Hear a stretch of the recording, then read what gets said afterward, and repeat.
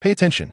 Leifa was enjoying air conditioning and reading comics when his computer chair suddenly collapsed, causing him to cross over to the world of One Piece and become the adopted son of Sengoku. After eating barbecue, he activated the food system.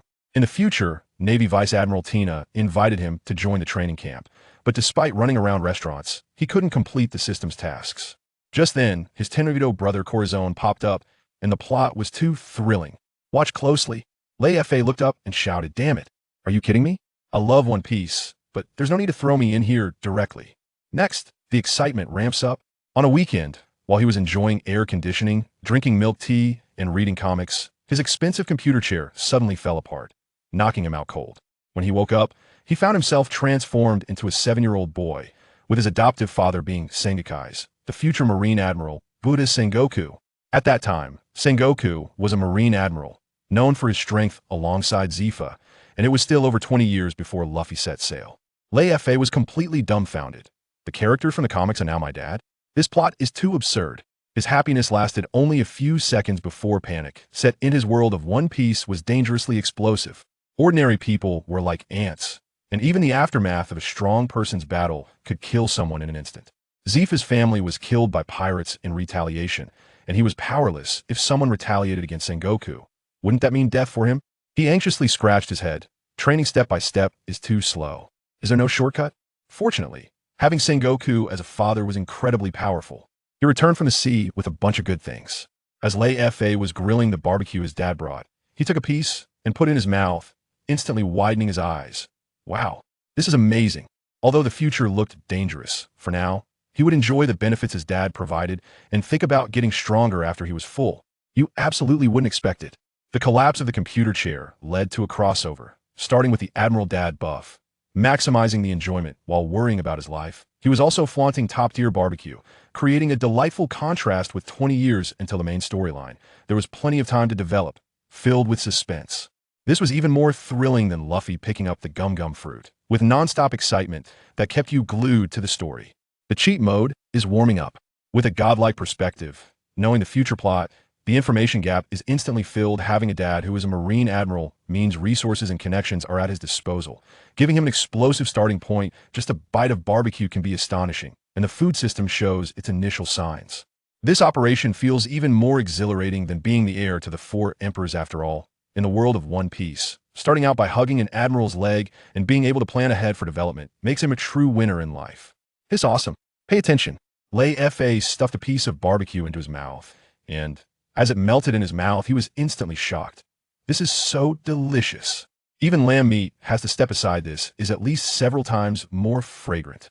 Next, the excitement continues. While he was immersed in the deliciousness, a line of golden text suddenly popped up in his mind. Food system initialization in progress. Host food cells originate from ancient gluttons. Awakening 001. Initial task. Eat 3 types of food. Reward random, low-level cooking skills. Leifa jumped up from the stone bench. What the heck? Isn't this something from Toriko? How did it end up in the One Piece world? He was stunned. Transforming into Sengoku's adopted son was already absurd. And now, there was a food system with cooking skill settings. It was simply chaotic. But then he thought, isn't this exactly the cheat shortcut he was looking for? He instantly got excited. Cooking skills are on a whole new level. The pressure of Zangnai, Jiro's anesthetic acupoints, and Yailong's omnidirectional gravity. If I learn these, I can even take on Marine Admirals. Although the initial reward was just low-level cooking skills, Leifa was already rubbing his fists together.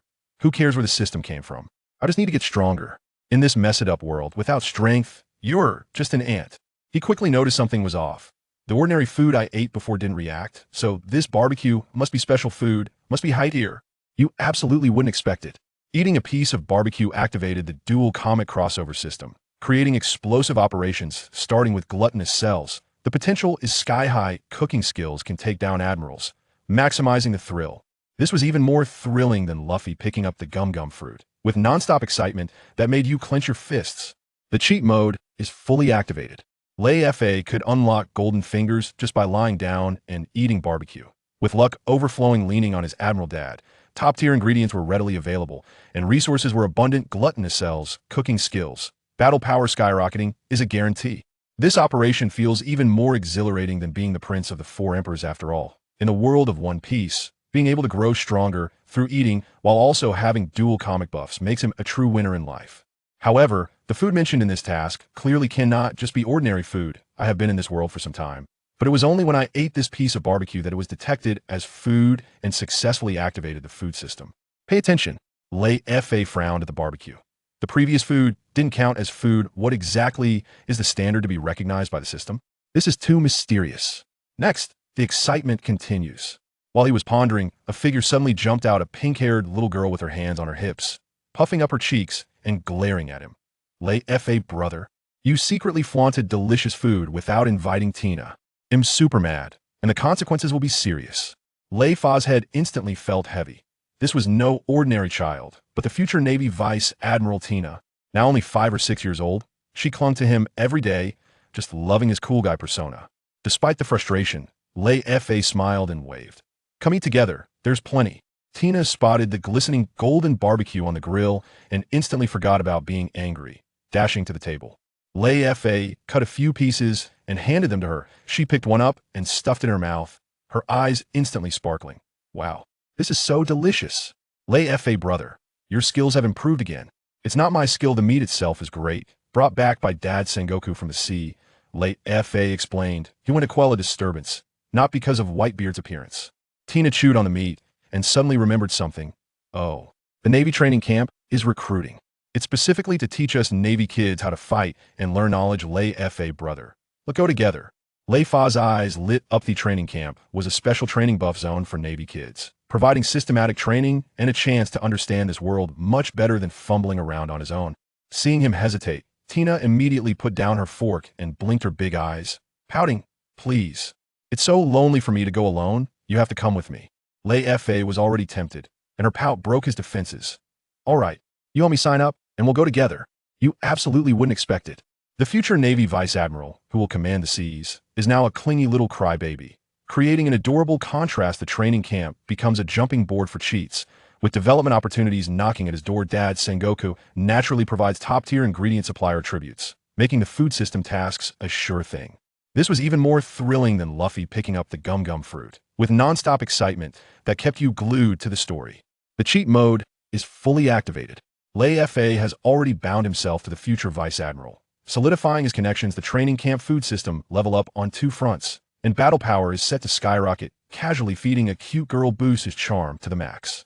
This operation feels even more exhilarating than being the heir to the 4 emperors. After all, in the world of One Piece, being able to show off top-tier barbecue while mingling in the elite circle and growing stronger while lying down is a true winner in life. All right, you can help me sign up and we'll participate together, Leifa said with a smile, already having made up his mind. Pay attention. Tina jumped up in excitement, pounding her chest and shouting, leave this to me. Leifa, brother, you must not back out. Next, the excitement continues. Leifa answered her verbally, but in his heart, he was calculating. The training camp hasn't started, yet he needs to first complete the initial task of the food system. If I don't have some skills, going to the training camp will just get me bullied by little kids. That would be too embarrassing. He knew very well that this world was full of dangers, and Marineford wasn't absolutely safe. Without a devil fruit or cultivation, he could only rely on the system to quickly get stronger. In the following 10 days, Leifa visited 34 restaurants in Marinvondo, showcasing 100 or 200 signature dishes, but the system didn't respond at all. He slammed his fist on the table in anger. What kind of joke is this? Not a single delicacy that meets the requirements? Suddenly, laughter came from behind him, without a sound of footsteps. Little Lele, who bullied you? Tell your big brother, and he'll help you vent. Leifa immediately exploded. Corazon, I told you not to call me Little Lele. He was shocked. Inside this was another adopted son of Sengoku, a user of the quiet fruit, and a celestial dragon, with a brother who would become the future warlord, Doflamingo, a definite hidden boss-level family member. You absolutely wouldn't expect it. Tina instantly turned into a sign-up expert. Bursting with energy, Leifa showed off hundreds of dishes, but couldn't trigger the system task, creating maximum comedic effect. Suddenly, a celestial dragon brother appeared, and the connections directly leveled up. This was even more thrilling than when Luffy met Shanks, with high energy throughout and no dull moments. The cheat mode was fully activated. Leifa had a clear goal, waiting for the training camp while brushing the system. Maximizing his planning, Corazon came with fruit abilities and celestial dragon identity, with a powerful background running all over the city looking for delicacies. His action energy was off the charts. This operation felt even more exhilarating than being the heir of the four emperors after all. In the world of One Piece, having a Marine Admiral father, a Celestial Dragon brother, and being able to grow stronger by eating was the true definition of a life winner. Before giving up his Celestial Dragon identity, they were world nobles protected by the world government. Anyone who dared to harm them would face the strongest force of the Marines, the pursuit of an admiral. Pay attention. Without the Celestial Dragon identity, ordinary people found out they could bully them without consequences, and tragedy erupted instantly. Doflamingo completely broke down, blaming everything on his father, personally killing him, and even wanted to exchange his father's head for the Celestial Dragon identity, but ultimately failed and went down a wrong path. Next, it's high energy. Corazon witnessed his father being killed, scared to flee from his brother, and by chance was adopted by Sengoku. Now, he's a Navy lieutenant, but full of bad jokes, calling Leifa Little Lele every day to play pranks.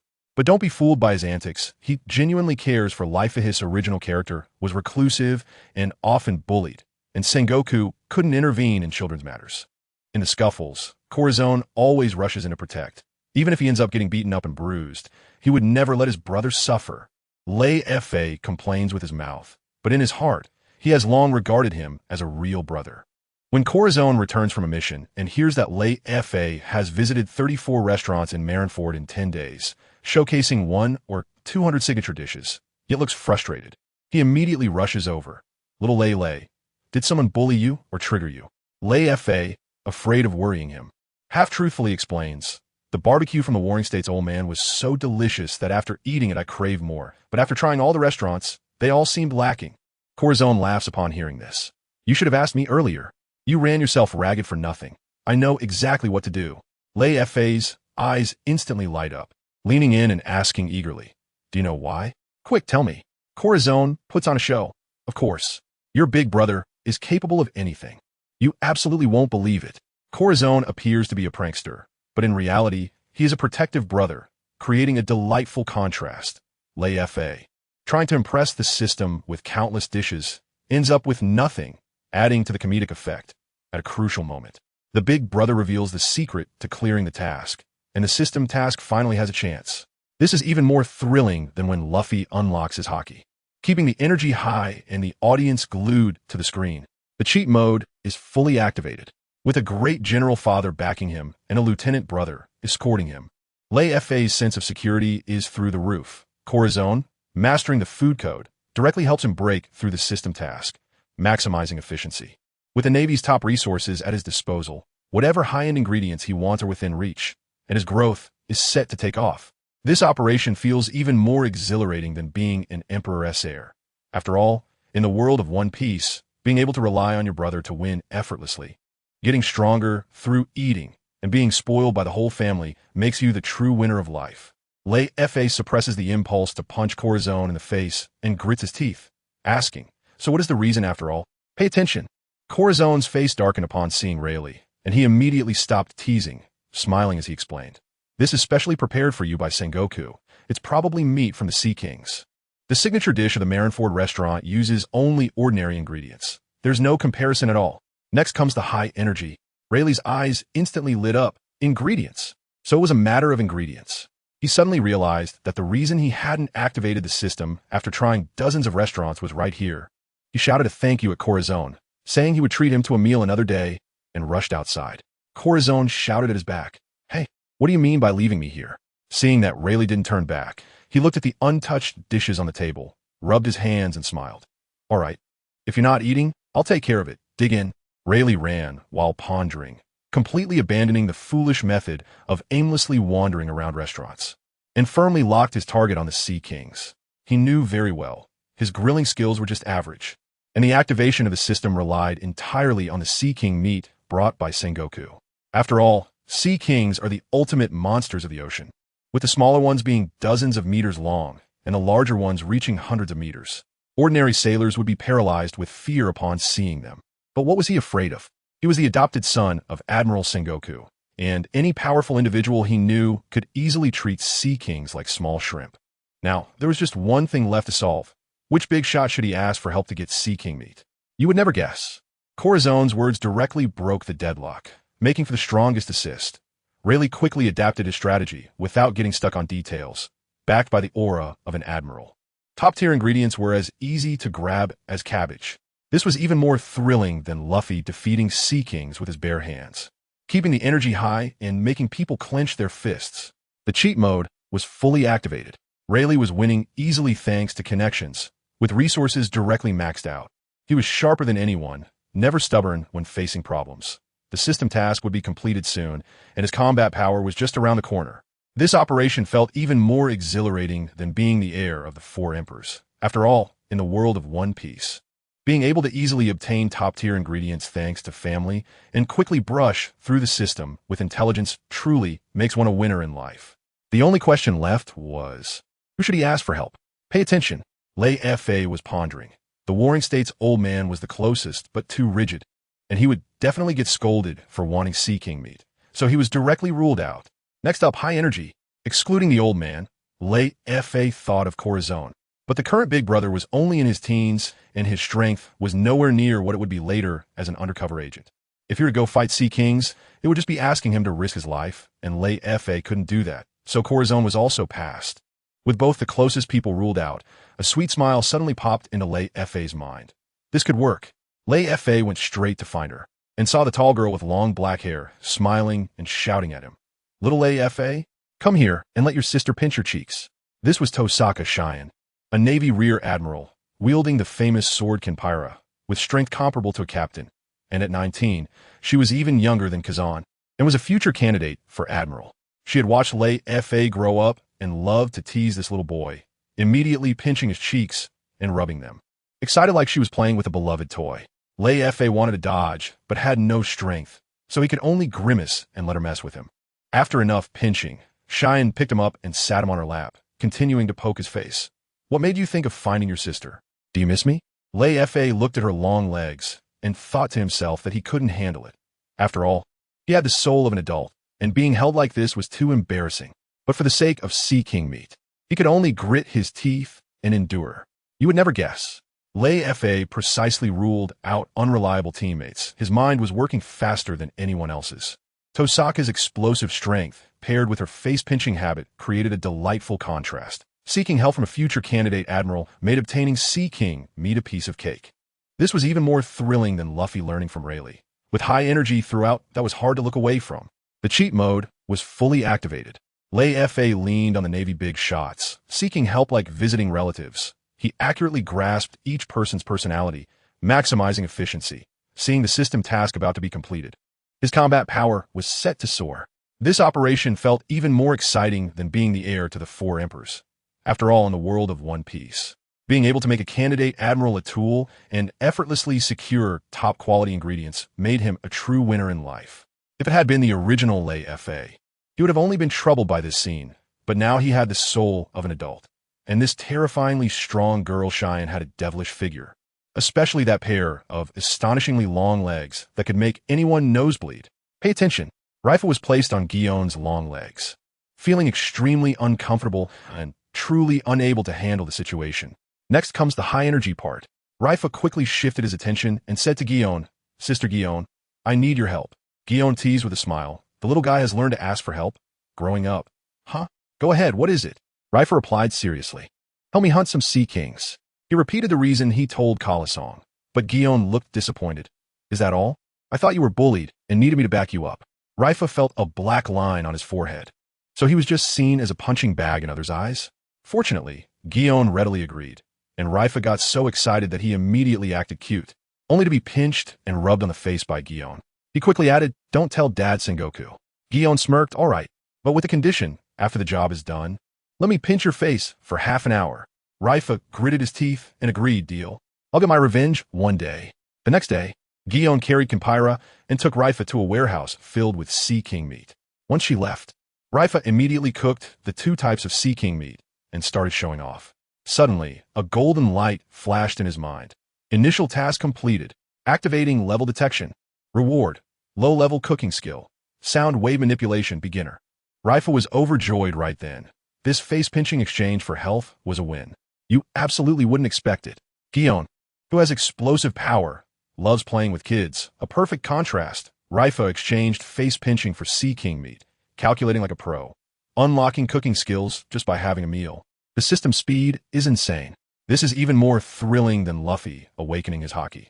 The whole process is so intense that it makes you clench your fists. The cheat mode is fully activated. Leifa easily handles the Reserve Admiral as a tool, with connections so strong they could explode. Unlocking skills through food. Getting stronger is as simple as eating. Enduring the temporary pain of face-pinching in exchange for a lifetime of soaring combat power. This operation is amazing. In the world of One Piece, being able to exchange cuteness for resources and unlocking cheats through eating is the true winner in life. Tip: system tasks will trigger randomly. The more events you encounter, the more tasks you can trigger. For specifics, please explore on your own, host. Look, Leifa swung is feast fiercely, jumping up and down with excitement. It worked. Finally, it worked. All the struggles and the humiliation of being pinched on the face these past few days were worth it. Next up, high energy. In the next second, a flood of information suddenly surged into his mind, muttering to himself. Beginner level sound wave manipulation, weak point sound wave punch, sound wave laser. His eyes lit up, and he turned to the wooden wall beside him and threw a punch. Instantly, a clear little fist print appeared on the wall, perfectly matching his fist. Leifa was overjoyed. This sound wave punch is amazing. It can compress sound waves onto his fist, and when swung, it relies on high-frequency vibrations to deal explosive damage. In extreme conditions, it can strike enemies from all angles, causing havoc inside and out. What's even more explosive is that this sound wave manipulation is actually the unique culinary skill of the 4 heavenly kings of cuisine, Zabura. Zabura is known for his bad temper, and his culinary skills have destructive power that could be considered catastrophic. Leifa was initially prepared to settle for an ordinary skill, but now he has directly unlocked a top-tier technique, nearly losing his mind with joy. But he quickly calmed down. It's only at the beginner level now, and the power is far from sufficient. After 2 punches, he's exhausted and needs to quickly raise the awakening level of his culinary cells. After saying that, he picked up the remaining Neptune-class dishes to indulge, as the system said that eating and training are the fastest shortcuts to becoming stronger. Half a month later, Leifa consumed all the Neptune-class meat, and the awakening level of his culinary cells skyrocketed from 0.01 to 0.2, a direct increase of 20 times. His physical fitness also surged 2 to 3 times. Before he could lift a maximum of 5 kilograms, but now he can easily handle over 10 kilograms. Truly a food warrior. You absolutely wouldn't believe it. Leifa punched out a fist print, and his culinary skill was explosively cool. In half a month, his awakening level increased 20 times, making his eating comparable to cheating.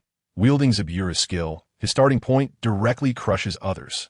This is even more thrilling than Luffy mastering haki, with high energy throughout that makes people clench their fists.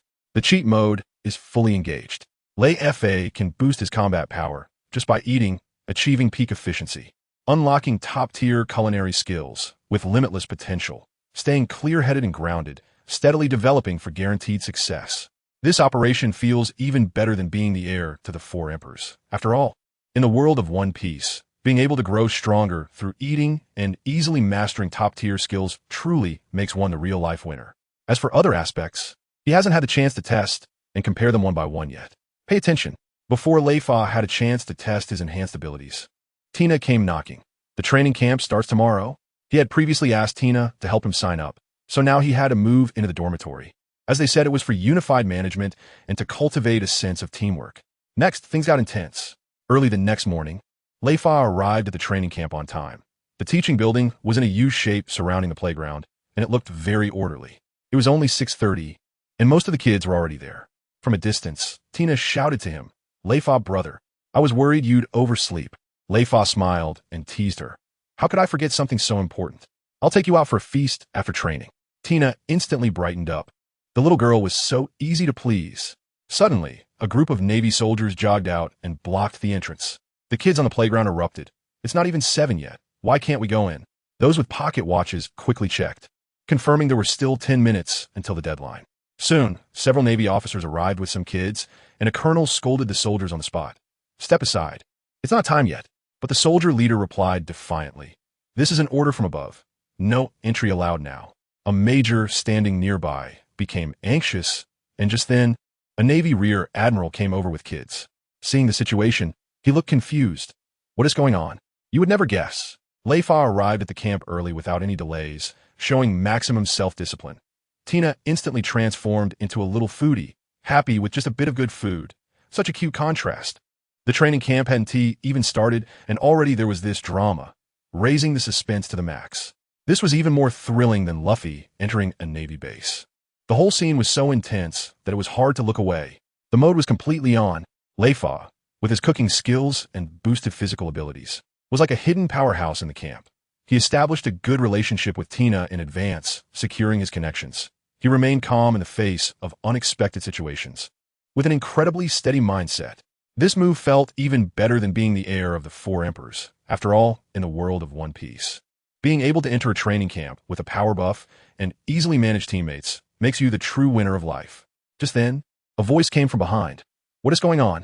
A few people turned to look in the direction of the voice, and saw it was a Navy rear admiral who had come with kids. Seeing a crowd gathered without entering, he was quite puzzled. Pay attention.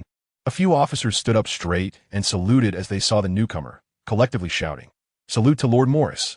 There are only so many naval headquarters officers, and with Marineford being quite small, everyone knows this major general. Next came the high-energy moment. Morris looked at Colonel Jim, frowned, and asked, "Jim, what's going on?" Jim quickly explained the situation about the soldiers blocking the door before the appointed time. Morris exploded on the spot. "Nonsense. We agreed to gather at 7, and there are still 10 minutes left. Why aren't they allowed in? This is pure chaos." The soldier leader softened his attitude in front of the major general and was about to let his subordinates step aside when a lazy voice suddenly rang out. "Don't let them in. What did I say before? No matter who comes, send them all back. The training camp is assembled, and it doesn't matter if it's the king himself." As soon as this was said, the soldier leader immediately stiffened and abandoned the thought of letting them through. However, Morris's face turned ashen. Speaking was Major General Dalmesia, known for being tough and fearless, even having confronted lieutenant generals before, and he was not someone to be trifled with. Morris suppressed his anger. "Dalmesia, you have to give me an explanation, right? You can't just say whatever you want." Dalmesia picked at his ears, looking disdainful. "Why should I give you an explanation? The training camp is under my control, and I have the final say. You tell me, why should I explain myself to you?" He ended with a roar that made Morris's face turn red. Dalmesia walked straight to the entrance, and the soldiers quickly made way. He didn't even glance at the furious Morris, squatting down to stare at Morris's 5- or 6-year-old son. The little guy was scared and hugged his father's leg tightly. Dalmesia suddenly made an exaggerated funny face, and the little guy instantly broke into a smile. He laughed and ruffled the child's hair. "Little buddy, what's your name? How about we become friends?" The child timidly replied, "My name is Jason Morris." You wouldn't believe it. Dalmesia was ruthless when confronting his colleagues, but he instantly turned into a child king with the little boy, creating a delightful contrast. The clash between the two major generals was filled with tension, making the scene even more thrilling than a battle. Starting the training camp with such a scene raised the suspense to the max. This was even more exciting than Luffy confronting the naval headquarters, with high energy, keeping people on the edge of their seats. The cheat mode was fully activated. Leifa watched the big shots clash throughout, secretly learning from their experience, his mind racing faster than anyone else's, wielding sound wave manipulation and food techniques. His physical fitness skyrocketed 2 to 3 times, entering the camp as a hidden powerhouse. With Tina as a teammate, he could also build relationships through food. His network as solid as a mountain. This operation was even more thrilling than being the successor of the 4 emperors. After all, in the world of One Piece, being able to develop quietly with a power buff while also witnessing top-tier big shots clash was the true winner in life. "Friends?" The little boy was somewhat bewildered. "Pay attention." Dalmesia spread his hands to little Jason. "Since we're friends, let's be honest, you can't join the youth training camp. Did your dad say not to rush? Which is why you came late. Next, it gets intense." Little Jason didn't say anything, and Dalmesia asked again. "The meeting time is set for 7 o'clock, which I decided, but I closed the gates at 6:50. Do you know why?" Seeing the child shake his head, he said seriously, "I want to teach you all. Don't be the last one to arrive. Others' expectations are the baseline. You need to set higher standards for yourself. Do your best in everything. Don't just think about completing the task." After saying that, he patted little Jason's shoulder. "This lesson is free for you. Remember it." Then he shouted to all the eliminated children, "This is for you too. Remember today's events. Even if you dislike me, remember why you dislike me."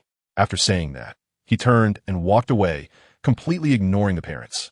Major General Morris looked at his son, who seemed deep in thought, and instantly lost his temper, taking his child away, while other officers left with shame on their faces. The children on the playground were stunned, and Tina furrowed her little brows in contemplation. However, Leifa was thinking, awesome. Dalmesia truly deserves to be a future elite general. He saw through it all at a glance. Dalmesia's tactics were brilliant, not only teaching all the kids a lesson, but also making it impossible for Major General Morris to find fault. His methods were simply divine. You would never expect it. Dalmesia could be ruthless when confronting others, yet incredibly patient when teaching children, creating a delightful contrast, using the gate-closing tactic to start the lesson. His educational approach was absurdly effective. Just a few words made the Major General relent, with both emotional and intellectual intelligence on full display. This was more thrilling than Luffy outsmarting his enemies, with constant high energy that made people applaud. The cheat mode was completely activated. Leifa saw through the big shots tactics at a glance, his vision far surpassing his peers. Wielding culinary skills, his body surged with growth. Entering the camp as a hidden king. Observing top-level operations to learn, stacking buffs on the developmental path. This operation was even more exhilarating than being the heir of the 4 emperors. After all, in the world of One Piece. Being able to see through the big shots methods, while quietly gaining experience with power buffs, makes you a true winner in life. Moreover, while Major General Dalmesia was giving this lesson to the children, Leifa finally matched him with an image in his mind and recognized this Major General. Look closely. Dalmesia has a more famous title, Big Mac Town. He is a Zoan-type dog fruit user, a future backbone of the Navy, a top martial arts expert, proficient in the Navy's 6 styles, especially in Soru and Tekai, and his swordsmanship is exceptional, truly a versatile powerhouse. Next comes the high energy. Dalmesia walked to the center of the playground and threatened a group of little kids. No matter who your parents are, even if they're the fleet admiral, you will all be treated equally here. Want to get close? I guarantee you will regret it. As soon as he said this, many kids looked distressed. Marineford is this small, and many of their parents know Dalmesia.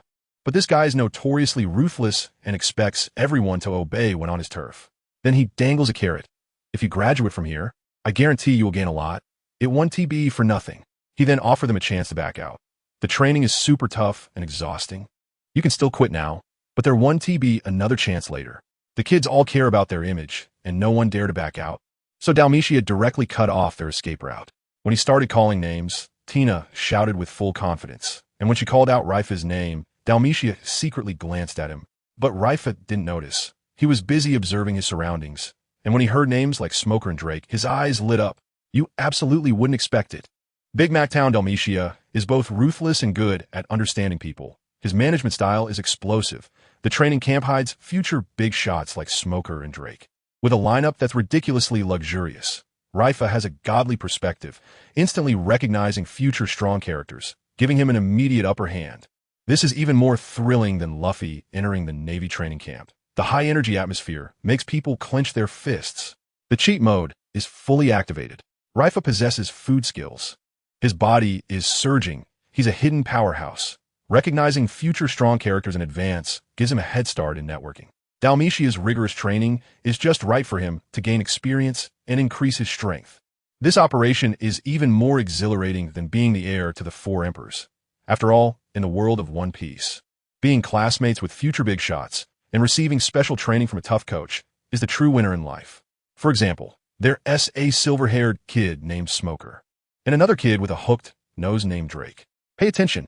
There's an exceptionally mature girl in the crowd named Suddy, and just hearing her name makes her seem extraordinary. Next up, high energy. Leifa looked at the people around him and smiled. White Hunter Smoker, Red Flag Drake, Warden Suddy, and adding Tina, this training camp is too lively. He knows very well that in over 20 years, these people will become influential figures. There's also the rusty fruit user Shun and the flourishing fruit user Benzi, all potential stocks. Leifa wouldn't dare treat them as mere supporting characters. But he boldly stated, if I can't keep you down, how can I make a name for myself? His ambition was fully charged. Dalmesia closed the booklet and shouted, 1 year of training, remember only 2 words, obedience. Today's accommodation is arranged, and training officially starts tomorrow. The little kids shouted in unison, their voices booming. The soldiers led everyone to the dormitory, over 90 people sharing 4-person rooms. Tina was assigned to the 2nd-floor girls' dormitory. Looking aggrieved, but not daring to cause a scene. After all, she was a Navy kid and understood the rules. Leifa was assigned to the Edge dormitory on the 3rd floor, and when he opened the door, he was shocked. The 3 roommates he had were all people he knew. This luck was incredible, almost like having a godly perspective to choose teammates. You absolutely wouldn't expect it. The training camp hit a bunch of future big shots. The lineup was so luxurious, it could blow up the scene. Leifa held the spoiler buff, locking in potential stocks in advance, and his connections were directly solidified. He had ambition, but was not arrogant, and his mind was extraordinarily clear. This was even more thrilling than when Luffy entered the new world, with high energy throughout, making people clench their fists. The cheat mode was fully activated. Leifa possessed culinary skills. His body surged, making him a hidden powerhouse. Being roommates with future big shots naturally brought him along on the path of growth. Dalmatia's rigorous training was just right to help him gain experience and increase his combat power. This maneuver was even more exhilarating than being an heir to the 4 emperors. After all, in the world of One Piece, being able to live with future strong ones while developing quietly with a power buff made him the true winner of life. However, what Leifa found quite unbelievable was that the 3 people assigned to the same room as him were all ones he knew. It's just that they didn't know Leifa. If he wasn't so sure that no one would know he knew these 3, he would have suspected that someone was manipulating this behind the scenes. Pay attention. The round-faced boy walked into the dormitory and was the first to speak. My name is Belagood. We will be roommates for the next year. Let's introduce ourselves. Next comes the high-energy moment. Leifa immediately chimed in. My name is Leifa. Nice to meet you all. The cold-faced boy spoke sparingly. Shioen. The boy with a hooked nose performed a strange gesture. Call me Drake. I look forward to your guidance in the future. Belagood's eyes lit up. You read from the North Sea, right? I've seen that gesture in books. Drake nodded with a smile. That's right. My dad was transferred to the headquarters, and I just came to Marlin Vondo. Shioen couldn't be bothered to chat, heading straight to his bed. And Leifa and the others didn't pay him any mind. It's clear he has a cold personality. Leifa took the initiative to talk to Drake. There's a break in the training camp. I'll take you to try all the food in Marlin Vondo. We can feast on delicacies from all over the world. Belagood immediately chimed in. Take me with you. I love food. The 3 of them chatted enthusiastically and quickly became familiar with each other. The next day at dawn, a piercing whistle suddenly rang out, and Dalmatia roared, Get up and gather. The dormitory was instantly in chaos, and Leifa and his roommates moved quickly, being the first group to rush to the playground. Tina, still half asleep, managed to arrive in the middle batch. Just as the last few latecomers arrived, Dalmatia smiled and said, You all look very tired. Run 10 laps to wake up. The first half of the sentence was kind and gentle, but the second half left several people nearly in tears. This was not kindness. It was clearly a smile hiding a dagger. You absolutely wouldn't have guessed. Leifa effortlessly connected with his roommates through food, maximizing his social skills. Dalmatia's hidden dagger approach to handling tardiness was outrageously effective. The dormitory was filled with Belagood, Shioen, and Drake, all future big shots, creating an explosive lineup. This was even more thrilling than Luffy's crew gathering, with nonstop high energy that kept eyes glued. The cheat mode was fully activated. Leifa wielded his culinary skills. His physique surged, revealing the hidden strength of a powerhouse, establishing good relationships with future strong figures. His network was as solid as a rock. Dalmatia's rigorous training was just right to help him gain experience and increase his combat power. This series of moves felt even more exhilarating than being the heir to the 4 emperors. After all, in the world of One Piece, being roommates with future big shots and training under a tough coach makes you a true winner in life. The last few latecomers, upon hearing Dalmatia's words, were all left speechless. Attention! The late students dare not disobey and immediately start running around the playground. 1 lap of the playground is about 400 to 500 meters, and 10 laps is 4 to 5 kilometers, which is practically a hellish task for 6 to 7-year-old children. Next up, high energy. Dalmatia doesn't wait for them and directly gives a speech. I said yesterday not to be the last one to arrive. These few didn't listen. Don't follow their example. Then he announces the curriculum.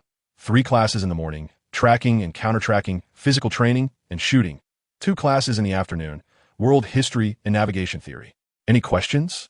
A student named Patrick suddenly raises his hand. Isn't it enough to rely on combat power to become a naval elite? What's the use of shooting in theory? You don't even need a gun in combat. Dalmatia smiles instead of getting angry. Your dad is Admiral Randolph, right? Let me tell you about how he wiped out the Black Mamba pirate group. Patrick nods. My dad mentioned it. He got promoted from colonel to admiral because of that. Dalmatia presses on. Do you know how he did it? Patrick is confused. Not really. Dalmatia immediately reveals. The captain of the Black Mamba is a snake fruit user with a bounty of 68 million berries.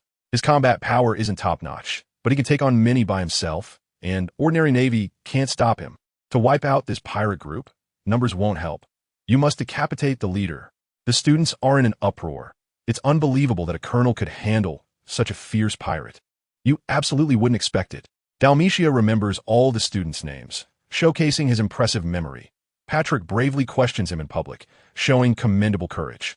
As the story of the Black Mamba pirate group unfolds, it instantly piques everyone's curiosity, and the suspense is at its peak. This is more thrilling than when Luffy listens to Shanks tell pirate stories, with high energy, keeping everyone glued to the scene. The power-up mode is fully activated. Leifa sees through Dalmatia's method of using stories to convey lessons, showing his intelligence. With culinary skills in hand and physical strength surging, he easily handles the training. Surrounded by future big shots, he gains knowledge and stacks up development buffs. This operation feels even better than being the heir to the four emperors. After all, in a world of One Piece, being able to learn real skills from formidable mentors and get a head start on top-tier combat strategies makes you a true winner in life. Therefore, decapitation is the only way to go. Attention! Captain Black Mamba has incredibly reliable intelligence. Whenever there is a naval admiral chasing him, he hides away, using this tactic to give the Navy a headache. Until Colonel Randolph comes knocking, the conflict escalates directly. Next, it's high energy. In their first encounter, Randolph's subordinates are reduced to half by Black Mamba's abilities. The normal operation would be to return to the base for admiral-level support. But Randolph is clear-minded. By the time the support arrives, Black Mamba will have long vanished. He does something crazy on the spot. He independently pursues the Black Mamba pirate crew. The cadets are all shocked. How can the colonel take on a 60 million berry pirate crew alone? Isn't that asking for death? But Dalmatia changes the subject. Randolph ultimately returns to Marineford holding Black Mamba's head. Patrick anxiously asks, how did my dad do it? Dalmatia smiles and reveals. Randolph used an excuse to send his subordinates away and took a small boat to chase after them. Disguised as a lone pirate wanting to join the pirate crew, he traveled through multiple islands and managed to find the Black Mamba's lair. The key is that he never exposed himself. If he had been detected, Black Mamba would have fled. All the cadets were stunned.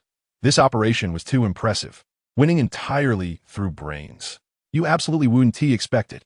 Colonel Randolph defeated the strong with the weak, using strategy to crush the pirates, looking incredibly cool. Dalmatia's storytelling carried suspense, captivating everyone. What seemed like an ordinary theory class actually contained such hardcore practical cases. It was amazing.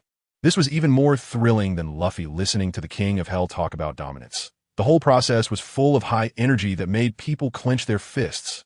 The cheat mode was completely maxed out. Leifa saw at a glance that intelligence is more important than brute force, and the perspective was opened up directly. With culinary skills and a surge in physical abilities, having strong hard power, and then learning these techniques, one becomes well-rounded, surrounded by future big shots. Everyone's knowledge is expanding, and the growth speed is skyrocketing. This operation feels even more exhilarating than being the successor of the Four Emperors. After all, in the world of One Piece, being able to develop with both brains and strength buffs, while unlocking practical combat secrets in advance, is the true winner in life. He disguised himself as a lone pirate wanting to join the Black Mamba pirate crew, and after several twists and turns on different islands, he quickly tracked the whereabouts of the Black Mamba pirate crew without letting them notice anything unusual. You must know, if the Black Mamba pirate crew had learned that the Navy was secretly inquiring about their movements, given Captain Black Mamba's cautious nature, they would definitely have changed their location immediately and not stayed in the same place. Pay attention, Dalmatia exclaimed. Colonel Randolph has thought this through. After he found the Black Mamba pirate crew, he secretly killed the small minions with a gun, disguised himself as a bounty hunter, and spread false information to make the pirates think he was an inexperienced rookie. Next comes the high-energy part. Randolph spent months laying plans, gradually eating away at the pirate crew while provoking them, all without letting Captain Black Mamba sense the danger. In the end, he forced Black Mamba to take action personally to deal with this minor character. Dalmatia laughed. I don't need to explain what happened next, right? Black Mamba's one-on-one combat power is average.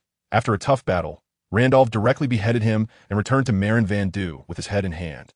Patrick suddenly realized, no wonder I had to learn those subjects. My dad can catch up to pirates because he knows navigation. He can disguise himself because he understands culture. And he can shoot because he can act the part. Dalmatia roared. Glad you understand. This knowledge can crush the enemy at critical moments. The students shouted in unison that they understood, and their enthusiasm for learning skyrocketed. A month later, Leifa was doing one-handed push-ups in the corridor, his clothes soaked with sweat. Gritting his teeth and shouting, 500. He immediately shouted in his mind. System, display data. A panel popped up. Food cell awakening degree 0. 32, strength 1, 7. Constitution 1. 3, speed 1. 4, ability. Sound wave manipulation, beginner, Navy 6 styles, finger gun, entry level. You should know that ordinary adult males have data of only 1. Leifa's strength directly crushes his peers. You would never have guessed. Randolph turned the tables with cunning, turning useless knowledge into a killing move, creating a dramatic scene. Leifa unlocked the entry level of the 6 styles in just 1 month and trained his physical data to super adult levels, his talent off the charts. Dalmatia used both reward and intimidation. His teaching level was absolutely incredible. This was even more exciting than Luffy training hockey. The whole process was high energy and made people clench their fists. The cheat mode was fully activated. Leifa held the system panel, and his development progress was clear at a glance. Possessing both food skills and the 6 styles, his combat power directly outclassed his peers by several streets. Learning real skills from Dalmatia, he achieved success in both theory and practical application. This operation felt even more exhilarating than being the heir to the 4 emperors. After all, in the world of One Piece, being able to develop precisely with a system and solidify one's foundation to become a big shot makes you the true winner of life. The self-check function of the food system is something Leifa has only recently figured out, allowing him to clearly grasp his current situation for targeted practice and training. Pay attention. After a month of training, Leifa has directly leveled up. Not only has he mastered the Navy's 6 forms and the finger gun technique, but his food cell awakening rate has skyrocketed to 0. 32. His strength, physique, and speed all exceed that of an adult man, with his strength reaching 1.7 times that of an average adult. Coupled with Navy combat skills, he could take on 10 ordinary people at once. Next comes the high energy, including the finger gun and sound wave manipulation. Leifa's combat power is approaching that of a sergeant-level Navy, but he can't be happy about it. His peers are making even more explosive progress. Smoker is a natural-type fruit user, and without hockey or sea stone, he can't be touched at all, focusing entirely on training his attacks, maximizing his advantages. His roommate Drake has an ancient dinosaur-type Zoan fruit, with strength approaching that of a school level, actually over 5 times that of Leifa. Other trainees are also hidden dragons and crouching tigers, making rapid progress. Just then, Barry Good rushed over shouting, Leifa, former Admiral Zephyr, is here to give a class. Leifa corrected him. It's former Admiral. He knows well that Zephyr was once an admiral alongside Sengoku and retired to become an instructor after his family was killed by pirates. The original owner was quite familiar with Zephyr. Leifa looked at himself, drenched in sweat, and hurried to change clothes. After all, having a former admiral personally teach is a rare opportunity. You absolutely can't imagine. Leifa has turned into a little expert in a month with astonishing talent. Smoker and Drake come with top-tier fruits, starting off with a bang, and a former admiral personally teaching, raising the training camp standards to the max. This is even more thrilling than Luffy meeting Rayleigh to learn. The whole experience is so intense, it makes one clench their fists.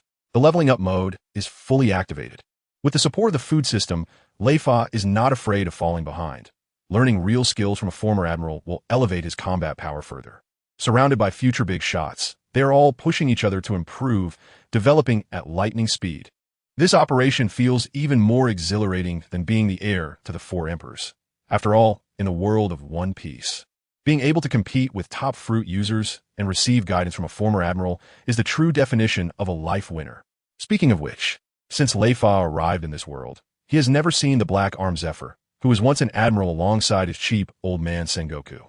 However, before he arrived, the original owner of this body had seen Zephyr, and not just once or twice, but was quite familiar with him. Pay attention. Zifa and Crane are both from the same naval cohort and have been friends for decades, so it's normal for them to know each other as families. Leifa's deceased son was about the same age as Leifa, and if he and T died, he might be in this training camp too. Next comes the high-energy part. Leifa sighs. Leifa is truly a pitiful person. This former admiral has never killed anyone in his life and is considered a benevolent person. But Leifa thinks that in this chaotic age of pirates, such ideas are foolish. However, Leifa has trained outstanding juniors. The future 3 admirals, including Dalmatia, are all his students. Leifa is very curious and wants to personally interact with this legendary man.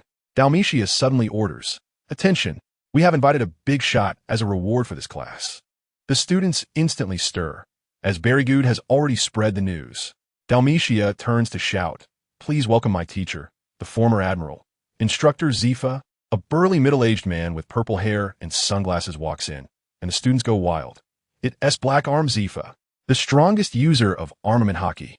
Only Shuan, Smoker, and Leifa remain calm.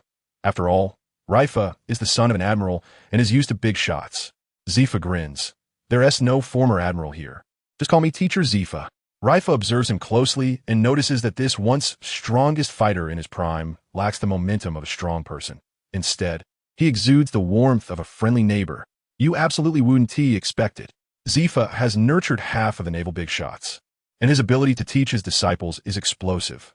Leifa dares to openly disagree with the former admiral's views, showing a perspective that far exceeds his peers. The training camp inviting a former admiral to teach is absurdly high in standards. This is even more thrilling than when Luffy met Rayleigh the Dark King. The entire experience is so intense that one can't take their eyes off it. The power-up mode is fully activated. With the system, the 6 powers, and cooking skills, Leifa's strength steadily rises. Being able to attend classes taught by legendary figures means he learns all top-tier essentials, surrounded by future strong individuals. They push each other to improve, stacking up development buffs.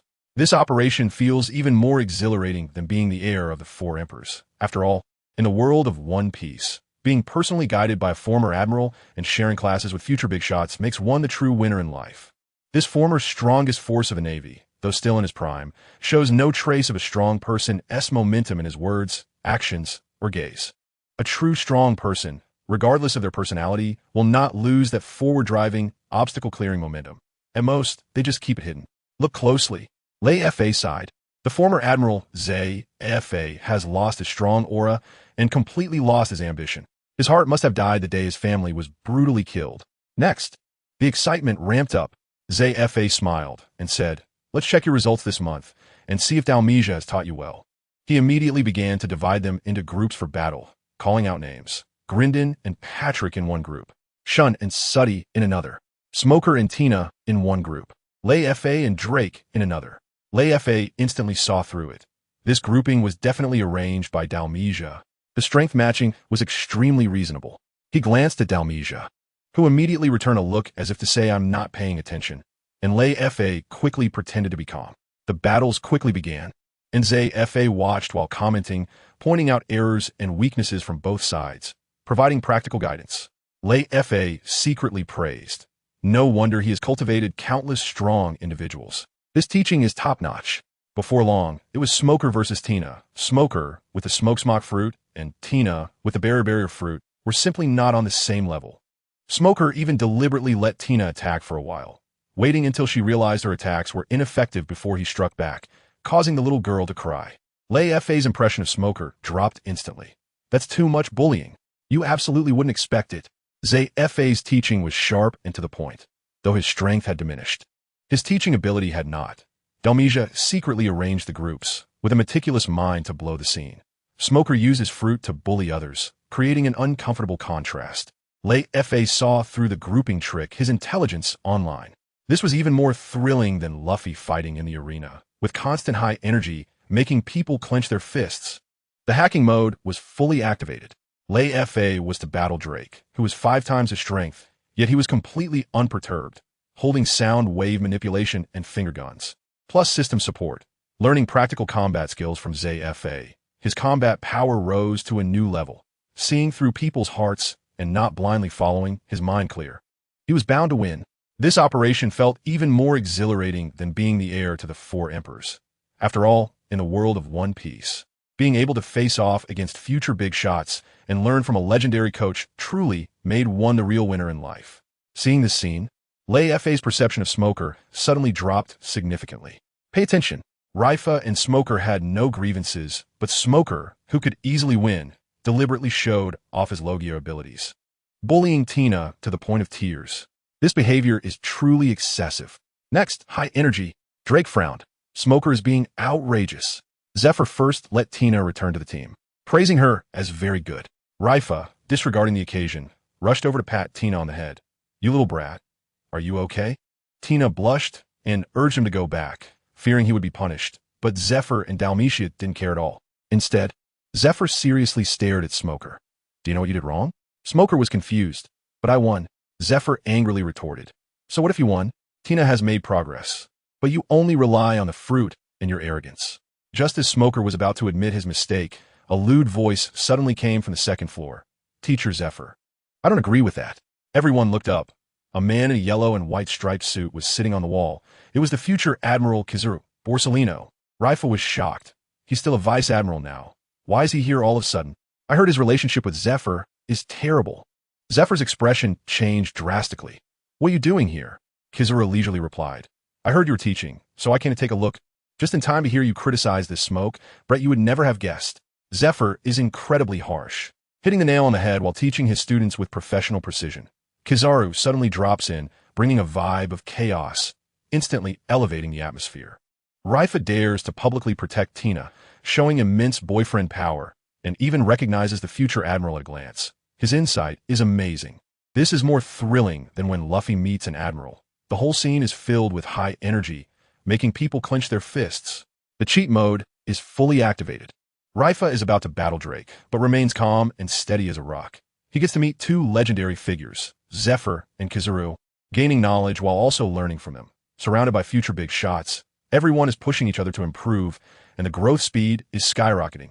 This operation feels even more exhilarating than being an Emperor's heir. After all, in the world of One Piece, being able to have both a former admiral and a future admiral watching at the same time, while also protecting a teammate, is the true winner of life. Do you have any objections to this? Zephyr asked coldly. Look, Kizuru is waving his hands vigorously, pretending to be terrified. I dare not. Teacher Zephyr, you are my mentor. How could I have any objections? Leifa rolls his eyes at this. This guy loves to put on this fake act, acting all timid on the outside. But who knows what bad intentions he is hiding inside. Next, it gets intense. Zephyr sneers. At least you haven't forgotten you have a teacher. Kizuru leisurely enters debate mode. Teacher, you can't say that. Why can't the natural type rely on fruit abilities? Your thinking is outdated. Zephyr frowns angrily. Stop meddling and don't waste my class time. Kizuru instead gets even more into it. Correcting your mistakes is the greatest respect for you, isn't it? Dalmatia, caught in the middle, is about to cry and quickly tries to smooth things over. Senior brother, give me some face. Can we not discuss this for now? Kizuru shrugs. Junior brother, I'm not here to ruin the atmosphere. The training camp is a place to cultivate future elites. If teacher Zephyr misleads Smoker like this, what if we waste this good seed? Zephyr immediately blows up, veins popping. Shut up. You shouldn't have been told every day that your martial arts were poor back then. And now you've learned to turn around and teach me a lesson. Kizuru just smiles more mischievously.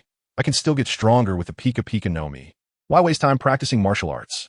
Smoker won by his own ability, and if you don't praise him but criticize instead, this educational method is really not commendable. As soon as he says this, Smoker, who is about to apologize, immediately gets tough, while Tina is left with red eyes, covering her mouth and about to cry. Leifa sees this and directly walks over to Tina, patting her shoulder. Girl, don't listen to his nonsense. What he says isn't the truth, so there's no need to be sad. You absolutely wouldn't expect it. Kizuru's verbal skills are maxed out, hitting Zephyr's sore spots accurately, and his ability to stir trouble is fully charged. Zephyr is pushed to the edge, but still maintains his teaching principles, being both tough and warm-hearted. Leifa shows no fear of the big boss's aura, publicly protecting Tina, showcasing his boyfriend power, and can see through Kizuru's disguise, his intelligence on point throughout. This is more thrilling than Luffy confronting a Marine Admiral. The whole situation is full of high energy that makes people clench their fists. The cheat mode is fully activated.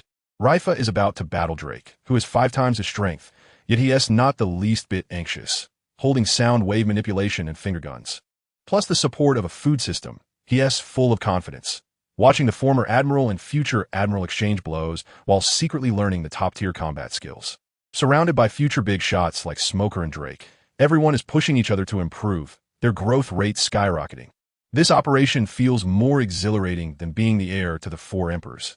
After all, in the world of One Piece, being able to have 2 legends bicker over you while protecting your teammates and steadily improving your strength is the true winner in life. Of course, it's Leifa who comforts Tina. Notice, Leifa originally wanted to watch the excitement. Although he found Kizaru aggressive, he felt it wasn't worth taking it seriously since he wasn't close to Zephyr. However, Kizaru, in a bid to provoke Zephyr, baselessly slandered Tina, which Leifa couldn't tolerate. When someone close is bullied, staying silent is just too cowardly. Next comes the high-energy moment. After comforting Tina, Leifa stepped forward and coldly said, "Teacher Zephyr is not wrong. Smoker's performance in that battle was indeed incompetent. He is complacent and doesn't strive for improvement, even as a Logia user. A fool is still a fool." This statement caused an immediate silence in the venue. Zephyr, Kizaru, and Dalmatia were all shocked, and the students erupted in uproar. Is Leifa crazy? He dares to confront Kizaru? His father is a Marine Admiral, but he can't be this arrogant. Bigud was so stunned he couldn't speak, and Drake looked completely bewildered, while Tina was so scared she shouted, "Brother Leifa?" Dalmatia hurriedly scolded Leifa. "Don't be reckless. Step back." He knew very well that Kizaru holds grudges and was worried about Leifa's safety. Zephyr also tried to intervene. "You have no place to speak here," clearly wanting to protect Leifa. But Leifa didn't back down, and Kizaru had already set his gaze on him, feigning fear. Oh, such a formidable young man. What a terrifying aura. His sarcastic tone made it clear that he wasn't genuinely afraid. You would never guess. Leifa dared to confront a future admiral in public. His audacity was explosive. Kizaru pretended to be intimidated while actually holding a grudge. His powerful aura was challenged by a little kid, making the scene incredibly thrilling. Zephyr and Dalmatia rushed to protect Leifa. Their unhidden kindness was heartwarming. This was even more exhilarating than Luffy confronting Akainu, with high energy that made people clench their fists. The operation mode was completely maxed out. Leifa, wielding sound wave manipulation and finger guns, had the hardcore strength to stand his ground. Backed by his father, an admiral, he had the confidence to not back down, directly confronting Kizaru to protect Tina, showcasing his boyfriend power and strong morals. This move was even more thrilling than being the heir to the Yonko. After all, in the world of One Piece, being able to confront a future admiral without fear and stand up for friends makes one a true winner in life. Zephyr and Dalmatia said the same thing, clearly wanting to protect Leifa. Pay attention. Leifa boldly confronted Zephyr and Dalmatia. Did I say something wrong? Smoker only relies on his natural abilities. He's no different from a waste. Admiral Kizaru felt something was off and said, "Let him fight me. I'm not a devil fruit user. If I win, I accept the punishment, and if I lose, it proves I was right." Next, the tension skyrocketed. Kizaru squinted at Leifa, making him break out in goosebumps, and suddenly laughed after a while. "All right, let's do it your way." This reaction left Leifa dumbfounded. He didn't get angry and even agreed. It felt like hitting cotton. Dalmatia hurriedly called for sea prism stone weapons, but Leifa interrupted. "No need. I might lose to another natural user, but him?" Dalmatia frowned on the spot. "You're being too arrogant." But Zephyr suddenly made a decision. "Let's do it his way." Smoker was already furious from being insulted by Leifa and rushed forward, gritting his teeth. "Did you say I'm waste?" The entire venue held its breath. Non-devil fruit users challenging natural users was simply absurd. The students were in an uproar. Is Leifa looking for death? Smoker can't even touch him. Barry Good was anxiously stomping his feet. Tina was clenching her fists with a worried expression, but only Leifa remained calm, as if victory was assured. You absolutely wouldn't expect it. Leifa dared to confront a natural user without Sea Prism Stone, full of confidence. Kizaru played unpredictably, leaving everyone guessing his thoughts. The suspense was intense. Zephyr suddenly supported Leifa. Did he see something? This was even more thrilling than Luffy's battle with Enel, with high energy throughout that made people clench their fists. The cheat mode was fully activated. Leifa, holding sound, wave manipulation, and finger gun, with the support of a food system, was already prepared to counter natural users, daring to publicly challenge a future admiral and a natural devil fruit user. His courage overshadowed his peers.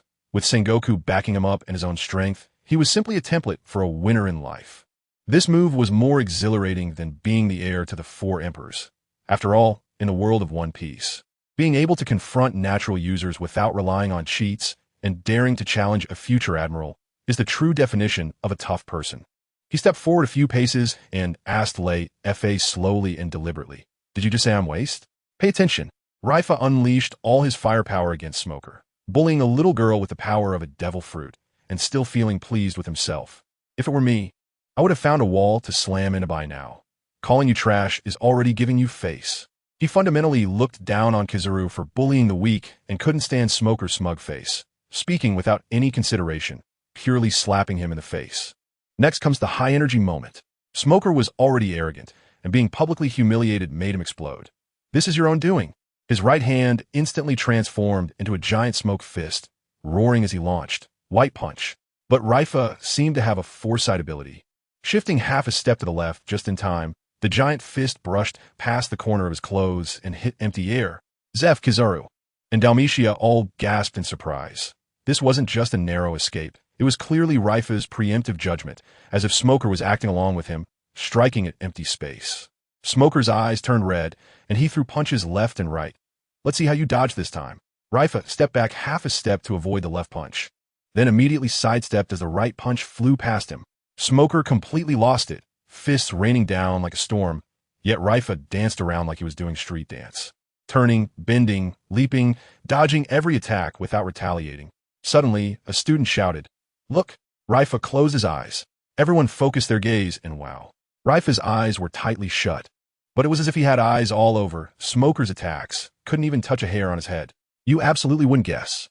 Leifa had activated the Hell's Ear cheat, sound wave manipulation that came with stereo auditory perception. Smoker's raised hand, punches, and even breathing played out in 3D like a movie in his mind, making evasion a breeze. Smoker, with his Logia fruit, was toyed with like a clown by a non-ability user, embarrassed to the point he could scratch out a 3-bedroom apartment with his feet. The three big shots were wide-eyed, their expressions like they had seen a monster, while all the students were so shocked their jaws nearly dropped. This was even more thrilling than Luffy dodging Enel's lightning. The entire scene high energy enough to make people clench their fists. The cheat mode was completely maxed out. Leifa didn't need Sea Prism Stone to confront the Logia type. He crushed his opponent with skill, his maneuvers soaring to new heights.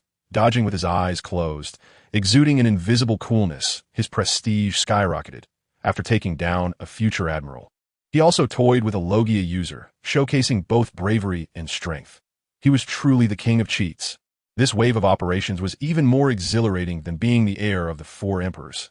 After all, in the world of One Piece, being able to suppress a Logia user without relying on a devil fruit and looking this cool while doing it makes you a true winner in life. The three big figures also noticed this point. Look closely. Kizaru squinted at Smoker and muttered, "Observation hockey? No, there's not a hint of fluctuation. It can't be observation hockey." Zephyr, with his rich experience, saw through the key at a glance. It's hearing. This kid's ears are twitching slightly. Something's off. How did his hearing become so monstrous? Has he trained specifically for it? Dalmatia sighed and shook his head. No matter how high Smoker's talent is, it can't withstand excessive pride. Once he faces a setback, he loses his mind. This kid, Leifa, had calculated everything early on. No wonder he dared to refuse the Sea Prism Stone. Next comes the high-energy part. The more Dalmatia thought about it, the clearer it became. No wonder Leifa immediately insulted him as an idiot and a waste. It was all intentional setup. If I were subjected to such repeated humiliation, I would be furious, let alone Smoker's proud temperament. Kizaru on the second floor also instantly saw through the routine. His brow furrowed, but he couldn't say a word. If he reminded Smoker, it would be outside interference. Winning would be meaningless. Leifa continued to elegantly dodge while driving the knife deeper. Smoker, is this your ability? Your Logia powers are only used to bully little girls? Leifa was well aware that without armament hockey, taking the Sea Prism Stone would guarantee victory and would weaken his sound wave manipulation. So he decided to go all out, relying on insults, discarding the Sea Prism Stone, and closing his eyes to dodge a 3-hit combo, pushing Smoker towards a rampage. Closing his eyes would clearly affect his reaction. Yet he chose to do so to completely infuriate the opponent. The students watched in shock. Smoker was like a mad bull, his fists smashing the ground and creating smoke. Yet he couldn't even touch the hem of Leifa's clothes. The scene was extremely awkward. You absolutely wouldn't expect it. Leifa played mind games to the extreme, relying on brains instead of brute force, calculating everything clearly. His IQ was off the charts. Smoker, despite having the ultimate Logia power, was made to look like a clown, rampaging the whole time but wasting effort. It was simply a disgrace in the fruit world. The three big shots watched in astonishment. This little brat's cunning and courage were fiercer than those of adults. The scene was explosive. This was even more thrilling than Luffy winning against Doflamingo through strategy. The entire time was high energy, making people clench their fists. The hacking mode was fully activated. Leifa relied on his Hell's Ear to predict throughout, dodging Max. He turned psychological warfare into an art, with one scheme after another. After dealing with the future admiral, he also handled the Logia powers, with both courage and intelligence online. He was simply the king of hacks. This operation felt even more exhilarating than being the heir to the four emperors. After all, in the world of One Piece, having strength alone is not enough. One must also have brains. Leifa directly welded both wisdom and courage onto his face, truly a winner in life. Clearly, this plan is very successful so far. Watch closely. Smoker is only 6 or 7 years old, and when his emotions take over, he loses his rationality. In 10 or 20 years, this tactic of Leifa's wouldn't work at all, but right now, it's easy to handle. Leifa has no choice. His training time is too short, so he can only rely on this little trick to win. Next, it's going to get intense. Smoker's eyes turn red, and he roars as he unleashes White Snake. You die. But the more anxious he gets, the more flaws appear in his attacks. Leifa dodges effortlessly, while Smoker's speed slows down. Seeing this, Kizaru snorts coldly and transforms into light to slip away. This is equivalent to admitting defeat. Zephyr sighs. Let them stop. There's no need for this fight anymore. Dalmatia rushes forward and disperses Smoker's attack. That's enough. Your vacation is cancelled. Reflect on yourself here. Leifa, come with me. Leifa follows him into the office, and Dalmatia suddenly slams the table and yells, Do you know how reckless you are? Leifa laughs. Teacher, stop pretending. You weren't angry when I just stood up? Dalmatia's expression changes instantly.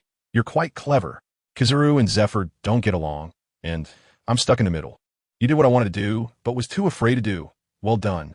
He then reminds him, You've offended Kizaru. He's definitely going to trip you up in the future. Leifa grins. Teacher, you would not know my dad, would you? You absolutely wouldn't expect it. Leifa easily defeated the Logia user through psychological warfare, outsmarting everyone. Kizaru couldn't take the loss and ran away, making the scene incredibly awkward. Dalmatia, being two-faced, is actually protecting Leifa, creating a delightful contrast. This is even more thrilling than Luffy's victory, with high energy that makes people clench their fists. The cheat mode is fully activated. Leifa wins battles with his brains, not with brute force, showcasing both emotional and intellectual intelligence, with his dad Sengoku backing him up. He's not afraid of Kizaru's tricks. Dalmatia has also become support, significantly boosting his connections. This move feels even better than being the heir to the four emperors. After all, in the world of One Piece, being able to outsmart strong opponents and have a powerful ally is the true winner of life. Hee, teacher, please don't tell me you don't know my dad. Leifa suddenly chuckled. Look, Dalmatia was taken aback for a moment, then burst into laughter. I really forgot if you didn't mention it.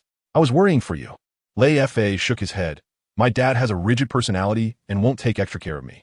Huang Yuan might make things difficult within the rules, but he probably won't interfere. Next, it gets intense. Dalmatia said with a smile, You're more thoughtful than me. If Huang Yuan wants to make things difficult for you, it won't be that easy. Leifa took the opportunity to act cute. Teacher, if I can't handle in the future, you have to back me up? Dalmatia jokingly scolded. You made Smoker suffer, and I still have to clean up after you. Get lost. Leifa immediately slipped away. Just as he left, Zifa came out from behind the door, looking half-smiling. Are you pledging your loyalty to me? Dalmatia quickly denied it, and even advised Zifa to reconcile with Huang Yuan, only to be coldly interrupted by Zifa. Don't meddle in my affairs. As Leifa walked out of the training camp, he couldn't help but wonder. There are 2 cups of hot tea on the table steaming. Zifa must be here. Why is he hiding? Unable to figure it out, he decided not to think about it anymore. He stepped out of the youth training camp and immediately spotted Tina waiting eagerly. When she saw him come out, the little girl rushed over. Brother Leifa, are you okay? Leifa smiled and patted her head. Of course I'm fine. You absolutely can't imagine. Leifa navigated the complexities of human relationships skillfully, clinging to Dalmatia's support while maintaining his composure, showcasing his high emotional intelligence. The feud between Zifa and Huang Yuan was difficult to resolve, leaving Dalmatia caught in the middle, making the scene very realistic. Tina's worry for Leifa was heartwarming, creating a strong sense of chemistry. This was even more thrilling than Luffy managing relationships, with constant high energy that brought smiles. His skills were fully unleashed. Leifa won battles with his intelligence and built connections with his emotional intelligence, both intelligences online, with his dad Sengoku backing him up and Dalmatia supporting him. His foundation was as steady as a mountain, standing up to big shots to protect Tina. His boyfriend power was off the charts while also gaining genuine feelings. This operation felt even more exhilarating than being the heir to the Four Emperors. After all, in the world of One Piece, being able to thrive through brains and emotional intelligence while also gaining true feelings makes one a true winner in life. Leifa patted her little head, smiling and saying, "Of course I'm fine." "Look," Tina said shyly, "I thought Teacher Dalmatia would punish you." Rifa smiled reassuringly. "Not at all, don't worry." Next, high energy. Very Good rushed over, staring at Rifa as if he were a monster. "You are so bold. I never noticed it before." Drake sighed in relief. "That's good." Even a usually cold Shuin nodded silently in agreement. Rifa immediately declared, "It's vacation time. I'm treating you all to a feast." Very Good was instantly excited. Drake accepted with a smile. Tina bounced along, and Shuin nodded in agreement. The 5-person team set off directly. Half a year passed in the blink of an eye, and the training camp underwent a drastic change. Dalmatia blew the whistle to gather everyone, and the trainees lined up neatly to report their numbers within 2 minutes. Transformed from when they first arrived, Dalmatia suddenly announced, "The courses are all over. For the next 6 months, you will be assigned to various branches as auxiliary soldiers. And after 6 months, your military rank will be determined by your merits." The trainees erupted in confusion. "Isn't it a 1-year cycle?" Dalmatia calmly explained. "It has been arranged long ago. Once you leave here, you will be official Navy personnel." You absolutely wouldn't believe it. Rifa easily managed his roommates, building connections over a meal, his social skills skyrocketing. The training camp invited generals like Ghost Spider to give lectures, with resources lavish to an absurd degree. In just 6 months, he transformed from a rookie to a qualified trainee and could directly take on positions and determine ranks, with an upgrade speed like a rocket. This was even more thrilling than Luffy setting sail to level up. The whole experience kept everyone on the edge of their seats. The cheat mode was fully activated. In 6 months, Rifa mastered the 6 forms and sound wave manipulation. His combat power skyrocketed. Surrounded by future big-shot teammates, they stacked up development buffs together, ready to head to the branch for real combat to earn merits, just 1 step away from becoming a naval big shot. This operation felt even more exhilarating than being the heir to the 4 emperors. After all, in the world of One Piece, being able to quickly level up through strength and bringing along powerful teammates to conquer the world makes you a true winner in life. Yes, you heard it right. When you walk out of this training camp, it means you're already an honorable member of the Navy, and the rank you will receive entirely depends on your performance over the next 6 months. Pay attention. As soon as Dalmatia finished speaking, the trainees below exploded with excitement. The hard work of the past 6 months was not in vain. Now, they could prove themselves ahead of time, and everyone was so excited they were jumping on the spot. Next, high energy. Leifa suddenly asked, "Teacher, what specifically do we look for in performance? Does catching bounty criminals count?" Dalmatia nodded at first, then glared and shouted, "Bounty criminals are not to be taken lightly.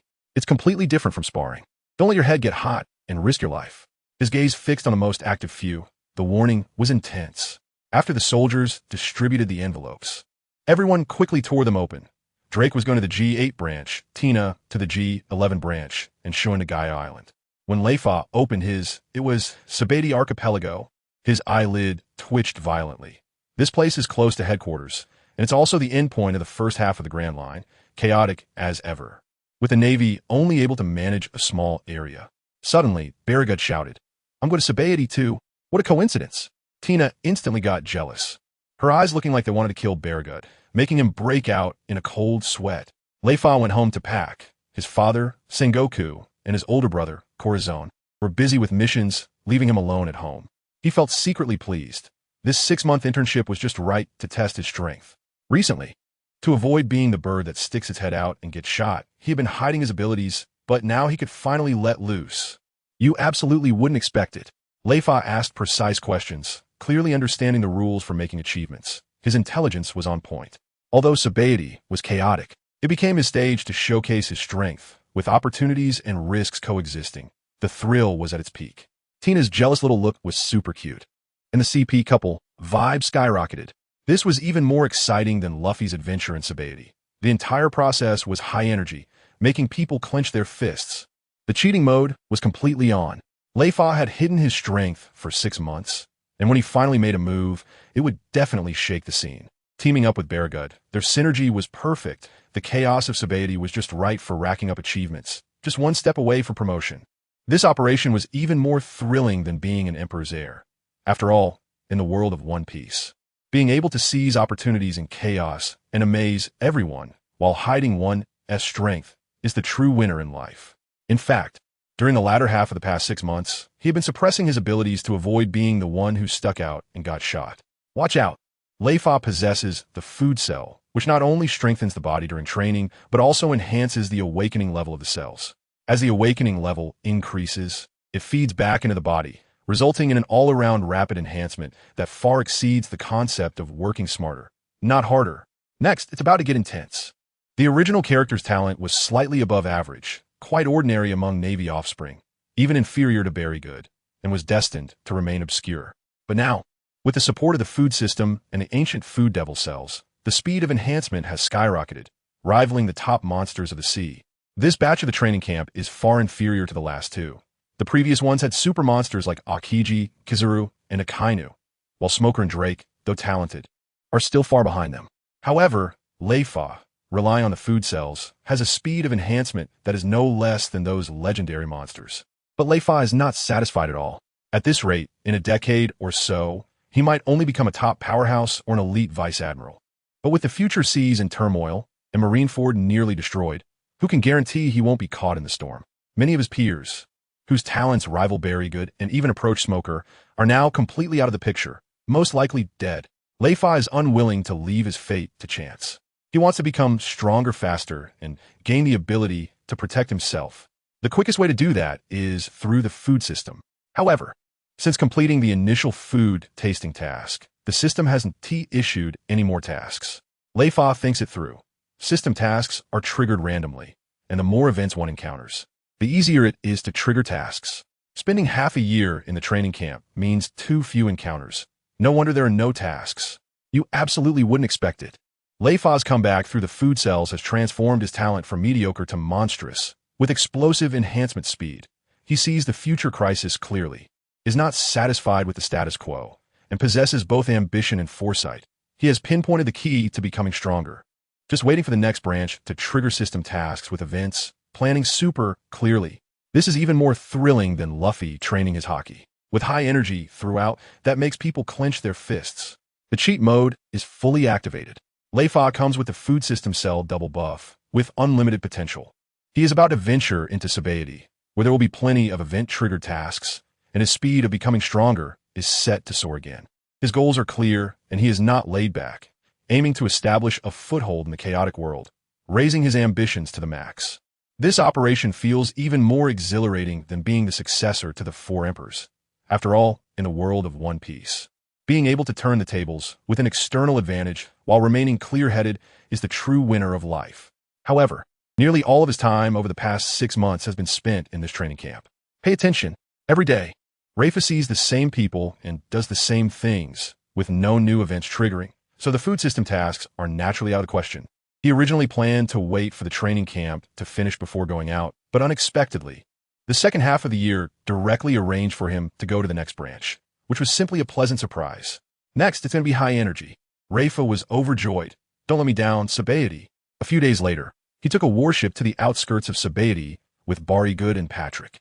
Patrick recalled, "I came here when I was young, and remember, there was a big amusement park." Leifa immediately responded, "That's right, Sabaody Amusement Park is super famous. It's the top amusement park on the Grand Line."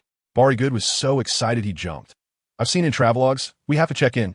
The warship docked at the number 69 Island Pier, and as soon as Leifa heard the introduction, he instantly understood. Sabaody consists of 79 mangrove trees. Each tree is an island. The Navy only controls islands number 60 to 69, while islands number 1 to 29 are lawless areas, crowded with pirates and bounty hunters. And there are human auction venues. Islands number 30 to 39 are an ultra-large amusement park occupying 10 islands. Islands number 40 to 49 are full of shops and restaurants, tourist gathering places. Islands number 50 to 59 are the domains of shipwrights and coding, and to get from the Red Line to the second half of the Grand Line, you either have to pass through Mary Joa or code here. You absolutely wouldn't expect it. Leifa knows Sabaody like the back of his hand. Like he has a god's eye view, the amount of information is explosive, teaming up with Patrick and Barrygood. One is the son of a lone admiral, and the other is a gossip expert. The teammate configuration is top-notch. Sabaody is chaotic yet fun.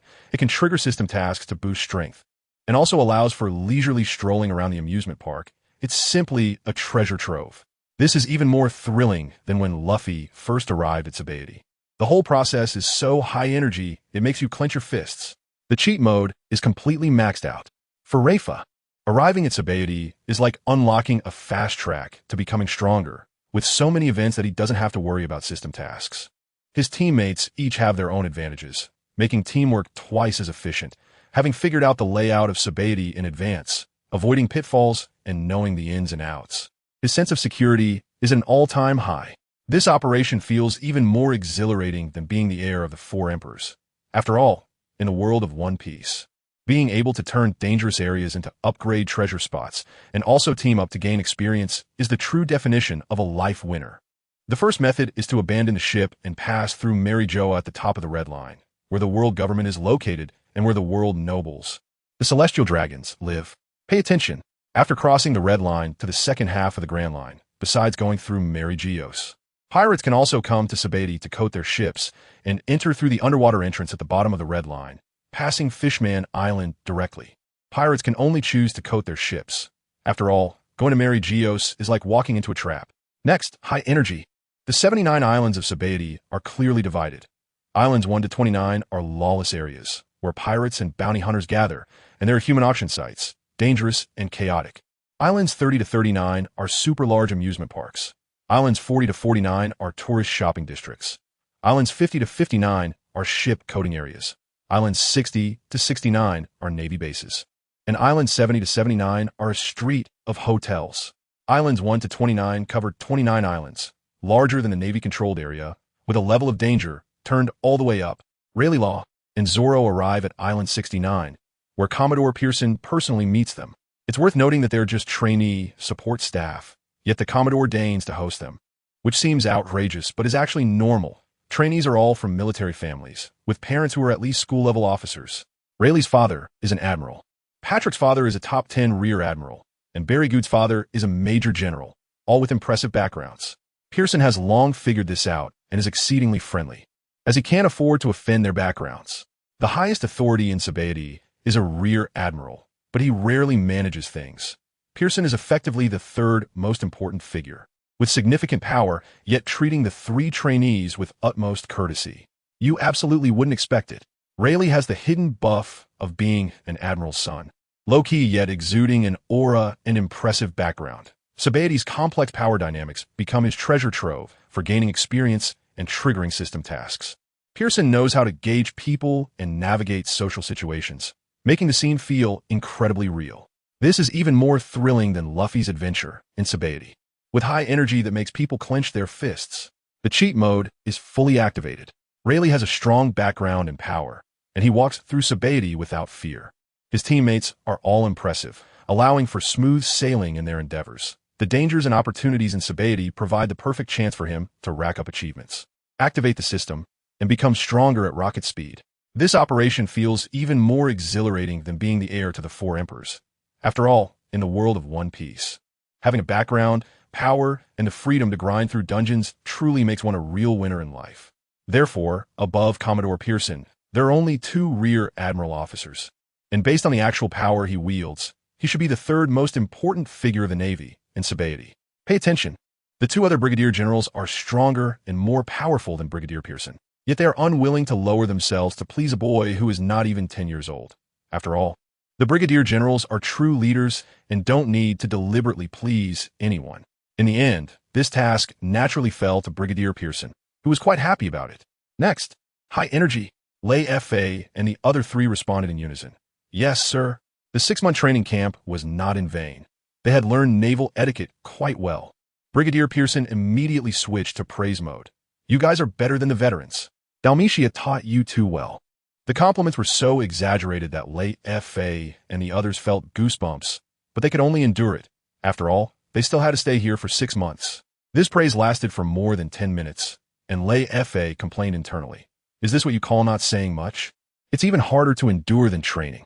The soldier led the three to their dormitory, and Leifa observed as they walked. The giant trees of Sabaody are so magnificent, with the ground and branches continuously bubbling with colorful bubbles. No wonder it's called Bubble Island. The monitoring snail at the treetop followed their movements with its eyes, just like a surveillance camera from the previous world. Soon they arrived at the dormitory, and the three found another roommate who sat up and smiled. I've been waiting for you for half a day.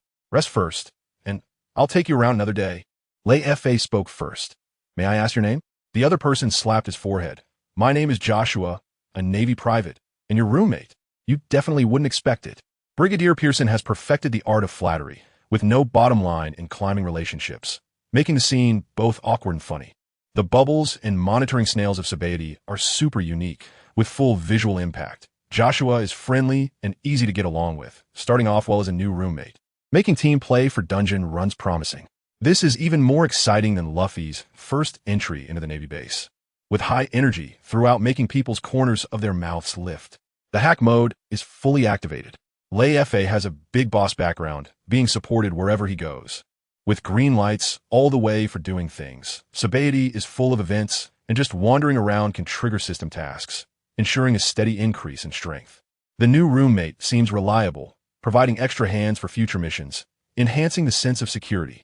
This operation feels more exhilarating than being the heir to the 4 emperors. After all, in the world of One Piece, having a background and connections, while easily gaining experience, is the true winner in life. Oh, look at me, I forgot to introduce myself. The 4th person slapped his forehead. My name is Joshua, and I am your roommate, as well as a Navy private.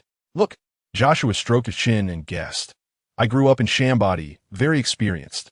You came from Marin Fander, probably to ask me to help you get familiar with the environment. He had no idea about the identities of the 3, only knowing they were from headquarters, and he chatted a lot like Belgood, quickly getting familiar with the 3. Next comes the high-energy part. Joshua, full of envy, said, I've never left Shambaudi. I envy you for having been to Marin Fander. Have you seen Marshal Kong and Lord Warren States? To him, Brigadier Pearson was already a big shot, and higher-ups only existed in legends. The 3 patiently answered. After all, they would need Joshua to lead them around Shambaudi later. Half a month later, the 4-man patrol team had explored all of Shambaudi, leaving only the illegal area 1 to 29 unvisited. After nightfall, Leifa carried a black package, sneaking out of the base along the pre-researched route, avoiding the surveillance phone bugs. Reaching a dead angle in the monitoring, he closed his eyes and pressed against a tree. Echo sound wave, hell ears activate. A 3-dimensional image within a radius of 200 meters instantly unfolded in his mind, and the positions of 8 phone bugs were all clear.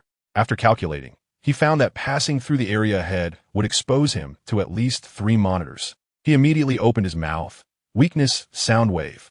Without making a sound, the few phone bugs instantly became restless, turning their heads to avoid the monitoring direction.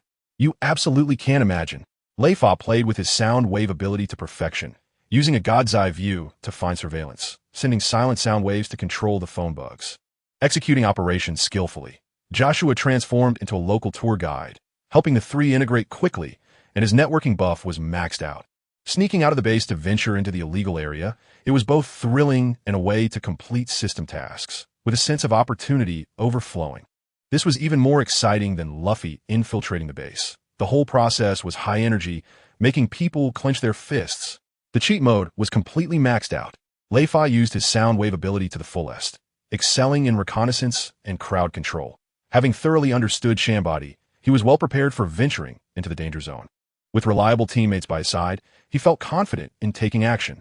This operation felt even more exhilarating than being the heir to the 4 emperors. After all, in the world of One Piece, being able to use abilities to cheat in various ways, while also developing quietly and saving up big moves, is the true winner in life. When Leifa purposefully emitted a weakness sound wave in a certain direction, several monitoring phone bugs in that direction suddenly became restless at the same time, twisting their bodies and moving to the other side of the tree, no longer facing this way. Pay attention, Leifa shouted. Now is the time. His figure instantly darted out, not captured by any surveillance phone bugs throughout the process, easily breaking through the no-dead angle monitoring area. Next, high energy. More than 10 minutes later, Leifa left the naval base and arrived at the shipyard coating factory. This was just a transit station. His target was the most dangerous area, Zone 1. After arriving, the black package disappeared, and he changed his naval uniform for black clothes and a deep blue cloak, wearing a wide-brimmed hat and a pale mask with a bizarre smiling face, leaving only his eyes exposed. He also manipulated his voice using sound waves, producing a hoarse and unfamiliar sound when he spoke, which, combined with his outfit, sent chills down people's spines. Leifa approached a vendor and asked for directions. How do I get to the Bounty Hunter Guild? The vendor looked up, startled, and immediately pointed out the route. Following the guidance, he quickly found a 3-story wooden building with a sign at the entrance that read Bounty Hunter Guild. As he entered, a hunter dressed like a Western cowboy glanced at him and walked away, his eyes full of caution. Leifa understood instantly. Bounty hunters were indeed unfriendly towards each other. He walked to the right window, registering as a bounty hunter and checking bounty criminal information. After receiving the form, Leifa casually filled in false information, writing Mr. V in the name field. After all, this field was filled with all kinds of people, and many hunters were bounty criminals themselves. Hiding one's identity was the key. You would never expect it. Leifa relied on sound wave manipulation to change his voice and disguised himself with his outfit, never exposing his identity throughout. The sense of espionage was at its peak. He boldly ventured into the most dangerous Zone 1 and even dared to register as a bounty hunter to take on tasks, showing incredible audacity, transforming from a naval intern to a mysterious hunter, switching between dual identities with ease. His prestige instantly elevated. This was even more thrilling than Luffy's disguise and infiltration, with high energy throughout that made people clench their fists. His cheat mode was fully activated. Leifa maximized his sound wave abilities, mastering disguise and voice change, venturing alone into dangerous territory. He could trigger food system tasks while also accumulating achievements as a bounty hunter, upgrading on 2 fronts without delay. His intelligence was online, advancing cautiously while hiding his brilliance. This operation was even more exhilarating than being the heir to the 4 emperors. After all, in the world of One Piece, being able to navigate dual identities while daring to venture into the dragon's lair was the hallmark of a true life winner. Returning to the window, he handed the form to a young woman. Look, the young woman took the form from Leifa, turned around, and busied herself in the back room for more than 10 minutes, then came out with a medal card. Congratulations, Mr. V. From today on, you are a 1-star bounty hunter. The front of the card is engraved with Mr. V, and the back is a long string of numbers, looking quite substantial. Next, the excitement. As soon as she finished speaking, golden text suddenly popped up in Leifa's mind. Ding. Task triggered successfully. Task: upgrade to a 4-star bounty hunter within 3 months. Reward: 1-year training card for the Forest of Eating. Does not consume real-world time. He was stunned on the spot. This happiness came too suddenly. Regaining his senses, he quickly asked in a hoarse voice, "What are the specifics for a 1-star hunter?" The woman smiled and explained, "Hunters are divided into 7 stars. A 1-star can only check the basic information of bounty criminals with rewards below 10 million berries nearby.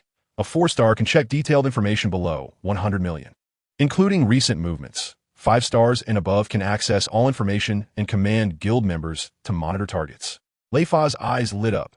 "Give me a list of benefits and upgrade methods." After receiving the list, Leifa slipped back to his dorm along the original route. He opened the door to find Barigude and Joshua sleeping soundly. The upper bunk's Patrick, hearing the noise, asked softly, "Why are you back so late?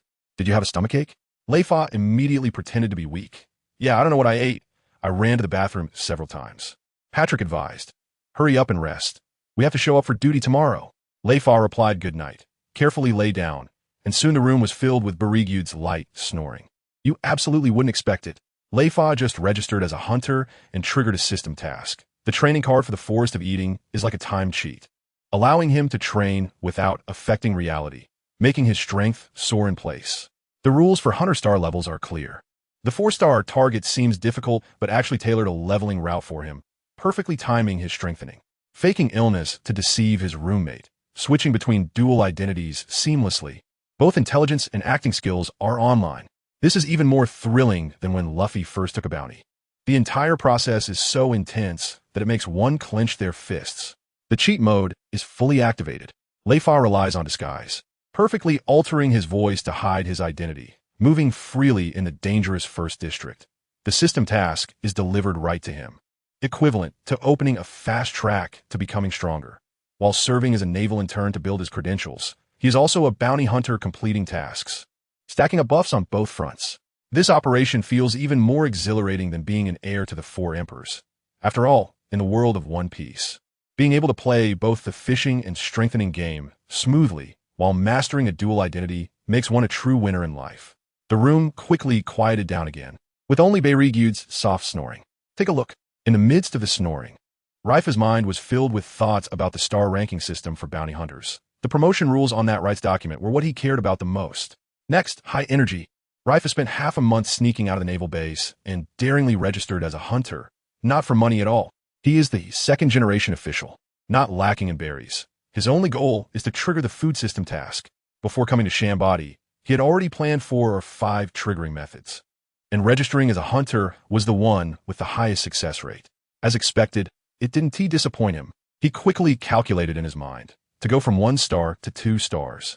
He needs to take down 5 bounty criminals with rewards of 1 to 5 million berries, 1 criminal with a reward of 5 to 10 million, to go from 2 stars to 3 stars.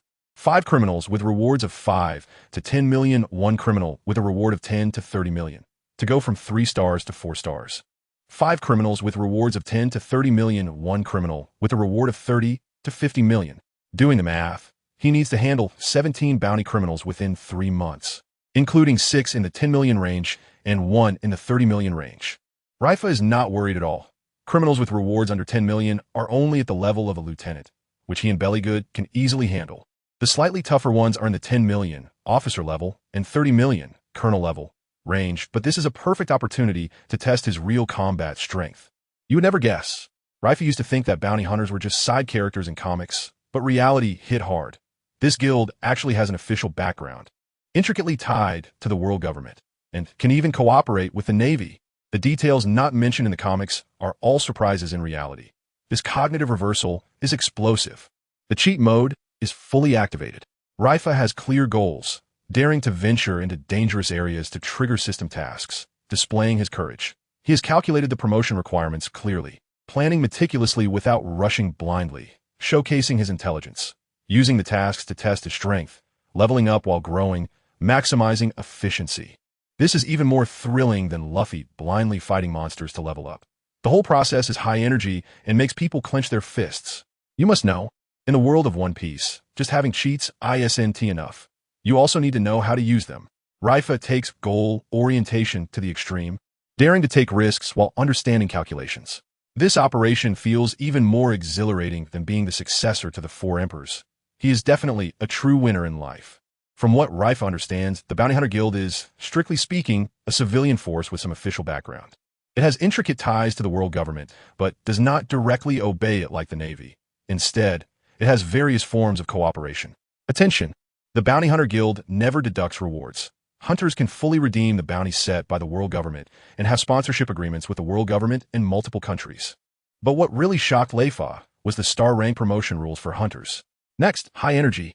The system task required him to advance to 4 stars in 3 months. And a 4-star rank requires the strength of a Navy colonel. Looking further up is even more outrageous. A 5-star rank requires taking down 5 bounties of 30 million to 50 million berries, plus 1 bounty of 50 million to 100 million. A 6-star rank requires defeating 3 bounties over 100 million. And a 7-star rank is even tougher. Kill a great pirate. Leifa gasped. Great pirates can easily defeat elite rear admirals. Before becoming warlords of the sea, they were all at this level. Just like Crocodile, before becoming a warlord of the sea, his bounty was only 80 million, seemingly only at the strength of a captain, but in front of him, over 100 million newcomers are just easy targets. This shows that as the star rank increases, the strength threshold skyrockets. A 6-star rank requires the strength of a vice admiral, while a 7-star rank is directly at the level of a great pirate. Leifa exclaimed, This guild is hiding too deep. It's definitely not the minor force depicted in the manga. However, he is currently only focused on the 4-star reward, the Shilin Temple 1-year training card. This card is extremely valuable. The owner of Shilin Temple is Master Jinjin, one of the 4 national treasures of the culinary world, on par with Granny Jia, who has trained top-tier fighters like Aluru. What's even better is that training does not consume time in the Pirate King world, which means an additional year of opportunity to become stronger, and Leifa is directly exhilarated. You absolutely wouldn't expect it. Leifa previously underestimated the Bounty Hunter Guild, but now realizes this is a hidden big shot organization, with power levels approaching the upper echelons of Navy. The Shilin Temple training card could be considered a cross-dimensional cheat, allowing him to become stronger even while lying down. This is even more thrilling than Luffy encountering the warlords of the sea. The whole experience is intense and makes people clench their fists. The cheat mode is fully activated. Leifa has seen the guild's strength, equivalent to holding onto a big leg. The 4-star task is both a challenge and a stepping stone, and his power will soar.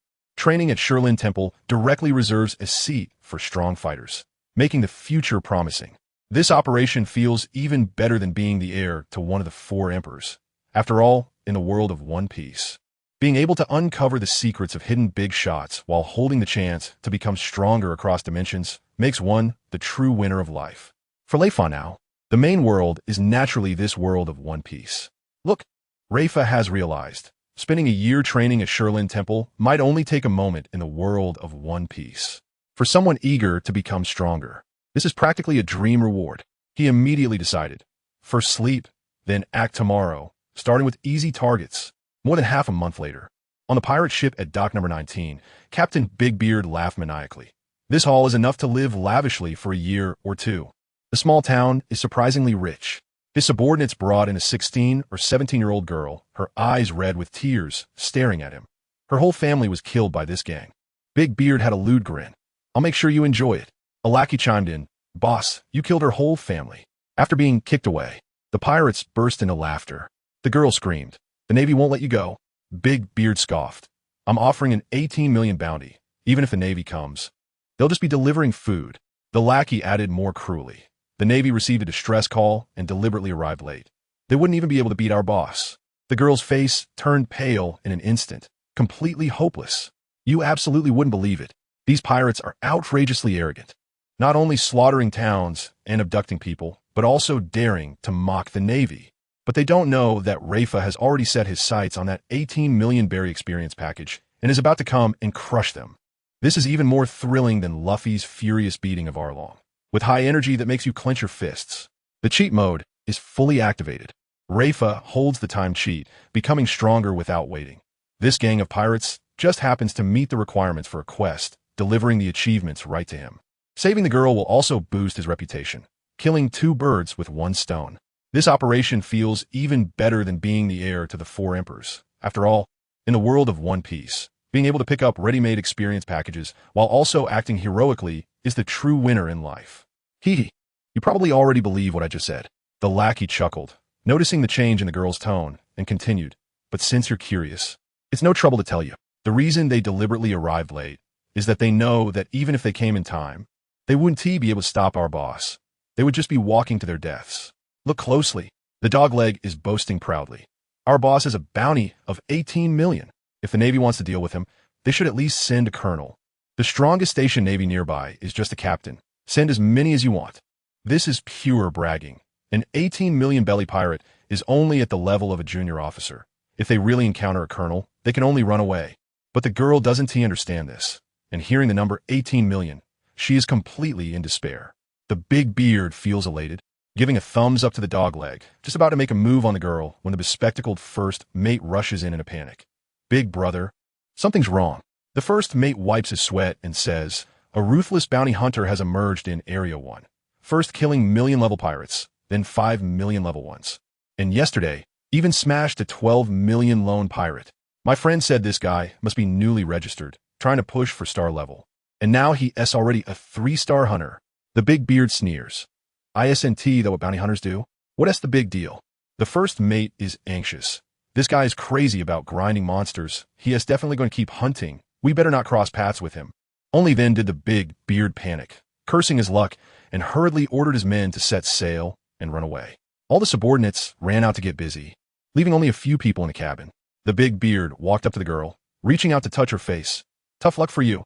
That bounty hunter ruined my mood. If you don't behave, you'll be in for it." You absolutely can't imagine. Just after the big beard finished his arrogance, he was scared into retreating by the mysterious hunter. The contrast is hilarious. This hunter is none other than Leifa. His leveling speed is like he's cheating. 3 stars is just an appetizer. The 18 million big beard is just delivering experience points to him. This is more exciting than Luffy grinding pirates.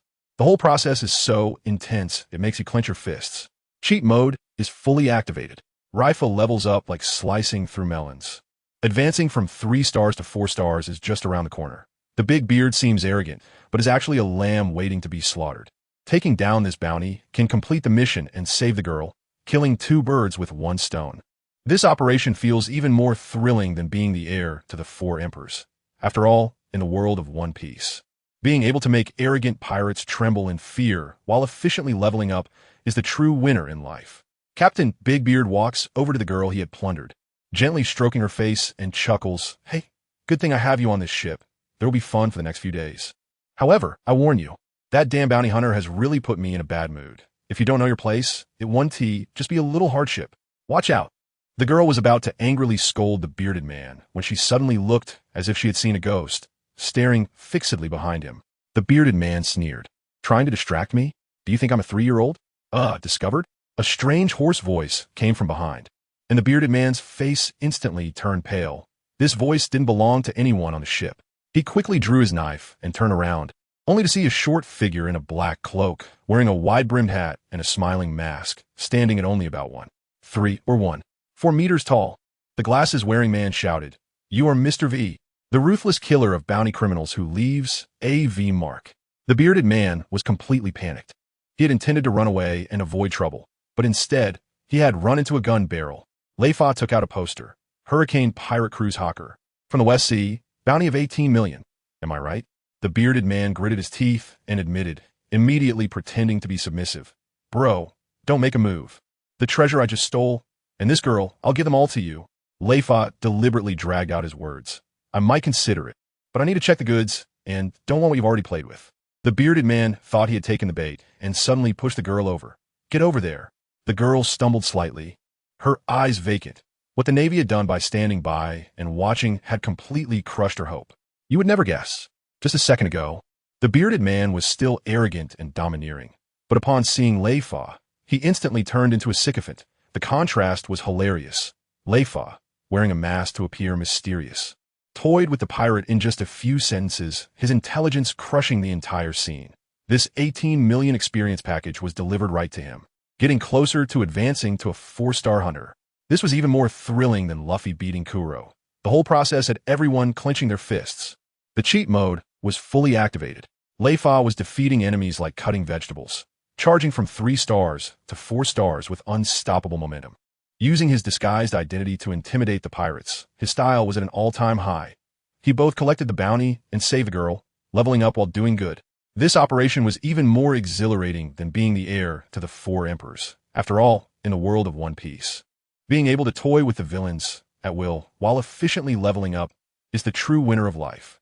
The girl stumbled from the push of the bearded captain, almost falling to the ground, but she did not show any anger. The words of the earlier lackey about the Navy had already shattered her belief, leaving her utterly hopeless.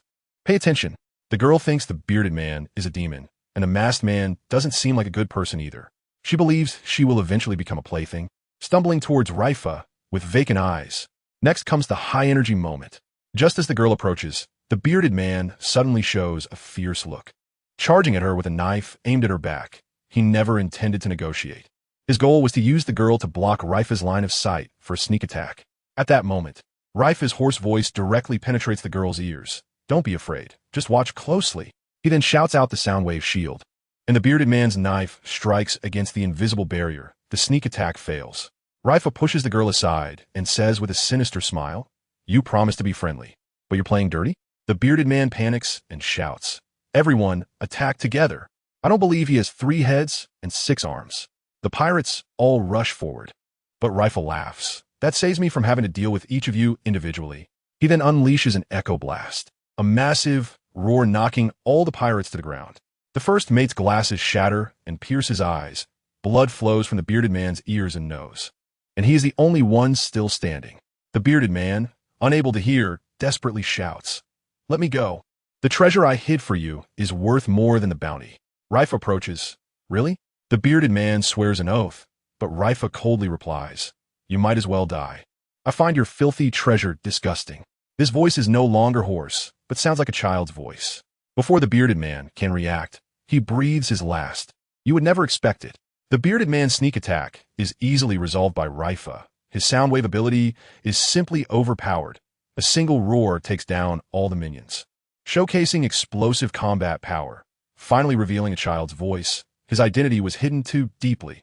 The twist is full. This is even more exciting than when Luffy defeated Arlong. The whole process is high energy and makes people clench their fists. The overpowered mode is fully activated. Leifa's sound wave ability combines offense and defense, crushing pirates like stepping on ants. Eliminating an 18 million bounty criminal, he is one step closer to becoming a 4-star hunter. Not only ridding the world of evil, but also completing his mission. Justice and strength are both online. This operation feels even more thrilling than inheriting the title of the 4 Emperors. After all, in the world of One Piece, being able to abuse scum with one's abilities while also developing quietly and holding back big moves is the true winner of life. After taking down Captain Hawk the bearded man, Leifa turns his attention to the girl who is handcuffed. "Look!" Leifa glanced at the girl, his gaze filled with her terrified expression. Having just crushed the pirate crew, including the big beard, he scared her quite a bit. The girl had previously thought the big beard was a devil, but this devil had no chance to resist in the hands of the masked man. Filling her heart with dread, Leifa said coldly in a hoarse voice, "If you want to leave, come with me." His rescue of the girl was not entirely out of sympathy. It was also because his current sound wave manipulation could only protect someone at close range, and he needed her to get closer to act. However, dealing with a bottom-tier pirate like the Big Beard with a bounty of 18 million berries was no challenge for Leifa. As this was the second bounty criminal of over 10 million he had crushed without any pressure. Leifa left a V-shaped mark on the ground, dragging the Big Beard's corpse out. The pirates on the deck saw their captain being dragged like a dead dog and were scared, jumping into the sea to escape. Not daring to stop him, Leifa got off the ship and cut the girl's handcuffs and shackles. "You are free now." After saying this, he flashed 10 meters away, not wanting to engage in further conversation. Rescuing her was just a matter of convenience. The girl looked at his back, silently remembering the name Mr. V. The death of the Big Beard didn't stir up any waves in Sabaody. An 18 million berry pirate was nothing here, but the name Mr. V became completely popular. He quickly rose to a 3-star hunter while hunting 10 million bounty pirates, clearly aiming for 4 stars. Those in the know understood that he still had to crush 4 more pirates with 10 million bounties and one with a 30 million bounty. The latter being well-known figures in Sabaody. You absolutely wouldn't expect it. Leifa crushed 10 million bounty pirates as if it were child's play, demonstrating explosive combat power. Rescuing the girl was just a casual act, keeping his identity concealed, low-key yet imposing, aiming for 4 stars with a clear goal. The next challenge was going to be tough, and the thrill was at its peak. This was even more exhilarating than Luffy taking down pirate crews, with high energy throughout that made people clench their fists. The cheat mode was completely activated. Leifa's sound wave ability became more refined with each use, easily defeating weaker opponents. His rhythm towards becoming a star was steady, getting closer to the threshold of training at the Food Forest Temple. He played both identities skillfully, switching between a Navian turn and a mysterious hunter with ease. This operation was even more thrilling than being the heir to the 4 Emperors. After all, in the world of One Piece, being able to develop quietly while continuously making waves truly defines a winner in life. That day, Leifa and his 3 companions completed their duty and returned to the dormitory. "Pay attention," Joshua asked the 3 mysteriously. "Have you heard? Something interesting has happened on the island recently." Belagood immediately leaned in. "What's going on? Quick, tell us." Joshua recalled, "There's a new bounty hunter called Mr. who has been leveling up rapidly, going from 1 star to 2 stars, and now he's already at 3 stars. Belagood stroked his chin. 3 stars is about the same as a regular naval officer. What's so special about that? Joshua shook his head. What's strange is that his leveling method has broken taboos. No one who has hunted bounties so crazily has ended well. Leifa's heart tightened, but he asked nonchalantly, what happened later. Joshua lowered his voice. They all got killed. Now Mr. V has angered many bounty hunters, and they are planning to team up against him. Patrick analyzed. It's like the unspoken agreement between the Navy and pirates. Whoever breaks the balance will be in trouble. Leifa nodded, but he was calculating in his mind. He didn't expect to be targeted so soon. It seemed he had to speed up his progress to 4 stars. He had anticipated this day would come, but the system's task required 3 months to reach 4 stars, making it impossible to slow down. He originally wanted to finish things before being noticed, but now it looked like he had to confront it head-on. However, when it came to those bounty hunters, Leifa was not worried at all. After all, he could crush pirates worth 18 million berries. A few more wouldn't scare him. You absolutely can't imagine. Leifa himself is Mr. V, yet he can calmly chat about his gossip with his roommates, performing brilliantly. The bounty hunters want to team up against him, completely unaware that it's a free experience package for him. Although he is being targeted while leveling up, it just gives him the opportunity to enhance his combat power. This is even more thrilling than when Luffy was surrounded by pirates, keeping the audience on the edge of their seats. The hacking mode is fully activated. Leifa juggles his dual identity smoothly, being a naval intern while also a mysterious hunter. Being targeted while leveling up does not faze him at all, as his strength is enough to crush his opponents. He's just 1 step away from 4 stars, and the training card from the Forest Temple is within reach.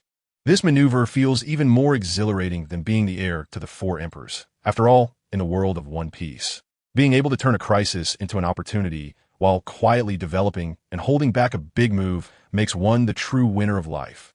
In that case, it's better to promote as quickly as possible, aiming to finish this matter before the other bounty hunters on the island notice him. But it seems now that the speed is still not fast enough. Pay attention. Bounty criminals won't gather in groups, waiting to be taken down, even with guild intelligence. Finding targets requires running errands by yourself. Leifa can't speed things up, so he can only sigh and accept it. Leifa is secretly worried. The hunters who were crazily farming monsters before have all been killed. He has to be careful. His strength isn't at the level where he can walk sideways, so he can't afford to be careless. After being targeted by the bounty criminal, he didn't rush to find the next target. After all, there's still 3 months before the deadline, so he simply decided to lie low and wait for an opportunity. After waiting for more than half a month, instead of the opportunity he was hoping for, he received an invitation to a banquet from Brigadier General Pearson. Leifa and his 2 companions prepared to attend the banquet. Patrick, dressed in a custom-made tailcoat, was teased for being too fancy. Joshua left early due to prior commitments, and the 3 set off for Island 73, an area full of hotels and residences, not naval territory. Upon arriving at the villa, Brigadier General Pearson warmly welcomed them. As they waited for the guests to arrive, Leifa suddenly clutched his stomach. An old issue flared up. He had an upset stomach. Belagood and Patrick were already used to it and didn't think much of it, letting him go. Once Leifa turned a corner, he straightened up. There was no stomachache at all. He used his hell's ear to confirm that no one was around, then leaped over the wall. 5 minutes later, he changed into Mr. V's outfit and appeared on Island 75. There was a lone pirate here with a bounty of 21 million berries, slightly stronger than Blackbeard. But the key was that he had no helpers and returned to his residence every day. Leifa chuckled. Such a great opportunity. It would be a shame not to seize it. You absolutely wouldn't expect it. Leifa faked being sick to slip away. His acting was so convincing that even his roommates didn't suspect anything. The spy game was fully on. After lying low for half a month, he specifically targeted easy pickings, choosing his targets accurately and ruthlessly. While attending the naval banquet, he also acted as a hunter to complete missions. He's a master of time management. This was even more thrilling than Luffy secretly causing trouble, keeping the tension high throughout. The cheat mode was fully activated. Leifa understood the importance of lying low and not rushing. His intelligence was on point. Targeting lone pirates minimized risks. He switched between dual identities seamlessly, leveling up and gaining experience simultaneously.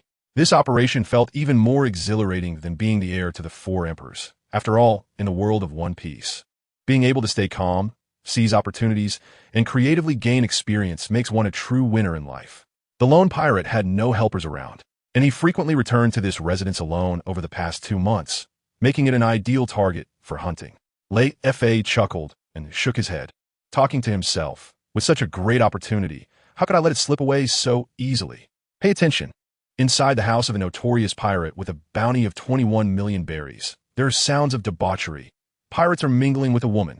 He has no time to waste.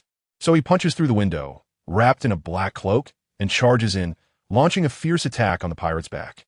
Just as his fist is about to hit the target, Leifa doesn't dare to relax for a moment. His hell's ear is constantly alert to the surroundings. In the next second, a sudden change occurs. The woman suddenly looks up and reveals a strange smile at Leifa. "I've been waiting for you for a long time." She raises her hand and shoots out 3 black phantoms. Leifa shouts for his soundwave shield, but the first 2 phantoms shatter the shield, and the third one heads straight for his face. His heart jolts. This power is even stronger than that of the big beard. In a hurry, he unleashes a sound wave punch, with ripples of energy surging from his fist, barely deflecting the hidden weapon, but his hand goes numb and trembles. He instantly concludes, "This woman's strength is definitely above mine." Without hesitation, Leifa turns and runs, while the woman, along with several shadows, chases relentlessly, coldly shouting, "Mr. V, can you run away?" Leifa hoarsely retorts, "If you have the ability, catch up to me first." The woman accelerates in fury, and just as she is about to catch up, Leifa suddenly turns and darts into a courtyard. The woman immediately waves her hand, split up and surround him. We cannot let him escape. But when everyone rushes in, the courtyard is empty. Leifa has long since vanished without a trace. You would never guess. Leifa had already anticipated an ambush, not caught off guard by the surprise attack, with perception and reflexes fully online, blowing up the situation, knowing he couldn't win. He wisely turned and ran, maximizing his survival skills. Using the courtyard's terrain to hide instantly, his movements left his opponents dazed. This is even more thrilling than when Luffy counterattacks after being ambushed, keeping the tension high and making one clench their fists. The cheat mode is fully activated. Leifa's hell's ear gives early warnings. His danger perception is extraordinary. If he can't win, he slips away, not showing off or lingering in battle. His mind is frighteningly clear. He can easily escape from dire situations, playing the survival game to the fullest. This operation is more exhilarating than being the heir to the 4 emperors. After all, in the world of One Piece, being able to anticipate crises, retreat safely, and still have a life to continue leveling up is the true winner of life. Search for him. He must be hiding inside. Even if I have to dig 3 feet into the ground, I will get him out. The woman commands. Pay attention. A group of people surrounded the mansion, chasing in all directions. The woman was the fastest, charging ahead. After just a few steps, she heard a commotion from the front yard, her brows furrowing instantly, sensing something was off. As she stepped into the front yard, an enraged roar erupted. "Who is it?" The woman looked up, her pupils constricting. She finally realized. Mr. V's escape route seemed hasty, but it was actually a deliberate trap to lead them here. Before she could intervene, one of her subordinates shouted, "Everyone cover your heads and kneel down, or we'll show no mercy." The woman nearly fainted from anger. It's over. We've fallen into the trap. The person roaring was Brigadier Pearson, who, upon hearing this, was instantly furious, his figure flashing to stand before that subordinate, his arm wrapped in dark, armed color, and he punched the subordinate in the stomach. The subordinate flew back, spitting blood and falling silent. The woman screamed, "Split up and retreat." But several naval officers of officer rank charged out of the party, instantly engaging her men in battle. It was then she realized that after waiting for more than half a month to kill Mr. V, she had instead been led into the Navy's encirclement. Though her subordinates were bountied at millions, they seemed like paper in front of Brigadier Pearson, each easily crushed with a punch. The woman desperately tried to escape, but Pearson pursued relentlessly, moving significantly faster than her. Just as she was about to be caught, she suddenly turned to counterattack, their fists colliding with a loud bang. She spat blood on the spot, while Pearson remained unscathed. Taking advantage of the Brigadier's moment of inattention, she suddenly grew an arm from her abdomen, wielding a triangular concealed weapon to injure him. Taking advantage of the Brigadier checking his wound, she slipped into the small woods and vanished. Pearson frowned, staring at the woods. Multi-armed Judy? The assassin with a bounty of 47 million berries. This woman was a superhuman with a multi-armed fruit ability, her strength far surpassing that of Small Fry, and she could even launch a successful sneak attack. She indeed had some skills. You would never expect it. Leifa was setting up a scheme even while escaping, leading the pursuers to the Navy's banquet, skillfully using others to do the killing. Brigadier Pearson crushed pirates with armed color, displaying overwhelming combat power. The woman thought she was the hunter but became the prey, being led by the nose the entire time. This was even more thrilling than Luffy setting traps, keeping everyone on the edge of their seats. The cheat mode was fully activated. Leifa was smart, using the Navy's hands to resolve the crisis while reaping the benefits for himself. Brigadier Pearson was powerful, clearing pirates like chopping vegetables. The villain's attempt to steal failed, and instead, he was being chased and beaten. This operation was more exhilarating than being the successor to the Four Emperors. After all, in the world of One Piece, being able to win by using one's brain without personally taking action is the true winner of life. Although there was still a considerable gap between them. She was no longer like those small fry who couldn't withstand a single blow. She could even counterattack him once. Pay attention. The most daunting aspect of the multi-armed woman Judy is not her frontal combat ability, but her skills in lurking and assassination. She has taken down several people stronger than herself. Brigadier Pearson frowned. Why did she invade my home? Does she want to assassinate me? Then he thought it was unreasonable and shook his head. First, handle my injuries. This little poison is nothing. On the other side, Judy took a detour in the small woods to shake off her pursuers. After confirming that no one was following her, she stopped, leaned against a tree, and spat out a mouthful of blood. Damn it, the Brigadier's combat power is too explosive. I can't handle it at all. It's all Mr. V's fault. Otherwise, how would I have stormed into the Navy's territory? Most of her accomplices are likely dead, and she is severely injured. The more she thinks, the more she hates, vowing to torture Mr. V to death. Are you calling me? A hoarse voice suddenly sounded, and Judy's face turned pale instantly. It was actually Mr. V. With only 20 of her strength left, she dared not engage. She forced herself to stay calm and asked, "Did you deliberately reveal yourself?" Mr. V smiled and said, "Sort of. I knew someone was lying in ambush, and the guild's intel was too deliberate. It was obviously a trap." Judy understood immediately and asked, knowing there was an ambush, why still come? Because, before he finished speaking, a hand pierced through Judy's abdomen with a splatter of blood. Mr. V sneered behind her. Want to delay your recovery? Too naive. Judy couldn't say a word, and Mr. V wiped his hand and explained, I came knowing there was an ambush because I need a target with a bounty of over 30 million berries. You would never guess. Leifa had already seen through the trap and cleverly used the Navy to pitifully trap the pursuers, outsmarting everyone.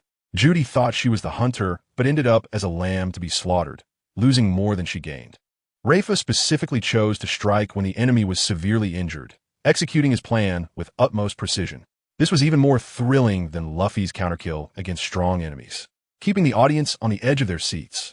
The cheat mode was completely activated. Leifa predicted the trap and set up a counterkill, taking the art of using others' blades to the extreme. He picked easy targets, easily taking down objectives worth 30 million. He was just one step away from becoming a 4-star hunter, with the opportunity to obtain the Food Force Temple training card within reach. This maneuver felt even more exhilarating than being the heir to the 4 emperors. After all, in the world of One Piece, turning a conspiracy into an opportunity and efficiently leveling up is the true winner in life. For the sake of you dying, I'll answer your last question as a send-off. Leifa retracted his hand, wiped it on Judy's clothing, then took out a white silk handkerchief to continue wiping. The reason I still chose to appear knowing there was an ambush is that I still need a target with a bounty of over 30 million berries. Attention, Leifa said to the fallen, multi-armed woman Judy. I don't have full confidence in taking down a bounty of this level. The pirates of Sabaody are on guard against me, so it's better to take a chance with an ambush. You should fit my target, right? Judy was filled with unwillingness and fell completely silent. Next, the energy level skyrocketed. Sabaody was in an uproar. Everyone in the tavern was talking. The multi-armed woman Judy is dead. That ruthless person who once assassinated a colonel and had a bounty of 47 million. It was Mr. V who did it. Judy planned to ambush him, but ended up getting crushed. Someone exclaimed, "This Mr. V is too explosive. The pirates are in trouble." Others poured cold water. Sabaody is full of hidden talents. He has offended many, and more ruthless characters will come after him. The news quickly reached the naval base, and the major reported to Brigadier General Pearson, Judy is dead. It was the 3-star hunter Mr. V who killed her. Earlier, Judy teamed up with others to ambush him, but somehow she ended up at your place, and then she was killed. Pearson suddenly realized, good kid, that day he deliberately used me to set a trap for his opponent. He's getting too bold. He immediately ordered, keep an eye on him, and when you find him, give him a good lesson. Anyone who dares to use me must pay the price. You absolutely wouldn't expect it. Leifa used the knife to kill and conveniently took down the 47 million bounty criminal, promoting to a 4-star hunter with ease. This operation was spectacular. Brigadier General Pearson was used as a pawn and was furious to settle the score, leading to heightened subsequent conflicts. Mr. V's reputation skyrocketed, becoming the top trending topic in society, and his intimidation factor was off the charts. This was even more thrilling than Luffy knocking out the 7 warlords. The entire process was high energy, making people clench their fists. The cheat mode was fully activated. Leifa's intelligence was online, turning a conspiracy into a stepping stone for advancement. Taking down a high bounty criminal was just one step away from the Shirlin Temple training card. Daring to cause trouble while facing the hostility of all the island's pirates showed explosive courage. This operation felt even more exhilarating than being the successor of the 4 emperors. After all, in the world of One Piece, turning crises into opportunities and making a grand entrance is what truly makes a winner in life. Keep an eye on his news for me, and let me know if you find him. I want to teach this guy a lesson and make him understand that not everyone can be used for free. Pay attention. Major stammered to Brigadier Pearson, "Sir, you probably won't have the chance to teach him a lesson." Mr. V counterattacked Judy, completely infuriating the pirates, and stronger. More ruthless characters were about to take action against him. Brigadier Pearson waved his hand. Forget it.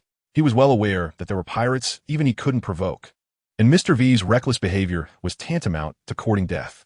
Even Judy had to rely on strategy to deal with him. So his strength must be average. And the outcome was already predetermined. But he didn't know that he couldn't fathom the true depth of this ruthless person. Next, the energy skyrockets. Just as everyone was waiting to see Mr. V get taken down, the Bounty Hunters Guild sent news. He had single-handedly defeated several pirates worth tens of millions and successfully advanced to a 4-star hunter. This caused an uproar, with several 50 million level pirates declaring, as long as he dared to show up, they would take him down immediately. But Mr. V fell completely silent. Some speculated he was afraid and hiding, but no one knew that this mysterious hunter was actually a less than 10-year-old Navy logistics soldier named Leifa. Leifa didn't care about those searching for him outside. Once the task was completed, he just lounged around. Suddenly, a system prompt sounded. Task completed. 1 year of training card from Shirlin Temple issued. Activate to begin training. A few seconds later, Leifa's senses were restored, and when he opened his eyes, he found himself in front of an ancient-style temple, with massive stone sculptures of a dining knife and fork at the entrance, and a plaque above the door reading Shirlin Temple in big characters. You would never guess. Brigadier Pearson thought Leifa was done for, but instead, he directly advanced to 4 stars and received top-tier rewards, hitting back too quickly. The pirates searched everywhere for the short little guy, not knowing the target was actually a small child, completely off course, and getting played the whole time. Leifa directly initiated cross-dimensional training. His combat power was about to soar, and this operation was a stunning showcase. Cheat mode was fully activated. Leifa faced hostility from pirates all over the island, but still completed his tasks on time with explosive efficiency. He concealed his dual identity perfectly. No one could see through it. His intelligence was on point. He seized the opportunity for training at Shirlin Temple, directly reserving a spot among the strong. This operation was even more thrilling than being the heir to the 4 emperors. After all, in the world of One Piece, being able to turn crises into opportunities while quietly developing and holding back big moves is the true winner of life. He suddenly opened his eyes wide, and light reappeared before him. Only then did he notice the environment he was in. Right in front of him stood a temple of Eastern ancient style, with 2 iconic massive stone sculptures of a dining knife and dining fork on either side of the entrance. And above the grand door, there was a redwood plaque inscribed with elegant characters, Shirlin Temple. Pay attention. Leifa was surveying the food forest temple when a voice suddenly came from behind. You must be the new disciple Leifa here to cultivate, right? Your year of training is all arranged, so just focus on practicing. This voice startled Leifa, despite having his hell ears activated. He didn't hear a single footstep or breath. The other person was as silent as air. If Coruscant used the silence fruit, it would make sense. But this was the culinary world, and that was simply impossible. When Leifa turned around, he saw a man in his 20s with sharp eyebrows. A white cloth wrapped around his head, wearing a red training outfit with the words Food Justice embroidered on his chest and a braid wrapped around his neck. Just as Leifa was about to ask what exchanging cultivation meant, he suddenly realized asking this would be prying for information from the outside world, and he would be directly kicked back to the Pirate King world. He quickly stopped himself and changed the question.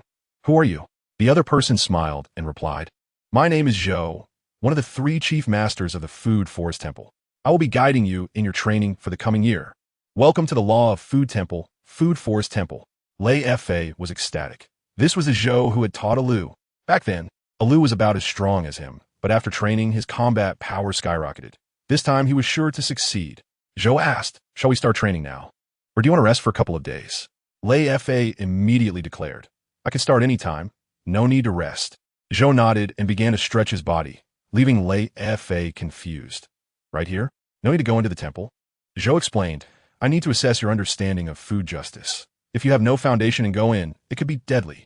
Leifa suddenly remembered. The Food Forest Temple was alive. Those who didn't understand food justice or had a cluttered mind would be attacked from all sides if they entered. Alu had been beaten up all over when he first arrived. Luckily, he hadn't recklessly gone in. You absolutely wouldn't believe it. Zhou's strength was terrifying enough to evade the Hell Ears, and the Food Forest Temple had its own selection mechanism. Without ability, one simply couldn't enter. Leifa had just arrived and encountered a top-tier mentor, instantly maximizing his training starting point. This was even more thrilling than Alu's initial entry into the Food Forest Temple. With high energy throughout that made one clench their fists, the cheat mode was fully activated. Leifa secured a cross-dimensional training spot and met the same kind of mentor as Alu. His combat power was set to skyrocket. Training in the Food Forest Temple equated to a fast-track program for the strong, and the future looked bright. Avoiding illegal traps and preserving his training qualifications showed his intelligence. This move was even more exhilarating than being the heir to the 4 emperors. After all, in the culinary world, being able to latch onto a top-tier figure right from the start meant being a true winner in life. Anyone who did not understand food justice or had impure thoughts and a chaotic mind would be rejected and attacked by the entire temple, resulting in a comprehensive assault. Even Alu, who had just arrived, was tortured to the point of being covered in wounds. Pay attention. Leifa knows that his strength is about the same as Alu's when he first arrived at the Shilin Temple. Alu was severely beaten by the temple, so he doesn't dare to take it head-on and quickly asks, "Is it to be tested through battle?" Zhou stretches lazily, hands behind his back. "Yes.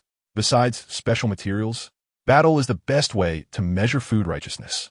Attack me with all your strength. Don't hold back." Seeing this scene, Leifa instantly remembers that Alu also went through this trial, and he recalls how he had once bullied Smog. He internally complains, "Is this what comes around goes around?" But he quickly calms down. "I'm not the Smog from back then." In the next second, Leifa bends down and charges, throwing a punch towards Zhou's chest. Soundwave punch. This angle is tricky and hard to dodge, but Zhou steps in a fan shape, easily evading with a semicircle. Leifa doesn't stop, tilting his head and roaring. Soundwave bomb. A semi-transparent energy sphere shoots forward, exploding 1 or 2 meters in front of Zhou, and the shockwave blasts straight towards him. Leifa thinks, "If I can't fight up close, let's see how you dodge a non-targeted attack." As a result, Zhou calmly forms his fingers into a blade and quickly feints a few times. The explosion sounds, and several large craters appear behind Zhou, but he remains unscathed. Leifa's pupils constrict. The shockwave was actually divided. Zhou even blinks, didn't hit Leifa. Unwilling to accept this, says, "Let's go again." He immediately uses the sound wave barrier and sound wave chaotic blade slash. You absolutely wouldn't expect it. Zhou's strength is simply overpowered, effortlessly neutralizing Leifa's full-strength attack, raising the stakes significantly. Although Leifa doesn't gain the upper hand, he dares to confront a top-tier mentor head-on, showing both courage and strength. This battle is even more thrilling than Alu's first battle with Zhou, keeping the energy high and making people clench their fists. The overpowered mode is fully activated. Leifa encounters a top-tier trial right at the beginning in Shilin Temple, and his combat power is rapidly increasing. Zhou's operations are impressive, helping Leifa find the direction to become stronger, daring to fight and not backing down. His attitude towards cultivation is fully charged. This operation feels even more exhilarating than being the heir to the 4 emperors. After all, in the culinary world, being personally guided by top experts is the true winner in life. Sound wave barrier. Sound wave chaotic blade slash. Watch out. With a wave of his hand, Leifa instantly summoned a semicircular sound wave barrier behind Zhou, completely sealing off his escape route. Immediately after, dozens of sound wave blades the size of daggers rushed towards him, the entire operation so fast that Zhou had no time to react. Clang, clang. A series of sounds of metal clashing erupted. But when one looked at Zhou, he was still standing there smiling, the sound wave blades having completely vanished. Leifa didn't even see how Zhou made his move, and instead, he was out of breath from exerting all his energy in the attack. What hurt even more was that he caught a glimpse of disappointment in Zhou's eyes. Leifa forced a smile and asked, "Master Zhou, was it really that bad?" Zhou bluntly replied, "Your physical strength and cooking skills are strong, but your understanding of food righteousness is almost zero. Your gourmet cells are not active at all. You must not have satisfied your appetite. If you enter the temple now, you could really die." Leifa was completely stunned. "It can't be that bad, right?" Zhou pressed on. "Haven't you learned about cooking skills and gourmet cells through a system?" Leifa nodded honestly. These were all provided by the system, and there was simply no place to learn them. Zhou's gaze towards him instantly became strange. Fortunately, Zhou relented. "I will help you strengthen your foundation outside the temple in the next few days." Leifa immediately agreed. After all, he came here to learn skills. 10 days later, Leifa stood at the bottom of the staircase of the Shilin Temple, mentally reviewing. Food righteousness is a form of spiritual practice, similar to Buddhist meditation and Taoist tranquility, primarily aimed at enhancing the level of the spirit. You would never guess. Leifa, whose combat power was online, stumbled on food righteousness. It seemed like a setback, but was actually finding the right direction to become stronger. Zhou harshly criticized him verbally, but was personally helping him strengthen his foundation, truly a strict teacher producing excellent students.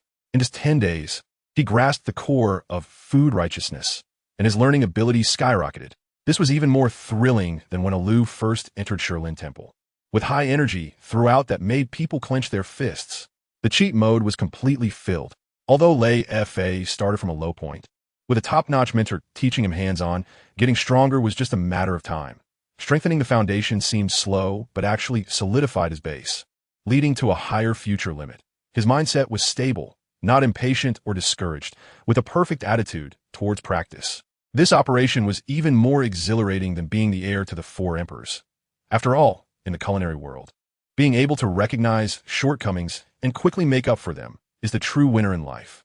Food righteousness is actually a special form of spiritual practice, akin to Buddhist meditation and Taoist tranquility, both aimed at enhancing and cultivating the level of the spirit. Pay attention. Zhou emphasized to Leifa that the spiritual practice of food righteousness does not seek stillness or emptiness, but instead requires a constant attitude of gratitude towards ingredients, life, and all of nature. The higher the level, the stronger the spiritual power, which can lead to a complete transformation. In just half a day, Leifa grasped the meaning of food righteousness, but the next 9.5 days of practice progressed at an absurdly slow pace. Zhou candidly stated that food righteousness is divided into 5 stages: initial understanding, minor achievement, major achievement, perfection, and transcendence. He himself was stuck at the major achievement stage, while Master Jinjin, the owner of Shilin Temple, had already reached the pinnacle of transcendence, and Leifa, despite giving his all, could barely scrape by the threshold of initial understanding, feeling as unstable as if walking on cotton. This was not due to his lack of comprehension, but rather the difficulty of spiritual practice was akin to hell. Like the pink elephant theory, the more one tries to cast aside distractions and focus on gratitude, the more chaotic thoughts invade the mind, completely uncontrollable. Zhou stood at the top of the stairs and waved. "Go. Remember that state, and you'll be fine if you discard the distractions." Leifa took a deep breath and lifted his leg to step onto the stairs. The first step was steady, and just as a sense of pride emerged in his heart, "I made it." The next second, the 4th step suddenly launched a stone pillar, which firmly collided with his stomach, sending him flying out. Leifa stumbled to regain his balance, clutching his painfully aching stomach, gritting his teeth to try again. This time, he focused his mind, but when he reached the 4th step, he was still knocked back due to wandering thoughts. The 4th attempt got him to the 13th step, and the 6th attempt reached the 15th step. Time and again he was flipped over and knocked back, just stepping on the staircase. He stubbornly tried nearly 100 times. You absolutely wouldn't believe it. Leifa could crush millions of pirates, yet repeatedly struggled before the stairs of Shilin Temple, seemingly failing but actually tackling the toughest challenge. Nearly 100 failures without giving up, his perseverance was directly welded onto him. This staircase was tougher to handle than the fierce generals under the 4 emperors, vividly showcasing the brutality of practicing food righteousness. This was even more thrilling than Alu storming Shilin Temple, with high energy throughout that made one clench their fists. The cheat mode was completely maxed out. Leifa was neither greedy nor impatient. Knowing it was challenging, he remained calm in practicing food righteousness, his mindset as steady as a rock, with Zhou, a top-notch mentor. Watching over, each failure corrected his direction. He became more resilient and unyielding, unleashing all the fierce determination that a strong person should have. This operation was even more exhilarating than being the heir of the four emperors. After all, in the culinary world, being able to humble oneself and focus on the basics truly makes one the real winner in life. Thus, just to walk up this staircase, Leifa made nearly 100 attempts. Pay attention. After nearly 100 attempts at climbing stairs, Leifa was covered in injuries, relying entirely on deliberately avoiding vital points to hold on. But compared to when he first arrived, he made explosive progress.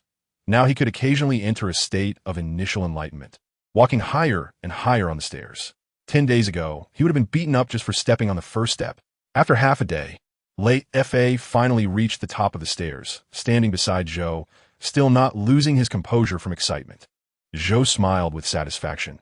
Being able to come up here shows you can stabilize your initial enlightenment state, taking the first step in the path of righteousness. These 10 days were not in vain. Leifa quickly thanked him, and Zhou turned to walk into the temple. This is just the beginning. The cultivation ahead will be even harder. Keep it up.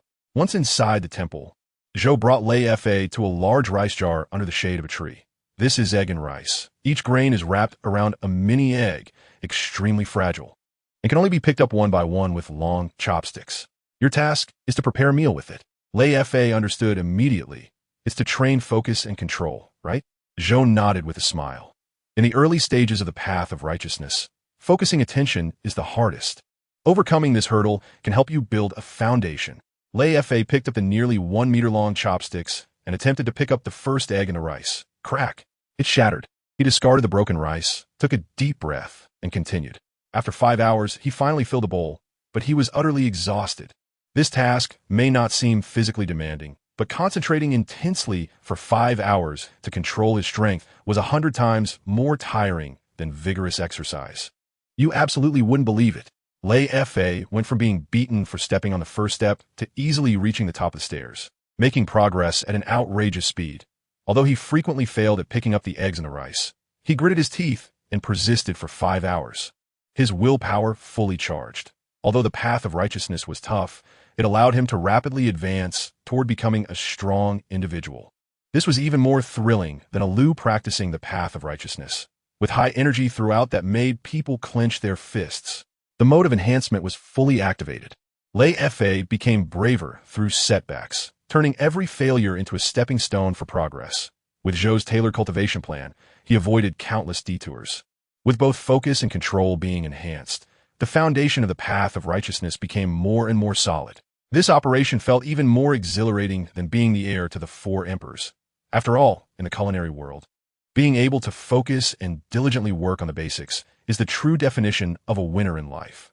Although this practice may not seem physically exhausting, it required full concentration for 5 hours to repeatedly perform the same task, and he had to carefully control his strength. Too hard would break the eggs, while too light would mean he couldn't pick them up at all.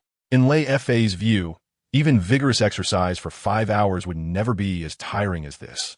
Pay attention. Leifa finally filled a bowl with egg rice, exhausted and collapsed there. But it was worth it, as he successfully passed the test. Zhou was standing not far away, nodding with satisfaction. Next, I'll take care of the cooking. Just steam it and control the time well. Leifa quickly followed him to the kitchen, where Zhou set up the steaming equipment within 10 seconds and placed the egg rice inside.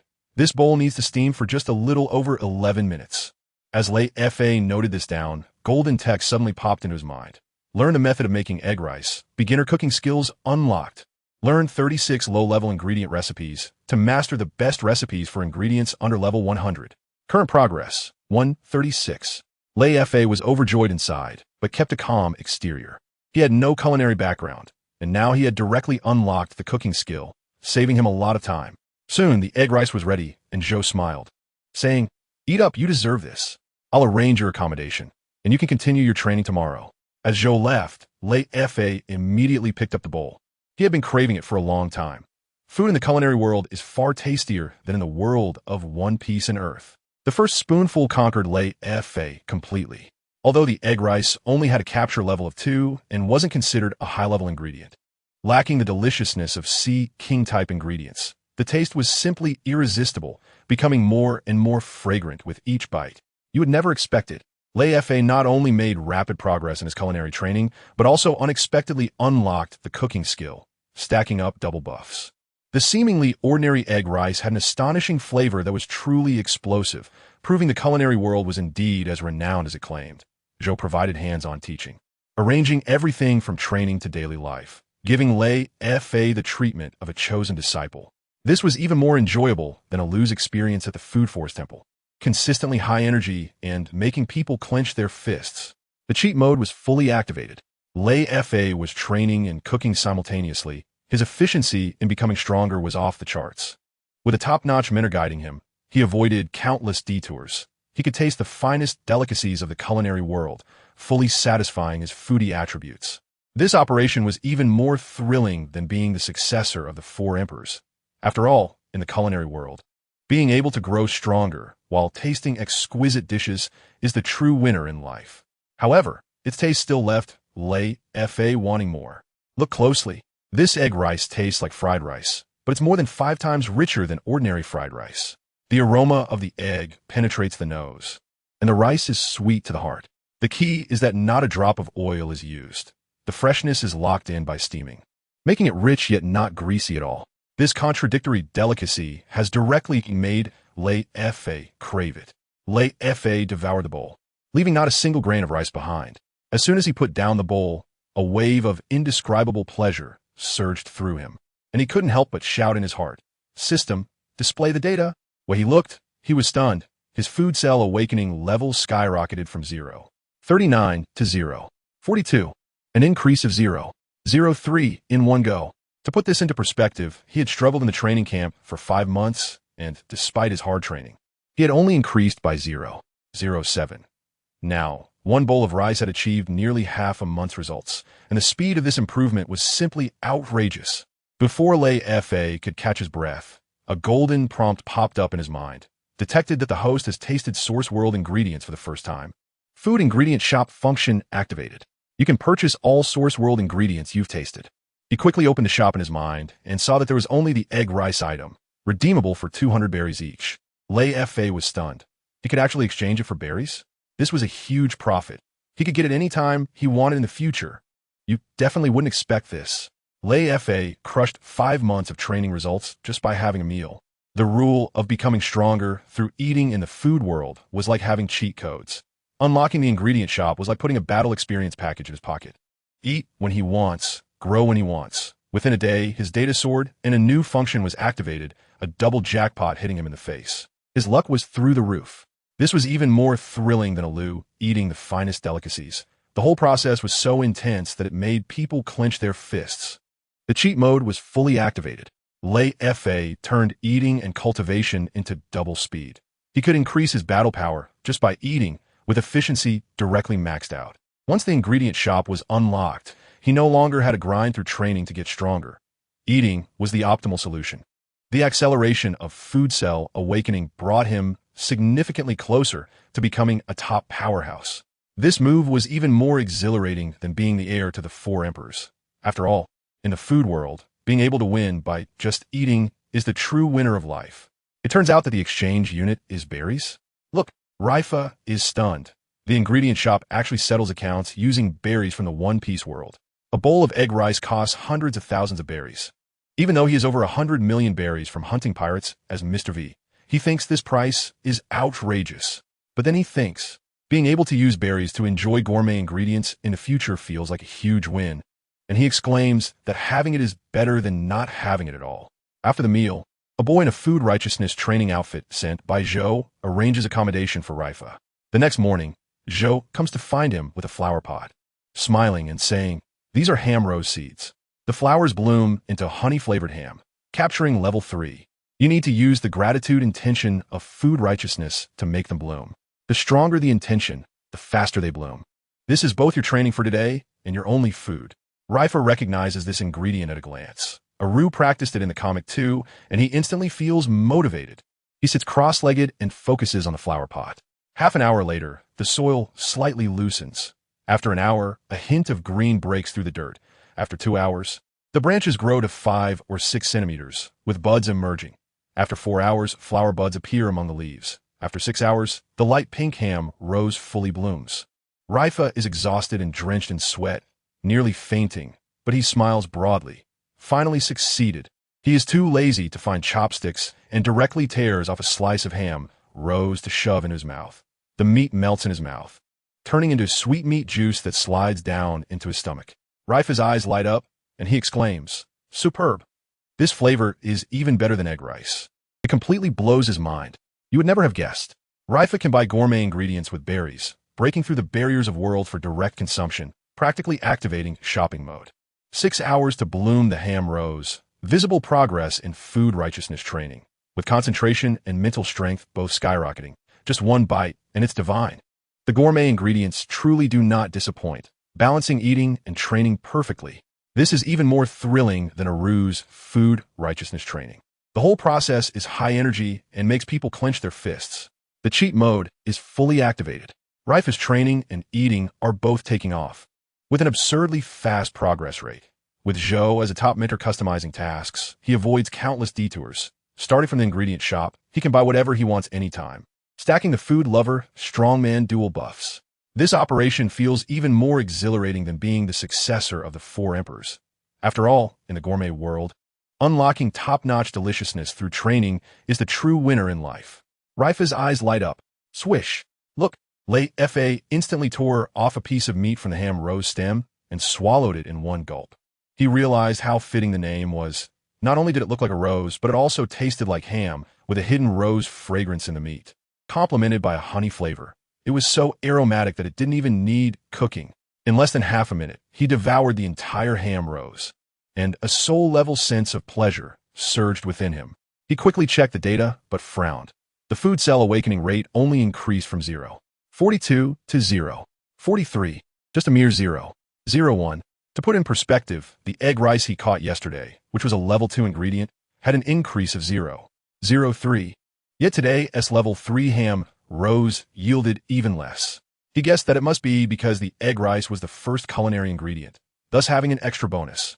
Leifa opened the ingredient shop, and sure enough, there was the ham rose priced at 600,000 berries, significantly more expensive than the egg rice. At that moment, Zhou walked over and asked with a smile, "How is it?" Leifa simply replied with 2 words, "Delicious." Zhou inquired about the training content for tomorrow, but Zhou waved his hand. "Don't rush, take it one step at a time." In the next moment, Leifa suddenly found himself sitting on his dorm bed. Looking dazed, "Did I just come back?" Outside, Beirigud, Patrick, and Joshua entered. Beirigud asked, "Aren't you feeling unwell? Why aren't you sleeping?" Leifa was just about to say he felt better when Joshua leaned over. "Let us chat. About that, Mr. V. You absolutely won't believe it." Although Leifa's increase from eating the ham rose was small, he had unlocked a new ingredient, increasing the shop's inventory by 1, and his food reserves were even fuller. He returned to the dorm from the Food Forest Temple in an instant, switching worlds effortlessly, with an exhilarating experience at its peak. The Mr. V his roommate was talking about was actually him, eavesdropping on his own gossip, while pretending to be unaware. The contrast was completely overwhelming. This was even more thrilling than a Lou traveling back and forth in the culinary world. The whole time high energy made people clench their fists. The cheat mode was fully activated. Leifa was diligently practicing, eating, and completing tasks without missing a beat, steadily improving his strength. The ingredient shop kept unlocking, allowing him to buy whatever he wanted anytime, turning the culinary world into a buffet at his fingertips. He skillfully played his dual identity as a Navy intern and a mysterious hunter, with no one able to see through him.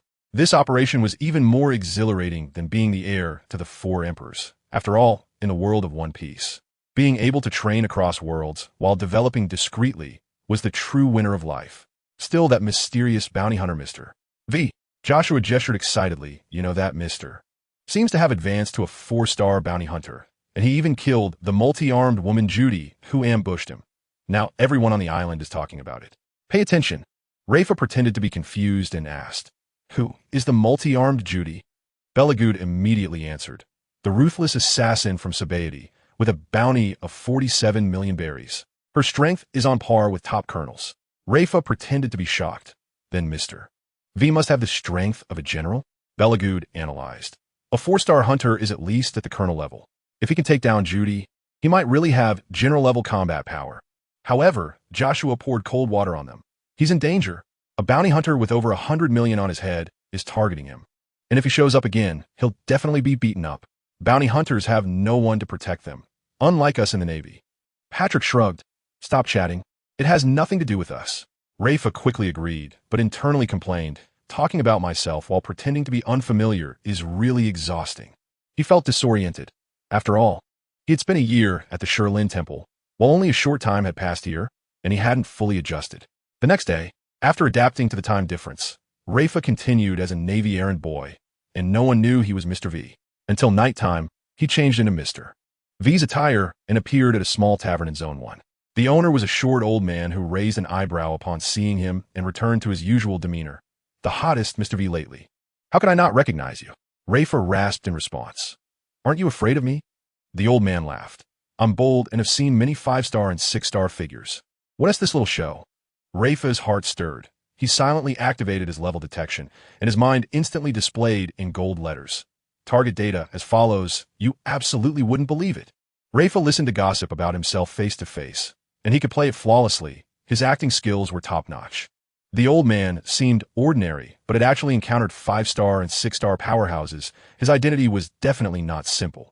Mr. V's reputation echoed throughout Sabaody. Yet no one saw through Leifa's identity. His hidden skills were maxed out. This was even more thrilling than Luffy disguising as a passerby. The whole experience was filled with high energy that made people clench their fists. The cheat mode was fully activated. Leifa switched between his dual identities with ease, thriving in both the Navy and as a bounty hunter. Having returned from training at the Shirlin Temple, his strength soared while he remained low-key. Encountering a mysterious old man might unlock new opportunities. This operation was even more exhilarating than being an Emperor's heir. After all, in the world of One Piece, being able to keep secrets hidden and silently grow stronger is the true winner in life. Target data as follows. Pay attention. Leifa stared at the boss data that popped up on the system, his jaw dropping in shock. Race, human, age, 62, level, unknown. The words level unknown made his heart tighten. During his year of training at the Shirlin Temple, Leifa had thoroughly mastered the food system. The system's initial level detection is divided by segments, with one segment corresponding to a capture level of 10, 2 segments to 20, and so on. When he first entered the temple, he was at 7 segments, level 70, with strength close to a naval colonel, but slightly weaker than the 8th segment, level 80, multi-armed Judy. Those with bounties in the millions were at most 2 to 3 segments. Naval colonels had strengths between 5 to 10 segments, and 10 segments and above were the threshold for generals. More importantly, his current detection limit is 20 segments higher than his own, meaning this old man-s level is at least 20 segments above him. Definitely a character above the general level, with unfathomable strength. Leifa couldn't help but gasp. Even the boss of a dark point in the Bounty Hunter Guild is so formidable. This power is hidden too deeply. He forced himself to appear calm and suppressed his shock, asking, "Why did the guild suddenly contact me? What is the matter?" The old man smiled and explained. There's a sudden temporary mission that only bounty hunters with 4 stars or above are qualified to accept. Now that pirates are gathering in the second half of the Grand Line, all the guild's experts have been dispatched there, and there are very few who can take on this job in Sabaody. So we are notifying everyone. Leifa instantly perked up and asked, "What exactly is this mission that requires such a big effort? You absolutely wouldn't believe it." The 62-year-old short tavern owner is actually a hidden boss above the general level. His acting skills of playing the pig to eat the tiger are off the charts. Without the system support, Leifa wouldn't have been able to see through this old man's true strength and would have been kept in the dark. The guild suddenly throwing out a high-threshold mission definitely hides something extraordinary behind it, a clear sign of a major event. This is even more thrilling than Luffy encountering a mysterious powerhouse. The whole process high energy enough to make one clench their fists. The cheat mode is fully activated. After returning from training at the Shirlin Temple, Leifa's strength has skyrocketed, and his application of the system's functions is exceptionally skilled, accurately identifying people's strengths. His dual identity is kept tightly under wraps, and he can also take on top-tier guild missions, actively seizing opportunities to boost his combat power and gather resources. Encountering hidden bosses might even unlock new dungeons and new opportunities. This operation is even more exciting than being the heir to the four emperors. After all, in the world of One Piece, being able to see through the truth with the system and quietly develop while making big moves is the true winner of life. Oh, what kind of mission requires such a big effort? Leifa asked. Pay attention, the old man said slowly to Leifa, before you take the mission. I can only give you a rough idea. This time the task is to steal a piece of information. The tavern instantly fell into an eerie silence. Leifa was stunned for a long time and then asked with a frown, Is that it? The old man nodded as if it were obvious. That's it. Leifa was speechless. This was too perfunctory. He quickly pressed on, At least tell me about the difficulties and rewards. Otherwise, how can I decide whether to take it? The old man slapped his forehead. Look at my memory. The difficulty is that there are other forces trying to steal the information, and they're not easy to deal with. The reward is a guaranteed 100 million berries, and more if you contribute more. Just as he finished speaking, a system prompt popped up. Mission triggered. Help the guild seize the mysterious information. Reward, treasure draw 3. Leifa had anticipated this and felt secretly delighted. It was just the right opportunity to test the results of his year of training. He immediately decided, I'll take this mission. The old man was surprised. Aren't you going to think about it some more? Leifa shook his head and asked, What forces are trying to steal the information? Is it the pirate crews on the island? The old man said, There are pirates, but there are also underground gray forces, like the news agency. Leifa's pupils constricted. What is that? The old man explained. It has the same world government background as the guild and is the largest intelligence organization in the Grand Line. Leifa was bewildered. I've never heard of it, nor have I seen any traces of it. The old man laughed. Big events spread across the sea. Even the four seas can know about it. Who do you think is behind that? Leifa was suddenly shocked, his voice rising a few notches. You can't imagine it. The guild's mission has a guaranteed reward of 100 million berries, plus 3 treasure draws. The benefits are through the roof. The seemingly ordinary news agency is actually the behind-the-scenes boss controlling information across the sea. Its power is unfathomable. Leifa just returned from a year of training and took on a high-difficulty task. It's a perfect opportunity to test his strength. Chances come just like that.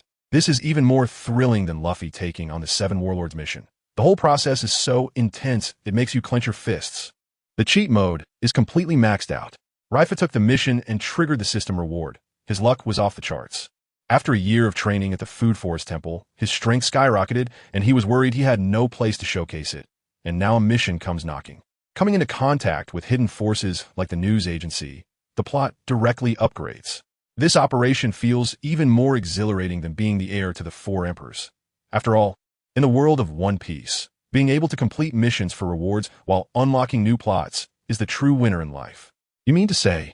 Leifa's voice suddenly rose a few notches, unable to hide his shock. Pay attention.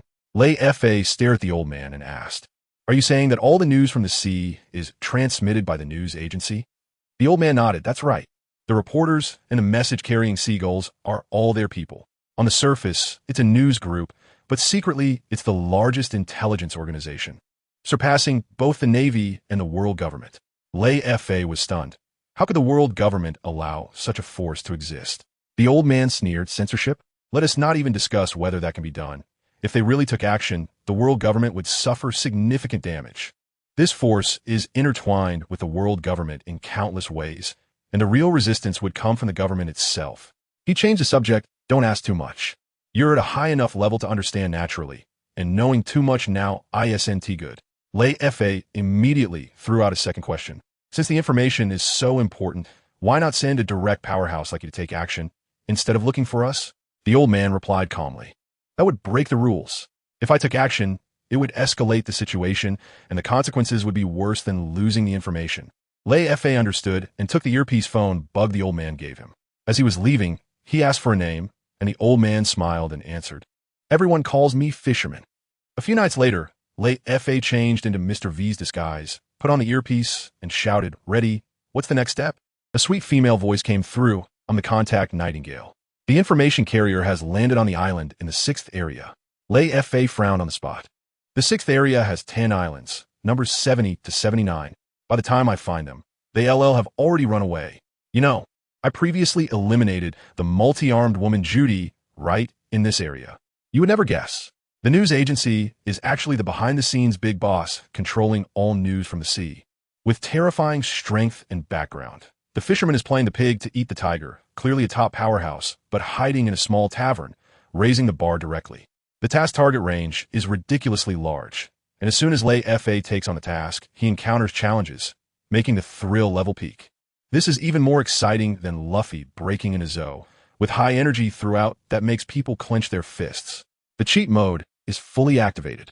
Leifa is coming into contact with the hidden giant of the news agency, and the plot directly escalates. After a year of training in the Forest Temple, his strength has skyrocketed, and he was worried he had no place to showcase it, and the task challenges are just right to show off his skills.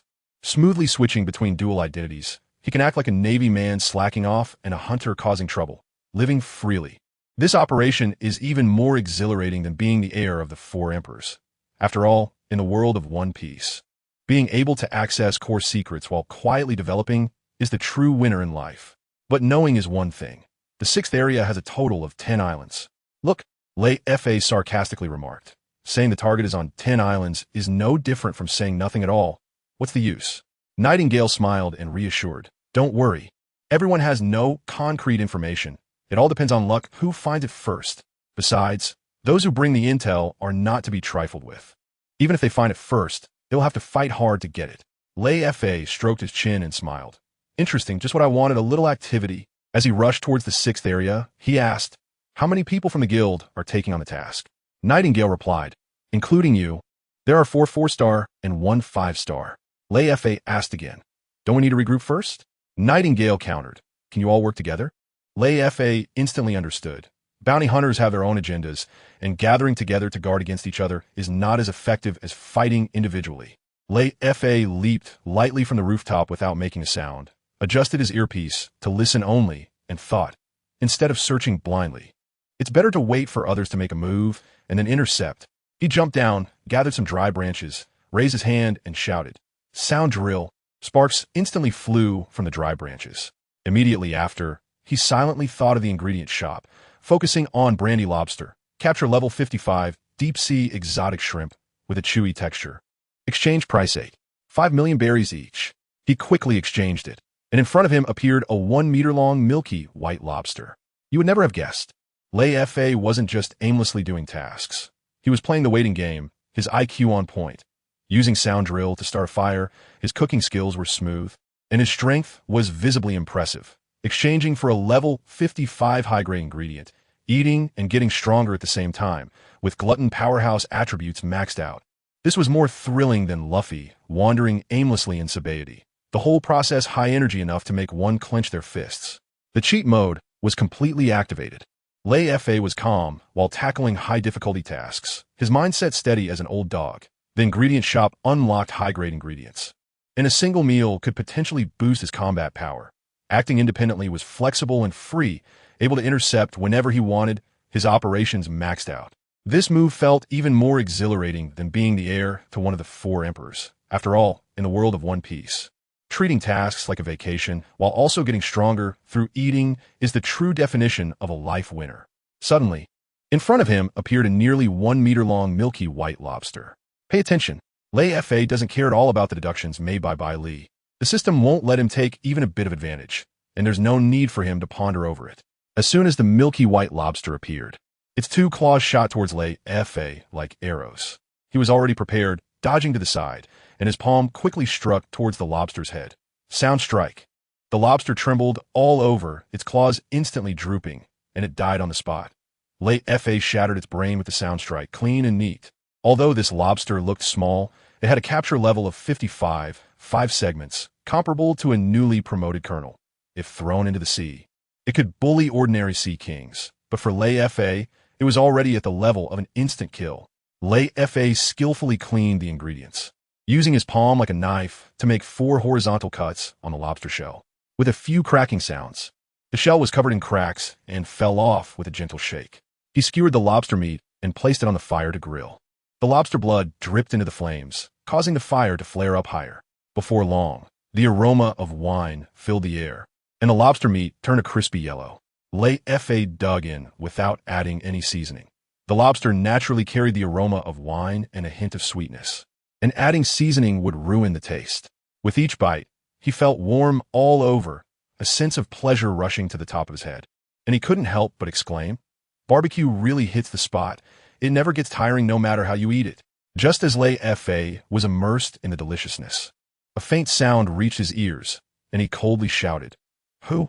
You would never guess." With a 55-level, colonel-level lobster, Leifa could take it down in a second with just a raise of his hand. His strength had skyrocketed to an outrageous level. The process of handling the ingredients and grilling was smooth and fluid, showcasing his culinary skills and food techniques. He could even sense movements while eating barbecue.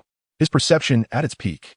This was even more thrilling than Luffy eating a free meal, a high-energy experience that made one clench their fists. Cheat mode was fully activated.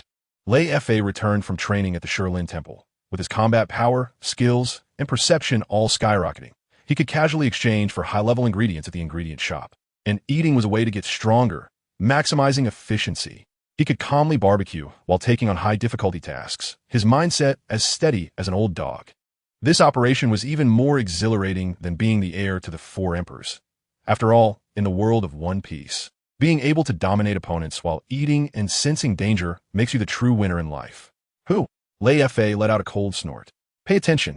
That faint sound was so subtle it could be ignored, but Leifa's hellish ears could hear even the slightest sound waves, and it was clear to him.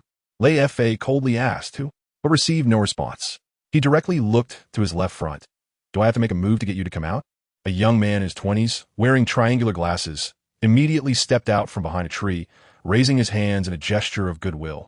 "Don't misunderstand. I mean no harm." Leifa hoarsely pressed. "Speak clearly about your intentions." The young man smiled wryly. "I was passing by and smelled something delicious, wanted to sneak a peek, but didn't expect to be discovered." He stared at the skewers in Leifa's hand, swallowing his saliva. "The smell is coming from this food, right?" Leifa laughed. "This skewer is worth at least 1 million berry. Do you believe it?" The young man immediately nodded. "I believe it. Can I buy 2 more skewers?" "No bargaining." Leifa raised an eyebrow. After all, 1 million berry is money that an ordinary person could never earn in a lifetime. And this young man didn't hesitate at all. The young man explained, "I love gourmet food. My nose is very sensitive, just from the smell. I can tell these skewers are amazing. Don't say 1 million. I want to try even 10 million. Leifa became interested and handed over 2 skewers. "Since we have fate, this meal is on me. A person who knows their stuff is worth treating." The young man was both surprised and delighted, quickly taking the skewers. "You absolutely wouldn't have guessed." Leifa's hellish ear perception was explosive. No sound, no matter how small, could escape him. Selling a skewer for 1 million berry, and there was indeed someone who believed it. This young man was either extremely wealthy or extremely knowledgeable. Leifa was both executing a mission and barbecuing, casually picking up a person who knows their stuff, and the plot was full of twists. This was even more exciting than Luffy encountering a food-loving companion. The entire process was high energy, making people clench their fists. The cheat mode was fully engaged. Leifa's perception, strength, and emotional intelligence were all online, carrying an aura wherever he went. Even grilling a skewer was a top-tier delicacy. Eating was just showing off wealth. And the style was elevated. Tackling high-difficulty tasks while easily socializing might even unlock new support. This operation felt even better than being the heir of the 4 emperors. After all, in the world of One Piece, attracting like-minded individuals through gourmet food while being low-key and acting like a big shot was the true definition of a life winner. So that is how it is. Leifa nodded and extended his hand to the young man with triangular glasses, saying, "Then let's not talk anymore. Just try it. It shouldn't disappoint you. Pay attention." The man with triangle glasses thanked Leifa, and the two immediately started grilling skewers. When he took his first bite, his entire face twisted, 10 times more exaggerated than Leifa's initial reaction. The glasses man swallowed the food, his face filled with disbelief. How can there be such amazing barbecue in the world? What kind of meat is this? Why is the wine aroma so strong? Could it have been marinated in fine wine? He was truly astonished. This flavor was 10 times more delicious than anything he had ever eaten, shaking his very soul. Leifa had already anticipated this. After all, the level 55 brandy lobster is a top-tier delicacy in the world of One Piece, and his own reaction was similar when he first tasted it. The glasses man inquired about the source of the meat, and Leifa smiled mysteriously. "It's a secret." The glasses man didn't get angry. After all, he was enjoying an expensive delicacy for free, and he quickly focused on devouring it, almost wanting to swallow the skewer itself. Leifa, on the other hand, savored it leisurely, suddenly hearing the glasses man ask, "You're the recently super popular Mr. V, right?" Leifa calmly replied, "You know me?" The glasses man adjusted his glasses. "Who in Shambody hasn't heard your news? You absolutely wouldn't believe it."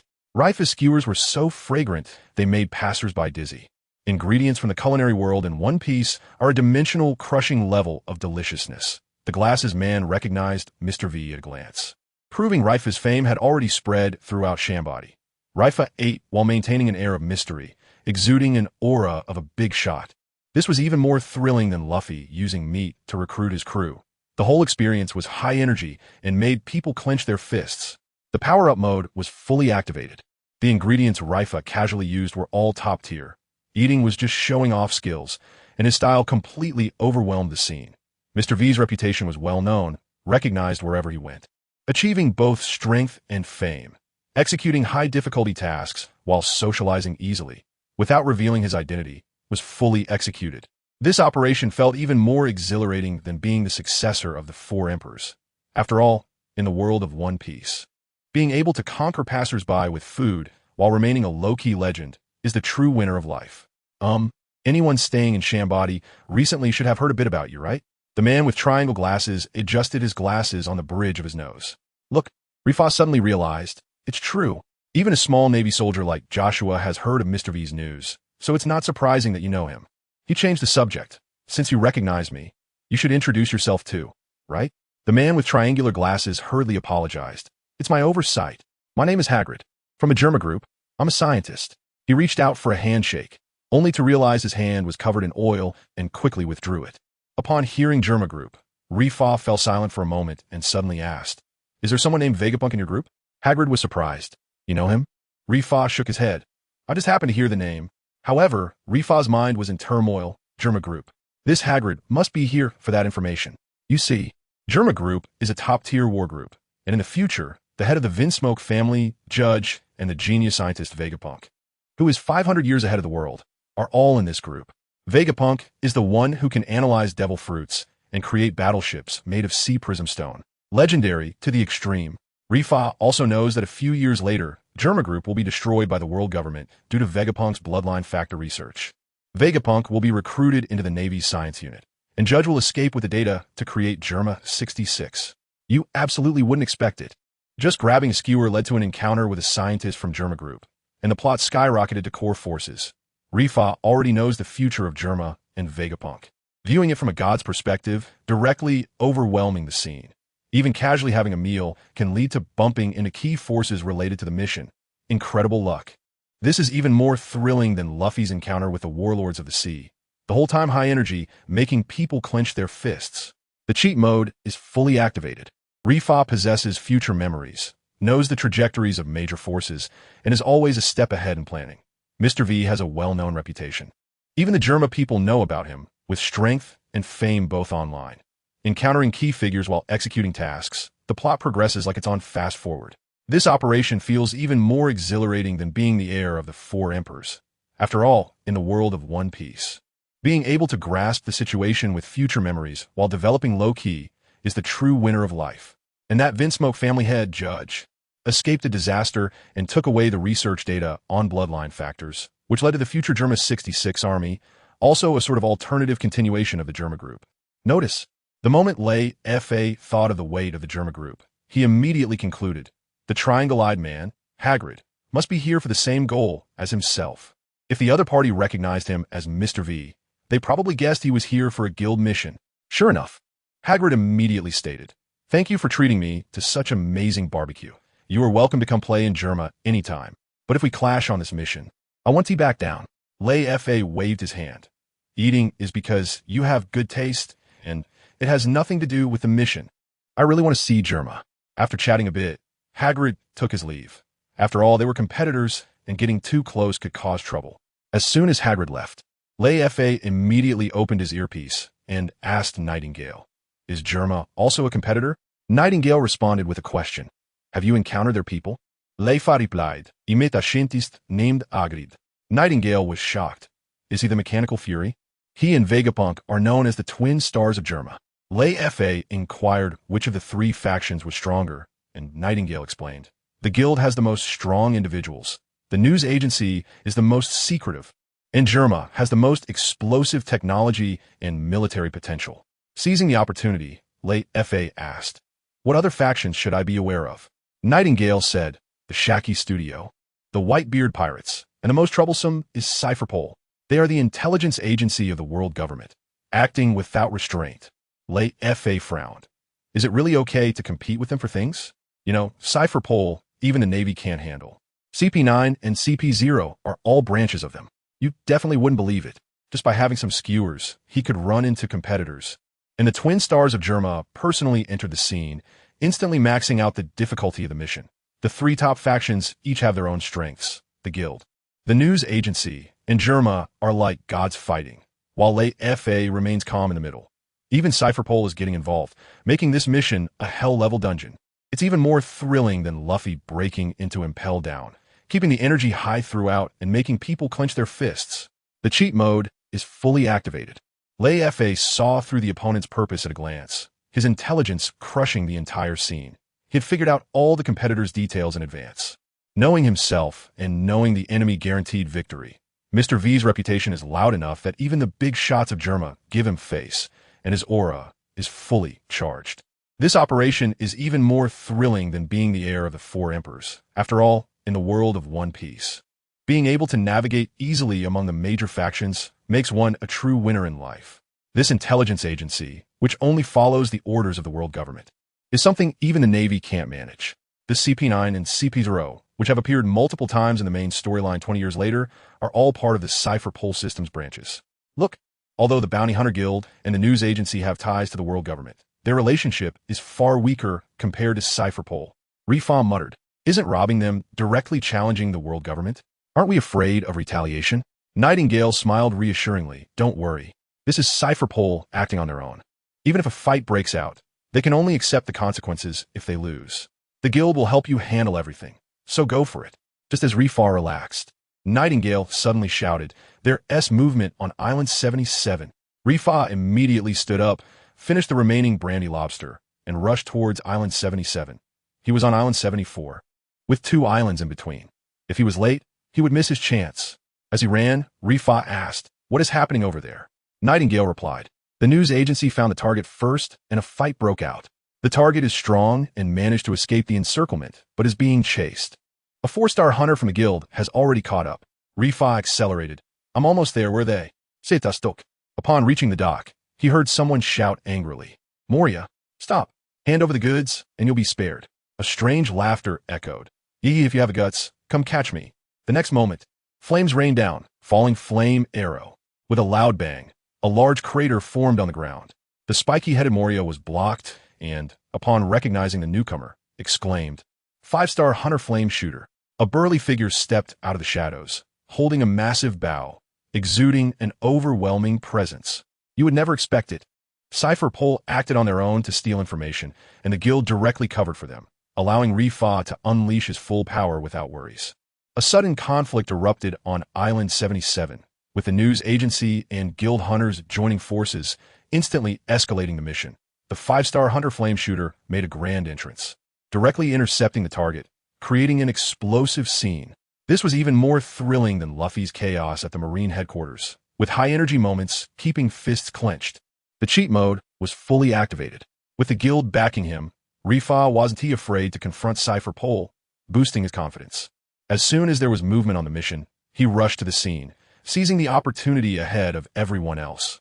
Powerful figures gathered at the dock, perfectly testing the results of his training at the Shurlin Temple, with an opportunity to crush weaker opponents right in front of him. This operation was even more exhilarating than being the successor of the Four Emperors. After all, in the world of One Piece, being able to take heads in the midst of multi-faction chaos is the true winner in life. As he spoke, a burly figure emerged from the darkness, holding a massive bow, clearly the one who had just shot that flame arrow. "Look out," the flame shooter said as he opened his mouth. "Since you've recognized me, don't waste time.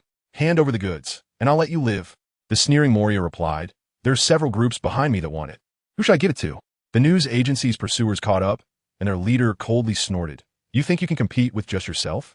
The flame shooter scoffed. "Dealing with you few worthless ones is enough. Besides, I'm not alone. Just as he finished speaking, two 4-star hunters emerged from the darkness, forming a trio with the guild. Seeing this, Moria wrapped himself in his cloak and transformed into a bat to escape in the opposite direction. The news agency and guild hunters shouted in anger, chasing him relentlessly, and soon blocked him again. A member of CP9 stepped forward proudly, saying, "Kneel and hand over the goods, and we'll leave your corpse intact." Moria laughed, even more domineering than the ones before. "Why should I give it to you?" The other side grew angry. "Dare to compare CP9 with them? You're asking for death." Suddenly, a rough laughter interrupted the conversation. "Haha, finally caught up." A short, blonde-haired youth complained, "Jaws, keep it down." Everyone looked over, and it was none other than Marco the Phoenix and Jaws from the Whitebeard Pirates. The leader of the news agency's expression changed on the spot, and the flame shooter panicked. Marco was notoriously difficult to deal with. Even teaming up might not guarantee victory. You'd never expect it. The guild, the news agency, CP9, and the Whitebeard crew's 4 forces gathered together, directly opening up for a scramble over the information, turning the scene into chaos. Moria maneuvered among the big shots, even daring to play tricks on everyone, showing an outrageous level of boldness. With the appearance of Marco and Jaws, they directly overwhelmed the entire scene, leaving even 5-star hunters feeling uncertain, their combat power undeniably at the top. This was even more thrilling than the Marineford War, with constant high energy making people clench their fists. The cheat mode was fully activated. Before Leifa even arrived, various forces started to clash, perfectly positioning themselves to reap the benefits. With the arrival of the Whitebeard crew's big shots, the task difficulty skyrocketed but became more challenging, turning an easy fight into a showdown of the big players. The guild trio held the scene, and with Leifa joining later, they would directly gather combat power, ensuring a high chance of victory. This operation felt even more exhilarating than being the heir to the 4 emperors. After all, in the world of One Piece, being able to insert oneself into a chaotic battle among multiple big shots is the true definition of a winner in life. If it were just Diamond Jaws, it would be fine. With enough people, they could barely hold their ground. But that Phoenix Marco was notoriously tricky to deal with. Even if these bounty hunters teamed up with the people from the news agency, they might not be able to handle this Phoenix. "Look," the lazy Phoenix Marco said, "it's so lively in the middle of the night. Do you mind if we join in?" The CP9 leader snorted coldly. "A mere pirate dares to interfere? The island is full of navy. One command, and we'll surround you." Suddenly, a cheerful voice came from the air. "Then give the order." Everyone looked up to see a girl wearing a red duckbill hat sitting on a treetop. "My name is Sweki." "Remember it," Marco teased. "Is Aunt Shachi not available? Just send you." Sweki retorted angrily. "Dare to call Aunt Xia's sister? She'll tear your mouth apart." The flame shooter instantly became alert. Shachi Studio is an assassin organization. They would even dare to kill celestial dragons for money. Sweki is definitely not to be trifled with. The CP9 leader was infuriated by being ignored, his arms covered in haki. Haki! Finger pistol! He charged towards Marco instantly. Jaws stepped in front, half of his body turning into diamond, shining shield. He took the hit head on, but Marco was unhappy. "Don't meddle." Jaws chuckled. "Just trying to help you." Amidst the chaos, Sweki leaped from the treetop. "You all fight slowly, the stuff is mine." The news agency and guild hunters immediately teamed up to intercept, and the situation instantly turned into a mess. Moria grinned wickedly. "Whoever wins, I'll give the stuff to them at this moment." Over 200 meters away on a big tree, Leifa had just arrived and was observing secretly. The guild has 2 4-star and 1 5-star. The news agency is about the same. But the real threats are the other 3. He recognized Moria, who was being besieged, and his gaze locked onto the target in an instant. You would never guess. The assassin from Shachi Studio made an appearance, with CP9, Whitebeard's crew, the guild, and the news agency all in a chaotic battle. The scene was explosive. Jaws' diamond body took the hockey finger pistol head on. Marco was just coasting through while being proud. The big shots had a unique style. Leifa watched the tiger fight from the mountain, waiting for all sides to suffer losses before making his move, his IQ directly crushing the entire field. This was even more thrilling than the Marineford War, with high energy throughout making people clench their fists. The cheat mode was fully activated. Leifa arrived at the perfect timing, perfectly avoiding the early chaos, waiting to pick up the spoils. After a year of training in the Forest Temple, his strength had skyrocketed, and he was worried about not having a place to show it off. The 5-way chaos was just the stage, with all sides restraining each other. Leifa's moves would reap the rewards, his chances of winning maximized. This operation was even more exciting than being the successor of the Four Emperors. After all, in the world of One Piece, being able to precisely position oneself amidst the chaos of big shots is the true winner of life. Naturally, the first target everyone aimed at was the fiery scallion head. Pay attention. Leifa instantly recognizes the target.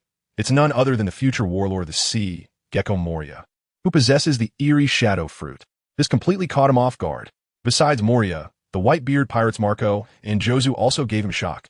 Marco will be able to stand up to marine admirals in the future, his strength close to that of an admiral. Jozu is even more formidable, able to withstand the slashes of the world's strongest swordsman, Dracul Mihawk. Although they are not at their peak now, they already possess terrifying combat power. The girl in the red hat, Sweki, is fighting against many foes, while CP and 9 members hold off the 2 great masters. Everyone here is a tough character. Leifa doesn't rush to take action, thinking, Hercules hasn't shown up yet, let's wait a bit longer. He stares at Moria, complaining. In the manga, he looks like a clown, but in reality, he is a madman. Surrounded by many, Moria not only doesn't escape, but is excited to escalate the situation. Seeing Sweki at a disadvantage, he suddenly steps in to help. Don't be afraid, little girl, I'll help you. Sweki looks confused, then chuckles, saying, Thanks, big brother Onionhead. The leader of a news agency shouts angrily. She's here to catch you too. Are you crazy? Moria grins wickedly. I'll do what I want. Shadow gun. The shadow on the ground transforms into a black arrow, instantly piercing through one person, who falls to the ground directly. You absolutely wouldn't expect it.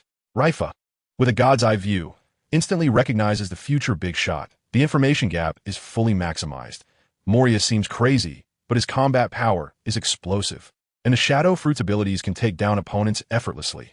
The various masters are in a chaotic battle, while Leifa sits back and watches the tiger fight, waiting for the best opportunity to reap the rewards.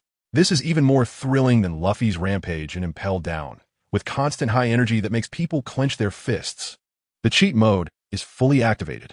Leifa knows the future of all characters, planning a step ahead.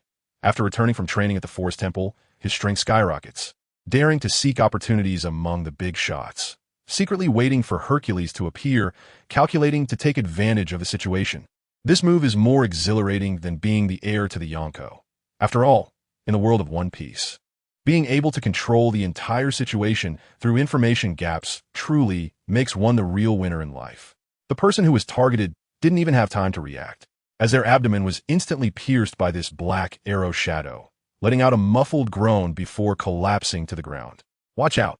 The leader of a news agency roars in fury. Moria, you bastard. Even if you hand over the goods, I want you to die without a grave. The red-hatted girl, Sweki, laughs and shouts, Well done, Brother Onion. I'll protect you. On the other side, CP9's 7 members are fiercely battling against Marco and Jozu. In terms of one-on-one fights, either Marco or Jozu could easily overpower CP9, but the opposing team's cooperation is textbook level, dragging the situation into a stalemate. Marco, feeling impatient, says, Jozu, hold him off, I'll go catch Moria. Jozu confidently responds, Leave it to me. His arm transforms into diamond, and he slams it down towards the CP9 leader, trying to intervene, causing the opponent to quickly defend, cold sweat breaking out on his forehead. Jozu seizes the opportunity to hold the 7 members tightly, while Marco heads straight for Moria. Sweki shouts, The stinky bird is coming, run? But Moria grins wickedly. Why should I run? The one most wanted to catch me, ISNTU. Just as Marco is confused, a young man wearing triangular glasses walks over slowly. It's Hagrid. Marco instantly puts away his lazy demeanor and seriously says, The mechanical fury, Hagrid? We meet again. You would never expect this. CP9 is using their teamwork to hold off 2 major powerhouses. Their tactics are top-notch, but the gap in strength cannot be hidden. Jozu's diamond body crushes everything on the field. His defense is maxed out. As Hagrid makes his entrance, even Marco becomes serious, his power absolutely explosive. This is even more thrilling than Luffy fighting CP9. The entire scene is filled with high energy that makes you clench your fists.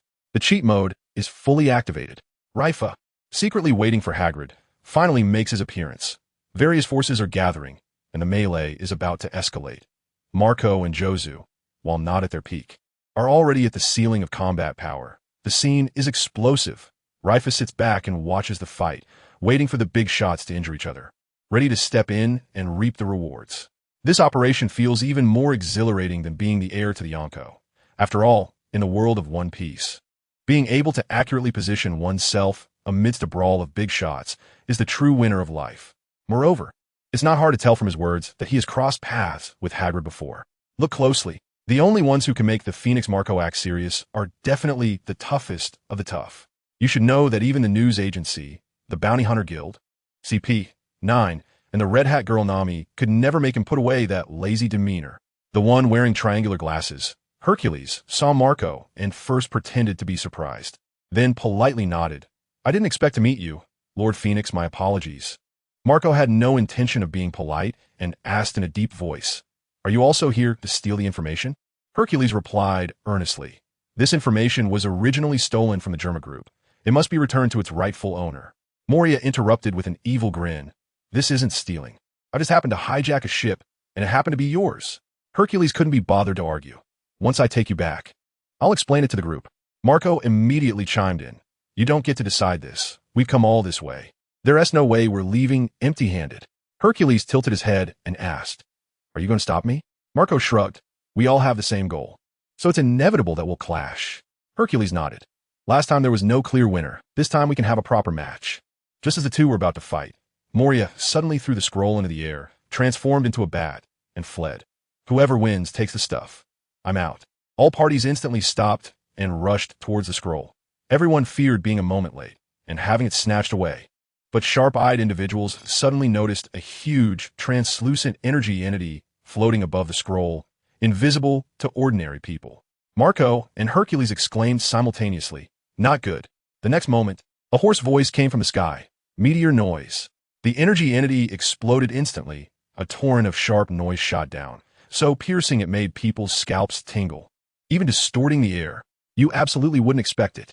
Moria played a diversion, threw the scroll, and ran, teasing all the big shots with an outrageous boldness. Hercules made Marco serious just with his aura, proving the Germa twins' combat power. Leifa held back until the last moment to unleash his ultimate move, controlling all the experts with a single meteor noise, leaving everyone dumbfounded. This was even more thrilling than Luffy's rampage during the Marineford War, with non-stop high energy making people clench their fists. The cheat mode was fully activated. Leifa waited patiently for the best opportunity to strike, using his skills to control all the big shots, overwhelming everyone with his power. After a year of training at the Force Temple, his sound-based skills were honed to perfection, and his moves were both stylish and fierce, sitting back and watching the Tigers fight only to pick up the spoils at the end. He reaped both the information and rewards, fully executing his strategy. This operation felt even better than being the heir to the 4 emperors. After all, in the world of One Piece, the true winner in life is the one who can dominate all the tough characters with a single extraordinary skill. The intensity of this noise even distorted the air, making it tangible. Pay attention. Every noise strikes down like lightning, though not as bright. Its force is even more intense. The crowd below had no idea that the energy explosion could actually harm people through sound. Marco and Hercules were prepared to withstand energy attacks, but they were caught off guard by the noise. Everyone immediately held their heads pounding. Marco quickly activated his skill, Flaming Phoenix. Orange flames enveloped his body, isolating him from the noise. Hercules simultaneously transformed. Armor mode. His entire body was covered in a bright metallic shell, instantly turning into a robot. The others quickly used their domineering and devil fruit abilities to resist, finally stabilizing their formation. But then Sweki suddenly exclaimed, The scroll is gone. The faces of the crowd instantly turned pale. Marco used his observation haki to lock onto the southwest direction. Over there, flames transformed into wings, charging straight ahead. Hercules transformed into fighter mode, turning into a sharp aircraft, flying out faster than Marco. The others were unwilling to fall behind and desperately chased after them. Under the black cloak, Leifa held the scroll tightly, a smile creeping onto his face. The meteor noise consumed a quarter of a calorie, and the effect was even more explosive than expected. It was he who had just used the move, taking advantage of the few seconds when everyone was distracted to easily snatch the scroll and escape. He activated Hell's Ear, and a 3-dimensional map of the surrounding area appeared in his mind, clearly showing the pursuers behind him. Sensing Marco and Hercules rapidly approaching, Leifa felt a sense of urgency. These two are way too fast. You would never expect it. Leifa used a meteor noise to control all the big shots. Showcasing his skills, Hercules could switch between armor and fighter mode, fully maximizing technology, his strength far exceeding expectations. Marco's mythical beast powers enhanced his speed and explosive power. Yet he couldn't catch up to Leifa. This was even more thrilling than Luffy snatching the Marimara Nomi. The whole process was so intense, it made people clench their fists. The hack mode was fully activated. Leifa's Hell's Ear granted him full map visibility, keeping track of the movements of his pursuers. His training in the Forest Temple boosted both his sound techniques and physical abilities, making snatching the scroll as easy as taking candy from a baby, stealing treasures right under the noses of top experts. His courage and strength were overwhelming. This operation was even more exhilarating than being the heir to the 4 emperors. After all, in the world of One Piece, being able to manipulate all the big shots with intelligence and strength makes one the true winner of life. But Hercules, the bespectacled man, was someone Leifa had underestimated. Pay attention. Leifa secretly clicked his tongue. When sharing barbecue with Hercules before, he never realized that this cultured, bespectacled man was actually on the same level as Marco. From Marco's reaction, it can be inferred that Hercules is definitely not weaker than him. Leifa felt a surge of excitement. After a year of training at the Food Forest Temple, he had made significant progress in both strength and mindset. However, after watching Marco and the others fight, he understood. Forget Marco, even Jaws, he wasn't sure he could win. It should be noted that Marco and Tontada were from the same generation. Tontada had the strength of a vice admiral at just 19 years old, a true monster, while Marco was around 20, a top-notch genius. If it weren't for the meteor noise catching him off guard, forget about snatching the scroll. Just staying alive would be a feat. Leifa used Hell's Ear to lock onto the pursuers. If he kept running like this, he would be caught in 2 minutes. He instantly made a crazy decision. In midair, Marco transformed into a flaming phoenix, using observation haki to lock onto Leifa. But suddenly, Leifa emitted a piercing, loud sound. The surrounding houses and hotels lit up instantly, waking all the residents. Marco was puzzled as Leifa suddenly disappeared from his observation haki. The two hurried over, and just as they arrived, they heard a loud shout. Who dares to be reckless in Sabaody? A Navy rear admiral, clad in a justice cloak, appeared, his shoulder insignia gleaming. Marco's head instantly ached. A Navy rear admiral. He wasn't afraid of this admiral, but the Navy was densely packed in Sabaody. If a fight broke out, they would quickly be surrounded, and once entangled, it would be a huge problem. You would never guess. Leifa saw through Hercules' strength at a glance, but didn't recklessly confront him. His intelligence was fully engaged. He used a loud noise to draw the residents, attract the Navy, and used the situation to escape, playing the game smoothly. He even managed to evade Marco's observation haki, showcasing his bizarre, yet formidable abilities. This was even more thrilling than Luffy playing with the Navy. The whole time was high energy, making people clench their fists. The cheat mode was fully activated. Leifa's training results at the Food Forest Temple were remarkable, with his strength skyrocketing. The combination of Hell's Ear and sound techniques allowed for reconnaissance, control, and escape all in one. Using the Navy to restrain top-tier experts, he achieved victory through intelligence, overwhelming the entire scene. This operation felt even more exhilarating than being the heir to the 4 emperors. After all, in the world of One Piece, being able to outsmart the big shots with one's brain is the true winner in life. He wasn't afraid of this Navy rear admiral yet, but the number of navies stationed at Sabaody Archipelago was indeed not small, and if a major battle broke out, many would come rushing over quickly. Pay attention. As the rear admiral appears, a large group immediately follows, including mid-level officers, junior officers, and soldiers, filling the ranks. Marco instantly understands. This cunning guy intentionally created a commotion to attract the Navy. A subordinate whispers to the rear admiral. He is the immortal Bird Marco from the Whitebeard crew. The rear admiral snorts coldly. Whitebeard is being chased by Sengoku. What can immortal Bird do? Marco scoffs. Dad is never lost. You don't know anything. The rear admiral draws his sword and angrily shouts. Today, I'll make you stay here and see if you're really immortal. Marco, too lazy to entangle, shouts to Hercules. Want to find a place to spar? Hercules refuses. I need to report back. Maybe next time. The two act as if no one is around and are about to leave. And the rear admiral erupts in anger. Capture them all. Bullets hit Marco and go straight through him, just like hitting a Logia user. Hercules withstands cannonballs in his fighter form, completely unharmed, and turns to escape. The rear admiral, unwilling to give up, personally chases after them, and others quickly retreat upon seeing this. CP. 9 also fears exposure and quietly slips away. On the other side, Leifa changes back into Navy attire and quickly returns to the dormitory, where his roommates are already awake. Belagud questions, "Where did you go?" Leifa calmly lies, "I went to the kitchen to find something to eat because I was hungry, and just as I returned, the assembly bell rang.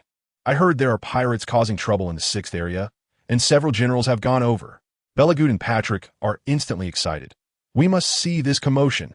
Leifa secretly laughs. "This disturbance was caused by me. You would never have guessed." Leifa uses the Navy to hold back all pursuers, skillfully playing the game of using others to achieve his goals. Marco and Hercules withstand the Navy's attacks without a scratch, proving their peak combat power. Leifa switches identities and plays innocent, while his roommates remain completely in the dark. His acting skills are explosive. This is even more thrilling than Luffy sneaking into the Navy base, with high energy throughout that makes one clench their fists. The cheat mode is fully activated. Leifa stirs up multiple forces, using the situation to escape without leaving a trace, his intelligence crushing the entire scene. The cultivation in the Shirlin Temple has sharpened both his combat power and mental acuity, snatching the scrolls and shaking off pursuers in one go. He switches between dual identities effortlessly, while also enjoying the excitement from the Navy, looking carefree. This operation is even more exhilarating than being the successor of the 4 Emperors. After all, in the world of One Piece, being able to manipulate everyone and retreat unscathed makes one the true winner of life. It can be said that this disturbance was entirely caused by him. Otherwise, the Navy would never have known that such an event involving multiple major forces would occur in the 6th area. Attention! The Navy is chasing Marco and others just because they are pirates, completely unaware of a larger scheme behind the data theft, kept in the dark the whole time. Leifa can evade Marco's observation haki thanks to his mastery of the food justice technique. He can briefly enter a state of emptiness, with his heartbeat, breathing, and presence all vanishing. Aside from the naked eye, no ability can detect him. His former master had toyed with him like this before, and now it's his turn to put it into practice. He makes a sound to attract the Navy, and while Marco and the Navy's major are in standoff, he instantly withdraws, executing the whole operation seamlessly. Leifa is worried. Could the scroll be a fake from Moria? But he knows that if he misses this chance, he won't be able to act as a Yellow Sparrow again. He rushes with his roommate to Area 6, only to find nothing. Marco and Hagrid have already vanished, and the Navy searches for a long time without any results, having to give up. However, the Navy's intelligence network is not to be underestimated. They quickly figure out which major forces appeared in Sabaody that night. In the Navy's office, Vice Admiral Blackbat slams the table and roars, "Such a big incident. And there was not a whisper of it. Are you all just sitting around?" This old man looks thin, but is the highest official stationed in Sabaody. A peer of Admiral Steelbone, ranking among the top 10 in the Navy in both experience and combat power. Major Anderson quickly explains, "The participating forces are too ruthless. Even CP9 got involved. They deliberately suppressed the news. If it weren't for that loud noise, we wouldn't have known until now." Vice Admiral Blackbat coldly retorts, "Don't make excuses. Have you figured out what's going on and who is involved? You absolutely wouldn't expect it." Leifa's state of emptiness directly shields him from observation haki, making his ability ridiculously overpowered. Vice Admiral Blackbat seems inconspicuous, but is actually a hidden powerhouse in the Navy. Ranking in the top 10 with a strong presence, several major forces joined forces to suppress the news, but Leifa's loud noise broke the stalemate, causing continuous plot twists. This is even more thrilling than Luffy storming the Navy headquarters, keeping the energy high and making people clench their fists. The cheat mode is fully activated. Leifa's mastery of food justice unlocks a divine skill, allowing him to evade top experts like it's nothing. He cleverly uses the Navy's interference to make his escape while retrieving the scroll, outsmarting everyone. He switches between his dual identities perfectly, mingling with the crowd on the Navy's side to watch the excitement, effortlessly cool. This operation feels even more exhilarating than being the heir to the 4 Emperors. After all, in the world of One Piece, being able to manipulate various forces while remaining hidden is the true winner in life. This is not an excuse for your incompetence. The thin old man, Vice Admiral Blackbat, coldly states, "Now, have you figured out what exactly happened and who was involved?" Attention! Major Sherwood spoke up. The incident was caused by the pirate Moria, who hijacked a ship from the Germa group and accidentally obtained valuable information. After the news leaked, the 6 major forces all came. He continued, "The news agency, Bounty Hunter Guild, Whitebeard Crew, CP9, Shocky Studio, plus the owner JoinsNaval. These 6 joined forces to suppress the news, and our intelligence network went completely offline, catching us off guard. After hearing this, Vice Admiral Black Falcon's anger subsided a bit. He knew how troublesome these 6 forces were, and it was normal for them to join forces to suppress news, causing the intelligence network to fail. But he still snorted coldly. I will have Marshal Kong demand an explanation from the world government. It's not surprising that these illegal forces from the Whitebeard crew are causing chaos, but the news agency and guild, these legitimate organizations, and even CP9 actually dared to stir up trouble in my territory. This cannot be left unresolved. He ordered to continue following up, and the 3 quickly complied and left. Dozens of miles away on the sea, Hercules was lounging on a full metal yacht chair, humming a tune and sipping a drink, quite relaxed. An orange flame flew in, and Marco landed on the deck, smiling and asking, "Still so leisurely after the mission failed?" Hercules waved his hand. "The information is real. It fell into the guild's hands. It's not worth the hard confrontation." Marco curiously asked, "How do you know it fell into the guild's hands? Is there an insider?" Hercules adjusted his glasses. "Because I know who stole the information. It's the newly promoted 4-star bounty hunter from Sabaody." Marco looked skeptical. "Just him? Can he steal something right under our noses?" "You absolutely wouldn't believe it." The 6 major forces joined forces to suppress the news, but were intercepted by a 4-star bounty hunter. The plot twist was explosive. Hercules had long seen through Leifa's identity, but chose to admit defeat, raising the stakes. Marco, the second in command of the Whitebeard crew, actually didn't believe that Leifa had this capability and was destined to be slapped in the face. This was even more thrilling than Luffy's comeback against Doflamingo, with high energy throughout that made people clench their fists. The cheat mode was fully activated. As a 4-star hunter, Leifa snatched food from the jaws of the 6 major forces, overwhelming in both strength and courage. The skill combination of food justice small success Hell's ear sound technique was practically a bug, evading pursuers and stealing information seamlessly, quietly developing and making big moves. Even Hercules had to admit defeat, perfectly playing the role of a pig to eat a tiger.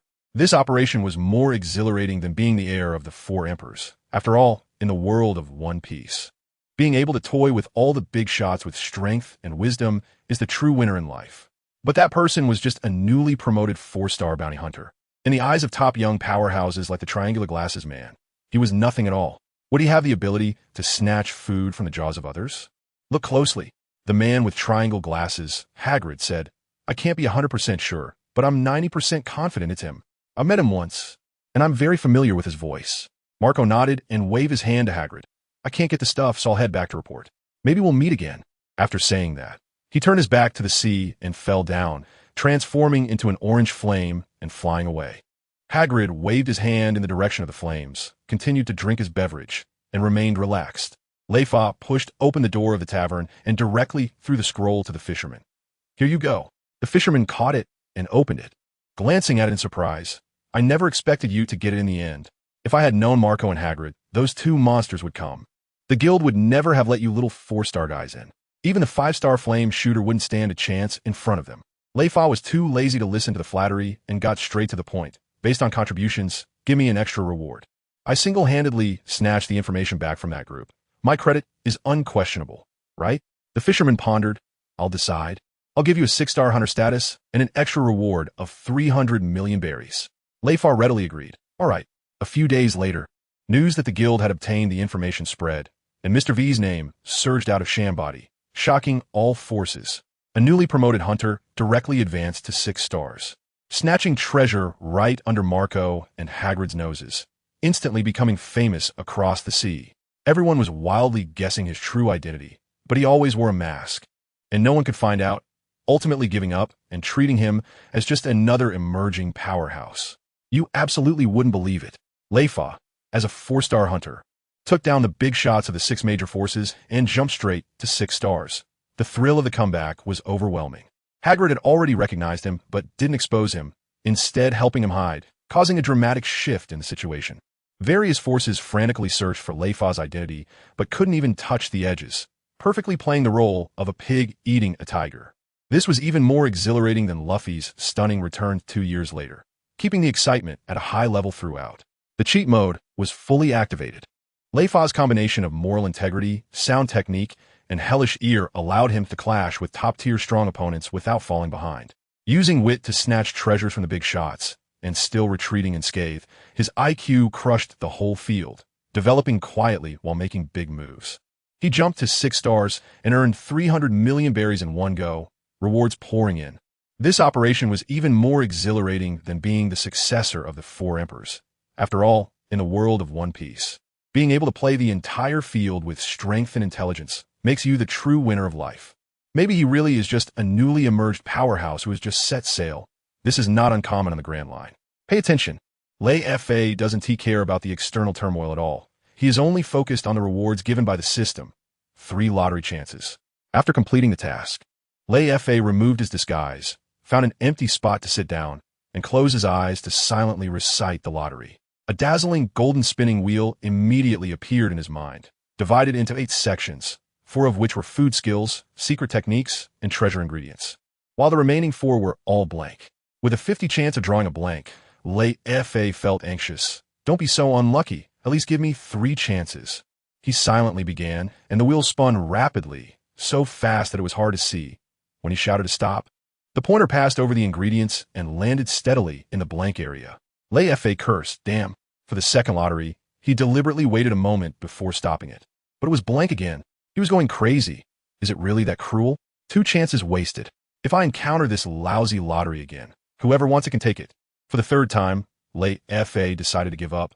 He stopped it immediately, and the wheel slowly decelerated, surprisingly pointing to the treasure area. He breathed a sigh of relief. Finally, it didn't end up being a total loss.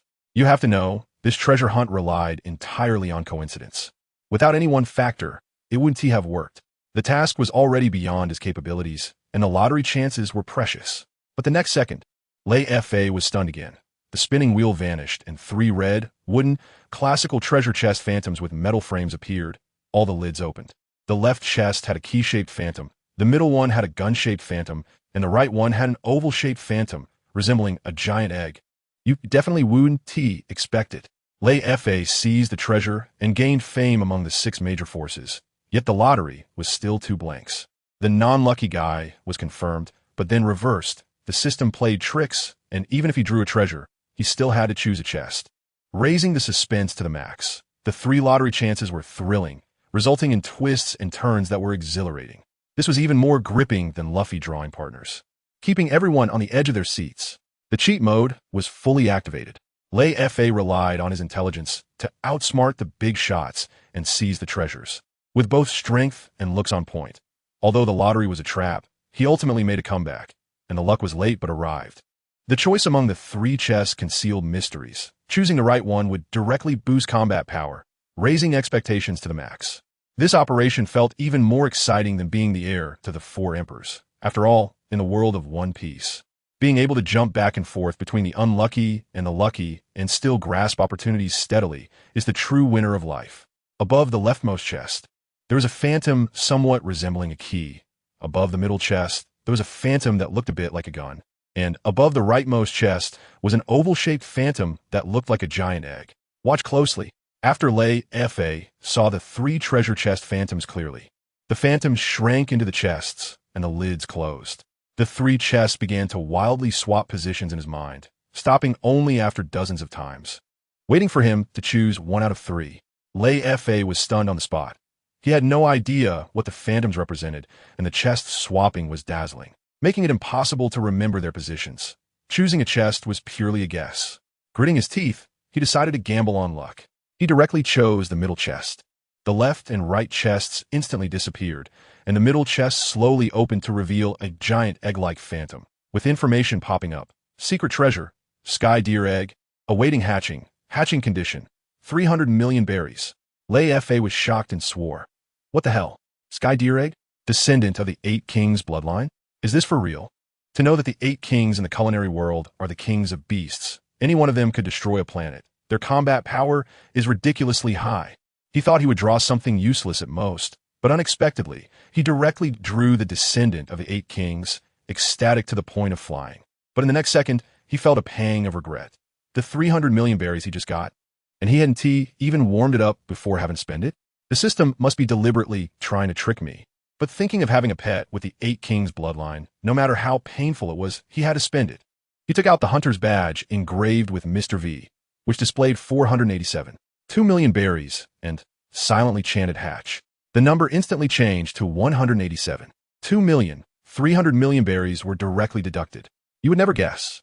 Leifa first acted like a non-lucky player in the lottery, then made a comeback, directly drawing the 8 Kings bloodline egg, a roller coaster of luck that was exhilarating. The system's schemes were deep. Drawing the secret treasure required spending 300 million berries to hatch, confirming that spending money was essential to get stronger, with the descendant of the 8 Kings in hand. Future combat power was directly reserved to the ceiling, explosive potential. This was even more surprising than Luffy getting the rubber fruit. The entire process was thrilling enough to make people clench their fists. The cheat mode was fully activated. Leifa jumped from a 4-star hunter to a 6-star, and even drew the 8 Kings bloodline egg, a solid winner in life. Spending 300 million berries was nothing. His confidence relied entirely on the double boost of strength and luck. With the Sky Deer egg, he wouldn't be afraid to walk sideways in the One Piece world. Fully backed, this operation felt even more exhilarating than being the heir to the 4 emperors. After all, in the One Piece world, being able to win a world-destroying pet through a lottery is the true winner in life. Behind every big private bank, there stands a powerful force. Pay attention. The Bounty Hunter Guild has also opened a private bank, and the Hunter's Badge serves as an identity verification card.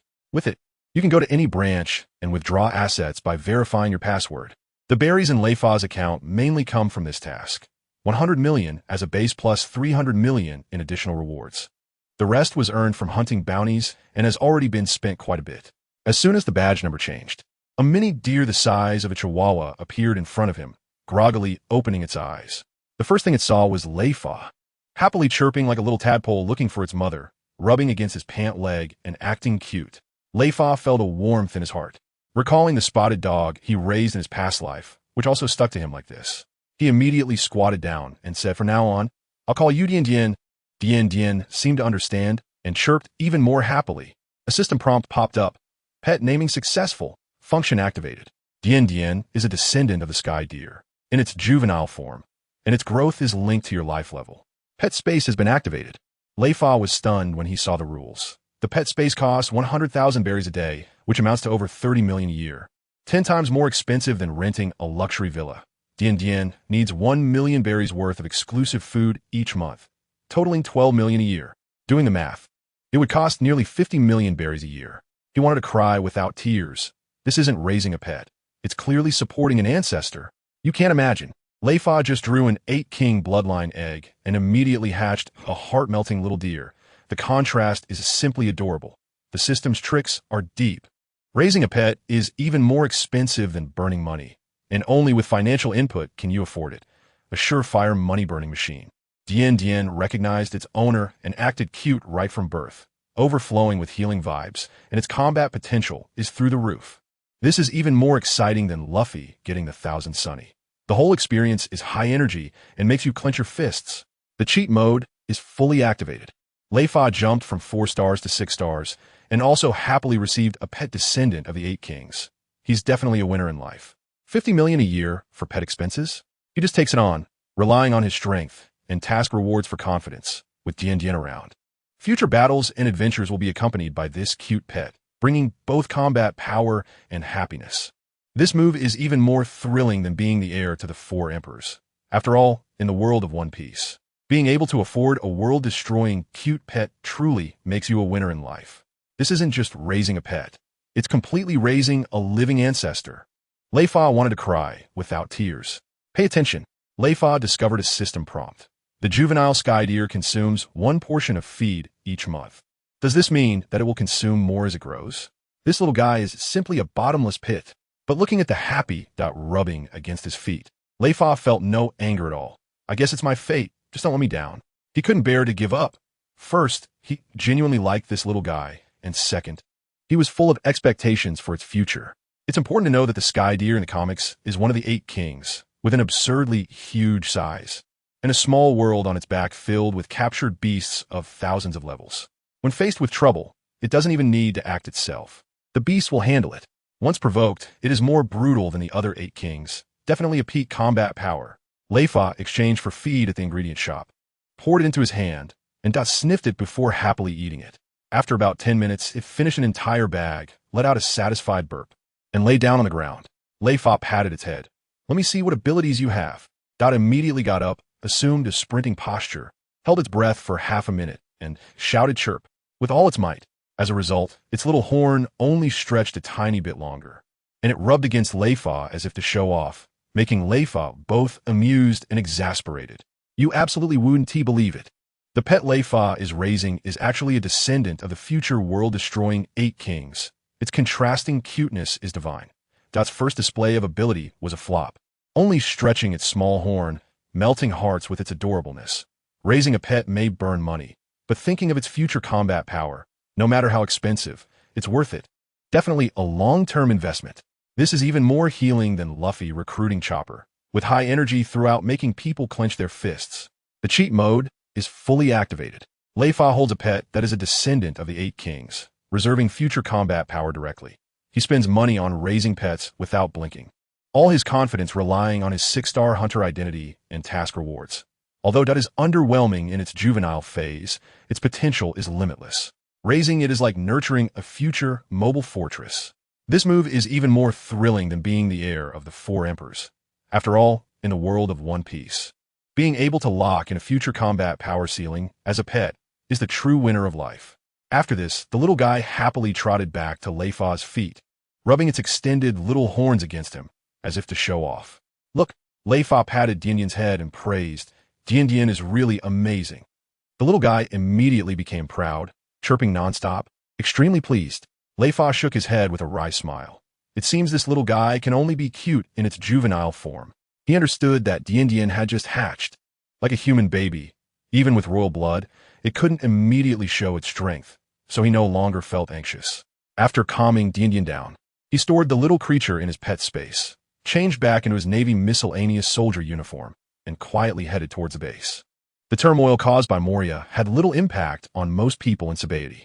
Vice Admiral Blackbat was furious and reprimanded several officers, but the matter only circulated within a small circle of Naval High Command.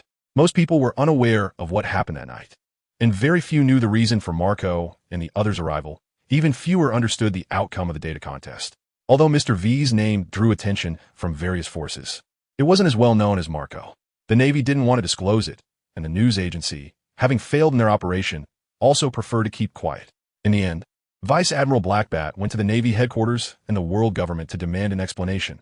CP-9 was confined for 3 months, and the news agency and guild paid a hefty sum to settle the issue. More than 4 months had passed, leaving less than 2 months until the 6-month deadline. Leifa and his companions performed adequately, with Brigadier General Pearson deliberately taking care of them, resulting in no danger and no gains. Patrick and Barry Good were anxious. Without achievements to report, they couldn't fool their teacher, Dalmesia, and missing this opportunity would mean falling behind others. Only Leifa remained calm. He could use his 6-star hunter privileges at any time to have the guild filter targets and quickly rack up achievements, so he had no worries at all. You would never guess. Although the cute pet Leifa raised could only be adorable, it had the potential to destroy the world, making it a guaranteed long-term investment. While various forces were in turmoil, the situation ended with compensation and confinement, which was both amusing and relieving. Leifa, with his 6-star privileges, could rack up achievements effortlessly. While his companions were anxious, he remained as steady as a mountain, showing off in a subtle way. This was even more enjoyable than Luffy leveling up in Sabaody, with constant high energy that made people clench their fists. The cheat mode was fully engaged. Leifa switched between his dual identities effortlessly, mixing in the Navy for qualifications while working in the hunter business, not holding back on either side, with a descendant of the royal family as a pet. He had no worries about future combat power and could also rely on the cute pet for healing. The 6-star privileges gave him confidence, making it easy to rack up achievements, leaving his companions envious to tears. This operation felt even more exhilarating than being the successor of the 4 emperors. After all, in the world of One Piece, being able to live so carefree while hiding strength is the true winner in life. Previously, he had also asked Dalmesia if hunting bountied criminals counted toward achievements, so if he simply wanted to accumulate a certain amount of merit. Even with only 2 days left in these 6 months, Leifa could get the achievements he needed at the fastest speed. Attention! Patrick and Barry Good lack the confidence that Leifa has, As the days get closer, they become increasingly anxious. While patrolling the streets, they hope to encounter the bounty criminals causing trouble, so they can earn merits rightfully, but they have waited for a long time without any opportunity. Until the second week of the 5th month, the 4 of them patrolled Island 33 of the Shambodi amusement park. And finally, there was some movement. The 4 were a small team, with Joshua as the private first class and team leader, but he was the weakest in strength. Very Good had top lieutenant capabilities. Patrick was already at the officer level, and Leifa was even at colonel strength, taking down bounty criminals worth millions of berries as easily as killing chickens. Joshua was quite astute and never put on airs. The amusement park was usually stable, but this day was different. Very Good pointed ahead. Why are so many people gathered over there? Leifa had already used his hell ear to listen clearly. There was a shooting game where 500 berries allowed 5 attempts, and if you hit 3 times, you get your money back. Hitting all 5 gives a prize of 5,000 berries. The merchants calculated that ordinary people would find it hard to win, but today someone hit all 5 easily, took the prize, and then pulled out another 500 berries to play again, completely leaving the merchants dumbfounded. You would never guess. Leifa's team encountered something bizarre. The shooting game unexpectedly had a cheat, and the merchant's rule loophole was seized. Very Good and Patrick, eager for merits, finally had a chance to show off. Leifa, with his hell ear, had a clear understanding of the situation on site, subtly showing off. This was even more lively than Luffy playing ring toss at the amusement park. The entire process was high energy and made people clench their fists. The cheat mode was fully activated. Leifa's strength overshadowed his teammates, yet he kept a low profile while blending in with the team, playing the role of a pig to eat the tiger. The hell ear skill was practically live broadcasting. Nothing could escape his notice. While his teammates were anxious to earn merits, he remained as steady as a mountain, having already seen through the situation. This operation was even more thrilling than being the heir to the 4 emperors. After all, in the world of One Piece, being able to develop quietly while seizing every opportunity makes one the true winner in life. Perhaps due to a cognitive blind spot, when they set the rules, they never thought that someone would ask to continue after winning 5 times. Pay attention. A normal person who wins a shooting game prize would happily move on to the next project. The merchant didn't set any rules saying you can't play again after winning, so they can only hope this person plays a couple of rounds and leaves. But this person refuses to do that and insists on continuing to play, while their companions cheer and watch the excitement. When he wins for the 6th time, the merchant is completely panicked and says they need to close early. This group starts causing a scene, attracting a crowd of onlookers. Leifa and his team finally arrive, and Joshua disperses the crowd. The boss looks like he's seen a savior. Navy officer. They're causing trouble and threatening to smash the store. Quickly arrest them. Joshua frowns. We need to investigate first. We can't just take your word for it. When they approach the troublemakers, the 4 discover that they are 5 young beauties, unfazed by the Navy presence.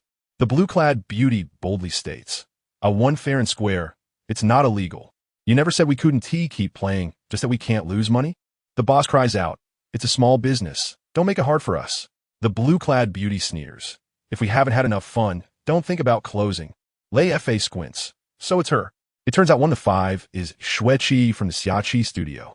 Using his level detection, he is shocked to see that Shueqi has a rank of 23, definitely a major level combat strength. The other 4 have a minimum rank of 6, with 3 at the super colonel level, all tough characters. You absolutely wouldn't expect it. The group of beauties is milking the merchant dry, leaving them begging for mercy. The scene is both cool and funny. Shueqi looks delicate, but is actually a major-level powerhouse, confirming that Xiachi Studio indeed has hidden talents.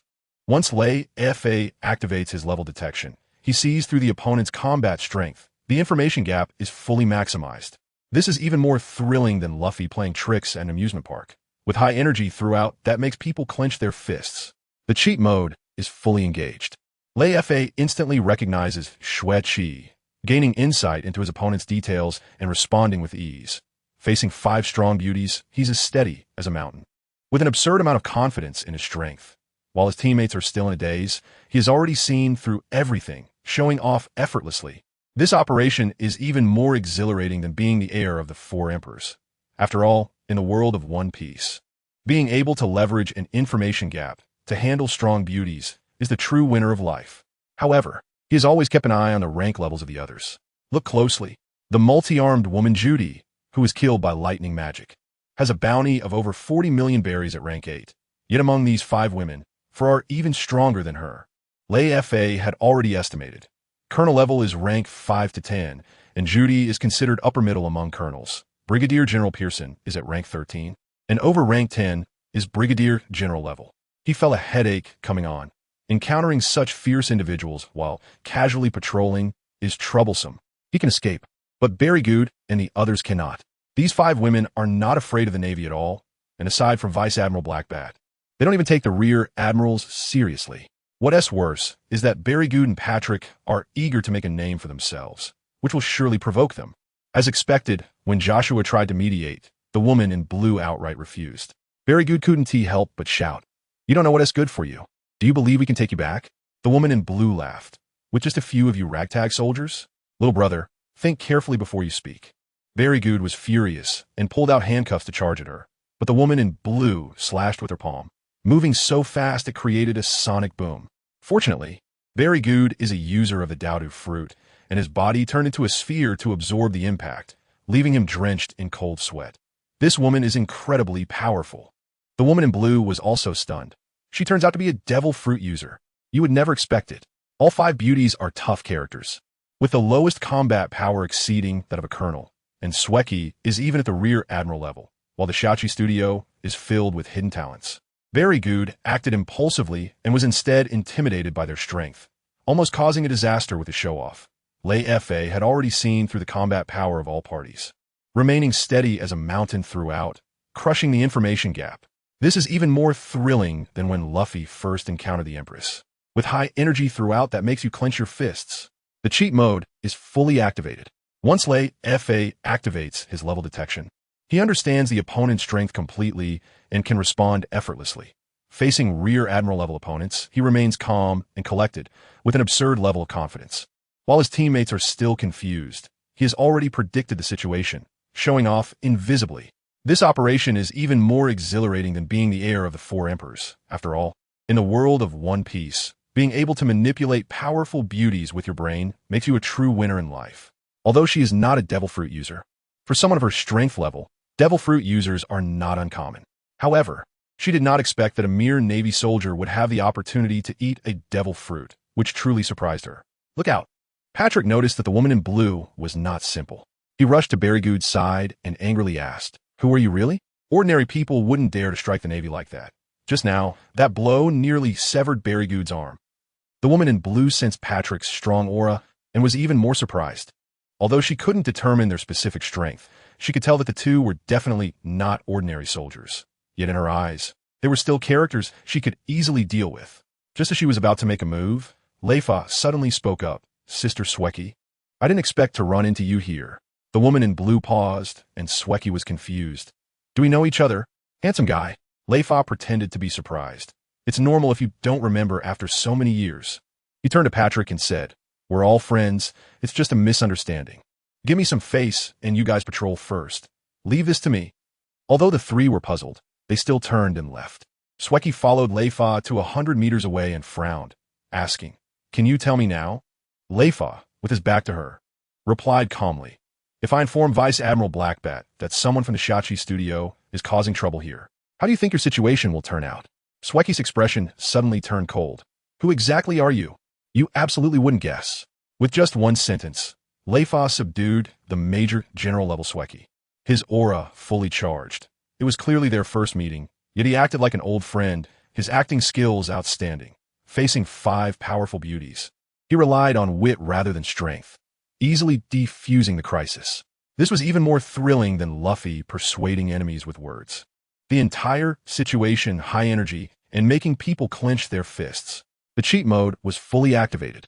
Leifa held onto Sweki's weakness tightly. With just one sentence, he dissuaded his teammates, subdued strong foes, and showed off effortlessly. He played the information gap to perfection, thoroughly understanding the Shachi studio's background.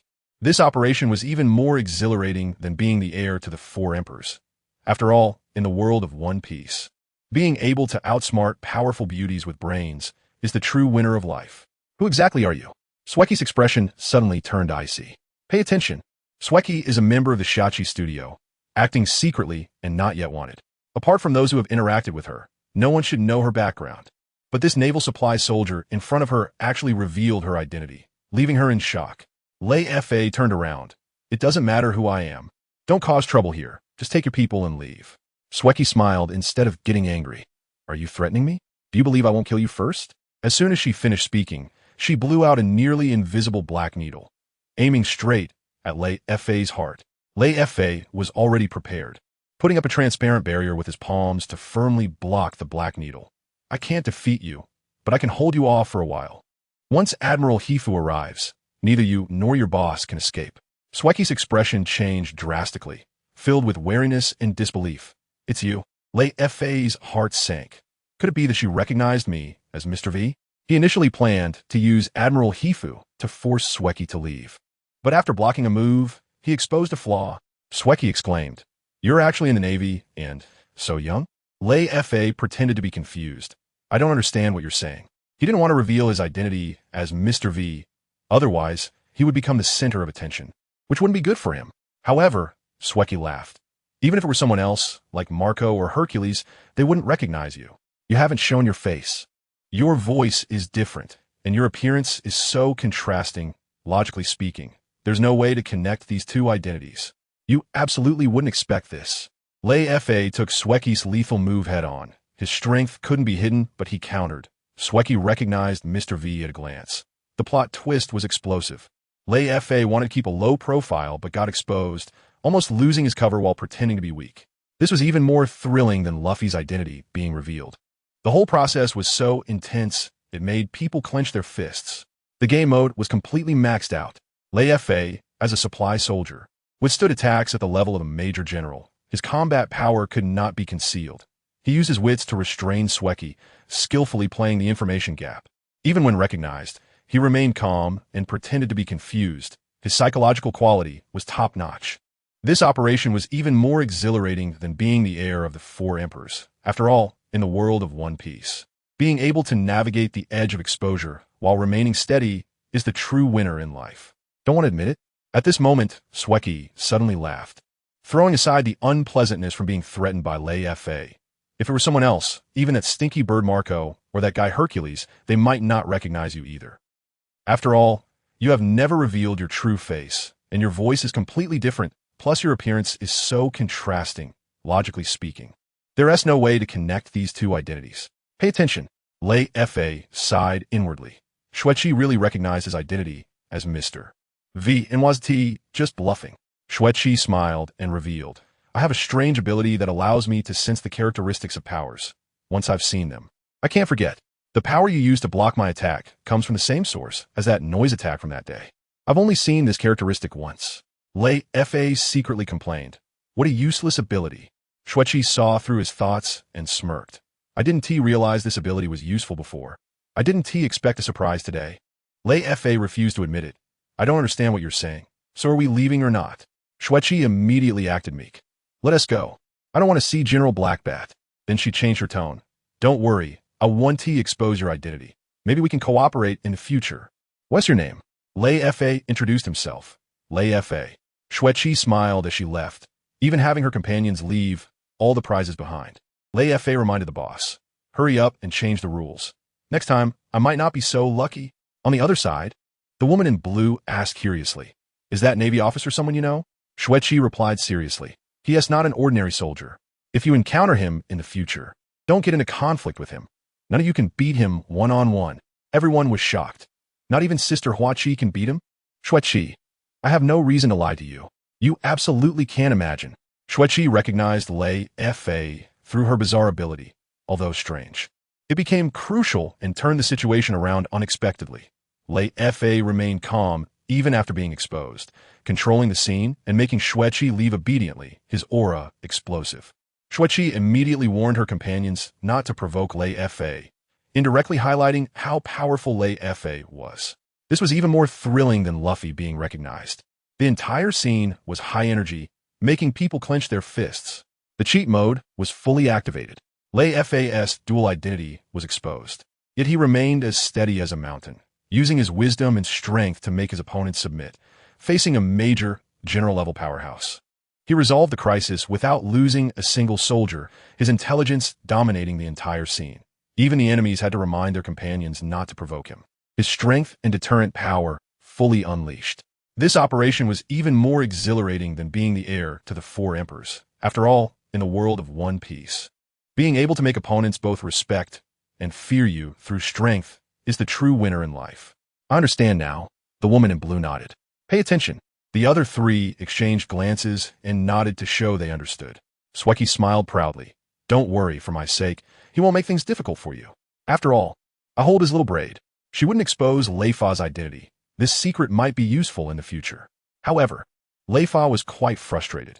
He had intended to save Berigood and the others, but unexpectedly, Shweki's bizarre ability revealed his identity, which was simply absurd.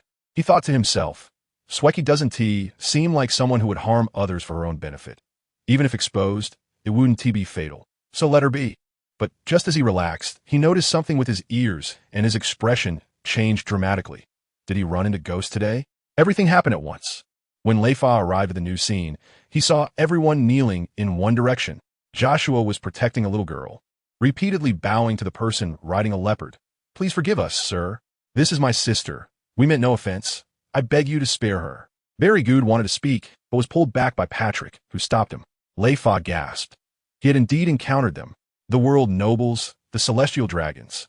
The celestial dragon was wearing a bubble oxygen mask and had a disdainful expression, just like all celestial dragons, arrogantly claiming to be descendants of the creators, with power so extreme that anyone who dared to offend them would invite the wrath of admiral-level naval forces. Leifa had long been disgusted by these people who treated others as slaves. Encountering them in Sabaody was nothing short of a nightmare he had anticipated. You would never guess. Shweki held Leifa's secret, but didn't expose it, playing a long game. Her intelligence was on point. Leifa had just dealt with a group of strong opponents, only to turn around and run into the most formidable celestial dragon, making the plot thrilling. Berigood wanted to confront them, but was stopped, highlighting how intimidating the celestial dragons were. This was even more nerve-wracking than Luffy punching a celestial dragon, with high stakes that kept people on edge. The operation mode was fully activated.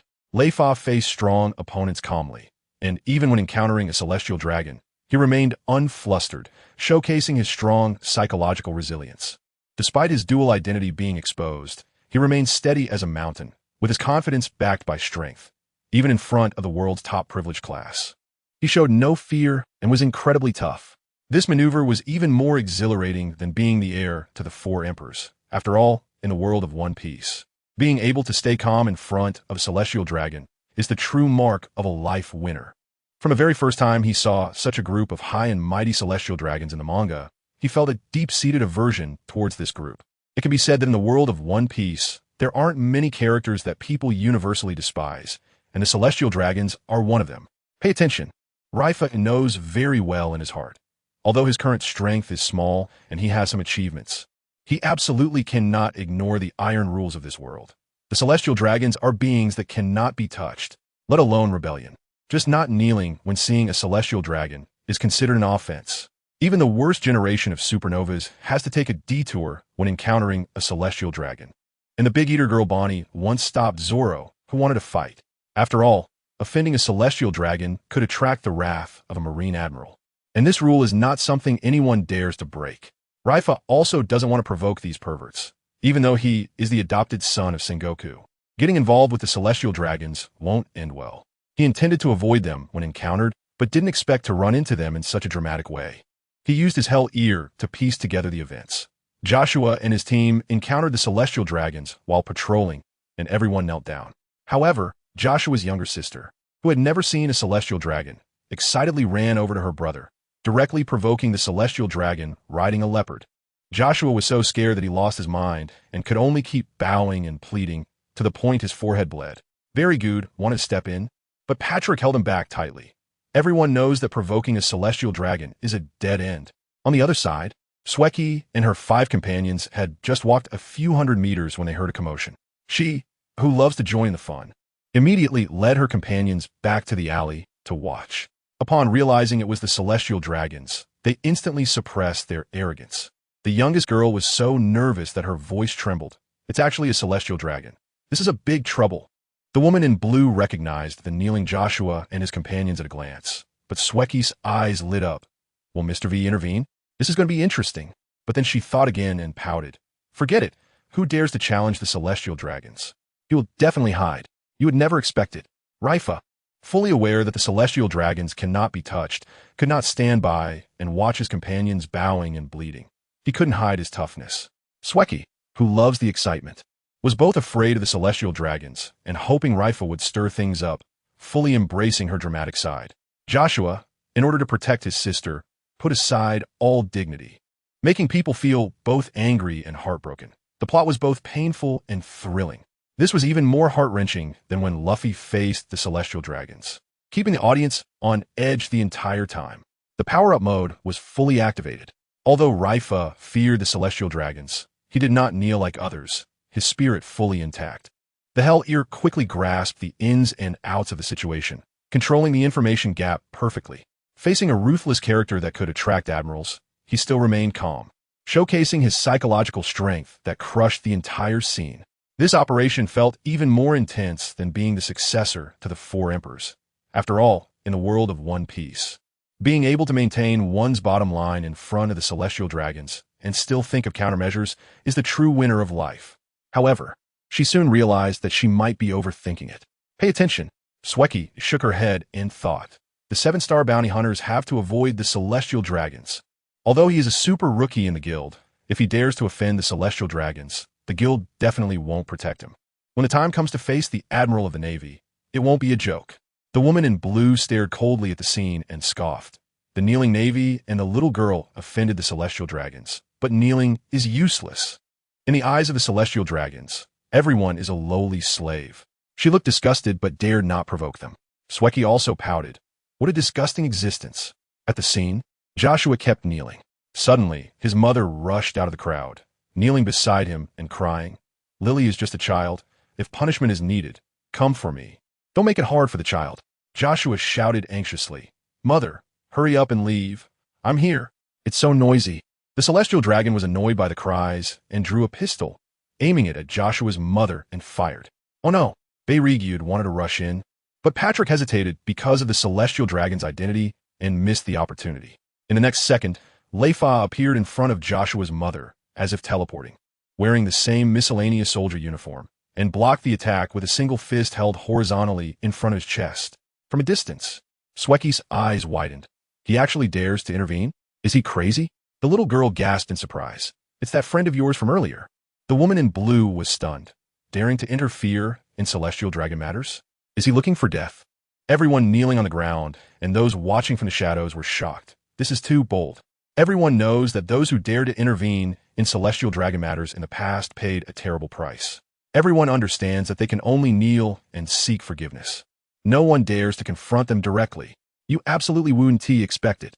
Leifa, knowing he would provoke the celestial dragon and attract an admiral, still dared to act publicly, showing immense courage. Sweki and her group went from waiting to see the joke to being stunned by Leifa's actions. The contrast was overwhelming. When the celestial dragon said to shoot, they shot immediately, highlighting Leifa's heroic rescue. This is even more passionate than Luffy beating up the celestial dragons. The whole scene was high energy and made people clench their fists. The cheat mode was fully activated. Leifa's speed was so fast that no one could react, and his combat power couldn't be hidden. Facing the most untouchable celestial dragons, he showed no fear and confronted them head-on, overwhelming everyone with his courage. As a miscellaneous soldier, he pulled off a shocking act, like a wolf in sheep's clothing. This operation was even more exhilarating than being the heir to the Four Emperors. Daring to confront the celestial dragons is what makes a real tough guy. As for resisting or running away, that would only further enrage the celestial dragons. Pay attention. Offending the celestial dragons not only brings the wrath of marine admirals, but their bodyguards are also formidable characters. These individuals all come from the secret organizations of the world government, with explosive strength, some even capable of rivaling marine admirals. Who dares to resist must first consider whether they can get past the bodyguards, which is utterly despairing. Faced with the furious celestial dragons, aside from begging for mercy, there's nothing left but to wait for death. Who would dare to act recklessly? Yet, unexpectedly, a bold individual appeared. When a gunfire erupted, Joshua thought his mother would surely die, filled with despair, only to see Leifa suddenly appear and stand in front of him. Leifa solemnly said, "Take your mother and sister and go." Joshua looked at his back, hesitated, then gritted his teeth and pulled his family to evacuate. Very good, shouted. We're all brothers, let's bear it together. Patrick also steadfastly stayed behind. The celestial dragon was utterly furious. Commoners dare to offend me. No one is allowed to leave. Capture those who try to escape. The bodyguards in suits and sunglasses instantly vanished. Lunging towards Joshua, Very Good and Patrick were shocked. They couldn't possibly stop such speed. But the next second, Leifa also disappeared. And when he reappeared, he was right above the bodyguard, kicking towards the opponent's head. The bodyguard hurriedly tried to block with both hands, but was smashed into the ground, exclaiming, "What the hell? A mere marine lackey has such strength. You would never expect it." Leifa, under the unassuming identity of a lackey, confronted the core bodyguard of the celestial dragons head-on, dominating the battlefield. Very Good and Patrick gave up on fleeing, their brotherhood reaching its peak. The bodyguard, said to rival marine admirals, was taken down by Leifa with a single kick, a slap to the face that came out of nowhere. This was even more exhilarating than Luffy knocking down a pacifist. The whole scene was so intense it made one clench their fists. The cheat mode was fully activated. Leifa's speed surpassed that of the elite bodyguards of the world government, dodging at max level. He knocked down an admiral-level opponent with a single kick. His power output off the charts, clearly capable of saving himself. Yet he stood firm against the celestial dragon's forces to protect his companions, demonstrating unparalleled courage. This operation was even more thrilling than inheriting the title of a Yonko. After all, in the world of One Piece, being able to confront the elite of the world government with sheer strength is the true definition of a badass. How could I not even block a single attack from a marine lackey? Look, the suited man hadn't reacted yet when he was smashed to the ground, creating a huge circular pit, shaking the entire area. Joshua was startled and turned around, and Leifa said in a deep voice, "What are you looking at? Hurry up and run." He hurriedly continued to flee. Leifa watched as Joshua's family escaped to safety, sighed in self-deprecation. I really couldn't hold back. Saving Joshua's mother was an instinctive reaction. Although he knew provoking the celestial dragons was foolish, he would still do it again if given the chance. One must not lose their bottom line, and this time he would be the fool. He picked up the unconscious suited man and walked step by step towards the celestial dragon, his aura suddenly becoming profound and inscrutable. Very Good and Patrick were dumbfounded. Leifa is actually this strong? The suited man moved so quickly that they could only watch. He was a top-tier colonel level. Yet Leifa knocked him out with one kick. You should know that even Drake and Smoker couldn't do it so easily. Leifa's strength was far beyond what they had imagined. The celestial dragon, seeing his bodyguard knocked out, was so furious he nearly fainted, roaring, "This is rebellion. Call for a marine admiral. Notify all the heads of Sabaody." His subordinates immediately contacted via Den Den Mushi, while the other bodyguards regarded Leifa as a formidable enemy. The celestial dragon shouted angrily, "Useless! All of you, get over here." The bodyguards hesitated. "My lord, your safety is the most important. You would never have guessed." Leifa smashed a big pit with one kick, his combat power shocking everyone. Usually hiding his strength, at a crucial moment, he directly crushed a top-tier colonel-level bodyguard, playing the role of a pig to eat a tiger. Knowing that provoking the celestial dragons would attract an admiral, yet he stood firm for his bottom line, showing immense courage. This was even more exhilarating than Luffy beating up the celestial dragons. The whole scene was high energy and made people clench their fists. The cheat mode was fully activated. Leifa's speed and strength were both online. Knocking down strong enemies with one kick, his combat power could not be hidden. Facing the celestial dragon's forces, he neither flinched nor hid, steadily approaching, his aura overwhelming the entire scene. Clearly an underling, yet possessing strength far beyond his rank. The contrast in power turned the whole situation upside down. This operation was even more thrilling than being the heir to the four emperors. After all, in the world of One Piece, daring to stand firm against the world's nobility for the sake of one's bottom line is the true winner of life. But my lord, your safety is the top priority. One bodyguard hesitated. Pay attention. The celestial dragons looked disdainfully at the people kneeling and crawling around. Do these lowly commoners dare to act? Don't mind me. Everyone go for it. Capture him, and you'll be heavily rewarded. The people below were already used to it, and no one dared to show dissatisfaction. Belagood and Patrick's faces turned pale. It's over. Patrick's father is a lieutenant general. He can handle ordinary troubles, but if he offends the celestial dragons and attracts a vice admiral, no one can save him. The people around panicked, and the wanted criminals cursed a few people for being meddlesome. In the distance, Sweki and her companions changed color, and the young girl anxiously said, "Sister Sweki, the Vice Admiral is coming. We need to retreat." Sweki nodded, but had Huchi inform the guild. Their newly promoted 6-star hunter Mr. V has offended the celestial dragons. Huchi was shocked. "Is he the one who robbed you and Marco?" The two lamented. "What a pity. He's in great danger." At that moment, the remaining bodyguards of the celestial dragons attacked. Belagud and Patrick teamed up, barely managing to defend against one person's attack, but they were gradually losing strength. Leifa was even fiercer, for colonel-level bodyguard attacked him at once, but he showed no signs of panic. After all, he could easily defeat an ordinary colonel in a one-on-one fight. You would never expect it. Leifa single-handedly withstood for colonel-level bodyguards, his combat power overwhelming. Sweki and others went from watching the fun to lamenting. But this revealed Leifa's identity as Mr. V, and the reversal couldn't be hidden. Even Belagud and his partner couldn't hold on, further highlighting how terrifying Leifa's strength was. This was even more thrilling than Luffy confronting the Navy headquarters directly, keeping people on the edge of their seats. The cheat mode was fully activated. Leifa faced the 4 colonels without flinching, his combat output off the charts. Clearly a miscellaneous soldier, yet possessing the ability to kill colonels in an instant. Playing the role of a pig to eat the tiger to perfection. Daring to provoke the celestial dragons and directly confronting the bodyguard group. His courage was at its peak.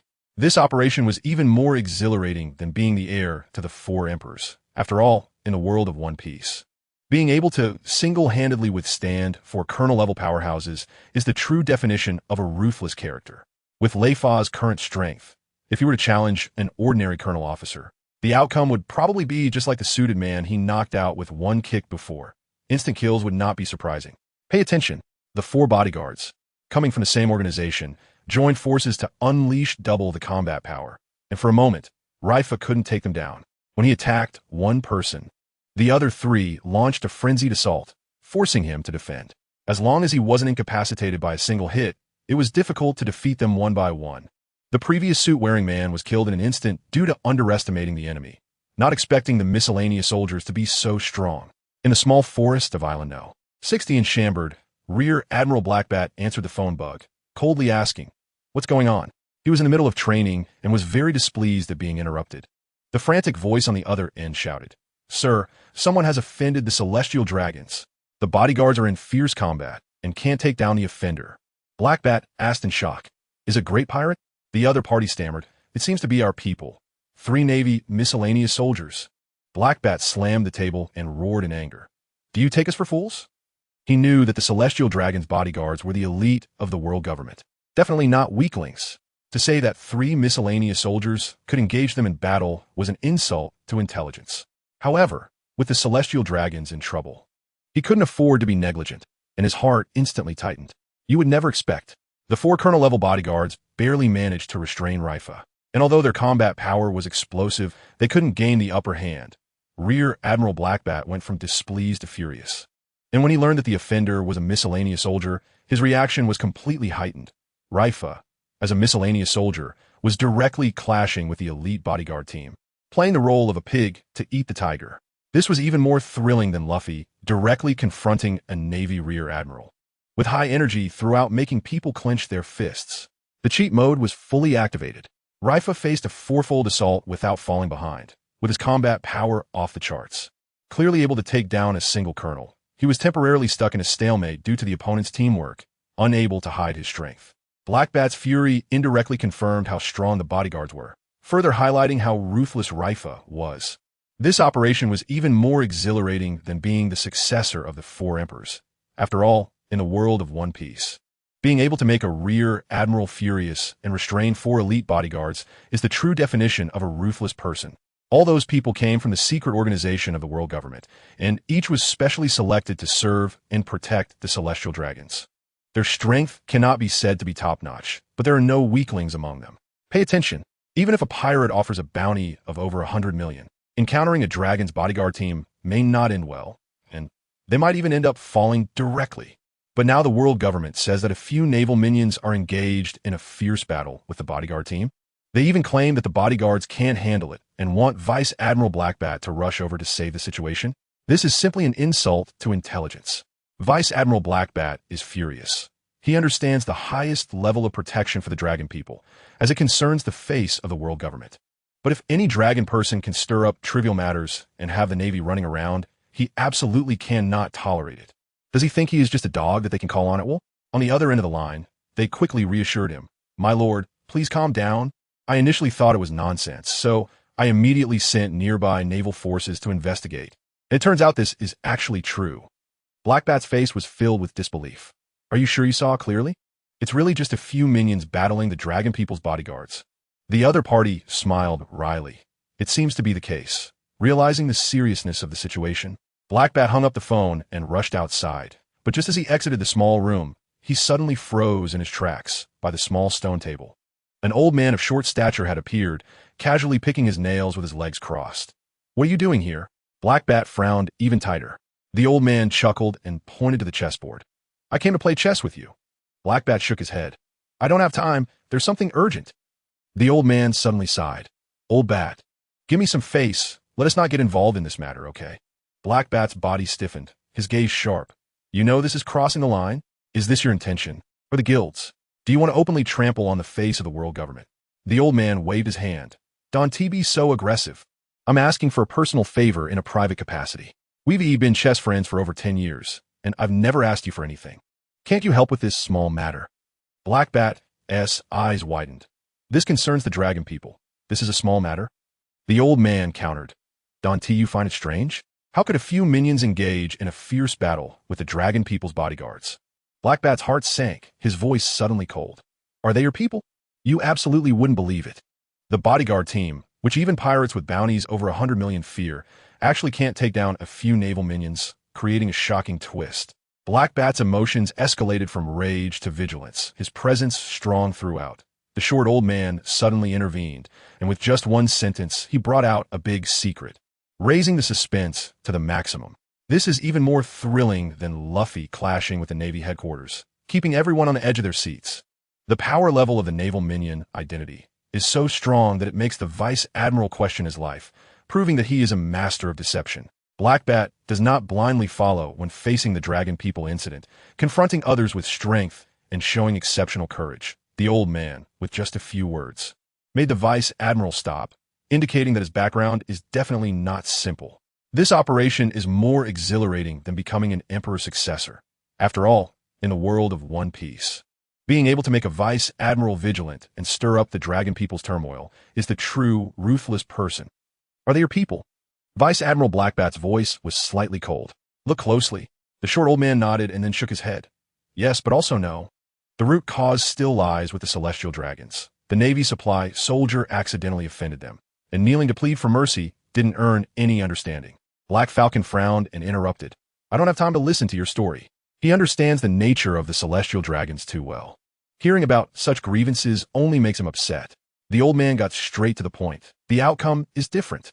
The supply soldier's teammates stepped up, saved the person, and even angered the celestial dragons. The bodyguards tried to capture him, but he gained the upper hand against many. This person is called Leifa, a newly promoted 6-star hunter in the guild. Black Falcon sneered. "Is he that, Mr. V? It doesn't matter how promising the newcomer is. Offending the celestial dragons will still lead to punishment. The Admiral is coming soon. You can't protect him." But the old man said, "We have just clarified his identity.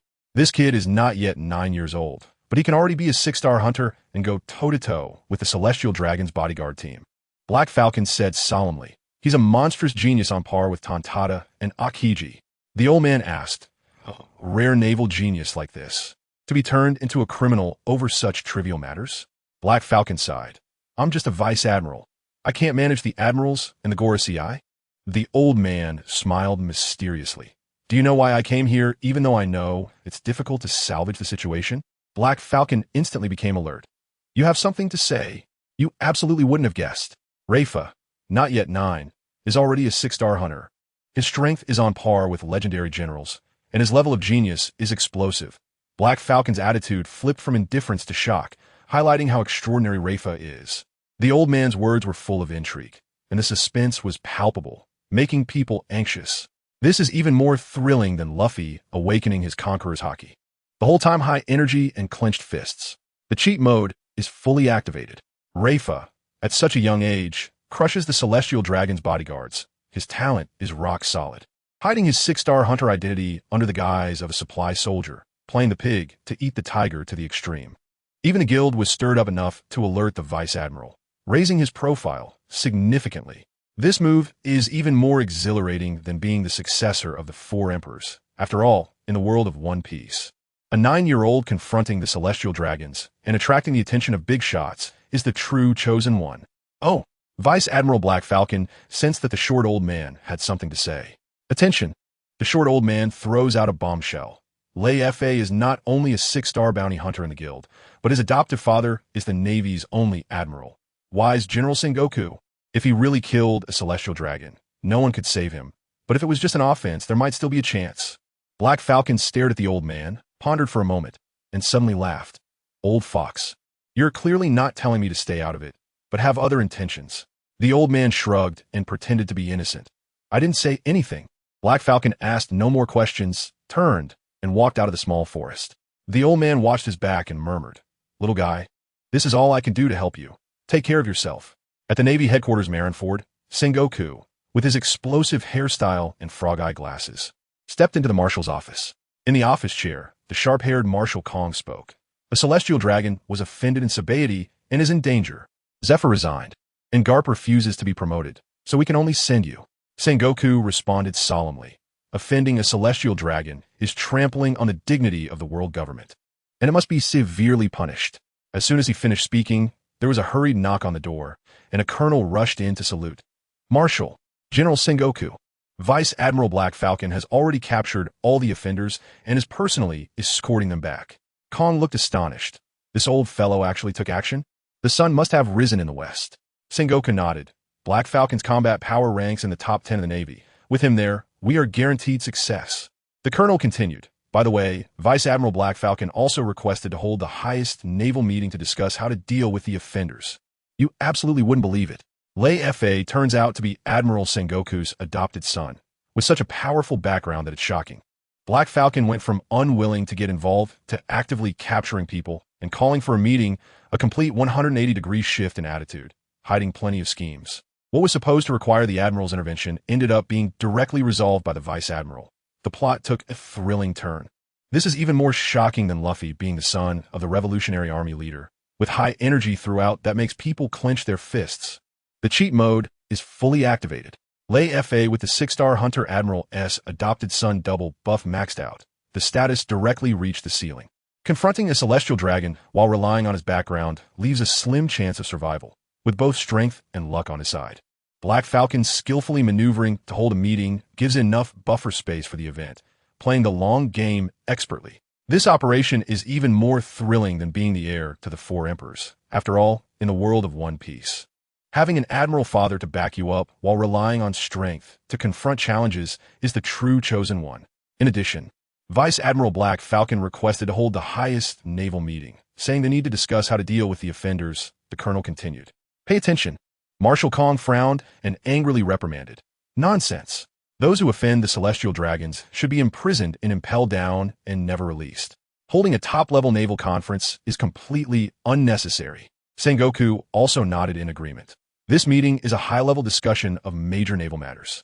The colonel quickly explained, I don't know the reason. You could directly call Blackbat's private phone bug to ask.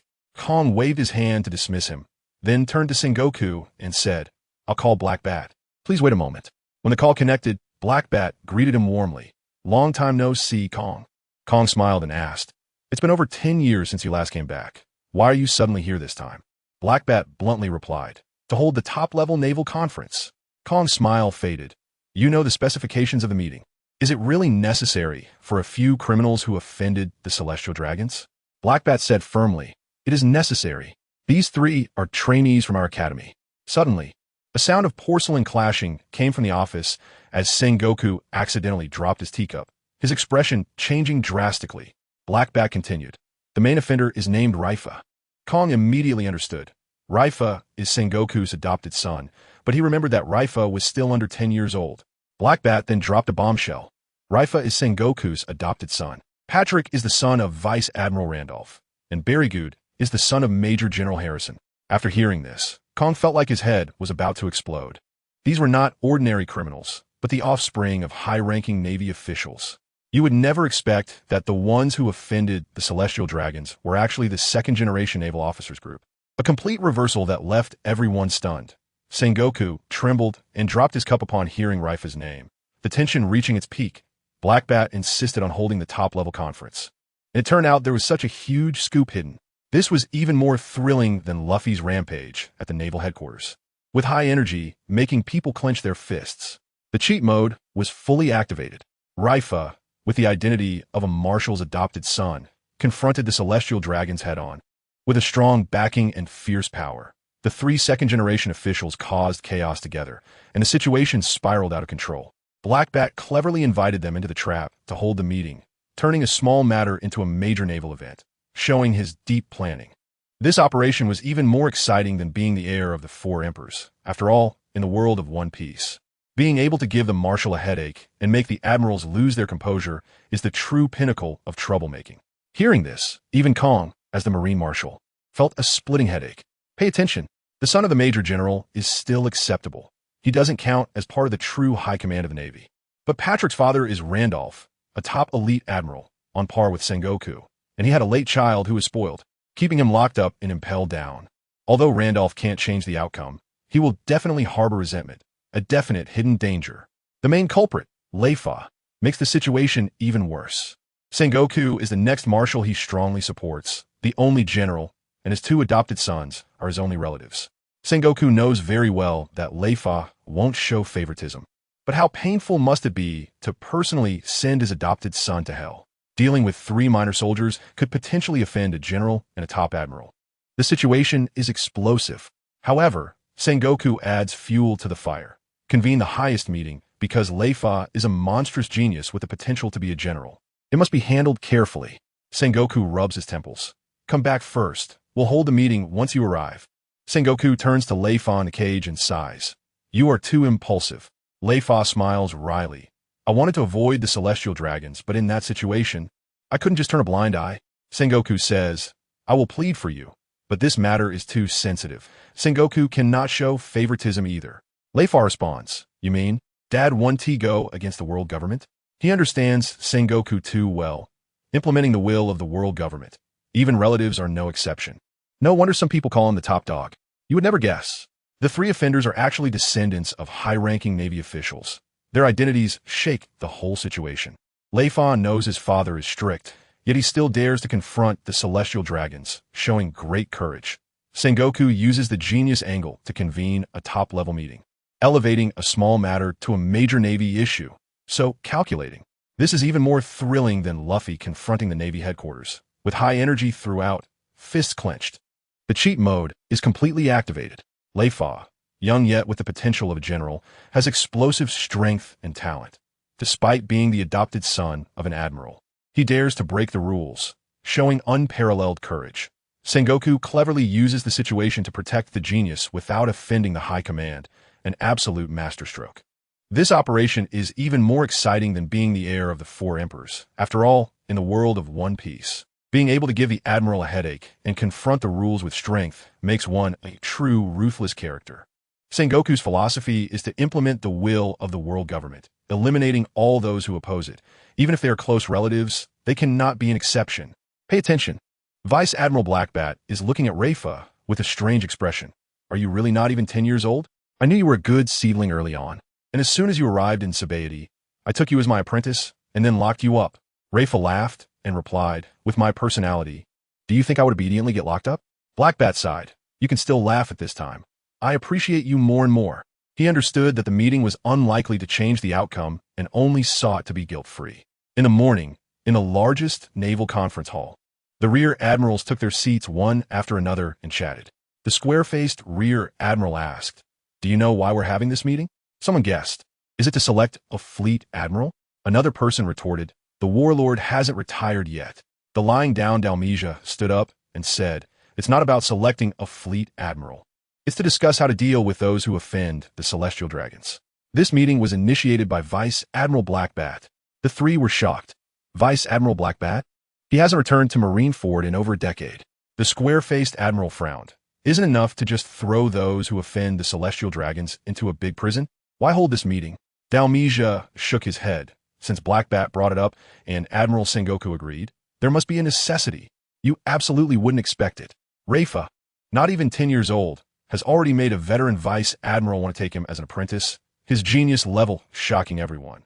Black Bat, who hasn't returned to headquarters in over a decade, actually broke the norm to hold a top-level meeting for Leifa, fully displaying his influence. The rear admirals guessed back and forth, not expecting that the meeting was about such a matter regarding offending the celestial dragons. The suspense was heightened. This was even more thrilling than Luffy's chaos and Impel Down. The whole process was high energy and made people clench their fists. The cheat mode is fully activated. Leifa, still young, has managed to impress the veteran vice admiral, showing both strength and charisma. As a prisoner, he has the vice admiral running around for him. His influence at its peak. Black Bat uses the meeting to leave room for maneuver in this incident, playing the long game smoothly. This operation feels even more exhilarating than being the heir to the Four Emperors. After all, in the world of One Piece, being able to make the naval elders break the norm is the true chosen one. Since Vice Admiral Black Bat has made this request, and Admiral Sengoku has agreed to hold the meeting, it proves that there's indeed a necessity for it. And this is something we probably shouldn't question. However, Dalmesia holds a different opinion. Attention! The square-faced Major General awkwardly smiled and said, "It's my fault for being confused." He quickly changed the subject to avoid overstepping. At that moment, a sleazy voice came from behind. "Oh, Master Dalmesia, you arrived quite early." The three turned around and saluted. "We have met Major General Borsalino." Dalmesia replied with a smile. "I came over early. I didn't expect Master Huang Yuan to be here so early too." Huang Yuan grinned. "With such an exciting meeting, of course, I came early. I just want to see that annoying little brat get judged." Dalmesia's heart tightened. "Which little brat?" Huang Yuan was surprised. "You don't know? It's that kid named Leifa." Dalmesia gasped. "Leifa?" Just then, he saw Major General Randolph enter with a dark face, ignoring everyone. He instantly realized, could it be Leifa, Patrick, and Barrygood? These three were his trainees. Before long, Warring States and Marshal Kong entered one after another, and finally, Black Bat appeared, escorting three handcuffed teenagers. Dalmesia's face instantly turned pale. It really is them. At 8:30, everyone was present. Marshal Kong said in a deep voice, "Everyone is here. The meeting begins." Black Bat initiated, "I have decided to convene this meeting. Let me clarify the agenda." The meeting room fell silent instantly, everyone fixated on the marshal. You would never guess. Huang Yuan leaked that Leifa was the target. The tension was palpable. Dalmesia went from confusion to despair, being pushed along by the unfolding plot. Black Bat escorting the three teenagers confirmed the speculation. The atmosphere in the room froze. This was more thrilling than Luffy knocking away the Celestial Dragon, keeping everyone on edge. The cheat mode was fully activated. Leifa causing the Navy to hold the highest level meeting was a significant event. Huang Yuan waited to see the joke, but he didn't realize how strong Leifa's cards were. Dalmesia was extremely frustrated because his trainees were in trouble, highlighting how tricky the situation was. This operation was even more exciting than being the heir of the Four Emperors. After all, in the world of One Piece, a teenager who could make the entire Navy nervous was the real tough character. The meeting room was silent, everyone waiting for Marshal Kong's next words. Pay attention. Marshal Kong spoke in a deep voice. 2 days ago, a celestial dragon was offended in Sabaody. He spoke unemotionally, succinctly recounting the events, omitting the arrogance of the celestial dragons. Who here doesn't understand their nature? They could easily piece together the truth. Kong pointed to the three young men behind Black Bat. The person was brought back by Black Bat. He convened the meeting because one of the three has the potential to be a general, and it needs to be handled cautiously. As soon as he finished speaking, Kizaru scoffed. Just these 3 kids? Potential to be a general? Black Bat slammed his hand on the table. An 8-year-old who independently achieved the status of a 6-star hunter, single-handedly suppressing a colonel-level celestial dragon's bodyguard team. If that's not impressive, then what is? Kizaru was stunned on the spot.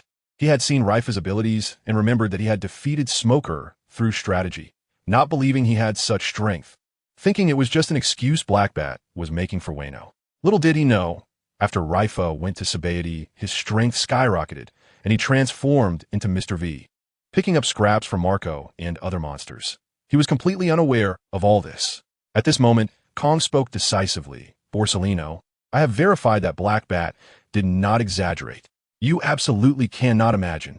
Leifa unlocked the 6-star hunter status at 8 and crushed the colonel bodyguard. His genius level stunned everyone. Kizaru was publicly embarrassed, awkwardly digging his toes in the ground. Black Bat stood firm on the appointed general, fully supporting Leifa with an imposing presence. This was even more thrilling than Luffy awakening his conqueror's haki, keeping the energy high and making people clench their fists. The cheat mode was fully activated. Leifa hid his strength, pretending to be harmless, but once exposed, it shocked the entire room, proving his battle power ceiling. At such a young age, he had the Navy convene their highest meeting for him, instantly elevating his status. Even the marshal stood up for him, showing his strong backing. This move was even more exhilarating than being the heir of the 4 emperors. After all, in the world of One Piece, an 8-year-old confronting a celestial dragon and stirring up the Navy's upper echelons is the true chosen one. Borsalino, regarding the authenticity of the potential for general status. I have verified it specifically. Black Bat did not exaggerate, and you need not doubt this. Marshal Kong then decisively concluded. Pay attention. The yellow monkey smirked slyly. Oh, did I make a mistake? Vice Admiral Black Bat has plenty of clout. Don't hold it against me.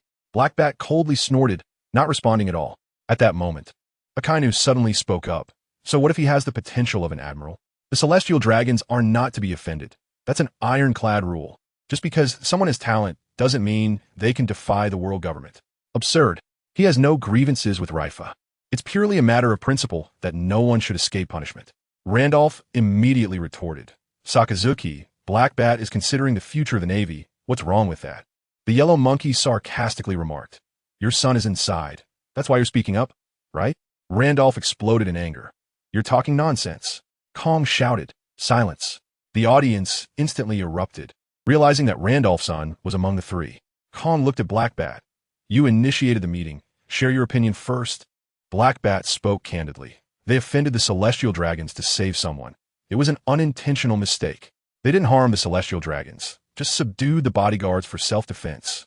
However, most of the officers present were not convinced. Celestial dragons are untouchable, and no matter how talented Leifa is, he's just potential, not worth the risk. Black Bat observed the reactions and sighed inwardly.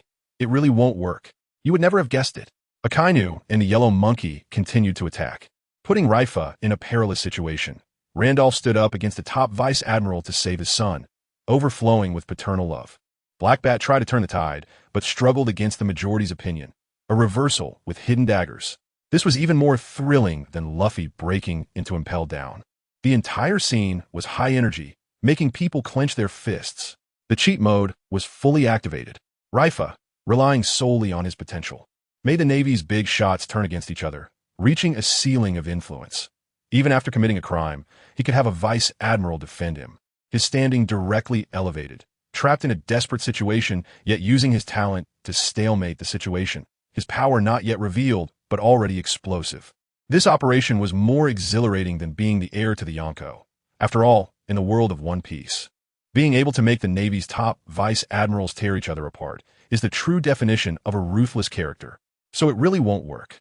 While Vice Admiral Black Bat was speaking, he was also paying attention to the reactions of the officers present. And he found that only about less than 1/5 of the officers expressed some degree of agreement with his words, while the others clearly were not buying it.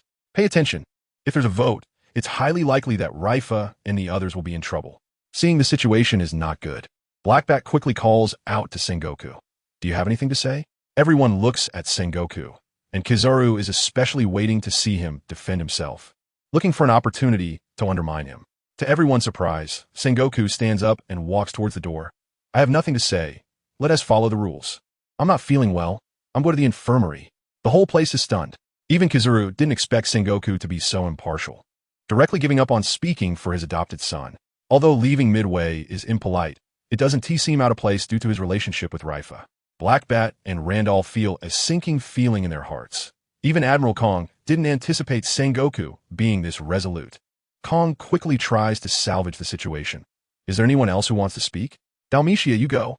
Dalmatia stands up. I'm their training camp instructor. They are qualified Navy personnel. Even if they made a mistake, it was unintentional. They should be given a chance to redeem themselves. On the other side, Sengoku didn't go to the infirmary at all, instead hiding in a dark corner pulling out a phone bug.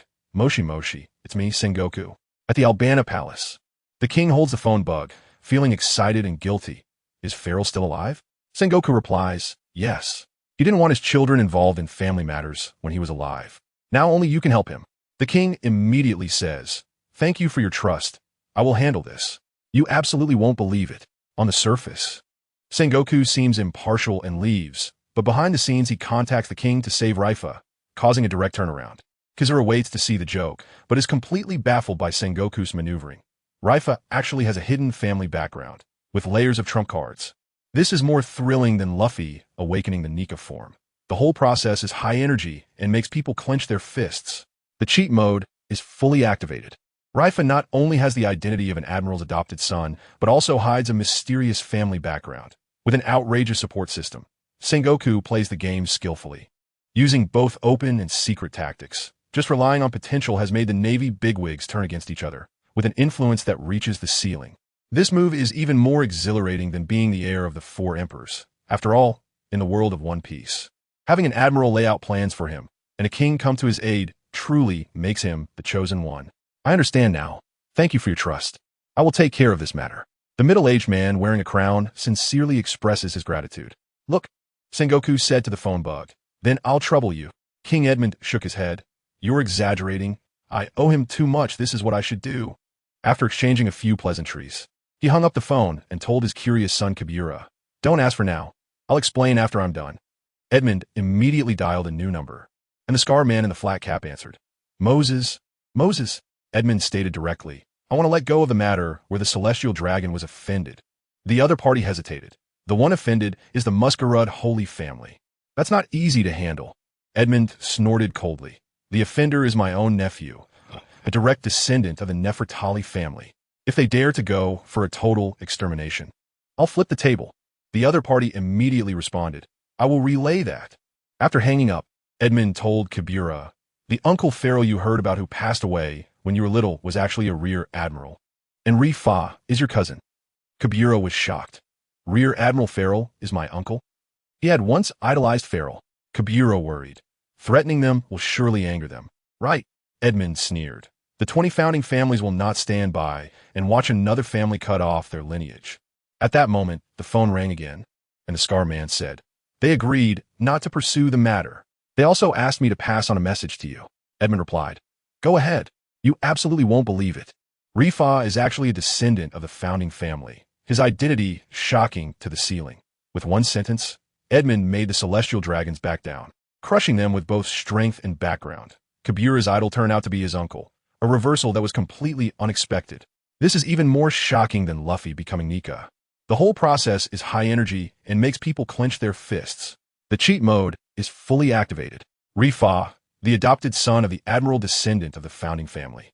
Double buffs stacked to the max. The celestial dragons, arrogant and domineering, were easily put in their place by a single word from Edmund, a satisfying slap in the face. Sengoku secretly communicated with the king to save the situation, playing it smartly. This operation is even more thrilling than being the heir of the four emperors. After all, in the world of One Piece, being able to make the celestial dragons back down and having the founding family intervene truly makes one the chosen one. Pay attention, the scarred man said on the phone. They told me to convey that this is a one-time exception. If you threaten to overturn the table again, let Alabasta face a storm. Edmund remained expressionless and hung up the phone directly. Cobra was even more worried, but Edmund frowned and scolded. You must remain calm for the sake of the king. Step back, I won't be alone. Cobra helplessly bowed and left. In the ocean conference hall, after Dalmatia finished expressing his opinion, the room fell silent. Suddenly, Aokiji lazily spoke up. I agree with him, I just agree. Akainu coldly retorted. Your stance is too unsteady. Aokiji replied leisurely. You have yours, I have mine. Kizaru urged. Blackbat, if you're not going to speak, let us vote. Randolph angrily shot back. It's not your turn to preside. Kizaru smiled with a hidden edge. You must have foreseen their miserable situation, right? Randolph's face turned ashen, unable to speak. Sora was about to speak when a private phone bug on his wrist rang. This is a call that only the elders would make. He answered the phone, repeatedly responding, and after half a minute hung up, saying to everyone, the celestial dragons say this is a misunderstanding and will not pursue it. The room instantly erupted. Randolph was so excited he clenched his fists, and Blackbat was also shocked. The celestial dragons actively give up the pursuit? This has never happened before. You absolutely wouldn't expect it. The celestial dragons, who were usually arrogant, actually admitted defeat this time, a complete turnaround that left people stunned. Aokiji stood up at a critical moment, voting for Leifa, and a monstrous genius supported it with enough clout. Sora announced the outcome right after answering the Elder's call, instantly reversing the situation. This was even more thrilling than Luffy knocking the celestial dragons away, with high energy throughout, making people clench their fists. The cheat mode was completely activated. Leifa made the celestial dragons relent by hiding his family background, with a backing that was absurdly strong. Aokiji dared to confront Akainu to speak for him, demonstrating both strength and connections. From a seemingly doomed situation to an instant turnaround, it was a roller coaster of excitement. This maneuver was even more exhilarating than being the successor of the Four Emperors. After all, in the world of One Piece, being able to make the celestial dragons bow down and having a monstrous genius support you truly makes you the chosen one. This is something that has never happened before. Look, Kizaru was smugly enjoying the moment as he silenced Kazan, but suddenly his expression froze, and he turned to look at the empty admiral, doubting if he had misheard. Akainu reacted calmly. He never thought it was necessary to hold this meeting for law. Kizaru's doubts were settled when Kizaru made the final decision. The celestial dragons said it was a misunderstanding, and that was that. The meeting was adjourned. Only then did Kizaru believe it. Unprecedentedly, the celestial dragons let the offender go, considering that Law had knocked out their bodyguard. Although everyone was bewildered, the big picture was set, and the giant tribe's officials left first. Kizaru, visibly displeased, took the lead in leaving. He had come to watch a joke, but everything had gone awry. Law looked at Kizaru's back and sighed inwardly. He really holds grudges. He could only watch the whole time, having prepared to push into the city, and even considered escaping during prison break, never expecting to come out unscathed. He pondered. His father is just a general. The celestial dragons wouldn't give him face. Could it be that Kizaru's early exit played a trick? After the meeting, Law and the others were declared not guilty. He thanked Dalmatia and hurried home. As soon as he walked in, he was slapped on the head by Corazon. "You little brat, can you get any bolder?" Corazon, who had once been a celestial dragon, understood better than anyone how dangerous this was, and he was filled with lingering fear. Law smiled apologetically. "I'm fine, right? Where's Dad?" Corazon pointed to the study. "Waiting for you. You'll be in trouble when you come out." Law walked to the study, saw the door open, and found Sengoku practicing calligraphy with a large brush. This was one of his few hobbies. Not only was he powerful, but his calligraphy skills were impressive too. You absolutely wouldn't believe it. The celestial dragons let an offender go for the first time. The plot twist was mind-blowing. Kizaru, who came to watch a joke, ended up getting slapped in the face and was extremely displeased.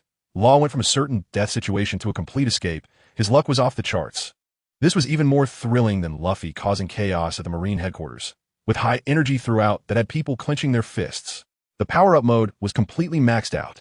Law made the celestial dragons back down with hidden cards. His backing was absurdly strong. Even though he was a prisoner, he could hastily end the meeting. His standing was at the top. Sengoku appeared stern, but was secretly scheming, calculating everything. This maneuver was more exhilarating than being the heir to the Yonko.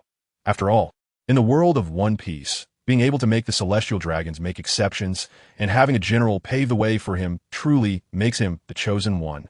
Law knew that besides being terrifyingly powerful, his adoptive father had another specialty, calligraphy, which was also one of his few hobbies. Look, in the entire Navy, Sengoku's calligraphy skills are top-notch. Even the two prominent giant characters for Navy on the walls of the Navy headquarters were written by him.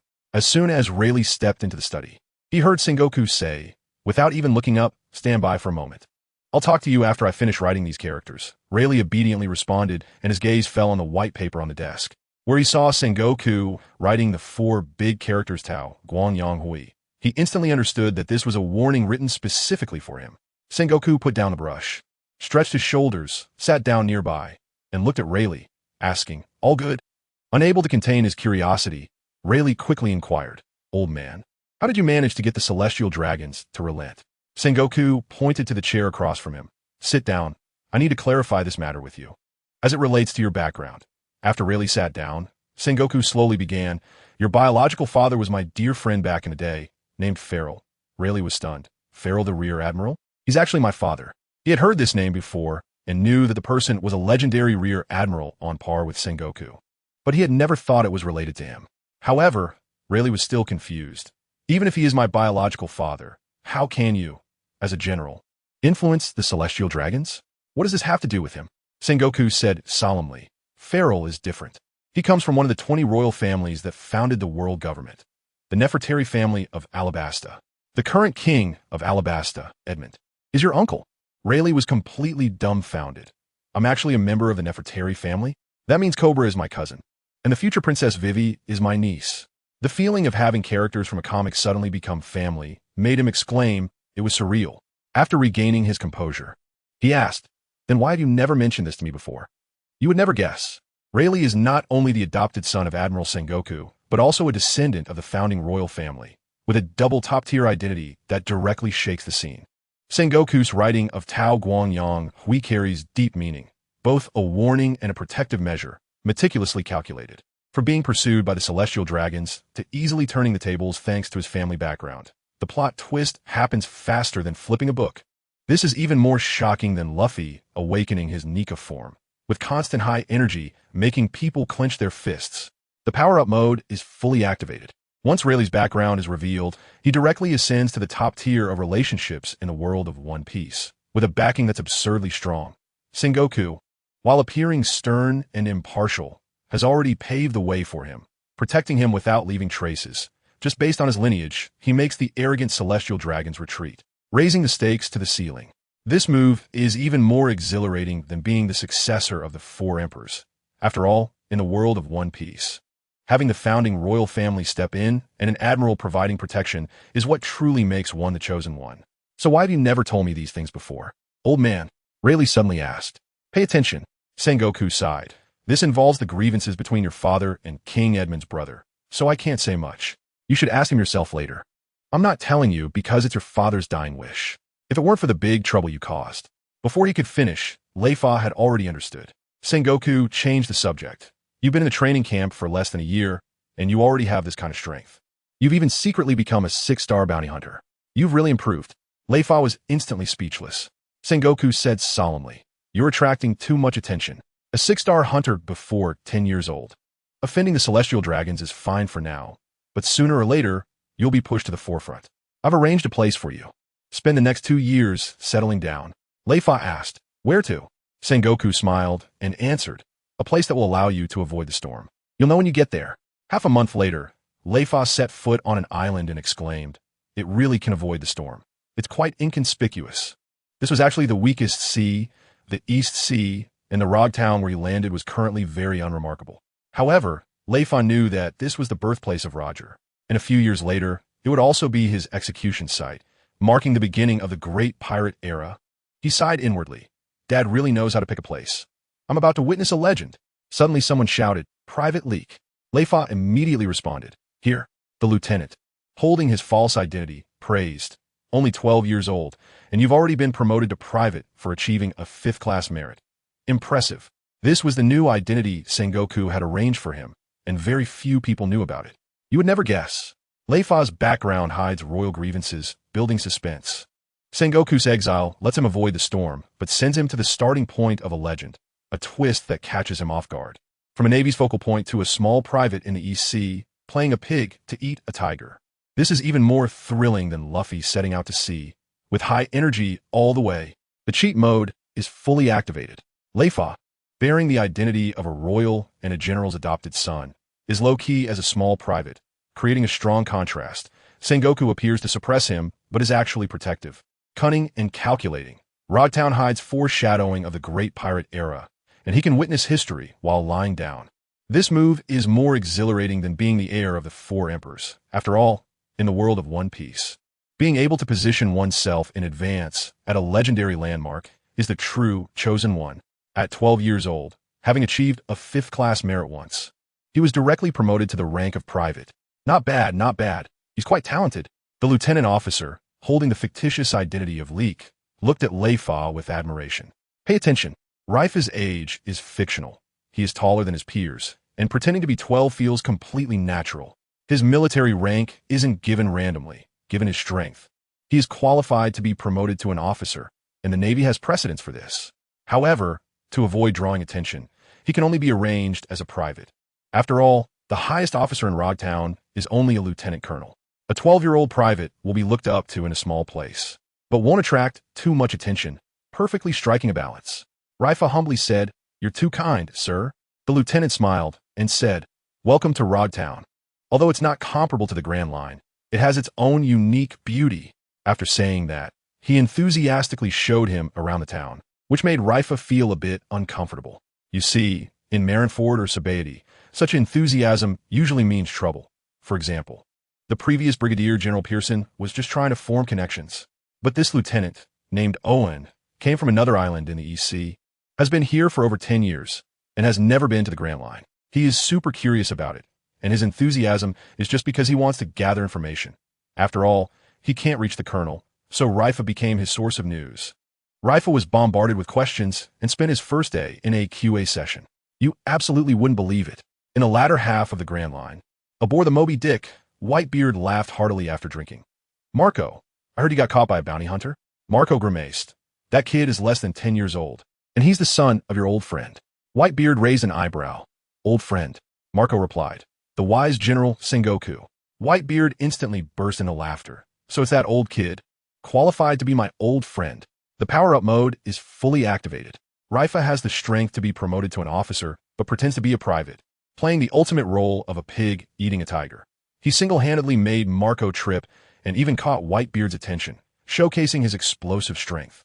He transformed from the Navy's focus into a small, transparent figure in the East Sea, yet secretly attracted the attention of big shots, fully displaying his status. This is even more thrilling than Luffy knocking down the Near Sea King, with high energy throughout, making people clench their fists.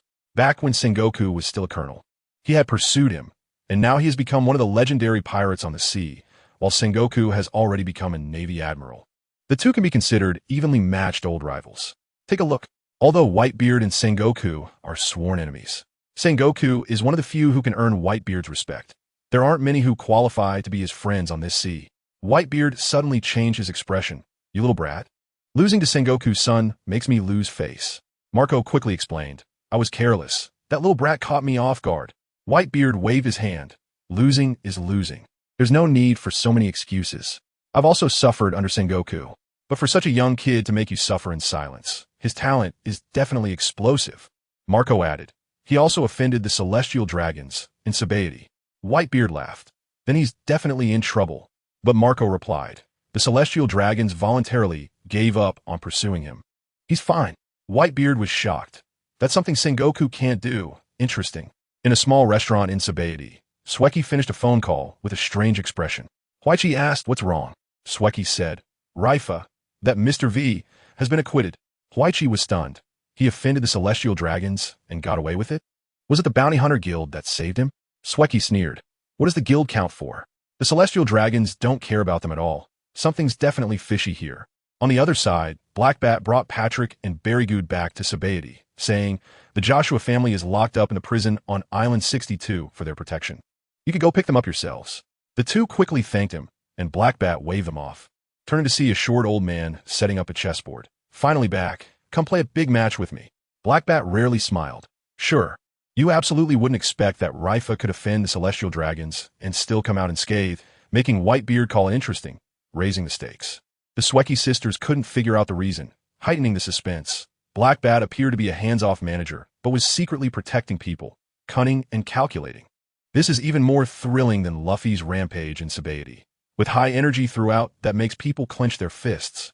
The cheat mode is completely activated. Leifa, at a young age, has caught Whitebeard attention. Marco has taken a fall, with explosive strength and talent. Offending the Celestial Dragons relies on hidden cards to turn the tables. With an absurdly strong backing, shifting from being the focus of the Navy to a minor player in the EC, while secretly influencing major players. His impact is at the ceiling. This operation is even more exhilarating than being the heir of the Four Emperors. After all, in the world of One Piece, being able to make Whitebeard curious and the Celestial Dragons back down is the true chosen one. Good. Even Blackbat Admiral rarely shows a hint of a smile. Pay attention. Patrick and the others arrived at Island number 62, picked up Joshua's family, and returned to Joshua's home. After calming his mother and sister, Joshua said in a deep voice, "Where's Leifa?" Patrick replied, "Don't worry, he's fine. His dad is a general from the Warring States. He's hiding too deep, but he caused too much trouble and was sent away to avoid the heat." The old Joshua would have jumped up at this, but now he remained unfazed, simply saying, "As long as he's okay, thank him for me, and you all too. I will remember this kindness for a lifetime." Very Good joked, "You're still an honorable Navy." Joshua smiled self-deprecatingly. "I'm planning to leave the Navy." Very Good was shocked. "Leave?" Patrick advised. "Think about it some more. Leifa even sent you to Marineford to avoid the heat." Joshua shook his head. "This experience has worn me out. I want to be an ordinary person, far away from troubles." Suddenly, there was a loud bang. Patrick kicked the door and rushed out, only to see thick smoke billowing from his mother and sister's room. Joshua rushed over like a madman, but saw that his mother and sister had already lost their breath. Patrick chased after the murderer, but let him escape. When he returned, he saw Joshua holding the bodies, laughing with vacant eyes. "Celestial dragons. You would never expect it. Just when I thought the storm had calmed." The celestial dragon's underlings struck with deadly force. The reversal was heart-wrenching. Joshua transformed from a passionate Navy officer to a desperate avenger. His mentality completely collapsed. Patrick's failure to catch the murderer left him feeling extremely frustrated. This was more heart-wrenching than Luffy losing Ace. The intensity made one clench their fists tightly. With a hidden knife and spikes in this cheat mode, Leifa managed to escape due to his background, but Joshua tragically faced the extermination of his family. The contrast of fate was too cruel. The celestial dragons appeared to back off, but secretly sought revenge, arrogant to the extreme. The demon in Joshua's heart was awakened, and the following events would surely stir up tremendous waves. This operation was heavier than being the heir to the 4 emperors. After all, in the world of One Piece, the despair under power is the most suffocating. Within him, something indescribable seemed to have been released. Pay attention. Reef, who is in Rogtown, has temporarily lost contact with the Grand Line. The only way to communicate with the outside is through Colonel Stevens' office phone book. He has to hide his identity and cannot contact acquaintances, and he knows nothing about Joshua's situation. Reef is adapting to the slow life in Rogtown, where the atmosphere is much richer than in Sabaody and Marineford. The current Rogtown is no different from an ordinary island in the East Sea, but he understands why the East Sea is called the weakest sea. Colonel Steven, the strongest in town, is actually weaker than a petty officer in the Grand Line. Over there, he would at most be a lieutenant, but here he is a colonel. The promotion standards for military ranks in the East Sea are completely different from those in the Grand Line. Half a year has passed in the blink of an eye. Reef is patrolling with 2 subordinates, and the vendors along the way greet him enthusiastically. "Good morning, Sergeant Reef." Reef responds with a smile. His subordinate, Green, leans in and says, "Sandy's birthday is coming up. Should we join the fun? There are many beautiful girls." Reef waves his hand. "You guys go ahead. You could be late tomorrow." Green retorts, "Boss, are you still a virgin? You should take the chance." Reef glares at him. "If you keep talking, you'll patrol tonight." Green immediately covers his mouth and nods.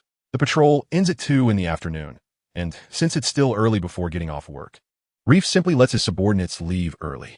He shakes his head with a smile. His mental age is much more mature than that of these teenage subordinates. After all, he comes from a world of information explosion.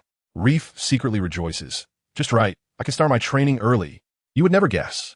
Heife, who has gone from a naval focal point to a small sergeant in the East Sea, is low-key developing in the weakest sea, playing the role of a pig to eat a tiger. Colonel Steven, who is a big shot in the East Sea, can only be a small fry in the Grand Line, creating a stark contrast. While Reef plays the role of a lazy sergeant, he secretly trains hard, and his strength continues to soar. This is even more thrilling than Luffy leveling up in the East Sea, with constant high energy that makes you clench your fists. The cheat mode is fully activated. Reef, with the identity of a royal and the adopted son of a general, is content to be a small sergeant, laying the groundwork. He uses the safe zone of the weakest sea to train madly, maximizing efficiency. His subordinates may joke around, but they respect him, truly embodying the pig-eating tiger template. This operation feels even more exhilarating than being a Yonko heir. After all, in the world of One Piece, being able to settle down and develop low-key is the true tough guy. "Just right, today I can start my training early." Reef thinks happily. Pay attention. Leifa returned to the naval base dormitory to change clothes, then came alone to the beach at the southwest corner of the town. This place is sparsely populated and spacious, making it his preferred spot for daily training. He first did a set of warm-ups, then began practicing his skills as usual. The training camp only teaches the Navy's 6 styles of finger gun and shave. It's not that they can't teach the other 4 styles, but for trainees of their age, they need a master shave first. Iron block is harmful to development. and the difficulty of Stormfoot paper drawing is off the charts. Only finger gun and shave can start at a low threshold and grow with strength. Leifa had already mastered it. Although he couldn't compare to Dalmatia, he had been practicing diligently. Finger gun, sonic boom. Leifa's index finger jabbed out, and the beach instantly blew up, creating a nearly 10-meter wide pit, with sand and dust everywhere. Then came a shave. As the character dropped, his figure moved swiftly across the beach, stirring up clouds of dust, with faint afterimages appearing.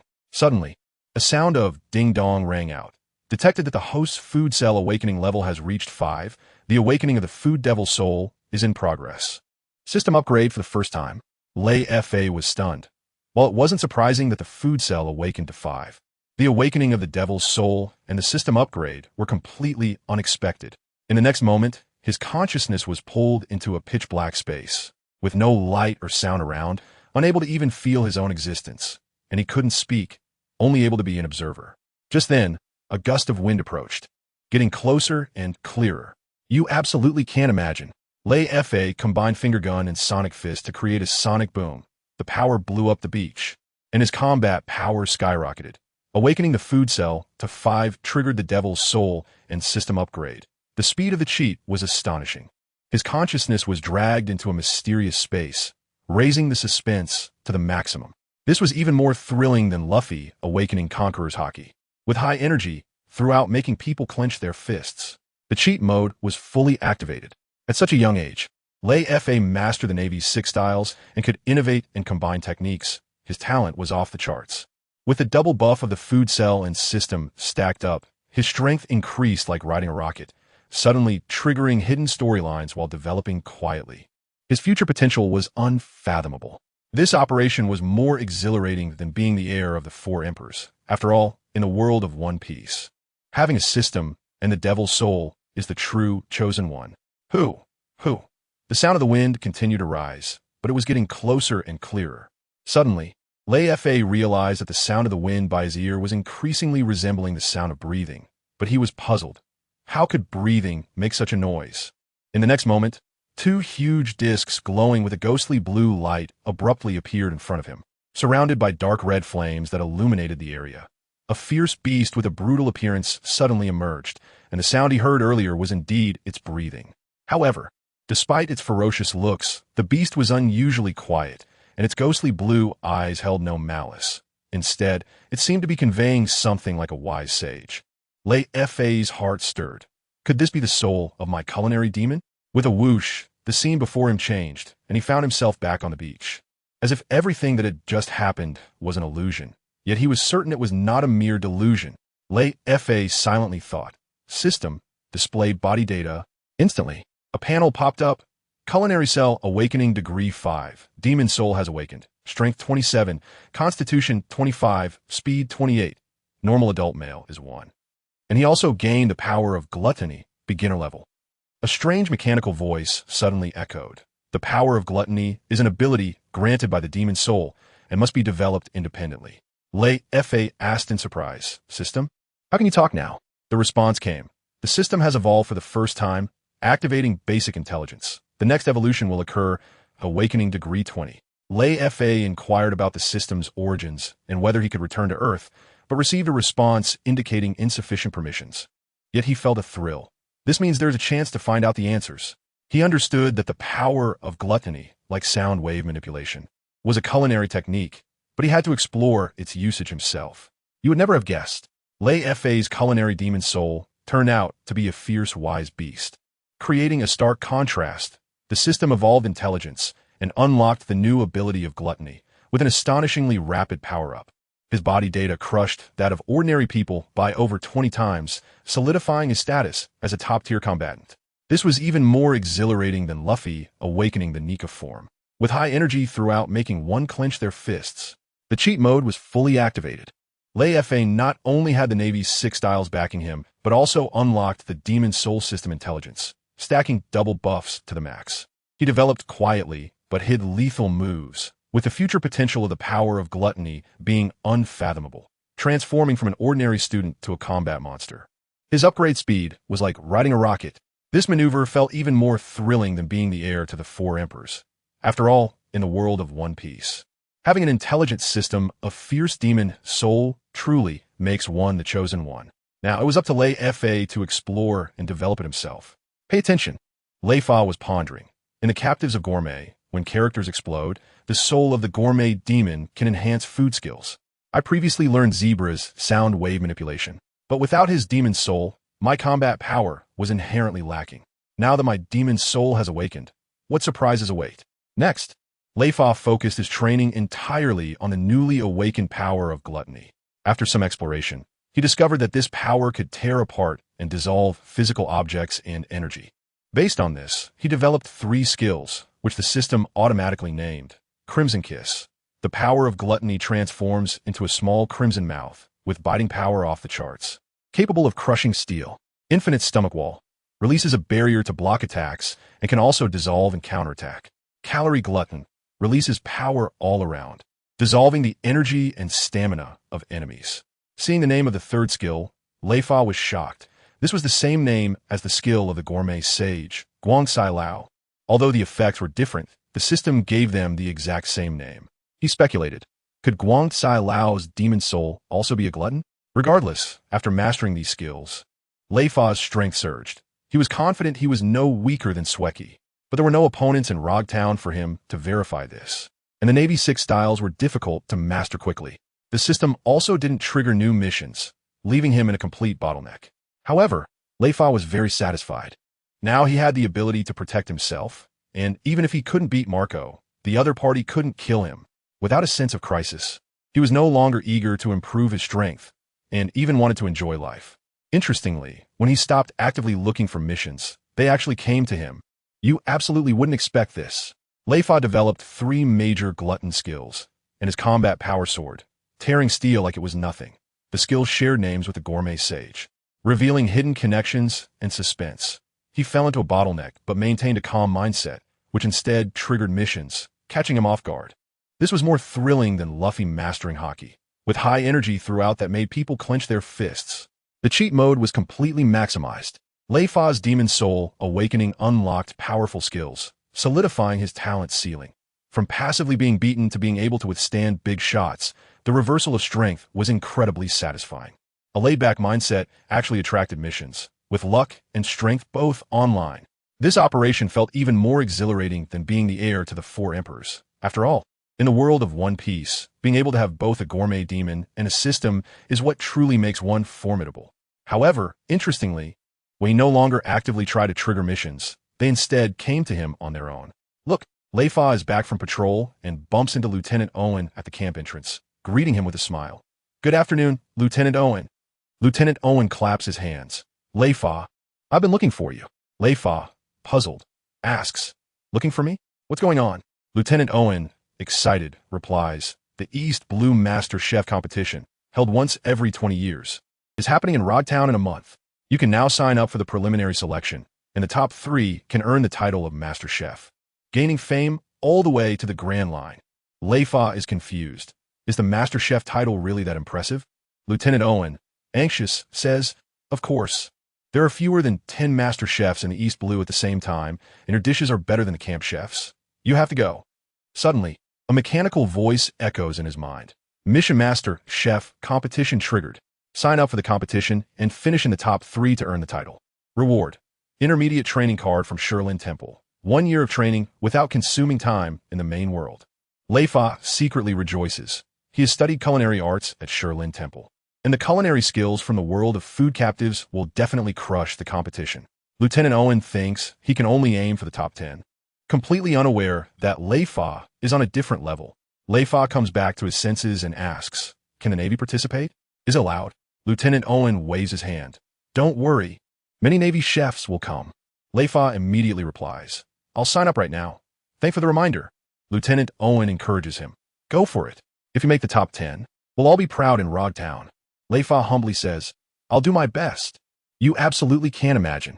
Just as Leifa calms down, the system mission comes knocking on his door.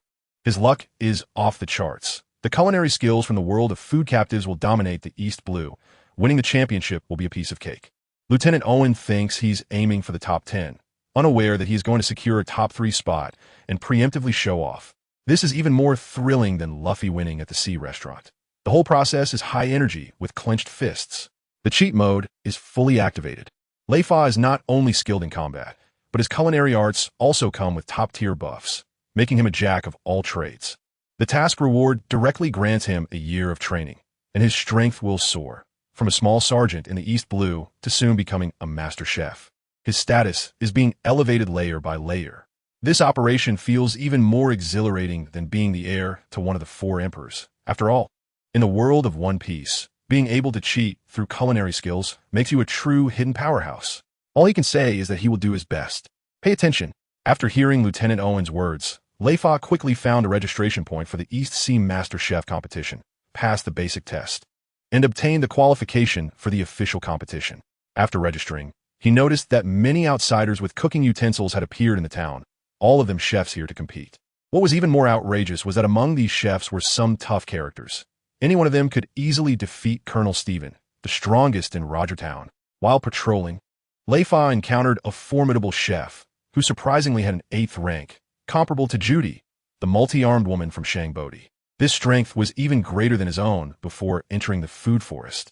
With such a character hidden in the weakest sea, Leifa became even more excited about the competition. He could experience a new identity, and if he won, he could go back to the food forest for another year of training.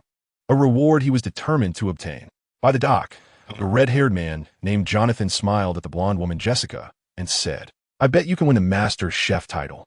Jessica was dissatisfied. "You're a Navy Rear Admiral. Is it appropriate for you to accompany me to the competition? Aren't you afraid of neglecting your duties?" Jonathan shrugged it off. "Just a salary deduction. If you want to become the world's top chef, this competition is your only chance." It turned out that the World Master Chef competition is held every 30 years, and one must first have the title of 4 Seas Master Chef to participate. If Jessica missed this opportunity, she would have to wait another 36 years to compete again. She simply couldn't afford to wait. You would never guess. The East Sea Master Chef competition is filled with hidden talents, with chefs whose strength rivals that of the great powers of the Grand Line, and it's extremely competitive. Jonathan is willing to set aside his Rear Admiral identity to help his wife fulfill her dream, a true husband of high standards. Leifa, with his culinary skills, captures the world's culinary buffs, but faces a strong opponent with an 8th rank, raising the suspense to the max. This is even more thrilling than Luffy fighting Doflamingo. With high energy throughout that makes people clench their fists. The cheat mode holds surprises. Leifa's culinary skills deliver a crushing blow, yet he encounters powerful opponents, making the outcome unpredictable and highly engaging. The title of Master Chef is connected to the World Master Chef competition, instantly raising the stakes. Switching from a Navy corporal to a chef contestant is seamless. This operation is even more exciting than being the heir to one of the 4 emperors. After all, in the world of One Piece, making a name with culinary skills while battling strong opponents is what makes one a true all-round powerhouse. However, because of himself, he felt a bit guilty for dragging his husband into criticism. "Look," Jonathan noticed his wife's unease and comforted her. "Jessica, becoming the world's top chef has been your dream since you were a child. You've endured hardships with me all these years without complaint. Now it's my turn to help you achieve your dream, and no one can stop us." Jessica's eyes instantly turned red. As they prepared to sign up, Jonathan suddenly said, "Hey, look at that naval boy patrolling across the street. He is staring at us, and it gives me a strange feeling." Jessica rolled her eyes. "He's just a 10-year-old naval petty officer. You're overthinking it." Jonathan was unconvinced and pointed to a man with blonde hair and braids walking towards them. "Look at him. He is exuding a dangerous aura, a master of leg techniques. He could rival a Rear Admiral from the Grand Line." Jessica was shocked. How could there be such a person in the East Blue? Jonathan laughed. "Maybe he is here to support his wife in the competition." Unbeknownst to them, this man, Zeph, was complaining to his subordinates. "That couple just now, the woman is stronger than you, and the man wouldn't even need to lift a finger to take you down." His subordinates didn't believe it. "Stronger than you, boss," Zeph replied solemnly. "The sense of danger he gave me is unprecedentedly strong." He then warned his subordinates. "This time, many participants are from the Grand Line, so don't cause trouble. If you encounter a tough opponent, I might not be able to save you. You absolutely wouldn't expect it." The East Blue culinary competition is filled with hidden talents. A Rear Admiral accompanying his wife to compete, and a pirate overlord lurking within. The competition is intense. Jonathan instantly recognized the expert, his insight sharp as a blade. Zeph actually felt wary of Jonathan, and the big shots were probing each other in an exhilarating way. This is even more thrilling than Luffy fighting Crocodile. With high tension throughout, the hidden power dynamics are surging. Leifa pretends to be a patrol petty officer, but is targeted by the rear admiral, unable to hide his identity. Various powerful figures gather in Lowtown, and even before the competition starts, the atmosphere is filled with tension. The weakest sea has become a gathering place for the strong, leading to jaw-dropping reversals. This operation is even more thrilling than being the heir to the four emperors. After all, in the world of One Piece, it's the inconspicuous little towns that hide the most intense battles that get people hooked. At this point, he turned to a few of his subordinates beside him and said, "You all need to pay attention recently. Don't cause me trouble. As far as I know, there are quite a few participants from other seas this time, and even some who came all the way from the Grand Line. If we run into tough opponents, even if I want to save you, I might not have the time. Do you understand? Pay attention." After hearing Chef Zeph's warning, the subordinates responded in unison, yes. Each one looked tense, not daring to show any signs of negligence. On the street, Leifa walked with his hands behind his back, muttering, "My friend Akainu, the future boss of the G8 branch, is actually here, and the World Culinary Championship just sounds exciting." He used his hell's ear to listen to the conversation between the Johnson couple and learned that they were here to compete for the title of Master Chef, paving the way for the World Culinary Championship 6 years later. Leifa felt secretly pleased. If the East Blue competition could trigger a mission, the rewards for the world competition would surely be even more explosive. What surprised him even more was that he actually saw Redfoot Zeph, Sanji's future master, a powerful pirate with explosive leg techniques. Leifa thought to himself, this competition is full of hidden talents. Zeph's strength is on par with that of Shaki, and Johnson is even more formidable, full of cunning. Who knows how many other masters are hiding here? He sighed helplessly. The Marines in Lowtown can't even handle million bounty criminals. What will they do if something goes wrong? But then he felt relieved. With General Johnson around, I don't have to worry. A month passed in the blink of an eye, and the East Blue Master Chef competition began. 638 people passed the preliminary round, needing to be narrowed down to just 10 for the top 3.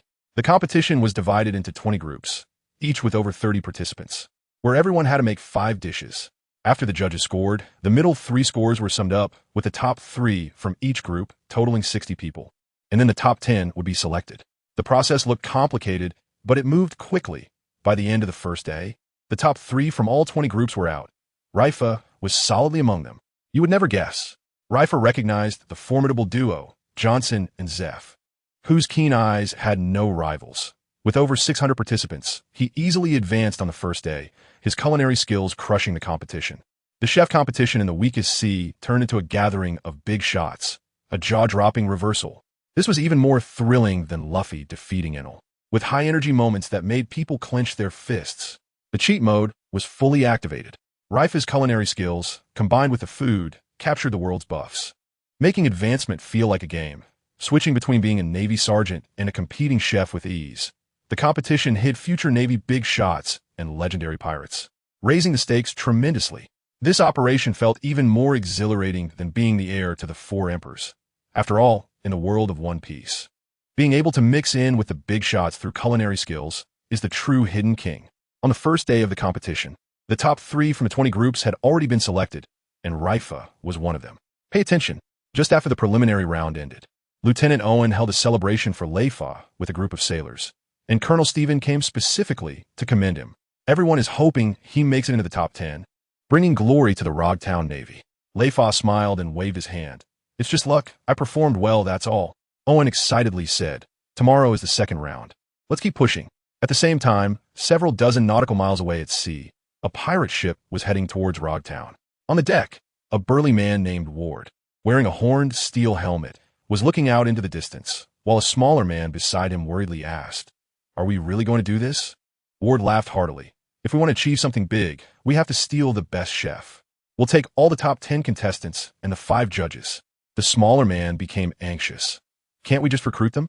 Why forcefully grab them?" Ward waved his hand. "Ordinary chefs are not worthy of us." The next day, the second round of the competition began, with 60 chefs competing for the top 10. The host announced the rules: knife skills, fire skills, and creativity. The first challenge tested knife skills, where contestants had to prepare dishes with selected ingredients, and the 10 judges would score them, with anyone scoring below 60 points being eliminated immediately. The second challenge tested fire skills with similar rules. Leifa looked at the rules, feeling confident. His culinary skills could easily handle the challenge of captivating the world with food. You absolutely wouldn't expect it. Leifa easily advanced in the preliminary round, becoming the pride of the Rogtown Navy, with a full display of strength. Suddenly, pirates targeted the competing chefs, hiding a crisis that caught everyone off guard. The difficulty of the second round soared, but it became a stage for Leifa to showcase his skills. This was even more thrilling than Luffy fighting Moria, with high energy keeping fists clenched throughout. Leifa's cooking skills came with a dimensionality reduction strike buff, making the assessments feel like a game, while serving as a Navy sergeant. He was also a top contender for the championship, switching identities effortlessly. The pirates wanted to snatch the renowned chef, but little did they know they were provoking a hidden powerhouse, setting themselves up for a face slap. This operation was even more exhilarating than being the heir of the 4 emperors. After all, in the world of One Piece, being sought after by the Navy and coveted by pirates for culinary skills truly makes one a formidable person.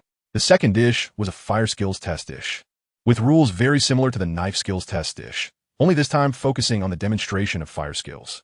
Pay attention. The host then announces the rules. The third round tests creativity. The fourth round is free cooking, and only the top 10 will be selected. If the number of contestants falls below 10 after the first 3 rounds, the competition will continue until the top 3 are chosen. With the sound of the competition starting, 60 chefs immediately begin selecting ingredients. Leifa focuses on 10 ingredients, resting his chin on his hand, pondering. Tofu is the most difficult to work with. It has to be sculpted blind in water, and it has to be both beautiful and delicious. But for me, it's a piece of cake. He heightens his hearing with Hell's ear and sound wave manipulation. He can see the situation in the water, even with his eyes closed. After a year of training at the Culinary Forest Temple, his knife skills have reached an extraordinary level. Choosing tofu is like a low-dimensional strike. 2 hours later, the judges arrive in front of Leifa. Leifa says, "This tofu dish is called Blood Jade Tiger." The judges are shocked. You are the first to choose tofu out of 60 contestants. A female judge curiously asks, "Tofu is white. Why is it called Blood Jade Tiger?" Leifa smiles and uncovers the dish. An incredibly lifelike tiger appears, entirely blood red and glossy like jade. The female judge exclaims, "Red as blood, shaped like a fierce tiger." This name is so fitting. This is not just a dish. It's a work of art. Everyone is stunned. Not only did he carve this shape in 2 hours, but he also dyed it blood red. His knife skills and techniques are astounding. You absolutely wouldn't expect it. Leifa purposely chose the most difficult tofu, and with a flip of his hand, he presents the Blood Jade Tiger, turning the whole venue upside down, showing off and hitting the ceiling. With Hell's ear and sound, wave manipulation acting like an X-ray vision, blind sculpting feels like opening the heavenly eye. Culinary Forest Temple's culinary skills crush those of the East China Sea, leaving the judges dumbfounded. This is even more thrilling than Luffy defeating CP9, with high energy throughout. Fists clenched. The cheat mode is completely maxed out. Leifa applies his combat skills to his culinary arts, excelling in this crossover. Selecting the most challenging ingredients and achieving perfection, both talent and strength explode. Participating in the competition low-key, yet making headlines every time. His presence is fully maximized. This move is even more exhilarating than being the heir to the 4 emperors. After all, in the world of One Piece, being able to infuse culinary arts with a sense of battle is truly a ruthless character. Rather than calling it a dish, it's more accurate to say it's a piece of art. Is it really possible to carve tofu so vividly in just 2 hours? Moreover, it's obvious that this is not just a simple carving, because if it were merely sculpting it into a tiger shape, it wouldn't explain the layer of blood-red exterior. Look closely. The older judge stared at Leifa's Blood Jade Tiger, his face filled with disbelief. "Did you really make this in just 2 hours?" Leifa smiled. "With so many people watching, I couldn't cheat." The judge sighed. The knife skills are incredible, but the dish still depends on the taste. Everyone took a bite, and the female judge exclaimed, "It's sweet?" The judge with glasses immediately said, "It has the fragrance of red jasmine." Leifa nodded. "I used honey syrup red fruit for the outer layer, adding 6 types of red ingredients for flavor." The judge with glasses pressed on. "Honey syrup red fruit is very rich, and it takes at least an hour for the 6 ingredients to blend. How did you carve at the same time?" Leifa calmly explained. I put the ingredients and seasonings into a wooden barrel, carved inside the barrel, and used my unique skill to accelerate the blending of the sauce. Then just took it out after finishing the carving. The judges suddenly understood. When scoring, 7 gave 9 points, 2 gave 8 points, and the female judge directly gave 10 points. With a total score of 89 points, it surpassed the previous highest score of 74 by 15 points, causing an uproar in the audience. You absolutely can't imagine. Leifa solved the time problem with wooden barrel carving unique skills. The operation was incredibly impressive. 89 points crushed the entire venue. The judges were all conquered, showing off and slapping faces at the highest level, from an inconspicuous low-ranking chef to a culinary master. The identity contrast was jaw-dropping. This was even more thrilling than Luffy winning the Marineford War. With high energy all the way, fists clenched, the cheat mode was fully activated. Leifa transformed combat skills into culinary expertise. His cross-disciplinary abilities were explosive. Choosing the most difficult ingredient still earned him a high score, with both strength and talent exploding. Competing low-key, yet crushing all the way, his presence was fully heightened. This operation was even more exciting than being the heir to the 4 emperors. After all, in the world of One Piece, being able to dominate the scene with culinary skills is the true hidden king. Although the scoring has been completed, I still want to say that this dish is impeccable in both knife skills and seasoning, and the difficulty is extremely high. Even if you told me the method now, I think others would find it hard to replicate this blood jade tiger. Young man, you have truly opened our eyes. The older judge exclaimed once again. Look closely. Leifa humbly smiled at the astonished judges. You flatter me. However, the female judge was filled with shock. This is no flattery. Carving in blood-colored juice. With visibility completely blocked, it's 10 times harder than blind carving in water. It's simply a miracle. Leifa smiled without responding. Fully aware in his heart, he relied on his hellish ear to see through the juice, and even used high-frequency sound waves to accelerate the seasoning. This cheat cannot be exposed. The host immediately shouted, Contestant Leifa scores 89, first in the knife skills segment. After passing the knife skills test, applause erupted. The audience thundered with applause. While Jonathan stared at Leifa, muttering to himself, this young chef's skills are extraordinary. Could it be that my previous sense of threat from a strong competitor was mistaken? Contestant chefs like Jessica and Jafu were also stunned by this high score, their eyes wide open. Soon, the knife skills competition concluded, with 17 eliminated and 43 advancing to the fire skills competition. In this round, Leifa intentionally concealed his abilities, only scoring 71 points, placing him in the middle range. Fortunately, only 6 were eliminated, allowing 37 to smoothly advance to the creative competition. Just as the competition heated up, a giant pirate ship flying a black flag suddenly crashed into the campus. No, it broke into the port of Rogtown. The dock security team instantly sounded the alarm, and Colonel Stevens' face turned green with anger as he rushed over with his men. These pirates must be tired of living. They dare to cause trouble during the competition, ruining my promotion path. Previously, pirates had concealed their identities, and the Navy had turned a blind eye, but this time the pirates boldly displayed their flag, clearly intending to stir up trouble. Jonathan's expression instantly turned serious at the scene, and Jafu also stopped watching, unconsciously reaching for his knife handle. Leifa stood by the competition field, appearing calm, but had already used his hellish ear to capture the movements on the pirate ship. Calculating in his mind, Colonel Stevens' strength probably won't hold up. It seems I need to be ready to act at any moment. You would never expect it. 1 second, Leifa relied on his cheat cooking skills to crush the competition. In the next second, he concealed his abilities to control the score. Playing the pig to eat the tiger, the pirates suddenly raised their flag and stormed the port, turning the competition into a battlefield. The crisis arrived in an instant. Jonathan and Jafu hid their true strength, while various big shots were ready to act at any moment, throwing the situation into chaos. This was even more thrilling than Luffy's rampage in Impel Down, with high energy throughout making people clench their fists. The cheat mode was fully activated. Leifa's cooking skills could dominate the entire field, and his combat strength was still hidden. He was an all-around powerhouse, competing as a chef while simultaneously being a hidden boss ready to rescue at any time, switching identities with ease. The pirates came to deliver heads, perfectly giving Leifa the opportunity to show off his skills, with a guaranteed chance to flaunt and slap faces. This operation was even more exhilarating than being the heir to the 4 emperors. After all, in the world of One Piece, being both literate and martial. While also controlling the scene, is the true hidden king. However, Colonel Stephen probably still hasn't recognized the true seriousness of this situation. Look closely. The attackers in Rogtown are not mere small fries, but the legendary pirate who strikes fear across the Grand Line. The World Destroyer, Bondi Ward. This madman aims to overthrow the world government and has killed countless Navy and government personnel, yet he remains at large. Ward laughed as he jumped onto the dock. Sebastian. Nachin, come with me. The thin first mate, Bin Jack, cautioned, be careful. The fish giant Sebastian reassured. Don't worry, this is the East Sea. The beautiful woman in a Chong Sam. Nachin giggled, I'll keep an eye on them. Just as the three set foot on land, a large group of Navy rushed over to set up a formation. Colonel Stephen wanted to capture the thieves to establish his authority, but in less than a minute, all the Navy were on the ground. Nachin had put them all to sleep with a reagent, and Sebastian hadn't even lifted a finger. At this time, the third round of the creative cooking competition had just begun. Leifa noticed that more than half of the guarding Navy had disappeared, and Colonel Stephen was also missing. Although puzzled, he didn't stop the competition. 2 hours later, he scored above average and successfully advanced, with 11 eliminated in this round, leaving only 26 competing for the top 10. However, he soon discovered with his hell ear that 3 uninvited guests were standing on a nearby rooftop.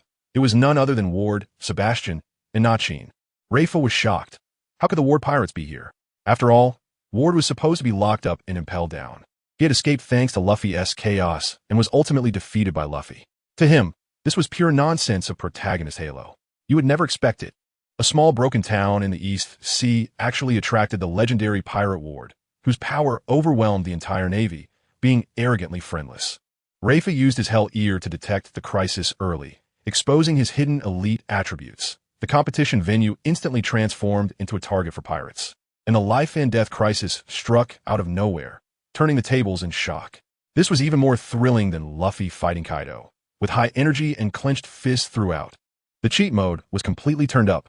Leifa participated in the competition while completing tasks and acted as an early warning radar, ridiculously versatile. Ward swept through the Navy with his crew, but was unaware that the venue concealed the mighty Leifa, slapping his face in return.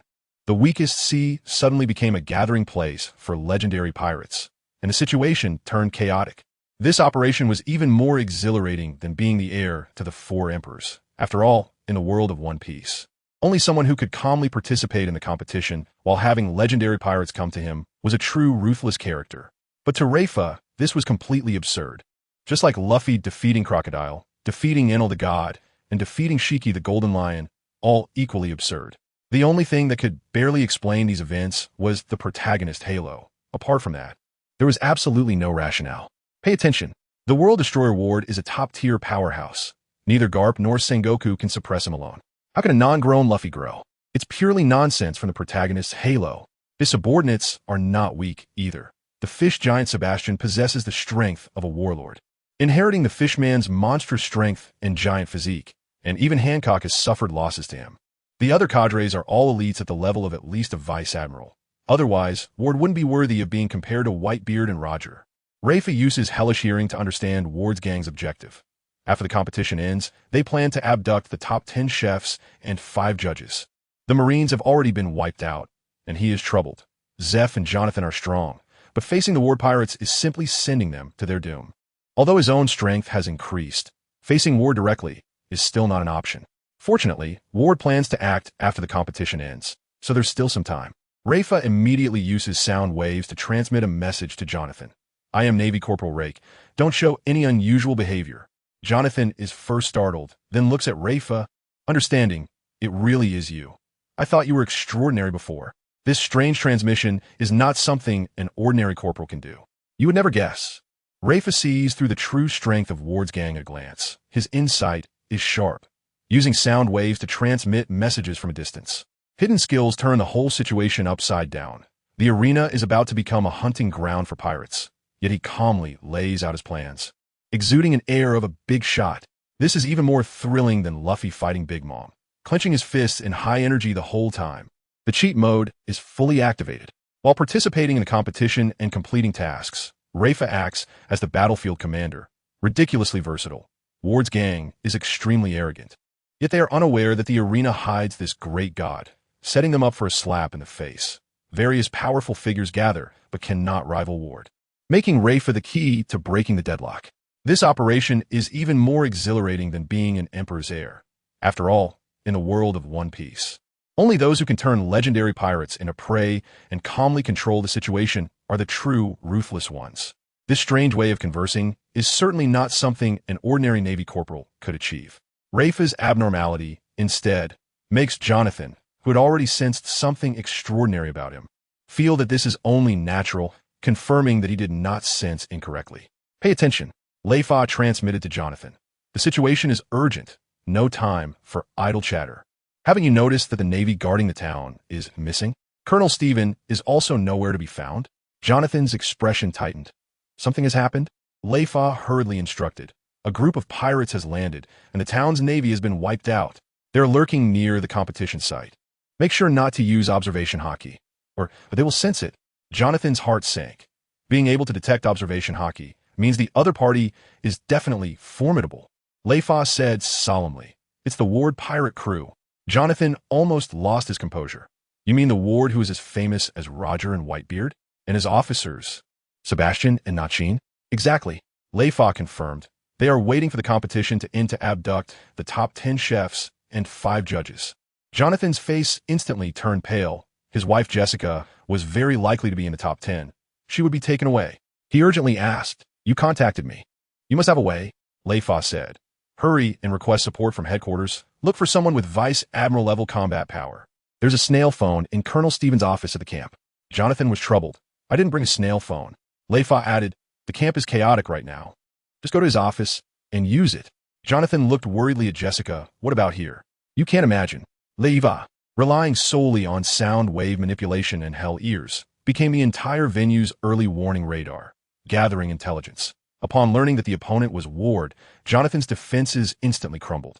Even the big shot was flustered. The competition site turned into a pirate food warehouse in an instant, with the crisis closing in step by step. The plot twist was jaw-dropping. This was even more thrilling than Luffy breaking into Impel Down, the whole time clenching his fists in high energy. The cheat mode was completely activated. Leifa participated in the competition while completing tasks and acted as the tactical commander, being absurdly versatile. The Ward crew arrogantly hunted, unaware that Leifa had secretly set up a trap, ready to slap their faces. Jonathan transformed from a calm big shot into a protective husband, and the situation heated up instantly.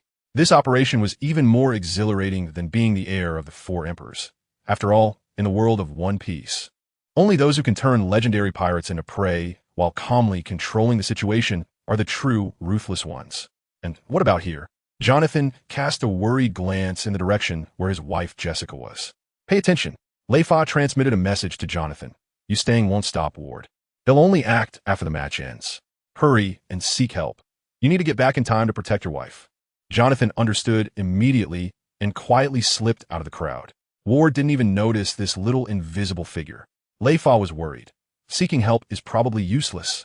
By the time the strong ones from the Grand Line arrive, the fight will already be over. Half an hour later, Jonathan sneaked back, his face pale. The headquarters said they would send someone at least a vice admiral as soon as possible, and told me to try to stall, if it doesn't work. Just save myself. He was anxious. He couldn't possibly defeat Ward's subordinates, let alone abandon his wife and run away. Leifa suddenly said, "There's a chance, but you have to take a risk and face one of the officers alone." Jonathan decisively replied, "Just say it." Leifa quickly explained the plan, and Jonathan affirmed, "Leave it to me. The danger you face is greater than mine. If you're not afraid, why should I be?" After saying that, he quietly left again. Soon, the cooking competition ended, and the top 10 were announced. Jessica, Zeph, and Leifa were all on the list. The final round began, and 5 renowned chef judges took the stage, while the host prepared to announce the final rules. "You absolutely wouldn't expect it." Leifa, knowing that seeking help was unlikely to succeed, still dared to devise a risky plan, showing incredible courage. Jonathan, wanting to protect his wife, also dared to confront an officer even knowing he couldn't win, proving to be the ultimate husband. The top 10 were all fierce competitors, and even before the match ended, they had to confront a legendary pirate, raising the stakes to an exhilarating level. This was even more nerve-wracking than Luffy fighting Akainu, keeping everyone on the edge with clenched fists. The power-up mode was completely activated.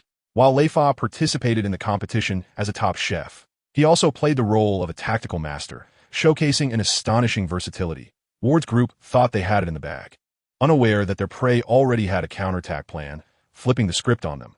The weakest seas chef competition turned into a life-and-death battle for the big shots. This operation was even more thrilling than being the successor to the Four Emperors. After all, in the world of One Piece, being able to confront a legendary pirate with brains is the true definition of a fierce person. After the 5 renowned chef judges appeared, the host began to introduce the rules for this final showdown. Pay attention. The host announces the final rules in the 3rd round. Showcase the strongest culinary skills with no restrictions on dishes or ingredients, using the ingredients you bring to make your specialty dishes. The 5 judges will score, and the top 3 will earn the title of Master Chef. Leifa was originally focused on Ward and his group, but he regained his senses upon hearing about the self-provided ingredients. The other 9 had been prepared for this, and he was the only one who entered the competition without knowledge of it. But he secretly laughed. This isn't me bullying anyone. The ingredient store was filled with top-tier ingredients that could captivate the world of gourmet food, easily overshadowing local ingredients. He chose deep-sea matsutake mushrooms, which are level 13 catches, naturally sweet and of excellent texture. They can be made simply, and he could still keep an eye on Ward. Others showcased their unique skills, some using seafood, and others using rare ingredients. 2 hours later, the judges began tasting. They started with Shifu's scrambled eggs, and the master chefs immediately identified the ingredients with just 1 bite, which impressed Shifu. When it was Leifa's turn, he served matsutake soup, and the judges were astonished after 1 bite. This matsutake has an incredible texture. Where did you buy it? The master chefs pressed for more details. How is the soup so fresh? What did you use for flavoring? Leifa casually fabricated a story. I bought it from the ingredient merchant. I flavored it with various ingredients in advance and dried it. That shouldn't be against the rules, right? You would never guess.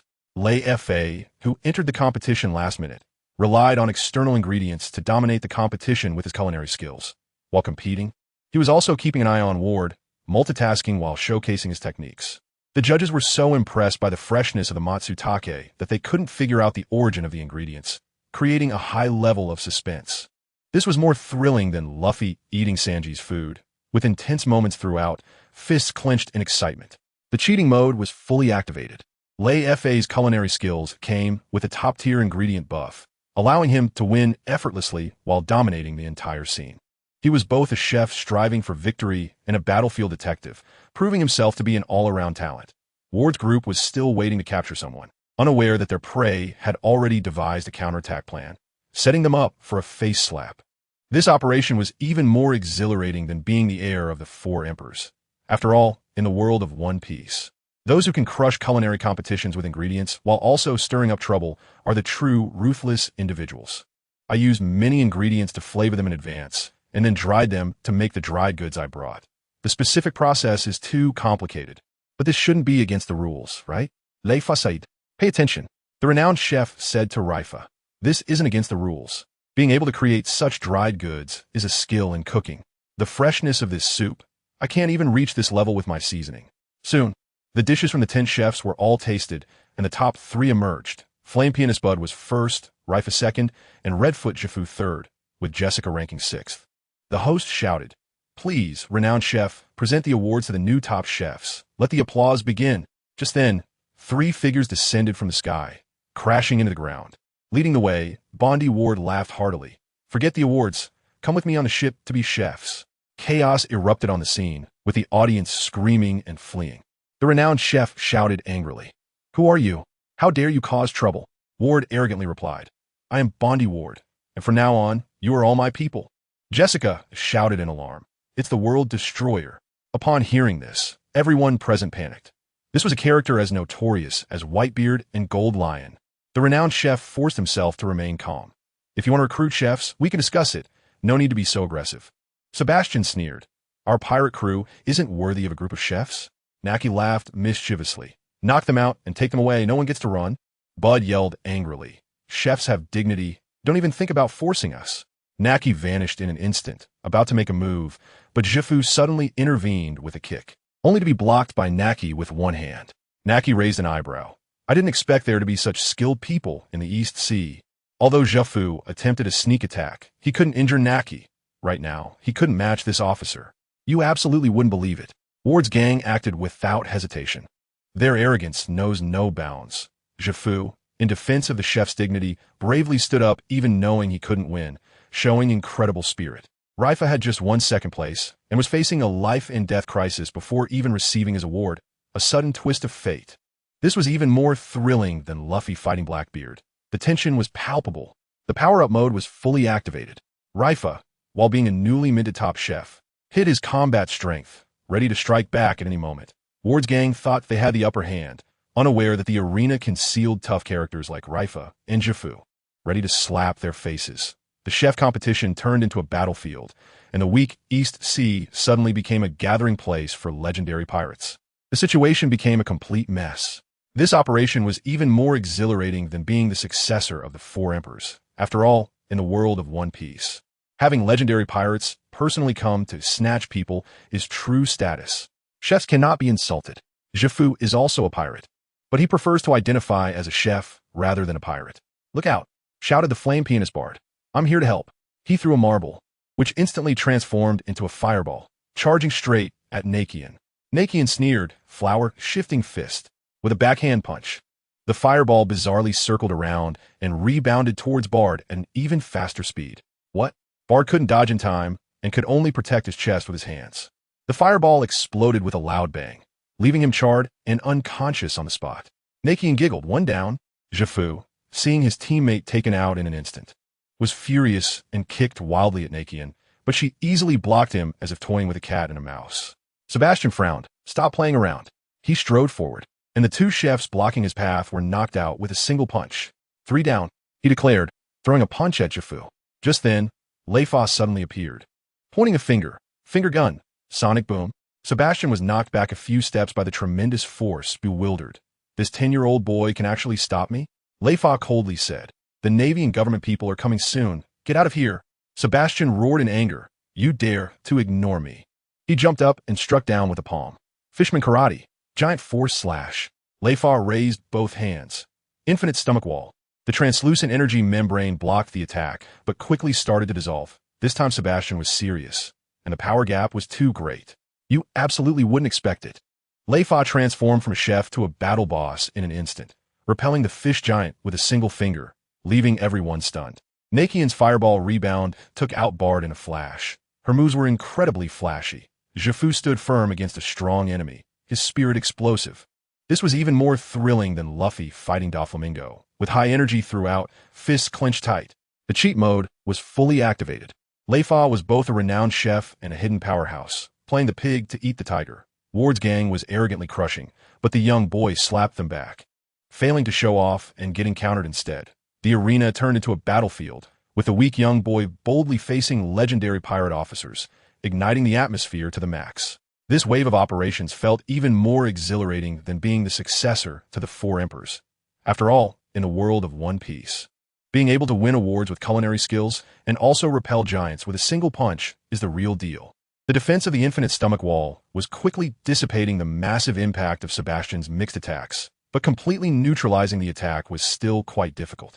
Look, Sebastian's power far exceeds that of the Navy's giant vice admirals, and with the support of Fishman Karate, only the barrier fruit can withstand it head-on. Although Leifa's infinite stomach wall is strong, it cannot withstand the gap in strength, and can only reduce most of the power, as the attack breaks through the defense. Leifa immediately activates the second layer of protection, Sound Barrier. He successfully blocks the remaining attack. Sebastian is stunned. His furious blow is actually taken head-on by a 10-year-old boy. In that moment of distraction, Leifa counterattacks with lightning speed. Finger gun sonic boom, double hit. 2 fingers strike Sebastian's abdomen, sending him flying. Leifa's subordinates cheer. Boss Rake is mighty. But Leifa can't smile. Sebastian is completely unharmed. It's important to know that this move can shatter granite. He is secretly shocked. Is this the combat power of a great pirate? Suddenly, Ward speaks. "Sebastian, stop." The enraged Sebastian immediately halts, demonstrating Ward's deterrent power. Ward looks at Leifa. "Kid, what's your name?" "Rake." Ward extends an olive branch. "Join my pirate crew, and I'll directly give you a cadre position, on par with Sebastian. And these people will be under your command." Sebastian protests. "Captain." Ward barks. "Shut up." Then he says to Leifa, being a cadre in my pirate crew, it won't be a grievance for you, right? Leifa is completely stunned.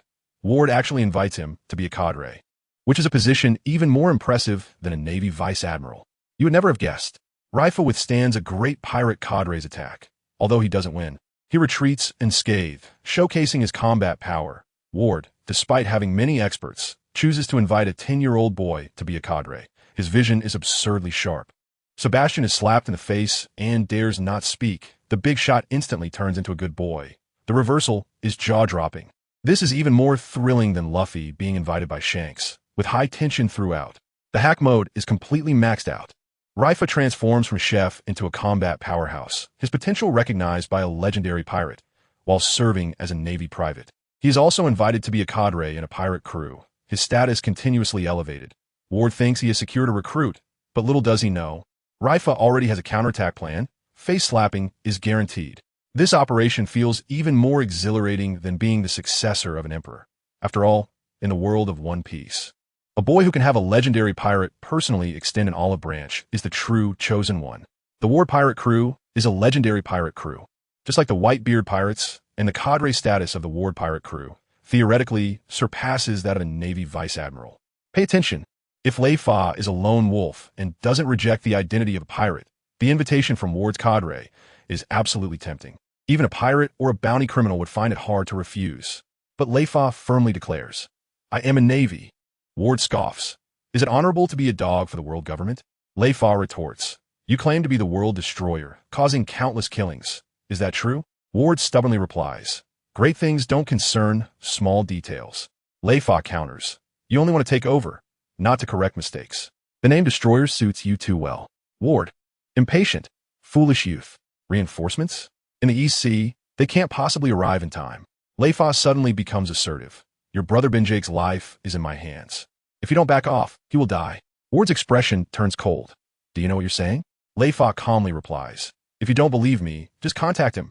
Ward calls Benjake's snail phone, but no one answers. He then calls Gyram, and the other party urgently shouts, Captain, the vice captain has been kidnapped. Ward angrily yells, useless. After hanging up, he stares fiercely at Leifa. Leifa smiles. He had already sent Jonathan to the dock to kidnap Benjake, although he wasn't sure if it would succeed. It turned out he had made the right bet. Jonathan is just a rear admiral. Facing a pirate cadre alone is dangerous, but now he finally has leverage. You absolutely wouldn't expect it. Leifa confronts the legendary pirate Ward head-on, his verbal skills leaving the other party speechless, with an overwhelming presence. Secretly sending Jonathan to kidnap Ward's brother, his strategy is ruthless enough to have no friends. Ward goes from arrogant to suddenly on the defensive. The big boss instantly becomes an irritable old man. The reversal is jaw-dropping. This is even more thrilling than Luffy waking up Crocodile with insults. The tension is high throughout. The cheat mode is fully activated. Leifa acts as a top chef while being a tactical master, his intelligence crushing the entire scene. Clearly not as strong as Ward, yet relying on strategy to exploit the opponent's weak points, achieving a lower-dimensional strike. Ward thought he had a sure win, but was played around by the young man, failing to show off and instead getting countered. This operation is even more exhilarating than being the successor of the Four Emperors. After all, in the world of One Piece, only those who can outsmart legendary pirates are the true, ruthless ones. This is also why Leifa had emphasized to Jonathan earlier that he might very well face one of Ward's pirate cadre alone. Pay attention. Jonathan knows the danger of hijacking Benjake, yet he grits his teeth and goes for it. If he doesn't, his wife Jessica will definitely be taken by Ward, and there won't be a chance to rescue her later. Compared to the worst outcome, he is willing to risk everything. Leifa sees the plan succeeding and finally has leverage to negotiate with Ward. Ward coldly says, let my brother go, and I'll leave immediately. Leifa shakes his head. You're too strong. If we let him go, you'll turn against us. What do we do then? Sebastian angrily shouts, if you don't trust us, why should we trust you? Leifa calmly suggests, I will go on your ship as a hostage, and when the Navy reinforcements arrive, you can release me and Benjake. That way, everyone can be at ease. Ward thinks for a moment and nods in agreement. Naichine punches Zeph back and laughs. I'll play with you next time. Ward leaves with his men and Leifa, and everyone breathes a sigh of relief. Jessica, unable to find her husband, suddenly hears Leifa's voice. Jonathan is on the pirate ship. I will bring him back safely. She instantly realizes that her husband is the one hijacking Ben Jack and feels both regret and fear. It's all my fault for insisting on participating, putting him in such great danger. Others, fearing Ward might retaliate, quickly flee, and Zeph decisively orders, retreat. The arrival of the Navy reinforcements is not good for us. You would never expect it. Leifa uses himself as a hostage to ensure everyone's safety, showing incredible courage. Jonathan boldly storms the pirate ship to protect his wife. Being the ultimate husband, Ward transforms from an arrogant villain into a negotiator, his imposing aura shattered. This is even more heart-wrenching than Luffy's saving Ace. With intense moments that make you clench your fists, the power-up mode is in full swing. Leifa acts as a hostage while controlling the situation, his intelligence dominating the entire scene. Jonathan bravely faces legendary pirates for love, compensating for lack of strength with courage. The cooking competition turns into a hostage exchange, with plot twists faster than flipping pages. This maneuver feels more exhilarating than being the heir to the 4 emperors. After all, in the world of One Piece, only those who can use strategy to make legendary pirates compromise are the real tough ones. He decisively issues orders. The arrival of the Navy reinforcements is not good news for him either. After all, he has a bounty on his head, and the Navy daring to confront the Ward pirates is definitely not a simple character. Look closely. Staying here is just asking for trouble. Everyone is thinking of leaving this place of disputes as soon as possible. On the sea, 3 naval warships are charging at full speed in a triangular formation. Carp picks his nose and asks, "How long until we arrive?" Aokiji looks at the map. Soon, Carp complains, "Bonnie Ward really has no class, coming to the East Sea to bully newcomers." Aokiji curiously asks, "Have you fought it before?" Carp nods. His Momo fruit is really troublesome. It can enlarge objects and accelerate them 100 times. Even a pistol can be used as a cannon. Suddenly Carp says again, "That old guy Sengoku's disciple, Leifa, is also in Lowtown. Don't let him show off." Aokiji is shocked. "You mean Leifa from the last meeting?" Soon, a soldier reports, "We spotted the Ward pirate ship ahead, waiting for us at the port." Carp is furious, daring to look down on the Navy. "Let us go over there. I'll teach him a lesson." Aokiji wants to advise, but Carp waves his hand. "You handle the small fries. I'll take care of Ward." As they get closer, both are stunned. On Ward's ship, Leifa and Jonathan are holding hostages, facing off against Ward's crew. Aokiji recognizes at a glance that as Jonathan and Leifa, Carp is also dumbfounded. What is going on? Ward grits his teeth. "Carp is here. Hurry up and release the hostages." Leifa responds with a smile. "Don't worry. We had our differences before. You definitely wouldn't expect this." Carp and Aokiji charge in, ready to beat up Ward, only to be shocked by the turn of events. Leifa instantly switches from hostage to negotiator, holding the legendary pirate in check. Ward, who had been so cocky, loses all his bravado the moment he encounters Carp, becoming a submissive figure. This is even more intense than when Luffy meets Carp, the whole time filled with high energy and clenched fists. The cheat mode is completely activated. Leifa controls the situation while playing the hostage, outsmarting everyone. Carp, with his Saitama-like punch buff, establishes dominance the moment he appears.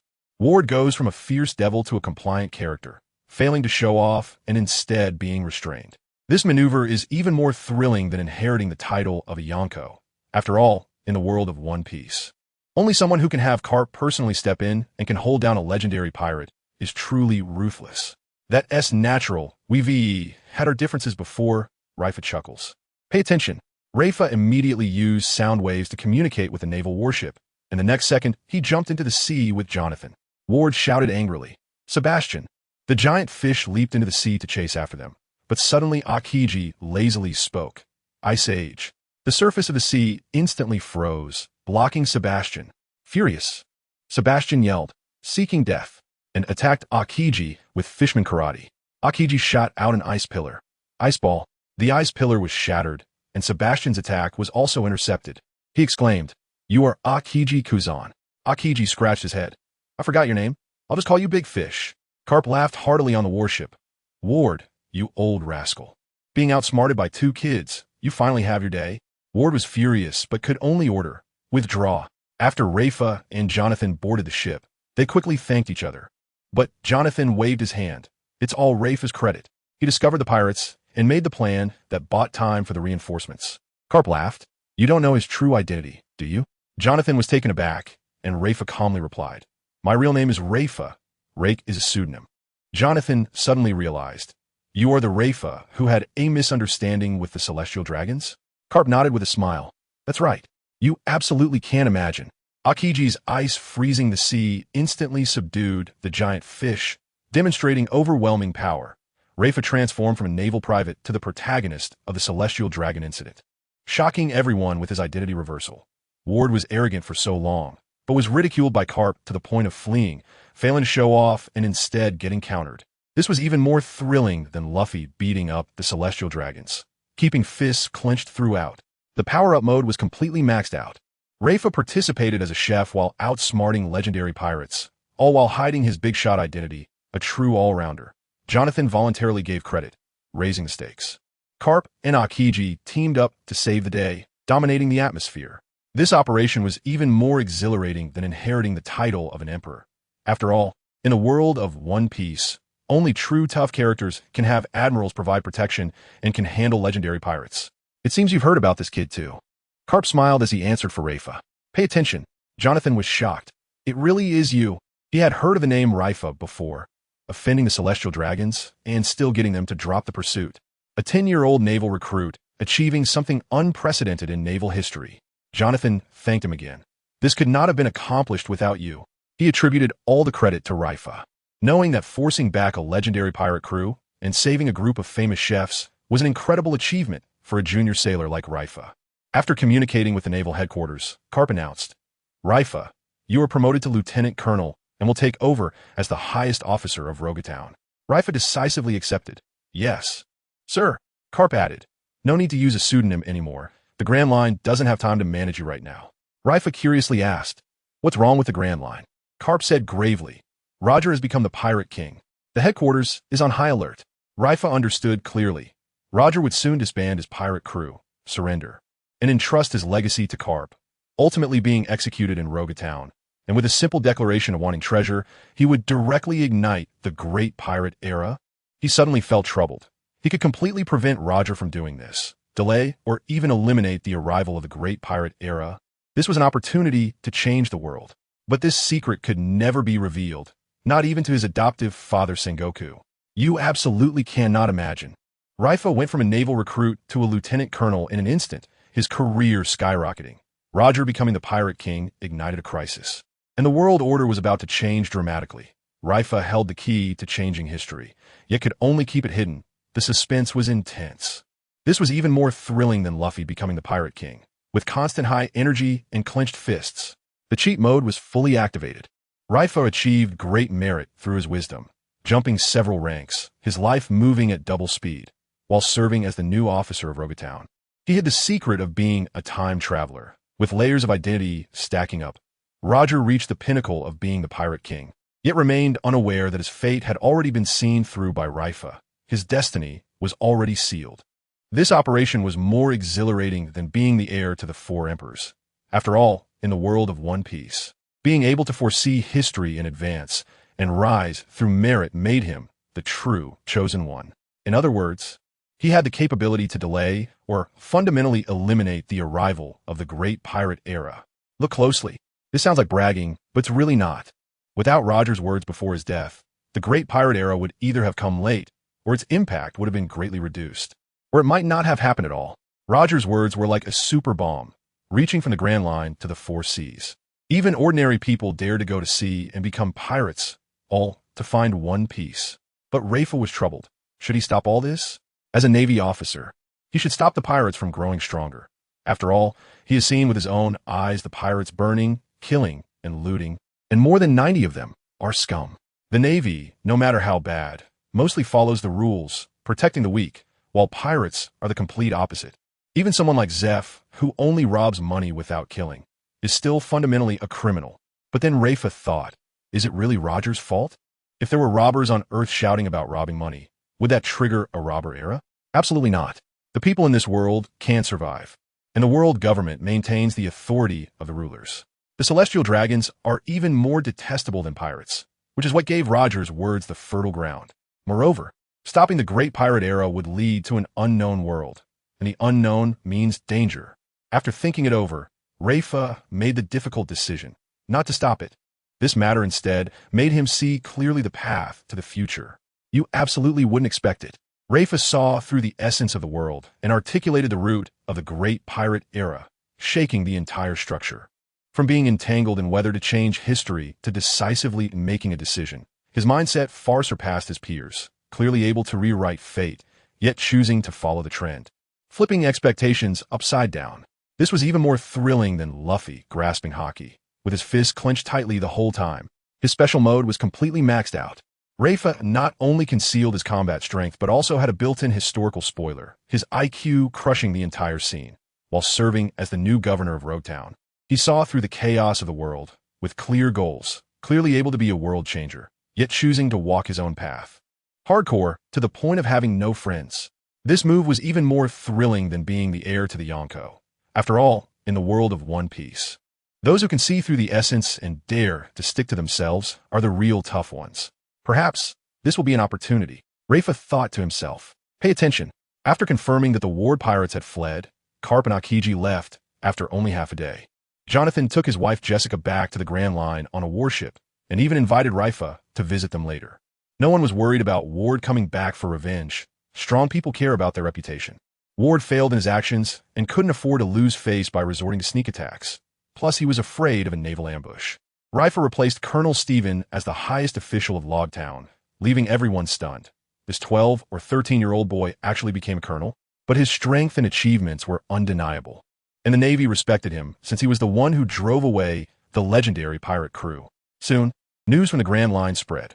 Roger disbanded his pirate crew and surrendered to the Navy, claiming it was Carp's achievement. The Golden Lion caused chaos in Marineford and was captured by Carp and Sengoku working together. Immediately afterward, the Navy announced that Roger would be executed in Logtown, causing an uproar worldwide, with various forces rushing to the East Blue. Now everyone understood. Having Leifa as the governor of Logtown was simply a masterstroke.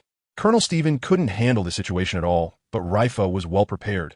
No matter how chaotic it got outside, he focused on his training first, especially the task reward for the title of Master Chef, which was his main focus. Leifa activated the intermediate training card from the Food Forest Temple and was instantly teleported there. This time, he made small progress in culinary ethics. Unlike last time when he struggled even to climb the stairs. Upon entering the temple, he was greeted not by Master Zhou as last time, but by one of the 3 acting masters of the Food Forest Temple, Bone Master. You absolutely wouldn't expect it. Leifa transformed from a private to a colonel in an instant, controlling a city at such a young age, with an incredible presence. Roger surrendered, the Golden Lion was captured. The plot unfolded as he had foreseen, with a built-in spoiler feature. While others scrambled to deal with the chaos, he steadily focused on his training, dominating the atmosphere. This was even more thrilling than Luffy becoming the Pirate King, with high energy throughout. The cheat mode was completely maxed out. Leifa was both the governor maintaining order and deepening his training in the Food Forest Temple, upgrading both his combat power and culinary skills. Clearly a transmigrator. Yet he played the world of One Piece with clarity, controlling the whole situation. Various forces flocked to the East Blue, unaware that such a fierce person was hiding in Logtown, ready to slap faces. This operation was more exhilarating than inheriting the 4 Emperors title.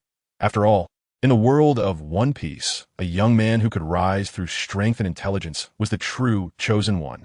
The ages of the 3, from young to old, perfectly correspond to the youth of Zhou, the middle age of Lunyan, and the old age of Bone Master, hence the terms old, middle, young for the 3 acting masters. Pay attention. The last time Leifa came to Shilin Temple, he was accompanied by Zhou, the youngest and weakest among the 3 major deputy masters. This time, however, he is welcomed by Bone Method, who has perfected his eating principles and is second only to the Junjun. Bone Method said with a smile, "For the next year, I will train you. The training will be much tougher than Zhou's, so be prepared." Leifa decisively agreed. Bone Method continued, "I specialize in extreme /and food obliteration. We'll practice these 2 next." Leifa was instantly overjoyed. Finally, I can learn food obliteration. It's important to know that food obliteration is the practical essence of eating principles, capable of converting food into energy storage and exploding instantly when needed. Junjun usually weighs over a ton and can multiply that by 5 to 10 times before a major battle, with energy that is terrifyingly outrageous. Leifa secretly delighted. Even if I only have 1/10 of this power, my combat strength will soar, and I can fight against strong opponents. He curiously asked, "What is Extreme Slash?" Bone Method explained, "It relates to sword techniques, pursuing the ultimate speed. It's a slash at the peak of speed." As soon as he finished speaking, this little old man, shorter than 10-year-old Leifa, instantly exuded a suffocating, dangerous aura. You would never expect it. Leifa is directly apprenticed to the top boss of Shilin Temple, with explosive training resources. He is about to unlock the two ultimate moves of food obliteration and extreme slash, and his combat strength is set to skyrocket. The little old man, Bone Method, may look unassuming, but his presence crushes the entire scene, creating a stark contrast. This is even more thrilling than Luffy learning hockey, with high-energy moments making fists clench tightly throughout. The cheat mode is fully activated. Leifa is not only serving as the mayor of Rogtown, but also advancing in a top-tier sect, double-dipping in power. With minor achievements in eating principles unlocking high-level skills, his talent is outrageously strong. While others are still practicing the basics, he is sprinting towards the ceiling, the king of competition. This operation feels even more exhilarating than being the heir of the four emperors. After all, in the world of One Piece, a young man who can simultaneously grasp power and top-tier combat strength is the true ruthless character. This little old man, who is even shorter than 10-year-old Leifa, at this moment gives an impression of infinite danger. Pay attention. When Bone Method explained, Leifa instantly thought, in this world, swordsmanship places great emphasis on speed. The director, JoinsNaval's partner, Granny Chiyo, wields a blade so fast that it's invisible to the naked eye. After cutting down a person, they don't even feel pain. And one strike is worth 100 million. Although Bone Method's extreme slash is not as good as Granny Chiyo's, it is still an extremely fast cut. A month later, Leifa practiced using sound waves as a blade, and Bone Method praised. Its lethality is stronger than that of a metal knife. It's almost weightless. Incredible. Leifa smiled wryly. The speed is not even 1/10 of yours. He finally understood how terrifying Bone Method's speed was. Mastering swordsmanship relies entirely on practice. It cannot be rushed. Bone Method changed the subject. I've taught you the secrets of extreme slash. Now, let's learn food absorption. Leifa perked up his ears, and Bone Method explained. You can't learn food absorption until you've reached a small level of food essence, otherwise the energy stored in your body will explode. You need to use the mental power of food essence to open up a storage area in your body. The higher the realm, the more energy you can store. Leifa suddenly realized and decided to start by opening up the stomach area, which is the easiest. Bone Method taught the method in just over 10 minutes. But it took Leifa most of the day to open his first tiny area, which could only store the energy of a bowl of rice. However, Bone Method was extremely satisfied. Your speed is faster than Master Zhou's. That's impressive. You absolutely can't imagine. Leifa used sound waves as a knife. His creativity was off the charts, and his lethality was explosive. Within half a day of learning food absorption, he opened a storage area, showcasing his talent that shattered the limits of the food forest temple. Bone Method seemed ordinary, but taught only top-tier skills, a master hidden in plain sight. This was even more exhilarating than Luffy learning hockey. With high energy throughout, fists clenched tightly. The cheat mode was fully activated. Leifa was both the mayor of Rogtown and crazily boosting his combat power in the food forest temple, taking off on two fronts. With sound wave knives food absorption double buffs stacked up, his combat power was about to soar. While others were still laying the foundation, he was sprinting directly towards top-tier skills. The king of the competition. This operation felt even more thrilling than being the heir of the four emperors. After all, in the world of One Piece, a young man who can simultaneously grasp power and top combat strength is the true ruthless character. However, Bone Method was very satisfied with this. As he said, Leifa's speed in opening the first storage area was already extremely fast, not slower than Zhou, the most outstanding proxy master of the younger generation in the Food Forest Temple. Look, Leifa is not satisfied at all. He can't practice long-term like the other people in the Food Forest Temple. This time he can only stay for a year at most, and now a month has passed, so he must race against time.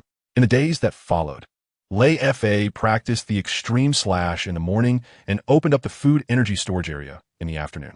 The tedious training became rapid due to visible progress. In the blink of an eye, a year at the Food Forest Temple passed, and Leifa opened his eyes back in the office. What was a year for him was just a moment for this world. At this moment, he was exuding sharpness, a momentum left by his training in extreme slash, which he couldn't hide temporarily. He shouted to the system, "Show body data." The data panel popped up, culinary cell, awakening 7. 2. Strength 35, constitution 32, speed 42, ordinary adult male is 1. Sound wave manipulation, mastery of food ethics, finger gun, shave extreme slash, small mastery of food obliteration. Leifa smiled. The bottleneck is broken, just waiting for the opportunity to verify his strength. He knew well. Roger was about to be brought in, all forces were gathering, and Rogtown was about to change. At this moment, the little sky deer of Mada was joyfully spinning around. It was a descendant of the 8 Kings bloodline, yet it showed no signs of terror. Leifa took out its exclusive rations to feed it. "Little guy, eat up. Don't be fooled by its current giant size. It's only 2 years old, and when it matures, it can be as big as the Zo giant elephant, or even larger. You absolutely wouldn't believe it." After a year of cultivation, Leifa's battle power skyrocketed. Speed became his strongest attribute. All skills unlocked, and battle power doubled. The time flow at the Food Forest Temple was so bugged that while it felt like a moment outside, he had diligently cultivated for a year, leveling up like a cheat. The little sky deer seemed like a cute pet, but was actually a future giant beast, hiding explosive battle power. This was even more thrilling than Luffy going into Gear 4th. With high energy throughout, fists clenched tight. The cheat mode was fully activated. While Leifa acted as the governor of Rogtown, stabilizing the situation, he also leveraged the time cheat to crazily boost his battle power, becoming invincible on both fronts. His skills advanced from beginner to mastery at lightning speed, with absurd talent. Rogtown was about to become the center of the storm, and he was already prepared for battle power, waiting for all the big shots to come knocking, ready to show off and slap faces. This maneuver was even more exhilarating than being the heir to the 4 emperors. After all, in the world of One Piece, a young man who could master time and battle power was a true ruthless character. But it was no ordinary deer. You should know that an adult sky deer is a towering giant beast on par with the Zo giant elephant in the world of One Piece, and it might even be larger. Look, the sky deer has a longer lifespan than ordinary deer, grows slowly, but is as big as a horse by the age of 2, which is completely understandable. Didi finishes its food and nudges Leifa with its head. Leifa understands immediately. "You want to carry me?" Didi happily responds. Leifa jumps onto its back. "In the past, I held you. Today it's your turn to carry me." Its back is soft and fluffy, not like the forest of the Deer King, but it looks just like a big deer. "Let's go." Leifa pats its neck, and Didi starts galloping wildly, instantly bursting out of the naval camp. The soldiers see their commander riding a deer and salute. Leifa exclaims, "It's much faster than a horse. This is amazing." Just as he finishes speaking, a bicycle suddenly cuts across in front of them, and it looks like they are about to collide. Didi leaps 5 meters high and easily dodges it. Leifa praises, "You're awesome." Didi runs even faster. Leifa casually asks, "What other abilities do you have? Show them all." Didi suddenly slows down, and the next second, Leifa feels a tremendous force pulling him down, and he can't break free. Everything goes dark, and he finds himself in a semi-enclosed space, with the sky above and closed walls around. He jumps up trying to get out, but is blocked by an invisible barrier. Leifa tests, "Is this the alternate space on your back?" Didi's voice comes from all directions, and Leifa understands immediately. It has an alternate space like the Deer King, but it's only a few dozen square meters now, far from being a small world. You would never guess. Didi looks like a cute pet, but in reality, it outruns horses and can leap into the air, hiding a plethora of skills. Unlocking an alternate space at just 2 years old, its bloodline talent breaks through the ceiling. Leifa rides the deer to show off, and unexpectedly unlocks hidden mount skills, with surprises continuously. This feels even more exhilarating than Luffy riding an elephant, with high energy and clenched fists the whole time. The cheat mode is fully activated. Not only does Leifa's combat power soar, but his mount also comes with bug skills, making their combat power top-notch, while others rely on taming their mounts. His mount is a descendant of the 8 Kings, naturally growing stronger. The weather in Rogtown is about to change, and with his mobile alternate space mount, he has double insurance for survival and combat. This operation feels even more thrilling than being an heir to the 4 emperors. After all, in the world of One Piece, having a mount that can open alternate spaces is the real status. Just like the enormous small world carried by the Deer King Sky Deer, this little guy Didi clearly already possesses an alternate space, but it's still far from being a small world. Currently, just a closed space of a few dozen square meters. Look, as Jian continues to grow, its alternate space will definitely become larger. and in the future, it can absolutely turn into a small world like the Deer King. Leifa already knew that the Deer King could manipulate the time and space of the small world on its back. Although Jinyan doesn't have this ability yet, just being able to instantly pull him into the alternate space is incredible. Strong at just 2 years old, truly deserving of the 8 Kings bloodline. Leifa tested. Will my binding force hurt you? Jinyan indicated it wouldn't. He immediately unleashed Sonic Bomb. It exploded towards the top, but there was no reaction. The finger gun, Sonic Boom Blade, an extreme slash came in turn, yet the alternate space remained completely unaffected. Leifa was shocked. This can't be broken? Then he thought. Since the Deer King's small world could be broken, Jinyan is only temporarily strong. This alternate space makes for an excellent little prison. He shouted, "Let me out." Instantly returning to the back of the deer, he praised, "Well done." Jinyan took Leifa to a small restaurant they often visited, where the owner warmly greeted them. "Colonel Leifa, long time no see. I thought you weren't coming anymore." Leifa smiled. "I've been busy with my promotion, but I'm here whenever I have free time." The owner's eyes lit up. "I've developed a new dish. Can you give me some pointers?" Leifa joked. "Is this a free meal for me?" The owner hurriedly replied, "You're a famous chef. It's my honor for you to taste my dish." It's worth noting that the owner also participated in a famous chef competition, but unfortunately got eliminated in the first round. You absolutely wouldn't expect it. Jinyan's alternate space withstood Leifa's various powerful moves. Its defense maxed out to an outrageous level. Leifa transitioned from a powerful fighter to a food critic effortlessly. The small restaurant owner hid his chef dream, instantly becoming a fan of the famous chef upon meeting him, creating a stark contrast. This was even more intense than Luffy eating Sanji's food, with high energy throughout and fists clenched tight. The cheat mode was fully activated. Not only did Leifa's personal combat power explode, but his mount also served as a moving prison, providing double insurance for survival in battle. While acting as the mayor of Rogtown, he was also a celebrated chef, living life on easy mode. Jinyan, at just 2 years old, unlocked an incredible skill, reaching full growth potential. This operation felt even more thrilling than being the successor of the 4 emperors.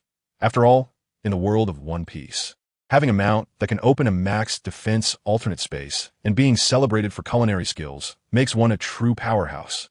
That day, at the East Sea Famous Chef competition, this owner was actually one of the participants, but he got eliminated in the first round during the cooking test segment. Pay attention.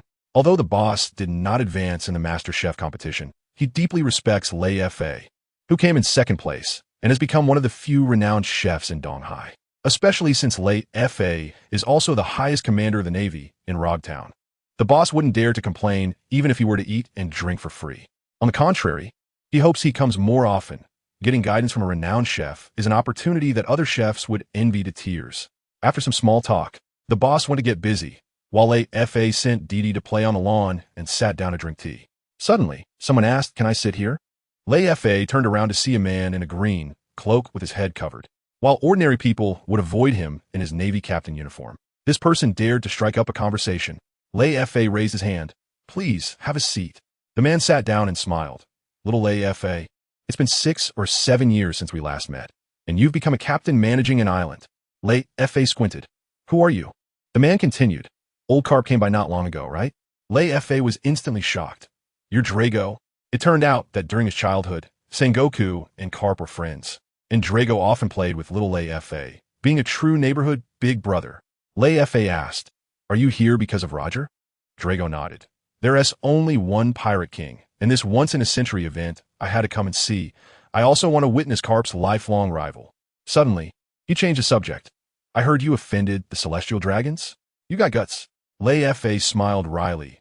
"I was impulsive at the time. It was all luck, or I wouldn't be here anymore. You absolutely wouldn't believe it. As a Navy captain and renowned chef, Leifa is treated like royalty wherever he goes." The mysterious man in the green cloak turns out to be Drago, the leader of the Revolutionary Army. A jaw-dropping identity twist. They're actually childhood acquaintances. And this connection is just too magical. This is even more thrilling than Luffy meeting Dragon. The tension is palpable. The power-up mode is fully activated. Leifa is not only the decision-maker in Rogtown, but also calls Drago, the future leader of the Revolutionary Army, his brother, with connections that are absurdly strong. Clearly a Navy officer, yet he talks and laughs freely with the rebel Drago, clearly playing with identity boundaries, with Roger's execution imminent. All the big shots gather in Rogtown, and Leifa has already made contact with key figures. The information overload is explosive. This maneuver is even more exhilarating than being the successor of the Four Emperors. After all, in the world of One Piece, a young man who can handle power, connections, and combat ability simultaneously is the true chosen one. Don't mention it. That was also a moment of impulse. Luckily, in the end, I was fortunate that the other party didn't hold it against me. Or else, Drago, you wouldn't be seeing me now. Leifa smiled wryly. Look, Dragon laughed ambiguously. Just lucky? Clearly unconvinced, he added. When you offended the celestial dragons, I was in Sabaody, planning to rescue you from Impel Down. But I didn't expect you to be fine. Rayleigh broke into a sweat upon hearing this. Rescuing someone from the Navy sounded as casual as buying groceries to Dragon. Seeing this, Dragon chuckled. I forgot you're a Navy officer, saying this is inappropriate. Rayleigh waved his hand. I'm not as rigid as Sengoku. Boss, the best wine. The boss quickly brought out his private stash of aged plum wine. This is my own brew. Enjoy, gentlemen.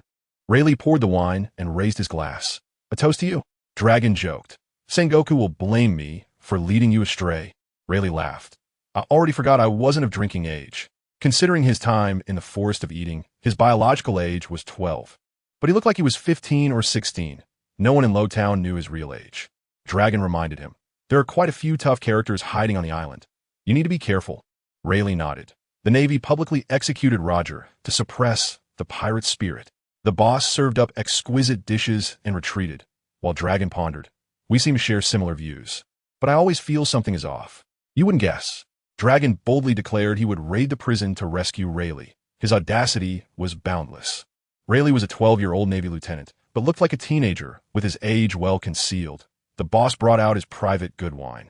And seeing that Dragon was Rayleigh's friend, he didn't dare to ask more, showing high emotional intelligence.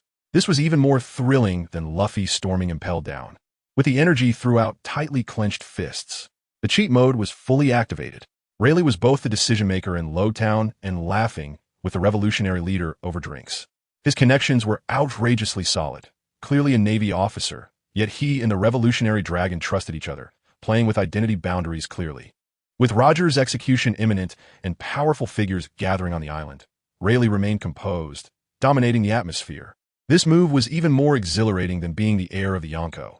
After all, in the world of One Piece, only true, tough characters could make the leader of the revolution actively seek to raid a prison for rescue. It wasn't until the boss walked far away that Dragon spoke up. On this point, our views are quite similar, but I always feel something is off about this matter. Look closely. Leifa said with a smile. Roger is already a prisoner. He can't turn the tide. The Navy and the world government are well prepared.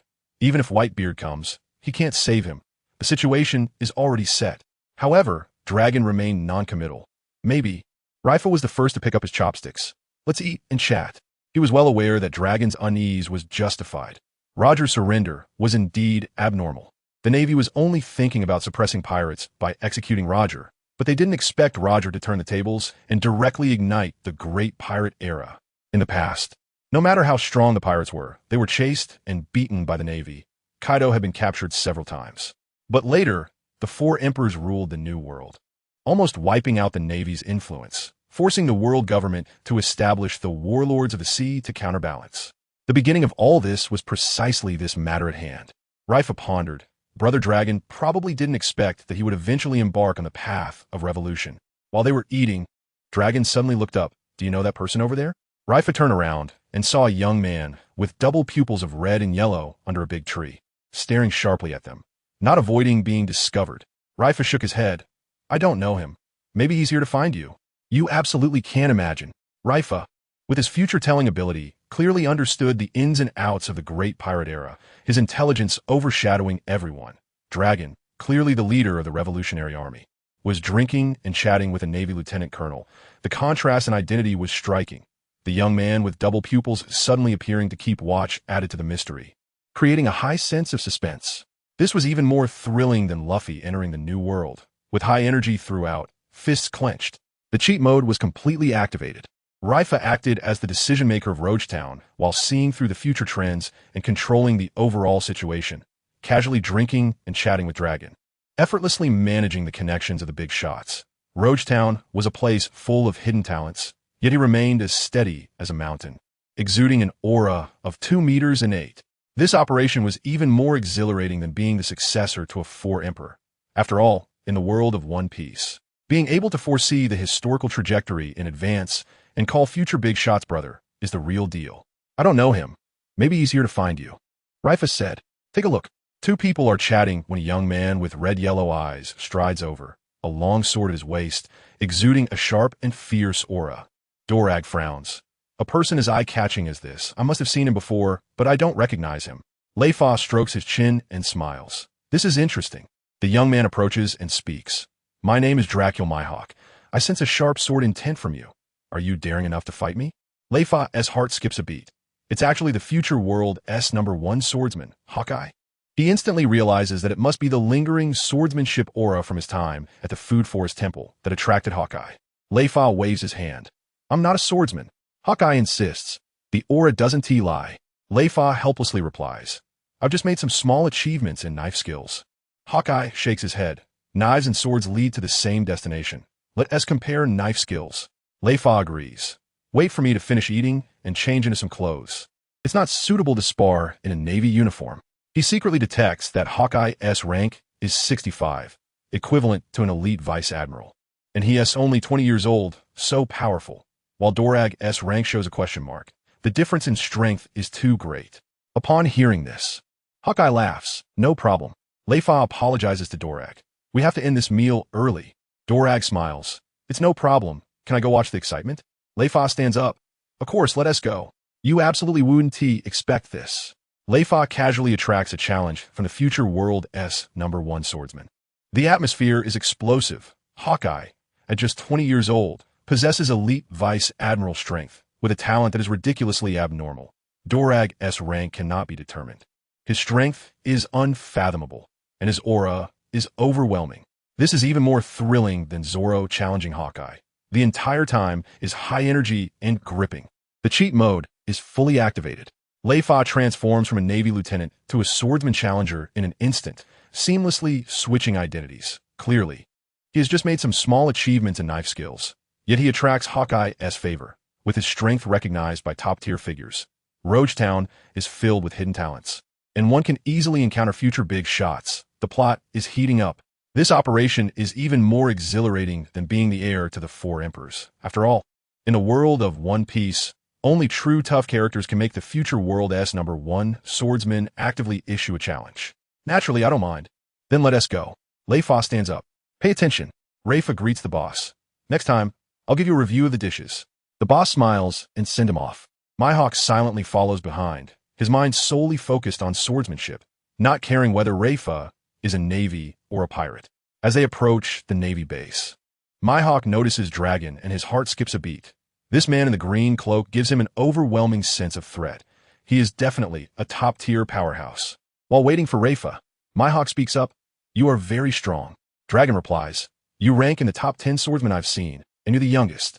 Mihawk remains silent. He doesn't enjoy talking, and if it weren't for the sparring session, he wouldn't bother to speak at all. Soon, Leifa changes into casual clothes, followed by a huge Dragon asks, Aren't you going to leave it at the base? Leifa laughs. This little guy will definitely cause trouble if I'm not around. Chirps at Dragon, as if demonstrating its defiance. The three of them and reach a clearing in the woods, and Leifa tells Dragon and to step aside. I'm worried I won't be able to hold back during the spar. Mihawk draws his sword but frowns. You didn't bring a sword? Leifa shrugs, and a more than 1 meter long green willow leaf sword appears out of thin air, its presence uncertain. Mihawk is shocked. A devil fruit user? In the next moment, Leifa strikes with his sword, and Mihawk hurriedly crosses his sword to block, the blade humming. His heart races. What a fast sword. Faster than 99 of swordsmen. Leifa says, This is extreme slash, meant for faster strikes. Mihawk replies solemnly, It really is fast. You definitely wouldn't expect it. Leifa summons his sword out of thin air, hiding his devil fruit ability so well. Mihawk sees that even Dragon is intimidated. The aura of the big boss overwhelming the scene, that dares to show off in front of the Revolutionary Army leader, turning from a cute pet into a bossy king. The contrast is full. This is even more exciting than Zoro's first duel with Mihawk, tightening fists throughout the whole scene. The cheat mode is fully activated. Leifa is both a Navy lieutenant and hiding a devil fruit top swordsmanship. His combat power doubled. Casually sparring attracts the future world's #1 swordsman. his strength validated by a top boss. Dragon acts as a bystander throughout, yet inherently possesses deterrent power, exuding a complete boss vibe. This operation feels even more thrilling than being the heir to the 4 emperors. After all, in the world of One Piece, only someone who can make Mihawk willingly back down and hides double cheats is the real ruthless one. It really is fast. Mihawk said, "Look out." Leifa glared at Hawkeye, raising an eyebrow. "Just now, I only used 30% of my slashing speed." Hawkeye's blood surged instantly. "Don't hold back. Attack me with your fastest speed." Leifa's hand holding the sword suddenly became a phantom, and several streaks of cold light flashed in front of him, with multiple blue sword energies rushing straight at Hawkeye. Clang, clang, clang. Hawkeye was already prepared, rapidly shifting his sword through 7 positions in front of him, blocking all the sword energies. Taking advantage of this moment, he suddenly lunged forward, striking at Leifa with a horizontal slash. Leifa dared not be negligent, and quickly retracted his sword to defend. At the moment of collision, he was sent flying directly, crashing hard against a tree behind him and knocking down a row of trees. Suddenly, no one expected that Dian beside them would let out an extremely angry howl, recklessly charging towards Hawkeye. It didn't understand the concept of sparring. It only saw Leifa being knocked away and became furious, thinking that its mom was being bullied. Dorage wanted to intervene, but in its rage, Dian's speed skyrocketed, dashing far away in the blink of an eye, leaving no time to stop it. After stabilizing himself, Leifa immediately shouted, "Dian, come back." But the little guy was blinded by rage and didn't hear him at all. Hawkeye frowned slightly, carelessly raising his sword like a shield in front of him, thinking to himself, "It's just a deer. I can easily stop it." "You absolutely wouldn't expect this." Leifa, using only 30% of his strength, forced the future world's #1 swordsman to respond with all his might, his combat power soaring to the skies. Dian instantly transformed into a protective beast, daring to confront a top swordsman head-on, hiding a warrior's essence beneath its cute exterior. Hawkeye looked down on this ordinary giant deer, completely unaware that it was a descendant of the 8 Kings bloodline, and was about to be slapped in the face hard. This was even more intense than Zoro's first challenge against Hawkeye, with high energy throughout, making fists clench tightly. The cheat mode was fully activated. Leifa, while being a lieutenant commander in the Rogtown Navy, was able to stretch his limits against a top swordsman, his strength nearing that of an elite vice admiral. Dian, seemingly just an ordinary mount, was actually a potential stock with the 8 Kings bloodline, hiding incredible fighting power. Dorage acted as a bystander, exuding a powerful aura without intervening. Raising the stakes, this operation was more thrilling than being the heir to the 4 emperors. After all, in the world of One Piece, only those who could have their pets face off against the world's #1 swordsman and maintain control of the situation are truly ruthless. Even the young 8 Kings should not be underestimated. Watch carefully. Hawkeye has no idea that Dian is of the 8 Kings bloodline. He isn't even paying attention and is too lazy to use full defense. What a tragedy this has become. Bang! With a loud crash, Dian directly knocked Hawkeye flying. Previously, Leifa's speed was rated at 1 when he was knocked away, but now Hawkeye's speed has at least soared to 5. The little guy still wanted to chase, but Leifa hurried over to stop him. "Stop it." Dian, sensing the reproach in Leifa's tone, instantly felt wronged. With tears welling up in his eyes, he's only 2 years old and understands protecting his mother. How could he know about sparring? Leifa gently stroked his neck to soothe him. "We're friends, just playing around. I'm fine." Only then did Dian calm down and happily run off to play. Hawkeye returned, covered in dirt, having crashed through 7 or 8 trees, looking quite embarrassed. "Is this really a deer? Its strength is outrageous." Leifa chuckled bitterly. Its ancestor is a mythical beast, so the bloodline inheritance gives it a bit more strength. Hawkeye raised an eyebrow. "A bit more? This strength is even more fierce than mine. It can smash boulders." Not far away, Dorag was also dumbfounded. He never expected this little deer to be so fierce, able to knock Hawkeye around like this. Leifa apologized. "Let's continue. It won't cause any trouble now." Hawkeye nodded, excitement for the sparring remaining in his eyes. Leifa leaped into the air, and the sound wave blade in his hand instantly multiplied into dozens, slashing towards Hawkeye from all directions. Sound blade extreme / fleeting light. Hawkeye's pupils contracted as the blade's light was hard to distinguish between real and illusion, immediately spinning his sword into a flower. Sword Lotus. The sword blossomed like a lotus, providing all-around defense. You absolutely wouldn't expect it. Dian instantly transformed into a battle god pet, knocking the future world's #1 swordsman away with one charge. The contrast was absolutely overwhelming. Hawkeye, who looked down on the little deer, was slapped in the face on the spot, looking utterly embarrassed. Leifa's sword techniques created illusions, forcing Hawkeye to use his ultimate defense, maintaining his battle power throughout. This was even more exhilarating than Zoro unleashing the 9-sword style. The energy was high the entire time, fists clenched tightly. The cheat mode was completely activated. While acting as the mid-level officer in Rogtown, Leifa pushed Hawkeye to his limits in their sparring, his sword skills reaching the top level. Dian, hiding the 8 Kings bloodline, seemed like a cute pet, but had overwhelming battle power, ready to protect its owner. Dorag was the whole time like a spectator, witnessing this iconic scene with an impressive aura. This operation was even more thrilling than being the heir to the 4 emperors. After all, in the world of One Piece, being able to have a pet take down the world's #1 swordsman while still pushing a big shot to their limits is the true definition of a ruthless person. The sword in Hawkeye's hand suddenly began to spin, transforming into a blooming flower. Sword Lotus. The sword in his hand blossomed like a lotus, expanding outwards from the center of his palm. Watch out! Leifa's blade light fell like rain towards Hawkeye, but Hawkeye's sword Lotus acted like an invincible umbrella, blocking all the blade light outside and not letting it get close at all. Seeing that one move was ineffective, Leifa immediately changed tactics, retreating and then charging forward. Windbreak cross slash. A cross-shaped phantom flashed, and a semi-void blade light rushed towards Hawkeye with such speed that the angle was hard to see, bizarre to the extreme. Hawkeye had never seen this technique before, and immediately swung his sword to unleash a stream of air. Sword collapse, chaotic space.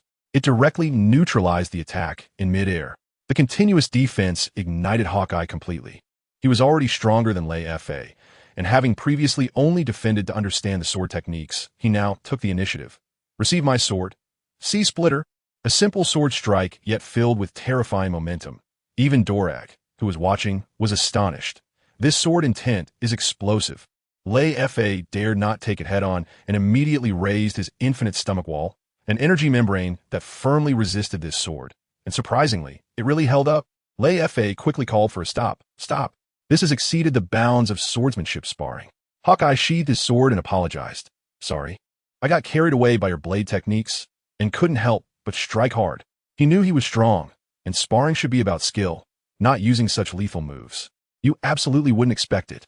Leifa's bizarre blade techniques forced Hawkeye to continuously change tactics, his combat power almost rivaling a top player.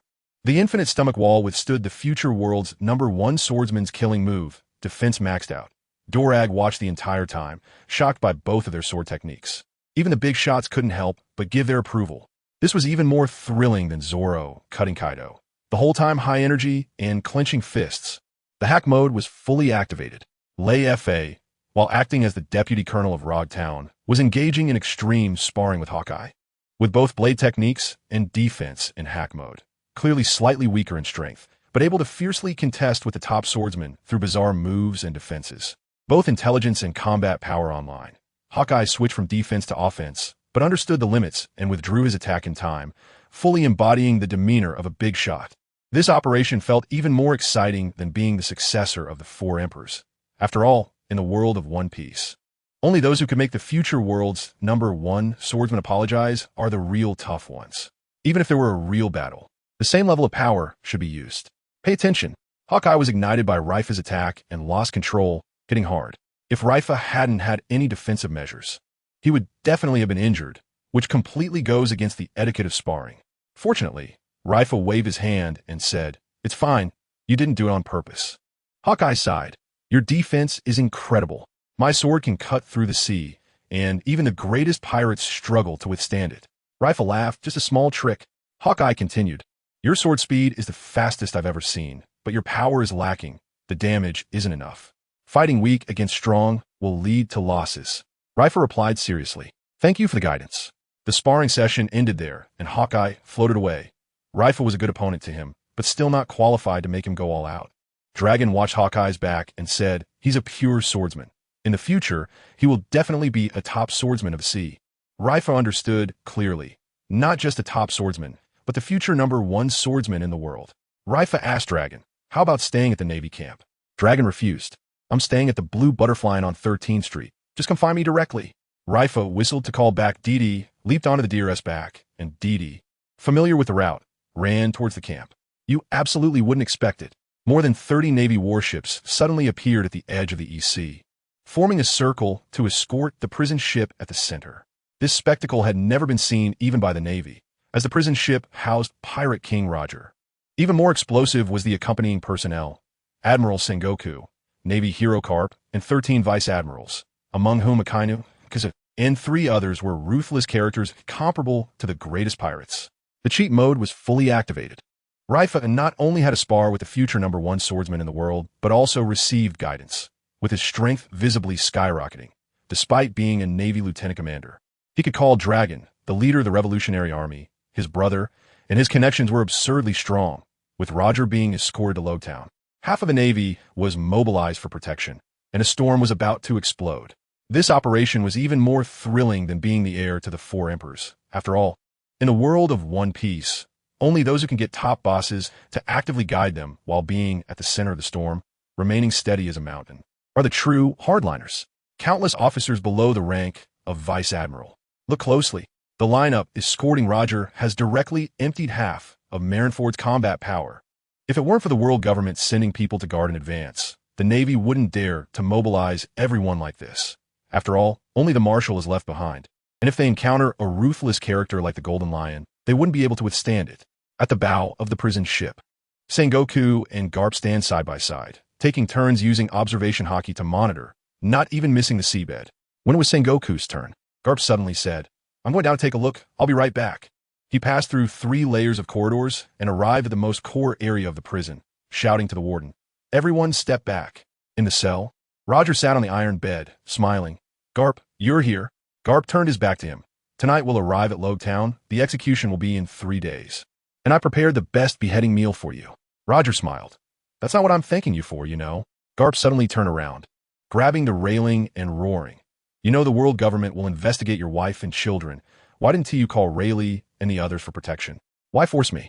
Roger laughed brightly. "I owe too much to my partners. I don't want my children to bear the bloodline of the Pirate King. The only one who can protect them is you." Garp loosened his grip. "I will do my best to keep them alive." Roger waved his hand. "Let's be buddies in next life." Garp snorted coldly and left, while Roger smiled the entire time, not afraid of death at all. You would never expect it.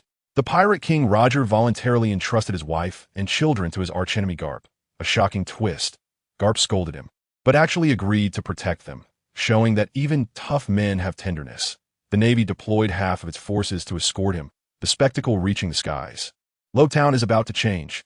This is even more thrilling than Luffy's rampage in Impel Down. With high energy throughout, fists clenched tight. The overpowered mode is in full swing. Roger, knowing he is going to die, arranges for his afterlife with a smile, his vision overshadowing the entire scene. Garp plays the hero of the Navy while helping the pirate protect his wife and children, clearly playing with the boundaries of identity. Various big shots gather in Lowtown. While Rayleigh is at the eye of the storm, yet remains as steady as a mountain. The stakes are high. This operation feels even more exhilarating than being the successor of the 4 emperors. After all, in the world of One Piece, only a true tough guy can make his archenemy willingly help. Lowtown is just that big. And suddenly more than 30 Navy warships and a huge prison ship appeared in the surrounding waters. Even an idiot could guess what these ships were here for. Pay attention. Leifa had received news early, knowing when a naval squad would arrive, and prepared accommodations for the officers in advance. However, the population of Rogtown couldn't accommodate the naval personnel, so only the officers and a 1,000-strong troop were allowed to disembark, while the rest of the Navy remained on standby on the warships, ready to land for support at any time. In the early morning, Leifa knocked on Sengoku's door. "It's me." Upon entering, he saw Sengoku and Garp drinking tea, with a man with a mustache sitting in the cage in the middle. None other than the Pirate King, Roger. This room had been urgently modified, with Sengoku and Garp in the bedrooms on either side and Roger in the living room in the middle, under double protection, making escape impossible. Leifa knew very well that Roger wouldn't escape. Surrender was part of his plan. Leifa asked, "Dad, Uncle Garp, how's your rest?" Sengoku praised, "Well arranged. The training wasn't in vain." Garp laughed, "I slept soundly, but your old man was disturbed by my snoring and didn't sleep well." Leifa suddenly said, Brother Dorag is also in town. Why not meet him? Garp waved his hand. If he wants to see me, he'll come naturally. I'm not going to actively seek out my son. Suddenly, Roger in the cage spoke up. This little guy is Pharaoh's bloodline, right? Sengoku abruptly stood up and turned around, his face full of shock. Only a few people knew about this matter, aside from him, Garp, and Zephyr. Even Admiral Kong was unaware. You absolutely wouldn't expect this. Leifa, young as he was, had arranged Rogtown clearly and effectively. His capability was explosive. Roger, trapped in a cage, could still make astonishing remarks. Seeing through Leifa's background at a glance, his mystery level maximized. Garp and his son Dorag were so close yet not meeting, their proud attributes fully displayed. This was even more thrilling than Luffy witnessing Roger's execution. With high energy throughout, clenching fists, the cheat mode was completely activated. Leifa, while serving as a colonel in Rogtown, navigated between Sengoku, Garp, and other big shots, with both emotional and intellectual intelligence on display. Knowing Roger wouldn't escape, he still made defenses watertight, his thoughts meticulously detailed. Even as a prisoner, Roger could still stir the winds and clouds, his big shot aura undiminished. This operation was even more exhilarating than being the successor of the Four Emperors. After all, in the world of One Piece, only those who can make top-level big shots trust them with tasks, while witnessing historic moments are the true, ruthless individuals. Very few people knew about this matter. Even Admiral Kong was unaware. Aside from Sengoku himself, only Garp and Zephyr were in the know. Look, due to the previous Celestial Dragon incident, Leifa's uncle, King Edmund of Alabasta, learned about Leifa's background, and very few people knew about it. Yet Roger actually knew. Sengoku instantly tensed up, but Roger grinned. Don't get excited. I guessed it. Pharaoh is my old rival. I know all about him. And you look just like him when he was young. Sengoku finally relaxed. He had been honoring Leifa's father's last wish to keep Leifa's identity a secret, fearing that the news would leak. Leifa was curious. Do you know my father, Sir Roger? Roger smiled. We've been friends for over 10 years. If being hunted counts as friendship. He then praised. Your father was incredibly strong among the navy of his time. Only Sengoku and Garp could compare, while Zephyr was a bit inferior. Before he could finish, Sengoku suddenly interrupted. You shouldn't know these things right now. Leifa suppressed his curiosity. Knowing Sengoku meant well, he took his leave. I'll go arrange the follow-up, and I'll bring food later. Just as he stepped out of the courtyard, someone called out, Yo, Colonel Leifa, long time no see. Looking up, he saw a group of people all dressed in Navy Vice Admiral uniforms, draped in justice cloaks, exuding an overwhelming aura. You would never guess. Even while imprisoned, Roger could see through Leifa's identity at a glance. His intelligence network was even better than the Navy's. Leifa's father was someone who could stand shoulder to shoulder with Sengoku and Garp, and his family background was deeply hidden. A group of vice admirals took the initiative to greet the young colonel, and Leifa's status skyrocketed. This was even more thrilling than when Luffy met Shanks. With excitement coursing through him, the power-up mode was fully activated. Leifa, at such a young age, being the highest officer in Logtown, could still engage in conversation with vice admirals, a status that was transcendent, knowing that his identity was shrouded in mystery. Yet able to stay calm and not ask too much, showed his maturity far beyond his peers. Even Roger, now a prisoner, could still chat and drop bombshells. His presence undiminished. This kind of operation was even more exhilarating than being the heir to the Four Emperors. After all, in the world of One Piece, only a true powerhouse could make the Pirate King actively talk about his father while being surrounded by vice admirals. This group was all dressed in Navy Vice Admiral uniforms. Without exception, take a look. The first to greet Leifa is none other than Admiral Kizaru, who has always been dissatisfied with him, followed by a group of accompanying vice admirals, clearly heading to meet Sengoku and Garp. Leifa sneers inwardly, but maintains a smiling face. Admiral Kizaru, long time no see. He also salutes the other vice admirals. Greetings, everyone.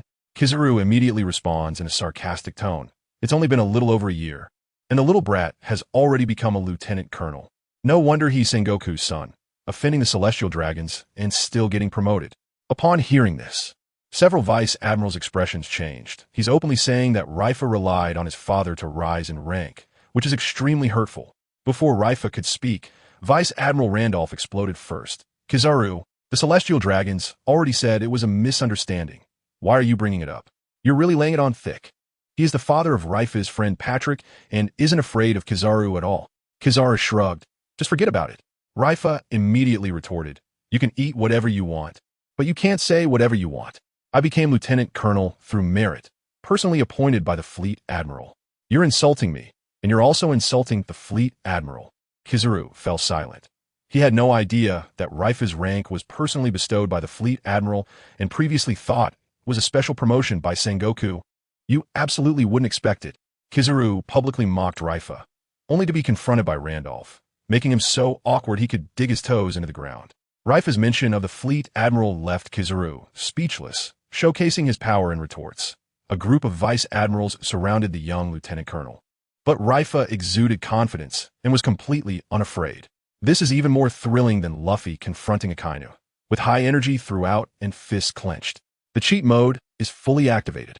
Leifa, still young, serves as the highest official in Lowtown and can stand up to the future Admiral Kizaru, showing ample confidence. He earned his rank through solid achievements. And when questioned, he directly brought up the fleet admiral, making a compelling argument that left the other side speechless. Vice Admiral Randolph actively protected him. His connections are incredibly solid. This maneuver is even more exhilarating than being the heir to the Yonko. After all, in the world of One Piece, only someone truly formidable can have a vice admiral actively backing them up and leave a future admiral speechless. P.S. 10 chapters completed. To be continued. Look out. Akainu Sakazuki suddenly spoke. That's enough. He sternly stared at the two. Put aside personal grudges for now. Executing Roger is the top priority. We can't afford to mess this up. This statement served as a warning to both Rayleigh and Kizaru. Kizaru shrugged. I'm leaving. The group headed toward the small courtyard, and the two vice admirals nodded to Rayleigh as they passed. Randolph patted him on the shoulder. Don't take it to heart. Rayleigh nodded in response. 3 days passed in the blink of an eye, and the Navy set up a tight net, with vice admirals and rear admirals everywhere in Lowtown. No one dared to cause trouble. Soon, the day of Roger's execution arrived, and the sky was overcast, just like in the manga. The square was packed with people, and Rayleigh stood at the entrance, aware that countless future big shots and spies were hiding here. The Navy wanted them to witness the end of the Pirate King firsthand. At noon, Roger was pushed onto the execution platform, escorted by Sengoku and Garp, while the vice admirals stood guard in the rain. When Sengoku announced the charges, Rayleigh hesitated for a moment, but remained silent. As the execution began, Roger shouted, "Want my treasure? It's all there. Go find it." In an instant, the Navy's expressions changed drastically, and Lowtown, even the whole world, erupted. Rayleigh murmured, "The era of great pirates has come." After the execution ended, Rayleigh leaned against the wall of a narrow alley and ordered through a din mushy. "Where's the target?" His subordinate replied. He ran towards 7th Avenue. Rayleigh spoke in a low voice. "Keep a close watch on him. Delay him. We can't let him escape Lowtown." You would never expect it. Akainu's words silenced Kizaru and Rayleigh, as the aura of the big shots overwhelmed the scene. Roger's dying words ignited the era of great pirates, stirring the world even in death. Rayleigh had just witnessed this historic moment and immediately turned to carry out a secret mission, switching identities with ease. This was even more thrilling than Luffy declaring he would become the Pirate King, with the entire time being high energy and fists clenched. The power mode was fully activated. Rayleigh was at the center of the storm, calmly witnessing history while secretly executing missions with comprehensive abilities. Vice admirals were everywhere in Lowtown, yet he could move freely, with transcendent authority. Even after Roger's death, he could still change the world's landscape. The afterglow of the big shots was explosive. This operation was even more exhilarating than being the heir of the 4 emperors. After all, in the world of One Piece, to witness the dawn of the great pirate era firsthand and immediately execute a secret mission is the mark of a true, ruthless person. Yes, the subordinates saluted. Notice, hung up the phone and turned to walk in the opposite direction to the square. At the alley entrance, he looked up at the sky, very interested in the gloomy weather. Jumped onto the back of a deer. "Little guy, let's go. We're going hunting." The direction he pointed to was 7th Avenue. The target was the future 7 warlords. Don Quixote, Doflamingo, wanted to eliminate Doflamingo in Roguetown before he reaches peak. To prevent the silly Brother Corazon from suffering in the future, he was confident. With a clever plan, there might still be a chance. Even if he failed, he could still retreat safely. On 7th Avenue, Doflamingo wore purple sunglasses, his golden hair flamboyant, and beside him was the cold Virgo. Virgo whispered, "Doflamingo, someone is following us." Doflamingo laughed. "You're too sensitive. The island is full of Navy spies." Virgo grew anxious. 3 groups of people are taking turns to follow. They must be coming for us. Doflamingo immediately turned and dashed into an alley, with Virgo closely following. The pursuers quickly reported, "The target is running towards 6th Avenue." Doflamingo and Virgo ran through the alley to 6th Avenue, and Virgo said again, "There are people here too." Doflamingo smirked, "If you know you're being followed, you don't have to be afraid." The two dashed into another alley towards 5th Avenue. When arrived and heard his subordinate's report, he frowned. "Discovered?" With Virgo around. "This is troublesome.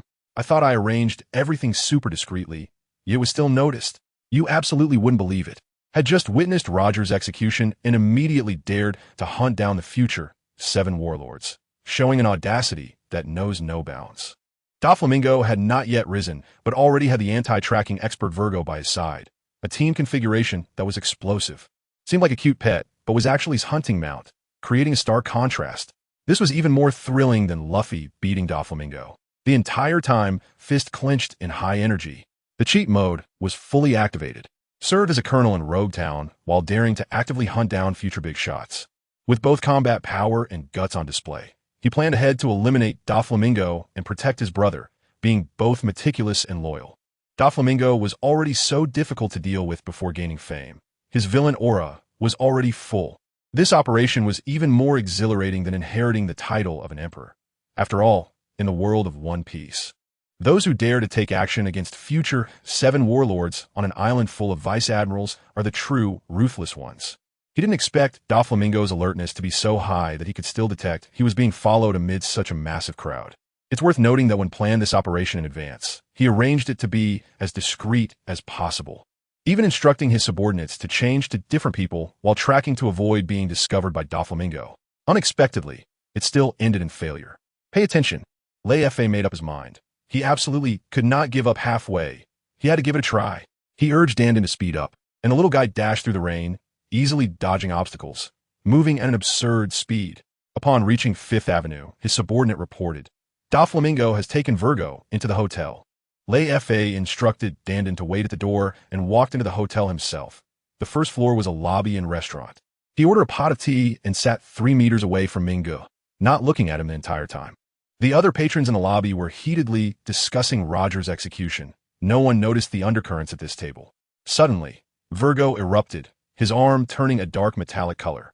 And with the imposing presence of armament hockey, he punched towards Leifa. Leifa remained calm, raised his hand, and casually pointed. Finger gun, sound blast. With a loud bang, Virgo was sent flying, while Leifa continued to sip his tea calmly. The surrounding guests were terrified and fled in panic. The boss urged the waiter to quickly call the Navy, but Mingu remained unmoved, grinning wickedly at Leifa. Leifa put down his teacup. "How did you find me? I didn't expose any flaws." Mingu laughed. "You didn't look at us the entire time. That's the biggest flaw. A normal person would glance at someone wearing sunglasses." Leifa realized. This is the clever being misled by cleverness. Mingu shifted the conversation. "Now, it's my turn to ask. You absolutely wouldn't expect it." Virgo, with his armament hockey, attempted a sneak attack, only to be sent flying by Leifa with a single finger, demonstrating overwhelming combat power. Leifa wanted to keep a low profile, but ended up exposing himself because he was too normal. The twist is laughable. Ming-Ji's subordinate was clearly beaten, yet he remained as calm as an old dog, fully exuding the aura of a villain. This was even more thrilling than Luffy beating Virgo. The whole time fist clenched in high energy. The cheat mode was completely activated. Leifa dared to single-handedly intercept the future warlord. His courage was explosive. He could take down Virgo, who possessed armament hockey. With just one finger, his combat power was unfathomable. Clearly the attacker, yet he was revealed by the opponent's calm demeanor. The plot twist was fully loaded. This operation was more exhilarating than being the heir to the 4 emperors. After all, in the world of One Piece, only someone who could take down a strong opponent with a single finger and dare to confront Mingu head-on is a true, ruthless character. "It was you who just tracked us, right?" "Pay attention," Leifa bluntly said. "That's right, it's my people tracking you." Doflamingo tapped the table. "It seems we haven't met before, right?" At that moment, Virgo walked back, and the previous strike hadn't harmed him at all. Leifa spoke up. "We haven't met, but I'm the Navy, and it's only natural to kill you." Doflamingo didn't believe it at all. Rogue Town was full of pirates, and the Navy couldn't possibly be focused only on him. He suddenly raised his hand. "Since we're enemies, then die." 2 white lines shot towards Leifa. Leifa opened his mouth and shot out a blue energy sphere. Sound barrier. The lines hit it, creating only ripples. Doflamingo then swung out a thick line, exceeding whip line. The air was explosively drawn. Leifa flashed his feet and used Shave to move 10 meters sideways. The previous sound barrier was instantly shattered, and the ground cracked open. A blue willow leaf blade appeared in Leifa's hand. Sound blade. Extreme slash. Ghost shadow. The blade's aura attacked Doflamingo from all angles like a specter. Doflamingo opened his observation haki and used armament haki to disperse the blade's aura with his fists. Suddenly, Virgo circled behind Leifa for a sneak attack. Leifa countered with a backhanded slash. Get lost. He directly sent Virgo flying. You would never have guessed. Leifa took Doflamingo's whip line head-on without a scratch. His defense maxed out. His sword skills were so fast that Doflamingo could only endure. Virgo's 2 sneak attacks were instantly killed, reducing him to a mere background character. This was even more thrilling than Luffy's Gear 4th beating Doflamingo. With high energy throughout, fists clenched tightly. The cheat mode was completely activated. Leifa dared to confront the future warlord at just over 10 years old, his courage unmatched. One hand used the sound barrier to block the whip line, while the other hand's extreme slash forced Doflamingo to endure, his skills overwhelmingly crushing. Facing the combined forces of Doflamingo and Virgo, he handled it with ease, his strength unfathomable.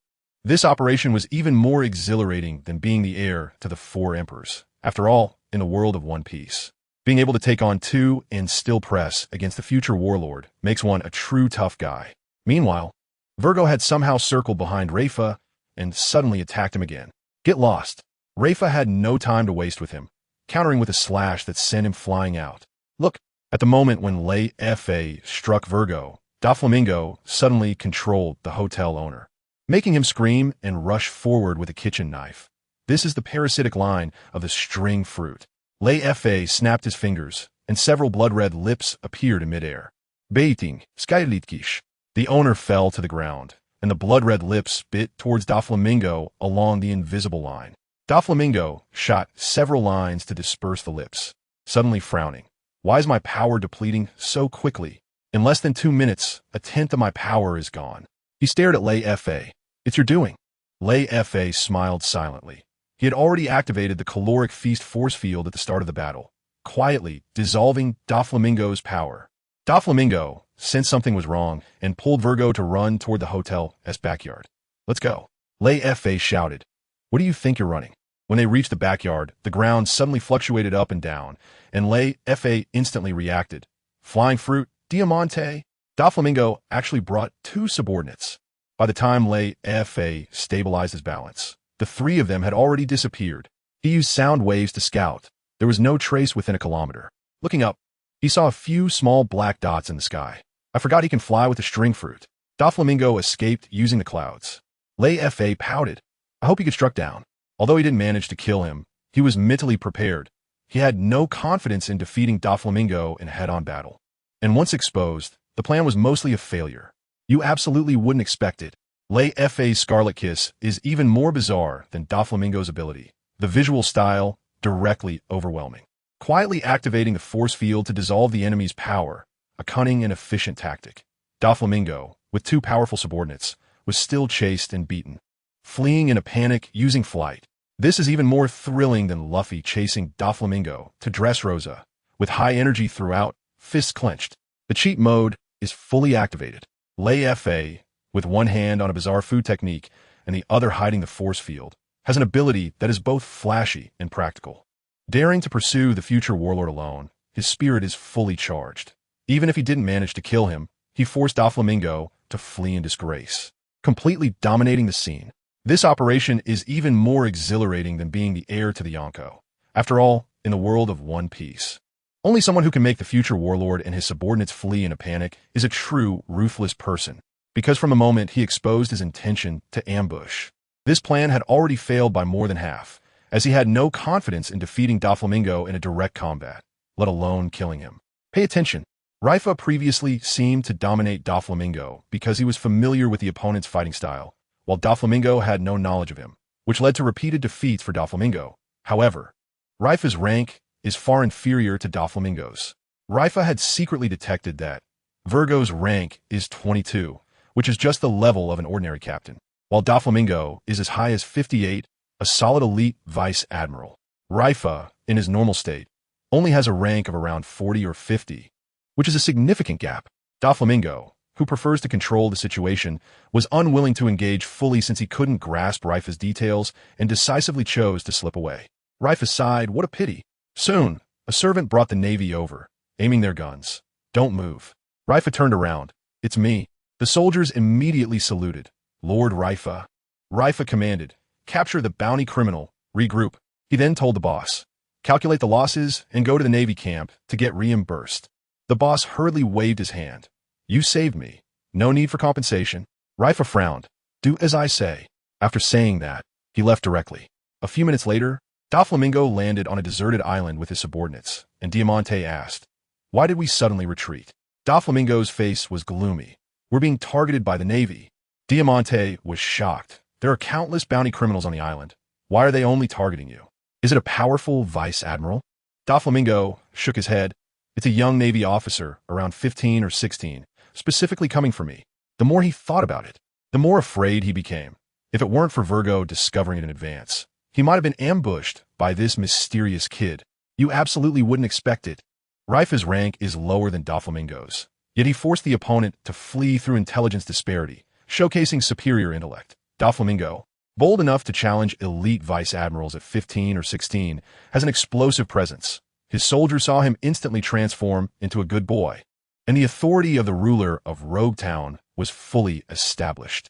This was more thrilling than Luffy beating Doflamingo, with high-energy gripping fists throughout. The hack mode was completely turned on. Reifa served as the highest official of Rogue Town while using his brains to suppress the strong, when strength was insufficient. Intelligence made up for it, clearly weaker in power, yet able to intimidate future warlords of the sea, exuding an aura of 2 meters and 8, actively offering to reimburse the boss for losses, carrying a sense of responsibility amidst the killing, firmly establishing his character. This operation was even more exhilarating than being the successor of the 4 emperors. After all, in the world of One Piece, those who can manipulate elite vice admirals with intelligence are the true ruthless characters. Once ambushed and seriously injured, even if he wanted to escape, he might not be able to get away. Pay attention. Doflamingo ordered Diamante in a low voice. Immediately mobilize the family intelligence network to investigate that kid. We need all the information. If it's not enough, buy it from the news agency. Spare no expense. Being targeted by a mysterious person, he felt both angry and confused, unable to understand why he was being targeted. After Roger's death, the onlookers quickly evacuated, and the Navy's main force was also preparing to leave Rogue Town after staying for 2 more days. The island's residents have been looking forward to this day, fearing that the war would affect them. But just the night before the Navy's departure, Sengoku called Leifa alone, avoiding even Garp. Sengoku asked right away, "Did you go after Doflamingo?" Leifa shrugged and smiled. "Nothing can be hidden from Dad." Sengoku frowned. "Don't be so reckless next time. You're still young. And Doflamingo is not easy to deal with." Leifa nodded. "Is that all?" Sengoku shook his head. "There's something you should know concerning your biological father and the Nefertari family." Sengoku said solemnly, "Last time to save you, I revealed your identity to King Edmund, your biological uncle. But not long ago, he was assassinated. On the surface, it was done by a bounty criminal, but in reality, it was orchestrated by the world government's secret agency, just because he helped you quell the Celestial Dragon incident, which angered them." Leifa instantly burst into fury. "Is it the Celestial Dragons pulling the strings? You would never have expected it." Doflamingo was forced to spend money to investigate information by a young man, and even the big boss has moments of fear. Leifa, clearly the one being protected, instantly transformed into a vengeful figure due to his family being implicated. Sengoku avoided talking about secrets with everyone. What a huge pit is hidden behind this. This is even more exciting than Luffy angrily beating the Celestial Dragons, fists clenched the entire time. The cheat mode is fully activated. Leifa is both a lieutenant in Rogue Town and daring to hunt down the future Shichibukai. His determination is invincible. Upon learning that his family was harmed because of him, he instantly switched to revenge mode, his aura fully charged. Sengoku confided in him without reservation, even sharing top secrets, trust fully established. This operation feels even more thrilling than inheriting the position of an emperor. After all, in the world of One Piece, only those who can make the future Shichibukai wary and have the Marine Admirals divulge everything are the true ruthless characters. So, was this matter instigated by the Celestial Dragons behind the scenes? Leifa asked solemnly. Pay attention. Sengoku shakes his head.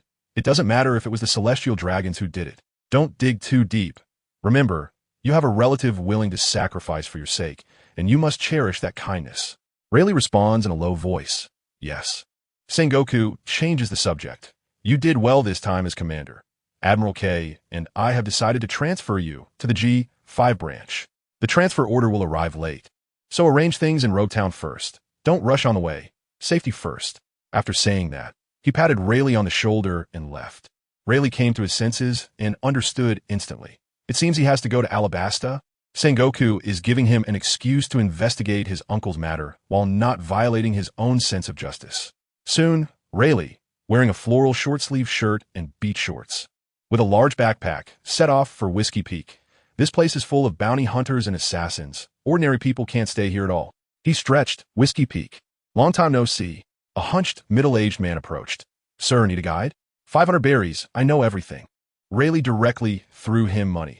Take me to the Bounty Hunter Guild. The middle-aged man hurriedly thanked him. This way, please. The dock workers shook their heads upon seeing this. Another poor soul about to be scammed. You absolutely wouldn't expect it. Sengoku openly transferred him while secretly giving him an excuse. The old fox plays a good game. Rayleigh instantly understood his superior's hint. His intelligence is on point, and he won't suffer losses. Just arrived in a dangerous place and already targeted by scams and tricks. The plot twists are at an all-time high. This is even more thrilling than Luffy storming Whiskey Peak. The whole time, tightly clenched fists. The cheat mode is fully activated. Rayleigh, acting as a lieutenant in Roguetown, can have Marine admirals open doors for him. His connections are absurdly strong, knowing that Whiskey Peak is dangerous. Yet, daring to go alone, he has the guts to steal the show. Facing the guide's advances, he acts generously without hesitation, exuding a boss-like aura. This operation feels even more exhilarating than being the heir to the Yonko. After all, in the world of One Piece, only those who can make admirals flexible are the real tough ones. After the young man and the middle-aged man left, a few boatmen by the dock, also struggling to make a living, shook their heads with sympathy. Another poor soul.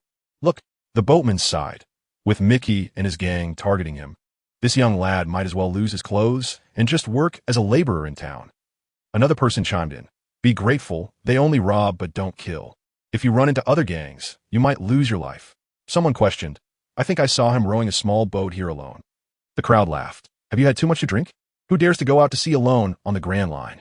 The hunchbacked, middle-aged man led Leifa down a secluded street, and Leifa raised an eyebrow. Is the Bounty Hunter Guild here? Why is there no one around? The middle-aged man smiled awkwardly. Just around the corner. Leifa turned the corner first, only to see a few armed strongmen standing at the alley's entrance. When he looked back, the middle-aged man had already straightened up, and two more accomplices had joined him. The middle-aged man laughed. Robbery. Hand over everything, and I'll spare you one piece of clothing.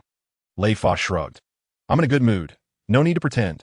I'm a Navy lieutenant commander and a 6-star bounty hunter. The three of you together won't even stand a chance against me. Hurry up and take me to the guild. Unexpectedly, the robbers burst into laughter, unable to stand upright from their amusement, with the leading middle-aged man laughing so hard that tears streamed down his face. You would never guess.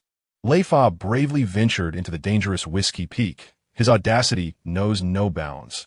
The robbers treated the Navy lieutenant commander like a soft persimmon. Their blindness to the situation was absurd. Clearly, it was a crushing victory, yet they were the ones laughing first. The pleasure of showing off and getting slapped in the face was at its peak. This was even more thrilling than Luffy beating up mountain bandits, with high energy throughout. Fists clenched tight. The cheat mode was fully activated. Leifa was both a Navy lieutenant commander and a part-time 6-star bounty hunter. His identities stacked up to create a scene. Facing the robbers alone without a hint of panic, exuding an aura of 2 meters in 8, knowing full well that the opponents were weak to the extreme. Yet he introduced himself first, playing the card of a dimensional strike. This move was even more exhilarating than being the heir to the 4 emperors. After all, in the world of One Piece, those who can make robbers laugh until they cry are the true tough guys. But as soon as he finished speaking, these robbers burst into laughter together, with a few of them holding their stomachs, nearly in tears from laughing, especially the hunchbacked middle-aged man who had led Leifa over, who looked like the leader of these people, and couldn't stop laughing. Pay attention. A middle-aged man laughs until he wipes away tears. Navy colonel? 6-star bounty hunter? Why not just say you're the pirate king? Leifa's expression turned cold. Lord Roger is already dead. That joke has gone too far.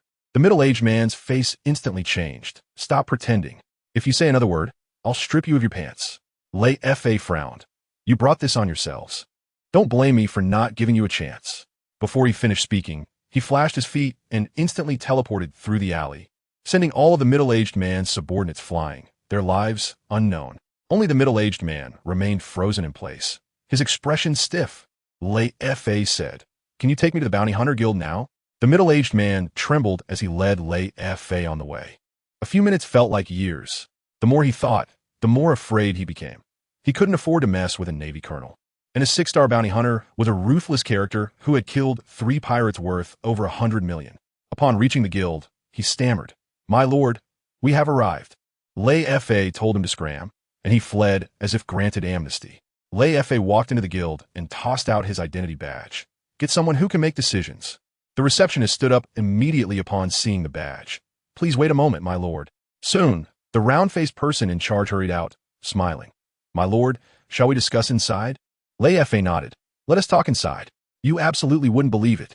Leifa instantly eliminated a group of robbers. Moving so fast that it was indistinguishable to the naked eye, his combat power soaring into the sky. The robber leader went from laughing maniacally to being paralyzed with fear. The thrill of slapping faces was fully satisfying. The guild leader saw the badge and instantly became a sycophant. The 6-star bounty hunter status was invincible. This was even more exciting than Luffy beating Kuro, the whole time gripping his fists in high energy. The cheat mode was fully activated. Leifa was both a Navy colonel and a part-time 6-star bounty hunter. The combination of dual identities maximized his deterrent power. He ventured alone into a dangerous small town, instantly killing robbers with ruthless decisiveness. Everyone in the guild treated him with utmost respect. His presence was that of a true big shot. This operation was even more exhilarating than being the heir to one of the 4 emperors. After all, in the world of One Piece, only those who could scare the small fry out of their wits and have the guild's high-ranking members personally attend to them were the real tough guys. "Well, then let us go inside and talk." Leifa had no objections. "Pay attention." The round-faced, middle-aged man returned the identity badge to Leifa with a smile, saying, "I didn't know you esteemed adults would come to such a small place, and I didn't come to welcome you. Please don't take offense." Leifa waved his hand. "No need to be polite. I'm here to ask for a favor." The round-faced, middle-aged man immediately became serious. "Please speak." "My lord." Leifa smiled. "I need to go to St. Ting Island. It's too tiring to go out to sea alone. Help me find a ship that's going in the same direction, so I can hitch a ride." The round-faced, middle-aged man instantly breathed a sigh of relief. He thought it was going to be something difficult, but this request was too simple. He patted his chest. "Rest assured, my lord, I will arrange it right away and guarantee to find one as soon as possible." Leifa nodded. "Thank you. I'll wait for the news here." The round-faced, middle-aged man bowed and stepped back, warning the receptionist as he left, "Today's matter must be kept under wraps. If we anger a 6-star bounty hunter, we will both be finished." The receptionist trembled in fear. "Understood. I won't dare to spread it around." Leifa heard everything clearly with his hell's ear and thought to himself, "How is Alabasta doing now? After my uncle's death, my cousin Kibura has just taken the throne. He must not have stabilized his power yet." Before long, the round-faced, middle-aged man returned with a smile, judging by his expression. The matter must have been resolved. You would never have guessed. When Leifa asked the guild for help to hitch a ride, the high-ups immediately treated it as a top priority. The 6-star bounty hunter's reputation was invincible. The guild members feared provoking his anger, and they didn't even dare to gossip. Fully aware of his deterrent power, Leifa was eavesdropping the whole time with Hell's Ear, collecting intelligence like a pro. This was even more thrilling than Luffy hitching a ride to Alabasta, making fists in excitement throughout. The cheat mode was fully activated. Leifa was both a naval lieutenant commander and a 6-star bounty hunter, and his dual identity made the guild's upper management extremely respectful. Knowing Kibura's situation, he still dared to venture alone to Alabasta, showing incredible courage. Even a small matter like finding a ship could be handled with the guild's full effort. He had the presence of a big shot. This operation was even more impressive than being an emperor's heir. After all, in the world of One Piece, only someone who could make the entire guild in a small place nervous while daring to venture into unknown dangers was the real tough guy. Judging by his appearance, Leifa could also guess that things were likely to have gone well. Look closely. The round-faced, middle-aged man said with a smile, "Sir, I've found a cargo ship going to Sainting Island tomorrow. I've arranged a guardian identity for you to avoid exposure and trouble." He added, "It can also pressure the merchant ship to cooperate, but it may attract attention." Leifa waved his hand. "No need to trouble yourself. Just the guardian identity will do. You've done a great job." The next day, Leifa boarded the ship as arranged and was brought before the ship owner, Grinton, a plump, elderly man in his 50s or 60s. Grinton made his fortune by trading between islands, and, to prevent pirates, he spent half of his profits hiring guards each time. This time he had hired 7, 3 of whom were capable of dealing with bounties of 10 million. However, upon seeing Leifa, Grinton was dumbfounded. The information said Leifa was a 2-star bounty hunter capable of taking down criminals with bounties between 5 million and 10 million. But in front of him stood a boy of only 14 or 15. He felt puzzled, but didn't dare to ask more. His introducer was reliable, and he didn't want to question that. Leifa saw through his thoughts and smiled, asking, "Are you worried about my abilities?" Grinton quickly waved his hand. "Not at all. You absolutely can't imagine it. A 6-star bounty hunter deigning to be a guard on a merchant ship. That's ridiculously low-key." Grinton had spent a large sum hiring guards, but still harbored doubts about the strongest Leifa, creating a stark contrast. Leifa, knowing the other party didn't believe him, chose not to explain and waited for the opportunity to prove himself, exuding confidence. This was even more exhilarating than Luffy working as a shipwright, with high tension throughout. Clenching his fists, the cheat mode was fully activated. Leifa, while serving as a naval lieutenant, was also a 6-star bounty hunter, but willingly disguised himself as a little guard, playing the role perfectly. The ship owner was spending half of his profits to hire guards, driven by a strong will to survive. Leifa, fully aware of being doubted yet steady as a mountain, had confidence written all over his face. This maneuver was even more thrilling than being the heir to the 4 emperors. After all, in the world of One Piece, being able to bend and stretch, while making the boss dare to think but not to ask, is the true definition of a ruthless person. "Mr. Leifa, you are overthinking it. I absolutely didn't mean that." Grinton thought for a moment and decided not to ask further, because he trusted the introducer this time. "Look," Leifa said with a smile to Grinton, "if I were in your position, I would have doubts too. How about letting your men spar with me?" Grinton quickly waved his hand. "No need. I'm just surprised that you're so young." He arranged a private room for Leifa and reminded him, "There's a gathering at noon. I'll call you when it's time." Leifa agreed. "Remember to call me. I'm afraid I'll forget." The servant soon came to call for them. At this point, the ship had already left the shore, and it would take half a month to reach Sainting Island without any stops along the way. The dining hall was set up with a buffet, and Grinton raised his glass. "For the next half-month, we'll depend on all of you. If we encounter pirates, we'll rely on everyone." The 7 guards raised their glasses in response, and the scarred, muscular man, Morton, spoke up, "Having received the commission, I'll do my best, don't worry." "Boss." Grinton was especially friendly with him, and the other guards also respected him, clearly indicating that he was the leader among the guards. Leifa secretly assessed Morton's rank, 6th rank. That's equivalent to a naval colonel's combat power, with a bounty of at least 30 million berries, far exceeding the usual level of merchant group guards. It's worth noting that when Leifa first entered Shirlin Temple, he was already stronger than Morton, and now he could easily crush him, yet Morton was still acting like the big brother. It was truly amusing. You would never expect this.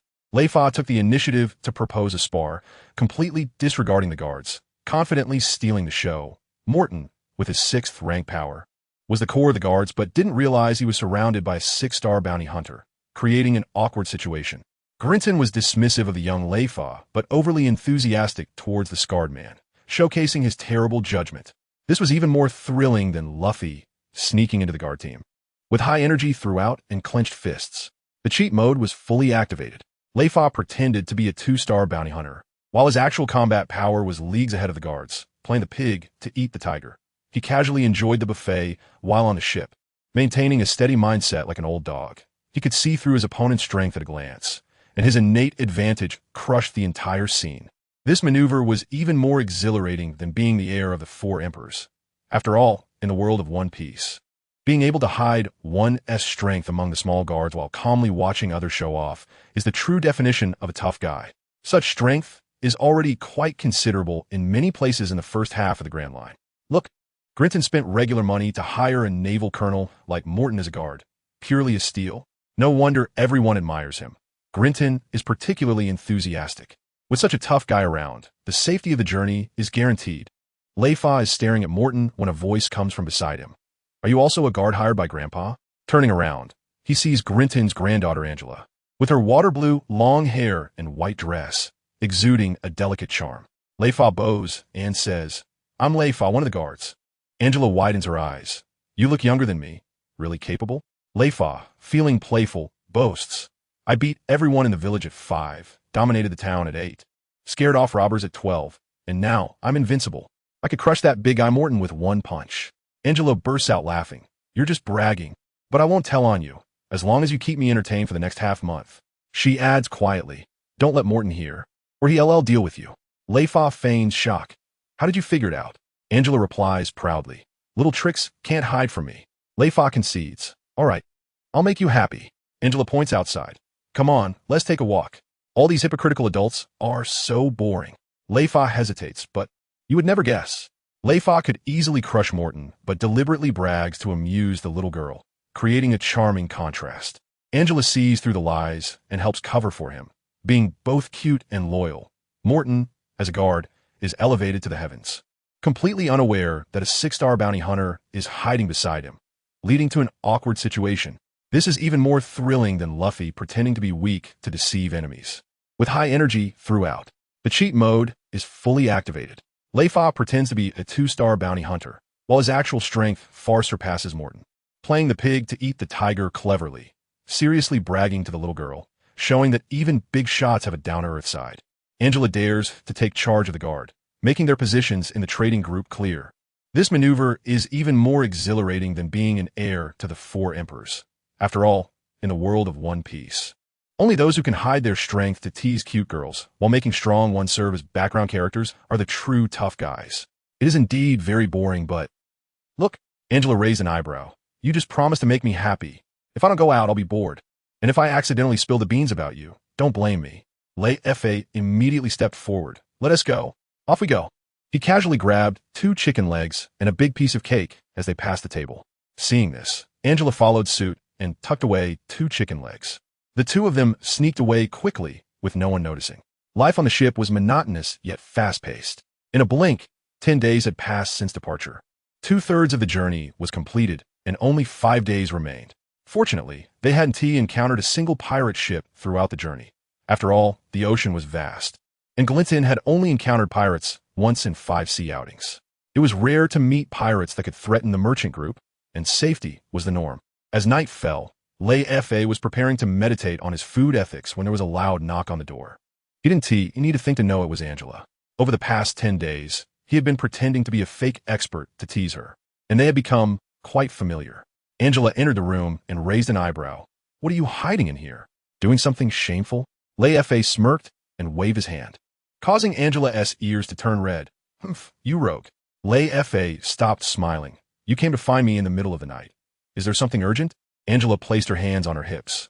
Can I find you if there's nothing urgent? For the remaining days, you have to listen to me. Leifa pretended to be cautious and took a step back. You don't mean you want me to.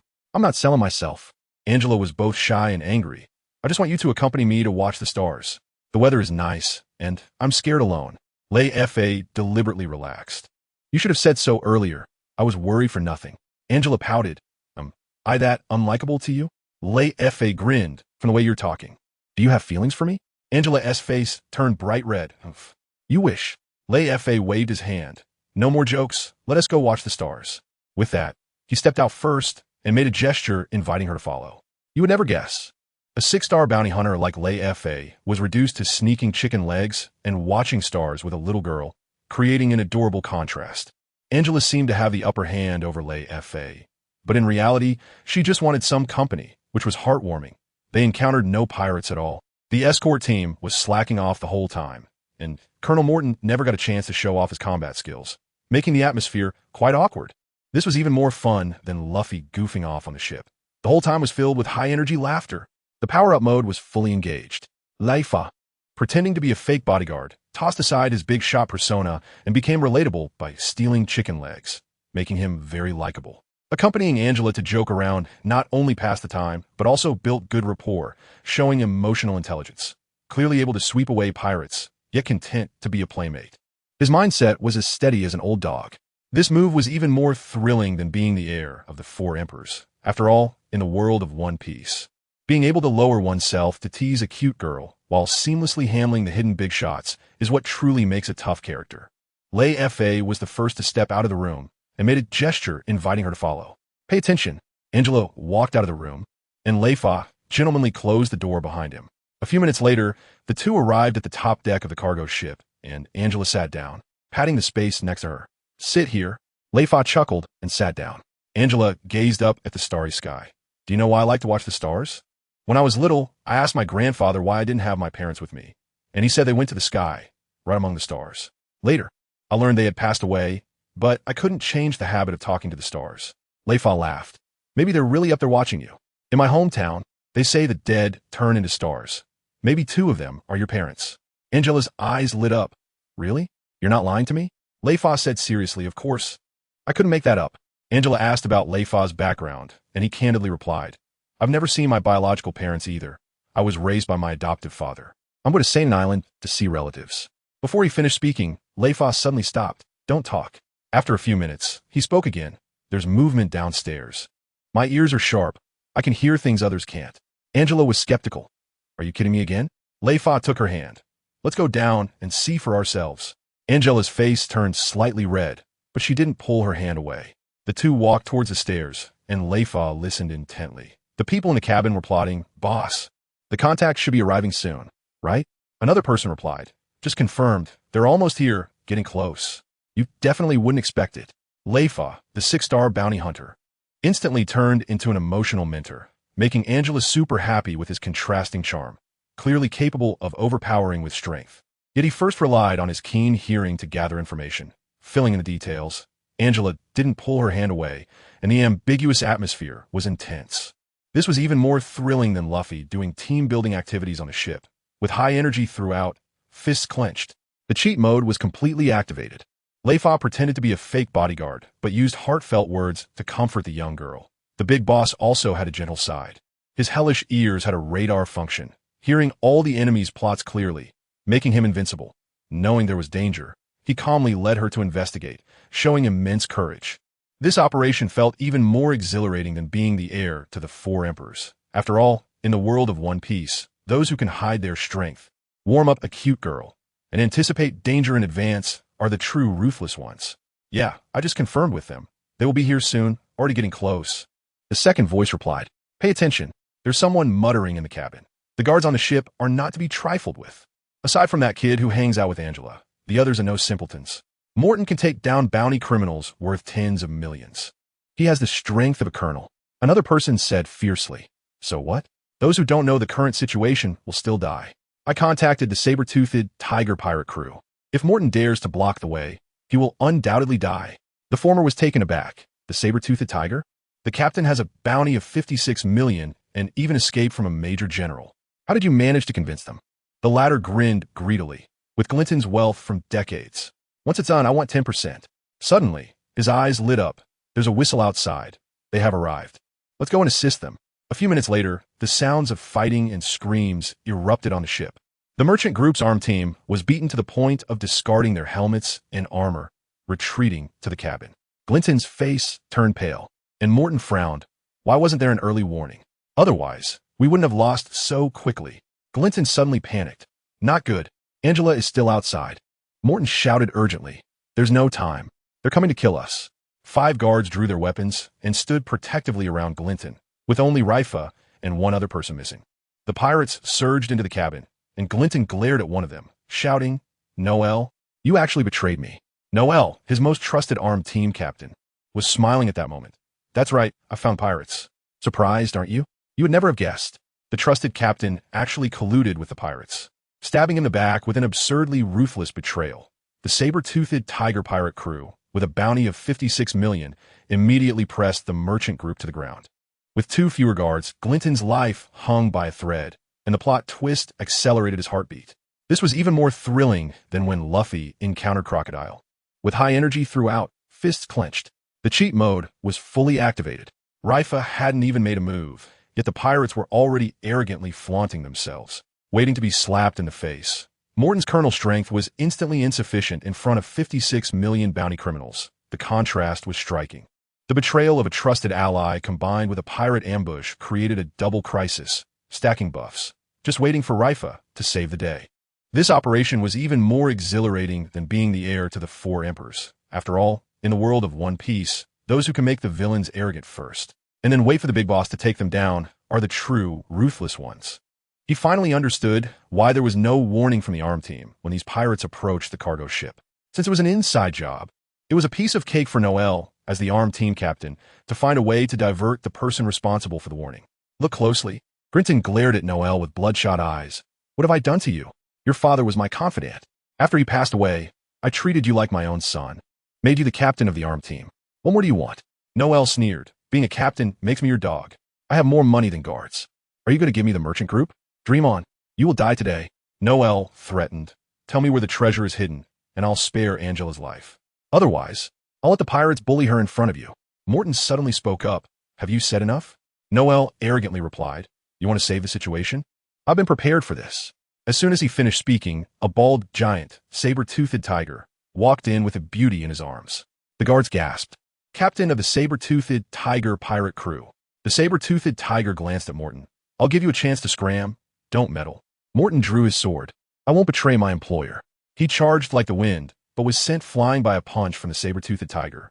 Spitting blood far away, his upper body had transformed into a true saber-toothed tiger. The other guards were too scared to move. At that moment, the pirates brought in Angela and Leifa, and Angela shouted angrily, Don't touch me. I'll walk by myself. You would never expect it. A confidant's betrayal and using a beauty as a threat. Noel is rotten to the core. The saber-toothed tiger sent the colonel-level Morton flying with one punch, showcasing overwhelming strength. Leifa didn't make a move the whole time, waiting for the finale, fully embracing the dramatic effect. This is even more exciting than Luffy beating Crocodile, with high-energy tension throughout. The power-up mode is fully activated.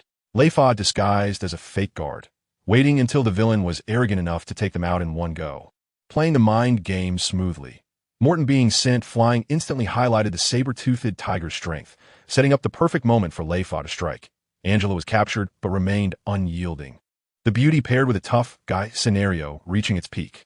This operation is even more thrilling than being the heir to the four emperors. After all, in the world of One Piece, those who can let the villains jump around first and then take them all out are the real ruthless ones. Don't touch me. I'll walk by myself. Angela dodged a pirate who tried to shove her. Pay attention. Leifa has been following Angela the whole time with a smile on his face, not saying a word or resisting.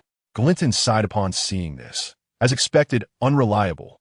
Noel threatened, Old man, if you don't reveal the treasure location, I'll let you see your granddaughter being bullied.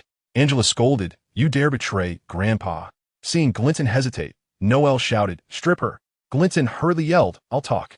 After revealing the location, however, Saber-Toothed Tiger ordered, Kill the old man and send the girl to my room.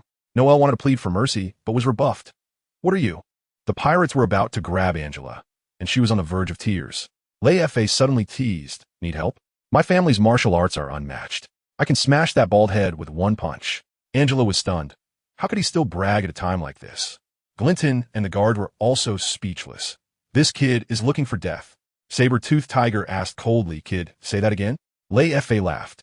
You're the ancient type of the cat fruit, Saber-Toothed Tiger, right? Saber-Toothed Tiger raised an eyebrow. Who are you? Leifa waved his hand. Stop talking nonsense. If you want to crush me, come on.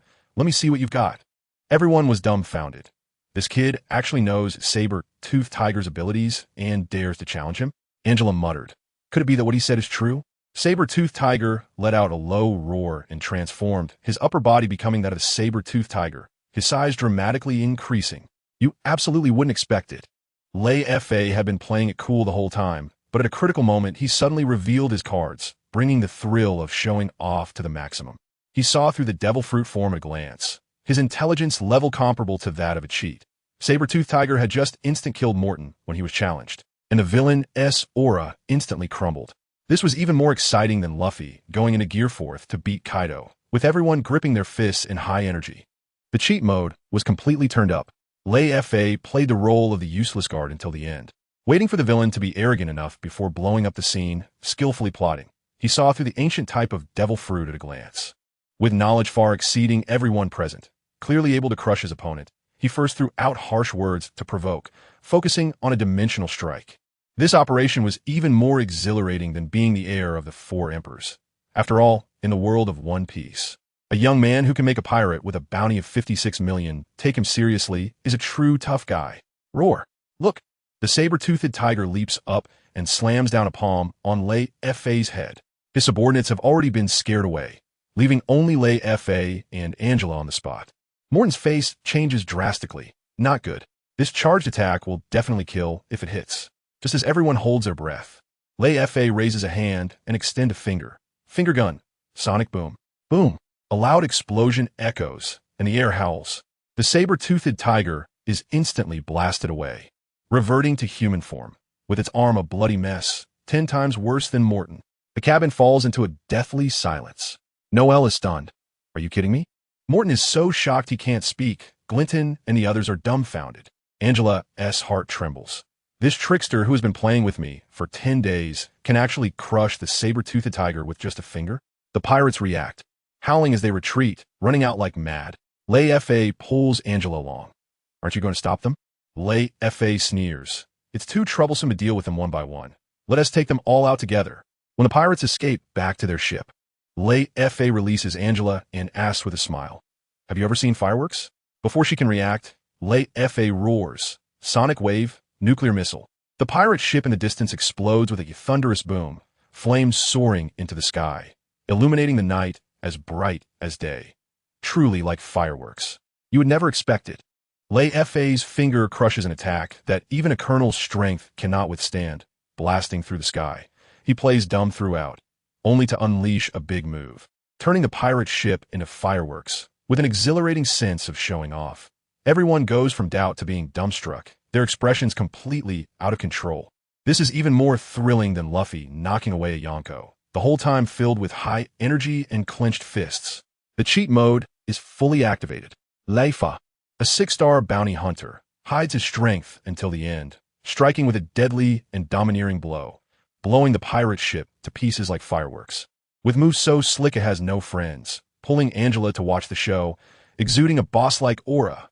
This operation feels even better than being the heir to a Yonko. After all, in the world of One Piece, only a true, ruthless person can treat a vicious pirate crew like fireworks.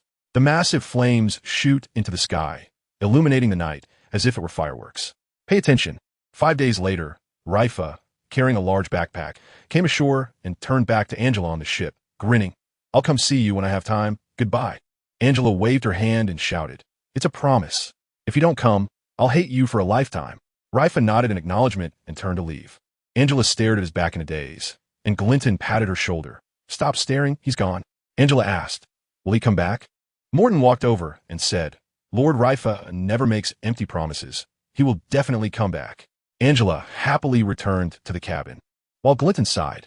"They are not from the same world." Morton laughed. "Who can say for sure? In a few years, she'll naturally forget." Then the merchant group set sail for another port. For Leifa, the experience with the merchant group was just a minor episode. The saber-toothed tiger pirate crew was nothing more than a fly he swatted away. But he didn't waste the opportunity. He took a photo of the saber-toothed tiger and, with his 6-star bounty hunter privilege, could directly exchange it for over 50 million berries. Letting out a little cheer, Leifa shouted, "Little guy, let's go." This little buddy had incredible speed on land and unlimited stamina, making it a top-notch mount. Leifa rushed towards the capital of Alabasta, Alyabarna, while his cousin Kabura was having a hard time at that moment. You would never have guessed. Leifa easily took care of the pirate crew and earned millions, making money as easy as breathing. The little mount's speed and stamina were both off the charts, maximizing travel efficiency. Angela couldn't stop thinking about him, and everywhere he went, he attracted admirers. His charm was off the charts. This was even more thrilling than Luffy's adventure in Alabasta, with high-energy moments making him clench his fists. The cheat mode was fully activated. Leifa was both a Navy lieutenant and a 6-star bounty hunter, making money and fighting monsters simultaneously. Eliminating pirate crews was like crushing ants, and his combat power overwhelmed everyone. He promised to return, giving Angela hope without dragging things out. His emotional intelligence was on point. This maneuver felt even more exhilarating than being the heir to the 4 emperors.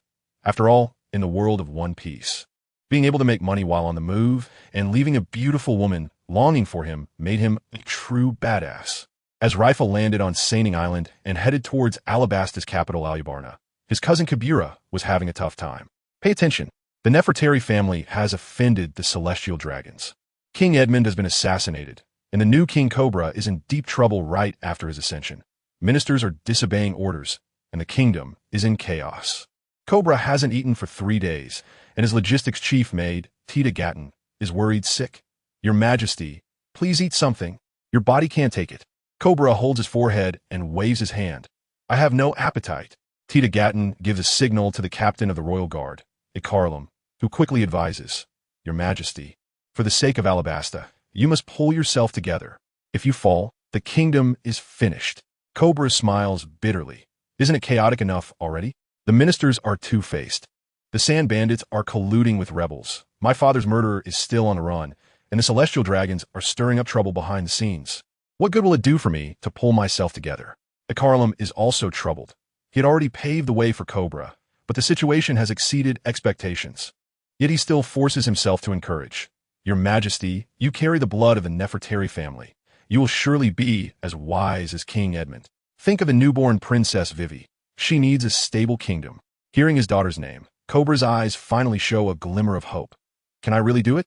You would never guess. The new king is being manipulated by various forces, and his situation is so tragic it breaks the heart. The celestial dragons are controlling things from afar, and their power is terrifyingly absurd. Ikarlum knows the situation is difficult to salvage, but still holds on to boost morale. His loyalty at its peak. This is even more heart-wrenching than Luffy helping Vivi quell the rebellion, with tension throughout. The power-up mode is just waiting to be activated. Cobra seems weak, but he actually carries royal blood. Awakening is just a matter of time. Ikarlum is a loyal protector, truly the strongest support. And lurking in the shadows is Leifa, a 6-star bounty hunter and naval lieutenant, ready to save the day. An epic drama is about to unfold. This build-up is even more thrilling than being the heir to the 4 emperors. After all, in the world of One Piece, the lower the valley, the more explosive the rebound. We eagerly await Cobra's comeback against the odds. You carry the bloodline of the Nefertari family, and you will surely become as wise as His Majesty Edmund. We all believe this, Ikarlum encouraged. Pay attention. Cobra's gaze sharpened as he murmured, You're right. I need to pull myself together. But as he tried to regain his composure, he could see the complete mess that was Alabasta, more chaotic than any previous disaster year. It was a total shambles. In the study, Cobra slammed the documents on the table in anger, roaring, Bastards.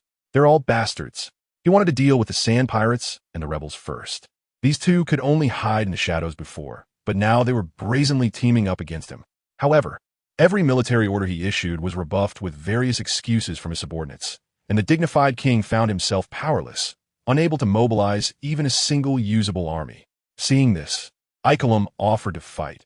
Your Majesty, let me take the palace guard and crush them. Cobra outright rejected him. The guard can defend the palace, but going out is just sending them to their deaths. There are too many sand pirates and rebels. We can't win. He said grimly, the sand pirates rob for money, and the rebels seek power. Two groups that shouldn't be able to unite are clearly being forced by an external force. And that external force is most likely the murderer of my father. Ikarlum clenched his fists, fury in his eyes, and pleaded again. Your Majesty, let me avenge you, even if it means dying in battle. It's worth it. Cobra waved his hand fiercely. No, I can't let you die for nothing. Just as they were at a standstill, a guard outside knocked and reported, Your Majesty, there's a boy outside the palace asking to see you. He says he is your cousin, named Leifa. Cobra was taken aback, but quickly reacted and ordered, Quickly let him in. Take him to the living room. I will be there shortly. You would never expect it. Cobra was trying to pull himself together, but faced obstacles at every turn. Being a king was more frustrating than being a worker. The sand pirates and rebels dared to openly ally themselves, showing that the hidden hand behind them was audacious beyond measure. And Leifa happened to appear at this critical moment. Truly a heavenly savior, ready to turn the tide. This was more thrilling than Luffy's confrontation with Crocodile, filled with high energy that made one clench their fists. The power-up mode was about to reach its peak. Cobra appeared weak, but in reality, he was very clear-headed, having long seen through the conspiracy of the hidden hand. His intelligence crushing everyone else. Ikarlum was loyal to the core, willing to die to protect his lord and take revenge his tough guy aura fully charged. Leifa, with the dual buffs of a 6-star bounty hunter and a naval captain, would sweep through the chaos as soon as he appeared, guaranteed to dominate in power. This build-up was even more exciting than being the heir to the 4 emperors. After all, in the world of One Piece, the more desperate the situation, the more explosive the appearance of a big shot, just waiting for Leifa to overturn the chessboard and clear the chaos. At your command, the guards quickly retreated.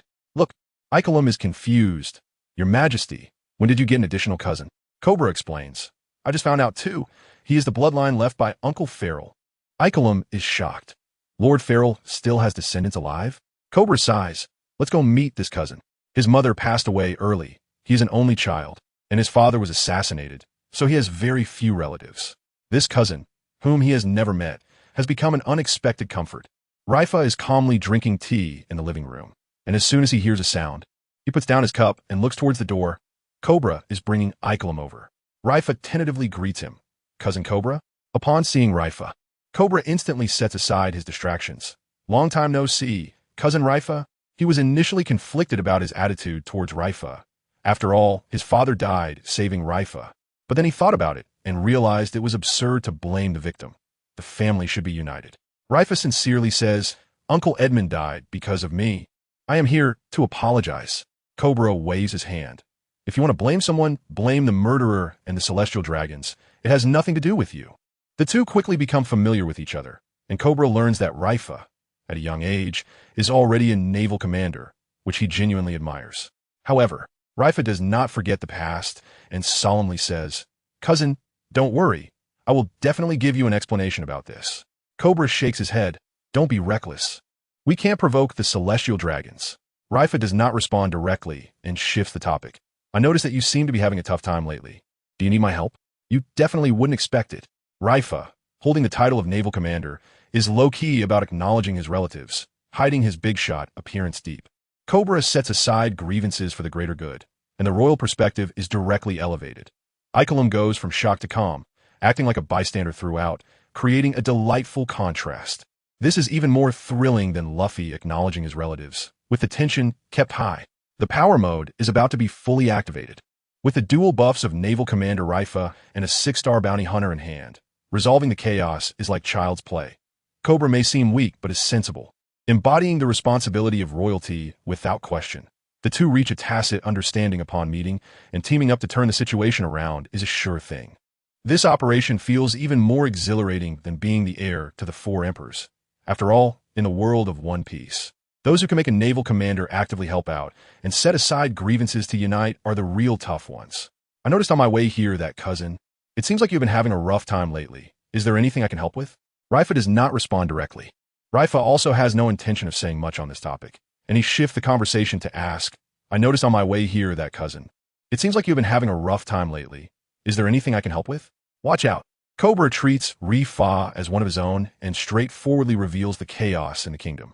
Just as he was about to advise Leifa not to act impulsively, Leifa interrupted directly. Leave it to me. Cobra was stunned. What? Leifa took a sip of tea, concealing the killing intent in his eyes. I can't make the true murderer pay with their life, but cutting off their hands shouldn't be difficult. Someone has to pay for Uncle Edmund's death. Let's collect some interest first. Cobra wanted to stop him, but when he turned around, he found that Leifa had vanished. Icolum exclaimed, such speed. He has gone to find the murderer. Cobra was anxious and stamped his feet. This kid is too impulsive. He thought Leifa was just an ordinary naval commander, not knowing that among the assassins of his father was a criminal with a bounty of over 100 million. Leifa was walking into a death trap. Quickly, he ordered Icolum to bring people to chase after him, to save him. Leifa rode swiftly towards the stronghold of the Sand Bandit rebels, having already learned its location from the townspeople's casual chatter. Ever since he found out that Edmund died because of him, he had been burning with rage. Previously, when he wiped out the saber-toothed tiger pirate crew, he annihilated them completely. This time, he intended to stop the killings with more killings. After more than half an hour, he arrived at the small oasis, the lair of the Sand Bandit rebels. As soon as the sentries shouted for him to stop, a flash of blue light from his blade instantly killed all the sentries, without even giving them a chance to sound the alarm. You would never have expected it. Leifa took off at lightning speed, too fast for the naked eye to discern, his combat power soaring to the skies. Cobra worried he would meet his end. not knowing he could already crush criminals with bounties over 100 million, creating a stark contrast. The sentries didn't even finish their sentences before being killed in an instant. The thrill of instant kills overwhelming. This was even more exhilarating than Luffy wiping out minions. With high energy and clenched fists throughout, the cheat mode was fully activated. Leifa, a 6-star bounty hunter, couldn't hide his strength any longer, unleashing group annihilation level operations with ferocity and dominance. His steed, Diodon, was at full speed, traveling faster than flying. With a Hell's Ear, he precisely located the enemy's stronghold, his intelligence capabilities comparable to a cheat. This operation felt even more intense than being an Emperor's successor. After all, in the world of One Piece, those who can act decisively and crush everything in their path are the true ruthless ones. The blue blade flashed, and all the sand bandits and rebels on alert near the small oasis were killed in an instant, with no time to call for help or raise the alarm. Look, these cyan blades of light all come from the sound wave willow leaf knife in Leifa's hand. He roars at the oasis. The boss here, come out.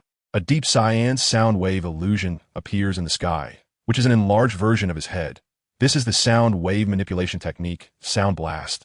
With a sound that shakes the heavens like thunder, the sand bandit rebels rush out to check, seeing the huge illusion in the sky. Many are so scared they can't hold their weapons.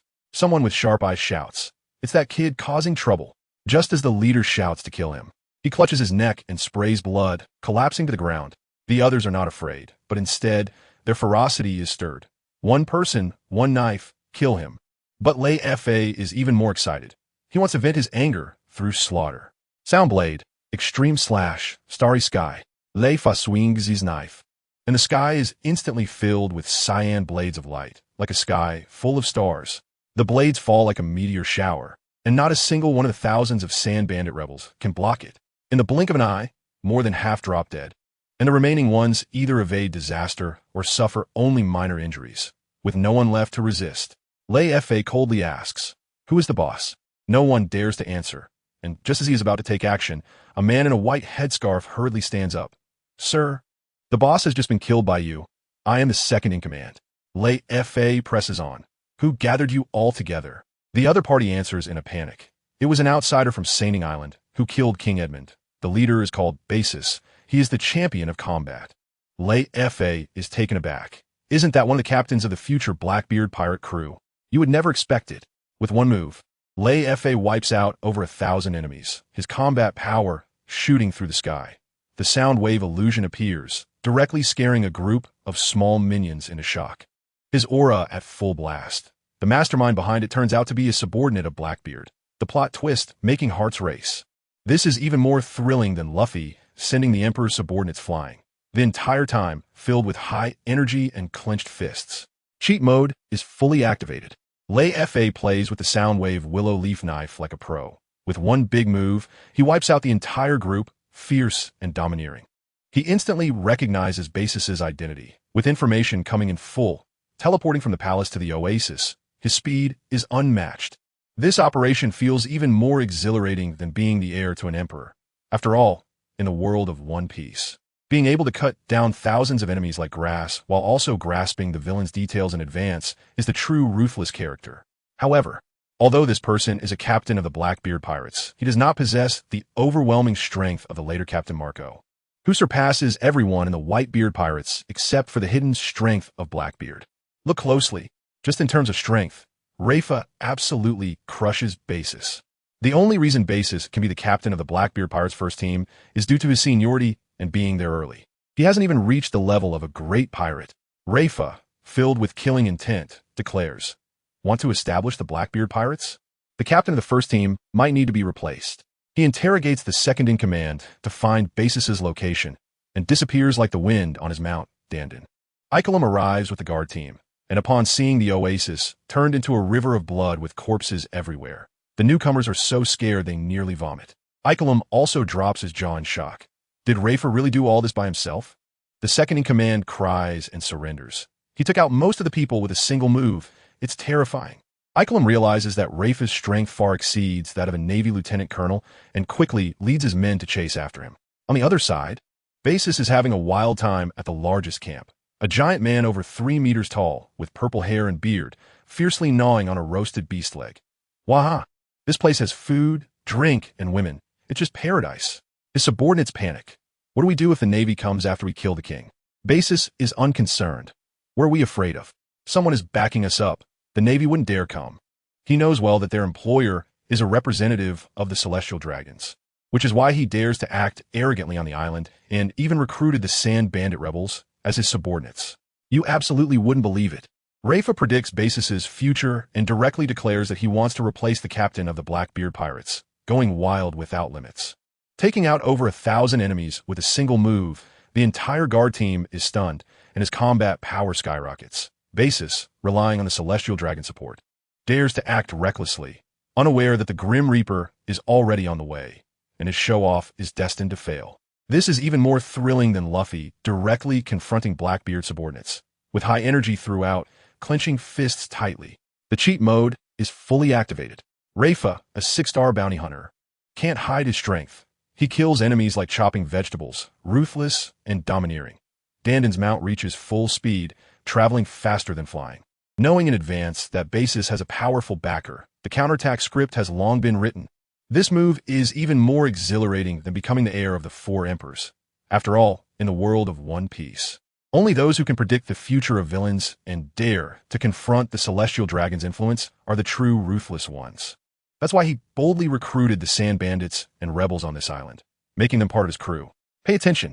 The employer has just one requirement. Don't completely wipe out the Alabastan royal family. The rest is up to you. Bashes is reveling in the camp with his subordinates, drinking and eating meat, completely ignoring the assassination of the king.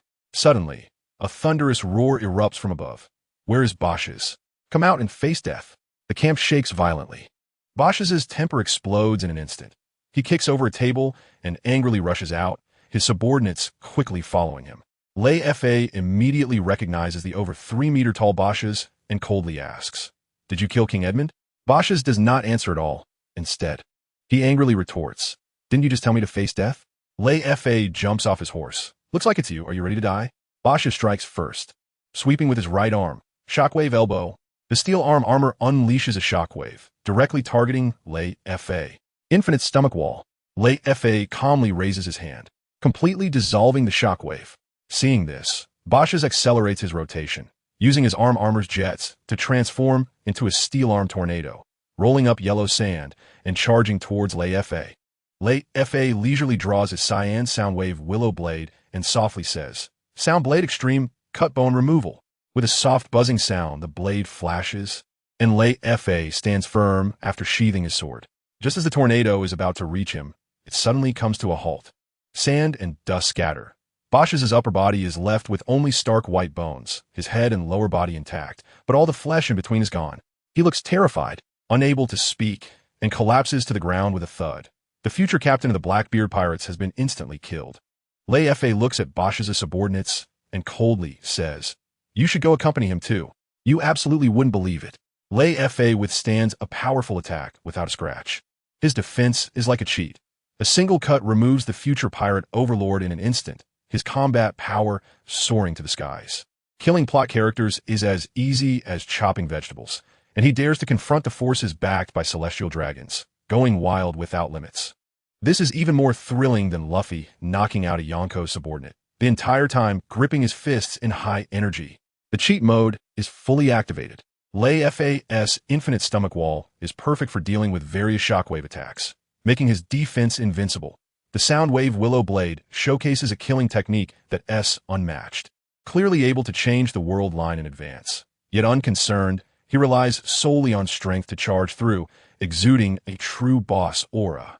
This operation is even more exhilarating than being the successor of a Yonko. After all, in the world of One Piece, those who can casually rewrite the plot and crush future powerhouses are the real ruthless characters.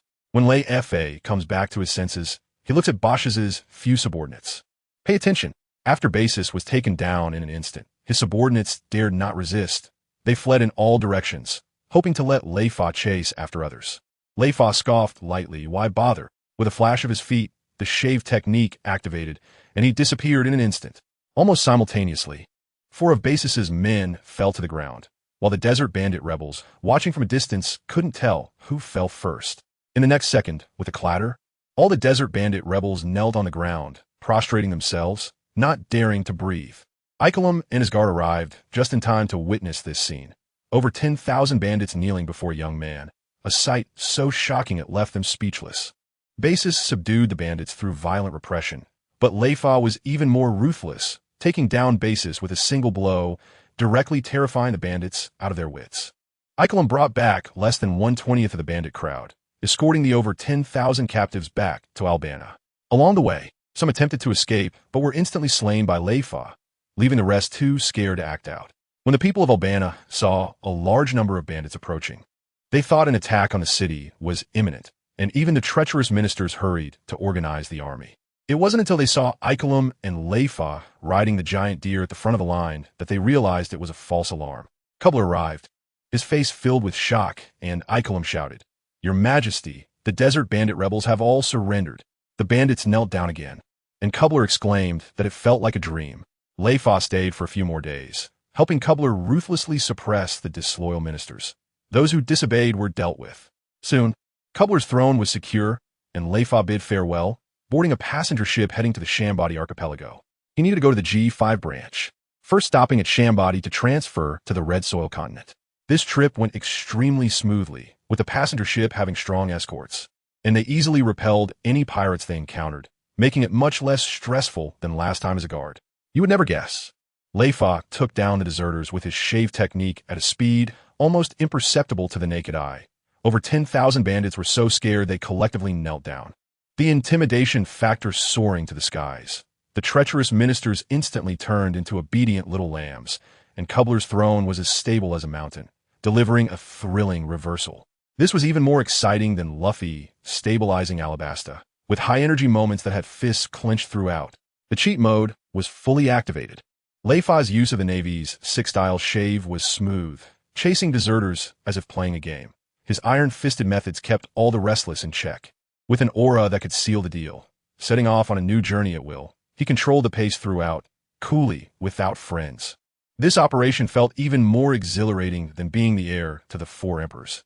After all, in the world of One Piece, those who can make thousands kneel through strength and easily control the situation are the true ruthless ones.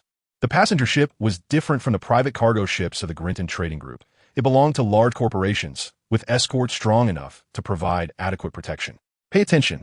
Generally, pirates would never attack passenger ships unless they are 100% sure they can take them down. In the morning, Leifa stepped out of his room onto the deck to get some fresh air and stretched. Finally, we're almost there. A coughing voice chimed in, cough cough. We'll arrive at the Sabati archipelago by evening. Cough cough cough. Leifa turned around to see a sickly-looking man wrapped in a long object, wearing a round hat, with a pale, bluish complexion resembling a consumptive. Leifa politely asked, "Who are you, sir?" The man coughed and replied, "Who I am is not important. Fate has led me here." Cough cough. Leifa sensed something was off and used a detection technique, only to find it was unknown. His heart sank. Even Hawkeye's level can be detected, yet this person is a powerful figure of the Grand Pirates. The man suddenly spoke. "Are you sensing my strength?" Leifa broke out in a cold sweat. This was a secret of his system. No one had ever detected it before. He forced himself to stay calm. "Who exactly are you?" The man waved his hand. "Wait a moment. Let me perceive the will of fate." He closed his eyes and looked up as if pondering. After a while, the man opened his eyes and regretfully said, "Fate says you have influenced my future. Sorry, but I must erase you." Leifa angrily asked, "You want to kill me?" The man grinned maliciously. "Don't worry. It won't be painful. The erasure has already begun." Leifa wanted to strike first, but suddenly realized he couldn't muster any strength. You would never guess. Leifa, a 6-star bounty hunter, has encountered a ruthless person whose strength cannot be detected, his aura completely overwhelming. The man could see through the system's detection, his mystery at full capacity. Leifa wanted to counterattack, but couldn't move, finding himself in an unprecedented deadlock, his heart racing to the point of stopping. This was even more nerve-wracking than when Luffy faced Kaido. The tension had him clenching his fist the entire time. For the first time, his cheat mode faced a setback. Leifa usually crushes his opponents, but this time he was pinned down. The man relied on fate to assert his dominance, raising the stakes significantly. He and T even made a move, yet Leifa had lost his ability to resist. The methods were absurdly strange. This operation felt even more exhilarating than being the heir to the four emperors. After all, in the world of One Piece, only a true, ruthless person can leave the big shots powerless. However, just as he was about to launch an attack, he suddenly understood why the sickly man was smiling. Because he couldn't muster any strength at all. Notice, Leifa suddenly realized, "Are you poisoning me?" Drowsiness surged uncontrollably, no matter how hard he tried. He couldn't resist it. Forget about fighting. Even standing was a struggle.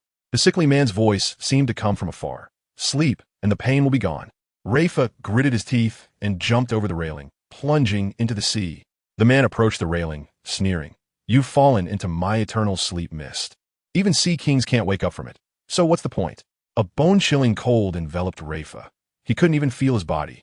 But his consciousness plummeted into a pitch-black world, where he saw the soul of the food demon, gluttony, devouring a thick mist, the very toxin that had caused his fainting. The food cells were digesting the toxin. After an unknown amount of time, Leifa finally regained his senses, realizing he was lying in bed, not in the sea. "You're awake?" A strange voice came. Leifa tried to sit up, but a sharp pain made him gasp. A figure approached. "You've been in the sea for too long. You're frostbitten all over, don't move." Leifa asked, "Where is this?" The other replied, "Fishman Island. I rescued you while on patrol. My name is Aladdin, a soldier of the Sea Kings." Leifa was shocked. "Aladdin? He's the future ship doctor of the Sun Pirates." He quickly covered up, "I have a friend with the same name. You absolutely wouldn't believe it." Leifa was forced to jump into the sea due to poisoning, but managed to survive by digesting the potent toxin with his food cells. He was saved by the future ship doctor of the Sun Pirates after falling into the sea, an absurd twist of fate. The sickly man thought Leifa was doomed, not knowing his opponent had a natural immunity to poison, and his arrogance was destined to backfire. This was even more thrilling than Luffy's adventure on Fishman Island. The whole time, he was clenched in high energy. His cheat mode was fully activated. Leifa's food cells could consume toxins, maximizing his survival ability. Escaping from a dire situation and meeting a plot character, his luck was off the charts, aware of the other's identity, but remaining composed. His emotional intelligence was on point. This maneuver was even more exhilarating than being the heir to the 4 emperors. After all, in the world of One Piece, those who can rely on their own cheats to survive and conveniently unlock plot characters are the true, ruthless ones. "No, I just happen to have a friend with the same name." Leifa hurriedly brushed it off. "Look," Aladdin grinned. "Haha, what a coincidence. By the way, how did you end up floating on the sea? Did you encounter a shipwreck?" Upon hearing the word shipwreck, Leifa's mind instantly flashed to the sickly man's face, and his heart sank. This wasn't a shipwreck. He was being hunted. He didn't even know that man. Yet it seemed as if the other party had calculated perfectly to board the ship and take his life.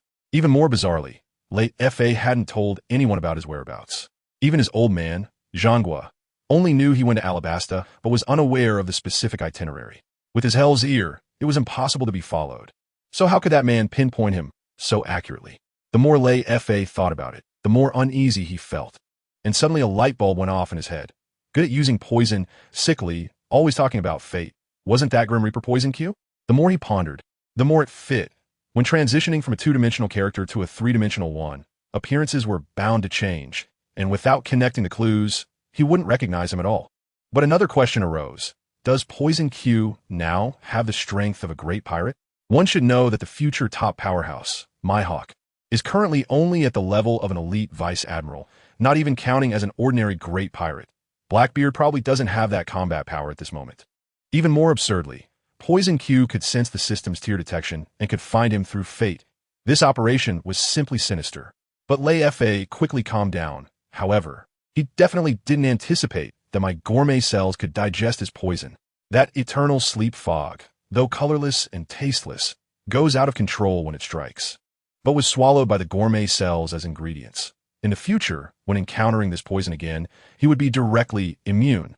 Leifa chuckled to himself. Next time we meet, I'll definitely give him a big surprise. These thoughts flashed through his mind like lightning. You absolutely wouldn't expect it. Leifa locked onto the killer as Poison Q with just a few characteristics, his reasoning ability surpassing that of a detective. Poison Q had already unlocked great pirate-level strength over a decade in advance, absurdly breaking through the limits, clearly being chased to the point of jumping into the sea. Yet he felt he could turn the tables and counterattack. His confidence was unshakable. This was even more thrilling than Luffy hardening against Blackbeard subordinates. The entire time gripping his fist tightly, The cheat mode was completely maxed out. Leifa's Hell's ear prevented tracking, and his detection ability was comparable to radar. His gourmet cells digested deadly poisons, granting him a permanent poison immunity buff. Relying solely on fragmented clues to lock on a future Blackbeard cadres, the amount of information was explosive. Being targeted by top villains yet remaining completely unfazed, his mindset was as steady as an old dog. This operation was even more exhilarating than being the successor of the Four Emperors. After all, in the world of One Piece, the ones who can make future great pirates stumble and can accurately predict a counterattack are the true ruthless characters. All these thoughts may seem lengthy, but in Leifa's mind, they only flashed by quickly. Look, after thinking for a while, Leifa looked at Aladdin and said, "What did you just say?" "Sorry, I didn't hear you clearly." Aladdin didn't think much and repeated, "I said, how come you're floating in the sea? Did you encounter a shipwreck?" Leifa vaguely replied, "Yeah, I was thrown off a passenger ship and lost consciousness." He didn't mention the poison Q incident. First, it was too bizarre, and second, he wasn't close enough to Aladdin to share such details. Then he added, "By the way, my name is Leifa." Aladdin smiled. "Leifa, nice name. You should rest well. I have something to do, and I'll come back later." A few days later, Leifa was able to get out of bed and walk around. Aladdin said he had been drifting at sea for several days. Besides frostbite, he had a bunch of minor ailments, and recovering so quickly was a miracle. During these days, the two had become more familiar, and Leifa discovered that the mermaid was genuinely kind to the point of being a bit Na'vi. He said he was in the Navy, and Aladdin completely believed him without a hint of doubt. It was important to note that the relationship between humans and the Fishman Island was extremely poor, and mermaids were often captured and enslaved. If it were someone else, they would have been more cautious. Leifa sighed to himself. No wonder Aladdin would later be captured and enslaved as a dragon man. He was too easy to deceive. One day, Leifa was exercising in the yard when a little mermaid girl ran in and froze upon seeing him. "Who are you? Why are you at Aladdin's brother's house?" Just as Leifa was about to explain, the little girl suddenly asked, "Why do you have the aura of destiny on you?" Leifa's heart skipped a beat. Wasn't he this the fortune-teller Shaylee, whose predictions always came true? Just as he was about to ask, the little girl realized he was human and screamed, "You're an evil human." She turned to run, but was grabbed by Leifa. She tried to scream, and he covered her mouth, but she bit his hand hard. Just then, Aladdin returned, and Leifa smiled wryly. "Good thing you're here. This girl thinks I'm a bad guy and won't listen to my explanation." Aladdin laughed. "It's fine, just let her go." Leifa released his hand and also let the little girl go. "You absolutely won't believe it." Leifa casually deceived the kind mermaid with his acting skills. Just as he got rid of the quirky poison Q, he encountered the true Oracle Shaylee, and the coincidence was off the charts. Shaylee immediately recognized his human identity and was on high alert, creating a perfect contrast. This was even more thrilling than Luffy's adventure in Fishman Island, keeping the tension high throughout. The mode of operation was filled with mysteries. Leifa concealed his secrets without exposing them. His thoughts were meticulous. Shaylee, at such a young age, had prophetic abilities, a brilliant talent. Aladdin was kind to the point of having no bottom line, yet became Leifa's protective umbrella on Fishman Island. This move was more exhilarating than being the heir to the Four Emperors. After all, in the world of One Piece, encountering both a future ship's doctor and an oracle while easily hiding one's identity makes one a true tough character. Only then did Leifa remove his hand from covering the little mermaid girl's mouth and let her go. Look, as soon as the mermaid girl was let go, she immediately pounced on Aladdin, hugging his fishtail and hiding behind him, half her head peeking out as she angrily shouted, "Brother Aladdin, there are evil humans here." Aladdin shook his head with a smile, his eyes full of affection. "This girl, Leifa, is my friend, not a bad person. Don't think all humans are evil," the little girl retorted, puffing up with anger. "Humans have captured many of our kin. Isn't that evil?" Aladdin patiently explained. "There are bad people on Fishman Island too. The bad ones are the pirates and slave traders. But Leifa is not one of them," the little girl said, feeling wronged. "But Sherry feels that there are many souls on him. He has killed many people." Leifa shrugged. "Humans are not the same as mermaids. I'm in the Navy, facing scum and beasts every day. I have to kill to survive." Aladdin nodded, turning to comfort the little girl. "All right, Sherry, stop making a fuss. Leifa is not a bad person." Seizing the opportunity, Leifa asked, "Sherry, why do you say I have the aura of fate on me?" Aladdin looked confused, and Leifa finally confessed. "I didn't tell the truth before. I wasn't shipwrecked. I was being chased by someone who keeps talking about fate." Aladdin asked in surprise, "That person can foresee the future like Sherry?" Little Sherry instantly matured. It's possible. The world is so big. I'm not the only one who can sense the trajectory of fate. If he can find you, it must be because of foresight. Leifa suddenly realized. No wonder Poison Q could find me precisely and said I influenced his future. It turns out it's because I killed Bosch's. But he quickly frowned. This is a ticking time bomb. He might come after me again. Little Sherry suddenly added. But changing the future will incur the backlash of fate. It's not a joke. You absolutely wouldn't expect it. Little Sherry can see through Leifa's aura of fate at such a young age, her prophetic talent soaring. Poison Q chases Leifa, relying on foresight. Yet he doesn't know that changing the future has consequences. Showing off will eventually backfire. Leifa killing Bosch's actually triggered the butterfly effect of fate, making the plot absurdly intense. This is even more thrilling than when Luffy meets a prophet, the whole time gripping fists in high energy. The mode of cheating is hidden with mystery. Leifa, as a Navy, is decisive in killing, with strength on point and a built-in plot disruptor buff. Sherry, despite her young age, understands the rules of fate, making her the human spoiler of Fishman Island. Aladdin is so kind that he protects his friends to the end. Undoubtedly the strongest support. This operation feels even more exciting than being the heir of the Four Emperors. After all, in the world of One Piece, only those who can be named by a prophet and dare to confront fate's pursuers are truly ruthless people. At this moment, Little Sherry suddenly said again, but something feels off. Those of us who can sense the trajectory of fate, although we can accurately foresee some things like prophets. Once we really try to change the future on a large scale, or change our own future, we will face the backlash of fate, and that is no joke. Look, Leifa looked at Xiao. He has been unwell, as if suffering from serious illness. Is this related to the backlash of fate? Xiao nodded. It's possible. The backlash of fate can bring misfortune and illness, and in severe cases, it can even lead to death. I'm afraid to casually alter the future or make prophecies. Leifa quickly asked. So he can't constantly monitor me through prophecies, right? Xiao, sucking her finger, said in a childish voice. Of course not. Unless he encounters you, or you affect his future again. The trajectories of fate are too complex for humans to fully perceive. Leifa breathed a sigh of relief, mumbling to himself. If I had the strength of a great pirate, who would lose and who would win would still be uncertain. There's not enough time. With Aladdin's help, Leifa recovered quickly.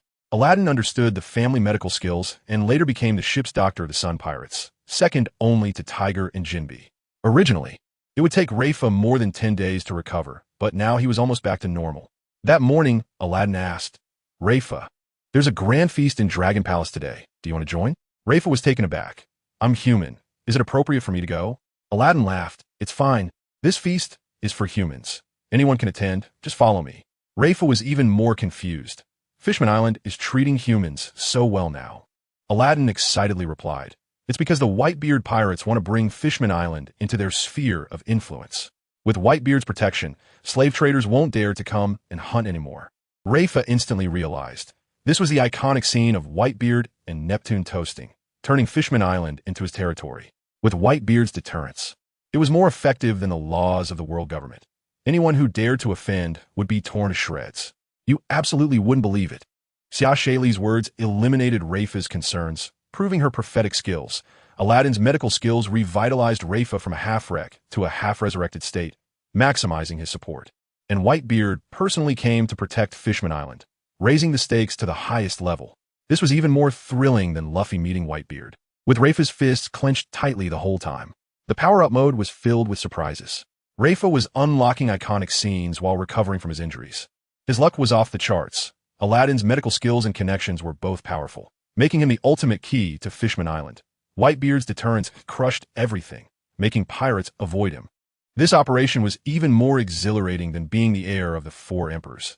After all, in the world of One Piece, those who could enjoy Whitebeard's protection and have the future ship's doctor treat them personally were the true tough ones. Pirates are not like the Navy. To maintain their dignity and authority, they would undoubtedly tear any offender to shreds without hesitation. Look, the fishmen and mermaids of Fishman Island are extremely grateful to Whitebeard. Later, Jinbe became a warlord of the sea, willingly accepting to be imprisoned in Impel Down's infinite hell rather than helping the world government deal with Whitebeard. Aladdin noticed that Leifa was silent and remembered he was a Navy officer, quickly apologizing. Sorry, I forgot you were in the Navy. Leifa waved his hand. It's fine. I'm just a wounded man now. You're patient. He smiled and said he had never seen the legendary Whitebeard pirates, and it would be nice to experience it. Don't worry. He wouldn't cause trouble and didn't have the ability to cause trouble in front of Whitebeard. Aladdin breathed a sigh of relief. Then let's go to the Dragon Palace together tonight. In the evening, Aladdin took Leifa to the Dragon Palace. On the way, fishmen and mermaids saw Leifa, either pointing and whispering or hiding back in their homes in fear. Leifa helplessly said, "Pirates and slave traders have harmed you terribly." Aladdin sighed. "Ordinary fishmen can't fight those guys at all. How can they not be afraid?" At that moment, Shirahoshi caught up and saw Leifa pouting. "Leifa, big bad guy. Are you going to the feast too?" Leifa rolled his eyes. "Don't call me a big bad guy." Shirahoshi turned her head. "You kill humans. You're a big bad guy." Aladdin mediated. "Where's Arlong?" Shirahoshi complained. "Brother went to the Dragon Palace a long time ago. I can't find him." Aladdin smiled. "Then come with us." When the three arrived at the Dragon Palace, it was already bustling with excitement. The feast had no entry restrictions and all residents of Fishman Island could come. If it weren't for many fishmen being too afraid of humans, even knowing that the Whitebeard pirates were there to help, they still wouldn't dare to come. The Dragon Palace would have been packed. You would never expect it. Jinbei would rather sit in prison for Whitebeard, his loyalty unbreakable. Leifa, as a Navy officer, dared to meet the pirate captain, showing outrageous bravery. Shirahoshi, tough on the outside but soft on the inside, chased after free food, creating a delightful contrast.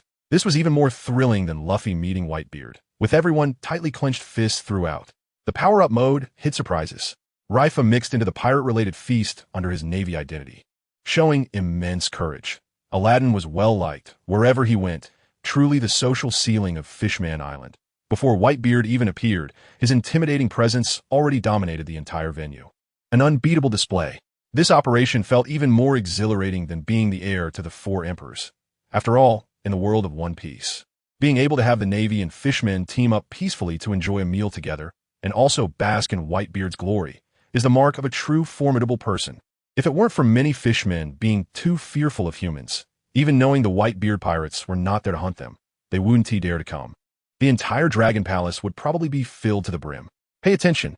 Aladdin brought Leifa and little Shaylee to the front gate of the Dragon Palace, where his colleagues immediately blocked their way. "Aladdin, who is this human?" A fish soldier pressed on. "Is he from the Whitebeard pirates?" Aladdin shook his head, and another soldier, Ceci, angrily shouted, "You actually brought an outsider here?" Aladdin calmly retorted, "If you hate humans, do you also hate Whitebeard, who protects Fishman Island?" Ceci was momentarily speechless, and his companion quickly smoothed things over. "We only prevent troublemakers. Don't block the guests." The three of them then entered the Dragon Palace. Along the way, the fishmen saw Leifa and hurriedly avoided him, their eyes filled with anger and fear. Leifa felt uncomfortable and suddenly looked up. "The Whitebeard pirates are here, outside the bubble." The whale-shaped Moby Dick slowly approached. In the next moment, dozens of figures leaped off the ship, penetrating the bubble and crashing down into the open space of the Dragon Palace, creating huge craters and spiderweb-like cracks. Leading the charge was Whitebeard, with his crescent-shaped white mustache, wielding a long sword, exuding an overwhelming presence. "Gururara, I'm here." Behind him followed the immortal Marco, Diamond Jaws, and a group of subordinates, each radiating powerful aura. You absolutely wouldn't expect it. Aladdin quickly silenced the angry soldiers with just a few words, maxing out his verbal skills. The Whitebeard pirates made an entrance that brought the house down, instantly elevating the atmosphere to outer space.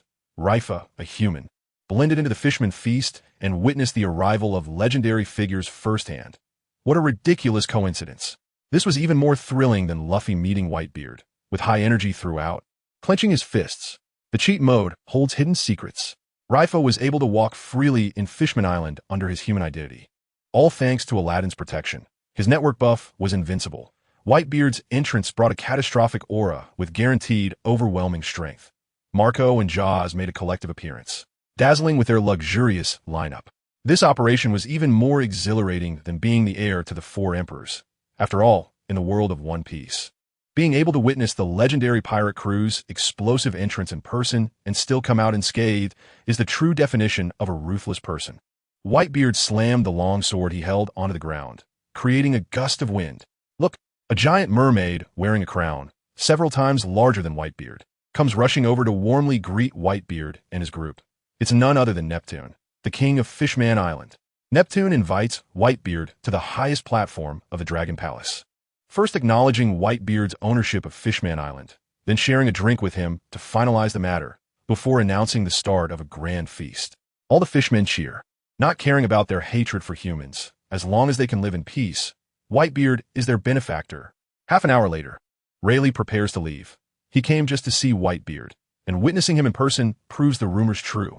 He is secretly astonished. Whitebeard is at his peak now, even stronger than when he faced 3 admirals during the Marineford War.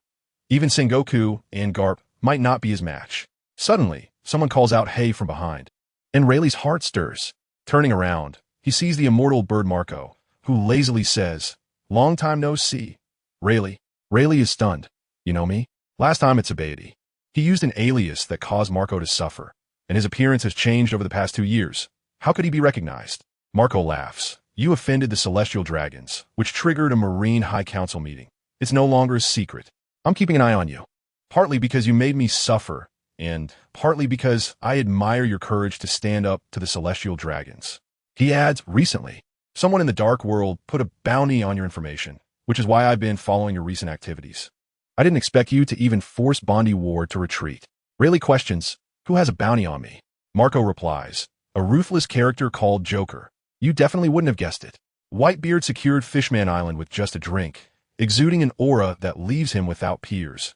Rayleigh, having met the legendary boss, tries to slip away but is unexpectedly blocked by Whitebeard's captains. A sudden reversal. Joker is secretly placing a bounty on Rayleigh, and a new crisis quietly approaches, intensifying the thrill. This is even more nerve-wracking than Luffy meeting Whitebeard. The tension is palpable. The power-up mode hides sharp edges. Rayleigh dares to confront the celestial dragons and is admired by the second-in-command of the pirate crew, his status skyrocketing. Marco recognizes Rayleigh even after disguise. His information-gathering ability is comparable to a cheat. Joker is secretly causing trouble, unaware that Rayleigh's strength has dramatically improved, and his pretentiousness is set to backfire. This operation feels more exciting than being the heir of the 4 emperors. After all, in the world of One Piece, those who can earn the respect of powerful pirates and catch the attention of top-tier villains are the true, ruthless ones. A guy named Joker seems to have quite formidable strength as well. Marco did not hide it and stated directly. "Pay attention." Leifa suddenly realized. It's his words. No wonder. Joker is the alias of Doflamingo, and it was expected that he would be investigated after the previous assassination attempt. Unexpectedly, it also attracted the attention of others. Marco suddenly frowned. "Are you injured?" Leifa replied. "I was saved by a mermaid from Fishman Island. Otherwise, I would have become food for sea beasts." Marco asked, "Did you encounter a big pirate?" Leifa said, "His name is Poison Q. Have you heard of him?" After describing Poison Q's appearance, Marco shook his head. "Never heard of him. There are many unnamed strong fighters hiding in the sea." Leifa raised an eyebrow. "This isn't the Navy's territory, and I'm injured. Can you take me down alone without planning to act?" Marco shrugged. "Causing trouble today would upset Dad. We don't bully the injured." Leifa lifted his cup. "Then here's to you." Marco asked back, "You don't seem afraid of me surrounding and killing you?" Leifa laughed. "Your instincts are wrong. I'm nervous to death." Marco didn't get hung up on it. Let's put aside identities and chat for a while. 2 hours later, Leifa returned home with Aladdin, secretly calculating. Actually, he really wasn't afraid of Marco taking action.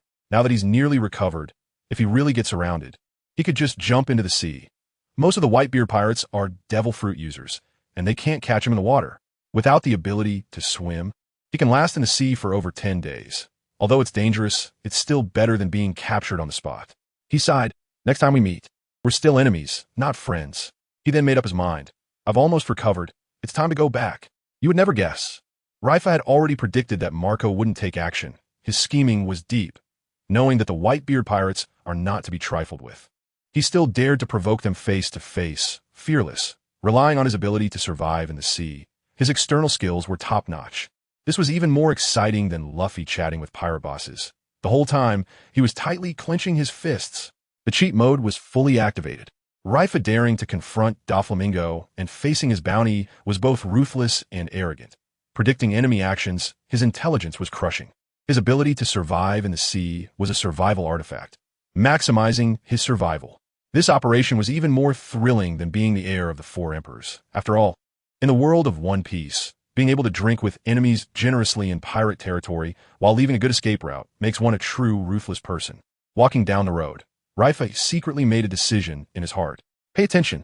After the death of Pirate King Roger, the entire world erupted, marking the official start of the Grand Age of Pirates. The number of pirates surged wildly, and the situation on the seas changed day by day.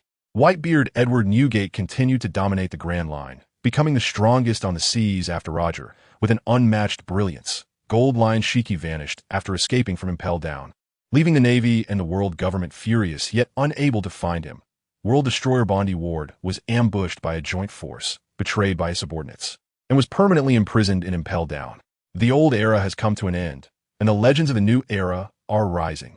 With the explosive growth of pirate forces, the latter half of the Grand Line has changed, now referred to as the New World. This has become the realm of pirates, with the Navy's influence shrinking, and the relationship between hunters and prey has transformed from one-sided crushing to a more balanced, even increasingly dangerous situation. In the blink of an eye, 3 years have passed, and Fishman Island, under Whitebeard's protection, has finally welcomed peace. Although it still bears the reputation of being ruled by pirates, it is much better than before. However, the Grand Line has become even more chaotic, with numerous new pirates rising in the New World, forcing the Navy to consolidate its forces and reduce branches to avoid being picked off one by one. But the Navy hasn't been idle either. Pressure has spurred strength, and the combat power of the Vice Admiral tier has skyrocketed. 10 years ago, having 3 to 5 Vice Admirals comparable to the great pirates was impressive, but now, there are plenty. Hakinu, Fujitra, Akiji, Momonosuke, and the reluctant to promote Garp, all capable of confronting great pirates head-on. Below the Vice Admirals, the new stars have also exploded onto the scene, with the most feared by pirates being G5's Colonel Wolf Thunder Leifa. In these 3 years, Leifa has taken down hundreds of bounty criminals, most in the tens of millions, with some exceeding 100 million. He has repeatedly escaped from the clutches of great pirates with his subordinates, leaving enemies gnashing their teeth in frustration. This record far exceeds what a colonel should achieve. You would never expect it. Leifa started as a colonel, defeating numerous pirates worth over 100 million, his combat power soaring to the skies. The Navy's Vice Admirals have collectively evolved, holding their own against New World pirates. Whitebeard single-handedly stabilizes Fishman Island, his intimidation factor comparable to nuclear weapons. This is even more thrilling than Luffy's adventures in the New World, with high energy throughout. The cheat mode is fully activated. Leifa, in his officer role, cuts through the pirate circles with a ruthlessness that rivals admirals. The Navy grows stronger against the pirate frenzy, with a foundation that is astonishingly deep. Even the most arrogant New World pirates must back down when facing Leifa and the Navy's strong forces. This operation feels more exhilarating than being the successor to the 4 Emperors. After all, in a world of One Piece, being able to carve out a fearsome reputation from a low rank and instill dread in pirates is the mark of a true, ruthless person. None of the achievements mentioned above belong to the typical record of a Navy colonel. Look, the reputation of Leifa is notorious, not only because he has killed many, but also because he often uses extremely cruel methods to eliminate captured pirates, with only a few being sent to Impel Down.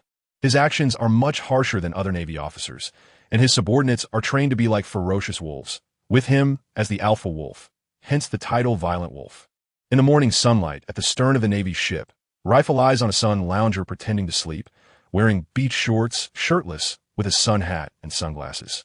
Next to him, the mini deer, Dandan, occupies a chair to sunbathe. Keef, over 3 meters tall and muscular, runs over holding a din mushy, flattering boss. It's Ronald-sama's call. Should I answer it? He also bows to Dandan. Good morning, Dandan-sama. Leifa waves his hand. Don't answer. Let's finish catching the rats first. Keef laughs. Got it. Leifa adds. Don't annoy Dandan. I want to help you. Keef is so scared he turns and runs away. Leifa chuckles, looking at Dandan. Your intimidation is even greater than mine. Dandan proudly lets out a call. This is Leifa and Dandan 3 years later. Keef is his capable subordinate, nicknamed Mighty Tooth, and together with Phantom Tooth and Shadow Tooth, they are known as the 3 fangs of the Violent Wolf, all holding the rank of Major, but their combat power far exceeds their ranks, and together they can make over 100 million pirates tremble. Their ranks are low simply because they have violated military discipline too many times by following Leifa. He even dares to ignore calls from their superior, Rear Admiral Ronald of the G5 branch, and his subordinates feel it's perfectly reasonable. Ronald scolds them for being bastards. But because they have eliminated so many pirates and restored the Navy's reputation, he hasn't punished them severely. However, their casual treatment of captives means their actual merits are quite few. You would never expect this. Leifa, who has become a colonel, dares to ignore a vice admiral's call. So arrogant he has no friends, the mini deer exudes more intimidation than muscular man, creating a charming contrast. The three majors of the violent wolf have combat power that can clash with over 100 million pirates. Their outstanding strength is phenomenal. This is even more thrilling than when Luffy beats a Navy vice admiral, making you clench your fists in excitement the whole time. Leifa's ruthless methods have cut through the pirate world, his notorious name resounding throughout the New World. Each of his subordinates has exceptional combat power, akin to a Navy version of the Avengers. Even his pet deer brings its own intimidation buff, making the scene even more impressive. This operation feels even more exhilarating than being the heir to the four emperors. After all, in the world of One Piece, those who can stand against their superiors with their subordinates and make pirates tremble in fear are the true hardliners. Therefore, the achievements that can truly be counted as merits are actually quite few. Look, Leifa has killed so many pirates, yet he only got promoted from lieutenant colonel to colonel. Normally, with such achievements, he should have already become a major general or even a lieutenant general. But it's all because he kills captives so casually, balancing his merits and demerits. However, Leifa doesn't care about military ranks at all. In his eyes, killing pirate scum is far more appealing than getting promoted. His subordinates also don't care. They owe their current strength entirely to Leifa. Leifa brought back 3 devil fruits from the dark world, turning the violent wolf Senya into a power user. Without Leifa and without any background, they would never have the chance to touch a devil fruit in their lifetime. So they are completely devoted to Leifa. Even Major General Ronald can't control them. Even more outrageous is the mini deer, Dien Dien. Now its true form is as big as an elephant, able to switch sizes and walk on water, with so many abilities that even Leifa finds it a headache. Last time, Senya didn't believe in evil and challenged it. They were beaten together and lay down for half a month, after which the subordinates treated Dien Dien like a little ancestor. Half an hour later, a gigantic phantom of Leifa appeared above the warship. A passenger ship 40 miles southeast was disguised by pirates. His subordinates immediately adjusted their course. And Kuei Fu asked, "Boss, what should we do this time?" Leifa replied, "Capture them alive. They only stole things, not heinous criminals." Kuei Fu's face changed instantly. Extremely disappointed. At this moment, the cute girl Tiffany walked out with an umbrella, mocking. "All you think about is muscles and killing. Let the boss take the blame." Kuei Fu retorted angrily. "You're responsible for twice as many deaths as I am." Tiffany feigned grievance. "They saw me and felt too cute, so they committed suicide out of guilt. It has nothing to do with me. I never kill." Tiffany put on a wronged expression, her eyes almost welling up with tears. "You absolutely wouldn't believe it. Leifa got the devil fruits from the dark world. His connections are explosive. Dien Dien evolved from a mini deer into a top-tier combat power, with an absurd contrast in cuteness. Tiffany, with her cute girl appearance, has killed so many, her acting skills surpassing even the best actors. This is even more thrilling than Luffy's crew using cheats, gripping your fist with excitement the whole time. The cheat mode is fully activated. Leifa and his subordinates withstand their superiors while all evolving. Leadership ability max. Dien Dien's bloodline awakens, crushing Senya, making it the top combat power in the pet world. Tiffany's cute girl appearance hides a fierce heart, creating a contrast that is simply divine. This operation feels even more thrilling than being the heir to the 4 emperors.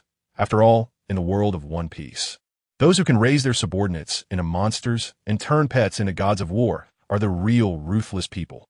No way. Those people only trigger the true, good, and beautiful feelings in their hearts because they saw my cuteness, feeling remorse for their past mistakes, which led them to commit suicide. It has nothing to do with me. I never kill." Tiffany made a wronged look, her eyes almost brimming with tears. "Look out." Quiff spat fiercely at Tiffany. "Bah, stop pretending to be pitiful. Do you really think I'll fall for that?" Tiffany immediately dropped her aggrieved expression and retorted, "Humph, if you don't want it, then don't. You big oaf." The two were arguing intensely when a young man with an ordinary face walked out of the cabin and said, "Stop making a scene. We have important matters to attend to." This was none other than the last member of the Blood Wolf Triad, Shadow Fong Luggett. He looked so average that he would disappear in a crowd, neither handsome nor ugly. Yet he was undeniably the top fighter among the triad. Can you guess how fierce the triad is? Quiff has the animal fruit, bull fruit, model, golden horn rhinoceros. Once he transforms, his body is as hard as steel, and his horns are indestructible. In terms of sheer strength, even a Navy vice admiral can't withstand him. Anyone who faces him head-on would feel intimidated. Tiffany has the paramecia fruit, dream fruit.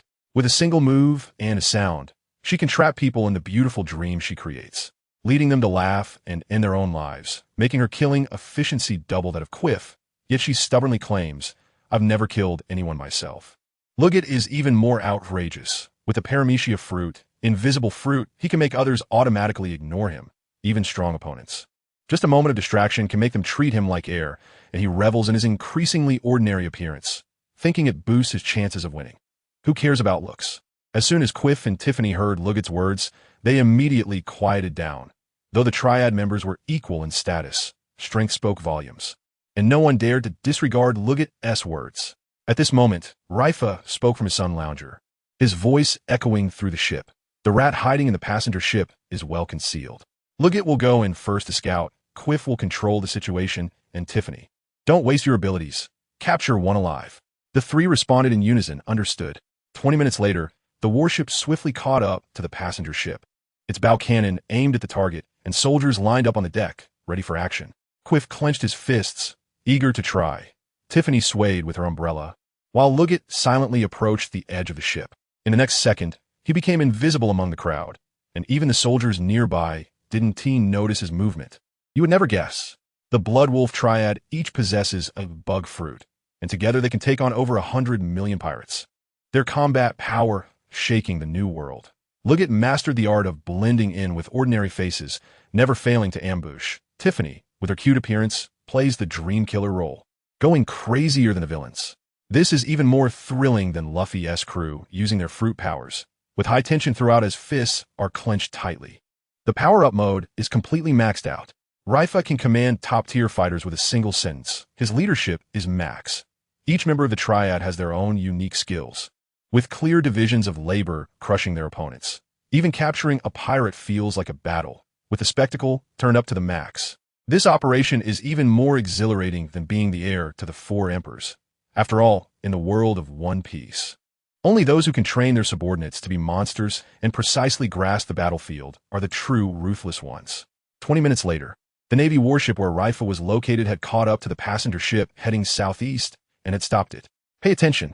Although the passenger ship has its own escort and is backed by a large group, it doesn't dare to act recklessly in front of the Navy and obediently stops the ship. The captain of the passenger ship greets them with a forced smile. Navy gentlemen, is there something wrong with stopping our ship? Keith coldly replies, "You have a wanted criminal on board. We'll catch him and leave without causing you any trouble." The captain wants to say more. Then please don't disturb the other passengers. After all, this ship is. Keith interrupts angrily. What nonsense. Get out of the way. The captain's smile freezes, and his subordinate quickly whispers to him. His expression changes dramatically, and he immediately yields. It's my fault for speaking out. Please, gentlemen. Keith strides into the cabin, while Tiffany, holding a cartoon umbrella, cheerfully follows behind, pretending to be timid as they pass the captain. The captain, now fearful, asks his subordinate, "Are you sure it's Violent Wolf 3 Fangs? Why are there only 2? The subordinate replies, "That muscular man must be Brute Fong Keith, and the girl is Phantom Fong Tiffany. It's just that we haven't seen Shadow, Fong Locket." Little do they know, Locket is walking right past them, and the two seem blind to him. Such is the absurdity of the invisible fruit. Inside the cabin, a self-service lunch is underway, and a few wanted criminals are panicking. "Boss, what we do? Scatter and hide. Don't run into each other. The Navy is definitely coming for us. Don't confront them head-on, even if we get caught. We can't betray our brothers, or we'll all be doomed." They stagger their timings and slip away in different directions. A few minutes later, a man in blue sneaks to the back of the passenger ship, but suddenly stops. Keith is blocking the way with his arms crossed. "Will you surrender voluntarily, or do I have to beat you until your mother doesn't recognize you? Choose one." The blue-clothed man slams his chest and transforms into a towering gorilla, grinning fiercely. "Now do you still want to fight me? You absolutely won't expect this." The appearance of Violent Wolf 3 Fangs brings intimidation, and the captain turns into a coward in an instant. Locket passes by invisibly without anyone noticing. His ability is deviously powerful, Just as the criminals plan to flee, they are blocked, and their plan is completely ruined. This is even more straightforward than Luffy catching pirates. With high energy throughout the scene, the cheat mode is fully activated. Keef's aura crushes the entire scene, delivering harsh words before taking action. Locate uses his fruit ability to become invisible, unbeatable in reconnaissance. Tiffany hides her fierce nature behind a cute appearance, with clear division of labor. The wanted criminal transforming into a gorilla, trying to challenge them, is merely sending himself to his doom. This operation is even more thrilling than being the heir to the four emperors. After all, in the world of One Piece, those who can intimidate their opponents with their aura and crush the scene with their abilities are the true ruthless ones. The man in blue answered this question with his actions. Let me just throw you into the sea. Suddenly, he starts pounding his chest violently, and then his form keeps growing larger until he transforms into a gorilla even taller than the muscular man opposite him. Now do you still want to fight me? The gorilla, transformed from the blue-clothed man, grins menacingly. Pay attention. When the gorilla grinned, Queef suddenly transformed, his upper body becoming that of a rhinoceros and his lower body that of a human, resembling a half-beast man, with golden horns dazzling in the sunlight. Golden horned rhino. Barbarian Fonqueef. The gorilla instantly panicked. Violent Wolf 3 Fangs have arrived, and Violent Wolf Leaf must be here too. The fighting spirit collapsed on the spot, but Queef did not stop, charging forward with a low roar, knocking it over with a single horn, followed by a flurry of punches. On the other side, the bald man was looking for a place to hide when he was caught by the cute girl Tiffany, who tugged at his clothes. Uncle, I'm lost. Can you help me find my brother? Tiffany pretended to be pitiful. The bald man initially wanted to refuse, but was charmed by her coquetry. Help me, and I'll repay you well. How will you repay me?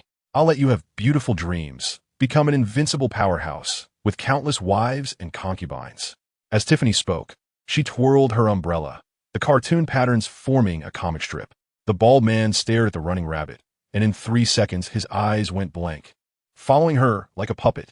In the bottom of the ship's cabin, the wealthy leader had just come down when he saw his accomplice lying on the ground, scaring himself into quickly comforting. Pretend to be panicked, and nothing will happen. Suddenly, a voice came from beside him. Your subordinates were knocked out for resisting. Do you want to be like them? The leader jumped in shock. Who? I'm right in front of you. But he looked around, and there wasn't even a shadow. It was Locate, using the invisible fruit to become invisible. You would never have guessed. Queef's transformation instantly shattered the enemy's courage. Unleashing explosive power, Tiffany, with her cute girl exterior, played mind control, killing without bloodshed. Locate, invisible and lurking, was fully powered up. This was easier than Luffy's crew fighting monsters, with high energy and clenched fists throughout. The hacking mode was fully activated. Violent Wolf 3 Fangs had clear roles. Queef took the brunt. Tiffany controlled the scene, and Locate scouted invisibly. The villains were taken out before they could retaliate. Although Leaf had not yet appeared, his subordinates had already mastered the situation. This operation was more thrilling than being the heir of the four emperors. After all, in the world of One Piece, those who can make their subordinates legendary and win effortlessly while crushing opponents are the true ruthless ones. Who? The man resembling a wealthy merchant asked suspiciously. I'm standing right in front of you. The strange voice replied again. Pay attention. The wealthy leader focused his gaze, and sure enough, he saw a figure beside his fainted subordinate, causing him to step back in fright. The next moment, the figure disappeared again. Who are you? Come out. The wealthy leader was terrified and shouted in panic. I already said I'm right in front of you. The voice echoed again, and when the wealthy leader looked again, the figure reappeared and then vanished instantly. Are you human or ghost? He was on the verge of madness. But the other party spoke. I am Major Logan of the G5 branch, here to apprehend you. The wealthy leader suddenly realized, it's Shadow, Fong. What bad luck for me. I surrender. Logan added a final blow. We were just passing by, and it was convenient to catch you. The wealthy leader cursed inwardly, but could only admit defeat. 10 minutes later, Quiff and Tiffany returned to the bow of the ship. Quiff was dragging a bruised and battered man. Looking like a dead dog, Tiffany was bouncing around, followed by a man with a vacant stare, sometimes laughing foolishly and sometimes excitedly, which was very bizarre. The captain was being very courteous. Have you caught everyone? I'll help you look after the rest. Tiffany smiled. We still need 2 more, just leave them to Logan. The captain was puzzled. I haven't seen a third person. What did he come aboard? Tiffany raised an eyebrow. You've heard of his name, but haven't heard of his skills? Just as she finished speaking, a man dressed like a wealthy merchant came from the direction of the cabin, carrying someone on his shoulder. It was Logut bringing the last captive. You would never expect it. Logut used his intangible fruit to repeatedly toy with the villains, driving them to the brink of collapse and surrendering. His ability was incredibly OP. Quiff and Tiffany caught 2 in 10 minutes, with explosive efficiency. The villains thought they were specifically targeted by the violent wolves. But it turned out they were just conveniently dealt with, feeling so frustrated they could cry. This was even easier than when Luffy's crew caught pirates. And the entire time was filled with high energy and clenched fists. The cheat mode was completely maxed out. The violent wolf trio had clear divisions of labor, catching 4 villains as if it were child's play. Logut's invisibility ability was practically a bug, and the enemies couldn't even touch a shadow. Quiff was tough. Tiffany controlled the scene, and their cooperation was absurdly in sync. This operation felt more thrilling than inheriting the title of a Yonko. After all, in the world of One Piece, being able to turn a capture mission into a crushing victory without giving the opponent any chance to fight back truly shows one as a ruthless person. While the captain was lost in thought, he only saw a man dressed like a wealthy merchant walking toward him from the cabin, carrying someone on his shoulder. Look, the captain stared at the man who looked like a wealthy merchant and wondered, could this be Shadow Fong Logut? He couldn't remember when this person boarded the ship. As the man approached, the captain forced a smile and said, "You are Lord Shadow Fong, right?" "It's an honor." The wealthy merchant helplessly replied, "You've mistaken me. I'm the one who got captured." Suddenly, a strange voice echoed beside the captain. "Everyone's here. Don't waste time. The boss is waiting." The captain broke into a cold sweat. There was no one beside him. The voice was neither Quiff, Tiffany, nor his subordinates. It could only be Logut. But he looked around and didn't see a single figure, remaining confused until Quiff and the others left with the captive. Back on the warship, Leifa lay on a sun lounger and asked, "Are all the people captured?" Quiff patted his chest and boasted, "Just a little rat. No effort at all." Tiffany chimed in, "Just capturing one and you're bragging. The rhino skin is about to burst." Quiff shot her an angry glare. "You old hag. Want to fight?" Tiffany retorted, "Come on. Let you be a breeding pig in your dreams, sowing seeds every day." Leifa laughed. "Quiff, don't try. This is lifelong psychological damage." Quiff instantly got goosebumps and dare not speak again. Logut silently handed over a phone bug. After Leifa dialed, the phone bug transformed into a man with a mustache, who immediately yelled, "Leifa, you little bastard, you dare to call." Leifa laughed. "It's fine if you curse me, but what about my old man?" The other party was instantly speechless. After all, Leifa was the son of Admiral Sengoku, but he refused to back down. "Don't use Sengoku to pressure me. It's not certain who will end up unlucky." Leifa awkwardly smiled. "Let's talk nicely. Don't complicate things." "You absolutely wouldn't believe it." Logut turned invisible, making the captain doubt his life. Tiffany scared Quiff away with a single sentence, her verbal skills sharper than fists. Leifa used his father as a shield, leaving his superior speechless. This was more exhilarating than Luffy confronting a Navy vice admiral, with high energy all the way. The power mode was fully activated. Leifa could lie back and win while still keeping his superior in check, exuding an aura of 2 meters 8. The violent wolf trio captured thieves as if playing, their teamwork overwhelming. Logut's invisibility skill was absurdly bugged, with an extremely low presence. This operation was even more thrilling than being the successor of the 4 emperors. After all, in the world of One Piece, those who can win by intelligence and their subordinates while playing their superiors are the real tough guys. Sengoku's personality is the most disciplined. Over the years, Leifa has often been reprimanded by Sengoku for not adhering to military discipline, but he still insists on his own way. And when Leifa mentioned Sengoku, it was just a joke with Vice Admiral Ronald. Pay attention. Although Admiral Ronald is 1 rank lower than War Country, he is not afraid of War Country. Leifa knows this very well. Ronald questioned, "Are you intentionally not answering my calls?" Leifa laughed. "How could that be? I was busy catching pirates and didn't hear it. If I had heard it, how could I not answer?" Ronald snorted coldly. "You don't speak the truth." Changing the subject, he said, "There's something urgent. Return to the branch immediately." Leifa asked, "Can you give me a hint?" Ronald hung up the phone directly. Leifa helplessly said, deliberately keeping me in suspense. Tiffany chuckled. "Who told you not to answer the phone? This is to punish you." Leifa shouted, "Full speed ahead back home." Senya immediately went to instruct the crew. Upon returning to the branch, Leifa headed straight for Ronald's office. Ronald asked, "I heard you caught a few jewel thieves?" Leifa, sitting opposite, replied, "Caught them on the way." Ronald raised an eyebrow. "Why didn't you bring back any corpses this time?" Leifa shrugged. The crime of theft doesn't warrant death. Let Judicial Island handle the trial. Ronald slammed the table in anger. Do you even remember you're in the Navy? Count how many criminals you've killed. Leifa grinned. It was an accidental kill. I'll be more careful next time. Now let's get to the main issue. Ronald said seriously, the world government has a major operation, and you are to be the commander to provide support. Leifa asked, what is it? Ronald lowered his voice. We need to completely eliminate the JoinsNaval group. Leifa was shocked. Eliminate JoinsNaval? He had previously encountered people from JoinsNaval and knew they were not to be trifled with. You absolutely wouldn't believe it. Leifa confronted his superior and came out unscathed, his words flowing smoothly. Ronald scolded yet relied on him, ultimately needing Leifa to get the job done. The world government was moving against JoinsNaval, a major event about to explode. This was even more thrilling than Luffy storming Cake Island. The whole time his fists were clenched in excitement. The cheat mode was fully activated. Leifa, with his strength, made his superior both love and hate him. His voice authority at its peak, catching thieves was done effortlessly, with combat power and efficiency both online. He was about to lead a team to take down the war group, raising the stakes to the top. This operation felt even more exhilarating than being the successor of Yonko. After all, in the world of One Piece, those who can make their superiors compromise and dare to take on tough tasks are the true ruthless ones. As for the JoinsNaval group, he was certainly no stranger to them.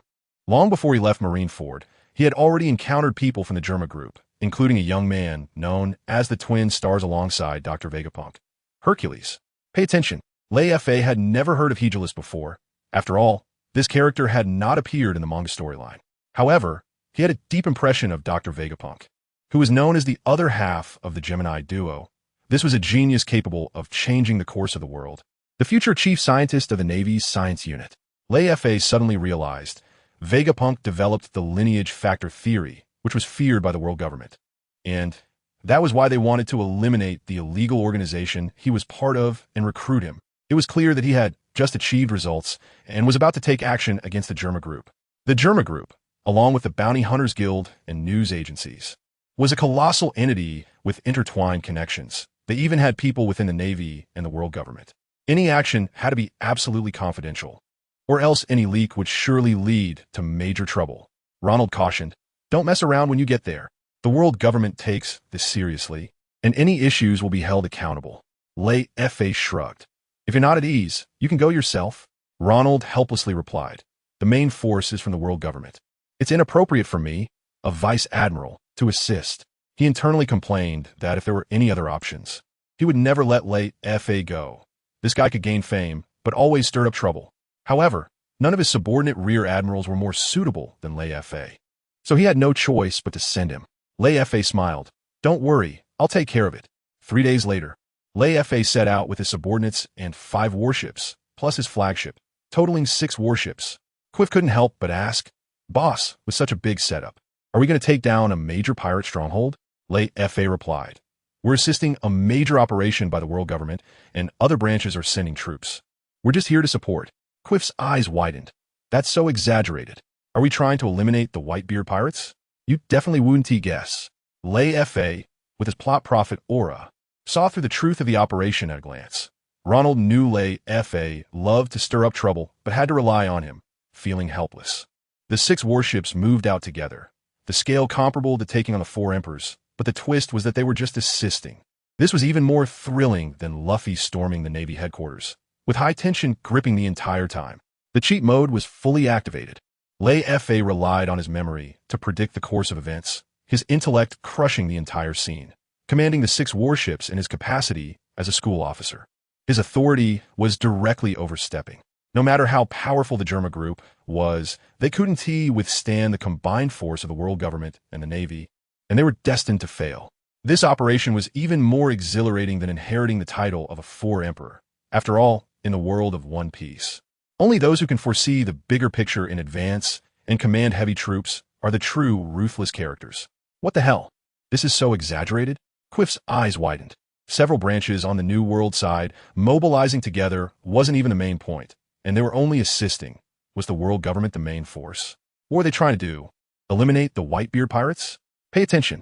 Leifa said to Sonya. General Ronald advised that we cannot leak any information before the operation. Sonya instantly showed disappointment. And even Logut was unsettled, but Leifa changed his tone. But he's not here, so who cares? Leifa laughed and added, the target is not the Whitebeard pirates. But the trouble level is even tougher than dealing with Whitebeard. Sonya was completely stunned, and Leifa slowly said, the real target is the JoinsNaval group. Sonya gasped in shock. It's actually that infamous war group. Quiff looked confused. How is JoinsNaval tougher than Whitebeard? Whitebeard is the strongest in the world. Leifa explained. No matter how strong Whitebeard is, he is just a pirate group. The JoinsNaval's influence is spread all over, and their network might even reach Mariewa. They don't have top-level powerhouses, but to completely eliminate them, we have to avoid countless connections, strike simultaneously, and afterwards, we will be targeted by the Dark World. It's a huge mess. Quiff breathed a sigh of relief. Luckily, we're not the main force. But Leifa laughed. Since we're here, we can't just leave without doing anything. I have a little plan. It might be a bit dangerous. Quiff immediately felt despair. Boss, are you going to cause trouble again? Your little has never been little. Tiffany also looked at him skeptically. Leifa helplessly said, it's not causing trouble. I just want to recruit someone from the JoinsNaval group. You definitely won't guess who. Leifa dared to ignore the superior's orders, directly leaking secrets, arrogant to the point of having no friends. The JoinsNaval group is even harder to deal with than Whitebeard, reversing and subverting understanding. Leifa actually wants to undermine the world government's big operation. His audacity is unmatched. This is even more thrilling than Luffy barging into the territory of the Four Emperors. The whole process is high energy and gripping. The power-up mode is completely maxed out. Leifa sees through the essence of JoinsNaval. His intelligence crushes the entire scene. Knowing the operation is dangerous, yet daring to take on personal work, ruthless and crazy. Sonya is both fearful and respectful of the boss. The team's cohesion is max. This operation feels even more exhilarating than being the heir of the Four Emperors. After all, in a world of One Piece, only those who can stir things up under the watchful eyes of the world government and still come out unscathed are the true ruthless ones. All right, since you all want to know so much, I'll just tell you. Leifa said nonchalantly, I have my eyes on someone from the JoinsNaval group and I want to recruit him. Look closely. Quiff and the others stared at Leifa, waiting for him to continue, but Leifa was silent for a long time. Quiff was confused. Is that it? Leifa shrugged. What else? Can I help JoinsNaval fight against the world government? Quiff let out a sigh of relief. Thank goodness, you scared me. Leifa laughed. I said it was a small plan. Look at you panicking. 2 days later, the world government launched a full-scale extermination war against the JoinsNaval group. The JoinsNaval resistance was extremely fierce, using various advanced weapons to suppress the Allied forces. They truly were a war group. Fortunately, the world government was well prepared, sending strong individuals to carry out decapitation operations and dismantle the enemy's branches. However, there was a problem in the 4th Division. 3 Vice Admiral level strongmen from the world government were completely overpowered by gigantic robots dozens of meters tall, facing imminent death. Leifa rushed over with reinforcements and, seeing the robots, smiled. So it's here. Quiff instantly realized. Boss, the person you want to recruit is the one controlling the robots? Leifa nodded. Exactly, one of the JoinsNaval twins, Mechanical Fury Hagrid. Quiff grimaced. Didn't we say we wouldn't stir up trouble? This robot can easily take down 3 Vice Admirals.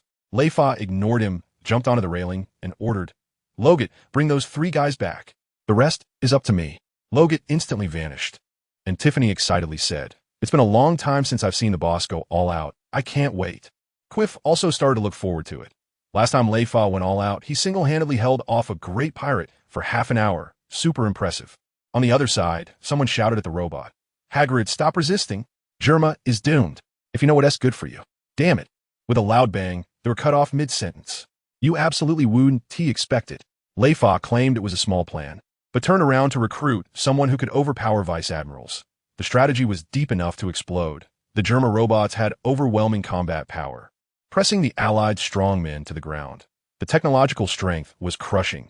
Leifa dared to snatch people during the world government's operations, his arrogance rivaling that of the Four Emperors. This was even more thrilling than Luffy dismantling the territories of the Four Emperors. With high energy throughout, fists clenched. The cheat mode was fully activated. Leifa's sharp eyes locked on a top talent. Logut saved people as if in an unoccupied realm. His ability was a bug. Tiffany and Quiff had unconditional trust in their boss. The team's synergy was max. This operation was even more exhilarating than being the heir to the Four Emperors. After all, in a world of One Piece, Only those who could snatch people on a world war-level battlefield and dare to confront top-tier power were the true ruthless ones. Hagrid, I advise you not to seek your own death. Since the world government is serious this time, the JoinsNaval group will undoubtedly be uprooted. If you stubbornly resist, the only outcome will be death. If you know what is good for you, then immediately. Damn it. Boom. Pay attention. The strongman of the world government hadn't finished speaking when he was hit by a blue laser, hurriedly using his arms to block it, and was directly blasted away. The voice of Hercules came from the giant robot, filled with disdain. Whether JoinsNaval will be destroyed has nothing to do with me. I guard this place, and I want to allow you to break through easily. Just as he finished speaking, he suddenly realized that 2 of the 3 strongmen from the world government were missing, leaving only one who was being carried away by an ordinary young man. Hercules shouted angrily, "Stop!" He aimed his palm at the young man, and a giant laser, a meter wide, shot directly at him. Tartarus, dark dimension, esophagus. Leifa said with a faint smile, as a giant mouth suddenly appeared in front of the young man and the captive. Pitch black in the center. The laser shot in and disappeared instantly, and the giant mouth burped and vanished. The young man also slipped away with the captive. While Hercules was furious but was attracted by Leifa at his feet, Leifa, holding a mini deer, greeted him with a smile. Hercules, long time no see. Hercules, puzzled, asked, "Do we know each other?" Leifa changed his voice to a hoarse tone, and Hercules immediately reacted. "You are?" Leifa smiled. "Call me Leifa. I'm here to take you away. JoinsNaval is destined to be destroyed. Don't hold on any longer. Do you remember I treated you to a meal before?" Hercules laughed. "You think one meal will make me follow you? Not enough," Leifa suggested. "Then let's have a fight. If you win, I'll leave. If I win, you follow me." Hercules agreed. "Fair enough." Leifa put down the little one, moved his body, and smiled. "Then I'll welcome you in advance." You absolutely can't imagine. Leifa summoned the giant mouth that devours lasers with a single word. His ability was absurdly overpowered. Hercules controlled the robot to beat the Major General, yet called Leifa a brother. The reversal was unexpected. Leifa dared to dig under the eyes of the world government and wanted to conquer tough characters through fighting. His boldness was unmatched. This was more thrilling than Luffy recruiting crew members. The whole time was high energy and fists clenched. The cheat mode was fully activated. Leifa's abilities restrained technological attacks, specifically dealing with flashy stuff. Loget rescued people invisibly as if entering an uninhabited realm, providing unbeatable support. Leifa, relying only on past connections and a fight, aimed to win over top talents. His charm was off the charts. This operation was even more exhilarating than being the heir of the 4 emperors. After all, in the world of One Piece, only true tough guys could negotiate for underlings in the middle of the battlefield and dare to challenge ruthless characters. Hearing this, Leifa smiled, let the little one go first to wait aside, then stretched a bit and said with a smile, "Then I'll welcome you in advance." Look, Hercules confronts Leifa. "Shambodi, you're just taking advantage of the situation. It's not that you're stronger than me." Leifa responds calmly. "Back then, I really couldn't defeat you and Marco. But I'm no longer stagnant. Do you think you're the only one making progress? Enough talk. Let's see the real skills." As Hercules finishes speaking, the giant robot steps towards Leifa. Leifa instantly disappears, and the next second, he is suspended at the same height as the robot's head, kicking. Navy 6 style. Moonwalk. The robot has already predicted this, opening its mouth to shoot a beam laser cannon. Leifa also opens his mouth, firing a blue sound wave missile in a counterattack. The 2 beams collide, humming for 2 seconds before exploding with a bang, sending both of them flying back. On the other side, Loget brings 3 powerful world government fighters back to the ship, all of them in a sorry state. One person asks, "Is that violent wolf Leifa fighting Hercules?" Tiffany laughs. "Who else would it be but the boss?" Another person angrily shouts, "Get up there and help. Don't take this lightly." Quiff immediately turns hostile. "Who do you think you are to command us?" That person glares. "If I weren't injured, I would have dealt with you already." Quiff sneers. "Do you believe I could throw you in the sea to feed the sharks and pin it on JoinsNaval?" Tiffany and Loget also have unfriendly expressions, and the first person to speak quickly advises, "Stop talking," afraid of truly provoking them. "You absolutely wouldn't believe it." Leifa uses Moonwalk to dodge the robot's attacks. Mastering the 6 styles, the sound wave missile counters the laser cannon, his combat power soaring to the skies. Quiff dares to confront the world government fighters, being tough enough to have no friends. This is even more intense than Luffy fighting the four emperors, with high energy and clenched fists throughout. The powered-up mode is fully activated. Leifa's strength has skyrocketed over the years, going from unable to win to being able to confront big shots head-on. Sanji only acknowledges Leifa, regardless of your status, daring to fight back if commanded. The robot's laser cannon has no way to deal with Leifa, proving that technology must bow before combat power. This operation is even more exhilarating than being the heir to the four emperors. After all, in the world of One Piece, only those who can slap their opponents with strength and dominate the scene with presence are the true ruthless characters. Stop talking. The first person to speak stops a companion who wants to continue. A good man doesn't suffer immediate losses. If they really anger these few people, there's no guarantee they won't take desperate measures. At this moment, it's best not to seek trouble. Look, Quiff sneered disdainfully at the sight of the world government's strongmen backing down. The minor skirmishes on the warship had no effect on the main battlefield, where Leifa and Hercules were still fiercely exchanging blows, with the surrounding buildings reduced to ruins, yet the two remained unscathed. Hercules, a paramecia-type user of the mechanical fruit, could turn metal into weapons by understanding mechanical structure, making him a mobile war fortress. He and Vegapunk were known as twin stars, specializing in mechanical technology. Every research achievement significantly boosted their combat power. In a battle, Leifa was completely on the defensive. Hercules unleashed an endless array of weapons, with laser cannons and missiles exploding in turn, leaving Leifa to fend off the attacks desperately. Leifa secretly marveled. This monster was on par with Marco, and they could fight for 3 days and nights without determining a winner. Hercules was also troubled. If this continued, his energy would run out. He had to unleash a big move. In the next moment, they both thought of the same thing. Hercules suddenly retreated, a giant cannon barrel extending from his chest, beginning to charge up. Leifa also took the opportunity to pull back, letting out a roar as his body swelled, muscles bulging, conjuring a 7 or 8 meter long green energy scimitar in his right hand, shouting, "Supersonic blade, extreme slash, open sky." At the same time, Hercules bellowed, "Energy concentration, superconducting electromagnetic laser cannon." You absolutely wouldn't expect it. Hercules played his fruit to the max with technology, his arsenal rivaling an army.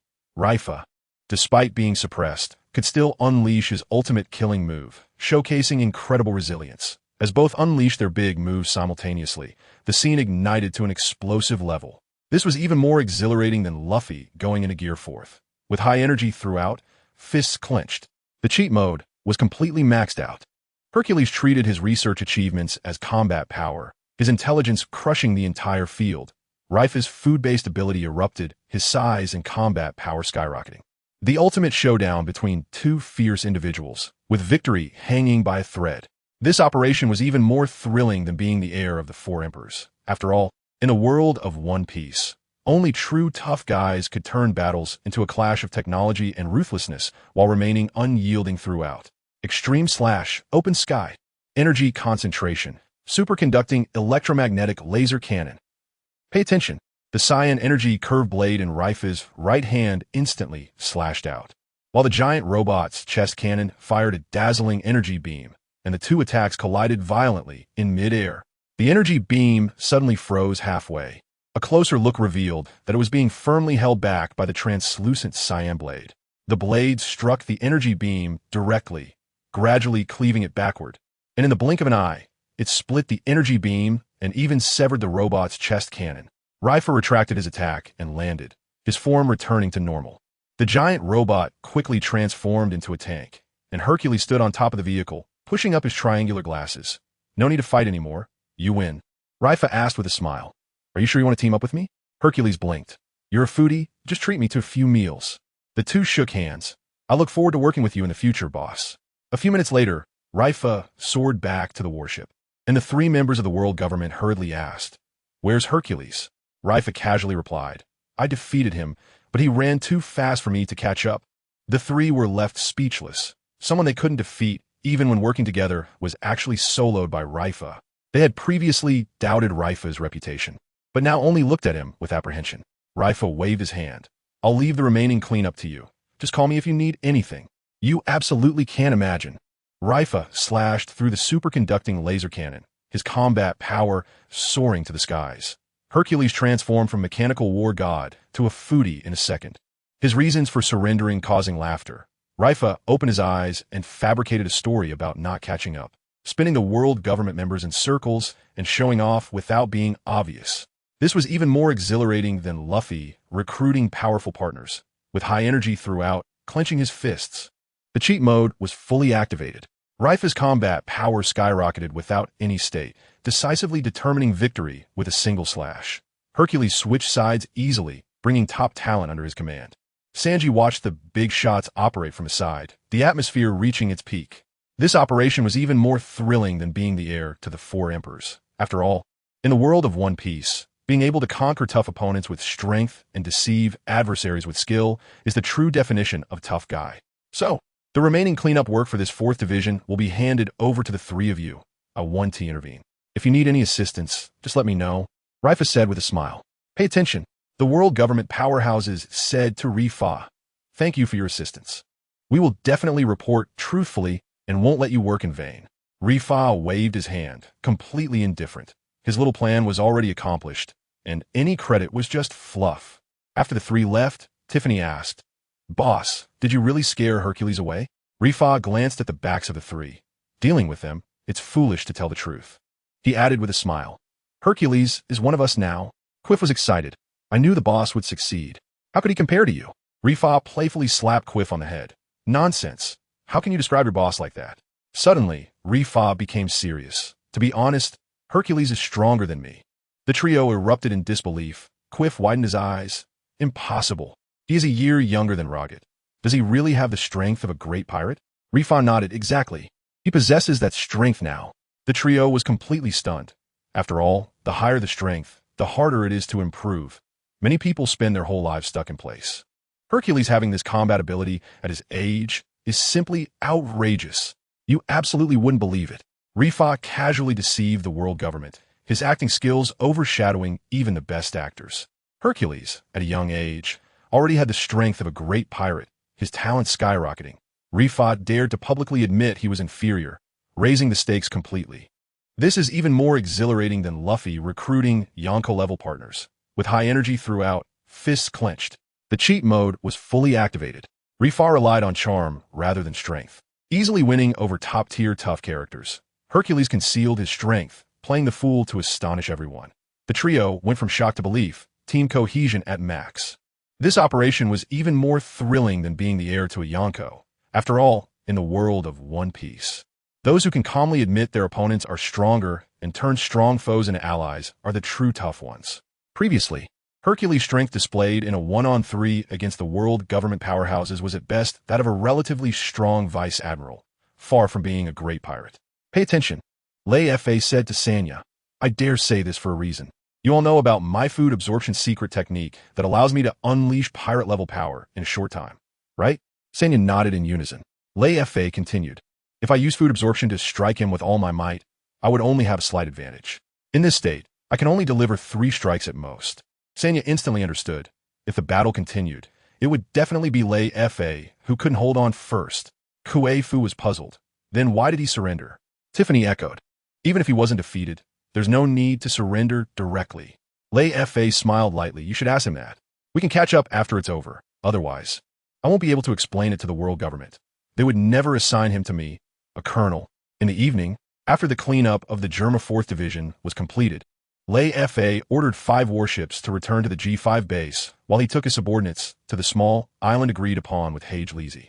The small island was desolate and small, and Kuei-fu was skeptical. Boss, you weren't played by him, were you?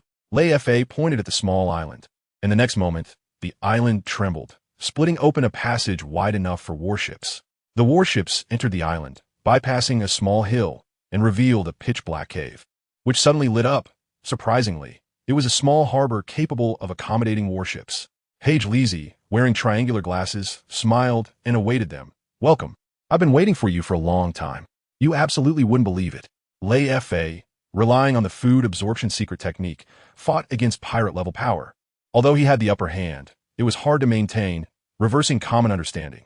Hage Leezy actually built a secret harbor on a desolate small island, showcasing impressive technological strength. Leifa, bearing the title of colonel, utilize small tactics to recruit top talents, exuding unmatched courage. This was even more thrilling than Luffy breaking into a secret base. With every moment filled with high energy and clenched fists, the cheat mode was fully activated. Leifa candidly acknowledged his limitations, with a vision far beyond ordinary people. Page Leezy was deeply concealed, and the secret base was comparable to a sci-fi blockbuster. Sanya went from confusion to shock, completely dazzled by the display of the big boss's operations. This maneuver was even more exhilarating than being the heir of the four emperors. After all, in the world of One Piece, those who can navigate various forces with wisdom and courage and recruit top geniuses are the real tough ones. All right, Kue Fu, you go and inform them. Let them move around freely on the ship. After nodding, Leifa said to Kue Fu, "Pay attention." Quaife replied in a deep voice, "Yes." He then turned to instruct his subordinates. Leifa and his group entered Hercules' private base, immediately stunned. Everywhere were robots with basic intelligence. Serving tea and water, the technological vibe was overwhelming, even more futuristic than the 21st century of the previous life. Hercules fixed his gaze on Logut, curiosity shining in his eyes. "You must be Shadow Fong, right? You rescued someone right under my nose earlier, and I didn't even notice. Your abilities are incredible." Logut replied, "It's me." Hercules was excited. "We need to spar more in the future." After Quaife returned, Leifa got straight to the point. "You seem to care nothing about the fate of the Germa group?" Hercules was surprised. "Why should I care?" He explained, "Germa is just a research interest group. We scientists are merely borrowing their place to conduct research, not employees. Their downfall is no different from the annihilation of the Bounty Hunter Guild. There's no need to be sad." Leifa instantly understood. He had misunderstood. The Germa group was not a cohesive force like a pirate crew at all. Leifa asked again, "Then why did you beat up those three from the world government so badly?" Hercules innocently replied, "They came in shouting and threatening. Even a mud person has its limits. Not killing them is their luck." Leifa pressed on, "Knowing that my strength is inferior to yours, why do you still hang out with me?" Hercules straightforwardly said, "The Germa is destined to be destroyed. I beat them up out of dissatisfaction, but I would never back down in front of them. You absolutely wouldn't believe it. Hercules' base is a technological marvel, with robots everywhere, hardcore to an absurd degree. The Germa group is actually a research-sharing platform, overturning common perceptions. Hercules fights simply out of displeasure and only backs down depending on the opponent, both cool and genuine. This is even more shocking than Luffy entering Future Island. The whole time, clenched fists in high energy. The cheat mode is fully activated. Hercules' intelligence and combat power are both online, turning research into combat strength. Leifa sees through the essence of power, his perspective far surpassing ordinary people. Sanji watches the big shots interact the whole time, his horizons directly broadened. This operation is even more exhilarating than being the heir to the four emperors. After all, in the world of One Piece, those who can create futuristic bases with technology and live freely and arrogantly are the true fierce ones. Just as he said, boss, since the world government has already made up its mind to uproot the Germa group, even disregarding the chain reactions that may arise from it, then the fate of the Germa group is actually already predetermined, isn't it? I injured those three because I found them displeasing.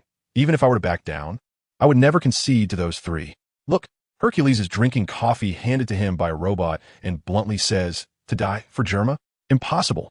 Either I hide away or I surrender. Hiding affects my research, and if I surrender, I choose someone I like and find pleasing. You're a perfect fit." Rifle laughs and asks, "You're so optimistic about me?" Hercules slams the table. "Not just optimistic. A few years ago, you were on a different level than me, but now you can actually hold your own. Marco and Peach Bunny haven't progressed as fast as I have. You're the only one I feel might be out of reach. Plus, your cooking is amazing. I've been thinking about it for years." Leifa shifts the topic. "Why don't you mention Vegapunk?" Hercules instantly deflates. He has the real monster.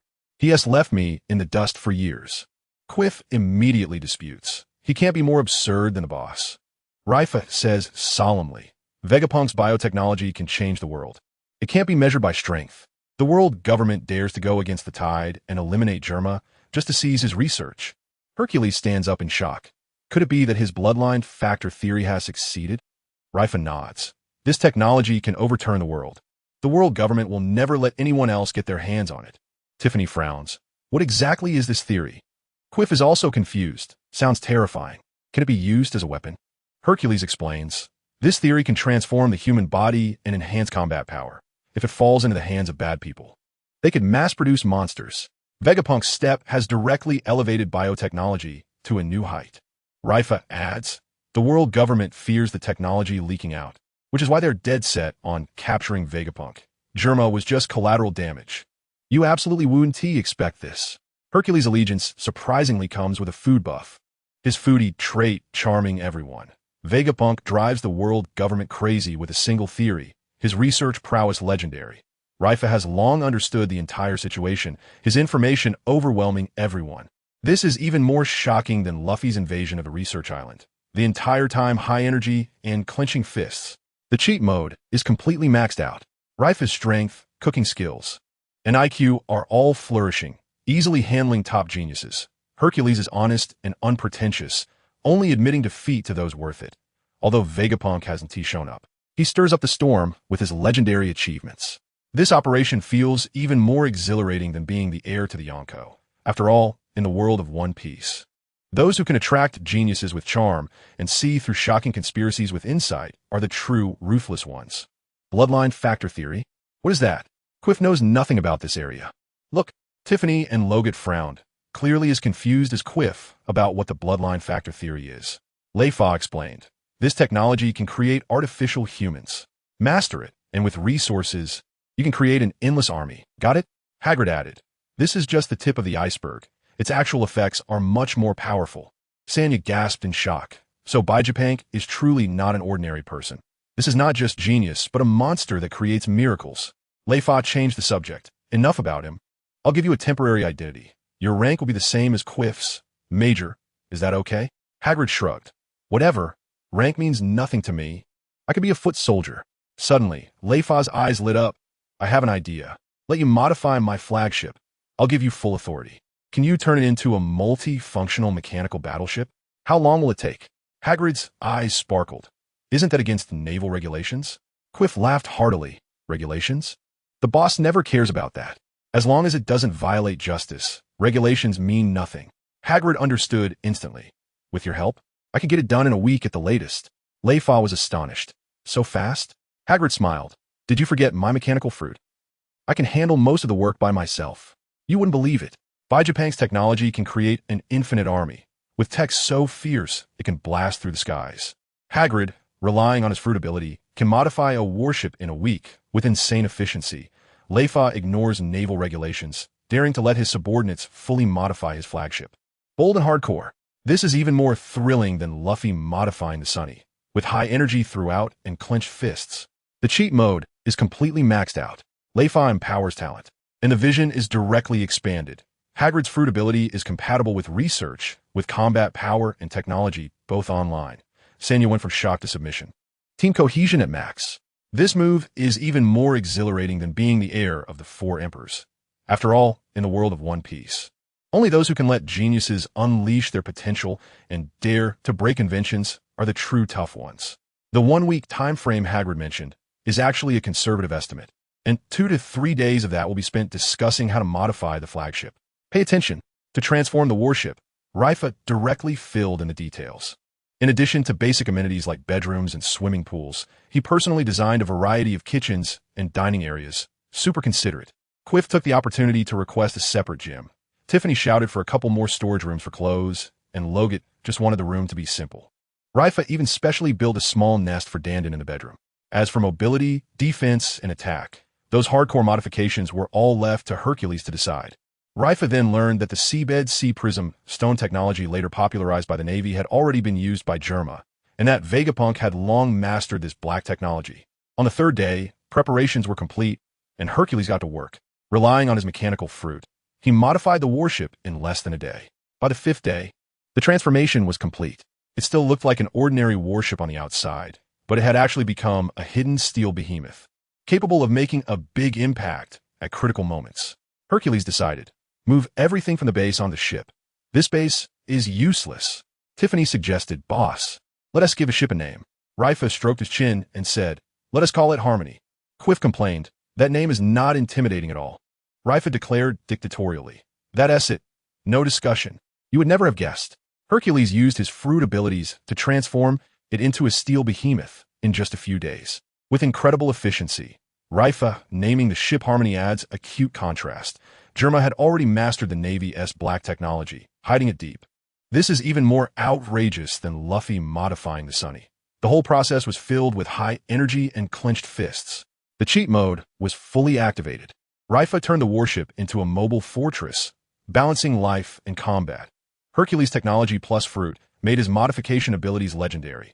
Sanji customized rooms as needed, maximizing the team's happiness. This operation felt even more thrilling than being the successor of the Four Emperors. After all, in the world of One Piece, only true tough guys can modify a warship to resemble a luxurious mobile castle and dare to give a cute contrast name. Half a month later, news that the Germa group was uprooted by the world government spread like wildfire, causing turbulent currents throughout the Grand Line, especially in the Dark World. The Germa group had always walked the line between black and white, being one of the largest organizations within the Grey Forces. The world government's sudden and ruthless action to completely eliminate them made many other Grey organizations feel a sense of sorrow for the fallen. Not to mention those forces that were completely rooted in the Dark World and were in direct opposition to the world government. Pay attention. The world government has destroyed Germa and immediately faced a counterattack from various factions. The Bounty Hunter Guild and the news agency didn't take sides. They just went incognito to watch the show. Within 6 months, the Navy's 7 branches were crazily retaliated against, and secret agencies of the world government were assassinated, resulting in numerous casualties. The most ruthless part is that a small organization from the Dark World actually sank a battleship carrying celestial dragons, annihilating all on board. The 5 elders were so angry they smashed their cups and sent Sengoku to capture people, but the other side had already been wiped out. And after 2 months of investigation, there were no clues. It turns out that the factions were afraid of being picked off one by the world government, and killing the celestial dragons was a warning. Don't push too hard. The world government was frightened and quickly used the news agency to subtly explain the reason for the destruction of Germa, gradually calming the storm. When Leifa and Hagrid returned to the G5 branch on the Harmony, the news of Germa's downfall had just spread. Within 2 days, an unidentified fleet launched a surprise attack on the G5 branch. The alarm blared late at night, and cannon fire echoed outside the fortress. Leifa rubbed his eyes and came out from the Harmony. What is going on in the middle of the night? Hagrid, wearing his triangular glasses, walked out. Good morning, boss. You absolutely won't believe it. A small organization dared to move against the celestial dragons. They've gotten so bold. The world government also has its cowardice, being counterattacked to the point of having to concede. The Harmony is more comfortable than the branch itself, and all of Leifa's subordinates are living on a ship, creating a unique atmosphere. This is even more thrilling than Luffy confronting the celestial dragons. The tension was high throughout. The cheat mode is fully activated. The factions joined forces to strike back, standing firm against the world government. Leifa recruited top talents and even transformed the battleship into a luxurious palace. Hagrid instantly became a worker, always on call. This operation feels even more exhilarating than being the successor of the Four Emperors. After all, in the world of One Piece, only those who can make the world government back down while living like it's a vacation are the real tough ones. Good morning, boss. Hagrid's room wasn't too far from Leifa's, and after being woken up and coming out, he immediately saw Leifa and greeted him while putting on his triangular glasses. Look out, Leifa shouted angrily. What do you mean, early? I just fell asleep and got woken up. Can't anyone let me sleep well? My morning anger is off the charts. I could spit flames 3 feet high. Chu, who was trailing behind, still half asleep, indignantly called out, but unfortunately with a body like a kitten, her voice was soft and lacked any impact. Instead, it was a bit cute. Keith and Tiffany hurried over to salute, but Logan suddenly appeared out of nowhere, squatting on the railing, startling Leifa. You little rascal. You scare me like a ghost. You're getting less noticeable. I almost lost my soul. Logan rarely smiled. Thanks for the compliment, boss. A fleet with dozens of siege cannons is attacking the base. They come with ill intentions. Leifa turned to Hagrid. You were right. This counterattack came way too fast. Hagrid adjusted his triangular glasses. Once Germa is wiped out, those powers will feel the chill of losing their ally, and it's only natural for them to counterattack. Leifa stepped forward and dashed towards a fortress, using the moonwalk technique, while Logan flickered and disappeared, instantly following. Hagrid extended his hand for Tiffany to hold on to. and with a roar, flames and air currents erupted beneath them, lifting them into the sky. Keith watched their retreating figures, feeling sour, muttering, "So what if you can fly?" TCH. He also sprinted towards a fortress. On the fortress walls, Major General Ronald stared at the dense enemy ships in the distance, his gaze sharp. Hiding in the fortress and taking hits? What kind of navy is that? They might as well disband. The adjacent Major General waved his hands anxiously. "Sir, all the ships outside have been sunk. If we strike now, we won't even have time to set up formation before being blown up one by one. It's just sending people to their deaths." Another Major General echoed. "Exactly. The fortress defenses are strong enough. They can't break in for a while. There's no need to take risks." Ronald furrowed his brows tightly, not responding, and turned to Leifa, who had just arrived. "Leifa, what do you think?" You absolutely wouldn't believe it. Loget's invisibility skill was ridiculously overpowered, coming with a startling teleportation effect that caught everyone off guard. Hagrid could fly thanks to technology, able to engage in aerial combat without needing a devil fruit. The majors were collectively cowardly, fearing to send themselves to their deaths, leaving everyone waiting for Leifa to make the call, truly the anchor of the battlefield. This was even more thrilling than Luffy defending Fishman Island, the whole time high energy and fists clenched. The hack mode was fully activated. Leifa's moonwalk was so stylish that it turned heads, and his aura completely overwhelmed the scene. The trio showcased their skills. Even their journey was filled with flair, each one more impressive than the last. Ronald wanted to be tough, but was slapped by reality, relying entirely on Leifa to hold the scene. This wave of operations felt more exhilarating than being the heir of the four emperors. After all, in the world of One Piece, the true ruthless ones are those who can make their subordinates all possess extraordinary skills and become everyone's last hope. Major General Ronald sighed inwardly, not giving an answer, but looked at Leifa. "What do you think, Leifa?" "Take a look," Leifa said coldly. "The Navy has always been the one chasing others. When has it ever been the case that others chase the Navy to fight? For this group of lawless people, is there any answer besides smashing them to pieces?" Admiral Ronald immediately shouted at the rear admirals. "Can the Navy compromise with criminals? Getting attacked, and then hiding. Where does that leave the Navy's face?" The rear admirals were so frightened that they hurriedly lowered their heads. Ronald suddenly turned to Leifa and said, "I'll help you eliminate the potential issues with Hagrid's identity. Are you brave enough to lead the charge?" Leifa was stunned. "How do you know?" Ronald smiled. "The G5 matter, especially your matter. How could I not pay attention?" Leifa gave a thumbs up. "Old fox. It's a deal." Leifa turned around and called back Hagrid and Sanya. The rear admirals were anxious. "Are you just sending him alone? There are dozens of ships on the other side. This is a death sentence." Ronald shook his head. "If we don't push him, he won't show his real skills. He leads the charge, and the warships follow in formation. It's the other side that should be panicking. When has the Navy ever feared naval battles?" Back on the Harmony, Quiff was dissatisfied. "Why are we going first? With dozens of ships watching? We'll get beaten up as soon as we go out." Leifa spread his hands. Ronald helped Hagrid sort out his identity. "That's worth it." Hagrid smiled. "Thanks, boss." Quiff immediately understood. "We're on the same side. No need to thank. You absolutely wouldn't believe it." Leifa's words left the rear admiral speechless, his aura directly reaching a divine level.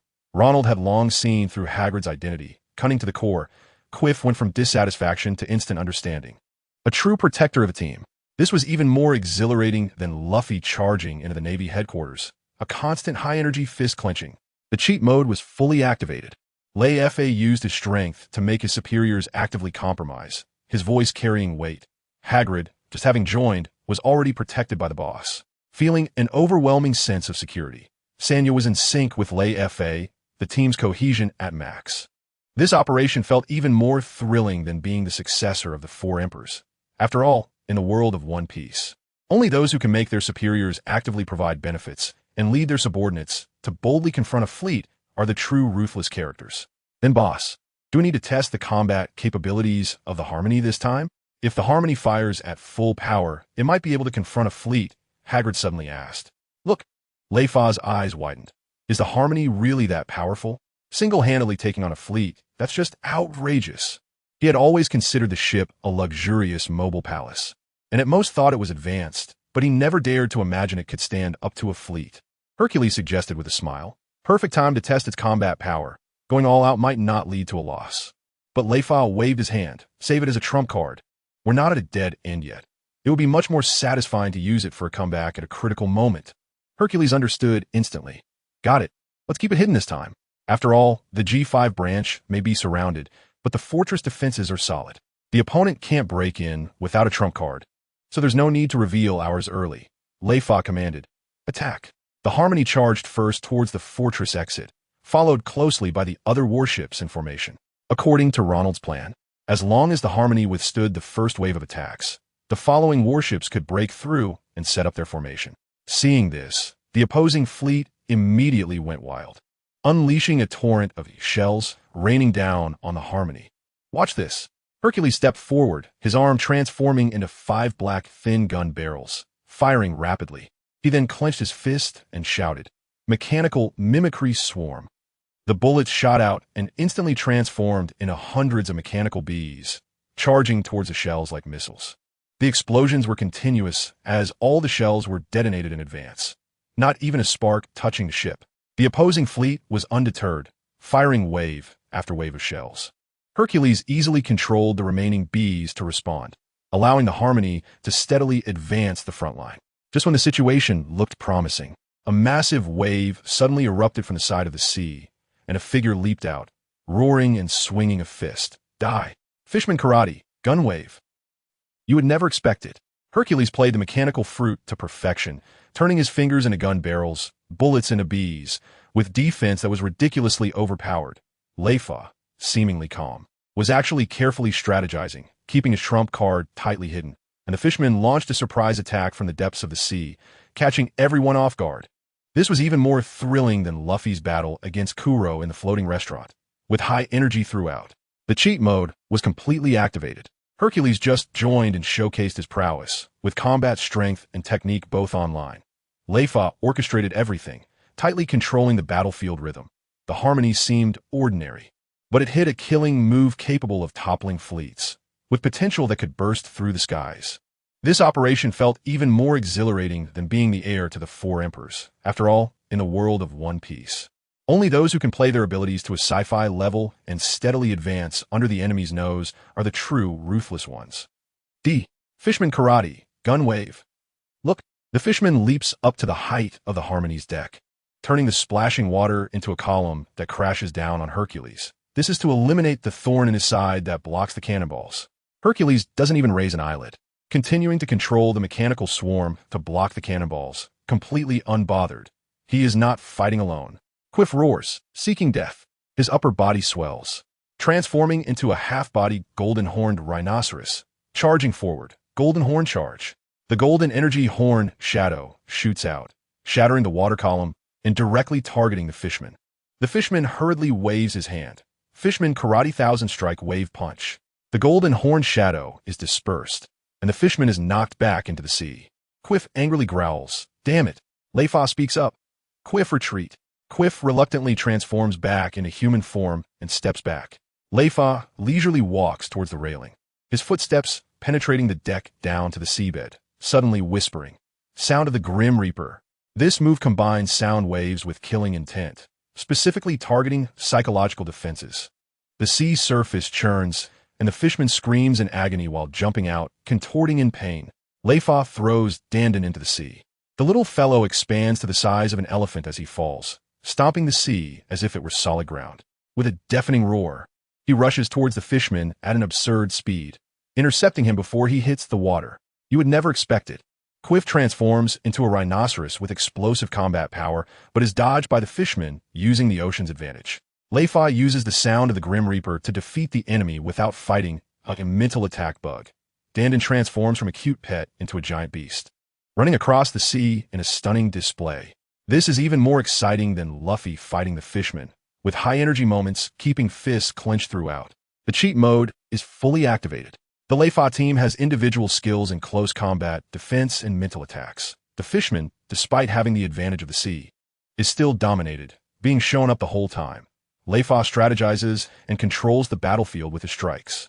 This operation feels even more exhilarating than being the successor to the 4 emperors.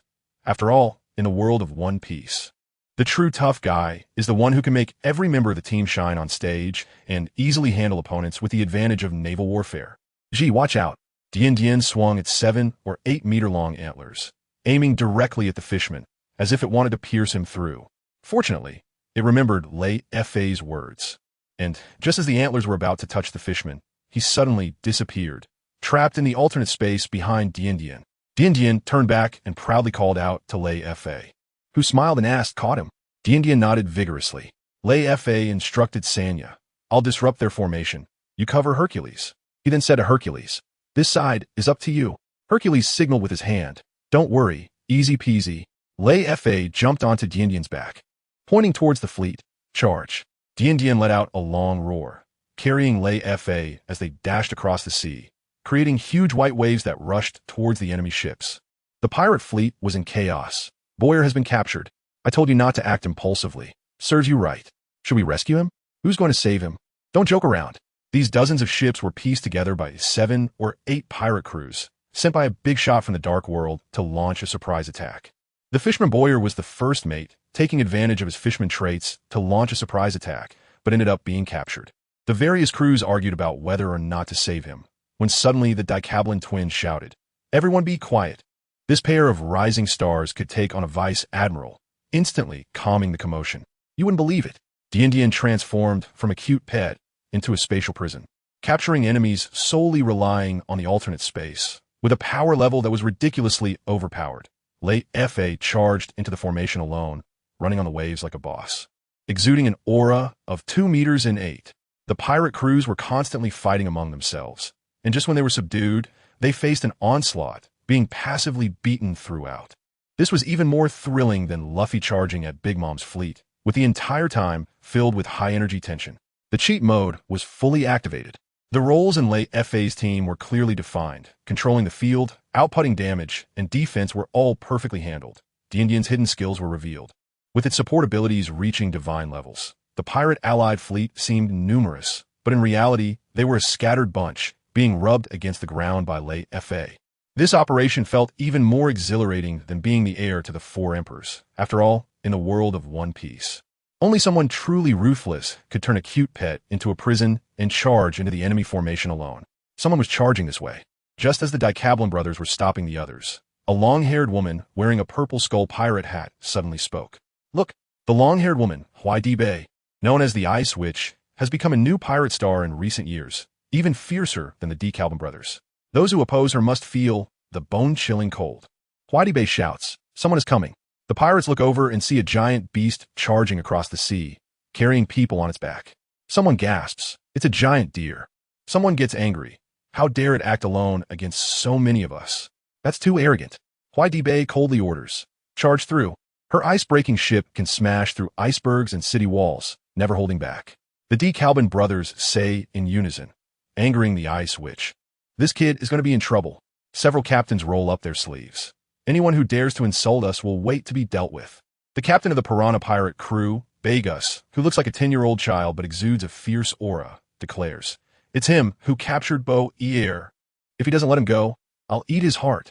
This guy has a bounty of 210 million berries, and his cannibalistic habit makes even pirates of the same level feel intimidated. Leifa rides on Dian, charging within 100 meters of the fleet, and the pirates immediately turn their cannons toward them, firing volleys. Dian yells at Leifa not to act, and leaps into the air, its antlers growing to over 10 meters and sprouting numerous branches. As the cannonballs approach, the space between the antlers suddenly blurs, swallowing all the cannonballs. After reaching the highest point, the blurred space flickers, and the cannonballs smash back towards the pirate ship intact. You would never expect it. The Ice Witch's combat power is explosive. Her ship can break city walls, but is countered by a cute pet. Begus looks inconspicuous, but has a 210 million bounty and is outrageously ruthless. Dian turns the alternate space into a cannonball rebounder, transforming from a cute pet into a battle god. This is even more thrilling than Luffy confronting new pirate stars. With high energy throughout, fists clenched. The cheat mode is fully activated. Leifa rides the divine beast into the fray, dominating the atmosphere. Dian evolves from a cute pet into a spatial battle god. Its abilities are so overpowered. The big shots of the pirate crew talk tough, only to be countered with a face full of humiliation. This operation is even more exhilarating than being an heir to the 4 emperors. After all, in the world of One Piece, Only those who can make cute pets defeat pirate fleets and treat ruthless villains as background characters are the true ruthless ones. Oh, little one, you're getting more skilled with alternate space. Leifa, sitting on Dudian's back, clearly sees this scene and pets its head, praising it. Watch closely. Point is using spatial manipulation to instantly absorb the pirate cannonballs and then smash them back in the same form. This move is impressive, clearly showing that the little guy's strength has increased again. The pirates are thrown into chaos, but the Ice Witch Wadib remains unfazed, coldly commanding. Extreme Ice Arrow Squad. 40 to 50 female archers simultaneously shoot deep-sea extreme ice arrows, instantly freezing the returning cannonballs and causing them to fall into the sea. Then, Wadib takes a magnificent longbow and draws out a more than 2-meter-long extreme ice great arrow, knocking 3 at once. Ice Storm. The arrows spiral into the air, transforming into a cold windstorm that rushes toward Point. Leifa is stunned. This woman's strength is explosive, definitely at the Vice Admiral level. Even stronger than the 3 from the world government before. He no longer lets Point take the hit. Instead, he jumps down, revealing a translucent giant stomach shadow beneath him. Super infinite stomach wall. The stomach shadow collides with the ice arrow storm, sizzling and rubbing against each other, forcibly melting away the opposing force, causing the 3 great arrows to shatter on the spot. Leifa uses this momentum to dive straight toward Wadib's ice-breaking ship. Wadib becomes anxious, quickly drawing arrows to shoot, the rain of arrows directly targeting Leifa. You absolutely wouldn't expect it. Point has turned spatial manipulation into a cannonball rebounder, growing visibly fast. Wadib, as a female pirate, crushes most male pirates with her combat power and fierce moves. Leifa withstands the powerful attacks with the infinite stomach wall and can also use the momentum to counterattack, combining offense and defense explosively. This is even more thrilling than Luffy's battle with the Empress, with nonstop high energy and clenched fists. The cheat mode is fully activated. Leifa's strength is unfathomable, able to break Vice Admiral level attacks with just a casual move. Point has evolved from a cute pet into a reliable battle god, dependable at critical moments. Wadib seems strong, yet is being suppressed by Leifa, remaining passive throughout. This operation feels even more exciting than being the heir to the 4 emperors. After all, in the world of One Piece, being able to make a cute pet a divine support, while easily handling strong women, is the true definition of a ruthless person. Wadib no longer shoots 3 arrows together like before, because Leifa is nowhere near as large as Point, making area attacks unsuitable against him.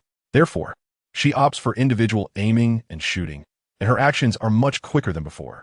Look, Wadib's speed is so fast that it leaves after images. In the blink of an eye, 7 icy arrows shoot straight at Leifa, their tips gleaming with cold light and emanating bone-chilling air. However, Leifa remains completely unfazed. His green willow leaf knife instantly unsheathes, and as he descends, he swiftly swings the knife, shattering the incoming arrows one by one in midair, with ice crystals scattering from the fragments. Meanwhile, his falling speed increases, plunging toward the pirate ship like a cannonball. Below, the pirate captains are completely furious. The Dicalban twins exchange glances and simultaneously leap into the air, attacking Leifa from the left and right. These 2 are tough enough to take on regular mid-ranking generals. Leifa glances at them, knowing what to expect. Is that it? He immediately slashes horizontally with his knife. The twins, in perfect sync, block the attack with their palms, then unleash a flurry of punches and kicks, their offensive unyielding. But Leifa's knife moves so fast it creates afterimages, weaving between the 2, clearly outnumbered, yet forcing the twins into a flustered state. They exclaim, "This speed is outrageous. It's like fighting a dozen enemies. They can barely hold on." Suddenly, the sea surges with giant waves, and the red-skinned merman Begus bursts forth from the water, exposing his sharp teeth as he lunges to bite Leifa's arm. "Violent wolf. A year ago, you got away, but this time, I'm taking your heart." Leifa recognizes this old rival with a bounty of 210 million and counters with a fingergun sonic blast, hitting him square in the mouth. Begus screams as he's sent flying, but he uses the waves to remain suspended in midair, roaring, "Fishman Karate. 2,000 pieces. Shark Tooth Fist." The twins immediately retreat from their offensive, and the 3 of them join forces to surround Leifa, hoping to overwhelm him with numbers. Leifa shows no fear. His left hand clenched into a fist, muscles tensed. Iron block, sonic fist. His fist, accompanied by a sound of breaking air, slams out and meets Bigas's heavy punch. At the moment of impact, shockwaves churn the surrounding seawater.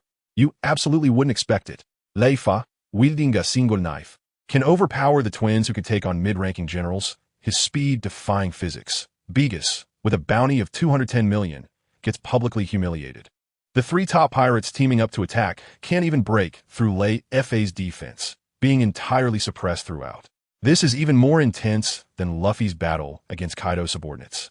With high-energy tension throughout, the cheat mode is fully activated. Leifa's combat power and speed are both on cheat mode, effortlessly taking on three top experts. The twins' combined attack technique appears flimsy before him, and Bigas talks tough but is instantly intimidated. The pirate crew, seemingly numerous, is actually being ground into the dirt by Leifa. This operation feels even more exhilarating than being the heir to the four emperors. After all, in the world of One Piece, only those who can take on three opponents and make them question their existence are the true tough guys.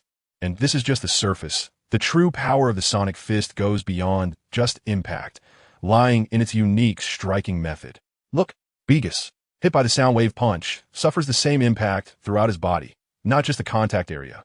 He lets out a muffled groan and sprays blood, retreating like a kite with a broken string, a sight too terrible to behold. The DeKalb brothers are stunned, knowing that if they drag this out any longer, they will surely lose and immediately shout, "Joint technique, lock." After blocking Leifa's attack, they lock his arms and hands, making him immobile like two iron locks. The brothers urgently yell, "Bigas, hurry up." Seeing this, Bigas is overjoyed, charging towards Leifa on the waves, ready to bite his throat. Just 3 meters away, Leifa suddenly roars, "Soundwave nuclear bomb." This move, which sent a pirate flagship flying 3 years ago, is now even more powerful. Bigas's expression changes drastically, but there's no escape as the sound wave crashes into him, instantly shredding his clothes, separating flesh from blood, and sending him flying. Leifa coldly shouts, "Gourmet, dark dimension esophagus." A giant black maw appears behind Bigas, ready to swallow him whole, but Huai shoots an ice arrow to freeze it, narrowly allowing him to escape. The three plummet towards the sea, but the DeKalb brothers, exhausted, release Leifa and retreat back to the ship. Leifa steps into the air, beckoning for Dindian, who flies over and sits on his back, smiling and waving. "No need to see you off, everyone." The pirates launch a frenzied long-range attack, but Leifa easily neutralizes all of it and retreats gracefully. You would never expect that the DeKalb brothers' locking technique, seemingly unsolvable, couldn't trap Leifa. Bigas, attempting a sneak attack, ended up severely injured by the sound wave, and it was Huai who saved Bigas from dying, with Leifa leading the whole situation. This is even more thrilling than Luffy's chaos in Impel Down, keeping fists tightly clenched the whole time. The power-up mode is fully activated. Leifa's sound wave and dimension esophagus skills explode on the scene, with an unbeatable offense and defense. Even the three top pirates working together are toyed with, looking like clowns the entire time. After the fight, Leifa retreats, cool as can be. This operation is more exhilarating than being the heir to the four emperors. After all, in the world of One Piece, the true ruthless ones are those who can pin the villains down and retreat unscathed. All that remains are the pirates cursing this violent wolf for being utterly shameless. Look, Leifa was laughing happily at the pirates' frustrated expressions. This disruption was a huge success, and he had completely incapacitated Bigas. Although the purple-hatted female pirate's interference didn't kill Bigas. After taking a sonic nuclear bomb, Bigas was definitely deafened and would pose no threat in the future. Leifa seemed to effortlessly fend off the attacks from the DeKalb brothers and take down a pirate with a bounty of 200 million, but in reality, it was a tense situation where a slight misstep could lead to being surrounded by pirates. After all, more than half of the captains and officers in the fleet hadn't made their move yet, and their strength was even greater than Quiff's. Plus, there were unexpected techniques like those of the DeKalb brothers.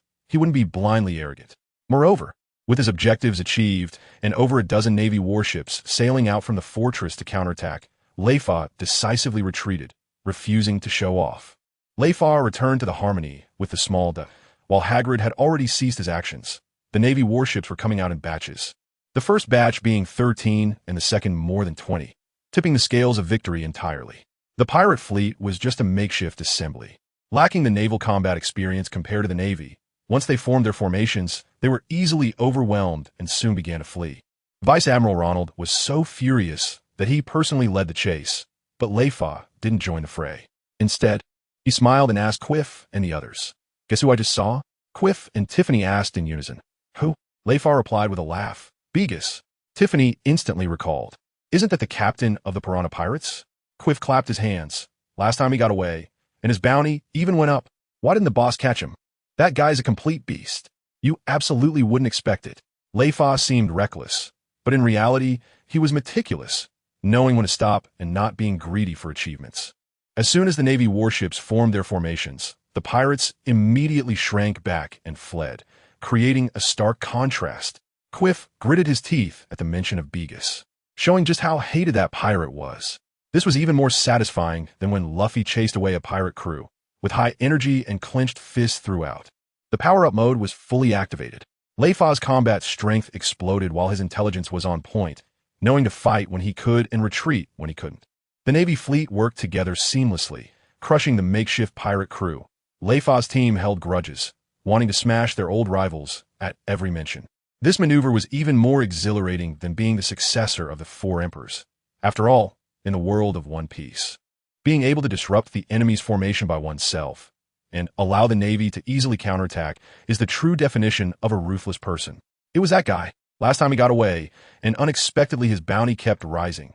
What a pity. After Tiffany's reminder, Quiff also recalled, slamming his hand down, "Boss, why didn't you catch him? That guy's an absolute beast." Look, Leifa recalled, "There are quite a few strong pirates over there. Besides Begus, there are the Dicalban brothers, and a fierce female pirate who uses ice arrows." Hercules suddenly spoke up. "Is it the Ice Witch Wadeye? I've seen her in the Dark World, wearing a purple pirate hat and solving problems with ice arrows." Leifa's eyes lit up. "Absolutely right. These three are all future captains under Whitebeard. I didn't expect to run into all three at once." Leifa smiled and added, "Begus took my sound wave attack head on, less than 3 meters away, completely incapacitated." Quiff was astonished. "I understand the power of this move. He's done for." Leifa instructed, "Mission accomplished. Let's go back and rest. No need to join the chaos of the chase." The biggest gain this time was helping Hercules eliminate future identity issues. What Vice Admiral Ronald promised is definitely reliable. The aftermath of the German destruction exploded. The New World Navy branches all suffered. The G5 branch was okay, just lost a few warships, but other branches suffered heavy casualties. What's even more explosive is that the Celestial Dragons were killed, and the world government was furious but couldn't catch the mastermind, having to accept their defeat. 6 months later, something even more shocking happened. Someone caused a riot in Mariewa, freeing thousands of Celestial Dragon slaves. The whole world exploded. Mariewa is the headquarters of the world government, the center of power and the stronghold of the Celestial Dragons. This operation directly slapped the world government in the face, 100 times more serious than the branch attacks. You absolutely wouldn't expect it. Leifa casually bumped into 3 future elites under Whitebeard and even incapacitated one, proving his top-tier combat power. The world government couldn't even find the murderer behind the killings of the Celestial Dragons, completely losing face. The chaos in Mariewa directly overturned everyone's perception of the world government's control. This is even more shocking than Luffy breaking through Judicial Island. The entire time, high-energy clenched fists. The cheat mode is fully activated. Wherever Leifa goes, he encounters fierce characters and can easily handle them, his aura overwhelming the entire scene. The world government seems strong, but can't even catch the murderer. Utterly pathetic. Mariewa was breached, slaves were rescued. A complete turnaround. This operation is even more exhilarating than being the heir of the Four Emperors. After all, in the world of One Piece, being able to casually handle future big shots and witness events that overturn the world pattern is what makes a true tough guy. Does this mean the world government's control is declining?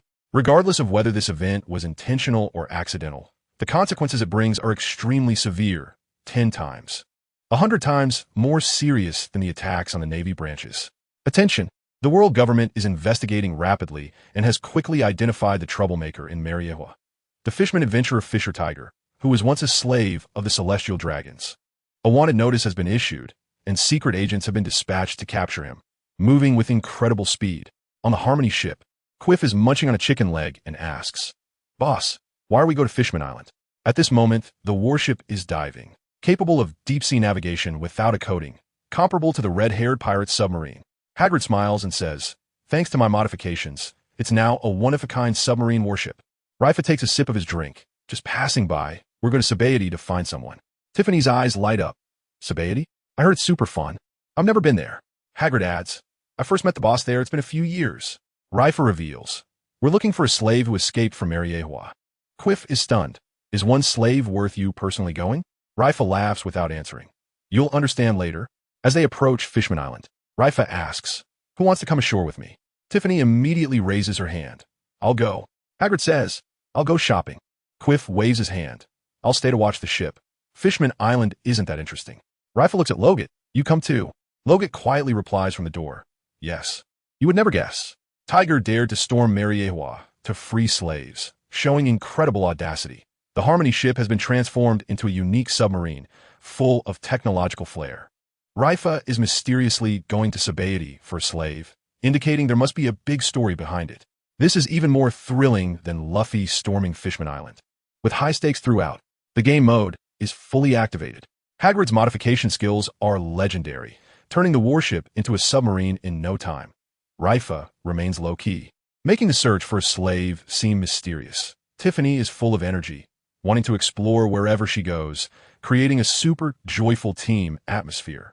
This operation feels even more exciting than inheriting the title of an emperor. After all, in the world of One Piece, only true tough guys can own a unique submarine and dare to get involved in the aftermath of Mariewa. Yes, the very inconspicuous Logut quietly says from not far away at the door. Pay attention. Half an hour later, Leifa, accompanied by Tiffany, Hercules, and Logut, steadily set foot on Fishman Island. Tiffany held a cartoon umbrella. Looking around, "Boss," the fishmen seemed flustered. "Was it like this when you came before?" Hercules frowned. "Last time, they only feared humans. This is strange." Leifa calmly replied, "Fishman Island is at the center of a storm. This is normal." Tiffany asked, "What storm?" Leifa countered, "Do you know who caused the uproar in Mariewa? It was the fisherman adventurer Fisher Tiger, who was born here." The three looked confused, and Leifa explained, "He was once a slave of the celestial dragons. After escaping, he climbed back to the Red Land and caused a riot, freeing thousands of slaves." Tiffany exclaimed, "Isn't that a hero?" Suddenly, a few suited men walked by, and the leader spoke ominously. "Little girl, don't speak carelessly, or you'll invite trouble." Leifa saw through them. "World government people?" The sunglasses-wearing man arrogantly said, "You know and still dare to act recklessly? You don't want to live." Leifa sneered, "Stop pretending. If you keep this up, you'll be left unable to take care of yourselves." Just as the sunglasses man was about to get angry, his neck was suddenly held by a cold dagger. Logut had appeared without anyone noticing. You absolutely wouldn't expect it. Tiger dared to storm Mariewa to save slaves. Yet Fishman Island was thrown into panic because of him. The contrast was stark. Logut's invisibility skill was a bug, acting silently and dominating the scene. The world government people were subdued in less than 3 seconds. Slapping their faces came too quickly. This was even more thrilling than when Luffy first arrived at Fishman Island. With high energy and clenched fists throughout, the cheat mode was fully activated. Leifa had long understood the situation on Fishman Island, and the information gap crushed the entire scene. Tiffany dared to confront the world government people. Her courage was immense. Logut's stealth assassination was stunning, a walking killing machine. This operation was more exhilarating than being a Yonko heir. After all, in the world of One Piece, being able to easily control the world government's lackeys with subordinates, while understanding the overall situation, is the true, ruthless person. He suddenly shuddered and realized that, at some unknown point, someone had a dagger against his neck, and he had been completely unaware of it until now. Pay attention. Leifa gives you a chance with a parting shot. Don't make things difficult for yourself. Just turn and leave. Tiffany makes a face and follows, while Hercules furrows his brow in thought, not casting a glance at the world government officials the entire time. Once Leifa and the others walk far away, the man in sunglasses realizes the knife around his neck is gone, and the knife wielder has vanished, angrily yelling, "Bastards! Why didn't you help?" His companions look confused. "No one had a knife to your neck. We thought you were too scared to move." The man in sunglasses breaks out in a cold sweat, instantly dismissing the idea of causing trouble. "This is too bizarre." Tiffany, puzzled, asks, "Boss, why didn't you let me teach them a lesson?" Leifa explains, "Personal matters are important. There are definitely still many world government people in Fishman Island. Causing a scene would be troublesome." Tiffany presses, "They're looking for Tiger. Why don't they capture acquaintances for interrogation? Leifa laughs. They don't dare. Fishman Island is protected by Whitebeard. Messing around would mean death. Hercules adds Whitebeard. JoinsNaval can't match the strength of the world government. But if the world government wants to act against them, they have to be fully prepared, fearing future repercussions. As long as they don't cross the bottom line, they break the peace. Killing a few small fries doesn't matter to the world government at all. Tiffany suddenly understands, and Leifa waves his hand. Forget about them. It's not our concern. You absolutely wouldn't believe it. Laguda's invisibility skill is a bug, appearing with a knife and disappearing, scaring the man in sunglasses to death. The world government is arrogant elsewhere, but cowers like a dog on Fishman Island, afraid of offending Whitebeard. Hercules has thoroughly grasped the dynamics between powers. His intelligence is on point. This is even more thrilling than Luffy meeting Jinbei on Fishman Island. Fists clench the entire time. The cheat mode is fully activated. Leifa's team carries an aura wherever they go, easily handling the world government's lackeys. Whitebeard's reputation intimidates the entire place. Even the world government has to give face. Leifa remains calm in a crisis, neither provoking trouble nor fearing it. His perspective is broad. This operation feels even more exhilarating than being the successor of the Four Emperors. After all, in the world of One Piece, being able to make the world government's people suffer without retaliation, while clearly understanding the situation, is the true definition of a ruthless person. Well, let's not worry about them. It's none of our business anyway. Leifa shakes his head. Look closely, Tiffany said with a playful smile. Is the boss coming to Fishman Island to recruit mermaids onto the ship? Leifa waved his hand in resignation. Don't think too much. I'm here to visit my lifesaver. 3 years ago, he saved me. Otherwise, I'd have turned into fish dung by now. Tiffany's eyes widened in surprise. The boss had such a rough time? Hercules was also shocked, and even the usually invisible Logu appeared, looking at Leifa with confusion. Leifa calmly explained, 3 years ago, I was ambushed by a mysterious person and fell into the sea. Thankfully, the soldiers of the Sea King saved me. The ambusher is called Poison Q, a powerful pirate. And I still haven't found him. His eyes gleamed with killing intent.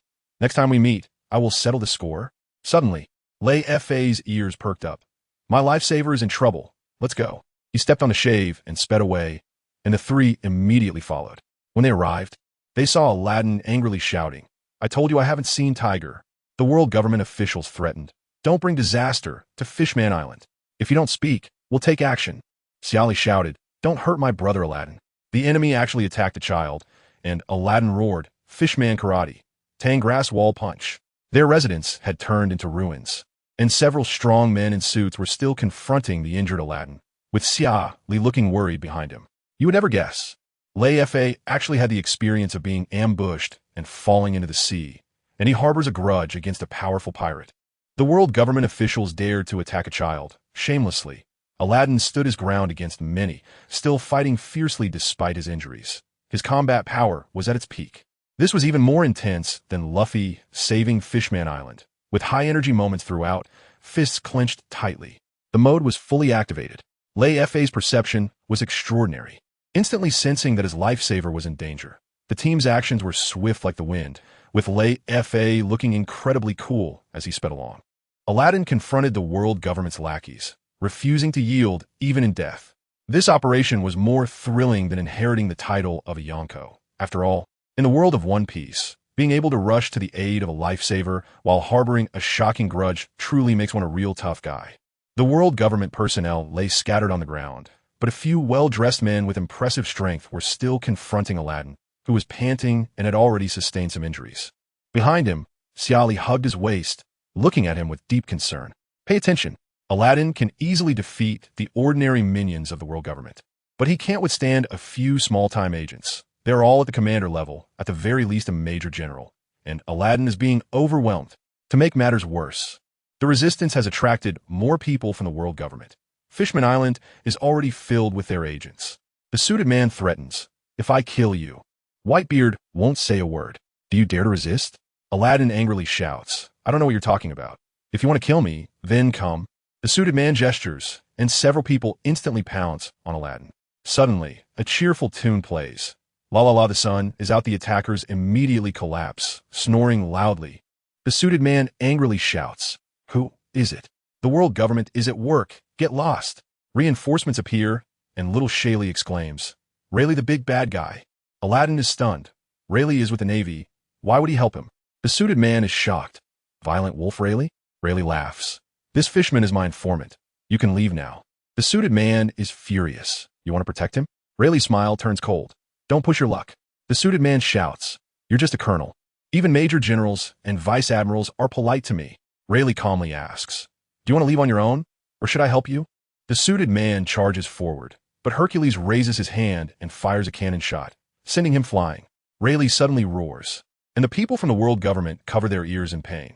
The suited man's eyes go blank as he instantly realizes the gap in power. He can't win at all.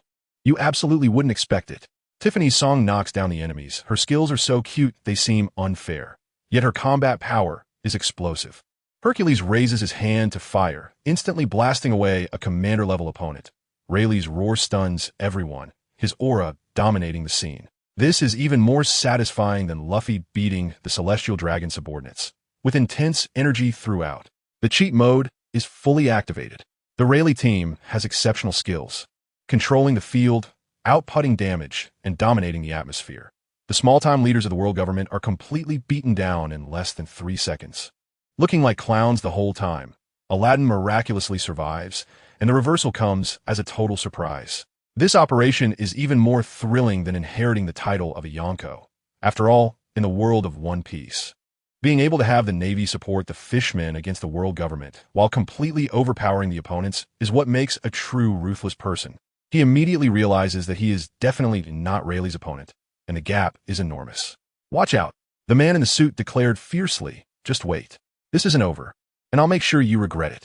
Saying this, he retreated with his men, his face filled with frustration. Leifa's figure vanished in an instant, and appeared in front of the man in the suit the next second, slapping him hard. The man in the suit was sent flying, crashing into his subordinates and spitting blood, several teeth knocked out. Leifa said calmly, "If I tell you to get lost, then get lost quickly. No more nonsense. 1 more word and I'll break your arm. 2 words and I'll cripple your hands. 3 words and I'll dismember you. Do you understand?" The man in the suit dared not voice his anger and hurriedly fled with his men. Tiffany cheerfully suggested, "Boss, how about we quietly take them out?" This was overheard by the man in the suit, causing his subordinates to run even faster. Leifa shook his head helplessly and asked Aladdin, "Are you okay?" Xiali happily said, "Luckily you came in time, otherwise brother Aladdin would have been captured." Aladdin worriedly said, "You're in the Navy, treating the world government like this. Will it be?" Leifa waved his hand. "Don't worry about it. Let's find a place to rest." The group followed Xia Li back home. Not long after they arrived, Xia Li's brother along came back. Seeing Aladdin injured, he lunged at Leifa without asking for reasons, his teeth sharper than weapons. Leifa snapped his fingers, and a blue sound wall appeared in front of him. Along crashed into it, breaking several teeth. He pulled out the broken teeth, and just as new ones were growing in, he charged again. Aladdin shouted angrily, "Enough! This is Leifa, who saved me." Along calmed down and awkwardly asked, "Are you the Leifa Xia Li often mentions?" Leifa nodded with a smile. Along's father quickly reprimanded his son for being reckless. While Leifa waved his hand, "It's just a misunderstanding. No need to dwell on it. You would never expect it." Leifa's teleportation and slap were fiercer than cannonballs, sending people flying. Along, sharp-tongued but crashing into the sound wall, lost his swagger in seconds. Tiffany's one-liner scared the enemies into a rout, bringing her own taunting buff. This was even more satisfying than Luffy teaching a lackey a lesson, with everyone tightly clenching their fists throughout. The cheat mode was fully activated. Leifa's teleportation and sound wall skills blew the battlefield apart, his power unfathomable. The team was filled with masters at handling situations, confronting and saving the day without missing a beat. The world government's henchmen were arrogant and overbearing, yet were pressed to the ground. This operation felt even more exhilarating than being an emperor's successor. After all, in the world of One Piece, those who could easily beat up the world government and resolve misunderstandings effortlessly are the true tough guys. No problem, since it was a misunderstanding. There's no need to take it too seriously. Leifa waved his hand, not overly concerned. "Look out!" Aladdin exclaimed gratefully. "Thanks to your timely arrival. I would have been done for today." "Thank you." Leifa shook his head. "You saved me, so it's only right. No need to thank me." Along's anger surged. "Who hurt you? I'm going to take revenge right now." He turned to rush out the door. Aladdin hurried to stop him. but his injuries made him unsteady. Leifa shouted Luo Gute, and in an instant, Along was grabbed by the neck from the front and slammed to the ground with a thud. Along turned back in shock and anger. But he didn't see anyone. Luo Gute had already gone invisible. Along jumped up and searched frantically, his back breaking out in a cold sweat. Who? Come out. Leifa spoke up, it's my people. Along glared angrily. You're stopping me. Are you with them? Leifa replied frankly. I'm the Navy. So yes, I'm with them. But with your strength, you'd just be giving away your head. Do you really think you can take on the world government alone? Along snorted coldly. They are just useless humans. Leifa instantly flashed in front of Along, his fingers like iron locks gripping his head.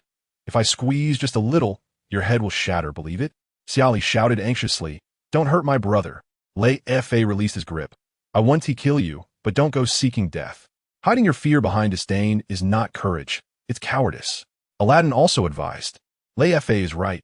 Don't make things worse. Along's face turned red as he sat quietly to the side without saying a word. Leifa turned to Aladdin. They're looking for you. It's about Fisher Tiger, right? You wouldn't believe it. Luo Gute's invisibility skill is a bug, striking silently and capturing people as easily as picking fruit. Leifa controls the battlefield with teleportation, single-handedly holding Along down, his presence dominating the scene. Along, though arrogant and overbearing, is educated while being pinned to the ground, completely at a loss. This is even more satisfying than Luffy training his disobedient crew. With high energy and clenched fists throughout, the cheat mode is fully activated. Leifa's team members all have unique skills, mastering invisibility and battlefield control. Along seems fierce, but is effortlessly subdued, looking like a clown the whole time. Leifa not only has explosive combat power, but also trains people with reason and evidence. His intelligence is on point. This operation feels even more exhilarating than being the successor of the Four Emperors. After all, in the world of One Piece, only those who can have their subordinates become invisible as dark guards and easily handle hot-headed fishmen are the true ruthless ones. Aladdin's expression was somewhat unnatural. Are you really here to ask me about the whereabouts of Brother Tiger? Look closely. Leifa waved his hand. Aladdin, you underestimate me too much. I would never repay kindness with malice. If I really want to find Tiger, why would I need to ask you specifically? He's clearly hiding on Fishman Island. Aladdin's eyes widened. Brother Tiger is here? Who told you that? This is impossible. Leifa laughed and added, stop pretending. I'm not here to test you. You guys are secretly planning to form a pirate crew to go to sea, afraid of implicating Fishman Island, right? Tiger, Jinbeiyu, and Arlong. Do you want me to lay out all your plans? As soon as these words fell, Aladdin's face turned pale, and even Arlong, who had been sulking with his head down, suddenly looked up, his eyes wide as saucers. This was a closely guarded secret among them, not even shared with family. How could Leifa know? Both of them felt a drum in their hearts. Could it be that the Navy and the world government have also gotten wind of this? Leifa saw through their thoughts and smiled to reassure them. Don't think too much. I'm the only one who knows about this. The Navy and the world government have no clue, and I won't report you. You can rest assured. Seeing the two relax, Leifa continued. Forming a pirate crew to protect Fishman Island seems clever, but it actually puts Tiger on the hot seat. Once he is exposed, the world government will definitely cling to him. The risk is too great. Have you really thought this through? Aladdin's gaze was firm. This is Brother Tiger's decision, and we are all willing to live and die with him. Leifa was about to respond when he suddenly fell silent, raising his eyebrows. Hercules beside him also suddenly looked outside the house and said in a deep voice, they're here. Aladdin looked confused. What is coming? Leifa stood up. Trouble is coming. For a while, you guys don't say anything, just leave everything to me. Too many words will lead to mistakes. As soon as he finished speaking, a loud voice came from outside. Listen, people inside, you are surrounded. Hurry up and come out to surrender, and you can get a lighter sentence. Otherwise, we'll just open fire and blow this place up. You absolutely wouldn't believe it. Leifa seemed to have a god's perspective, logically deducing the secrets of the Sun Pirates, his IQ crushing the entire scene. The world government's people who had just been beaten away dared to come back and surround them, their skin thicker than city walls. Leifa and Hercules had extraordinary perception, warning them before the enemy even arrived. This was even more thrilling than when Luffy was preparing for a large ship fleet. The tension was high, fists clenched tightly. The cheat mode was fully activated. Leifa not only had explosive combat power, but could also see through all secrets, practically a human spoiler machine. Hercules' perception was comparable to radar, fully grasping the enemy's movements. Aladdin's team was boiling with blood, unyielding. This operation felt even more exhilarating than being the successor of the Four Emperors. After all, in the world of One Piece, the true ruthless characters are those who can uncover others' secrets in advance and easily predict enemy actions. It's those humans from the world government. Arlong suddenly stood up, glaring angrily. "Pay attention." Leifa stared at Aaron, emphasizing, "Especially you." Not a word is allowed. Just as Aaron was about to retort, Aladdin stopped him sharply with a glance. Leifa took the lead and stepped forward. "Let's go out and meet them." Outside, a large number of secret agents from the world government had already surrounded the area, with mobile cannons aimed directly at the house. The man in the purple suit at the forefront wore a purple mask, exuding an eerie vibe. The suit-wearing man who had been knocked away by Leifa approached to complain. "Lord Yale, Violent Wolf Leifa is sheltering the mermaid and even attacked me, completely disregarding the world government." A young man in a top hat scolded. "Useless. How can you still have the face to say that after being beaten by a Navy colonel?" Yale smiled and smoothed things over. "Ruchi, don't be so fierce with him. Violent Wolf does have some strength." Ruchi frowned. "What Violent Wolf?" "He.S. just riding on the coattails of Admiral Sengoku's son." As soon as Leifa stepped outside, Yale pretended to be concerned. "Colonel Leifa is a new star in the Navy. How could we dare to attack you, lest Admiral Sengoku holds us accountable?" Leifa retorted. "And you are?" Yale laughed and said, "I am Yale, just a small character." Leifa's gaze sharpened. "CP-0, Purple Blood Demon Yale?" Yale feigned panic. "I didn't expect the colonel to know me. You should know that Yale is the second in command of CP-0, capable of turning blood purple when killing. Synonymous with the devil in the dark world." Yale changed the subject. "No more nonsense. I asked the colonel to hand over the mermaid hidden by Tiger." Leifa pretended to be clueless. "Hand over whom?" Yale's face darkened. "Stop pretending. If you insist on sheltering him, you are opposing the world government." Leifa calmly responded, "I am also here to catch Tiger. This mermaid is my informant. I will clarify things before telling you. You can go back for now." You absolutely wouldn't believe it. The second in command of CP-0 personally took action. The atmosphere was tense, yet Leifa handled it easily. Ruchi dissed Leifa for relying on his father, talking tough but not daring to take real action. Leifa, knowing the opponent was a tough character, still dared to play cool face-to-face. His aura not losing at all. This was even more thrilling than Luffy confronting CP9 head-on, with the whole scene filled with high energy and clenched fists. With his cheat mode fully activated, Leifa faced the CP0 big shots without any panic, his words flowing smoothly. The world government set the stage. Yet Leifa kept them in check without losing his temper. The team worked in perfect harmony throughout, not giving the opponent any chance. This move was even more exhilarating than being the heir of the Four Emperors. After all, in the world of One Piece, being able to make CP0's big shots suffer and daring to confront the world government head-on is the true definition of a tough character. It seems Colonel Leifa intends to disregard the world government's orders and insist on sheltering him to the end. Take a look. Leifa smiled faintly. "Your Excellency Yale? That's too hurtful. We're all on the same side. Do you really not trust the Navy?" Yale's smile turned cold. "So, there's no room for negotiation?"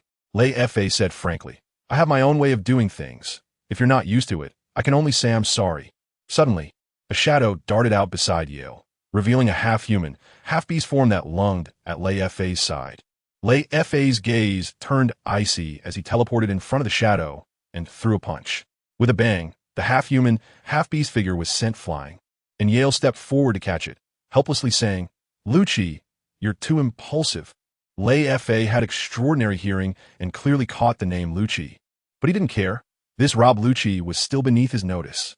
Leifa coldly said, "Does your Excellency Yale intend to forcefully take him? Do you really think I can be bullied by these misfits?" Tiffany giggled, twirled her cartoon umbrella, and the half of the enemies in front instantly collapsed to the ground unconscious. Yale calmly remarked, "As expected of the phantom-toothed Tiffany." Leifa took a firm stance. "I won't hand him over. If you have the capability, come and take him. I'll accompany you to the end." However, Yale suddenly waved his hand. "We're all on the same side. It doesn't have to be this way. I'll wait for your interrogation results. Farewell." He left quickly with his subordinates, carrying the unconscious person. Tiffany was surprised. "Is he leaving just like that? I thought we were going to have a big battle." Leifa shook his head. "It's not that simple." Hercules chimed in. The CP organization acts ruthlessly, stopping at nothing to achieve their goals. Leifa added. Yale is the second in command of CP0. He will definitely not back down easily. Once we leave, he will surely return to capture Aladdin and torture him. Refusing to confess means a dead end. Arlong shouted angrily. Then let's fight him. You absolutely wouldn't expect it. Leifa took out Lucci, the half-human, half-beast, with one punch, showing explosive power. Tiffany took down half of the enemies with her umbrella, her skills being adorably overpowered yet extremely practical. Yale seemed to retreat, but in reality, he was hiding a deadly trap, catching everyone off guard. This was even more thrilling than Luffy beating CP9, with high energy throughout. The cheat mode was fully activated. Leifa's teleportation and heavy punches created an unbeatable offense and defense. Tiffany's controllability was max, single-handedly holding off an entire legion. The team was sharp-eyed, identifying schemes, and their IQ was online, avoiding pitfalls. This operation felt even more exhilarating than being the successor to the Four Emperors. After all, in the world of One Piece, only those who can easily handle CP experts and anticipate enemy plots are true ruthless characters. Then let's fight him, Arlong said fiercely from the side. Watch closely. Rayleigh pours cold water. Compete? With what to compete? Only Tiger can match Yale, but as soon as he shows up, the Navy strongmen will arrive. And with Yale stalling for reinforcements, Tiger is still doomed. Aaron, feeling frustrated, yells, "Nothing works, can we only wait for death?" Rayleigh's eyes flicker. Not necessarily. On the other side, Lucci is unconvinced. Sir Yale, is that it? Yale laughs. How could it be? Rayleigh can't stay on Fishman Island forever. He instructs Lucci. The priority now is to capture Tiger. Don't cause trouble because of Rayleigh. Lucci realizes, I was short-sighted. Yale orders, keep a close watch on them. Report immediately if they move.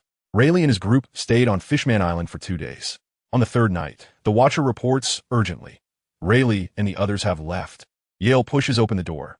It's just one Fishman. I can handle it. Before he finishes speaking, he has disappeared. A few minutes later, Yale arrives outside Aladdin's house. Sensing with observation Haki, but frowns. Wait, only Aladdin is here?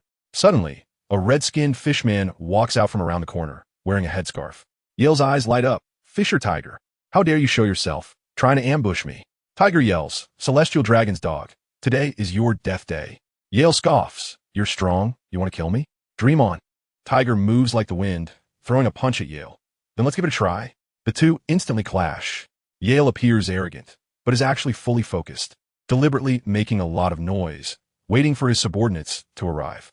After several collisions, Yale is shocked. This power is explosive, stronger than many big pirates. He can only desperately defend, hoping for reinforcements to arrive quickly. You absolutely wouldn't expect.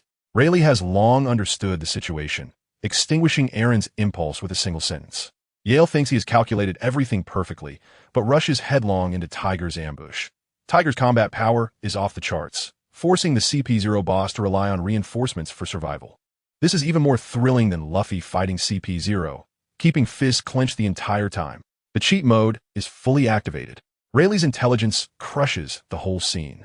Analyzing the pros and cons clearly, Tiger's hidden strength erupts, going toe-to-toe with top agents without losing ground. Yale, with all his machinations, almost falls to the Fishman he looked down upon. This operation is even more exhilarating than being the heir of the Four Emperors. After all, in the world of One Piece, being able to anticipate all enemy plans and making the villain fail to gain anything is the true ruthless character. Because Tiger's strength is even stronger than he expected, not weaker than many big pirates Yale has fought, especially in terms of power, it is astonishingly great. Take a look. The power of the Fishmen already crushes that of humans, and after training, Tiger has become even more formidable. Every time Yale blocks a strike from him, it feels like being hit by a small mountain, leaving his arms numb. After a few missed attacks, Tiger roars, Fishman Karate 7,000 tile fist. His fist, charged with power, strikes towards Yale. Yale was prepared. Violet fist technique Flower C. A dense array of purple fist shadows blocks in front of him, effectively neutralizing the attack. Immediately after, Yale darts out from the fist shadows. Violet fist technique Flying Flowers. In the blink of an eye, he appears in front of Tiger, and the two exchange punches and kicks, both stepping back, evenly matched. While fighting, Yale secretly rejoices. This commotion is big enough. My subordinates will arrive in a few minutes. The two continue to trade blows, the booming sounds echoing throughout Fishman Island. Suddenly, Tiger endures a hit from Yale, using the impact to punch Yale's shoulder, sending him crashing to the ground. Just as Yale is about to get up, his feet are suddenly locked tightly by metal rings. Looking down, he sees a refined man with triangular glasses pressing down on the ground, metal strips extending from his side. Sound blade extreme / bone picking. A familiar voice comes from behind, and Yale instantly feels a sense of emptiness. The metal rings disappear, and the glasses man vanishes as well. At this moment, his subordinates arrive, exclaiming, "My lord has fallen victim to Tiger's poison." Yale is bewildered. "I'm perfectly fine. How can you say I've been poisoned?" Just as he wants to speak, he realizes he can't make a sound. Looking down, he sees that from his shoulder to his waist, there are only bones left. Am I dead? This is his last thought. A few minutes later, on the Harmony ship at the reef, Chuefu clicks his tongue. "Boss, you actually managed to take down a guy at the level of a great pirate." Leifa calmly replies, "It was just unexpected." Yale was too eager to achieve merit and had poor alertness. Otherwise, it wouldn't have been so easy. You absolutely wouldn't expect it. Tiger held his ground against the CP-0 big shot without losing ground and even dared to set a trap by trading injury for injury. The glasses man and Leifa coordinated perfectly, ambushing and killing without leaving a trace. Yale thought he was in control of everything, only to end up not even realizing how he died. This is even more exhilarating than Luffy taking out a pacifist in an instant, with every moment filled with high energy and clenched fists. The cheat mode is completely maxed out. Leifa's team's layout is textbook, playing the underhanded game to the extreme. Tiger's combat power is explosive, able to withstand attacks and counterkill. The villain is arrogant until the last second, and the reversal comes unexpectedly. This operation is even more thrilling than being the heir to the Four Emperors. After all, in the world of One Piece, only true, ruthless people can hunt down top spies as prey without leaving a trace. It was just unexpected. Plus, Yale's eagerness for merit made him too excited when he saw Tiger, leading to a drop in alertness. Otherwise, it wouldn't have been so easy, Rifus said. "Look," Hercules said with a smile, "Tigre's strength is already better than Yale's, and with me and the boss launching a surprise attack, it would be strange if he didn't die." Logan pushed the door open and said, "They're here." Tigre followed closely behind with a few fishmen. As soon as Tigre entered, he expressed his gratitude. "Thanks to you all this time." Leifa waved his hand. "Aladdin is my friend and has saved me. I can't let him be captured."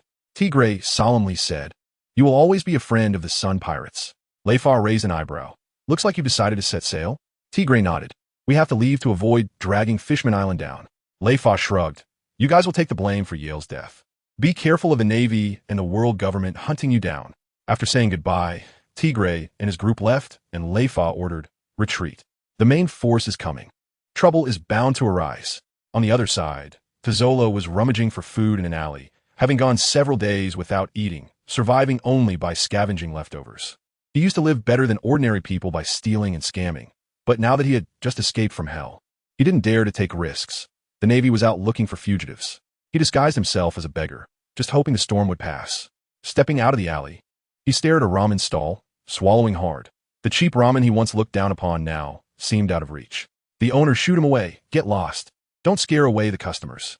Pizzolo repeatedly apologized, but his gaze lingered on that pot of noodles. "You absolutely wouldn't expect this."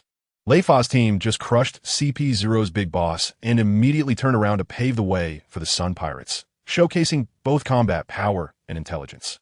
Pizzolo fell from street thug to scavenging leftovers. The contrast is heartbreaking. Clearly capable of making a living off his skills, yet out of fear. He can only pretend to be a beggar, which is frustrating to watch. This is even more heart-wrenching than when Luffy encounters a fallen strongman, with high tension throughout. The gaming mode is completely maxed out. Wherever Leifa goes, he can act as a savior, helping friends and fishmen alike. The team retreats as soon as they say so. Without any dragging, Pizzolo hides his strength while pretending to be weak, and he will definitely be a tough character in the future. This operation is even more exhilarating than being the successor of the Four Emperors. After all, in the world of One Piece, those who can easily solve major troubles while witnessing the downfall of future big shots are the real tough guys. Yes. Pizzolo repeatedly apologized and was about to leave. However, his gaze still lingered longingly on that pot of soup and noodles. "Pay attention." Pizzolo is about to leave the ramen stall when a voice suddenly calls out, "Hey, you over there, I'm talking to you. Come join us." Taizolo turns his head and sees a young man holding a mini deer smiling at him, with a burly man and a cute girl at the table. The owner tries to stop them, but the young man throws a handful of berries, and the owner immediately smiles and steps aside. Taizolo grits his teeth and walks over. The young man points to an empty seat. Sit. When the ramen is served, Taizolo, starving, grabs his chopsticks and devours it, not even leaving the soup, completely shutting out everything around him. Keith looks puzzled. Boss, is this beggar really the person we traveled so far to find? Leifa pats Dandanden's head. That's right, it's him, but he's not a beggar. After finishing the noodles, Taizolo's intelligence kicks in, and he pretends to be flustered. Thank you for your hospitality, my lord. I'm just a beggar and have nothing to repay you. Leifa interrupts him. Do you hate them? Trampled dignity, living worse than livestock, yet still having to work like a horse. Taizolo is taken aback, and Leifa continues to press. Her death didn't touch you at all? You can't even hate? Don't mention her. Taizolo slams the table and stands up, glaring at Leifa, his eyes filled with uncontainable rage. You absolutely wouldn't expect it. Leifa, instead of looking for big shots, specifically seeks out a beggar, and the twist comes out of nowhere. Taizolo, so hungry that he overlooks the danger, can temporarily forget his fear with just one bowl of noodles. Leifa's words hit Taizolo right in the sore spot, showing incredible insight. This is even more thrilling than Luffy encountering a master. The whole time, his fists are tightly clenched. The power-up mode is completely maxed out. Leifa seems to have a god's eye view, accurately pinpointing the target. Taizolo appears downcast, but actually harbors immense rage, his potential off the charts. Keith looks completely dazed, perfectly highlighting Leifa's unfathomable depth. This move is even more exhilarating than becoming an emperor's heir. After all, in the world of One Piece, being able to dig out a fierce person from a pile of beggars and ignite their anger with just one sentence truly makes one a real tough guy. Don't mention her. Taizolo slams the table again and stands up, glaring at Leifa. Notice, Taizolo completely lost his composure. Leifa's words hit him right where it hurt, and he no longer cared how the other party knew. He slammed his hand on the table and exploded. The commotion startled the ramen stall owner and even attracted the patrolling navy. Is someone causing trouble? When Taizolo saw the navy, he immediately shrank back, his momentum gone, leaving only fear. The owner hurriedly smoothed things over. It's a misunderstanding, all a misunderstanding. The navy pointed at Taizolo, a beggar shouting loudly. What misunderstanding could there be? Leifa called out to Quaife, who immediately stood up, took out his credentials, and whispered a few words to the navy. The navy instantly saluted. Sorry to disturb you, Major, then turned and left. Taizolo's face turned pale. You are also Navy? Leifa replied with a smile. Yes. Taizolo sat down in despair. I accept being found out. Revenge is just a dream. I'm just a small fry. I can only resign to fate. Leifa pressed on. If I give you the chance to get stronger and take revenge, what are you willing to sacrifice? Taizolo suddenly looked up. Really? I'm willing to give everything, even my life. Leifa pushed over a small box. No need for your life, just focus on getting stronger, building a big force. And when the time comes, I'll find you. Don't do anything unethical. I can give you a path, but I can also make you have nowhere to go. After saying that, he left with Tiffany and Quaife. Taizolo hugged the box in a daze, hid in a small alley, and opened it to see, instantly dropping his jaw, a devil fruit. You would never expect it. Quaife flashed his credentials and scared off the navy, his aura even stronger than a vice admiral. Taizolo transformed from a coward to a daredevil ready to gamble his life in an instant. The reversal was exhilarating. Leifa casually handed out a devil fruit as if it were candy. His wealth was outrageous. This was even more thrilling than when Luffy got the gum-gum fruit, the whole time tightening his fists in excitement. The cheat mode was fully activated. Leifa acted like a behind-the-scenes boss, casually giving people the chance to change their fate. Quaife single-handedly intimidated the navy, with both combat power and status on cheat mode. Taizolo picked up a noodle and unexpectedly found a life opportunity. His luck was through the roof. This operation was even more exhilarating than being an emperor's heir. After all, in the world of One Piece, being able to easily manipulate the navy and casually hand out a devil fruit is the true definition of a ruthless person. He never expected that this somewhat mysterious young man he casually bumped into would so easily give him a devil fruit. This was a treasure that was hard to come by on the sea. Often, just one could attract countless people fighting over it, and, at this moment, such a fruit had actually fallen into his hands. Pay attention. Taizolo stared at the devil fruit, feeling a mix of emotions, no matter what your purpose is. If I can take revenge, this life is worth giving to you. After saying that, he took a bite, fearing that the longer he waited, the more dreams he would have. On the other side, Leifa was discussing sincerely with his subordinates. Are you curious why I would give a precious devil fruit to a nobody? Kue Fu, Tiffany, and Logan all nodded. Leifa explained, his name is Taizolo. He just escaped from Mary Geos, and he was once a slave of the Celestial Dragons. He was originally a small-time thug, but the girl he loved was captured by the Celestial Dragons. When he went to rescue her, he became a slave, and the girl was eventually killed. It wasn't until Tage caused a commotion in Mary Geos that he seized the opportunity to escape. Tiffany asked about the follow-up, and Leifa stopped, staring at the three. I asked him if he wanted to kill the Celestial Dragons. He thought the three would be terrified. After all, this was blasphemy. Celestial Dragons are the world's nobility. Offending them is equivalent to opposing the world government, and it could even attract the admirals to attack. But Kue Fu and the others showed no fear. Tiffany said seriously, we had a premonition. We could see your discontent from your way of doing things. Kue Fu said firmly, without you, we would have fed the fish long ago. I joined the Navy for justice. And following you has made me realize that it's not about being someone's dog. Even if it means opposing the world, I'll stand with you. Tiffany and Logan echoed. Me too. Leifa smiled. Thank you for your trust. What I want is a complete change, not just revenge. Kue Fu asked, then why choose Taizolo? Leifa said, I can sense the trajectory of fate. With the gold fruit, he is destined to soar and will become an important ally. You absolutely wouldn't expect it. Taizolo, knowing there might be pitfalls, hesitated not at all and ate the fruit for revenge, his determination at its peak. Leifa dared to publicly declare to kill the Celestial Dragons. His courage was greater than the heavens. His subordinates, without a second thought, were willing to join him in confronting the world. The team's cohesion was explosive. This was even more thrilling than Luffy declaring he would become the Pirate King. The whole time, full of high energy, fists clenched. The activation mode was completely maxed out. Leifa could sense fate, as if he had activated a prophecy mode.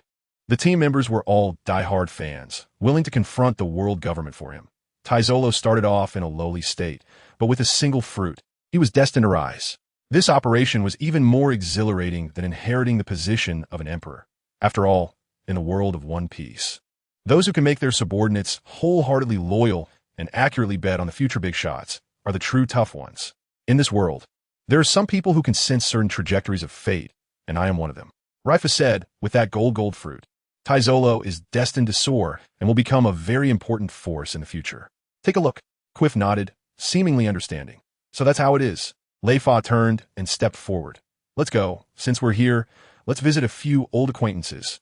Meanwhile, in the office building of Mary Geos, a roar erupted. Say that again? The subordinate trembled. Lord Yale, unfortunately, died in battle. The superior was stunned. Impossible. His strength was comparable to that of a great pirate. Even if he couldn't defeat Tiger, he could escape. How could he die? The subordinate hurriedly explained. By the time we arrived, he had already been killed by Fisher Tiger. And Tiger even took the fishmen and formed a pirate crew. The superior was furious. Notify Marineford. Pursue Tiger with all our might. Leifa walked into the familiar tavern, but did not see the mysterious short old fisherman behind the bar. He had come to thank him, as the fisherman had once tried to save him when the Celestial Dragons caused trouble. Behind the bar was a sunny young man with a buzz cut, polishing glass. Leifa asked, is the fisherman here? He helped me before. The young man looked up. You know my master? Upon hearing Leifa's name, the young man said with a hint of melancholy, my master uses you as an example to lecture me every day. My ears are almost worn out. After joking, the young man said, Master went to the Shaki's bar on Island 13 for a drink. Shaki used to be part of the guild, and they have a great personal relationship. Leifa was surprised. Aren't they rivals? The young man waved his hand. Don't worry. Master doesn't see you as an outsider. Leifa smiled and said goodbye. My name is Leifa. I'll come back later to drink with you. The young man grinned. My name is Barney. My friends call me Bean. Leifa and his group arrived at Island 13, and with a casual inquiry, they found the bar. There was a crooked wooden sign at the entrance with the bar's name written on it, eye-catching and casual. You would never guess. Yale, as a big shot in C. Pizarro, was actually crushed by Tiger, leaving the world government bewildered. Leifa unexpectedly became someone else's child, making the fisherman's apprentice feel resentful. Rivals turn out to be good friends, and the twists were completely unexpected.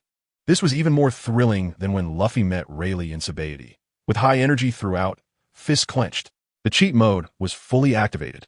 Wherever Leifa went, he had connections. Even the mysterious old man regarded him as one of his own.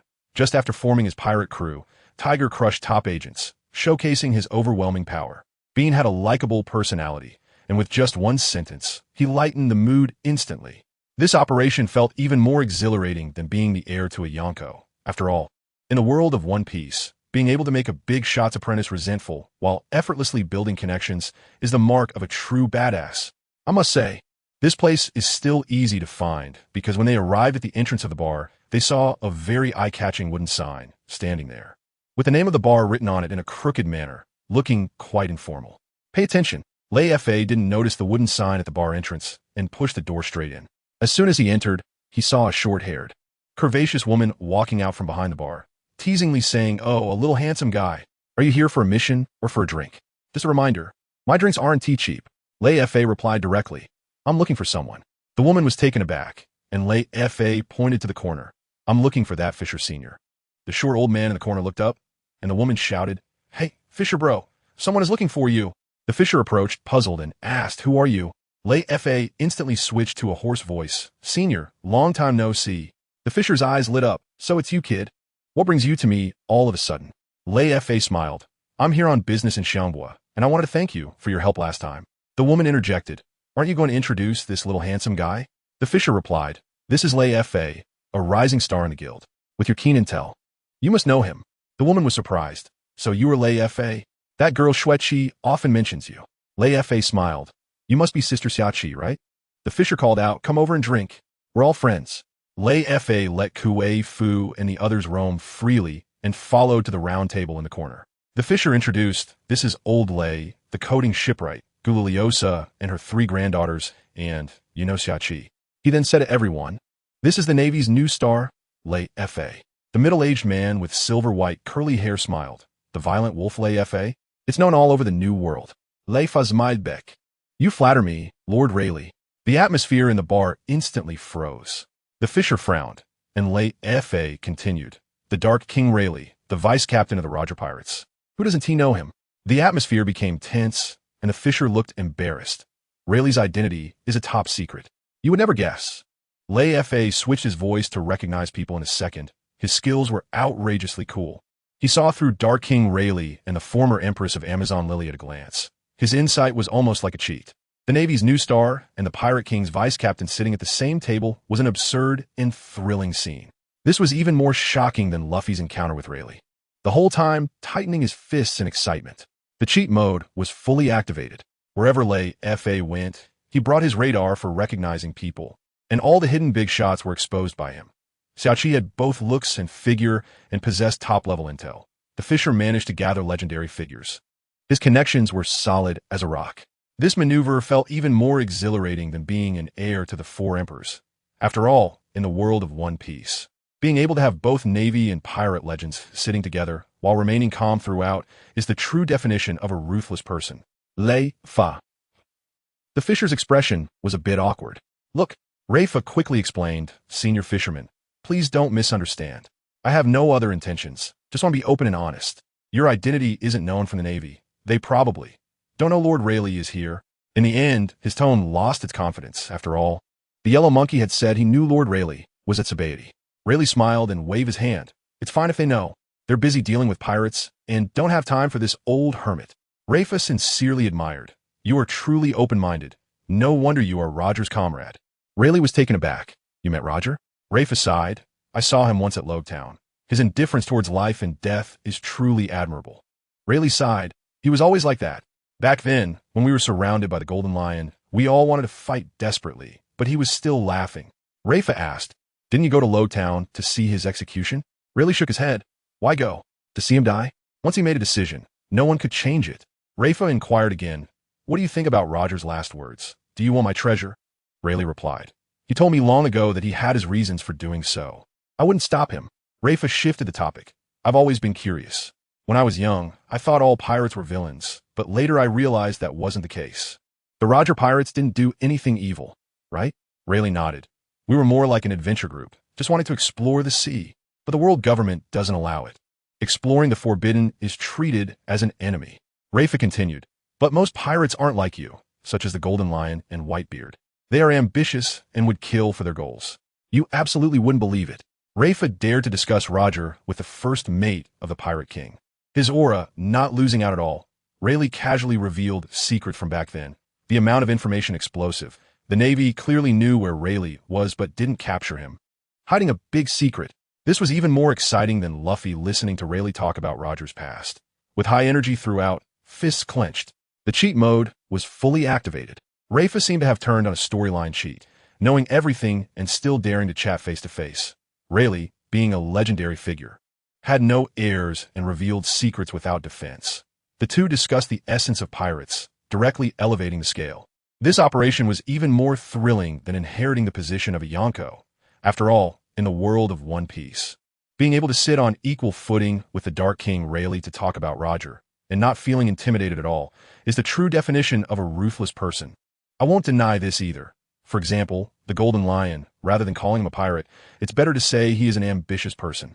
There's also Whitebeard, who is similar to the Golden Lion. They're the same kind of people, willing to sacrifice countless lives to achieve their goals. Look closely. Rayleigh sighed. Whitebeard is special. Proud by nature, yet longing for a home. The pirate crew is his home. The strongest man is actually a pitiable person. He chuckled at himself. Most pirates are not good people, and I have no right to say otherwise. I'm not a good person myself. Rayleigh continued. What do you think of the great pirate era? Rayleigh looked deeply at him. Are you saying Roger's decision will bring disaster? Rayleigh bluntly stated. Isn't it?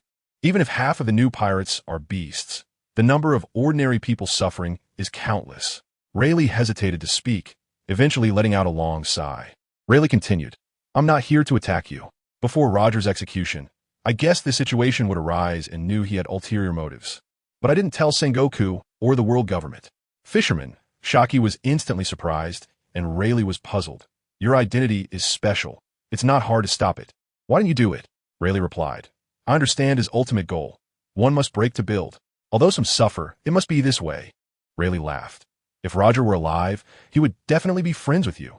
Rayleigh asked, did I guess right? Rayleigh nodded. Rayleigh sighed in relief. Finally, I have clarity. When I made my choice back then, my heart was tormented. Rayleigh said, you made the right choice. We're the same kind of people. Rayleigh shook his head. Not entirely. I won't let go after just starting like you did. We don't know how long we have to wait for someone who can change the great pirate era. He suddenly raised his cup. Let's end this topic here. You absolutely wouldn't expect. Rayleigh had long seen through Roger's plot, his intelligence crushing the entire scene. Daring to discuss the pros and cons of the great pirate era with the Dark King Rayleigh, his aura was stronger than that of an admiral. Even Whitebeard's weakness was seen through by him. His insight was extraordinary. This was more shocking than Luffy hearing Rayleigh talk about the truth of the era. The entire time tense and clenching his fists. The mode of being extraordinary was fully activated. Rayleigh seemed to hold the script, knowing everything and still daring to speak. Rayleigh, as a legendary figure, actually praised the younger generation endlessly. The two discussed the essence of the era, their visions so grand that they had no peers. This operation felt even more exhilarating than inheriting the position of the four emperors. After all, in the world of One Piece, those who could be regarded as peers by the Dark King Rayleigh and dare to question the direction of the era are the true ruthless ones. Rayleigh did not want to continue this topic. He was open with Rayleigh, not wanting to pretend to be ignorant anymore. And he also wanted to unravel the question that had been on his mind. Why did Roger choose not to die a dignified death, but instead chose to surrender to the Navy and, before his death, opened the great pirate era with a phrase? In fact, Rayleigh had an answer in his heart regarding this. Rayleigh's response was merely a further confirmation of his thoughts. As for what Rayleigh said about being the same kind of people, that is subjective and varies from person to person. Pay attention. Leifa no longer discusses sensitive topics. A few people are drinking and chatting, discussing the changes on the sea. Don't be fooled by Rayleigh's seclusion. Among them, Shaki is an intelligence mogul. The fisherman is a high-ranking member of the guild, and Leifa is a rising star in the Navy. With their combined intelligence networks, almost nothing about the Grand Line can escape their notice. They talk about everything from the New World to the Four Seas, even discussing the secrets of Marineford, and they are thoroughly enjoying the conversation. Halfway through, Leifa suddenly asks, do you know Poison Q? A powerful pirate, but the Navy has no information on him. The fisherman and Shaki shake their heads, and Rayleigh also says he hasn't heard of him. With that level of power, he shouldn't be unknown. Describe his appearance and characteristics, and we'll see if we recognize him. After Leifa shares the details, the three still have no impression. Leifa is instantly disappointed. Could this poison Q be invisible? At that moment, the former Empress of Amazon Lily, Gloria OSA, speaks up. I've seen him. Everyone looks over instantly, and Gloria OSA explains. A few years ago when I was procuring supplies, I ran into him. He said the future of Amazon Lily is in sobriety. Though I thought it was absurd, I inexplicably believed him and settled here. But I've never understood what he meant. At this point, she glances at the three young girls beside her. The black-haired girl at the front has exquisite features. Despite her youthful appearance, she is already stunningly beautiful. Even in ordinary clothing, her charm cannot be hidden. You would never expect it. The mysterious powerhouse that Leifa couldn't find out about was actually recognized by the former Empress. And the twist is completely unexpected. Their intelligence networks cover the entire sea. Yet they fell for an invisible person. Absurd and thrilling. The girls brought by Gloria OSA are stunning, clearly future big shots. This is even more exciting than Luffy encountering supernovas in sobriety, with everyone tightly clenched fists throughout. The cheat mode is fully activated. Leifa's team's intelligence network is comparable to the world government, yet there are people they cannot track down, raising the suspense. Gloria OSA has a prophetic quality, intuitively settling in sobriety, bringing an air of mystery. The beauty of the girls crushes the competition, with limitless future potential.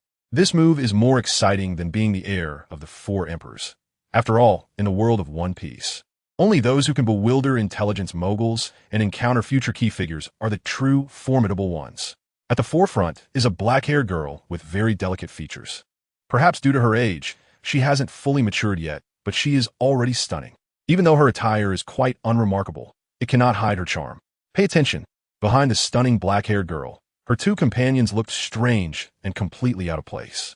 Rayleigh, with a face full of disbelief, said, "Are you saying he had already foreseen today? That's impossible." Leifa responded in a deep voice, "It seems you really have seen him." That eerie and precise prophecy from Poison Q matches perfectly with the encounter of Giuroliosa. Rayleigh pressed on. Can he really foresee the future? Leifa nodded. So far. It seems so. The fisherman suddenly spoke up. I believe it. Secret intelligence from the guild says there are people in the world government who can foresee the future. I didn't believe it before, but now it seems to be true. Leifa turned to Giuroliosa. Do you know more about him? She shook her head, and Leifa changed the subject. These three must be your juniors, right? Just escaped from Mariewa? Giuroliosa instantly became vigilant, and the three girls looked terrified. Leifa is from the Navy. Does he want to take them back? Rayleigh laughed to ease the tension. If he really wanted to capture them, why bother with all this talk? Leifa added before I came in, you were discussing how to avoid the Navy and send them back to Amazon Lily, weren't you? The fisherman sighed. You really know everything. Leifa took the initiative to propose. I'm just about to leave. I can give you a ride, and no one dares to check my ship. Giuroliosa asked in confusion. Why help us? Leifa shrugged. Just a small effort, not a risk. Shuki also encouraged. How rare is this opportunity? Don't miss it. Giuroliosa nodded in agreement. After bidding farewell to the three, Leifa took Giuroliosa and the Hancock sisters back to the Harmony. You absolutely wouldn't believe it. Poison Q can actually foresee the future, and his ability is outrageous enough to overturn common understanding. Leifa seemed to have a god's perspective, knowing even about others' private schemes, with insight that was explosive. The Hancock sisters just escaped and encountered a benefactor. Their luck was off the charts. This was even more thrilling than Luffy's chance encounter with the Empress. With high-energy moments making fists clench, the cheat mode was fully activated. Wherever Leifa went, he could grasp the overall situation. With an intelligence network even more ruthless than CP0, the world government hides a person who can foresee the future, and the secret was exposed on the spot. Hancock's beauty was heavenly, and the future Empress was already in the spotlight. This operation was even more exhilarating than being the successor of the four emperors. After all, in the world of One Piece, being able to easily manage secrets from all sides and also binding the future empress in advance makes one truly ruthless. Before Leifa arrived, Giuroliosa was indeed inquiring about Rayleigh and the others' opinions. Take a look. Even if Rayleigh and the others are powerful, they have no way to deal with the Navy's inspections when leaving Sobriety for Amazon Lily, either getting checked or resisting and attracting a lot of pursuers, leaving them all scratching their heads in worry. As soon as Leifa arrives, he instantly solves the problem. as a famous Navy rising star in the New World. No one dares to inspect his ship, and taking a few people along is like a game. On the deck of the Harmony, a barbecue party is in full swing, with GOLD, Roger and Hancock's three sisters as special guests. Hancock timidly asks, "Aren't we supposed to hide in the cabin? The Navy is all around." Leifa laughs while flipping the barbecue. "Hancock, don't be afraid. Everyone has one nose and two eyes. If someone bullies you, just smash their head." He hands over the barbecue. "Eat first, there's plenty." Suddenly, Tiffany pops up. "Boss, are you interested in this girl? I can help you out." Leifa warns, "Don't mess around. I'm not interested in little girls." He knows that Tiffany's ability can alter people's subconscious, even tougher than hypnosis. Hercules walks over with a drink. "Boss, where are we sending them after this?" Leifa points to the sky. "First, send them to Amazon Lily, then take a break for a while, and then go up there." Hercules looks curious, and Leifa smiles mysteriously, refusing to reveal what up there is. You absolutely wouldn't expect it. A problem that even Rayleigh couldn't solve is resolved in a single sentence by Leifa, with his identity privilege making a splash. Tiffany's ability is against the heavens, altering people's subconscious as if it's child's play. Leifa says he wants to go up there, raising the suspense to the max, making people anxious. This is even more lively than Luffy's banquet, with high energy and clenched fists throughout. The cheat mode is fully activated. Wherever Leifa goes, he has a pass. The Navy has to take a detour when they see him. The team skills are exceptional. Barbecuing, controlling the situation, and combat power are all online. Hancock's beauty is extraordinary, experiencing VIP treatment as the future Empress. This operation is even more exhilarating than being the heir to the four emperors. After all, in the world of One Piece, making legendary figures feel troubled is as easy as drinking water, and daring to claim they will go up there is true ruthlessness. Since the fall of the German kingdom and the chaos at Mariewa, the sea has been calm for a long time, but of course, this is only relatively speaking. Look out! After the arrival of the Great Pirate Era, incidents have increased significantly compared to before. But major events like the fall of Germa or the chaos in Mariewa don't happen every day. In the blink of an eye, 2 years have passed, and the infamous name of the violent wolf Leifa has grown even more prominent, with countless pirates and bounty criminals having perished at his hands. When he was promoted to the rank of commander, Quiff and the others also became majors. Hagridis, who doesn't like to be in the spotlight, is fully focused on research, using Leifa's 21st century insights to modify the Harmony into something increasingly outrageous. However, Leifa feels that this kind of life is still too boring. Soon, the Harmony, riding the ascending sea current, rushed to the sky above Gaia Island, and everyone on board was stunned. Before them was an endless ocean of clouds. Leifa was shocked. This is the White Sea. Above it is the White Sea, home to the native inhabitants of the Sky Island. Hagridis was excited to the point of boiling blood. There really is such a place. Leifa said he wanted to go to Baika and needed to ask someone for directions. So he jumped off the ship, creating a sound wall beneath his feet, using sound waves to detect the direction, confirming the route in just over a minute. Just as he was about to set off, Logut suddenly shouted, "Who's there? Come out." Something was stealthily moving within the clouds of the White Sea. Immediately after, a fireball shot towards the Harmony, but Logut raised his hand, and the fireball disappeared instantly. Leifa's eyes lit up. "Your invisible fruit can be used from a distance?" Logut rarely smiled. "I just mastered it. Perfect timing to give it a try." You would never have guessed. Leifa's team collectively got promoted in just 2 years, with both combat power and position skyrocketing. The Harmony was transformed into a godly ship that could soar to the Sky Island. Logut's fruit ability upgraded, allowing him to eliminate attacks with a wave of his hand, looking incredibly cool the entire time. This was even more thrilling than Luffy soaring to the Sky Island, keeping fists clenched in high energy throughout. The cheat mode is fully activated. Leifa seemed to have activated a storyline cheat, knowing the Sky Island like the back of his hand. Hagridis's explosive research ability was crucial for the ship's transformation. Logut's stealth and fruit buffs meant the attackers had no chance to strike. This operation felt even more exhilarating than being a successor to the Four Emperors. After all, in the world of One Piece, those who can lead their team to ascend together and effortlessly counterattack ambushers are the true ruthless ones. Just recently, he had mastered it and hadn't had the chance to test it out until now. Logut rarely showed a hint of a smile. "Look out!" As Luigut's voice fell, a person riding a skateboard, carrying a cannon barrel, and wearing a monster mask suddenly appeared in the White Sea, speeding around the Harmony. Quiff, with his violent temper, jumped up and rushed over with moon steps, shouting, "Stop playing tricks and come here." The masked person was stunned by this maneuver, and Quiff wasted no time. Grabbing at the opponent, the masked person reacted quickly, turning the cannon barrel and firing a fireball. Quiff transformed into a half-golden horned rhinoceros form, enduring the fireball without a scratch, and then grabbed the person back onto the deck, throwing them down with a bang. Just as the masked person was about to move, they raised their hand to launch a shockwave towards Quiff, but Leifa snapped his fingers, sound barrier, effortlessly blocking the attack. Hercules stomped his foot, and 4 iron rings instantly bound the masked person's limbs. Leifa crouched down to remove the mask, revealing a young face. The person shouted angrily, "Damn Qinghai people, let me go." Leifa laughed. "Are you from Sandia?" The young man was confused. "Aren't you washed ashore by the current?"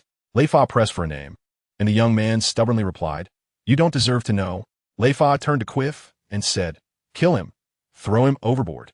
Quiff grabbed the young man's neck, and he immediately softened. "I'll tell you. My name is Weibo."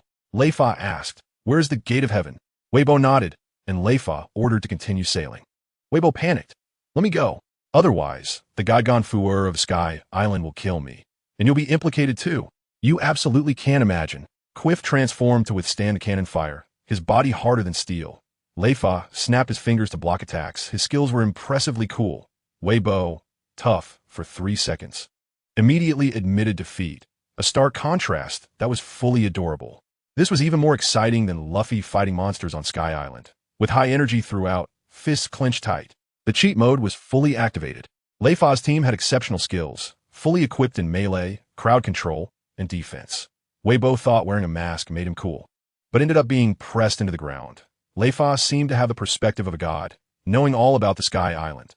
This operation was even more exhilarating than being the heir of the 4 emperors. After all, in the world of One Piece, the true tough guy is someone who can educate the natives of Sky Island while knowing its secrets inside out.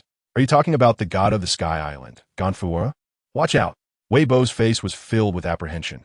Gonfuer is a former false god, and the current false god is Enel, who can easily see through everything in the White Sea. Leifa was stunned. According to his memory, Enel was supposed to destroy Baika and defeat Gonfuer, the god of Sky Island, 5 or 6 years later, but now he had appeared ahead of time. He originally wanted to ask Gonfuer for Baika's location, but unexpectedly, Enel came to him, and he felt secretly pleased. This trip was going too smoothly. Leifa asked, "Can we encounter Enel by going to the White Sea?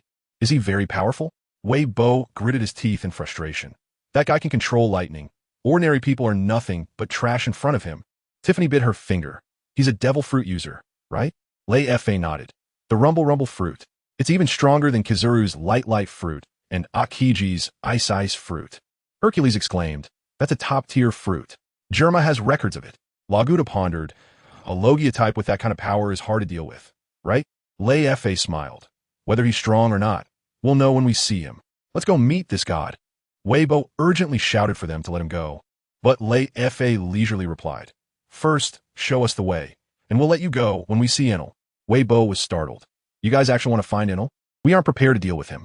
Leifa teased. "If you're scared, just say it." Weibo, provoked, jumped up. "Who has scared? Let's go." Soon, the Harmony arrived at the Gate of Heaven, and Weibo shouted, "You need a Pippy Shrimp to go up here. There's a guardian from the Divine Realm." Before he finished speaking, Leifa said to Hercules, "Charge up." Hercules stomped his foot, and the Harmony accelerated directly, charging up the Cloud Sea Passage. You would never expect it. Enel actually went online ahead of schedule, and the plot twist came unexpectedly.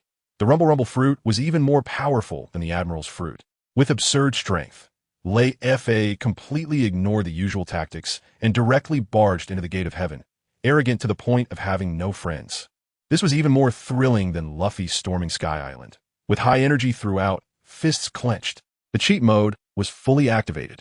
Leifa seemed to have a god's perspective. Even knowing Enel's details clearly, Hercules controlled the divine ship with ease, crashing through obstacles effortlessly. Weibo was tough on the outside but soft on the inside, acting like a human GPS throughout, with a full contrast cuteness. This operation was even more exhilarating than being the heir to the 4 emperors. After all, in the world of One Piece, only a true ruthless person could make the top villain appear early and dare to crash through the Divine Realm's obstacles. Hercules nodded silently at the words, only lightly stomping his foot. The next moment, the harmony accelerated again, rapidly charging up that cloud sea passage. Attention! The gatekeepers on both sides of the gate of heaven hurriedly reported, "Great God! Unidentified individuals have broken through the checkpoint by boat and are rushing towards the White Sea. Please pay attention, along with the priests." A few hours later, the Harmony ship rushed to the White Sea, the true realm of the gods, the Sky Island.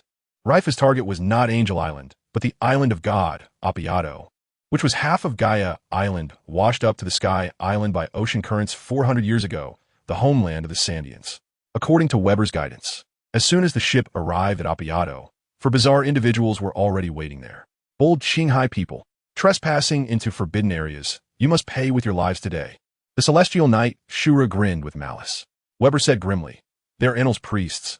Shura, Sadali, and Gadats." Leifa was too lazy to waste words. "Bring out Enel. Don't waste time with the small fry."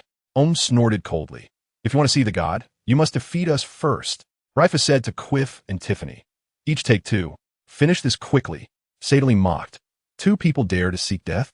Before he finished speaking, Quiff had already flashed to his front. Sadali wanted to use Haki, observation, to see through the attack, but was stunned. "Why can't I see through it?" Quiff directly grabbed his neck and smashed him hard to the ground. Before Sadali could get up, Quiff stepped down, and with a crack, Sadali was instantly eliminated. Shura's eyes nearly popped out. "Is that it?" Quiff instantly flashed to his front, killing intent fully charged. You absolutely wouldn't expect it. Quiff's speed was faster than lightning. Crushing the priests in just 2 moves, his combat power exploded to an unbelievable level. Enel's subordinates were arrogantly crushed in less than 3 seconds. The whole scene felt like a farce. Leifa's single word determined the battle situation, the aura of the big boss fully charged. This was even more exhilarating than Luffy beating the Sky Island priests, with high energy and clenched fists the whole time. The cheat mode was fully activated. The average combat power of Leifa's team was at the ceiling, while the priests appeared fragile before them. Quiff's physical strength was comparable to iron blocks, and his strikes were instant kills. Weber transformed into a human-shaped commentator, revealing the enemy's details clearly. This operation felt even more thrilling than being the heir to the 4 emperors. After all, in the world of One Piece, being able to treat the priests of the God Realm as mere fodder and remain unfazed the whole time is what it truly means to be ruthless. While Shura was in shock, Quiff had already thrown aside the immobilized Sadali and instantly flashed in front of Shura. "Watch out!" As Shura was taken aback, he swung his cone-shaped weapon towards Quiff. Quiff caught it barehanded and sneered. "You think you can use a toothpick to pick my teeth?" With a sudden yank, he slammed Shura to the ground, and with a loud crash, Shura was instantly defeated. On the other side, Tiffany simultaneously took care of Gatas and walked towards Ohm with a smile. "It's your turn now." Ohm drew his sword and swung wildly. But he couldn't even touch the hem of Tiffany's clothes, as if he were cutting through air. Weber looked confused. What kind of move is this? It turned out that Tiffany hadn't moved. She directly used her ability to pull the enemy into a beautiful dream, making them act out a farce. Leifa helplessly said, "Stop messing around. Let's finish this quickly." Tiffany nodded, and suddenly Ohm slashed his own throat with his sword and fell to the ground. Tiffany raised an eyebrow. "Didn't you say that once we dealt with the 4, Enel would appear?" Leifa pointed to the treetop. "He's here." Everyone looked up, and on the treetop sat a young man wearing a white headscarf and carrying 4 drums. None other than Enel. Leifa spoke up. "Enel?" The other party grinned wickedly. "A person from the Blue Sea dares to call the name of a god. Quite bold." Leifa got straight to the point. "2 things. First, the owner of Sky Island needs to be replaced, and second, I want to ask if you're willing to join me. I am Navy Brigadier General Leifa." Enel was taken aback. "You want to take Sky Island and make me your subordinate?" Leifa nodded. "Your understanding is correct. You would never imagine." Quiff smashed the priest barehanded. His combat power was explosive. Tiffany eliminated enemies in seconds with dream-making. Her skills were unmatched. Leifa dared to confront and take Sky Island face-to-face, recruiting Enel, showing an arrogance that reached the ceiling. This was even more thrilling than Luffy directly confronting Enel, with high energy throughout, clenching fists tightly. The cheat mode was completely maxed out. Leifa's team was crushing both in close and range combat. Enel was given an eviction notice as soon as he made his entrance, and the altar collapsed in an instant. Weber went from hostility to being dumbfounded, acting like a mood setter the whole time. This operation was even more exhilarating than inheriting the position of a Yonko. After all, in the world of One Piece, Being able to treat the Sky Island priest like an ant and daring to handle a user of the Rumble Rumble fruit is the true definition of a ruthless person. Indeed. Leifa smiled and nodded. Look, Enel suddenly threw his head back and laughed wildly, slapping his thigh and laughing to the point of tears. Yah! Leifa shook his head and asked with a smile, Is it that funny? Enel's smile abruptly faded, his eyes revealing a murderous intent. Foolish mortal, do you think defeating 4 worthless beings allows you to challenge a god? Leifa replied with pity. I thought you were just pretending to be a god out of boredom, but it turns out you really see yourself as one. Enel was filled with rage, but Leifa continued to question him. As a user of the Rumble Rumble fruit, you may be strong as a Logia type, but you are not invincible. Don't be narrow-minded. You're seeking death. Let me show you the power of a god. Enel raised his hand and swung it violently. Judgment of God. A lightning bolt nearly 10 meters wide descended from the sky, striking the thousand sunny. Weibo was terrified and covered his head, yet he was not hit. The lightning bolt was blocked mid-air by a sapphire blue force field, crackling before dissipating. Leifa looked at Hercules. As expected, it was completed. Hercules smiled. As you said, it took half a year to create the anti-laser shield. With this kind of attack, we have nothing to fear, even if it comes hundreds of times. Weibo was left dumbfounded. It actually blocked the judgment of God. Enel was also stunned. This was the first time someone had blocked his attack since he ate the fruit. Previously, all his enemies were like ants before him, but now a mortal had countered his move, shaking the pedestal of the god. You would never guess. Leifa had already predicted Enel's attack and had Hercules create the anti-thunder artifact in advance. His intelligence was on full display. Enel's killing move felt like a mere tickle, and the prestige of the god shattered into pieces. Weibo went from despair to shock, his expression completely out of control. This was even more intense than when Luffy hit Enel with the golden bell. The energy was high and fists were clenched throughout. The cheat mode was fully activated. Leifa was not only powerful in combat, but also understood how to use technology for dimensional strikes, effectively countering the Logia-type abilities. Hercules' research capability was explosive, casually creating a shield that sealed the god's powers. Enel went from wild laughter to confusion. The contrast was absurd. This operation was even more thrilling than inheriting the title of a Yonkou. After all, in the world of One Piece, the true ruthless person is the one who can make a Rumble Rumble fruit user suffer, relying on technology to overpower the power of a god. Before this, no matter what kind of enemy it was, or how many enemies there were, it made no difference to Enel because no one could block his attacks, and no one could harm him even a hair. It was precisely because of this that he gradually saw himself as a deity. Pay attention. Enel couldn't believe his eyes. This person from Qinghai can actually block my attack? After the shock, he suddenly laughed wildly. Yahaha, this is so interesting. It's been a long time since I've felt this excited. Before his laughter faded, Leifa instantly appeared next to Enel in the treetop and walked closer. Do you still think you are a god? Enel grinned wickedly. Mortal, just now, I only used 1/10 of my power. You dare to oppose a god with a casual attack? Before he could finish his words, bang, Enel was sent flying like a sandbag, crashing through 7 or 8 large trees before hitting the ground. Leifa quickly caught up, smiling. What did you just say? I didn't hear clearly. Go on. Blood trickled from the corner of Enel's mouth, completely bewildered. He actually managed to hit me? Shouldn't physical attacks be ineffective against me? Tiffany was also confused. Why isn't he dodging? Is he stupid? Hercules suddenly laughed. I understand. The boss said he's strong, but not strong, and the truth is here. He explained. The Sky Island has no armament hockey, and Enel has never been hurt by anyone, thinking that only Sea Prism Stone can touch him. He thought Leifa's punch was useless, so he didn't dodge or defend. Quiff suddenly realized. So he's arrogantly seeking death? Hercules nodded. His fruit's potential is comparable to that of a vice admiral, but on Sky Island, he has no decent opponents. He knows nothing about martial arts or hockey. He's just a fruit nouveau riche. You would never expect it. Leifa's teleportation, a punch, sent Enel flying.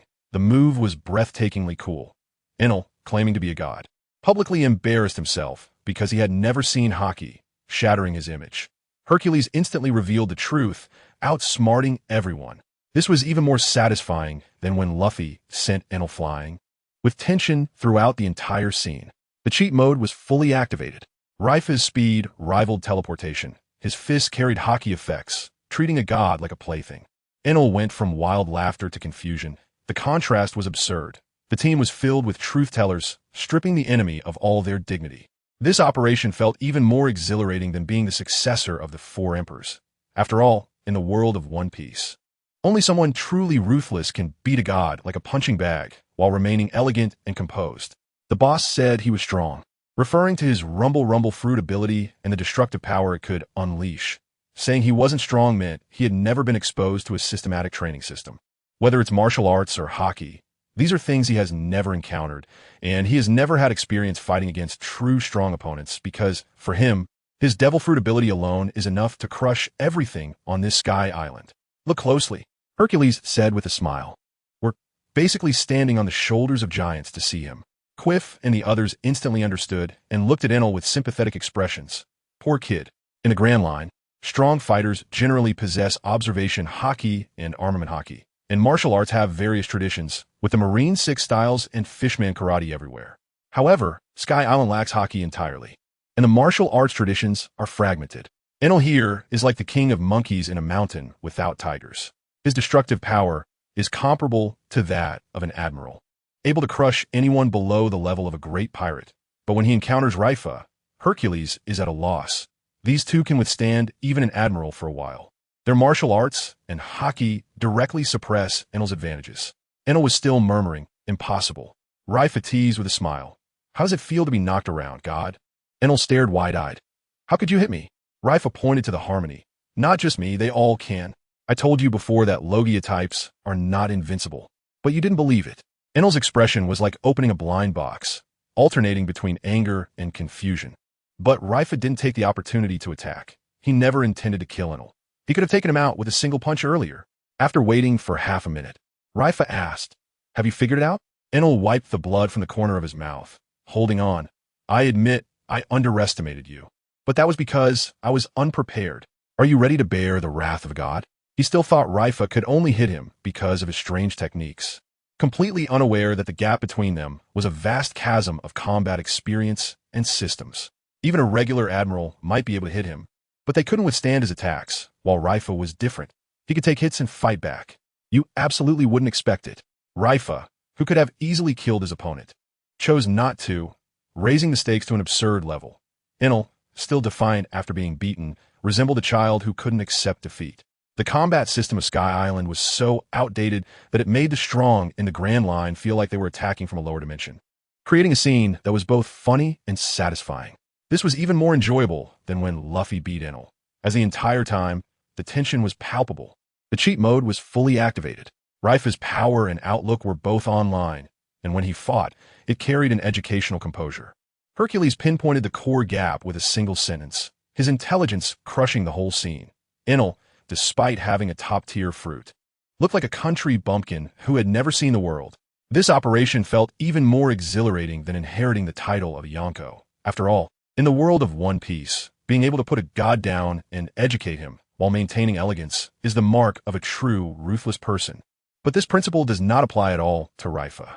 Look, Enel's misunderstanding is destined to lead to his tragedy. 30 million volts, Thunderbird. Enel tapped the drum on his shoulder, and the giant Thunderbird swooped down at Leifa. Leifa instantly vanished, and a voice came, pretty fast, but not as good as a Logia user who can turn into light. Enel searched with observation hockey for a long time, but couldn't find Leifa's trace. Looking for me? Leifa suddenly spoke from behind him, punching him away and crashing him into several large trees, just like last time. Enel got angry and teleported behind Leifa to take revenge, but his fist was caught by Leifa. I told you, speed won't win against me. Leifa slammed him down like a sandbag more than 10 times before throwing him away. Enel completely went berserk, raised his hand and shouted, 200 million volts, Thunder God. Instantly transforming into a 100-meter-tall thunder giant, he slammed down with his palm, shaking the entire island, and even the harmony was swayed by the airflow. Weeb looked dumbfounded, fear all over his face. This is something no human can contend with. Hercules, however, said solemnly, this guy's a genius. Developing the thunder fruit to this extent without any guidance is incredible. But Leifa remained calm throughout, not panicking at all. In his eyes, this giant was just a big charging treasure. You would never guess. Leifa's speed was faster than teleportation, making Enel look like a monkey. Enel used his ultimate move to become a giant, but he didn't even touch the corner of Leifa's clothes. Weeb went from shock to despair, perfectly highlighting Leifa's strength. This was even more intense than when Luffy knocked Enel in his Thunder God form, with high energy and clenched fists throughout. The cheat mode was fully activated. Leifa seemed to have activated a dodging cheat, making all his attacks miss. Enel fell from the pedestal to become a sandbag, his prestige shattered. Hercules accurately praised his opponent without affecting his own boss's dominance. This operation was even more thrilling than being the heir of the four emperors. After all, in the world of One Piece, being able to toy with a thunder giant and do it elegantly makes one a true badass. I have to admit, this guy is definitely a genius. Hercules said with a serious expression, developing the thunder fruit to this level without any guidance or reference is truly an incredible achievement. Look, Quiff gazed up at the thunder giant, exclaiming, "This power is incredible. Ordinary sea pirates can only run away." Tiffany worriedly asked, "Is the boss going to be okay?" Laguda reassured her, "Don't worry. His attack speed has decreased. He couldn't even touch the boss before, and now he has no chance." Hercules nodded. He's blinded by anger. As soon as he finished speaking, Leifa stepped lightly, instantly flying to a height of 100 meters, standing eye to eye with the thunder giant.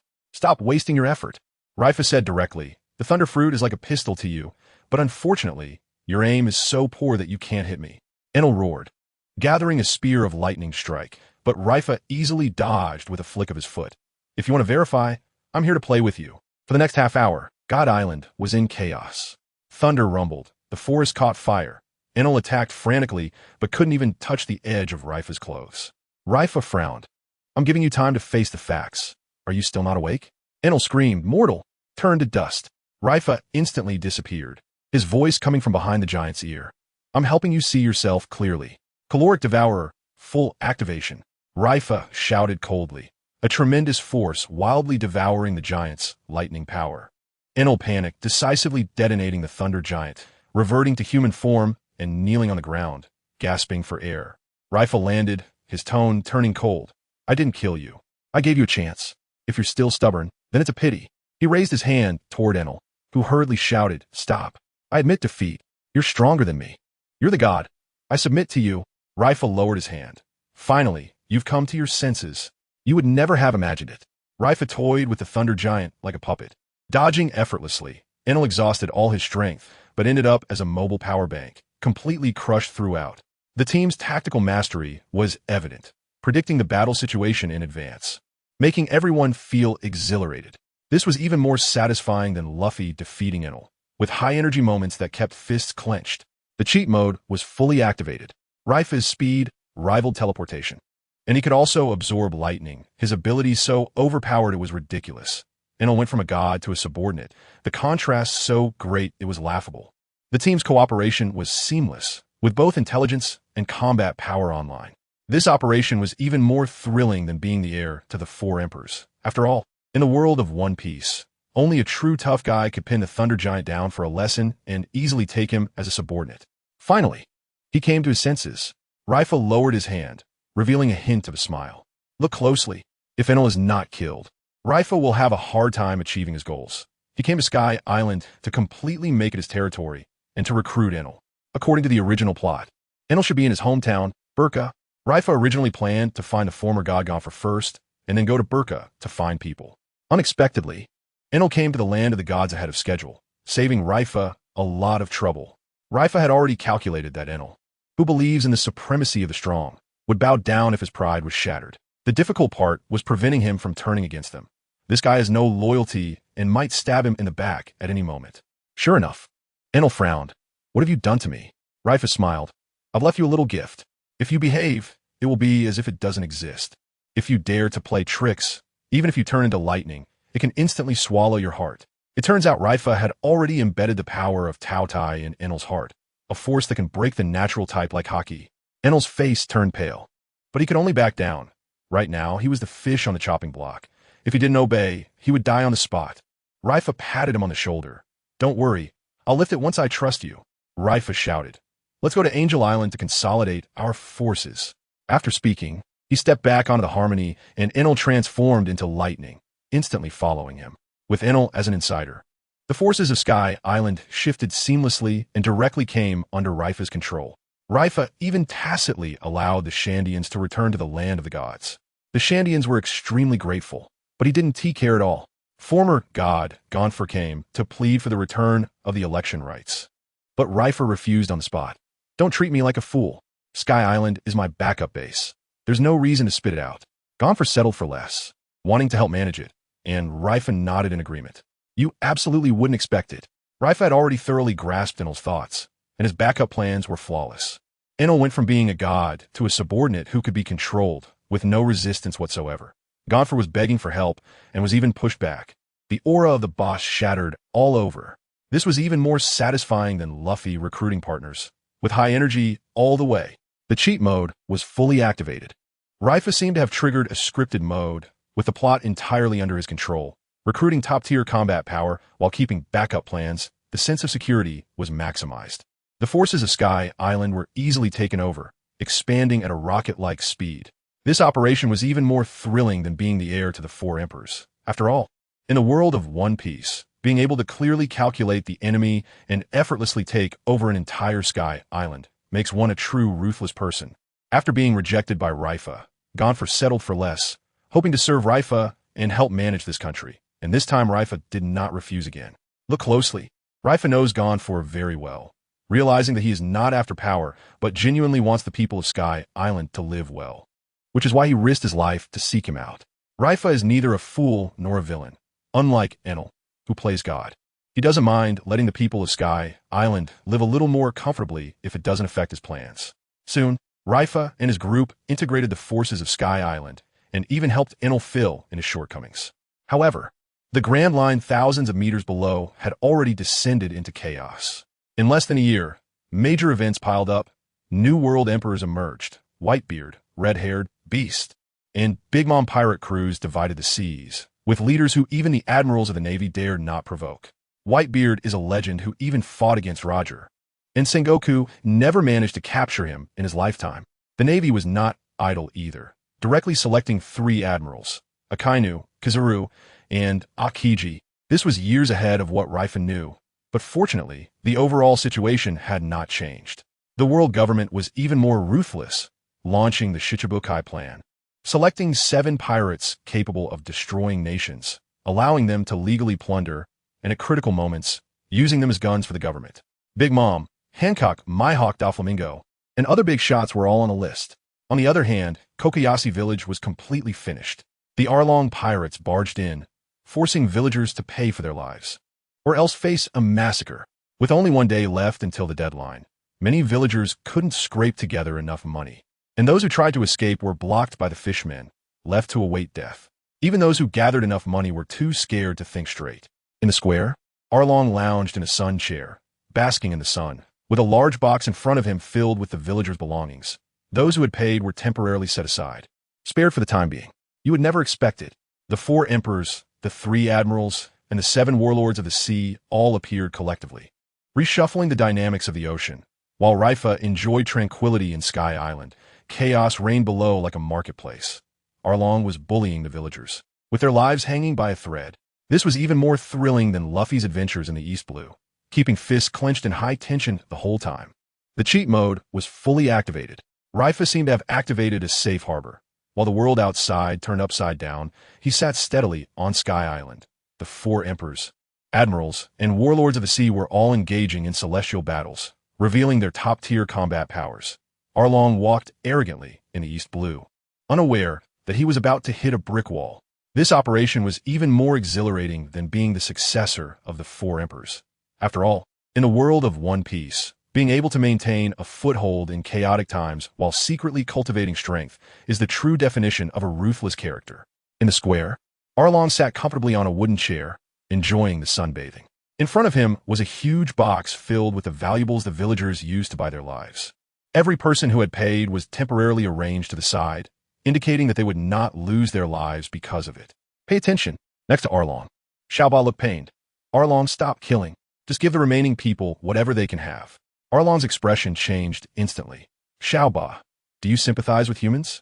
Have you forgotten how humans treat us fishmen? Captain Tiger was killed by humans.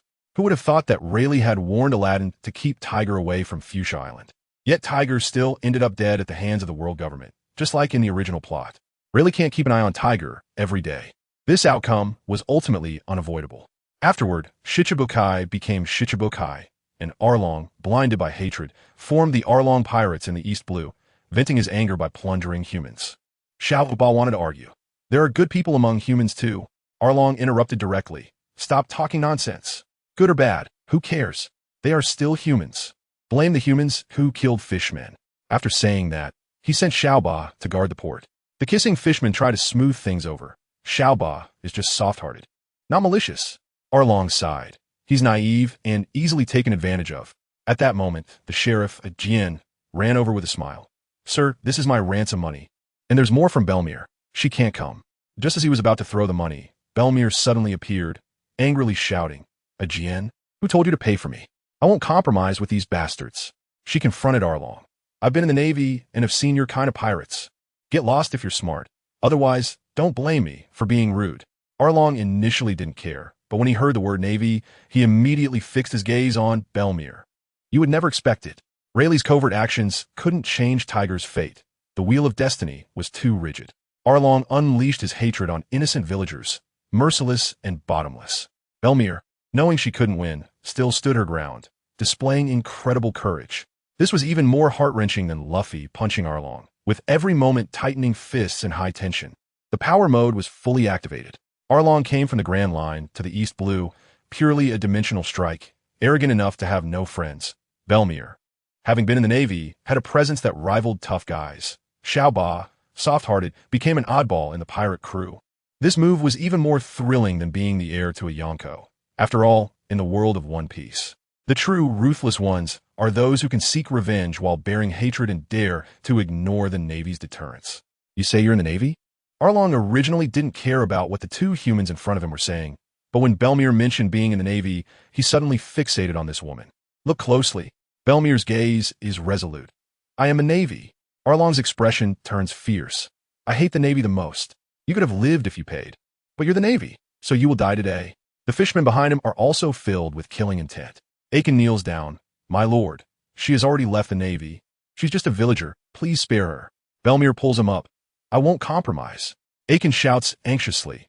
If you die, what will happen to Nojiko and Nami? Arlong impatiently swings his fist, and Aiken and Belmir are instantly knocked away. Two little girls run over crying. Blue-haired Nojiko chokes out. Belmir, are you okay? Belmir urgently shouts. Hurry and take Nami away. Arlong smirks wickedly. Should I kill these two little brats as well? Orange-haired Nami holds back her tears, extending her small hands to block the way, and Nojiko rushes up to protect her side by side. The two small bodies tremble, but do not back down. Crack! Thunder rumbles, and a figure wearing a white headscarf, with its upper body exposed and 4 drums on its back, sits cross-legged in midair, its long earlobes extremely eye-catching. Arlong jumps back in shock. Who is that? The other party looks down with a cold smile. Mortal, don't you recognize a god? Arlong angrily charges forward and swings his fist, but his punch goes right through the figure. The other still smiles. Dare to strike a god? Are you ready to die? Arlong is filled with shock and anger. You're a Logia user. You would never have guessed.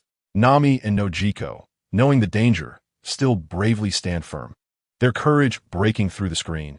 Arlong, who walks arrogantly in the East Blue, cowers in front of a Logia user. The mysterious powerhouse descends from the sky, making a stunning entrance. This is even more thrilling than Luffy saving Nami, and the energy is high throughout, clenching fists tightly. The cheat mode is fully engaged. The mysterious powerhouse brings a divine aura with them, and Arlong's punch going through is like child's play. Belmir, desperate to protect her daughters, may lack strength but makes up for it with courage. The sisters, at such a young age, dare to confront pirates, showing the early signs of future queens. This move feels even more thrilling than being the heir to the 4 emperors. After all, in the world of One Piece, only someone who can instantly break the defenses of the East Blue Overlord while carrying a savior's halo is truly ruthless. You're a Logia user. Arlong is filled with shock and anger. Look, Eren comes from the Grand Line and knows how terrifying the Logia-type devil fruits are, but he never expected to encounter a Logia user in the East Sea. Inaru watched Eren struggle with a smile, not making a move. At this moment, Leifa's voice came from behind. Inaru, stop messing around. Inaru responded with a smile and disappeared in an instant, allowing Eren's trapped hand to finally move. When he turned around, he was stunned. It was you. The person was indeed Leifa, and standing beside him was the earlier Inaru. Aaron's expression was complicated. Leifa was a Navy commander, a rising star in the Navy, and likely to become an admiral in the future, plus he had the Marshal as his father. But Leifa was an exception. Tej had always considered him his most trusted friend. No matter how much Aaron hated the Navy, he couldn't bring himself to hate Leifa. Leifa spoke. Aaron, have you stooped to bullying little girls? Bullying the weak is the venting of cowards. What good does it do for the fishmen? Aaron's expression changed, and Leifa continued. Tej was the true brave one, disregarding life and death for the fishmen. He had told you not to hate humans, right? Seeing Aaron nod, Leifa pressed on. He was once a slave to the celestial dragons. How could he not hate? But what you're doing will only harm Fishman Island. Aaron lost focus. I've saw an event for Tej and my compatriots. Leifa waved his hand. I know, which is why I came to find you. Hody Jones from Fishman Street is plotting a conspiracy that will endanger Fishman Island. You are the most suitable person to stop him. You absolutely wouldn't believe it. Leifa actually came all the way to the EC to find Aaron. His vision is absurdly large. Inaru transformed from a god to Leifa's sidekick, creating a delightful contrast. No matter how fierce Aaron is, he can only soften in front of Leifa. This is even more intense than Luffy persuading his enemies. With high energy and clenched fists throughout, the power mode is fully activated. Leifa carries an aura wherever he goes. Even his enemies give him face. Inaru's Logia abilities become sidekick skills, easily controlling the battle. Aaron transforms from an arrogant pirate to a task executor with a complete 180-degree attitude shift. This operation feels more intense than being the successor of the Four Emperors. After all, in the world of One Piece, the true ruthless person is the one who can make enemies put aside their hatred to get things done while controlling the situation throughout. There's a fishman named Hody Jones on Fishman Street. I don't know if you remember him, but he is currently secretly plotting a conspiracy. However, his actions will only put Fishman Island in a very dangerous situation. I hope you can go and stop him. You're the most suitable person to complete this task. Pay attention. Leifa walked over to Arlong. After finishing this, you stay at Fishman Island and expand your crew. Trust me, I'll give you the chance to save Fishman Island from the root. Just be patient. Arlong bowed deeply. I understand. Leifa waved his hand. Leave the valuables, go. After the fishmen left, Nami and Nojiko timidly ran over. Big brother, are you from the Navy? Inaru floated cross-legged in the air, lightning flashing behind him, and pretentiously said, Call me God. The two little girls' eyes sparkled. God? Leifa slapped the back of his head. Stop playing the God game all day. Inaru mumbled. It's my first time in the Blue Sea. I'm excited. Now he had long lost his former arrogance. Having been trained and tortured by Leifa countless times, he finally understood that there are always people better than you. Leifa shouted to the villagers, Take back your valuables. The fishermen 1TB coming back. The villagers looked at each other. None dared to move. Belmir crawled over with difficulty. Thank you, sir. What should I call you? Leifa, G5 Marine. Leifa handed over a din mushy, a disposable one. Call me if something happens. I might be able to help you. After saying that, he turned and left. Inaru followed, even winking at the two little girls, a spark of electricity flashing in his eyes, making them super excited. Soon, the two sat on a peculiar little boat, built by Hercules for Inaru, powered by his electricity, stepping on the metal plate to control the speed, adjusting the seat to change direction. Inaru asked while steering, Boss, do you know that woman? Leifa rested his hands behind his head. I don't know her. Then why leave a din mushy? Bore, right? Aren't you also playing the God game with those little girls? You absolutely can't imagine. Leifa arranged for Arlong to start a business with a single sentence. The scale was so big that he had no friends. Inaru transformed from a god into a clingy little brother. The contrast was explosive, casually leaving a din mushy for a stranger. That is what a big shot does, so carefree. This is even cooler than Luffy saving the village and just leaving, the whole time high energy and clenching his fists. The cheat mode was fully activated. Wherever Leifa went, he carried an aura of control, assigning tasks as if playing a game. Inaru's natural abilities became a power bank for the ship. His combat power turned into practical skills. Hercules' scientific prowess was off the charts, casually creating a little boat filled with high-tech vibes. This operation was more exhilarating than being the heir to the Four Emperors. After all, in the world of One Piece, being able to easily manage various forces and train top combat powers into little brothers is the real ruthless person. Just bored, right? Aren't you also bored to play your God game with those two little girls? Leifa said, resting his hands behind his head and leaning back in his chair. Take a look. Enel sneered. TCH, who would believe you? Leifa squinted in the sunlight. Believe it or not, Leifa wasn't telling the truth at all. There was no need to personally run to convey a message to Alone. He came specifically to save Belmir. This woman, who tragically died at Alone's hands while protecting her adopted daughter, had her maternal brilliance linger in Leifa's mind for a long time. Saving her was just a matter of raising a hand, with no other reason than that he wanted to do it. Enel asked again, "Boss, what's next?" Haiti said you have a big move planned. Leifa replied casually, "Saving 2 people and flattening an island."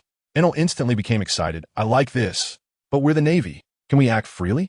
Leifa laughed. "The island I'm flattening is a pirate island, but this pirate has the legal plunder qualification from the world government, so according to the rules, I can't touch him." Enel understood immediately. "You're talking about the warlords of the sea, right? I read in the newspaper that there are 7 super strong pirates." Leifa nodded, and Enel licked his lips. "So thrilling. Just got here, and we're doing big things." Compared to the previous invincible loneliness, he now loved this kind of challenge. Meanwhile, in a small tavern in Dressrosa, people were chatting idly. The king has become a warlord of the sea. He has legal plunder rights, and the Navy can't touch him. Truly worthy of being a king. That's explosive. At that moment, a man cloaked in black feathers and wearing a red scarf walked in, and the tavern instantly fell silent.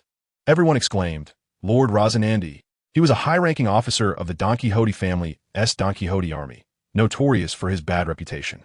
Rosinante had a grim expression, feeling terrible. He was secretly planning to steal the family's surgical fruit to save Law's life, but suddenly received a letter. "Mr. Xiaomigua, meet an old friend in room 3 on the 2nd floor of the Bell Tavern." He rushed over immediately. You would never expect it. Leifa's decision to save Belmir was purely based on his mood. The boss acted on a whim. He boldly declared to flatten the island of the warlords of the sea. Being audacious to the extreme, Rosinante was eager to steal the fruit to save someone, but was led away by a mysterious letter, creating maximum suspense. This was even more thrilling than Luffy storming the territory of the warlords of the sea, keeping the energy high and fists clenched throughout. The cheat mode was fully activated. Leifa could save whoever he wanted and flatten wherever he wished, with his authority fully maximized.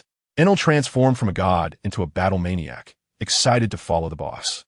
Rosinante was secretly plotting big things, but was manipulated by unknown forces, with plot twists coming out of nowhere. This operation felt even more exhilarating than being the heir to the 4 emperors. After all, in the world of One Piece, only those who can ignore the rules and take on the warlords of the sea while casually rewriting others' fates are the true ruthless ones. Thus, he immediately arrived at the Bell Tavern. Pay attention. Xiaomigua is the code name for Corazon's Navy undercover agent. The writer knows the secret and dares not to avoid it. Once his identity is exposed, Law will be completely doomed. Corazon, with a grim face, rushed up to the 2nd floor of the tavern, pushed open the door of compartment 3, and saw a person drinking with their back to him. The other party spoke. "Why did you take so long? I've been waiting for you for half a day." Corazon widened his eyes in shock. "Xiao Lele, why is it you?" He immediately set up a soundproof barrier. "Are you crazy? This is Doflamingo's territory. If we're discovered, we're both done for." Leifa helplessly replied, "Don't call me Xiao Lele. I'll take you to the villa to talk and let you meet someone." Upon arriving at the villa, Leifa clapped his hands. "Bring him in." Kuei Fu dragged in a bloodied person and threw him to the ground. The person looked up with a grim smile. "Rosinante, you really are a Navy undercover agent." Corazon gasped. "Virgo." Leifa spoke. "He has been an undercover agent in the Navy and has long discovered you. Doflamingo is probably playing cat and mouse." Corazon clenched his fists but shook his head. "I can't leave. I need to steal the Op no Mi to save Law." After hearing this, Leifa secretly sighed. He had brought a lot of butterfly effects. Corazon had risen from major to colonel. Virgo had changed his undercover branch. But Corazon's determination to save Law had not changed one bit. Leifa asked, "Is the Op no Mi with the Don Quixote family now?" "You absolutely won't believe it." Leifa directly stormed into the enemy camp to rescue the undercover agent, showing an audacity that knows no bounds. No matter how deep Virgo hid, he was easily dragged out by Kuei Fu like a little chick, completely overpowered. Corazon, knowing the danger, still charged in to save Law, showcasing brotherhood explosively. This was even more thrilling than Luffy storming Doflamingo's territory, fists clenched the entire time in high energy. The hack mode was completely turned up. Leifa, like he had a god's eye view, knew where the enemy's undercover agents were hiding. Kuei Fu's combat power was off the charts. capturing enemies as if they were in his pocket. Corazon, despite his undercover identity being exposed, dared to confront them head-on, embodying the tough guy spirit to the fullest. This operation was even more exhilarating than being the heir to the Yonko. After all, in the world of One Piece, being able to walk boldly in the enemy's den and rescue the undercover agent clearly is the true definition of a tough guy. Indeed. Look out. Leifa suddenly spoke up. Let's go grab the surgery fruit and flatten the Don Quixote family while we're at it. Corazon was immediately taken aback. Are you crazy? Doflamingo is a great pirate and just became a warlord of the sea. The consequences of acting on your own will be severe.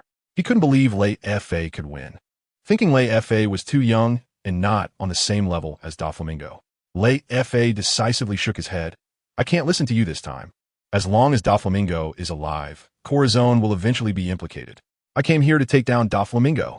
Saying this, he knocked Corazon out with a palm strike and handed him over to Quiff. Take him to rest, gather everyone, and let's meet with the Night Demon.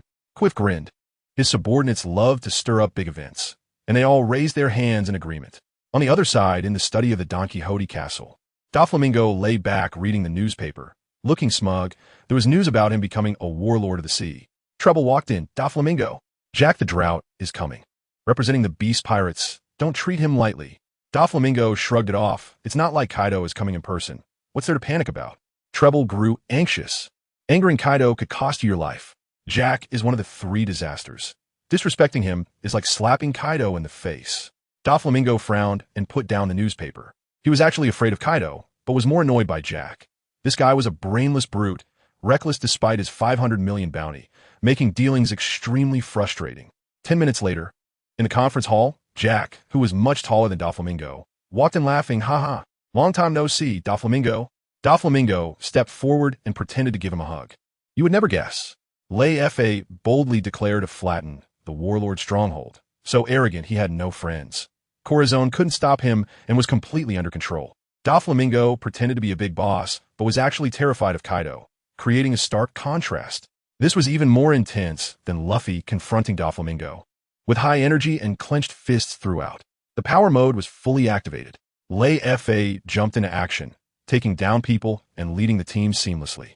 His subordinates were all battle maniacs, eager to stir up trouble more than anyone else. Doflamingo put on a show in front of Jack while being cowardly behind the scenes. This operation was even more thrilling than being the heir to one of the four emperors. After all, in the world of One Piece, only those who can ignore the warlord status and confront their opponents while knowing their weaknesses thoroughly are the true ruthless ones. Indeed, it has been a long time, Jack. Doflamingo stepped forward and gave Jack a hug. Pay attention. After the two sat down, Drought Jack boldly spoke up. Are the weapons and ammunition for the deal ready? We're fighting Whitebeard for territory. It's exhausting, so I came personally to avoid being intercepted. Doflamingo smiled faintly. Don't worry, everything is prepared. We'll trade directly later. Jack patted his chest. I trust you to get things done. By the way, have you become a Shichibukai? Do you have to listen to the world government now? Doflamingo raised an eyebrow. It's just cooperation. You want to give it to you? Jack scoffed. Who cares? Dealing with those idiots is boring. Fighting is much more fun. It's a blast to fight with a Whitebeard crew. Doflamingo asked. Kaido is out. Aren't you at a disadvantage fighting Whitebeard? Jack shrugged. It's just for territory. Whitebeard won't come personally. I'm not afraid of Marco. Suddenly, a guard rushed in a panic. Young master. Someone knocked out the guards and is coming this way. Doflamingo's smile vanished, his veins bulging. Who dares to seek death? Jack laughed heartily. Doflamingo, your reputation isn't enough. You're being attacked at your own door. Doflamingo gritted his teeth, holding back his anger. Gather all the executives. I want him to wish he could live and wish he could die. No need to gather. I'm here. The door to the conference hall was kicked open, and Leifa appeared with a faint smile. Doflamingo frowned. Who are you? Leifa raised an eyebrow. Have you forgotten after a few years? I've been keeping an eye on you since you let me escape from Rotown. Doflamingo instantly exploded. Violent wolf Leifa. He had spent a lot of money investigating Leifa back in the day and had held a grudge, just not recognizing the grown-up Leifa. Leifa laughed. Looks like you haven't forgotten. Doflamingo clenched his fists, his voice coming out through gritted teeth. How could I forget? You absolutely wouldn't expect it. Leifa directly kicked open the door and stormed into the Shichibukai's lair. So arrogant it reached the ceiling, Jack publicly undermined Doflamingo, making the scene awkward enough to dig into the ground. Doflamingo had held a grudge against Leifa for many years, but didn't expect the other party to come knocking at his door, catching him off guard. This was even more thrilling than Luffy storming Doflamingo's territory. With high energy, throughout his fists were clenched. The cheat mode was completely maxed out. Leifa seemed to have activated a navigation cheat, accurately locating the enemy's lair, daring to challenge the combination of Shichibukai and the three calamities. His combat confidence was at its peak. Doflamingo pretended to be a big shot, but when faced with an old rival, he instantly broke down. This move was even more exhilarating than inheriting the title of a Yonko. After all, in the world of One Piece, only those who can make the Shichibukai hate them to the bone and dare to storm it alone are the true ruthless ones. Only those he cannot easily kill for now are worth his grudges, like those high and mighty celestial dragons. And like Leifa, look closely. Last time in Roachtown, Leifa ambushed Doflamingo, which was the most baffling thing in his life. Even after discovering Leifa's identity, he couldn't understand why the other party would target him. It turned out he didn't find out that Leifa and Corazon were both adopted by Sengoku, which left him completely confused. This incident made him furious, and he even put a bounty on Leifa in the underworld, but all the assassins sent were crushed by Leifa, not even getting a chance to enter the city. As a result, Leifa's reputation skyrocketed, and after being promoted to Brigadier General, no one dared to take the bounty, leaving the matter unresolved. But Doflamingo never expected that Leifa would come to his doorstep, barging into the Don Quixote family's base. Treble quickly advised, "Doflamingo, don't be impulsive. The deal with the beast pirates can't be exposed. Today is not the right time to act." Doflamingo suppressed his anger and retorted to Leifa, "I am a Shichibukai. If you barge in and hurt someone, even a world government won't care." Leifa glanced at the masked Jack and smiled. "Timing is everything. As a Shichibukai, colluding with the beast pirates is precisely why I'm here." Doflamingo was enraged. This was clearly just an excuse Leifa made up on the spot. But Jack exploded first. "You little brat, dare to insult the beast pirates?" Leifa replied indifferently, "I wasn't talking to you, so don't look for trouble. Since I ran into you, I'll just crush you." Jack smashed the table, his figure disappearing in an instant, completely unable to tolerate it anymore. "You absolutely wouldn't expect it." The pit Leifa dug to ambush Doflamingo back then is now being filled involuntarily. The boss does things on a whim. Doflamingo's bounty led to him being humiliated. His pride shattered. Jack, with a bounty of 500 million, gets called a beast and loses his cool on spot. This is even more intense than Luffy beating the three calamities. With high energy throughout, fists clenched tightly. The cheat mode is fully activated. Leifa confronts the Shichibukai, scolds the three calamities, and is so arrogant he has no friends. Doflamingo, despite his status as a Shichibukai, is completely restrained, feeling utterly frustrated. Jack, seemingly fierce, is provoked by just a few words, showing questionable intelligence. This operation is even more exhilarating than inheriting the title of an emperor. After all, in the world of One Piece, being able to make two top-tier villains lose their composure while daring to stir up trouble alone is the true definition of a ruthless person.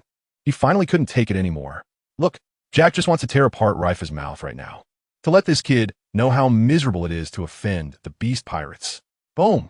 A pillar of lightning suddenly shot out from Leifa's left side, smashing straight at Jack. Caught off guard, Jack was sent flying and crashed hard into the Don Quixote family's building, creating a huge hole. This scene happened so quickly that no one reacted in time. Only Don Quixote Doflamingo saw it clearly and murmured, "This attack could be a Logia type?" Following the direction of the lightning pillar, the young man with the drum on his back floated to the front, grinning wickedly. "Boss, let me handle this fight." Leifa reminded, "Don't let it guard down. He's not easy to deal with." Enel gave an okay gesture. "Which bastard ambushed me?" Jack jumped out from the ruins, looking disheveled but uninjured. Enel hovered in midair, surrounded by lightning. "Mortal, I'm right here, can't you see?" Doflamingo's expression turned serious. "It really is a Logia type. Could it be the legendary Rumble fruit?" Jack roared, "So what if it's a Logia type? I've killed many, prepare to die." Before he finished speaking, his body swelled up, transforming into an ancient mammoth. Mammoth fruit. Ancient type. Instantly, the area turned dry and decayed. Ponds evaporated, grass turned yellow, and the ground cracked. This is the terror of drought. Wherever it goes, the land is desolate. Quiff's face was horrified. "This momentum is at least 10 times stronger than mine." Tiffany dropped her jaw. "Is it that exaggerated?" But Rifle laughed. "A year ago, Enel would have suffered, but now it's different. Just watch." Enel's Rumble Fruit's power is already stronger than Jack's. He just lacked experience. But after training with Leifa, he's no longer the same. You wouldn't believe it. Enel blasted Jack away with his first move. The Rumble Fruit's power was outrageous. Jack transformed into a mammoth, but was told by Leifa that he couldn't defeat Enel now. His prestige shattered. Doflamingo watched the whole time, wide-eyed as he saw two fierce fighters clash. The scene was so intense, it was suffocating. This was even more thrilling than Luffy beating Jack. The entire time, he was clenching his fists in high energy. The cheat mode was fully activated. Enel transformed from a pseudo-god of Skypiea into Leifa's ace. His lightning attacks were incredibly cool. Jack's ancient type combat power was maxed out, but was predicted not to win, creating a stark contrast. Leifa sat back comfortably, training his subordinates into top-tier fighters, the aura of the big boss overflowing from the screen. This operation was even more exhilarating than being the heir to the four emperors. After all, in the world of One Piece, only a true badass can make a calamity-level fierce person become a subordinate experience package. What the outcome will be, we will only know after the fight. Look closely. Enel sneered. I thought you were impressive, transforming into a giant elephant just to scare me? Stupid mortal. Do you not know who you're fighting? Jack roared, less talk. Just die already. He swung his trunk and slammed it down on Enel. Boom, boom, boom. The earth-shattering sound echoed for miles. The ground trembled, and the sky rumbled. The residents of Dressrosa went crazy, thinking it was the end of the world, crying and screaming. Little did they know, this was just the aftermath of a battle between powerful beings. In a small alley by the island, a Navy informant urgently reported to the snail phone. Emergency news. The Beast Pirates and Doflamingo are in a sudden battle. Situation unclear, awaiting instructions. Soon came the reply. The Admiral has set off. Maintain contact. The informant was shocked. The Admiral is actually coming in person? On the battlefield, the buildings had turned to ruins. Jack transformed into a giant mammoth, teleporting above Enel, and stomped down with armed color. Heavenly stomp. Enel raised his hand, and a massive thunderbolt struck down. God's judgment. Jack braced against the lightning, only crying out in pain. That hurts like hell. Enel's eyelids twitched. Yes, actually fine. Looks like I need to get serious. He struck the drum on his back, and two bolts of lightning merged into a thunder dragon. 60 million volts thunder dragon. Jack, unwilling to back down, charged recklessly. Mammoth charge. You absolutely wouldn't expect this. Enel's God's judgment couldn't harm Jack, whose ancient race defense was absurdly strong. Jack charged the entire time without any defense, like he had activated a rage mode. Before the Navy Admiral even arrived, the battlefield was already a chaotic mess, fueling the tension in the air. The cheat mode was fully activated. Enel's lightning attacks were breathtaking, his battle power hitting the ceiling. Jack transformed into a mammoth, with his physical body braving the thunderstorm, maxing out his tank attributes. The Navy informants were simply watching, the news spreading faster than lightning. This operation was even more thrilling than being the successor of the Four Emperors. After all, in the world of One Piece, being able to withstand a Logia and an ancient race while attracting an admiral's attention was the true embodiment of a ruthless character. Mammoth charge. The ancient mammoth also didn't hold back, taking a step forward and charging towards them. Watch closely. Jack takes the first step, and a soil yellow halo appears above his head. With each step he takes, the halo becomes more solid, directly confronting Enel's Thunder Dragon. Enel initially thought it was a show. Foolish beast, do you think your flesh can block my lightning? But in the next moment, he was stunned. The soil yellow halo actually smashed the Thunder Dragon to pieces. Worse yet, he was locked down by an invisible force, unable to dodge or move. In that instant, Jack, with the halo, charged at him, and Enel was sent flying, spitting blood. Jack laughed maniacally. You little brat. Now you know the consequences of provoking me. Queef panicked. Boss Enel, lightning law remained calm. Don't worry, he won't go down that easily. Sure enough, there came a series of booming sound from the ground, getting faster and faster. Enel stood up straight, blood at the corner of his mouth, but grinning provocatively, with lightning surging around him, slowly levitating. I must admit, I underestimated you. He spread his arms wide, his form expanding, Thunder God mode, instantly transforming into a giant of lightning the same size as Jack. He jumped onto the head of a mammoth giant, raining down punches. Jack swung his body, trying to shake him off, but Enel's legs held on tight, leaving him to take the hits. From a distance, it looked just like the Thunder God was beating up an ancient monster. You would never expect it. Jack's soul yellow halo could break through lightning, with defenses that were absurdly high. Enel was initially knocked away, but in the blink of an eye, he activated Thunder God mode for a counterattack, flipping the situation unexpectedly. Lightning Law remained steady throughout, having seen through everything, radiating an aura of dominance. This was even more exhilarating than Luffy beating the three calamities. With high energy throughout, fists clenched tightly. The cheat mode was completely maxed out. Enel went from being suppressed to counterattacking. His Thunder God form breathtakingly cool. Jack's ancient species defense was maxed out, yet he was being brutally beaten, feeling utterly frustrated. Lightning Law's subordinates were exceptionally powerful, cultivated even stronger than his own son. This operation was even more thrilling than being the successor of the Four Emperors. After all, in the world of One Piece, the true, ruthless person is the one who can turn the tables from a disadvantage to overwhelming dominance, while maintaining control of the situation. From a distance, it didn't look like a battle between two individuals at all, but rather like a mythical thunder god fighting against an ancient beast. Look, the battle between Enel and Jack is beyond the understanding of ordinary people in both power and existence. Ordinary people can't even get close. Trouble asks Doflamingo, "Are we going to intervene?" Doflamingo frowns. "Are you going, or am I going?" Jack may be reckless, but his strength is formidable. "I'm not sure I can win. That Thunderfruit user is even more explosive and matches Jack evenly. My involvement would be useless." He glances at Raifuku, and since he is Raifuku's subordinate, can I act without Raifuku taking action? Let's observe the situation first. He then orders, "Prepare the executives for battle. This matter isn't over today." Doflamingo thinks to himself, where did Raifuku find such a fierce person? So strong yet with no prior notice, this is too tricky. While the battle is shaking the mountains and the earth, Raifuku suddenly speaks to Doflamingo. "Do you know why I've always wanted to kill you? Because Corazon, he is your biological brother, and also my big brother." Doflamingo immediately understands. No wonder he became a Navy undercover agent. Raifuku continues, "I foresaw it. Your evil deeds are increasing, and Corazon will eventually be killed by you. If I want to save him, I can only crush you." Doflamingo smirks. "Is that the reason? You've successfully provoked me." A cyan curved blade appears in Raifuku's hand. "Stop talking. Let's go." You would never guess. Doflamingo, as a warlord, dares not act lightly.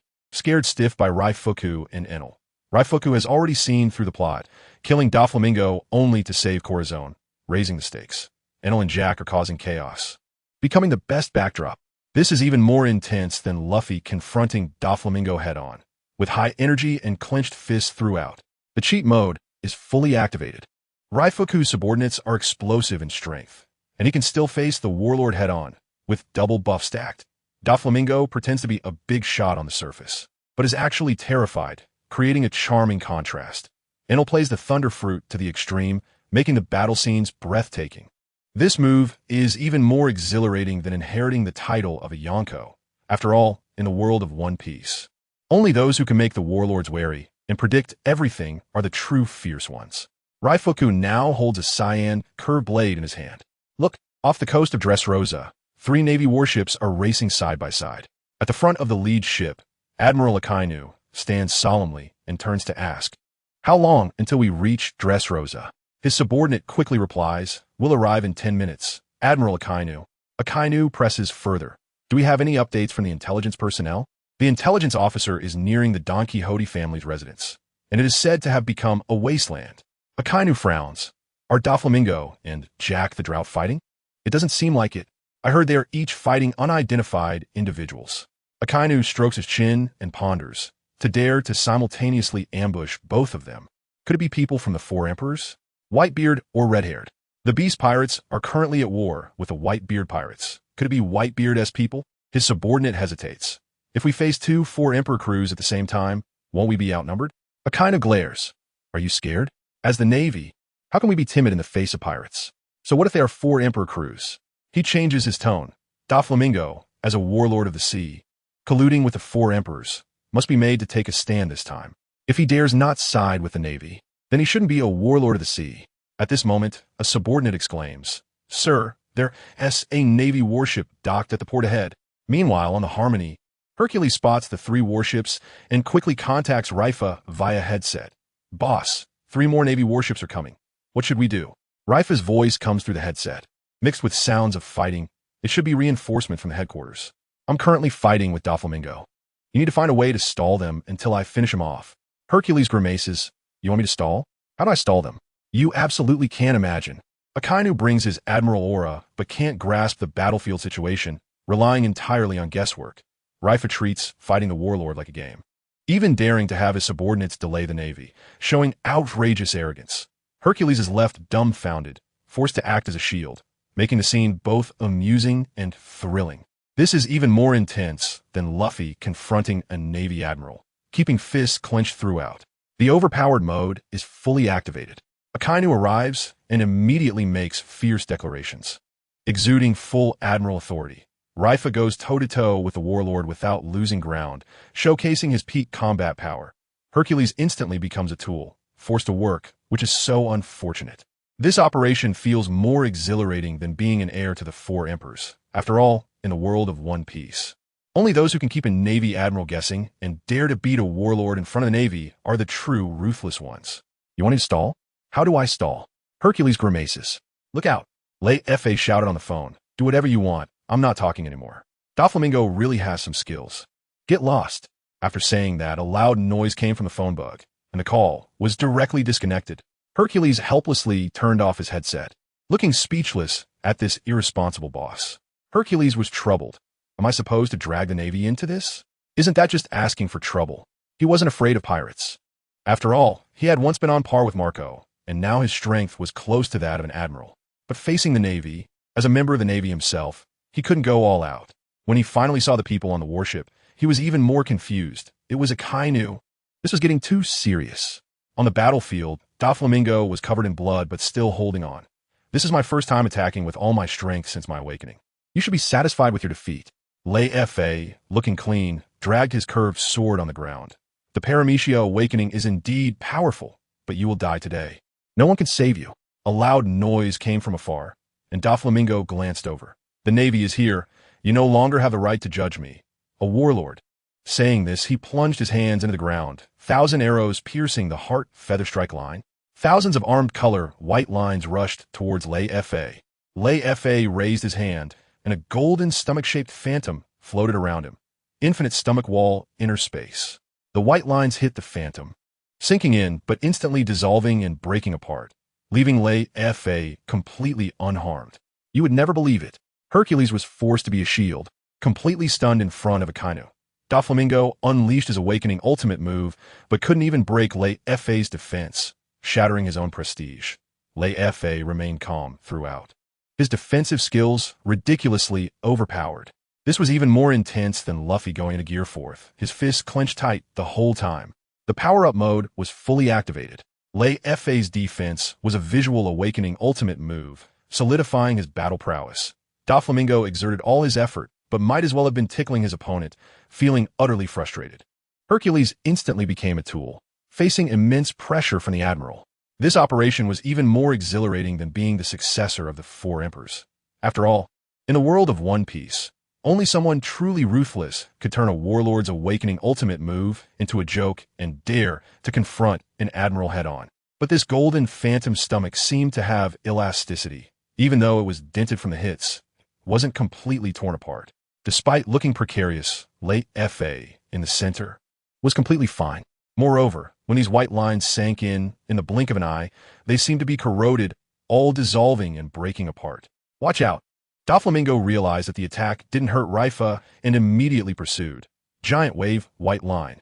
The white line splashed fiercely against Leifa, and this strike could slice a person into hair strands. Leifa roared in the golden phantom's stomach. Sonic wave, nuclear missile. The sound wave shockwave directly dispersed the splashes. Doflamingo became ruthless. 10 sacred deadly bullets. Divine execution. 10 armed white line splashes rushed over, each stronger than the last. His awakened strength was approaching that of an admiral. Leifa didn't dare to be careless, his body swelling to 3 meters. Full opening of the Devourer. Then he swung his sword. Supersonic blade. Extreme slash. Tengu eats the sun. A wolf-headed phantom emerged, biting through the 10 splashes. Doflamingo hurriedly created a white line shield, but was completely swallowed by the phantom. On the other side, Akainu shouted angrily, "Hercules, you have some nerve." Hercules remained calm. "Admiral, please wait. Colonel Leifa will be back soon." The Navy was dumbfounded. A colonel actually dared to confront the most explosive admiral. The Harmony ship extended dozens of laser cannon tubes on both sides, all aimed at Akainu, controlled entirely by Hercules. You wouldn't believe it. Doflamingo's awakened ultimate move was crushed. His prestige shattered. Leifa transformed and unleashed his ultimate move, his combat power breaking through the ceiling. Hercules boldly faced the admiral, with cannon tubes aimed at him so arrogantly. This was more exhilarating than Luffy in Gear 4th, with high energy and clenched fists throughout. The cheat mode was fully activated. Leifa toyed with the 7 warlords as if it were a game, his moves stunningly cool. Hercules, as a colonel, dared to challenge an admiral. Incredibly tough. Doflamingo exerted all his strength, but it felt like he was just delivering heads to his opponent. This wave of operations felt even more thrilling than being the successor of the 4 emperors. After all, in the world of One Piece, only those who can make admirals suffer and bring despair to the 7 warlords are the true ruthless ones. At this moment, dozens of laser cannon tubes extended from both sides of the Harmony ship, all aimed at the direction where Akainu was located. These weapons were all within Hercules' control range. With just a thought, he could mobilize them, or rather, the entire ship was like that. Pay attention.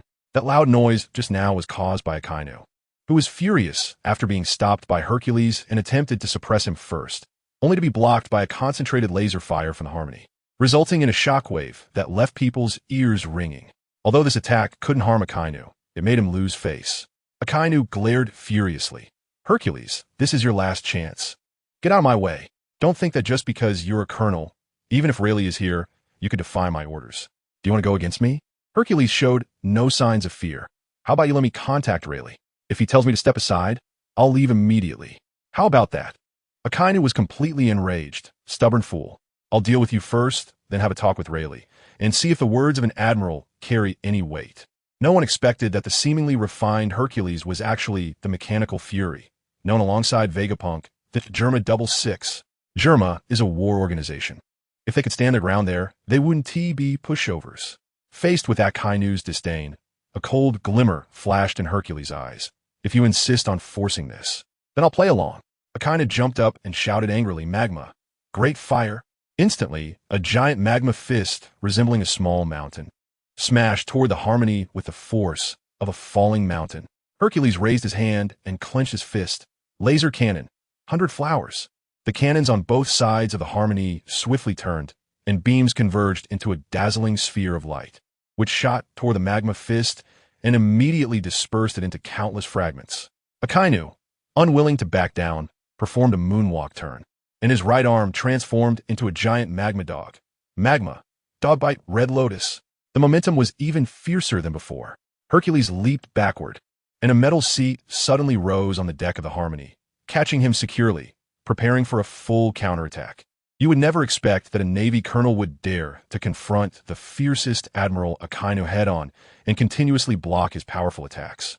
The firepower of the Harmony's laser cannons was more intense than that of the Navy headquarters warships. Akainu, as an admiral, faced embarrassment after being continuously countered, leading to an extremely awkward situation. This was even more intense than Luffy going all out against an admiral. With high energy throughout, fists clenched tightly. The cheat mode was completely activated. Hercules feigned weakness while taking on the nature-type powers. Akainu exuded dominance, but couldn't even take down a single warship, lowering his prestige to the ground. The Harmony was a mobile armory, with so many cannons densely packed, fearlessly confronting an admiral.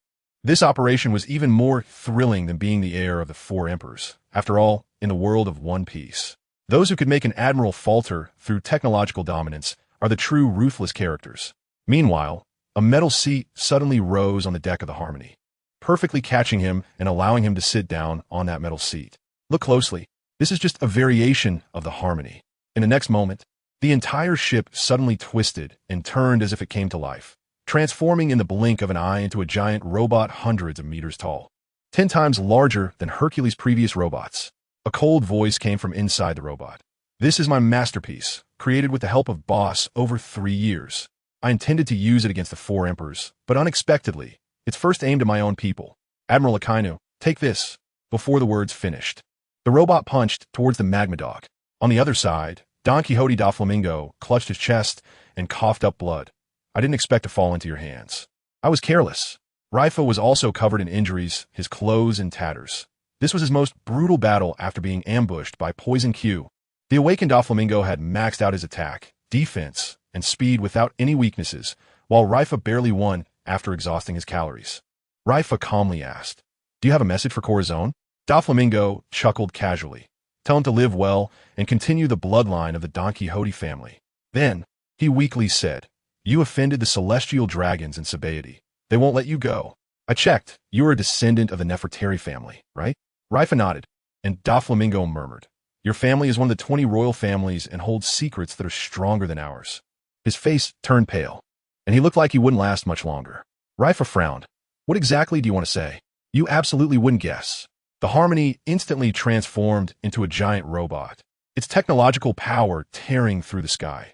Leifa clashed head-on with the awakened Doflamingo, narrowly winning but igniting a fierce battle. Doflamingo revealed Leifa's background just before dying. A shocking twist. This was even more thrilling than Luffy beating Doflamingo, keeping the tension high throughout. The cheat mode was fully activated. Hercules built a robot to confront an admiral, and the technological feats were outrageous. Leifa stood strong against top pirates, solidifying his status as a power ceiling, even in death. Doflamingo was stirring up trouble, fully embodying the charm of a villain. This operation felt even more exhilarating than inheriting the title of a Yonko. Only someone who can turn a warship into a robot and make the 7 warlords acknowledge defeat is truly ruthless. "What exactly do you want to say?" Leifa frowned slightly. "Take a good look." Doflamingo's grim smile.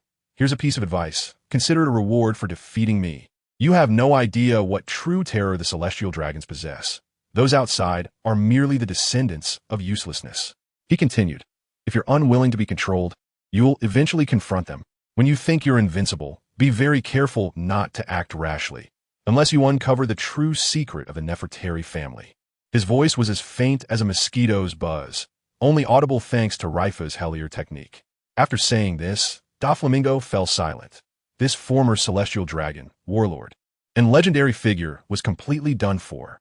Leifa stared at his corpse, feeling puzzled. The celestial dragons are indeed not simple. Even if Doflamingo hadn't said it, he had already sensed it. Just looking at the Nefertari and Don Quixote families, Leifa emerged. For someone as ruthless as Doflamingo, the 18 royal families of Mariewa had resources that were terrifyingly absurd. The devil fruits were merely toys to them.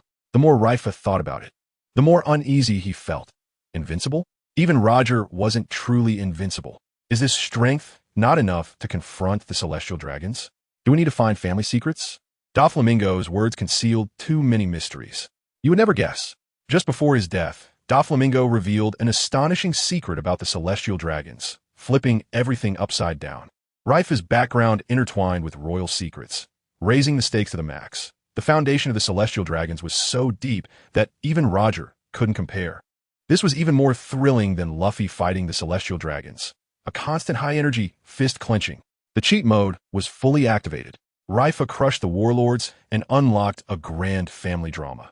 Even in death, Doflamingo was stirring up trouble, showcasing the pinnacle of villainous charm. The secrets hidden by the celestial dragons were even more terrifying than the strength of the 4 emperors. This operation was more exhilarating than inheriting the title of a 4 emperor.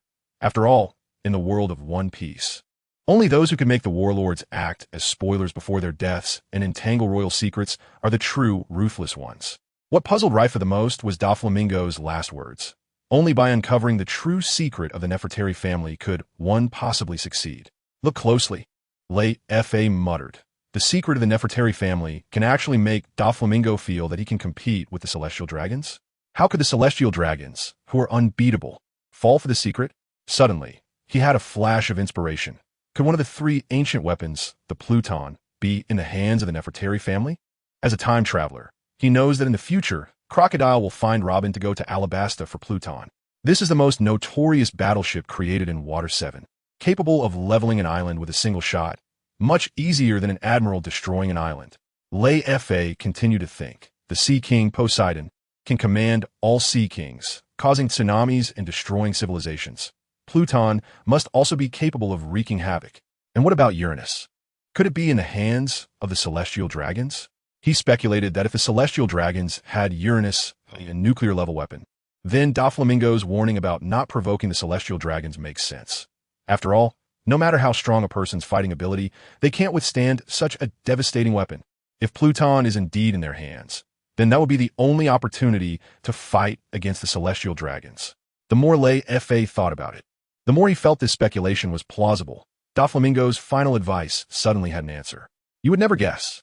Leifa, relying on his memories from his previous life, instantly cracked the family secret, his imagination reaching outer space, the combat power of ancient weapons breaking through the ceiling, even more terrifying than the four Emperor's crews.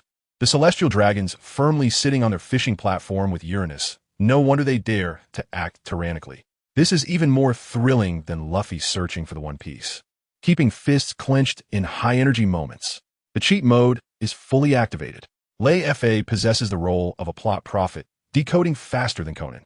The combat power of Pluton and the Sea King is outrageous, directly rewriting the rules of the battlefield. The celestial dragons hiding their ultimate weapon. Their villainous trump card is unfathomable. This operation is even more exhilarating than being the heir to the four emperors. After all, in the world of One Piece, those who can unlock ancient weapons through memories of their past life and dare to challenge the celestial dragon's trump cards are the true ruthless ones. If Uranus is in the hands of the celestial dragons, then many of Doflamingo's warnings make sense. Assuming the Nefertari family holds the whereabouts of Pluton, this would be the only chance to fight against the celestial dragons under normal circumstances. Pay attention. Leifa shook his head and chuckled. Brother Ming probably doesn't know that the new Sea King Poseidon has already been born. If the celestial dragon's trump card is really the heavenly king, then there's more to contend with than just the underworld king. My trump card is even more explosive than the three ancient weapons. He released the mini deer Dien Dien from the pet space, holding it in his arms and gently stroking it. Dien Dien, feeling proud, turned its head away, dissatisfied about being thrown into the space before the battle. But once petted comfortably, it immediately let out a chirping sound of enjoyment. Leifa laughed and said, "When you grow up, you can destroy the world. We're the three ancient weapons compared to that." It's important to note that Dien Dian's ancestor is the Deer King, one of the 8 kings of the food world, capable of directly blowing through planets. While the combat power limit in the One Piece world exists, the strong ones in the food world can casually destroy planets. Jiro can even stop a planet from rotating.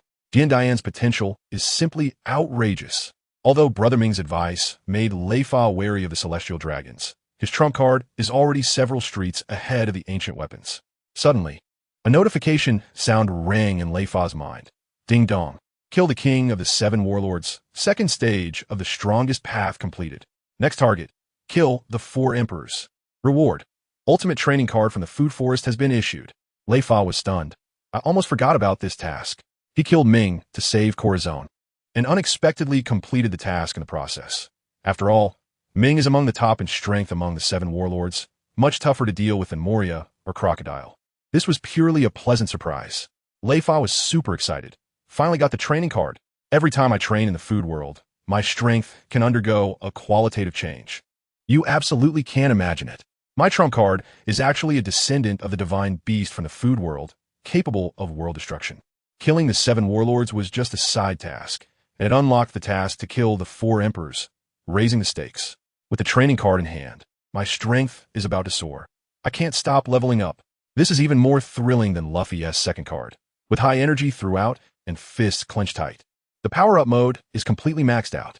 Leifa is harvesting combat power across worlds, and even his pets can blow up planets. The system tasks give divine gear, and each training makes him stronger. Ming would never have guessed that he was just an experience pack on Leifa's path to upgrade. This wave of operations feels even better than being a 4 emperor heir. After all, in the world of One Piece, only those who can use the 7 warlords as stepping stones while holding a world-destroying trump card are the true ruthless characters. Every time he goes to train in the captured world of food, his strength undergoes a qualitative change, like food justice, ultimate slash, and food obliteration. That is how it all comes about. Look, this is the ultimate cultivation card, and Leifa believes it will bring countless surprises, triggering it without hesitation. After all, the flow of time in the cultivation world is different from the main world, so there's no worry about wasting time. In the next second, the system prompt sounds, Ultimate Cultivation Card of Shirlin Temple activated. A 1-year cultivation journey begins. Note, death in the cultivation dimension, leaving Shirlin Temple beyond 100 miles. and seeking information from the outside world will all nullify the cultivation. As with the previous 2 times, after Leifa silently recited the card's activation, he was instantly transported to Shilin Temple. This time, he didn't appear outside the temple, but directly in a room where a bald man was kneeling on a cushion, surrounded by short, plump old men with silver-white hair, all facing away from him. It was Master Zhenjun, the head of Shilin Temple and one of the 4 culinary national treasures of humanity. Leifa already knew that the levels of culinary understanding are initial enlightenment, minor success, major success, perfection, and transcendence. The previous 2 mentors were at major success and perfection, while Zhenjun was the only one who had reached transcendence. Now that Leifa's culinary understanding had just reached perfection, he truly comprehended the terrifying gap in realms. His past major success self couldn't even touch the hem of his current self's clothing. If he faced someone at the transcendence level, his reactions would be on a completely different tier. He secretly cast a detection spell, and the result showed unknown, leaving him astonished. Clearly lacking any imposing aura, he appeared as an ordinary person, yet his strength crushed the 4 emperors. Just as Leifa was feeling emotional, Zhenjun spoke. "You must be Leifa?" Leifa joined his hands in greeting. "It's me, Master." Zhenjun turned around. "Zhou and Gu reported about you. You are a good seedling. This year, I will personally guide you, and this will be your graduation cultivation, as the things I can teach you are limited. The path ahead will depend on your own fortune. You absolutely wouldn't have expected it." Leifa directly unlocked the top-tier mentor, with the head of Shilin Temple personally teaching him, elevating his status to the fullest. The gap in culinary realms is vast, and transcendence directly delivers a dimensional strike. The cultivation card comes with strict rules, and a slight misstep could lead to disaster, making the thrill even more intense. This is even more exciting than Luffy learning hockey, with high-energy moments keeping him on edge. The cheat mode is fully activated. Leifa jumped straight from confronting the 7 warlords to apprenticing under a top-tier big shot. Zhenjun seems ordinary, but possesses unfathomable combat power, playing the role of a pig to eat the tiger. The opportunity for cultivation is exceedingly rare, and if missed, there won't be a next time. This operation feels even more exhilarating than being the heir to the 4 emperors. After all, in the world of One Piece, having a culinary national treasure personally guide you while holding a cross-world cultivation sheet is the true mark of a ruthless person. The upcoming year of cultivation will be personally guided by me, and this will also be your graduation cultivation, as there are limits to what I can teach you. How to walk the path in the future will depend entirely on your own circumstances. Pay attention. Leifa nodded. "I understand." Even if Zhenjun doesn't say it, he knows the ultimate cultivation card is indeed the last chance. The master leads you to the door, but the cultivation depends entirely on oneself. Zhenjun suddenly spoke up. This time the cultivation is not at the Food Forest Temple. Leifa asked, "Then where is it? Have you heard of the gourmet world?" Leifa was instantly shocked. "The gourmet world? I've heard about it for a long time. The gourmet world occupies 70% of the planet's area and is 100 times more dangerous than the human realm. The human realm is like a greenhouse compared to it. In the human realm, Alu is a top-tier figure, but as soon as he enters the gourmet world, he struggles to move an inch." Leifa thought to himself, the system doesn't allow leaving the temple without permission, but the requirements for cultivation don't count as a violation. Zhenjun urged, "Since you know, let's hit the road." There are only 3 paths to the gourmet world. The easiest is the Life Waterfall Pool. But Zhenjun chose the hardest path, the 3 paths. On their flying mount, he laughed and said, "Before entering the gourmet world, you'll encounter the Battle Master. You can consult him." Leifa immediately understood. It must be the gourmet hunter, Lord Uemon, right? This big shot guards the 3 paths and uses his god-level battle intuition to block fierce beasts, able to predict everything even with his eyes closed. Soon, the 2 landed and walked to the center of the main road, where they saw a man sitting with his back facing them, his right hand holding a sword inserted beside him. The man spoke first. "Zhenjun?" Zhenjun laughed. "Your intuition is still so sharp. You absolutely can't imagine." Leifa directly unlocked the hell-level cultivation, with the danger level of the gourmet world maxed out. Zhenjun didn't take the usual route and specifically chose the hardest path. The Big Shots operation was wild. They could even encounter a god-level battle master, a rare opportunity indeed. This was more thrilling than Luffy entering the new world. With high energy throughout, fists clenched. The cheat mode was completely maxed out. Leifa jumped from the human realm to the gourmet world, leveling up at rocket speed. Yamon's battle intuition was against the heavens, more of a bug than the observation hockey. Jun came with top-tier connections, introducing his disciple to big shots as if it were a game. This operation felt even more exhilarating than being the heir to the four emperors. After all, in the gourmet world, only those who can lead with national treasure-level big shots and dare to venture into life-threatening zones are the real tough ones. Your intuition is still so sharp, Yuemon, Master Jun said with a smile. Look, Yu Weimin stood up and praised. Only you can achieve such a lack of momentum. Ilong and Tsilong can't do it. After all, you're the only one who embodies the food justice to the fullest. Jun adjusted his glasses and said, Don't flatter me. The people from Zone 0 can't compare to Ilong and Tsilong. They've already reached another level. Yu Weimin replied solemnly, Indeed, their strength is more terrifying than it appears. They might be at the 8 Kings level. Jun changed the subject. Let's not talk about that. I'm taking this young friend to train in the culinary world, and he wants to ask you for advice. Yu Weimin looked at Leifa. Oh, he wants to ask me for advice? Leifa bowed. I have met Lord Yu Weimin. Yu Weimin smiled at Jun. A little bug will come soon. Please help handle it. Then he said to Leifa, You can go all out.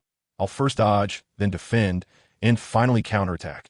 Leifa exerted force under his feet and used shave to instantly appear behind Yu Weimin, launching a series of thrusts with his finger gun. But they all missed. Yu Weimin dodged so quickly that he was almost invisible to the naked eye. Leifa changed his attack. Sonic Wave, Nuclear Missile. Jun was shocked. How does he know Zebra's Sonic Wave attack? Yu Weimin spun his hands, instantly redirecting the attack, and an explosion sounded from afar. Leifa took out a Sonic Wave blade. Sound blade, Extreme Slash, Bone Removal. However, Yu Weimin stood still and easily dodged his most proud speed blade. You would never expect it. Yu Weimin dodged faster than lightning and redirected Sonic Wave attacks, as if it were child's play. Leifa, who is a tough character in the One Piece world, couldn't even touch the corner of his opponent's clothing here. Jun casually got the big boss to help clear small monsters, showcasing his powerful connections. This was even more thrilling than Luffy practicing hockey, with intense energy throughout. Clenching his fists, the cheat mode was fully activated. Yu Weimin's battle instincts were extraordinary, even more broken than observation hockey. Leifa was learning skills across worlds, but was crushed by the big boss, highlighting the contrast. Jun was low-key, yet had unfathomable strength, and the aura of the big boss was undeniable.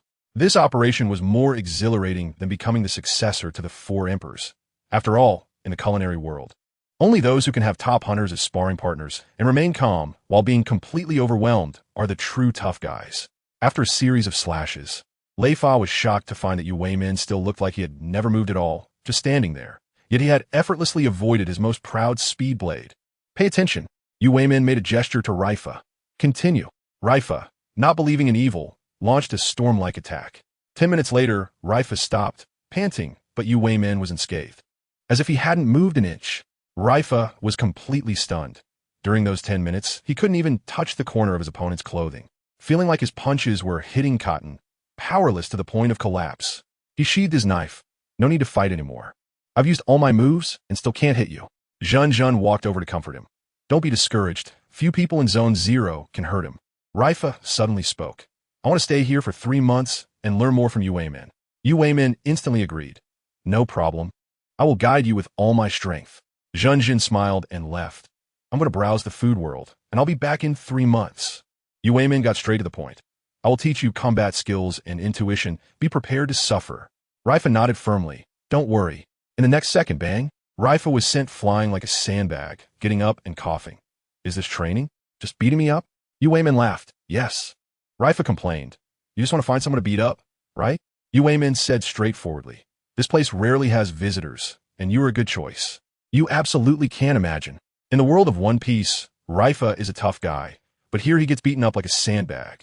The distance and scale are off the charts. Yu Weimin appears to be guiding him, but in reality, he is finding a punching bag. The contrast is full. The more Leifa gets beaten, the more he gets into it, voluntarily staying for 3 months to take a beating, maxing out his training frenzy. This is even more intense than Luffy training his hockey, with high energy and clenched fists throughout. The cheat mode is completely maxed out. Leifa lowers his stance to seek guidance. His growth mindset is super hardcore. Yu Weimin's combat intuition is extraordinary, and he beats people with righteous confidence. Jun casually browses the food world, The aura of a big shot cannot be hidden. This operation is more thrilling than being the heir to the 4 emperors. After all, in the food world, being able to treat getting beaten as training and actively seeking it out make one a true tough guy. More accurately, I just want someone to beat me up a bit. It doesn't have to be you, but this place rarely has visitors, and in the past 2 years, Youth and Junjun are the only ones who have come here. However, I might not necessarily be able to beat Junjun, so you're naturally a great candidate. Yu Weimin's smile looks somewhat like a devil smile in Leifa's eyes now. Look closely. Leifa questioned. So, Master Junjun knows your intentions? Yu Weimin replied confidently. Of course. But if you don't take the initiative to leave, he won't let me force you to stay. Leifa just said it would still be possible to withdraw now. Bang! He was knocked away, and Yu Weimin dug at his ear. Didn't he catch that? What did you say?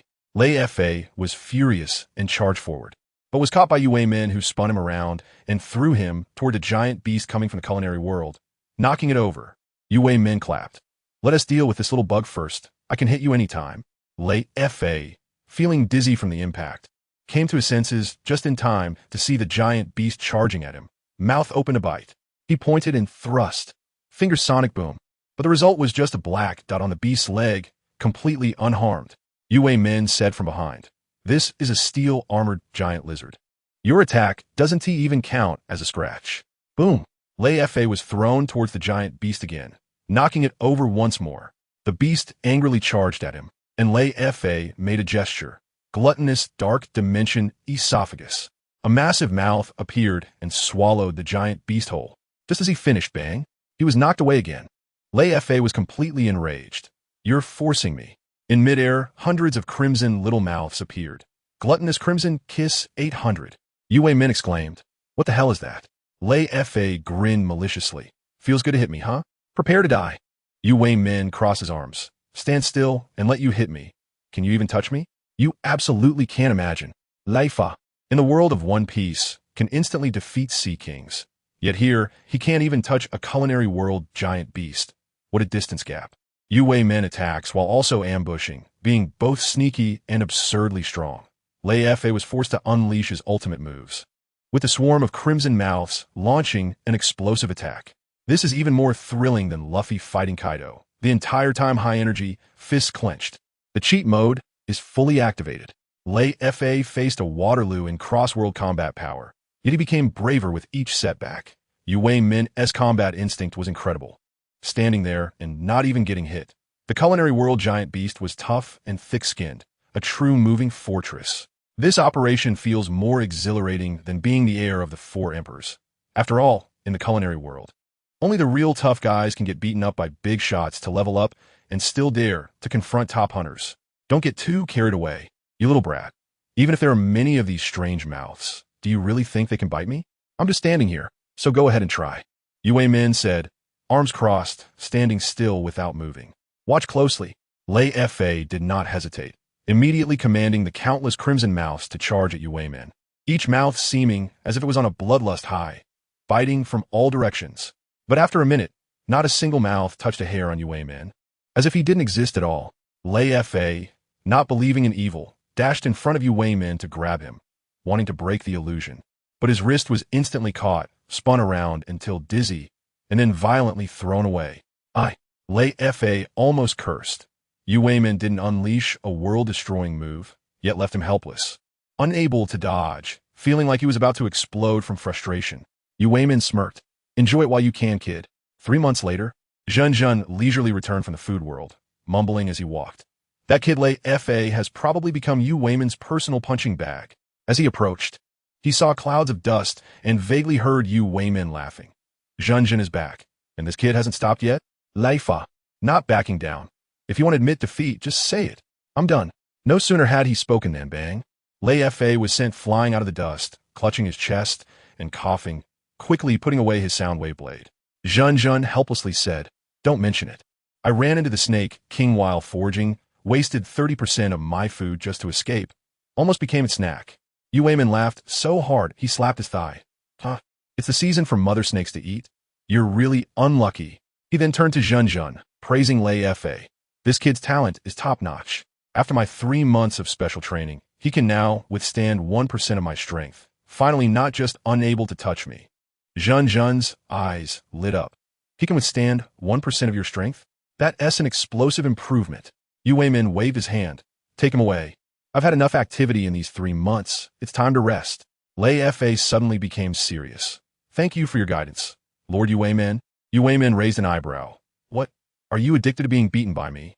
Leifa directly gave him the middle finger, making Yu Weimin laugh heartily. You absolutely wouldn't believe it. Leifa went from not even being able to touch the hem of his clothes to being able to withstand 1% of a big shot strength. Progressing so fast, it was like he was on double speed. Yu Weimin's teaching method, which seemed to be a trap, actually had full effects, proving him to be a hidden gold medal coach. Jun, a renowned food national treasure, was actually chased by the Snake King, showing that even big shots have their messy moments, creating a stark contrast. This was even more intense than Luffy being sent flying in Sabaody and training for 2 years. Full of high energy that had fists clenched. The cheat mode was completely maxed out. Leifa could turn the tables even while being beaten. With a growth speed comparable to riding a rocket, Yu Weimin's 1% strength crushed everyone, confirming his status as a top-tier powerhouse. Jun appeared calm, but his combat power was off the charts, just a bit unlucky. This move was even more thrilling than being the heir of the 4 emperors. After all, in the food world, being able to turn getting beaten into a shortcut for leveling up while daring to clash with top hunters is the true definition of a ruthless person. Leifa answered him with a middle finger, provoking another round of hearty laughter from him. Look, Leifa sincerely thanks Yu Weimin. Over these 3 months, he has made incredible progress, especially in combat intuition, which is faster than observation haki. Intuition is more powerful than the speed of light. Previously, Extreme Slash couldn't hit Yu Weimin because his every move was predicted by the opponent's intuition. Jun turned around and headed towards the food world. Let's go, Leifa. Leifa followed, waving at Yu Weimin, who smirked. Come back for another beating next time. Sitting on the giant beast of transportation, Leifa asked, Where are we going? Jun replied, To the monkey restaurant on the 7th continent. He originally wanted to take Leifa to the 4th continent, but encountered the Snake King mother hunting for food, bluntly stating, Going now would just be delivering ingredients. I can at most protect myself, but you'll become its snack. Leifa broke out in a cold sweat. If a big shot like Jun is afraid, how outrageous is the Snake King's combat power? Fortunately, the Monkey King Banbina is currently in deep sleep, making the journey to the 7th continent safe. Leifa curiously asked, Have you met the Monkey King, Master? Jun replied calmly, I often roam the food world. You can't avoid the 8 kings. Except for the Dragon King, Wolf King, and Whale King, I've encountered the other 5, and I'm most familiar with the Monkey King. Leifa pressed on, and Jun's glasses reflected light. I lived on the 7th continent for 8 years, became a monkey martial master, and even challenged the Monkey King 5 times. Leifa was astonished. The monkey martial master is a position exclusive to monkeys. How can outsiders hold such a title? You absolutely can't imagine it. Leifa's intuition evolved to crush observation haki, his combat power skyrocketing like a rocket. Jun actually served as a master in the monkey territory and dared to challenge the 8 kings 5 times, with the big shot hiding explosive records. The Snake King's hunt caused even the national treasure of the food world to avoid it, solidifying the combat power ceiling of the 8 kings. This is even more thrilling than Luffy storming the 4 emperors' territory, clenching his fists in high energy throughout. The cheat mode is fully activated. Following the big shot, Leifa's progress speed is astonishing. Jun is low-key yet ridiculously strong, challenging the 8 kings as if it's a game. Just one action from the 8 kings stirs up the food world. This operation feels even more exhilarating than being the heir of the 4 emperors. After all, in the food world, being personally guided by a big shot and unlocking secrets of the 8 kings makes one a true ruthless character. Monkey Martial Master, ISNT, that the monkey status system established by the Monkey King Banbina on the 7th continent? Creatures other than monkeys shouldn't be able to participate, right? Leifa, Saidin surprise. Look, Jin turned his head to glance at Leifa. You know quite a bit. I didn't expect Leifa to be so knowledgeable about the culinary world, completely unlike a novice. He continued, the monkey martial arts system only accepts monkeys. But in the eyes of the Monkey King, humans are considered hominids. When I was young, I spent over 2 years going from a novice in monkey martial arts to the highest level of master. And above that is the position of the Monkey King. Leifa asked about the battle results, and Jin replied irritably, Of course, I was beaten to a pulp. He admitted that the Monkey King ranks average among the 8 kings, but in a berserk state, he is extremely powerful. Back then, he didn't even exert his full strength when fighting them. It was purely for entertainment, like how you Wei Min beat Leifa. Leifa asked again, now that you are at your peak, can you defeat the Monkey King? Jinjin sighed. In normal state, I could hold out for a while, but in berserk state, even Tanami wouldn't last a second against him. Suddenly, Leifa realized, the ranking of Shilin Temple is based on the monkey martial arts system. Right? Jinjin nodded. Only those who reach the great master of culinary ethics can act as a proxy master, and only those who transcend can be considered true masters. I'm the only one right now. As he spoke, he pointed ahead. We've reached the 7th continent. Leifa looked and was shocked. Everything here is magnified dozens or even hundreds of times: grass, flowers, and trees look like giant objects, as if he suddenly shrank. After stepping onto the continent, Leifa noticed that the monkeys they passed were all clasping their hands together and bowing in greeting, and he asked in surprise, "Are they bowing to you?" You absolutely wouldn't believe it. Jinjin was actually a top figure in the monkeys' territory when he was young and even dared to challenge the 8 kings 5 times, a legend in the past. The 7th continent is comparable to the land of giants, with a full visual impact. The monkeys treat Jinjin with utmost respect, solidifying his status as the king of connections in the culinary world. This is even more thrilling than when Luffy entered the giant island. With high energy throughout, fists clenched, the cheat mode is fully activated. Leifa has his own culinary encyclopedia, knowing everything. Jinjin modestly hides his achievements, and his experience challenging the 8 kings is impressively cool. The Monkey King's battle power is off the charts, beating top-tier strong opponents as if it were a game. This operation feels even more exhilarating than being the heir of the 4 emperors. After all, in the culinary world, only those who can make monkeys pay great respect and dare to challenge the 8 kings are the real tough ones. Master, are these monkeys bowing to you? Leifa noticed the strange scene. Every time they passed a group of monkeys, those monkeys would pose with their hands clasped together and slightly bow towards Leifa and the others. Pay attention, Jinjin said. I am the monkey martial master. Apart from the other 4 master-level monkeys, all other monkeys must greet me. Leifa asked, where are we going? Jinjin replied, to the 100G mountain range. I will teach you monkey martial arts, training you to master level, gaining skills like food justice, food oblivion, and extreme/all skyrocketing. Leifa was shocked. From 0 to master level? That's too hard. He has less than 9 months left. But he discovered that even beginner monkey martial arts practitioners have the battle power of a major general, while proxy masters are at the level of great pirates. And master level is definitely at the pinnacle of great pirate standards. Leifa estimated that he could handle proxy masters without food oblivion, and with it, he could spar with master level, but he had never been in contact with monkey martial arts, and Jinjin took over 2 years back then. Jinjin smiled and encouraged. With my guidance, there's no problem. Soon they reached the edge of the mountain range, and Jinjin pointed ahead. Crossing the boundary means 10 times gravity, and the center reaches 100 times. Normally, you would have to rely on BB-21 bugs to practice self-control, which is too slow.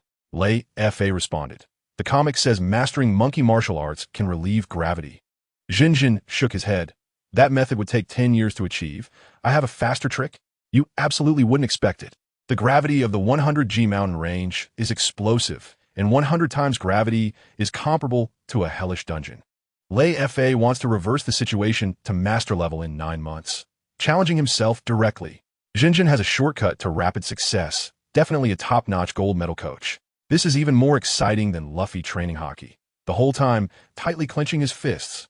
The cheat mode is fully activated. Leifa's goal is aimed straight at the pinnacle of monkey martial arts, with ambitions that are outrageous.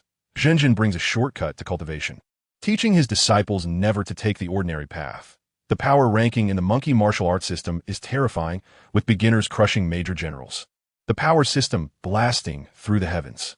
This operation feels even more thrilling than being the heir of the 4 emperors. After all, in the culinary world, daring to challenge the gravity-held dungeon and wanting to reverse to top-tier power in 9 months. That's a true ruthless person. Well, under normal circumstances, this is the case.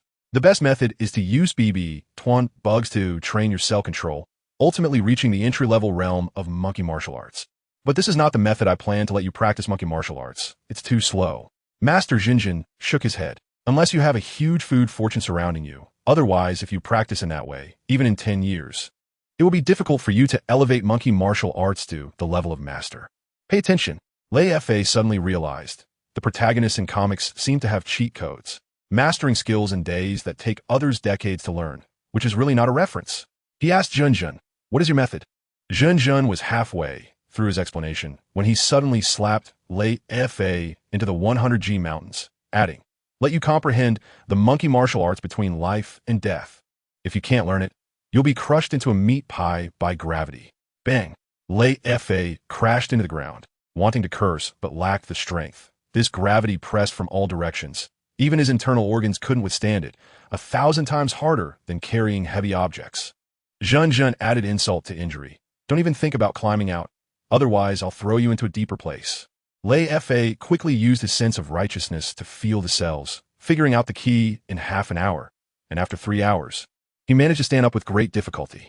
As a result, bang, he was sent flying again, and Junjun laughed. "Adapted to 10 times gravity? Go try the 15 times area." Leifa cursed him 1,000 times in his heart, but could only endure it. 6 months later, in the core area of the 100G mountains, Leifa was battling a guanine gorilla that was at the level of a master. This gorilla was incredibly amazing, evolving in life levels, with its arms multiplying. You would never expect it.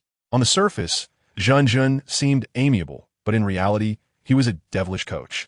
With training methods that were ridiculously harsh, Leifa progressed rapidly from being crushed by gravity to being able to stand up to a master-level gorilla. As if he had cheat codes, the guanine gorilla came with a multi-arm buff, doubling its battle power.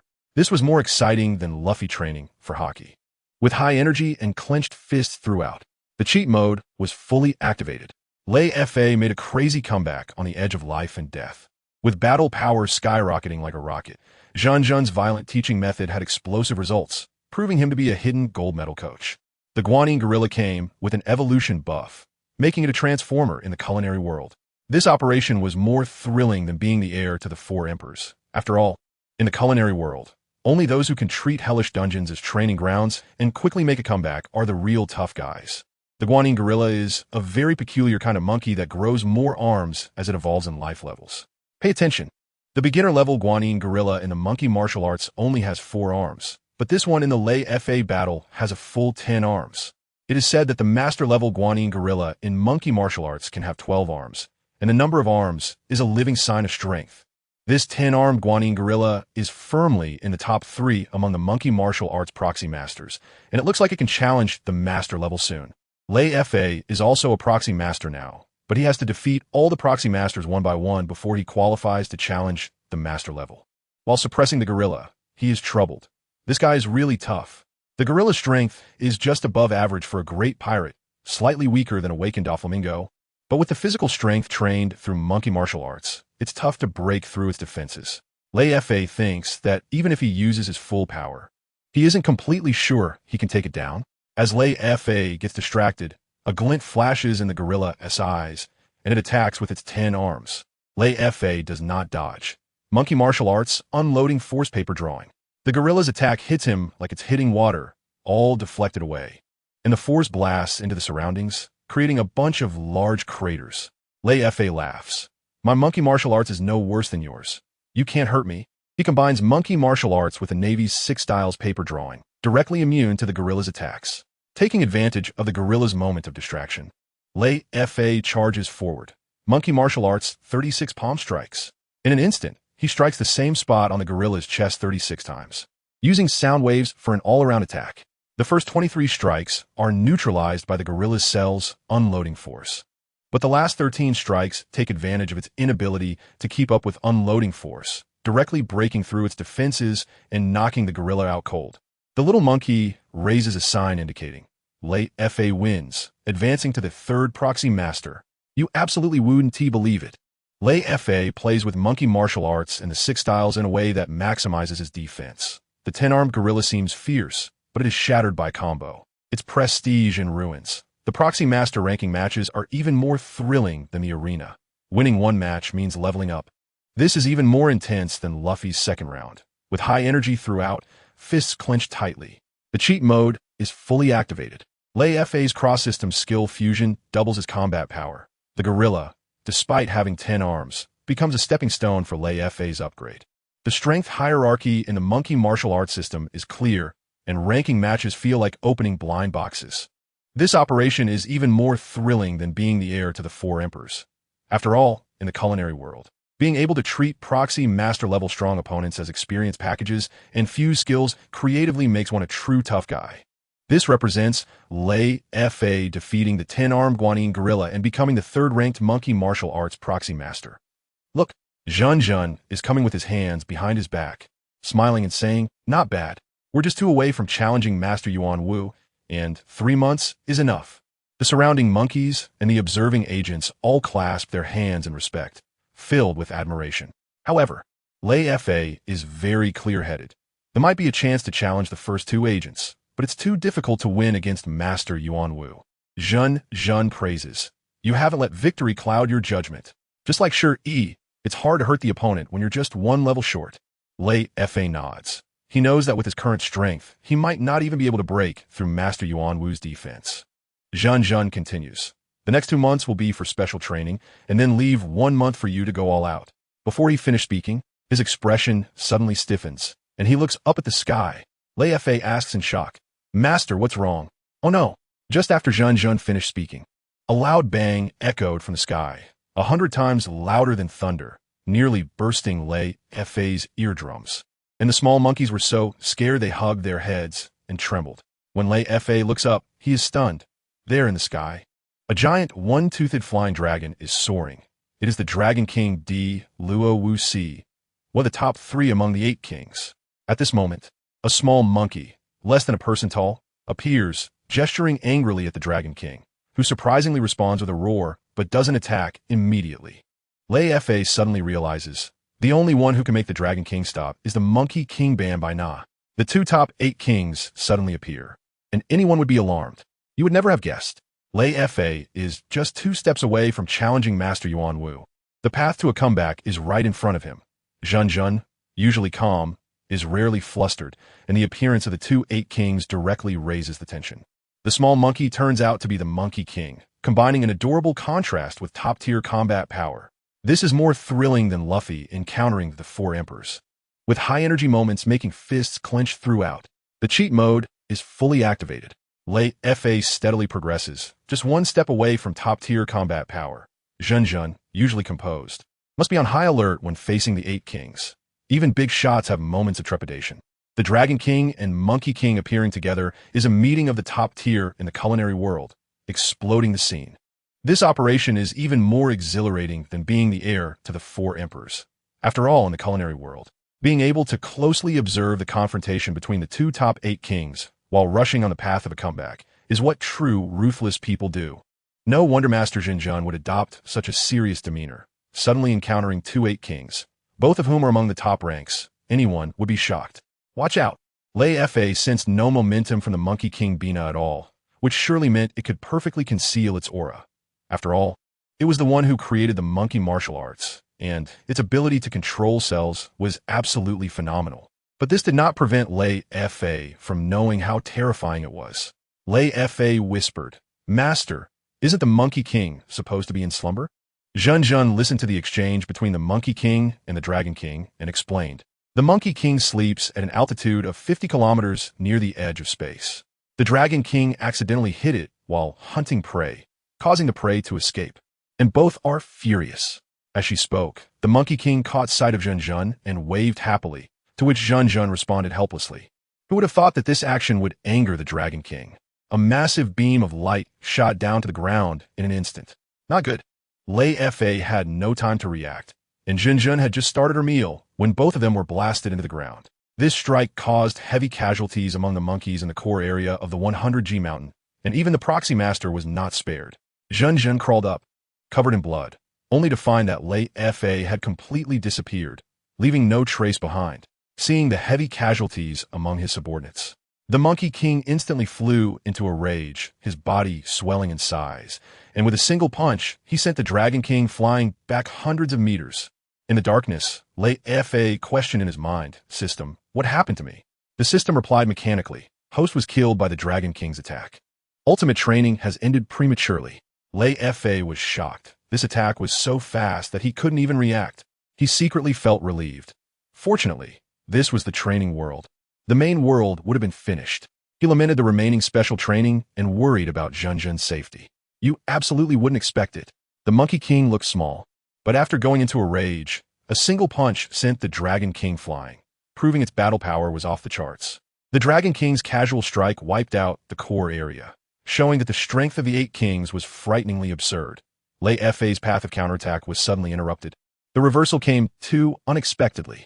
This was even more thrilling than when Luffy was attacked. The whole process was high energy and made him clench his fists tightly. The cheat mode was fully activated. The battle between the Monkey King and the Dragon King directly affected the innocent, and the scene was chaotic and explosive.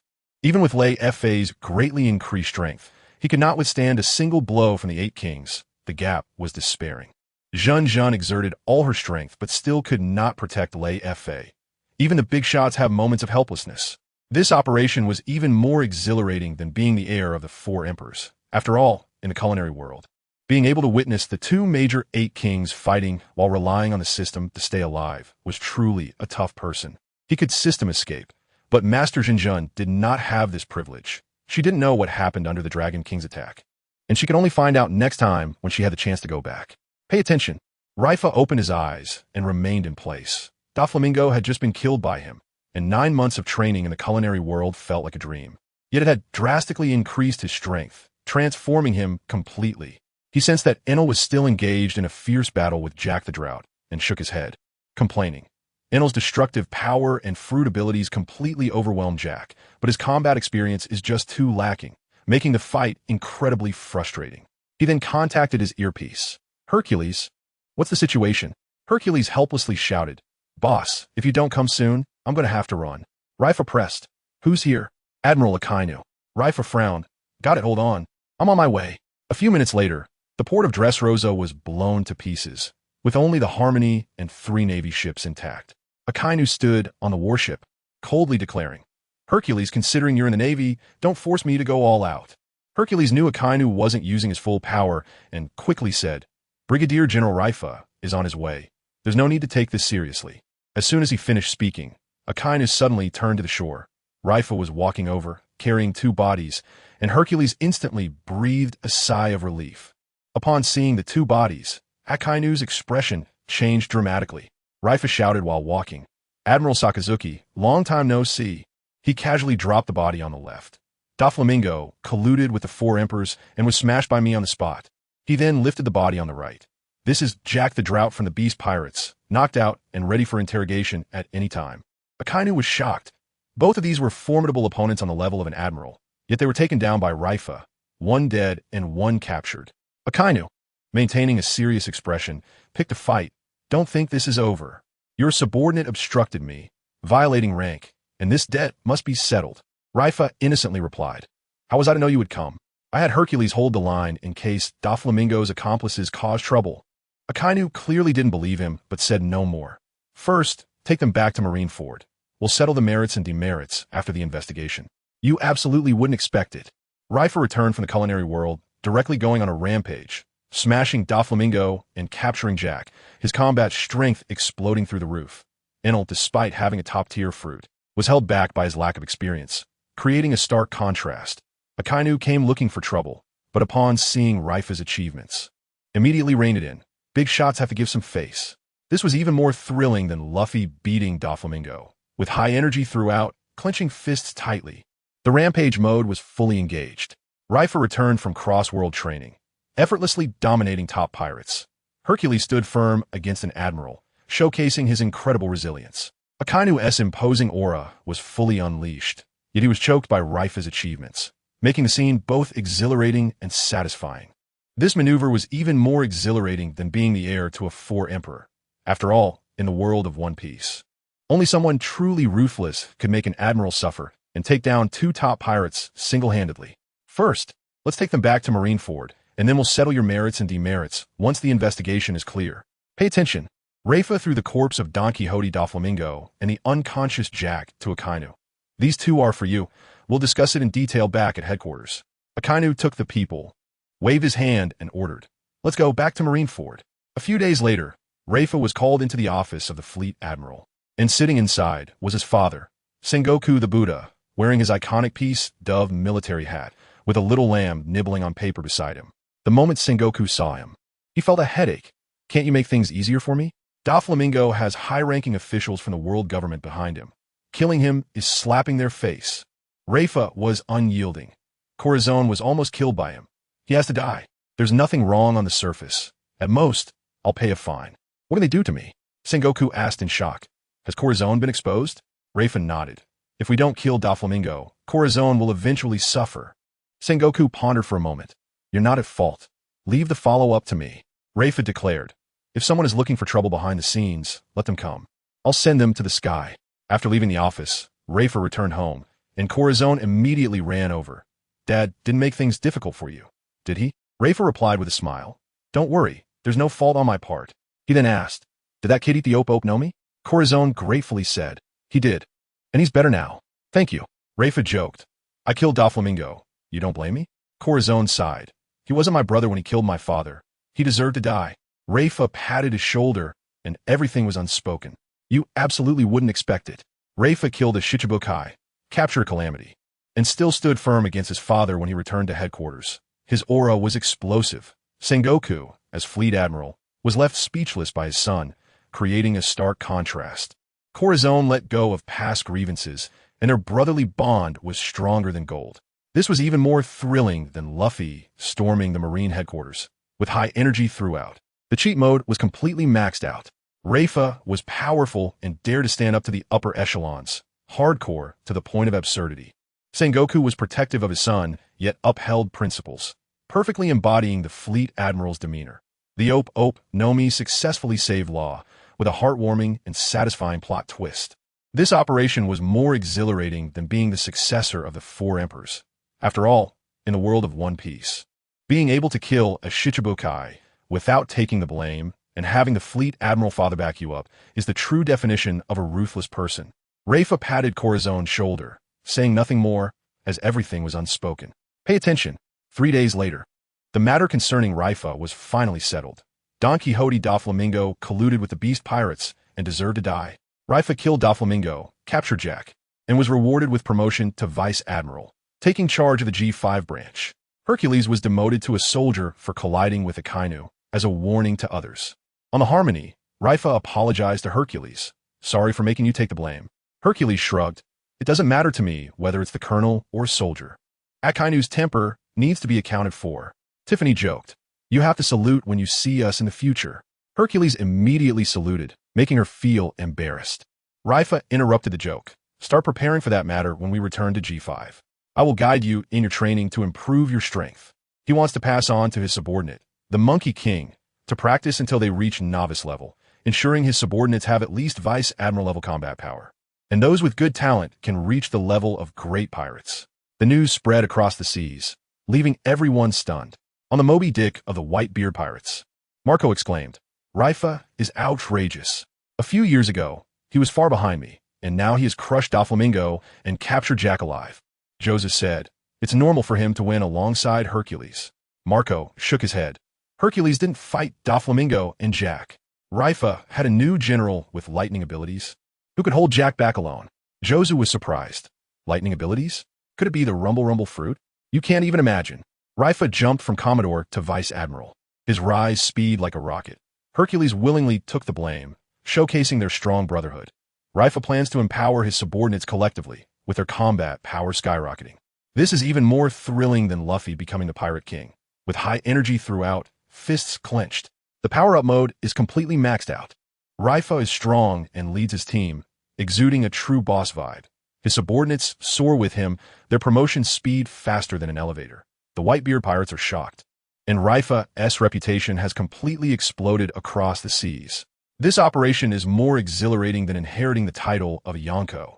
After all, in the world of One Piece, those who can level up through achievements and make their subordinates stronger are the real ruthless individuals. Lightning-related abilities. Could it be the Rumble fruit? Jozu exclaimed softly. Look closely. Marco pondered. I can't confirm, but I guess it's the same as you. Although Jack is reckless, his strength is solid. I think defeating him would take effort. The fact that he can withstand his lightning abilities likely means he has the Rumble Rumble fruit.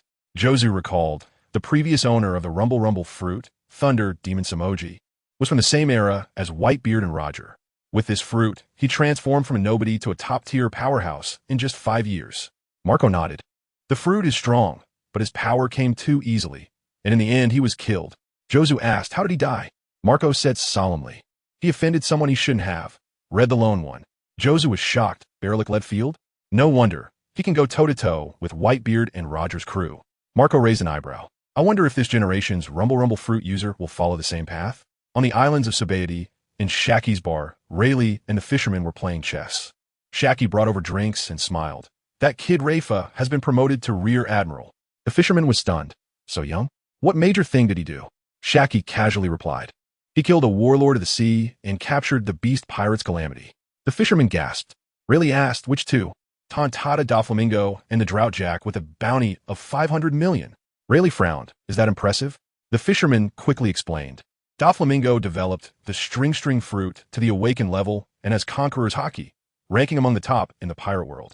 You absolutely wouldn't expect it. The Rumble Rumble fruit is actually linked to 2 generations of strong fighters. When Red the Lone One strikes, he instantly takes down top pirates, showcasing his peak combat power. Leifa crushes Doflamingo, captures Jack, and shocks the sea with his rapid rise to Rear Admiral. It's like a rocket. Even legendary figures like Rayleigh don't recognize Doflamingo, shattering the aura of big shots. This is even more thrilling than Luffy entering the new world, with high energy and clenched fists throughout. The cheat mode is completely maxed out. Leifa, at such a young age, boldly faces top pirates, with both strength and looks online. Red the Lone One single-handedly contends with legendary pirate crews, proving his ruthless nature. The Rumble Rumble fruit comes with a comeback buff, and its holders are all extraordinary. This operation feels even more exhilarating than inheriting the title of Yonko. After all, in the world of One Piece, only those who can pique the curiosity of legendary figures and quickly rise to Rear Admiral are the true ruthless ones. Although these two have risen relatively late, they are both incredibly formidable characters. Like that Tontada Doflamingo, he is a genius who developed the Paramecia-type string fruit to the awakened level and possesses Conqueror's Haki. His strength is indeed among the best, even in the pirate world. Pay attention, the fisherman said to Rayleigh.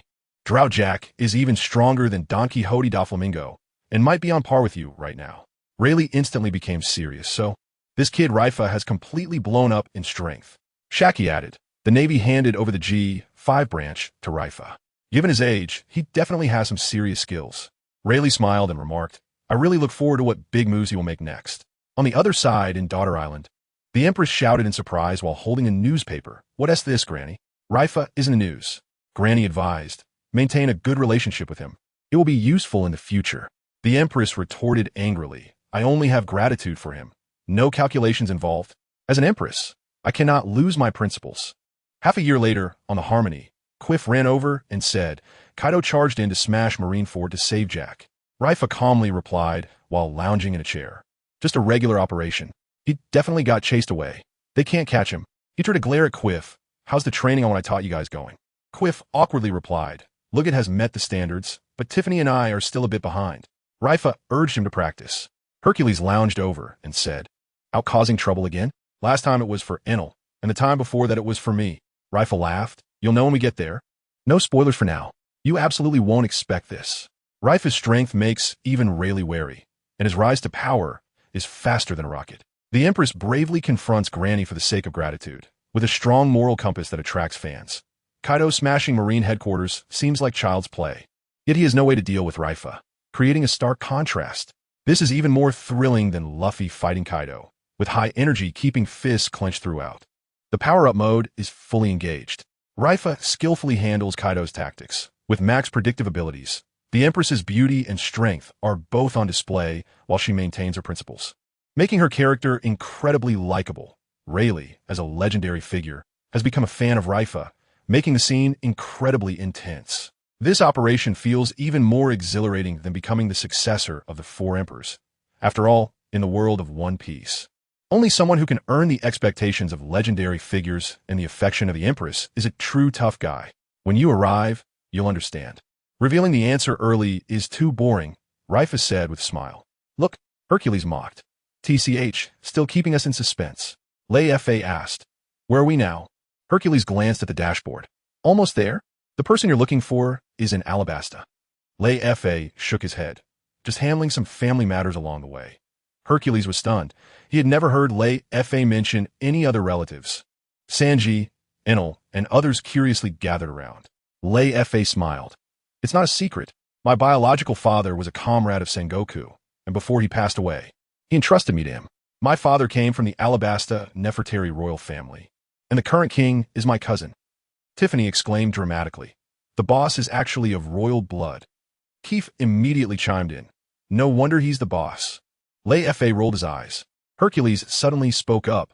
The Nefertari family? They are one of the 20 royal families that founded the world government alongside the celestial dragons. Right.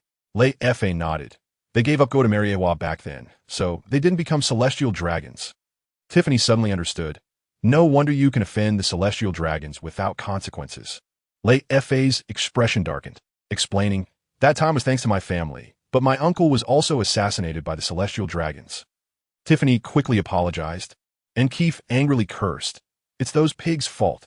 Leifa changed the subject. This time I'm helping my cousin Cobra deal with some trouble. Tiffany instantly understood. The target is the Shichibukai crocodile? Keith grinned. Is the boss going to take down another Shichibukai? You definitely wouldn't expect it. Leifa is actually of royal descent, with a background so strong it's explosive. The celestial dragons assassinated his uncle, and old grudges are going to be settled. Having just taken down Doflamingo, he is now going after Crocodile, and he can't stop. This is even more thrilling than Luffy fighting Crocodile. Keeping the energy high and fists clenched the whole time. The power-up mode is completely maxed out. Leifa's identity can't be hidden. Royal adopted son of a Marine Admiral. Double buffs stacked. All his subordinates are strong and super gossipy, creating a very joyful atmosphere.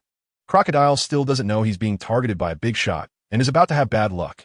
This operation feels even more exhilarating than being the successor of an emperor. After all, in the world of One Piece, being able to beat a Shichibukai while carrying a royal identity and having enmity with the celestial dragons is the real deal. Hey boss, are you going to take down another warlord of the sea? Keith said with a mischievous smile. Look, Leifa snapped at Kuefu. Stop shouting about crushing this and annihilating that all day. Ming just died, and the world government has just filled the vacancy. If we take out the 7 warlords, Sengoku will have a headache. If we can solve it peacefully, let's solve it peacefully. His subordinates all cast him skeptical looks. How can the title of Violent Wolf be earned through peace? Only a 3-year-old would believe that. Leifa rolled his eyes. Believe it or not, just get back to work. The scene shifted to the southwest port of St. Ting Island, where a cargo ship flying a Blue Horn flag docked. This is the ship of the Glinton Merchant Group. The new owner is the young and beautiful Angela. Before the old owner passed away, he found her a guardian, the Scar Morton, a 4-star bounty hunter, who is a local powerhouse. No one understands why Morton is willing to protect the Merchant Group. Only he knows it's to repay a favor. But recently, the Merchant Group is in trouble. Morton seriously advised Angela. The Baroque works is not to be trifled with. Even the middle management is difficult to deal with, and there must be big shots behind them. Either compromise or change the shipping route. Staying here means disaster. Angela, however, was in a dilemma. If we compromise, there won't be enough profit, and the Merchant Group won't survive. Morton then said, then abandon St. Ting Island. No matter how powerful they are, they can't reach other places. Angela suddenly refuted passionately. No way. I will never give up St. Ting Island. You absolutely can't imagine. Leifa talks about solving things peacefully, but not a single subordinate believes him. The Violent Wolf's reputation has long been set in stone. Morton, as a 4-star bounty hunter, chooses to guard the Merchant Group instead of going after big shots, creating a stark contrast. Angela seems weak, but dares to confront a mysterious organization with an incredible aura. This is even more thrilling than Luffy saving Alabasta, with high-energy gripping fists the whole time. The power-up mode is fully activated. Leifa talks one way and acts another, manipulating the 7 warlords like a game. Morton's way of repaying favors is unique, with strong combat power and deep loyalty. Baroque Works has just shown its face and is already provoking trouble, likely to hit a hard wall.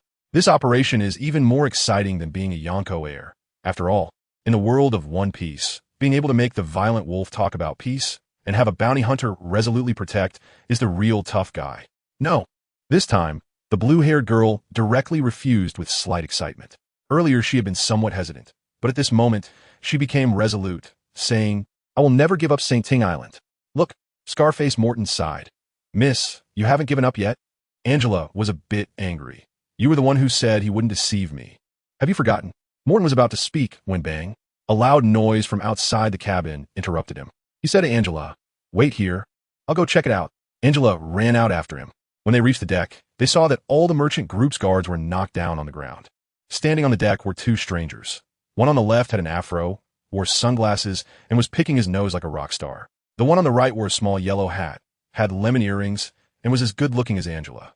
Morton pressed his hand on the knife handle and shouted angrily, "Who are you?" The fashionable woman chuckled. "We're from Baroque Studio. I'm Mississippi Valentine, and he is Mr. 5. Morton felt a tightness in his chest. "What is Mr. 11? Who came last time to deliver a message to you?" Mississippi Valentine sneered. "Don't compare that waste with us. He doesn't even have a devil fruit, just a low-ranking officer." Morton was completely panicked. These two were actually capable users. He had confidence dealing with Mr. 11 last time, but the feeling these two gave him was that he couldn't win. Mr. 5 spoke. "Have you considered our offer?" Angela peeked out from behind Morton and decisively refused. "We won't agree. Your terms are ridiculous. This is asking us to work for you." Mississippi Valentine laughed arrogantly. "So what if we're domineering? Your lives are in our hands. Morton can't protect you. Any high-ranking officer we send can handle him easily. You absolutely wouldn't believe it. Baroque Studios officers are here to pick a fight, so arrogant there's no end."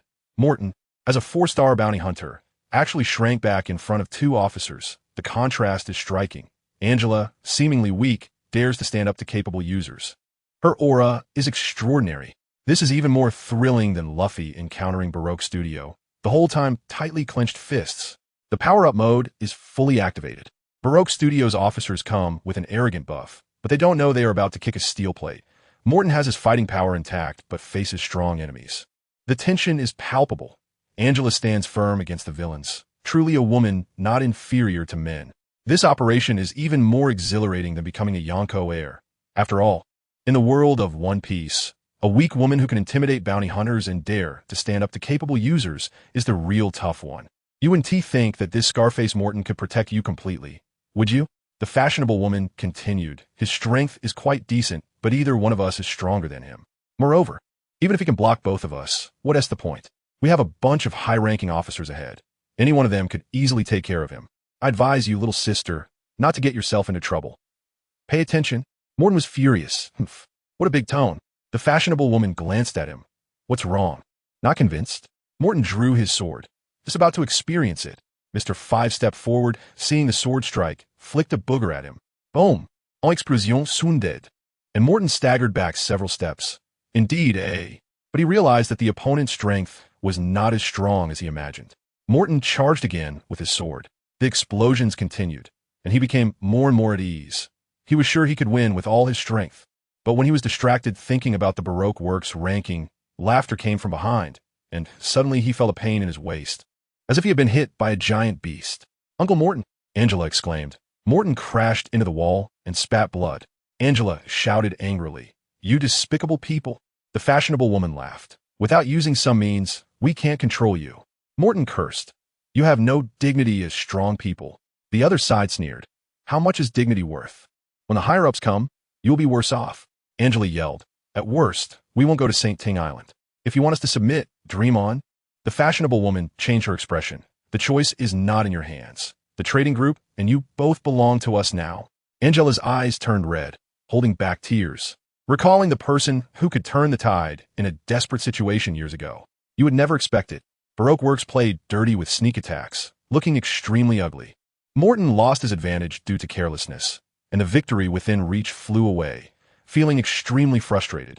Angela didn't cry in despair and still had a trump card hidden, full of hope for a turnaround. This was even more thrilling than Luffy fighting Baroque officers. The whole time, high energy with clenched fists.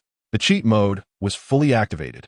Morton's combat power was online, but fell victim to a sneak attack, suffering from carelessness. The villains played dirty, but were arrogant, and would eventually be backfired.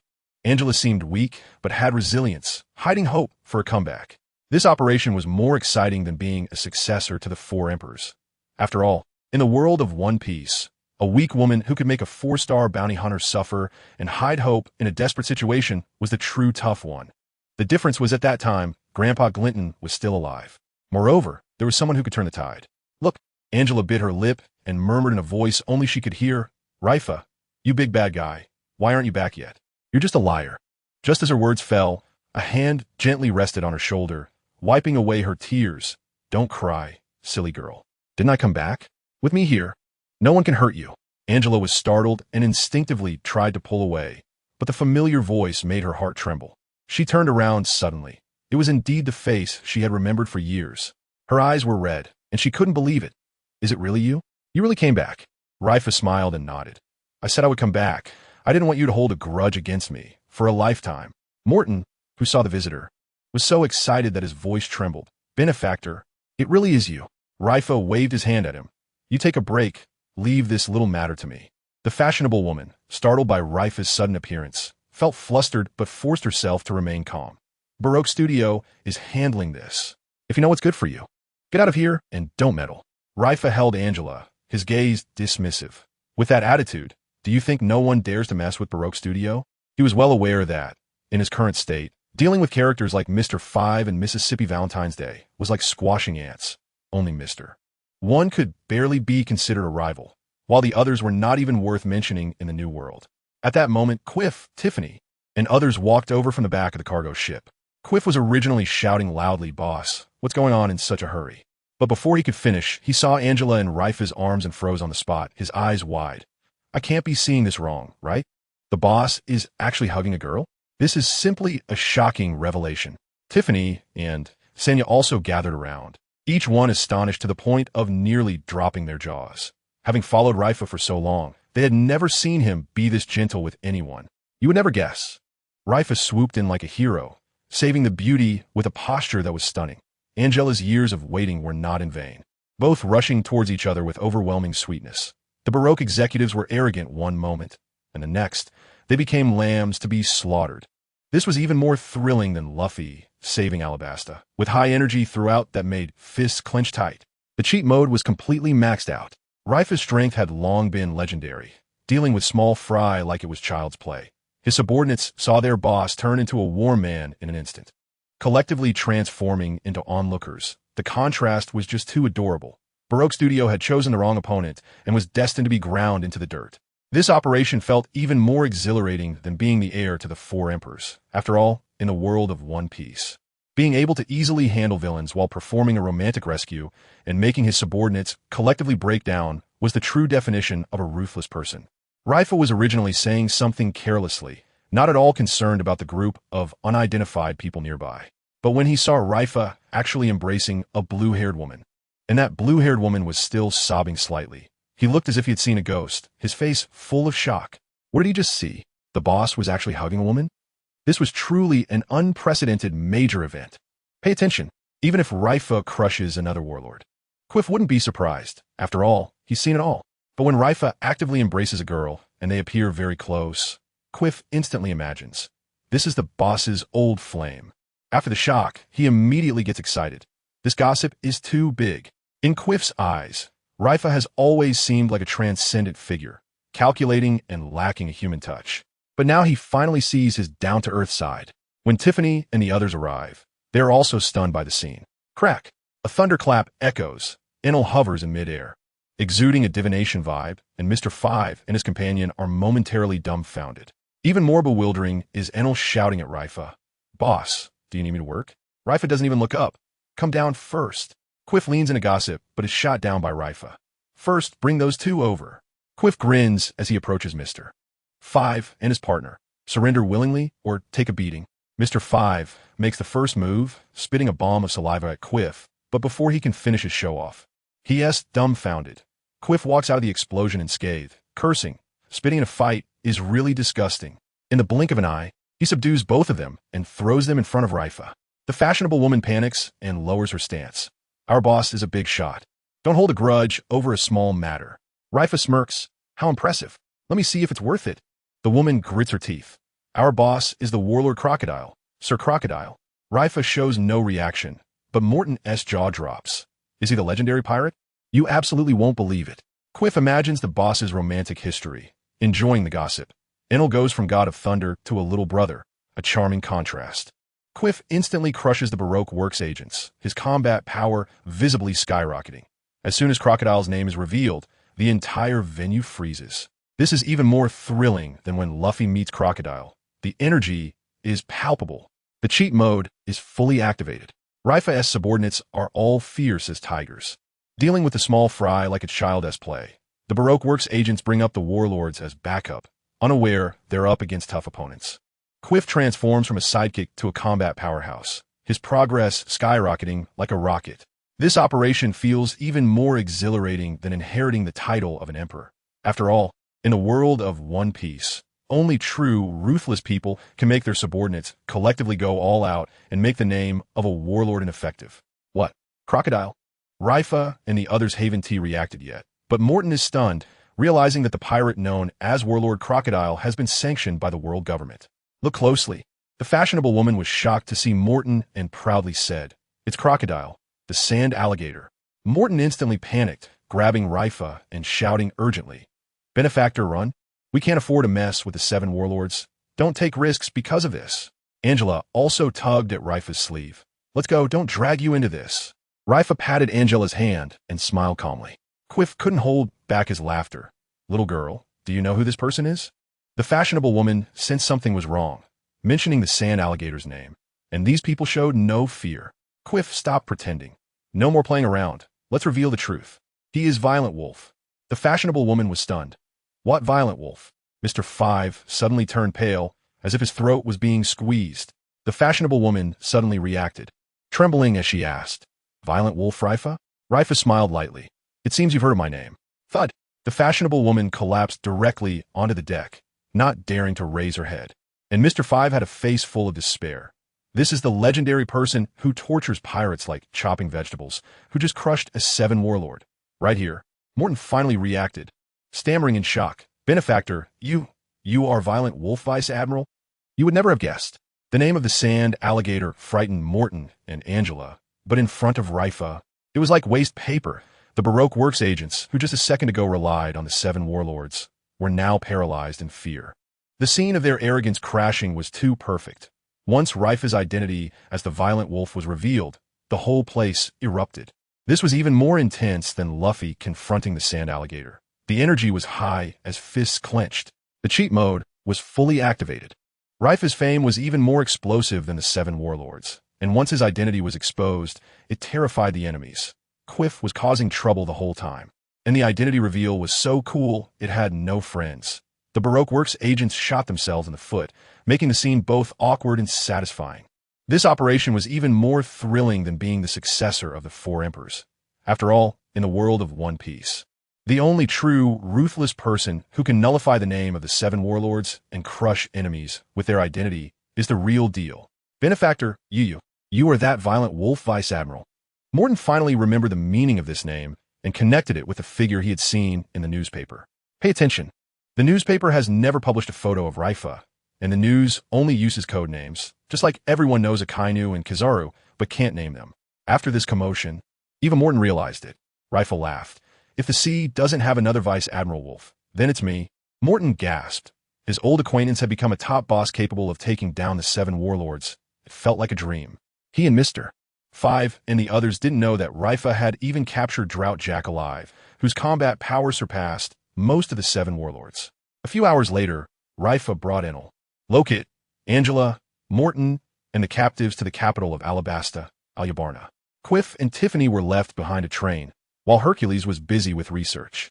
In the palace banquet hall, Cobra sighed. "You are now a big shot shaking the seas. Why do you have time to come back?" Leifa answered, "I'm on a mission in the East Blue, just passing by to see you. Is there anything I can help with?" Cobra waved his hand. "Nothing at all." However, Leifa changed the subject. "I've heard that aside from Alyabarna, the other cities have seen very little rain in the past 2 years. Cobra shrugged it off. "That's just how the desert climate is." Leifa sighed. "Why is Alyabarna the exception? Your vigilance is too low." Cobra's expression changed instantly. "Is someone stirring trouble?"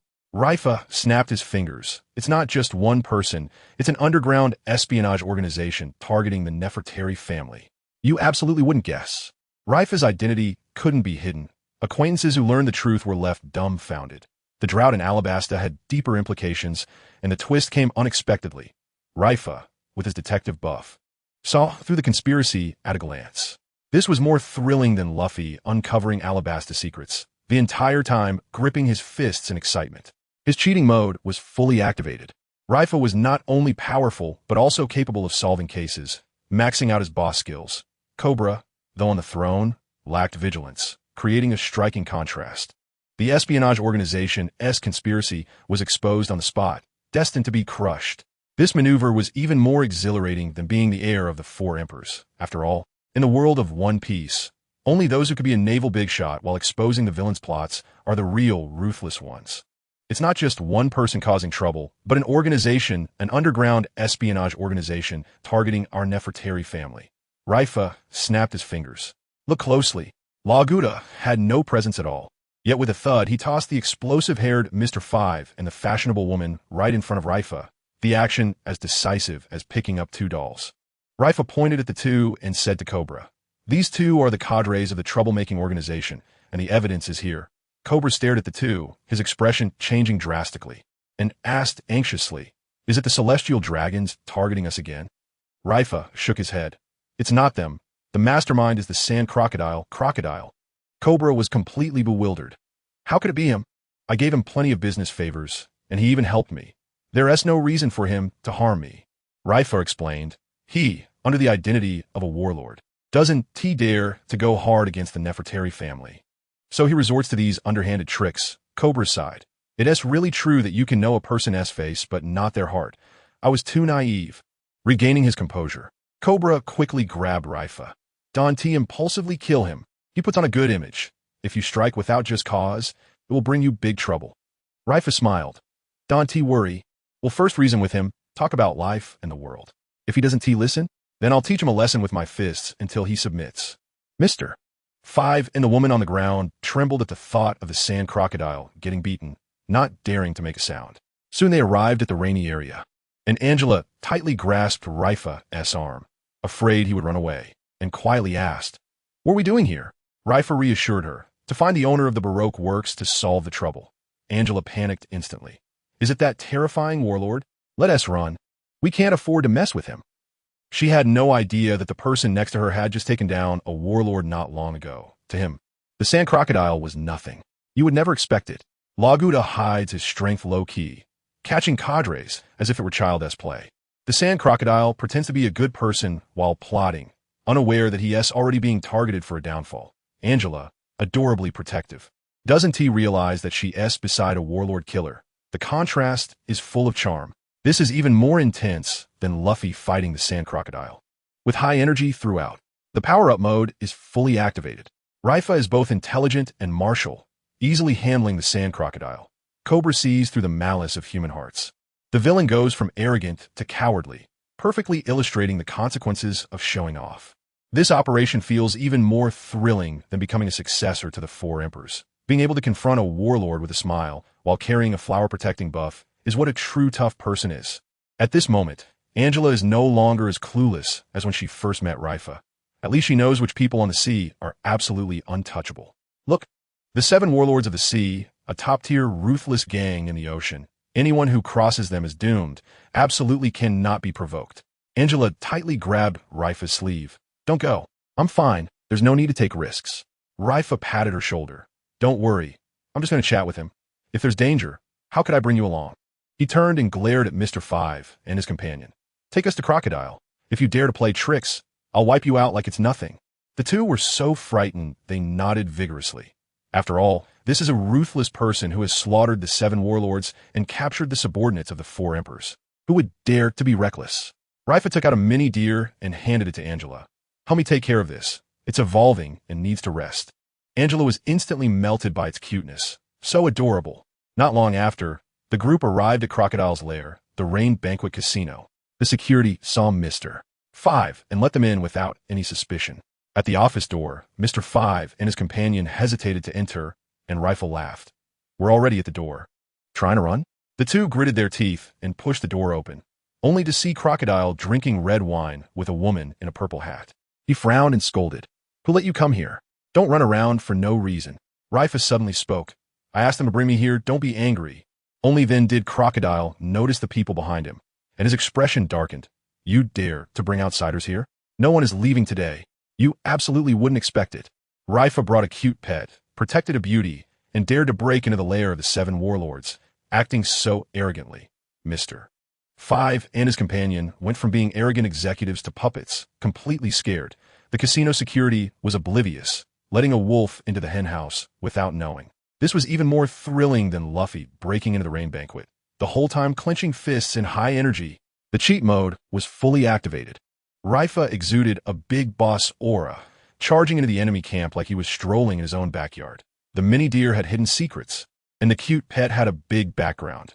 Just as Crocodile was putting on airs, he encountered a tough opponent, and his act of pretentiousness instantly backfired. This operation was even more exhilarating than being the heir to a 4 emperor. After all, in the world of One Piece, being able to bring a beauty and a cute pet to break into the lair of the 7 warlords and dare to challenge them face to face is the true, ruthless person. His expression immediately turned cold. What is going on? Why did you bring outsiders here? I need an explanation. Otherwise, including the 2 of you, no one will leave this office today. Pay attention. Bang. As Crocodile's voice fell, the office door slammed shut instantly. Angela trembled in fear at the might of the 7 warlords, while Leifa remained unfazed, smiling as he said, What a coincidence, since I didn't get a satisfactory result. I'm not planning to leave. Crocodile closed in. Did you come here specifically to cause trouble? Leifa calmly responded, My surname is Nefertari. Cobra is my cousin. Do I really need to expose your little schemes from the studio? Crocodile suddenly burst into wild laughter. You're clever, but unfortunately not clever enough. Daring to come here is simply seeking death. His words were filled with killing intent. The next moment, Crocodile made his move. A vortex of wind and sand swirled from his palm, instantly transforming into a small tornado, sweeping towards everyone. Angela screamed and Mr. 5 was stunned. This was meant to silence them all. Just then, Enel flashed a wicked smile, stepped forward, and raised his hand. Crack. A 1-meter-thick lightning pillar shot out, directly piercing through the tornado and smashing towards Crocodile. Bang! Crocodile was blasted into flying sand, but instantly reformed. His expression completely changed. Who are you? He realized Enel's strength was on par with his own, yet the latter was actually Leifa's subordinate, which was too absurd. Leifa waved his hand to stop Enel. I already said, we represent Alabasta to demand an explanation. Crocodile, furious and embarrassed, retorted, Kid, watch your tone. You are facing a 7 warlord. You would never have guessed. Just after Crocodile finished his threatening words, he was slapped in the face. The prestige of the 7 warlords shattered. Enel's casual strike forced the 7 warlord to a standstill, his combat power piercing the heavens. Leifa sat back comfortably. His subordinates, stronger than their opponents, truly the pinnacle of showing off. This was even more intense than Luffy's hard fight against Crocodile. With high energy throughout, fists clenched. The cheat mode was fully activated. Leifa's subordinates were all tough characters, making the 7 warlords seem like children at play. Crocodile's careful calculations hit the hardest iron plate. Enel transitioned from a god of thunder to a subordinate. The contrast was fully satisfying. This maneuver felt even more exhilarating than inheriting the position of a Yonko. After all, in the world of One Piece, to have subordinates crush the 7 warlords while remaining calm oneself is the mark of a true tough guy. He was somewhat wary of the people before him, but that didn't mean he was truly afraid, let alone unknown pirates, even when facing the 4 emperors. He would not back down. Look, Leifa squinted and smiled. What a coincidence. Not long ago, there was a warlord just as arrogant as you. Guess what happened to him? Crocodile suddenly remembered a recent major event. His eyes widened in shock. You are violent wolf, Leifa? The moment those 3 words came out, Crocodile's wariness skyrocketed. He had dealt with Doflamingo and knew that the other party's strength was on par with his own, yet a ruthless person like that was actually crushed by Leifa. What's worse is that he heard Leifa's subordinate, the guy who can control lightning, can hold his own against Drought Jack. Just this subordinate alone has top-tier pirate combat power. And with Leifa himself, he had no chance of winning. Crocodile reigned in his arrogance and lowered his posture. I will immediately withdraw my men from Alabasta, abandon all actions. Can we just let this matter go? Leifa shook his head. Not enough. You will stay here for 10 years, listen to Cobra's orders, and shield the Nefertari family from the storm. Absurd. Crocodile instantly exploded in anger. The tiles under his feet shattered. The world government pays me to do work. and they have to grant me the title of warlord. What gives you the right to command me? Leifa's expression was calm, but his tone was undeniable. You can bargain with the world, but not with me. If you don't agree, you will be buried here today. He then tilted his chin to Enel. Play with him. Enel, who had been holding back, grinned wickedly, lightning crackling around him, and floated into the air like a descending thunder god. Just as a great battle was about to break out, dark black light suddenly rose beneath Leifa's feet, rapidly spreading from him, and in the blink of an eye, enveloped the entire office. The walls, floor, doors, and windows instantly became blurry, as if wrapped in an invisible barrier. Leifa chuckled softly. The game has begun. Enel could no longer hold back, transforming into a dazzling bolt of lightning. Charging straight at Crocodile, this was the first serious opponent he could fight since coming down from Skypiea. Previously, he had been held back by Leifa when encountering Akainu. But now he could finally unleash his full power. You absolutely wouldn't expect it. Leifa's one sentence made the warlord shrink back. His aura so strong it was ridiculous. Crocodile went from being imperious to panicked. Enel was bursting with energy and ready to show off. The Thunder God's aura was fully charged. This was even more exciting than Luffy's confrontation with Crocodile. The intensity kept everyone on edge. The cheat mode was completely activated. Leifa handled the warlord like a chick, making demands without room for negotiation. Enel's combat power exploded, seizing every opportunity to unleash full firepower. Crocodile kicked the hardest iron plate, and it was too late to admit defeat. This operation was more thrilling than inheriting the title of a Yonko. After all, in the world of One Piece, only someone truly ruthless can make the warlords bow their heads obediently and casually set up a battlefield of their own. Boom, boom, boom. Look, Enel is wreaking havoc, and Crocodile is completely powerless to fight back. Although the Sand fruit is a Logia type, it can only be considered second tier. How can it compete with the legendary Rumble fruit? If it weren't for Crocodile's own strength, he would have been crushed long ago. Leifa watches calmly. He had anticipated this result, but Mr. Five and his partner are completely stunned. How could their boss, a warlord of the sea, be pressed down and rubbed into the ground by a subordinate of a violent wolf? This is too absurd. Angela is even more shocked, her eyes wide open. She knows Leifa is powerful, but she didn't expect his subordinate to be so overwhelming. She was worried for nothing. The woman in the purple hat is also flustered, secretly calculating her escape route. Half an hour later, Enel floats back to Leifa's side. I have fulfilled my duty. Leifa approaches the injured Crocodile, squats down, and says, "The victor is king. You lost, so you must submit." After a few words, Crocodile surprisingly nods in submission. Leifa places a hand on his shoulder, and a surge of energy enters Crocodile's heart. This is a backup plan, just like with Enel, to prevent this powerful figure from turning against him. He then retracts the gluttonous domain, as maintaining it is too exhausting. At that moment, the woman in the purple hat quietly sneaks to the window, hoping to make a getaway. But she suddenly bumps into someone with a thud. She is stunned. Who is this person? There is clearly no one just now. You would never expect it. Enel crushes the warlord of the sea with the Rumble fruit, proving his peak combat power. Crocodile goes from an arrogant boss to obediently listening, creating a delightful contrast. The woman in the purple hat tries to escape, but hits a wall, failing her sneaky plan. This is even more thrilling than Luffy beating Crocodile. The whole time, it's high energy and fists clenched. The power-up mode is completely maxed out. Leifa recruits subordinates, without sparing even the warlords of the sea, using ruthless and clever tactics. Enel treats fighting the warlords like a game. The villains are either beaten into submission or caught trying to escape, which is incredibly satisfying. This operation feels even more exhilarating than becoming the heir to the 4 emperors. After all, in the world of One Piece, only someone who can have their subordinates crush the warlords of the sea and easily control powerful figures is a true ruthless person. She looks up and realizes she has actually bumped into someone. How is this possible? How could a person suddenly appear here? There was clearly no one before. Pay attention. Leifa suddenly spoke up. Miss Nico Robin, why are you in such a hurry? Didn't you think to say hello? The woman in the purple hat, trying to escape, was indeed Nico Robin, the survivor of O'Hara, the Devil's Child. The person she bumped into was Loket, who had developed his invisible fruit to a terrifying level, capable of hiding completely from even great pirates, and Robin had not noticed at all. Hearing Leifa call her name, Robin felt a chill run down her spine. Someone who could make Crocodile bow down. She had no chance of escaping. Leifa continued, "Don't be nervous. I'm a Marine Vice Admiral, but I mean you no harm. We have a connection. You know Vice Admiral Saul, right? He was half my mentor. Robin suddenly turned around. After more than 10 years of hiding, she thought her heart was as hard as iron, but hearing Saul's name instantly broke her defenses. Leifa reminisced. When I was a kid in the Marine training camp, Saul hadn't defected yet. He taught us combat and knowledge about the giant race. Robin, suppressing her excitement, asked, "Are you here to capture me?" Lord Wolf of Violence.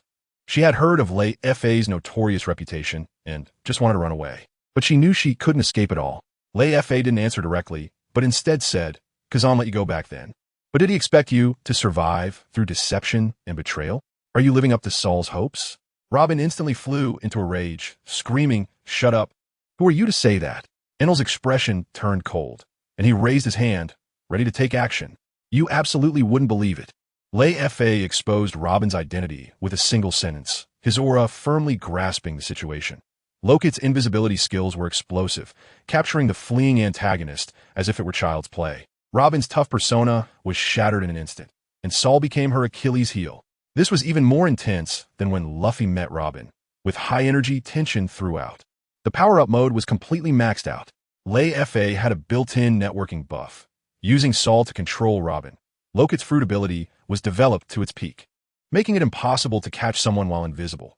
Robin transformed from a cold fugitive to someone emotionally out of control, maximizing the contrast.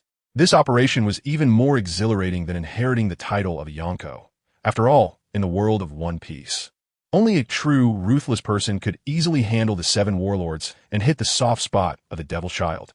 Enel, seeing this, turned cold and raised his hand toward Robin. Notice, Leifa raised his hand to stop Enel, signaling him not to act recklessly. Although Enel looked displeased, he reluctantly lowered his hand.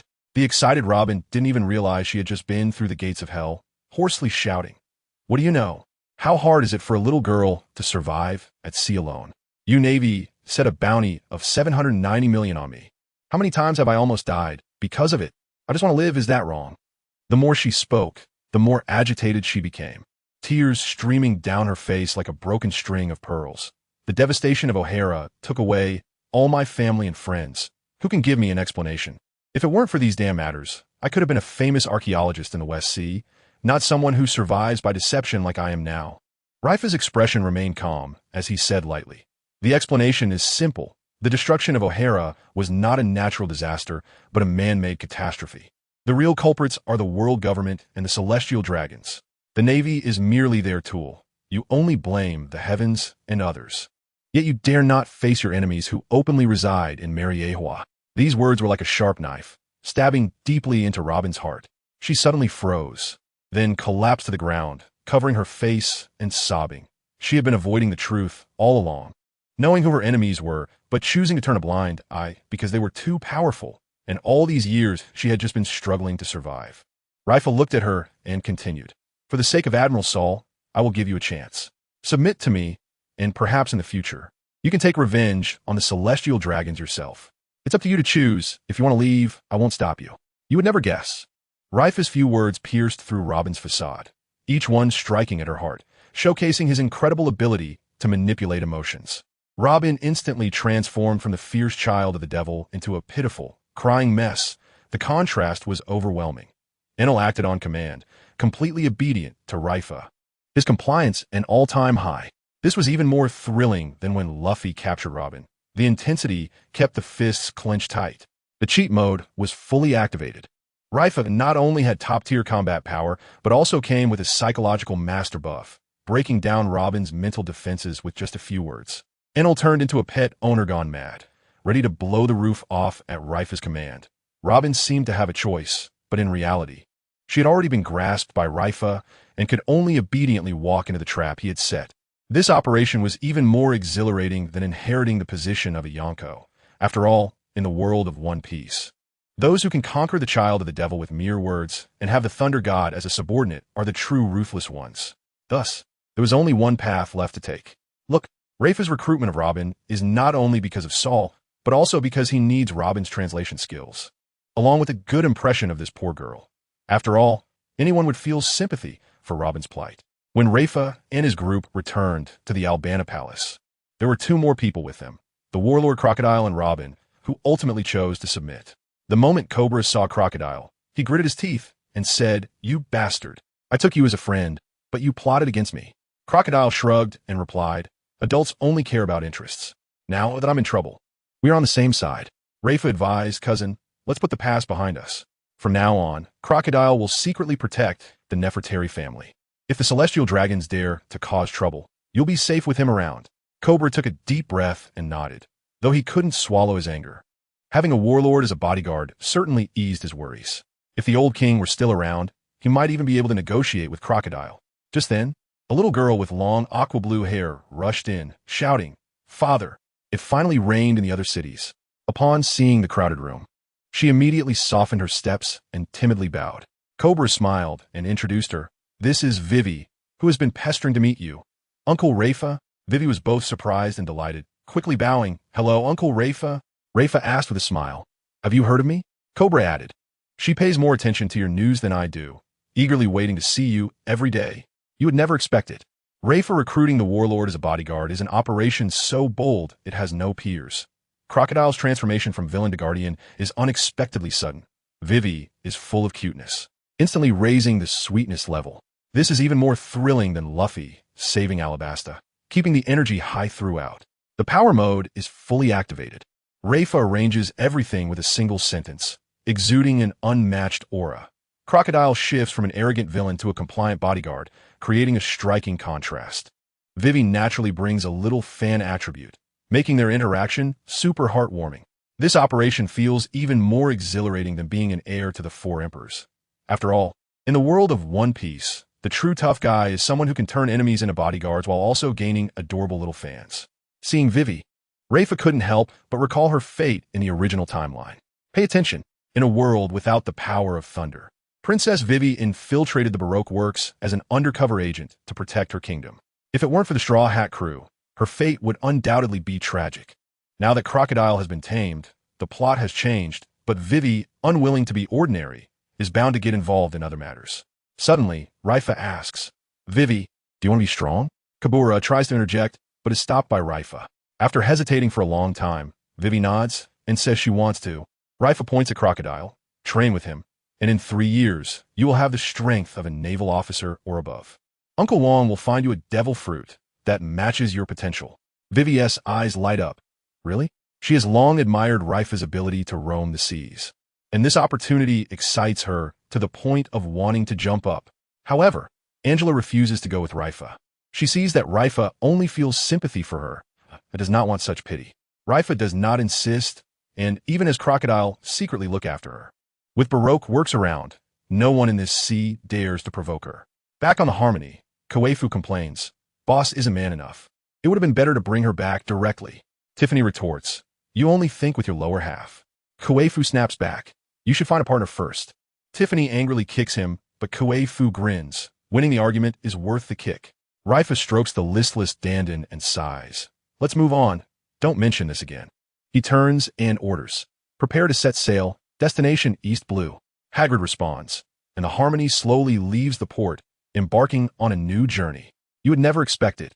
Leifa's single sentence changes Vivi's fate, directly giving her the chance to become stronger. Angela refuses the boss's invitation, remaining clear-headed and independent. Kuefu and Tiffany bicker, transforming the atmosphere into comedy.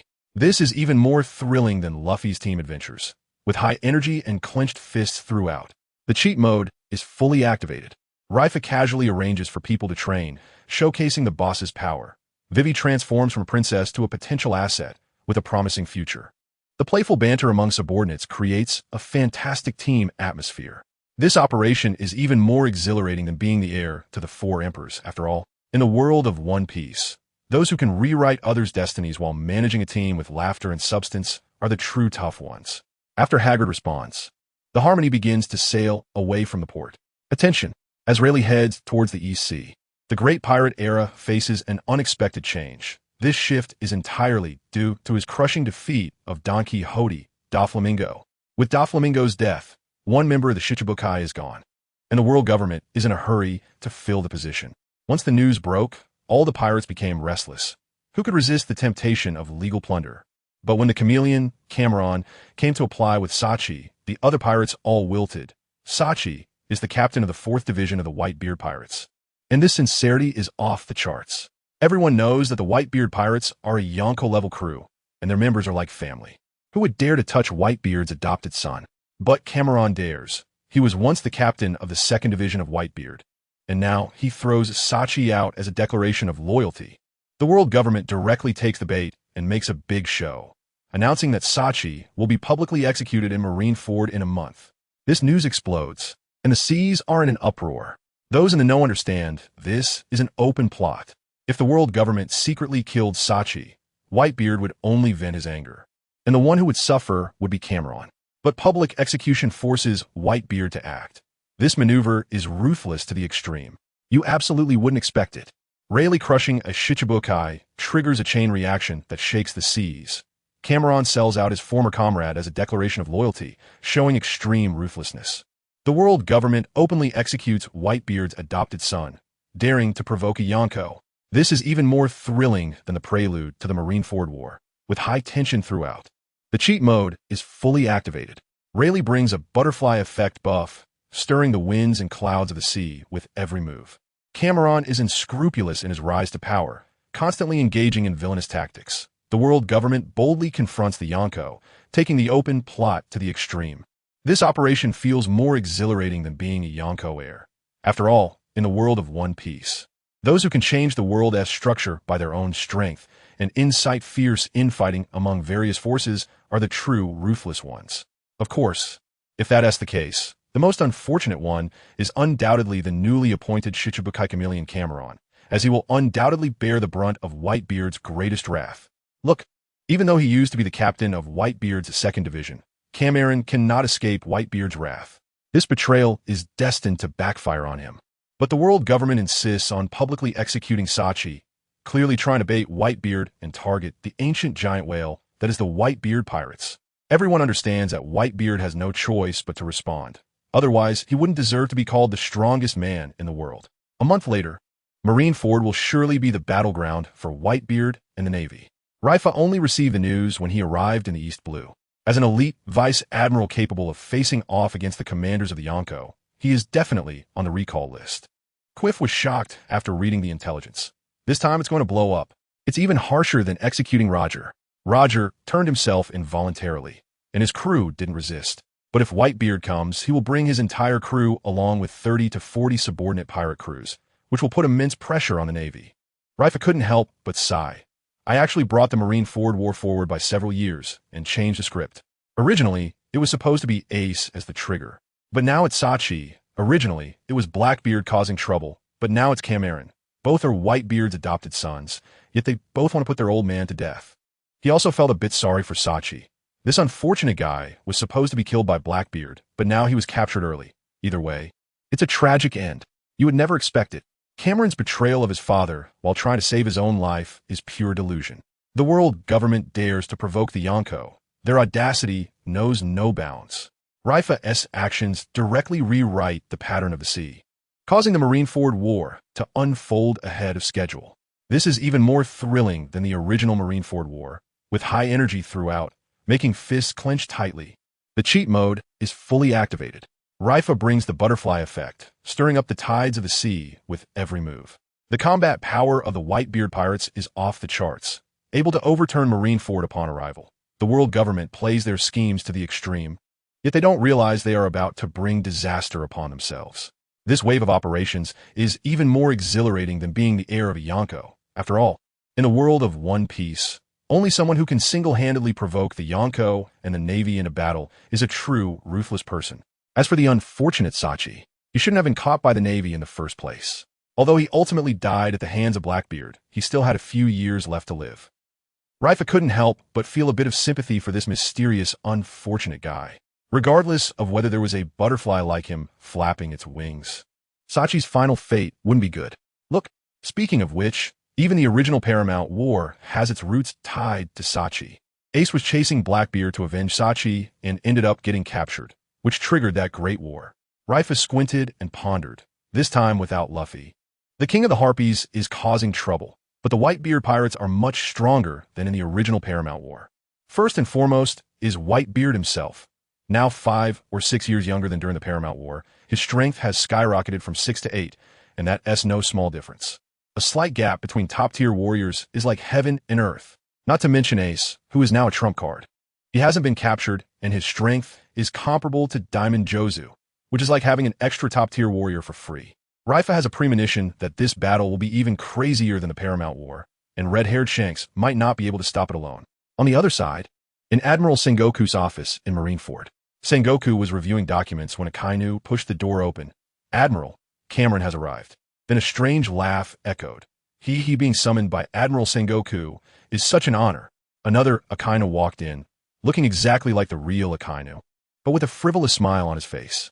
The real Akainu's face darkened. "Cameron, if you transform into me again, I'll punch your head off." "Don't be angry," the fake Akainu fluctuated and transformed back into Cameron himself. You absolutely can't imagine. Whitebeard is 5 or 6 years younger. His strength skyrocketed, overshadowing the original Paramount War. Ace has gone from prisoner to a powerhouse, giving the Whitebeard pirates another trump card. Cameron transformed into Akainu to cause trouble, bold enough to provoke an admiral. This is even more exhilarating than the original Paramount War's prelude, with high energy throughout. The cheat mode is fully activated. Leifa, with his profit buff, sees the battlefield's trajectory at a glance. The Whitebeard pirate strength has doubled, an unstoppable crushing force. Cameron provocatively challenges Akainu, pre-ordering a stylish death. This operation is even more exhilarating than being the heir of the 4 emperors. After all, in the world of One Piece, only true, ruthless characters can upgrade the Paramount War in advance and make all factions go crazy. Don't be angry, Admiral Akainu. It was just a joke. Don't you take it so seriously. I'll transform back right now. The imitation Akainu chuckled, and with a wave, quickly transformed back into his original appearance. Take a look. Standing over 3 meters tall, with bright pink afro hair, a rainbow jacket, and green pants, he's flamboyantly eye-catching. A big black belt at his waist is filled with the emblems of his enemies, the pirates. He is the new warlord of the sea. The trigger for major events, Chameleon Cameron. Cameron, being familiar, sits down opposite Sengoku. "Long time no see, Lord Sengoku." Sengoku coldly retorts, "You're still as disgusting as ever." The two are old acquaintances. Back in the day, Sengoku chased after Whitebeard, and Cameron, as the captain of Whitebeard's 2nd Division, would always confront him head-on. Although he couldn't defeat Sengoku, he could hold his ground for a short time. However, Sengoku looked down on him from the bottom of his heart. This guy has no bottom line after betraying Whitebeard, greedy and cunning. The key is that Cameron's copy fruit is extremely overpowered. It is several times stronger than Mr. 2's clone fruit. Not only can it change appearance, but it can also replicate the opponent's abilities. Copying Whitebeard grants him the power of the Tremor fruit. Copying Akainu turns him into a natural type powerhouse. Although he can't use multiple abilities at the same time, he can selectively choose skills, which is simply unbeatable. It is precisely because of this ability that he could capture Sachi without anyone noticing, something even an admiral might not achieve. Sengoku is too lazy to waste words. Stop pretending to turn over a new leaf. Just get to the point. Cameron shrugs, looking indifferent. After all, he has achieved his goal, obtaining the identity of Warlord of the Sea. Nothing else matters.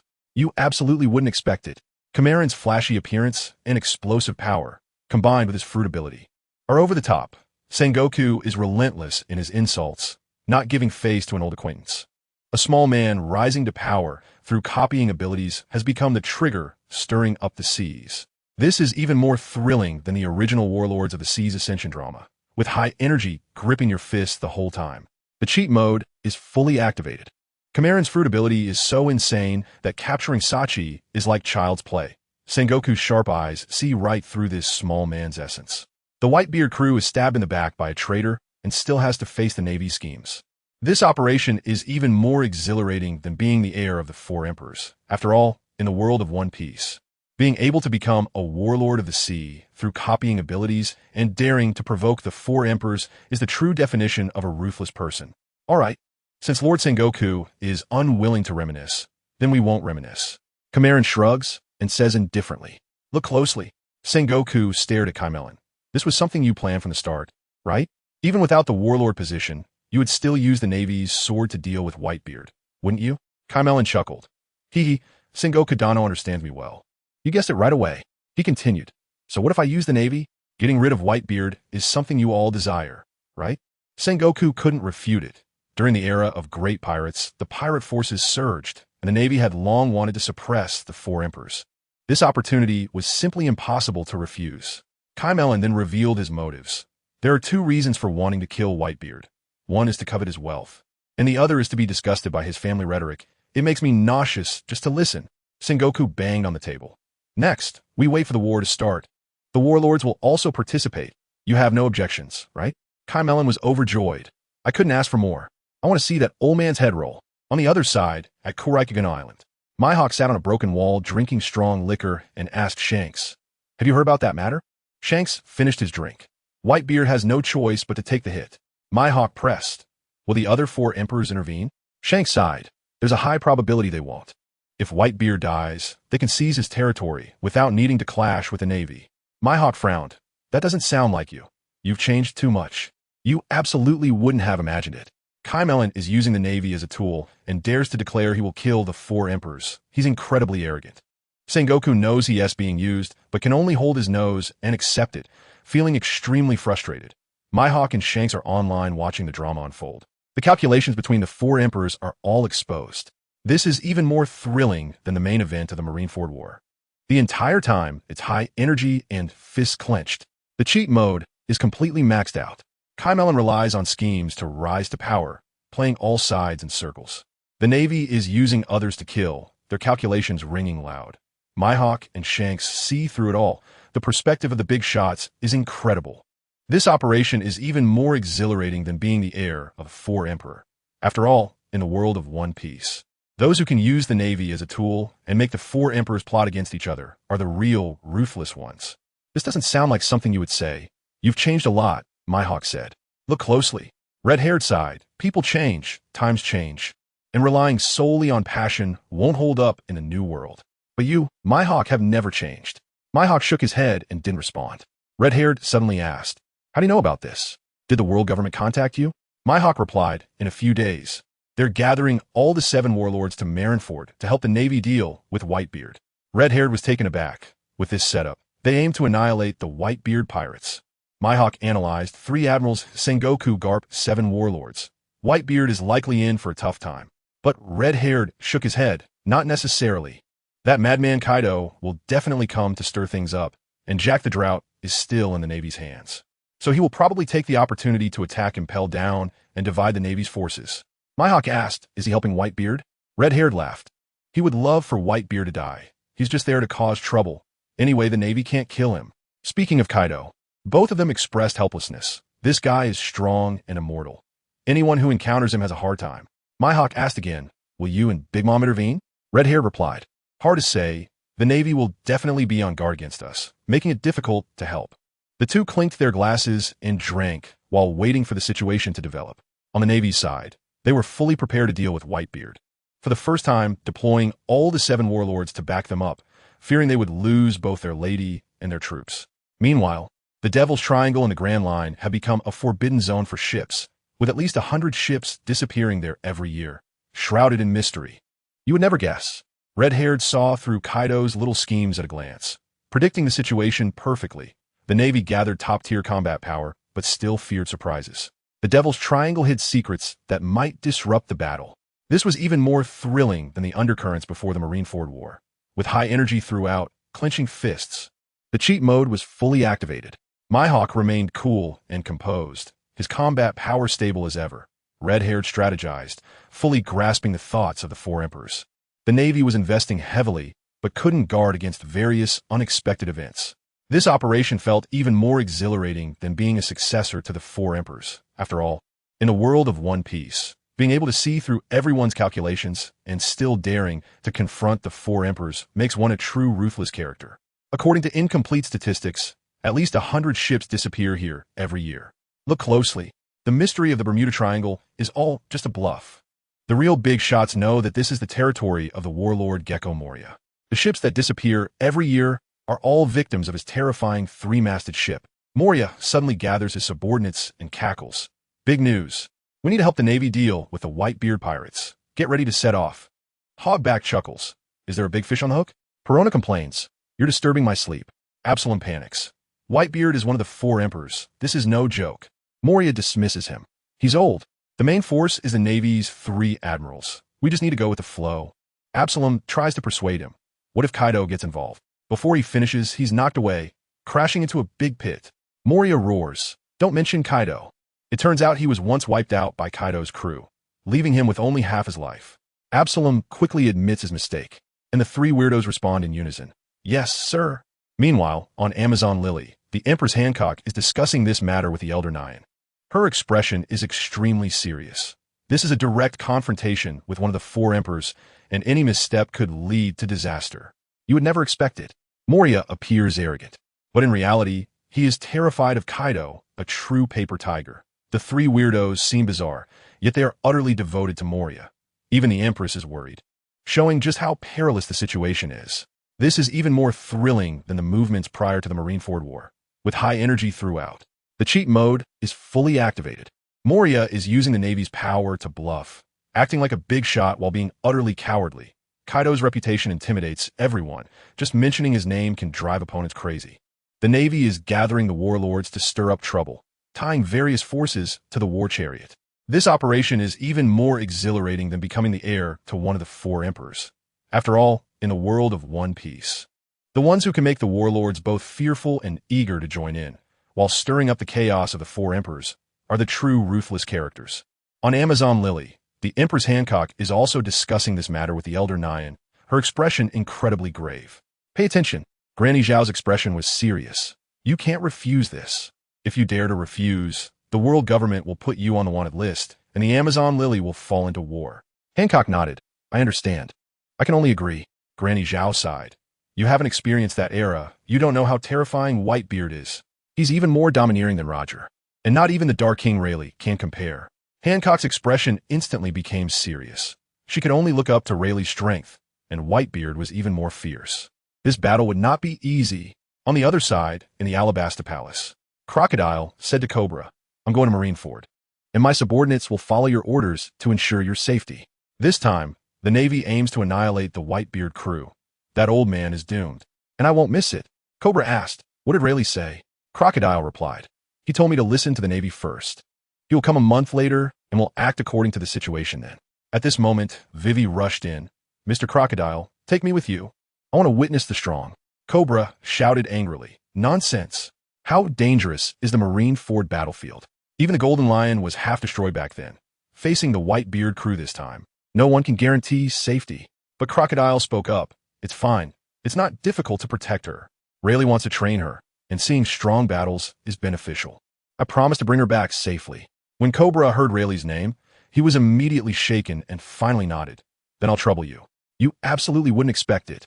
No matter how strong Hancock is, she still has to be controlled by the world government. Even the Queen has her helpless moments. Crocodile has transformed from a villain to a bodyguard, even helping Rayleigh train Vivi, which is an incredible twist. Vivi boldly dares to charge onto the battlefield, instantly turning from a princess into a starry-eyed girl. This is even more thrilling than the mobilization before the Paramount War. With high energy throughout, fists clenched tight. The cheat mode is fully activated. Rayleigh controls the entire situation remotely, and even the 7 warlords must obey his arrangements. Crocodile's combat power is reliable, protecting others like an old dog. Although Hancock is strong, she is not in control as all factions are drawn into the conflict. This operation is even more exciting than being the heir to the 4 emperors. After all, in the world of One Piece, the true ruthless characters are those who can make villains obedient, princesses charge in a battle, and stir up the entire situation. Hearing Crocodile mention Rayleigh, Cobra's previously firm expression started to waver. After a long while, he finally said, all right, then I'll trouble you. Look, Crocodile waved his hand dismissively with an indifferent expression. It's just a small matter, nothing worth mentioning. Vivi instantly burst into a bright smile, jumping up and down, shouting, thank you, father. Thank you, Lord Crocodile. Now I can finally witness a true strongman. The scene shifted to Fishman Island's Dragon Palace, where Jinbei held the world government summons. His face serious as he rushed into the hall, bowing to Neptune, the king of the sea. He might be able to skate by against the other 4 emperors with his warlord status, but this time he was up against the Whitebeard pirates, and he absolutely could not do that. After all, the Whitebeard crew was the savior of Fishman Island. Without their protection, Fishman Island would have long been trampled by pirates. Where would the peace of today come from? Although Jinbei had not officially joined the Whitebeard crew, he called Whitebeard Old Man every day, and he had fought Ace for 5 days and nights without a clear winner, their bond deeper than that of biological brothers. Betray them? Only if he forgot his roots. Beside him, Princess Odoheim wore a worried expression. Is there really no way to ease the situation? Who would have thought that her being alive and standing here was all due to Rayleigh's efforts? Rayleigh had seen through Hody Jones's conspiracy early on and sent Jinbei back to deal with him. Jinbei, although he hated humans, could not tolerate his own kind killing each other. He had beaten Hody Jones, who had yet to rise, to a pulp on the spot. After Jinbei arrived, he imprisoned Hody and saved Odoheim's life. Neptune shook his head heavily. The world government has long been pressured by pirate forces and has no way out. They will never miss the chance to eliminate the 4 emperors. He knew very well that without the backing of the Whitebeard crew, Jinbei alone could not hold the fort. Those pirate forces eyeing Fishman Island would only treat the title of Sea Hero as a joke. You would never have guessed. Jinbei stood firm against the world government, willing to give up his warlord status rather than betray his benefactor, his tough guy spirit at its peak. Rayleigh's arrangement had rewritten Odoheim's fate, causing a butterfly effect that shook the seas. The fate of Fishman Island was entirely tied to the Whitebeard crew, and any slight misstep could lead to irreparable disaster. This was even more thrilling than the confrontation before the Marineford War, with the tension making fists clench tight. The cheat mode was fully activated. Rayleigh manipulated from afar, able to change the fate of characters with ease, his strength unfathomable. Jinbei was chivalrous, never bowing to power, a true man. Neptune saw through the situation but felt powerless to change it, the frustration reaching its peak. This operation was even more exhilarating than being an heir of the 4 emperors. After all, in the world of One Piece, only those who could make the warlords refuse their orders, save the princess from peril, and stir up the deep-sea turmoil were truly ruthless individuals. Among the fishmen, there had never been a compatriot with the highest level of combat power. At most, they reached the level of Jinbei and the fish giant Sebastian. Pay attention. The strength of the fishmen is sufficient for self-preservation in the sea, but it's far from enough to protect the entire tribe. The Whitebeard pirates are a true lifeline for Fishman Island. Without them, it's all over. Jinbei suddenly clenches his fists. No, I'm gonna stop this. Neptune becomes anxious. Don't do anything reckless. You can't change the outcome. Jinbei's gaze is determined. Let me fight my father? Absolutely not. He has done so much for Fishman Island. What kind of fishman would it be to be ungrateful? He came to the Dragon Palace just to inform us and is already prepared to confront the world government. Neptune sighs. You decide for yourself. You've done enough for Fishman Island over the years. Princess Odoheim also reminds him, make sure to stay safe. The scene shifts to the Revolutionary Army headquarters, where Dragon stands on the balcony looking east, and Kuma enters. Dragon speaks. Kuma, you're here. Kuma gets straight to the point. What stance should I take in this matter? Dragon replies calmly. We only oppose the tyranny of the world government. Pirates are ultimately still pirates. Just focus on your duties. Kuma brings up, Ivankov has been imprisoned and impelled down. Should we rescue him? Dragon shakes his head. Impelled down will soon be in chaos, and he will have the chance to escape. Dragon changes the subject. Did Vegapunk contact you? What is he like? Kuma speaks frankly, deep and unfathomable. His strength is not weaker than mine, and his intellect is even more terrifying. It's as if he sees through my identity, but chooses not to expose it. Dragon presses, what does he want from you?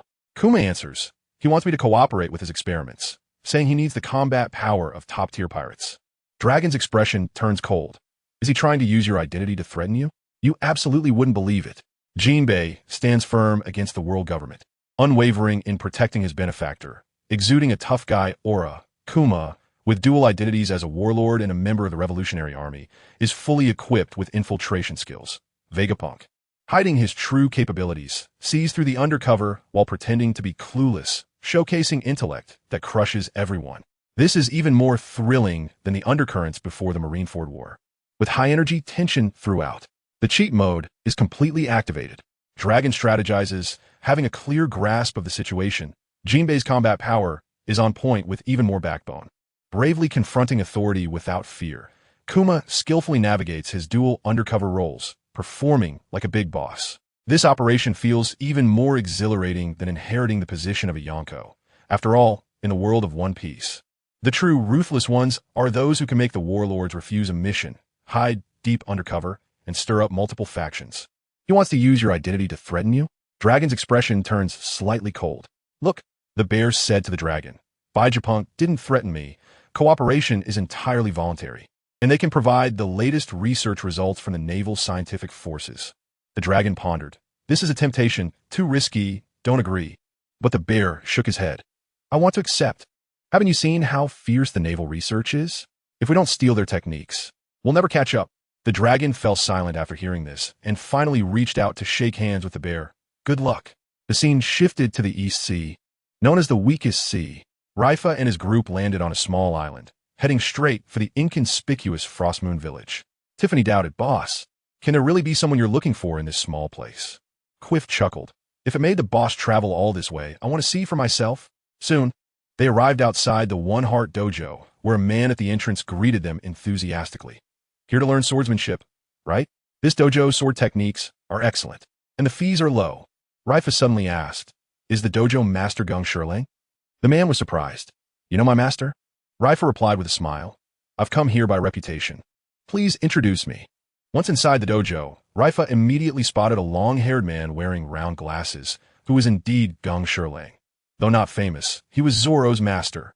Leifa confirmed with his detection ability that Gung Shirlang was indeed extraordinary, so he hadn't found the wrong person.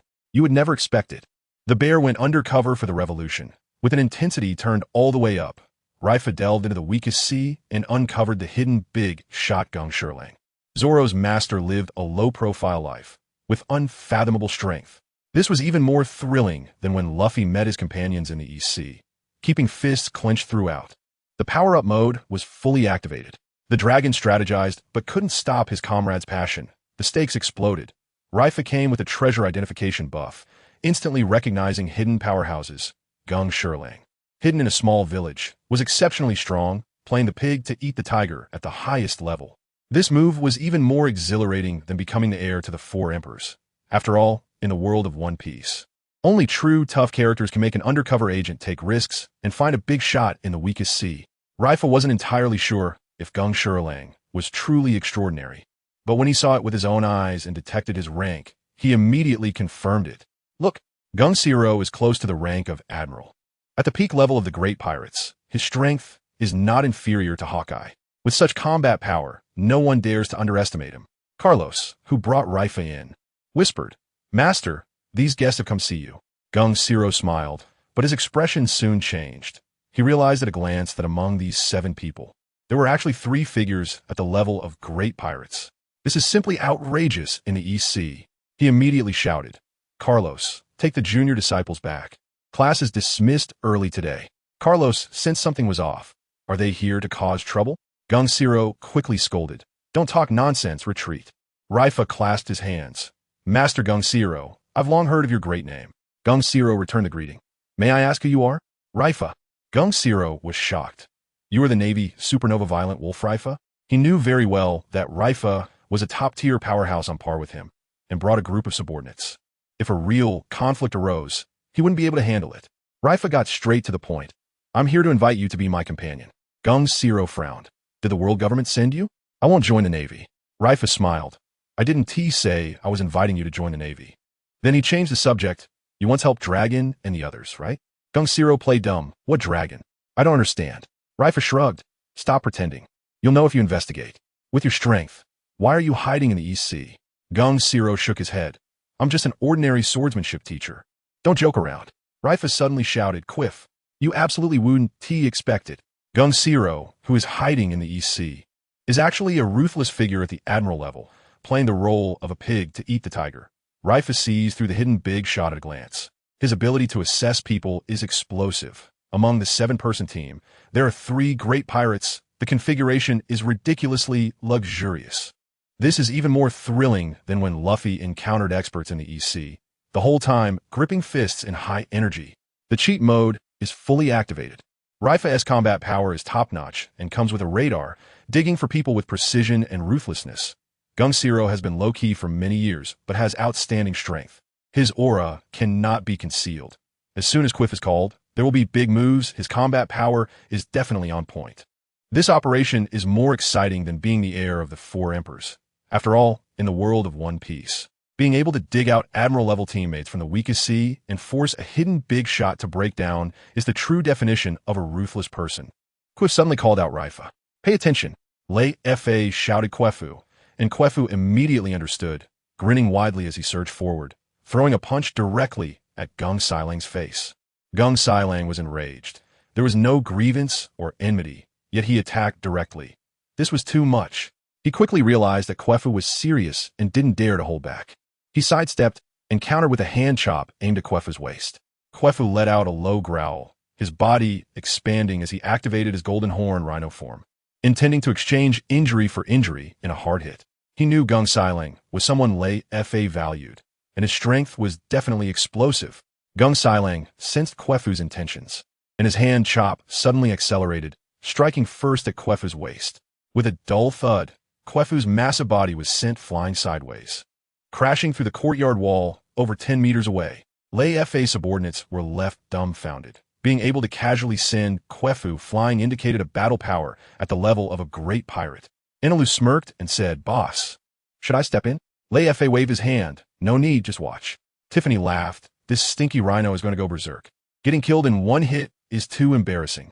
As soon as she finished speaking, Quefu roared in fury, "Bastard!" With a booming sound, he burst out through the gap in the wall like a cannonball, his golden horn doubling in size as he unleashed a golden horn charge, his attack power directly doubling. A typical great pirate wouldn't be able to withstand it. You absolutely wouldn't expect it. Quefu opened with a big move, but was casually sent flying by Gung Silang, who ended up looking foolish. Gung Silang had been in seclusion for many years, and his strike was at the level of a general, playing the pig to eat the tiger. Leifa sat back comfortably, watching the show as his subordinates created chaos, exuding a boss-like demeanor. This was even more thrilling than Zoro's famous sword practice scenes, with high energy throughout, clenching fists tightly. The cheat mode was completely activated. Gung Silang's swordsmanship was explosive, and his hand chop's power was comparable to a slashing attack. Quefu's transformation buff enhanced his strength to rival that of a great pirate. Leifa's team was filled with ruthless individuals, and any one of them could stir up a storm. This operation was even more exhilarating than being the heir to the 4 emperors. After all, in the world of One Piece, only true ruthless characters could force a reclusive boss to act and have their subordinates go all out without fear. This attack, mixed with the force of the charge, could at least double Quefu's attack power again. If an ordinary great pirate didn't handle it properly, they might suffer a significant loss under such an assault. Watch out! Quefu's golden horn charges in, and Gung Silang suddenly draws his sword, blocking Quefu's attack with a counterstrike. A loud metallic clang erupts as he coldly shouts, "Are you done making a scene?" With a flick of his wrist, he knocks Quefu away with the side of his sword. Leifa calls for a stop. "Come back, Quefu." Quefu calms down, realizing that Gung Silang wasn't serious at all, and returns to his human form, bowing to rejoin the team. Leifa glares at Gung Silang. "Stop pretending. With his strength, an ordinary general is just a child in front of you." Gung Silang remains unafraid. Being strong isn't illegal. "Do you want to arrest me?" Leifa spreads his hands. "I just want you to come with me." "Is that hard to understand?" Gung Silang firmly rejects. "I refuse." Leifa smiles. "Don't be so quick to refuse. Let's talk. A powerhouse of your level hiding in the East China Sea must be related to a major force, helping the Revolutionary Army. Aren't you afraid of being targeted by the world government?" Gung Silang falls silent, and Leifa continues. "You just want to use the Revolutionary Army to achieve your own goals." Gung Silang's heart races, but he still retorts, "That's just your speculation." Leifa raises an eyebrow. "Spreading information, do you think you can keep it clean?" Gung Silang sips his tea. "Threatening me to be your subordinate?" Leifa blinks. "Will you comply?" Gung Silang, "No." Leifa laughs. "So I didn't intend to threaten you. You absolutely can't imagine it."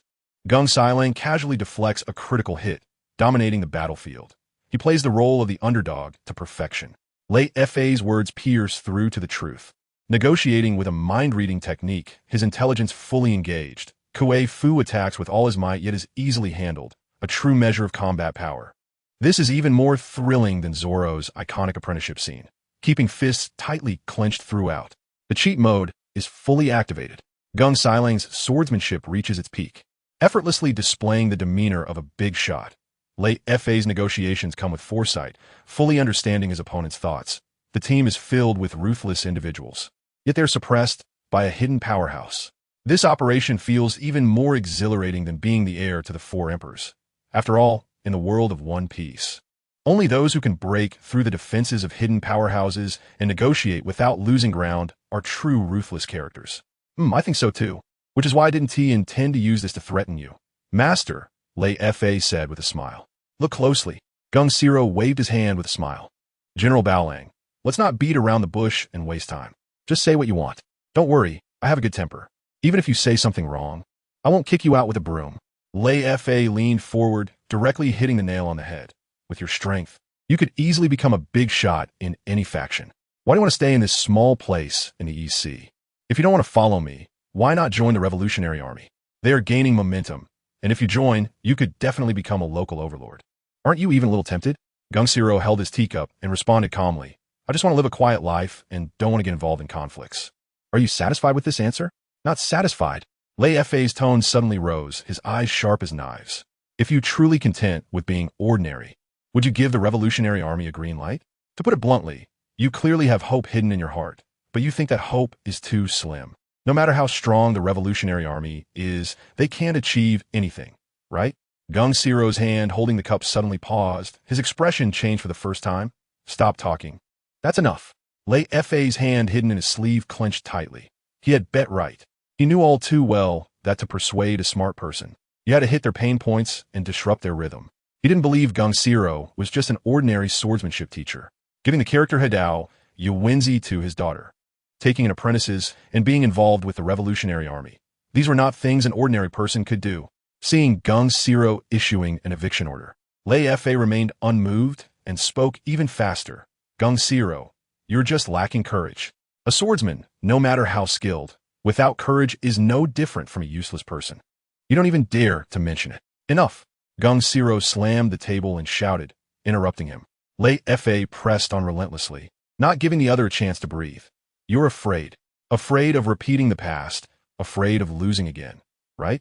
Gung Siro's eyes turned red, and he retorted angrily. What do you know? I spent 10 years cultivating my mind to forget those past troubles. You haven't experienced it. So why do you have the right to point fingers at me? Don't think that not fearing death is the same as being brave. Stop being so self-righteous. Leifa stared at him and suddenly threw out his killer move. Is it because of your daughter, Guena, right? You absolutely wouldn't guess. Leifa's negotiation turned into a direct hit, every word piercing Gung Siro's heart, pushing the reclusive big shot to his breaking point. Gung Siro, with his peak combat power, was struck in his soft spot by a single sentence. His cold facade shattered.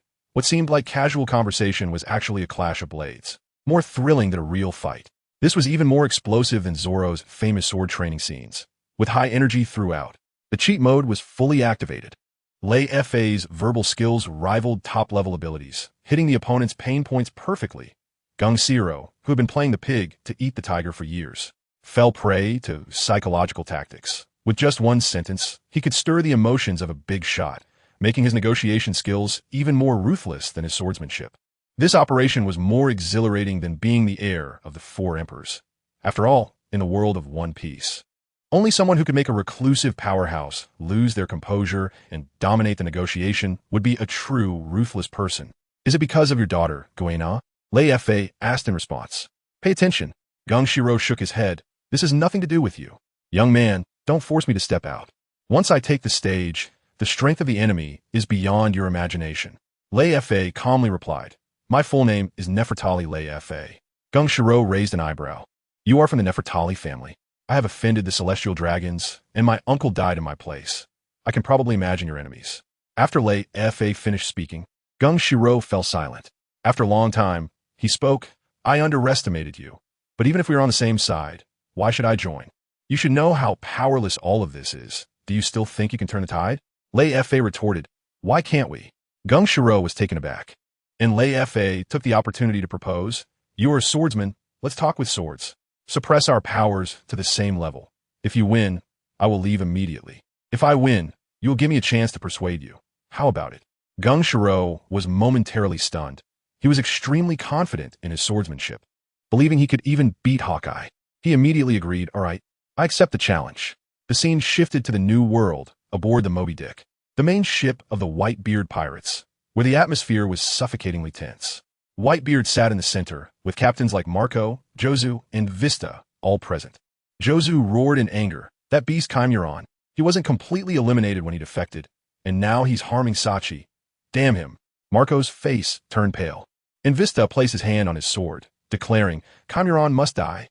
Ace also shouted angrily, whoever dares to harm Brother Sachi, I will never let them go. You absolutely can't imagine. Leifa revealed his identity to intimidate Geng Shiro. The negotiation turned into a duel, and the tactics were flying high. Geng Shiro was overflowing with confidence in his swordsmanship, daring to challenge Hawkeye, hiding a powerful figure. The entire Whitebeard crew was furious. Their desire for revenge was at its peak, and a great battle was on the verge of breaking out. This was even more thrilling than the standoff before the Marineford War. With high energy throughout and fists clenched tight, the cheat mode was fully activated. Leifa carried the aura of his family, negotiating and challenging with strength in both hands. Geng Shiro's swordsmanship was top-notch, and even the East Sea couldn't hide his brilliance. The entire Whitebeard crew's combat power exploded, and their vengeful momentum intimidated all rivals. This operation was even more exhilarating than being the heir to the Four Emperors. After all, in the world of One Piece, being able to intimidate hidden powerful figures, force them into a duel, and stir the anger of the Four Emperors crew is truly ruthless. I haven't seen that Chimeron, but Brother Sachi has always taken good care of his companions. Whoever harms Brother Sachi, I will not let him go. As a candidate for the captain of the 2nd Division and a supernova of the Whitebeard Pirates, Fire Fist Ace is also here. Pay attention. Ace and Sachi have a strong bond. Sachi is the one who led him to join the Whitebeard crew. When Ace heard that Sachi had been captured, he was so anxious that he shouted, Old man, we can't just watch his Sachi brother gets killed by the Navy. At this moment, Teach suddenly spoke up. If Raftel were here, he would definitely be shocked. This is the Teach who originally wanted to kill Sachi and capture Ace. Teach analyzed. Carmine must have gained a lot of strength to dare to hand Sachi over to the Navy, where he has the Navy protecting him. Marco immediately refuted. If he had that kind of strength, he wouldn't need to become a Shichibukai. Teach continued. Then it means the Navy wants to eliminate us, so he doesn't have to fear retaliation. Marco nodded. Sachi is just bait. The Navy has long wanted to deal with the Four Emperors, and this is their chance to attack us alone. Ace became anxious. Then I'll go save him myself. Marco angrily retorted. Nonsense. If you go, you'll just be giving away your head. Whitebeard suddenly opened his eyes and declared with authority, 1 month from now, follow me to Marineford to save Sachi. If anything happens to him, let the entire Marineford pay the price. As soon as these words were spoken, the entire place fell silent. Only the world's strongest man dares to be so bold. Even Kaido doesn't have this kind of spirit. The news, originally only circulating among the upper echelons of the sea, quickly spread throughout the Grand Line, and the whole world knew that the Navy was going to publicly execute Sachi. And a major battle was imminent. You absolutely wouldn't expect it. Teach had already logged in early to act as a military advisor, reversing the situation and leaving people dumbfounded. Whitebeard's single statement determined life and death, exuding overwhelming power that shook the entire place. The Navy set a trap to lure the Four Emperors, boldly daring to provoke the world's strongest. This was even more thrilling than the main event of the Marineford War. With high energy throughout, clenching fists, the cheat mode was fully activated. Whitebeard's combat power was at its peak, capable of overturning Marineford with a single statement. Teach was deeply hidden, analyzing the situation with great insight. Ace was filled with passion, but was persuaded to hold back, and the team's synergy was on point. This operation was even more exhilarating than being the heir to the Four Emperors. After all, in the world of One Piece, only someone truly ruthless can make Teach temporarily hide his sharpness and prepare all the Four Emperors for battle. Before long, the entire Grand Line knew about this matter. Look closely. Those with sharp eyes can understand that the Navy is clearly setting a trap for the Whitebeard pirates. It's just short of shouting, "Come fight me." The only suspense. Will the Whitebeard crew take the bait? Those who know Whitebeard understand that he will never back down. In a month, he will definitely show the Navy what he's made of. At Sabeti Archipelago, Rayleigh sighed. This time, there's no way to resolve this peacefully. He and Whitebeard are old acquaintances, once known alongside Roger and the Golden Lion as the Three Greats, and now only Whitebeard remains active. If Whitebeard falls, the old generation will completely exit the stage. Paki, holding a drink, asked, "Do you want to go take a look?" Rayleigh smiled wryly. It's hard to sneak into Marineford. Shucky rolled her eyes. Just think about it.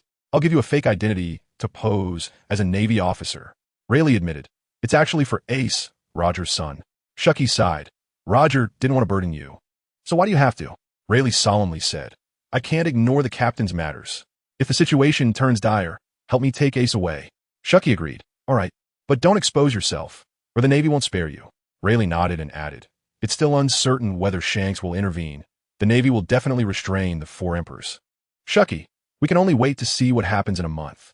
A month passed in the blink of an eye, and the day of Sachi's execution drew closer. Within the Whitebeard crew, Marco, Josu Vista, and Ace were discussing their plan to assault Marine headquarters when suddenly, the din mushy rang. This call was bound to shake up the battlefield. You would never expect it. Rayleigh risks everything to save Ace, still strong and vigorous. He stirs the scene. Shucky, with her vast connections, fabricates identities effortlessly. The Whitebeard crew is gearing up, and there are still variables before the great battle. This is even more thrilling than the prelude to the Marineford War, with high tension throughout. The cheat mode is utterly maxed out. Rayleigh, as the Dark King, has unfathomable strength and deep loyalty. Shucky operates behind the scenes while controlling the overall situation, with a network of connections at the top. The entire Whitebeard crew is prepared for battle, their combined power intimidating all challengers. This maneuver feels even more exhilarating than inheriting the title of a four-emperor. After all, in the world of One Piece, only true heavyweights can emerge from the shadows and stir the undercurrents of various forces. On this day, the 1st Division Commander Phoenix Marco, the 3rd Division Commander Diamond Josu, the 5th Division Commander Floral Sword Vista, and Firefist Ace were discussing the plan to storm Marine headquarters in a few days when suddenly, the din mushy rang. Look, the phone is ringing incessantly. Marco Cachuli answers. "Mosi mosi?" A young voice comes from the other end. "Long time no see, Marco. Have you forgotten about our parting at Dragon Palace?" Marco squints. "It's actually you. Why are you calling at this time?" The other party laughs. "Just a reminder, your single charge on Marineford is likely to fail. Be careful of the subordinate pirate crew. They might be swayed." Marco frowns. "Are you trying to sow discord?" The other party scoffs. "Believe it or not, it's just a personal favor for you." After hanging up, Josu quickly asks, "Who was that?" Marco replies, "Leifa." Josu and Vista are instantly moved. Leifa is the legendary Navy officer who killed Doflamingo and captured Jack. Ace is unconvinced. "What a violent wolf. If he sees me, I'll definitely beat him down." Marco quickly stops him. "Don't be reckless, you can't beat him." Ace responds with his mouth, but his eyes are filled with defiance. The scene shifts to the Grand Line, where 3 warships are racing through the storm. On the deck of the lead ship, Kizaru, dressed in a yellow striped suit, is lounging in a deck chair reading a newspaper, with the wind and rain being blocked away from him by a meter. The newspaper remains dry. Suddenly, a major runs in through the rain. "Admiral Borsellino, there is something unusual ahead." Kizaru looks up, his small eyes peering through his sunglasses into the distance, radiating an overwhelming aura. You would never expect it. Leifa, as a Navy officer, is actually tipping off the enemy camp, pulling off some impressive moves. Kizaru remains steady as a mountain in the storm, his admiral strength crushing the entire scene. Ace, a newborn calf not afraid of tigers, dares to challenge the legendary Vice Admiral. This is even more thrilling than the undercurrents before the Marineford War, with high-energy moments keeping fists clenched. The cheat mode is fully activated. Leifa jumps around effortlessly, showing off his big boss aura. Kizaru brings his rain-avoiding buff, establishing his supreme combat power. The Whitebeard crew faces both internal and external troubles, hiding a tough character who won't back down. This operation feels even more exhilarating than being the successor to the Four Emperors. After all, in the world of One Piece, only true tough characters can have a Navy big shot secretly assist pirates while allowing an admiral to control the scene leisurely. The man in the yellow suit, the current Navy admiral known as Kizaru, lifts his head, his small eyes looking into the distance through his sunglasses. "Look," Kizaru chuckled lightly in the wind and rain. "Oh, what a coincidence." He waved his hand to the major and said, "It's fine, keep going, it's one of us." The warship moved forward and ahead. There was a figure riding a bicycle on the sea, humming a little tune. Kizaru tucked away his newspaper, leaned against the railing, and shouted, "Yo, Kazan, come up and sit." The person turned around, and it was Akiji. He stepped onto the ship with his bicycle, took a breath. His ice fruit turned the seawater into an ice road. Riding on the sea was like playing. Akiji secured his bike and asked, "Why haven't you returned to Marineford yet?" Kizaru laughed. "Just finished a mission. heading back before the execution. Akiji nodded, then hitch a ride. The two enter the cabin side by side.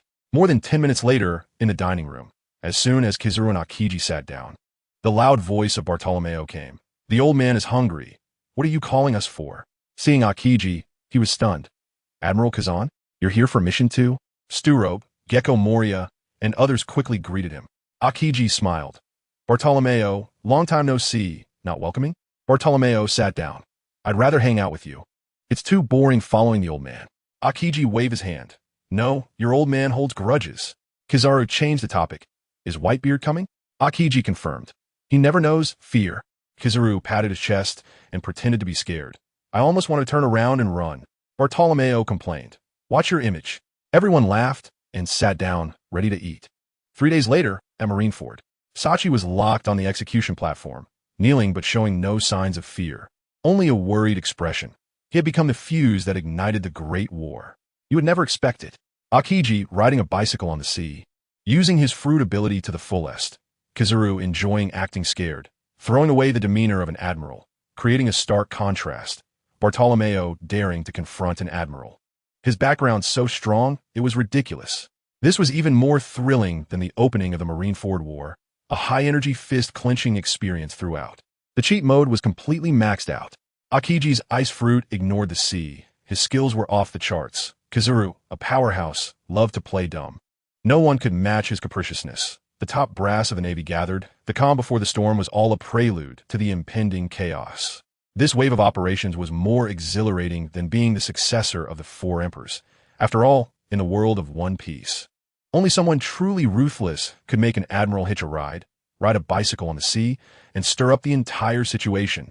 Captain Sachi of the Whitebeard Pirates 4th Division had already been pushed onto the execution platform, locked in a kneeling position. Yet he showed little fear, only some worry. Look, Sachi is locked on the execution platform, his heart burning with anxiety. Dad, everyone, please don't take risks for me. He was already prepared to die, but didn't he want to drag his companions down? Yet he couldn't even commit suicide. Suddenly, Carp said in a deep voice, "They're coming." Sengoku looked into the distance, and the Navy instantly became alert. The Whitebeard pirates are coming. Kizaru casually crossed his legs and pretended to be scared. Wow. The Four Emperors formation is really intimidating. Akiji scratched his head. What is Whitebeard's full name again? I forgot. Akainu had a fierce look. Pirates who dare to invade Marineford must die. At the bow of the Moby Dick, Whitebeard held a crescent-shaped blade and shouted with authority. Sachi, I'll take you home. Sachi shouted anxiously. You shouldn't have come. Whitebeard retorted angrily. Stop talking nonsense. Just wait. Marco and Ace also stepped up. Sachi, hold on. Sachi's eyes welled up with tears, feeling both guilty and moved. Seeing the Navy showing fear, Akainu coldly snorted and unleashed his ultimate move. Meteor Volcano.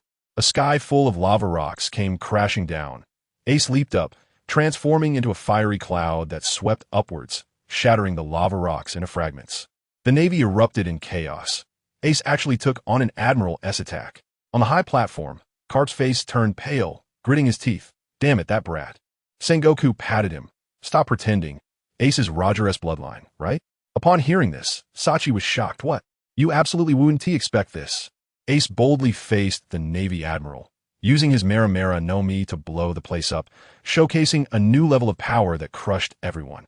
Whitebeard fiercely protected his son, the aura of the Four Emperors pressing down on Marineford. Roger's bloodline was exposed, turning the plot upside down. This was even more thrilling than the main event of the Marineford War, keeping the audience on the edge of their seats. The cheat mode was fully activated. Ace's strength soared, mastering his natural abilities to the fullest. Whitebeard remained strong as ever, controlling the situation as soon as he appeared. Carp couldn't hide the secret, with Roger's bloodline becoming the biggest variable. This operation was even more exhilarating than being the successor of the Four Emperors. After all, in the world of One Piece, only those who can make new talents confront admirals, and Four Emperors overturn the Marine headquarters while revealing earth-shattering secrets, are the true ruthless characters. What? Before Carp could react, Sachi, kneeling between the two, was the first to let out a shocked voice. Pay attention. Sachi was stunned on the spot. He and Ace were so close they could share a pair of pants. Yet he never dreamed that Ace was actually related to the deceased pirate king, Roger. As the oldest core member of the Whitebeard crew, he had fought countless hard battles against Roger's crew. They were both enemies and old acquaintances, and this twist completely short-circuited his brain. Carp quickly interjected, "Stop bringing this up. Let us deal with Whitebeard first." His reaction essentially confirmed Ace's identity. Sengoku sighed, after decades of grudges. "It's time to settle this today." Whitebeard stood at the bow of the ship, his voice resonating across Marineford. "You set a trap to lure me here. I've come, so bring it on if you have the guts." Kizaru, crossing his legs provocatively, said, Hey, Whitebeard, don't get too cocky. Even if Roger were alive, he would fall today." Whitebeard glared with wide eyes. "Shut up." Roger turned himself in because he was terminally ill. "Do you really think you can capture him? Don't kid yourselves." Kizaru shot back. "History is written by the victors. The truth doesn't matter. After today, the Whitebeard crew will be disbanded." Marco burst out laughing. "Your strength is only as good as your mouth. Maybe you really can keep us around." The members of the Whitebeard crew laughed uproariously to the point of tears. Kizaru instantly lost his temper. The wooden chair beneath him shattered with a bang, turning into a beam of light that shot into the sky. Seeing this, Akiji quickly followed, knowing Kizaru couldn't handle it alone, and immediately jumped towards the sea. Ice Age. As Akiji's words fell, the sea instantly froze around him, immobilizing the Moby Dick and the allied pirate ships. Marco, ignited with blue and gold flames, soared into the sky like an immortal bird, crashing fiercely into Kizaru, creating a massive explosion that stirred up waves. At that moment, Kaimon jumped out, cackling, "Chirp, chirp, chirp, Dad. Long time no see." Whitebeard's eyes turned as cold as ice, staring at him. "You don't deserve to be my son. From today on, you're dead to me." You could never imagine. Kizaru's unbeatable verbal spars were instantly broken, leaving the Admiral's face in pieces. Akiji froze the entire sea with one move, showcasing his control abilities to the fullest. Whitebeard's imposing aura dominated the entire scene, making the traitor's legs tremble with just one sentence. This was even more thrilling than the Marineford War itself. With high energy throughout, fists clenched, and eyes not daring to blink. The cheat mode was fully activated. Marco faced off against the Admiral without losing ground, showcasing his Phoenix abilities. Akiji casually froze the sea, playing with his Logia powers to the extreme. Whitebeard, still strong and imposing, intimidated the Navy to the point where they didn't dare to breathe. This wave of operations felt even more exhilarating than being the successor to the Yonko. After all, in the world of One Piece, only those who can break the Admiral's defenses, freeze the entire battlefield, and tear apart traitors are the true, ruthless ones. "Kaimon, you don't deserve to be my son." Whitebeard looked at Kaimon with the eyes of someone looking at a dead man. "Pay attention." Kaimon pretended to cry first. "Oh, I'm so sad I don't deserve to be your son," then he spat. "Who the hell wants to be your damn son? What family affection are you talking about, Whitebeard? Do you even deserve it?" Jaws was furious and stepped forward to shout, "You outrageous fool! Dare to insult my father? I'll make sure you die a miserable death." Kaimon sneered at him. "Stop bragging. Come at me if you have the guts." Just as Jaws was about to strike, Mihawk, carrying a massive black cross sword, suddenly appeared, drawing his sword towards Whitebeard. "The strongest man, receive my blade and see how strong you really are." As his words fell, Mihawk slashed, and the sword's light actually split the sky in half. "I'll block it." Jaws transformed his upper body into diamond, his crystal armor shining with cold light, racing against the sword light. With a loud bang, even the Moby Dick shook. The sword light crackled, but couldn't penetrate the diamond shell. Jaws roared, "Get away from me." With a sudden burst of strength, he deflected the sword light to the side, creating a massive explosion. Whitebeard stood still, admiringly saying, "No wonder you are on par with Shanks. Practice for a few more years, and you might be able to fight me, but it's still too early." Saying this, he punched towards the sky, starting the show to make it even more lively. A cracking sound echoed through the void. Sengoku's expression changed drastically. Not good. He is going to shatter the void. The tremor fruit activated. Marineford began to shake. The frozen sea created countless cracks. The cracking sounds grew more frequent. The ice completely shattered, and seawater gushed out, causing Marineford to shake even more violently. You absolutely wouldn't expect it. Mihawk's sword cleaved the sky, his power shaking the battlefield, but was hard blocked by Jaws. Jaws' diamond defense was legendary, standing firm against the world's #1 swordsman without flinching. Whitebeard shattered the void with a punch, the aura of the Yonko dominating the scene. This was even more thrilling than the iconic moments of the Marineford War. With high energy throughout, fists clenched, and eyes not daring to blink. The cheat mode was completely maxed out. Mihawk's swordsmanship reached its peak. The sword light splitting the heavens was shocking. Jaw's defense was top-notch, enduring the ultimate move without turning pale. Whitebeard played the tremor fruit to the extreme, casually making Marineford shake 3 times with a lift of his hand. This wave of operations was even more exhilarating than being the heir of the Yonko. After all, in the world of One Piece, only those who can make a swordsman falter, achieve legendary defense, and shake the Navy headquarters with a single punch are truly ruthless characters. Marineford suddenly began to shake violently. Attention! The sea level rises sharply, the land cracks open, and Marineford instantly transforms into an apocalyptic scene, shocking everyone. Akainu's face turns pale as he leaps to attack Whitebeard, his right arm morphing into a giant dog-shaped lava monster. Lava Dog Red Lotus. Whitebeard, while shattering the void with his fist, spins around and slashes with his blade. Annoying brat, take this. The scene shifts to the underwater prison, where 8 guards stand at the ready. Suddenly, someone shouts. There's a sound. Soon everyone hears it, and looking up, they see a giant figure rapidly falling from the sky, as if committing suicide.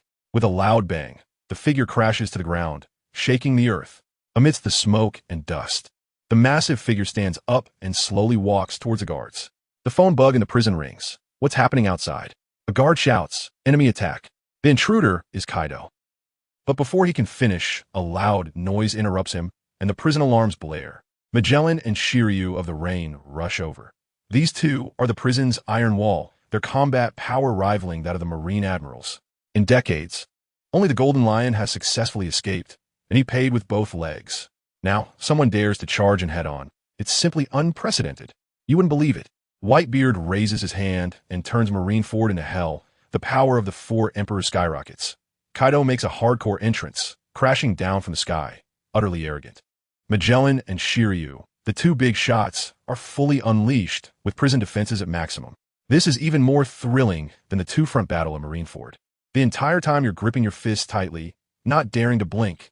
The cheat mode is fully activated. Whitebeard plays the tremor fruit to the extreme, wreaking havoc effortlessly. Kaido's physical strength is legendary, falling from the sky as if nothing happened.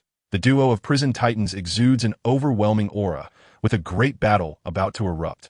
This operation is even more exhilarating than being the heir of the 4 emperors. After all, in the world of One Piece, only someone who can turn Marine headquarters into hell.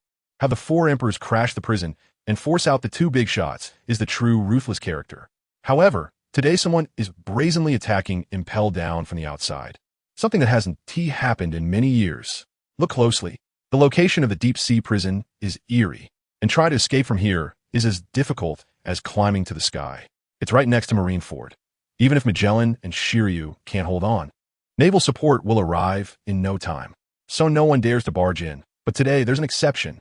Shiryu of the Rain grinned maliciously. Magellan, guess who has come? Magellan's expression grew serious. Whoever it is, they won't be easy to deal with. Don't underestimate them. Shiryu took a puff from his cigar and exhaled smoke rings. Whoever it is, I'll just slice them to pieces. I really want to go to Marineford for a serious fight. That's where the real action is.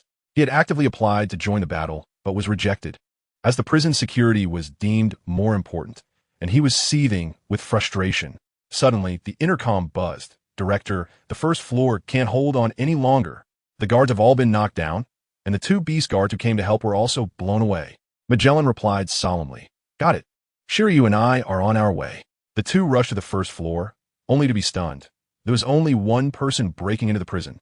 When they saw the intruder's appearance, they both gasped in shock. Shiryu immediately tightened his grip on his sword, his muscles tensing like iron. Even the arrogant Shiryu didn't dare to be reckless, because the one who came was Kaido of the 100 Beasts. At that moment, Deputy Director Hannibal rushed over, panting. Director, what's going on? Magellan replied gravely. Kaido. Hannibal froze for a second, his face turning pale, and he trembled as he asked. Director, are you talking about the 100 Beasts Kaido, who can't be killed? Magellan nodded. No one blamed him for losing his composure. After all, Kaido's reputation was terrifying. The Navy had captured him dozens of times, using every method, slicing, burning, drowning, poisoning, but they could never kill him. He even sought out strong opponents to challenge him, wanting to die, and even Whitebeard couldn't kill him. He was practically an unkillable bug. You would never guess. Kaido single-handedly stormed the prison walls, arrogantly reaching the ceiling. Magellan and Shiryu two big bosses rarely showed fear, their aura completely suppressed. Hannibal was so scared he was trembling. This was more thrilling than the two-front war at Marineford, with everyone clenching their fists and not daring to blink. Kaido's physical strength was divine, and his unkillable setting was absurdly limitless. Shiryu, a top swordsman, was eager to fight but faced a natural enemy. Even Magellan, steady as a mountain, felt nervous encountering Kaido. This operation was even more exhilarating than being an heir to the Four Emperors. After all, in the world of One Piece, the only one who could make the prison's two titans wary and storm the iron walls alone was a true ruthless person. However, every time, he ended up failing in his suicide attempts. Even Whitebeard, who was hailed as the strongest man in the world, couldn't kill him. So how could an ordinary person manage to do it? Look, Kaido is roaring madly at the jailers. Trash. All of you are trash. Are you here to tickle me? If you can't kill, get lost. Don't be an eyesore here. With a wave of his hand, a group of jailers is slapped away like kites with broken strings. Crashing against the stone wall and fainting, the scene is brutal. Magellan's expression is serious, and he urgently shouts to Shiryu of Arain, "We can't let him continue to be arrogant. Make a move." Excitement ignites in Shiryu's eyes as he draws his sword and exerts force. Extreme violence. Thunder slash. The sword light strikes down like thunder, with the tearing power to split mountains, directly targeting Kaido. Seeing the sword light coming, Kaido doesn't dodge but instead laughs, charging towards the sword light. The sword light slashes into his shoulder, leaving only a small wound the size of a finger, with a few drops of blood seeping out. Shiryu is stunned. My full force strike, and this is all? But Kaido trembles with excitement. You actually made me bleed. Kill me now. Seeing this, Magellan's body expands to over 20 meters, entering his giant poison soldier form, and unleashes 9 poisonous dragons. Poison. 9 dragons assault. The poisonous dragons smash into Kaido, sizzling and corroding, the venom instantly enveloping him. Hannibal cheers. It's working. But Shiryu frowns. Don't celebrate too early. Sure enough, a loud laugh comes from the poison mist. So good. Even more pleasurable than before. The next second, the poison mist explodes, and Kaido stands in place. Aside from a few torn clothes, completely unharmed, looking unsatisfied. You absolutely wouldn't expect it. Shiryu's mountain-splitting sword leaves only a small wound on Kaido. Magellan's strongest poison attack is like a tickle to Kaido. Kaido can't die, even if he wants to, acting as if the prison is his own territory. This is even more thrilling than the Marineford War, with the entire time filled with high-energy tension. With cheat mode fully activated, Kaido's physical body is godly. With Admiral-level attacks feeling like child's play, top swordsman Shiryu is at a disadvantage. Magellan's poison skills are invincible, yet he encounters a nemesis.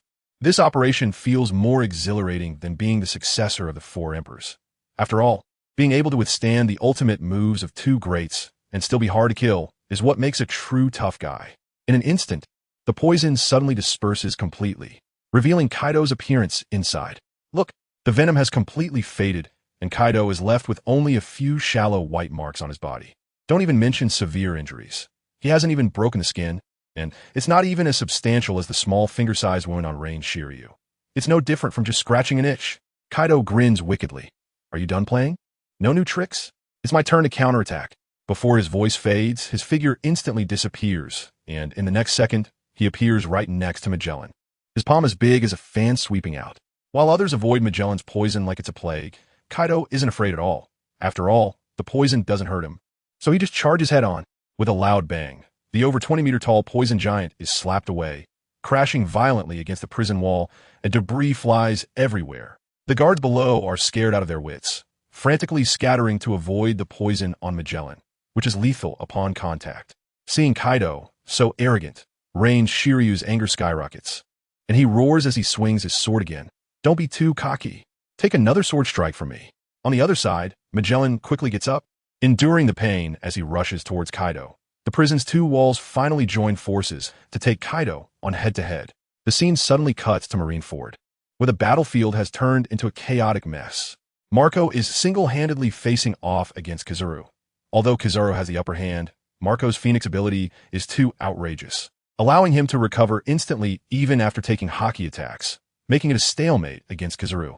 Whitebeard is even more ferocious, single-handedly taking on Akainu and Aokiji, landing heavy punches that leave the two admirals with no chance to counter, showcasing the full force of the Yonko. Ace's eyes blaze with fury as he charges at the mastermind, Kurohige. But unexpectedly, Kurohige transforms into Aokiji. Although the imposter isn't as strong as the real deal, he temporarily suppresses Ace. Jozu battles Bartholomew Kuma, going back and forth with no clear victor. Vista is holding his own against Mihawk, fully aware that Mihawk isn't even using his full strength. You would never expect it. Kaido takes the Double Wall's ultimate move head-on and counterattacks. His physical resilience is outrageous.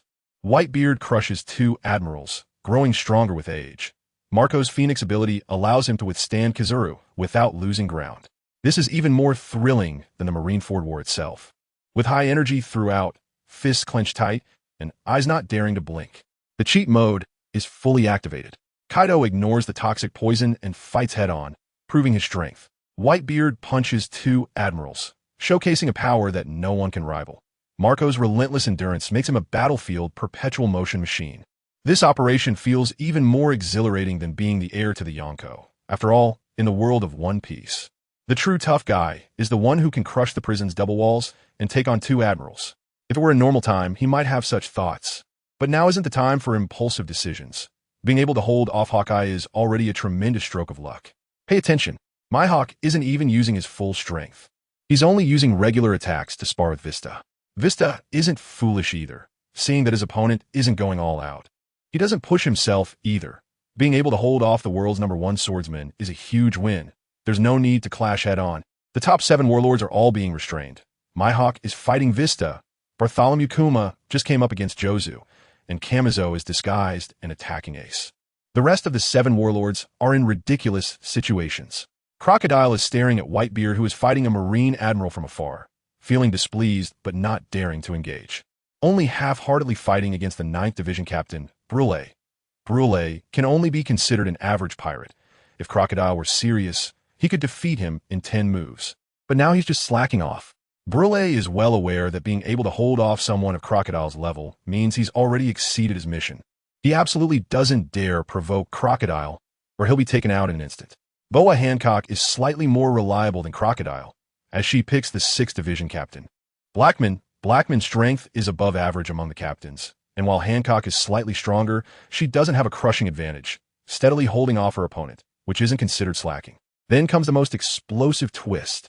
Jinbei directly defects and stands with Whitebeard, specifically targeting Moria. His fishman attributes just happen to counter the Shadow Fruit, and his choice of opponent is outrageously precise. Moria, half crazy and half deranged, is just happy to fight regardless of who his opponent is. On the execution platform, Sengoku angrily snorts.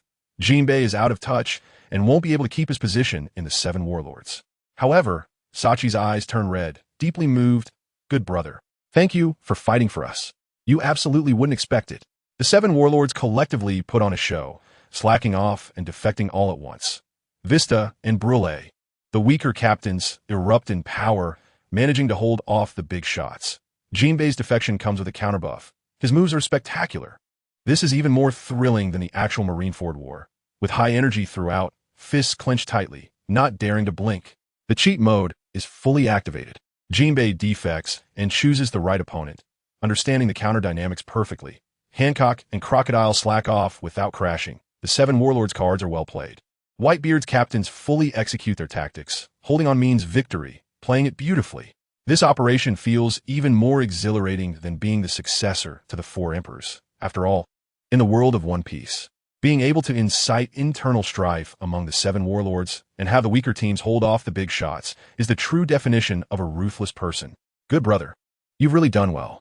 Sachi is deeply moved. Look, Sachi understands that Jinbei's betrayal comes with immense pressure. He is the link between Fishman Island and the world government. Without his warlord status, Fishman Island is bound to face trouble. Yet Jinbei still stands with Whitebeard, and Sachi is deeply moved. Carp mutters. Old Ches has a grudge against Whitebeard. Why is he still holding back? Sengoku waves his hand. Pirates have many thoughts. They can win without relying on them. Suddenly, Sengoku's watch snail rings. Buru buru. He answers on speakerphone, and Hannibal, panicking, exclaims, Marshal, it's bad. Impel Down is under attack. Sengoku had anticipated this. He already guessed someone would cause trouble, but with Magellan and Shiryu of the Rain there, they can hold steady. Carp asks eagerly, who did it? Hannibal trembles. It's that immortal beast Kaido. Sengoku's expression changes instantly. What? Why is he here to stir up trouble? To know, Marineford is already struggling against Whitebeard's crew. Adding the beast pirates would mean certain doom. Hannibal quickly adds, it's just Kaido alone. Sengoku breathes a sigh of relief. Kaido is always seeking death, disappearing with his subordinates. The world government can't stop him. He immediately orders, let Magellan and Shiryu hold Kaido back. We'll deal with this side first. This requirement isn't too high. Magellan and Shiryu are both Vice Admiral level combatants, and teaming up to stall Kaido is no problem. It's important to note that Whitebeard is strong in attack power. His Tremor fruit can shatter space. Kaido is known for his immortality, hailed as the world's strongest creature with unmatched physicality. But in terms of combat power, even an old Whitebeard can easily overpower Kaido, as Kaido ranks lowest among the emperors. You absolutely wouldn't expect it. Jinbei gambles Fishman Island's safety by betraying. Showing loyalty in a dramatic way, Kaido recklessly storms the prison, exhibiting absurdly reckless behavior. Sengoku shifts from panic to controlling the situation in a second. His martial aura fully charged. This is even more thrilling than the main event of the Marineford War, with high energy and clenched fists throughout. The power mode is fully activated. Jinbei's betrayal considers the bigger picture, showcasing a high-level perspective. Kaido's immortality contrasts with his low combat power. Magellan and Shiryu team up, dragging an emperor around like it's a game. This operation is more exhilarating than inheriting the title of an emperor. After all, only those who bet the entire island on betrayal and dare to storm a prison can be called true, ruthless individuals. Kaido's overall strength is actually the lowest among the four emperors. Look, the most troublesome thing about Kaido is his indestructible, freakish body. If it comes to a one-on-one duel, he can't crush the admirals like Whitebeard does. It's completely reasonable for Sengoku to have Magellan and range Shiryu hold him back. But then Hannibal suddenly shouts, it's not that simple. Besides Kaido, there are others attacking the prison, and they're about to break through. Sengoku asks in shock, who? Hannibal trembles. The Golden Lion, Shiki. Sengoku immediately loses his temper. Damn it, he's joining the fun too. Sengoku urgently orders, hold on, send someone for support right away. After hanging up the phone, he immediately calls Carp. Take Peach Rabbit and T-Pork to save the situation. Just hold them off. Carp agrees instantly, glancing at Ace before muttering, that brat is up to you? Old fox. Sengoku feels relieved. Peach Rabbit and T-Pork are reserve admirals, and the three of them together can handle it. He turns to focus on Whitebeard, laughing as he shouts, old friend, I'll send you on your way. Whitebeard retorts, don't let those two kids take a beating. Come yourself. Sengoku takes off his cape, neatly folds it, and flies over. The Navy erupts. Sengoku the Admiral is taking action. Sengoku, the Buddha, is on the same level as Roger and Whitebeard. Vice Admiral Tsuru smiles and looks up, while the captain of the 8th Division, Muir, gets angry. That old lady dares to ignore me. But he is stronger than Crocodile's opponent and can't do anything against Vice Admiral Tsuru. You absolutely wouldn't expect it. The Golden Lion suddenly attacks, and the prison is in double jeopardy. Sengoku quickly deploys troops, with the Admiral's aura at its peak. Vice Admiral Tsuru crushes strong enemies, and the old lady's combat power is explosive. This is even more thrilling than the main event of the Marineford War. With high energy throughout, fists clenched, the cheat mode is fully activated. Carp brings two prospective admirals to save the situation, directly boosting their combat power. Sengoku dares to confront Whitebeard head-on, and the seasoned powerhouse is not to be trifled with. Vice Admiral Tsuru, hidden and unfathomable, toys with her opponents. This wave of operations feels even more exhilarating than inheriting the title of a Yonko. After all, only those who can mobilize all the big shots of the Navy and have legendary pirates causing trouble are the true, ruthless ones. However, in the face of Vice Admiral Tsuru, he has no way to deal with her at all. Pay attention. Admiral Tsuru frowned. It's so noisy. Give the old lady some peace. With a swift grab, she seized the attacking Samuel's hand and shook it vigorously. Samuel instantly transformed into a thin as paper figure, tossed aside, losing all combat ability on the spot. This move left a group of pirates dumbfounded. After all, Samuel was a level of a great pirate, yet he was controlled by Admiral Tsuru in an instant. Marco caught this out of the corner of his eye and shook his head secretly. I told him not to act recklessly, but he wouldn't listen. He knew all too well that Admiral Tsuru, Whitebeard, and Garp were tough characters from the same era, their combat power back then rivaling that of the admirals. and he wasn't confident he could win for sure. Kizaru instantly noticed Marco's distraction and ramped up his attack, sending Marco flying with a bang. Marco flipped in the air to stabilize himself, daring not to be distracted again, and fought Kizaru with all his might. On the other side, Sengoku landed in front of Whitebeard, his form swelling up, instantly transforming into a towering golden giant Buddha. His human fruit, Buddha form, is even rarer than the Logia type. It's worth noting that before the three admirals rose to power, Sengoku alone intimidated the seas. The Buddha, Sengoku made pirates tremble with fear. Although Whitebeard was strong, he had never made Sengoku stumble. The Navy erupted with excitement. The Marshal has made a move. This power is explosive. Whitebeard forced Akainu back with a punch, laughing. Sengoku, let me see if you've regressed. Akainu and Kizaru wisely stepped back, giving the two ample space for a one-on-one duel. While Kizaru turned to deal with the remaining captains of the Whitebeard pirates, and Akainu kept a close watch on the battle. You absolutely wouldn't expect it. Admiral Tsuru raised her hand to instantly control a great pirate. The old lady's combat power was divine. Kizaru seized the opening to send Marco flying. The admiral's reactions were on point. Sengoku transformed into a golden giant Buddha. The aura of an old powerhouse crushed the entire scene. This was even more thrilling than the main event of the Marineford War. The whole time high-energy clenched fists. The cheat mode was fully activated. Admiral Tsuru hid her strength and caused a scene. The old generation of powerhouses were not to be trifled with. Sengoku showcased his mythical beast abilities to the max. The Marshal's combat power was solidified. Kizaru precisely exploited openings. His combat instincts were unbeatable. This wave of operations was more exhilarating than being the heir to the four emperors. After all, only those who could make the old generation tough guys take action. With the admirals as support are the true tough guys. Kizaru retreated the most decisively, directly seeking trouble with the remaining captains of the Whitebeard pirates, while Akainu continued to observe Whitebeard and Sengoku from a distance. Take a look. The captains of the Whitebeard pirates 7th and 10th Divisions, Lacquer and Curiel, rushed up to try to restrain Akiji when they saw he was about to make a move. However, they are at most ordinary great pirates, and even when working together, they are not enough to fill the gaps for Akiji. At this critical moment, a sudden scream echoed. Crocodile was sent flying by a punch from 9th Division Captain Blenheim, disappearing through layers of people. Blenheim looked confused. Did I just throw such a powerful punch casually? Seeing his comrade about to be smashed by Akiji, he immediately rushed in, and the three of them barely managed to hold Akiji back. Although it was difficult to fight, at least they could buy some time. Before long, Crocodile transformed into sand and reformed, sneaking up to the walls of Marineford, only to find 6 people sitting on the wall. It was Rayleigh and his group. Crocodile approached. Lord Rayleigh, I'm here. Rayleigh waved. Sit down. Let us watch the excitement first. Did Vivi come? Crocodile replied. She yes at the back. Very safe. Rayleigh handed over some snacks. Let us chat while eating. Crocodile took the bento with a strange expression. This is too arrogant. Aren't you afraid of being discovered? Rayleigh laughed. Don't worry. Lobetown's invisible fruit can create a small domain. Even Whitebeard wouldn't he notice if he is not looking closely.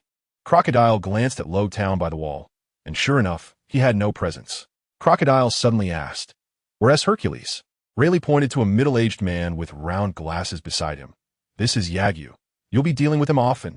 Hercules is on the ship, ready at any time. Yagyu smiled and nodded. Crocodile, I've heard a lot about you. You would never expect it. Blenheim casually punched Crocodile away, suddenly boosting his combat power. Crocodile paddled while making small moves, secretly communicating with Rayleigh to hide his cards. Rayleigh brought strong allies to watch the show on the wall, with an invisible domain providing high energy. This is even more thrilling than the actual Marineford War, with high energy throughout and fists clenched tightly. With the cheat mode fully activated, Blenheim's ordinary punch sent a warlord flying, with luck and strength both online. Lobetown's invisible fruit hid people in plain sight, making his ability incredibly powerful. Rayleigh sat steadily on the wall, controlling the overall situation, exuding a dominant aura. This operation is even more exhilarating than being the successor of the four emperors. After all, being able to fish in the middle of the battlefield while surrounded by hidden experts is the true definition of a ruthless person. Crocodile. Yagyu smiled and nodded to Crocodile. Pay attention. Crocodile couldn't figure out Gung Shiro's strength, but he didn't dare to underestimate him. There are no weaklings under Leifa. Previously, Hercules and Enel were both stronger than him. And for Gung Shiro to catch Leifa's eye, he must be a top-tier tough guy. He immediately replied with a smile. You're too kind. We'll be on the same side from now on. After a brief greeting, everyone turned their attention to the battlefield. Enel was fixated on Kizaru and Akiji, grinning, Boss, when are we making our move? I've been itching for a fight with these two admirals. Leifa waved his hand. What's the rush? First, watch closely. Their fighting styles will broaden your horizons. Enel licked his lips. A real fight with real swords would help me learn faster. Leifa nodded. Don't worry, you'll have your part. Just hold steady. On the other side, Gongshiro's gaze wasn't on Whitebeard, Sengoku, or the three admirals. He directly locked onto the battlefield of Mihawk and Bista. That must be Mihawk, right? Leifa answered. Yes, he's fighting against Whitebeard's 5th Division captain, Flower Sword Bista. Gongshiro's eyes lit up. Bista is quite a character. Since the start of the battle, he's switched between 17 different sword styles, and he's proficient in all of them. Clearly, he hasn't shown his full strength and is hiding many cards. Just in terms of the number of sword techniques, I can't compare to him. Shifting the topic, Gongshiro's expression became serious. But Mihawk follows a different path. Simplicity. No matter what sword style Bista uses, Mihawk can accurately find the weaknesses and easily break through his moves. What's even more outrageous is, as we mentioned earlier, Mihawk's strength far exceeds Bista's, yet he's deliberately holding back his power, making himself weaker than Bista, but still managing to control his opponent. It's clear he's using Bista as a sparring partner to gain experience. Leifa stroked his chin. Are you saying he's practicing with a top swordsman? You absolutely wouldn't believe it. Enel, bold enough to challenge two admirals, had his confidence boosted by the Thunder Fruit. Gongshiro saw through Mihawk's tactics, and the swordsmanship giant had an incredibly sharp eye. Leifa sat steadily as the commander, treating the battlefield like his own classroom, his control at max. This was even more thrilling than the main event of the Marineford War. The energy was so high that fists were clenched tightly, and eyes dared not blink. The power-up mode was fully activated. Enel had a built-in arrogance buff, daring to challenge the admirals. Gongshiro's swordsmanship was divine, watching the battle as if from a god's perspective. Leifa's subordinates were hidden dragons and crouching tigers, developing quietly and waiting to unleash their moves, with a commanding aura firmly in place. This operation felt more exhilarating than being the heir to the 4 emperors.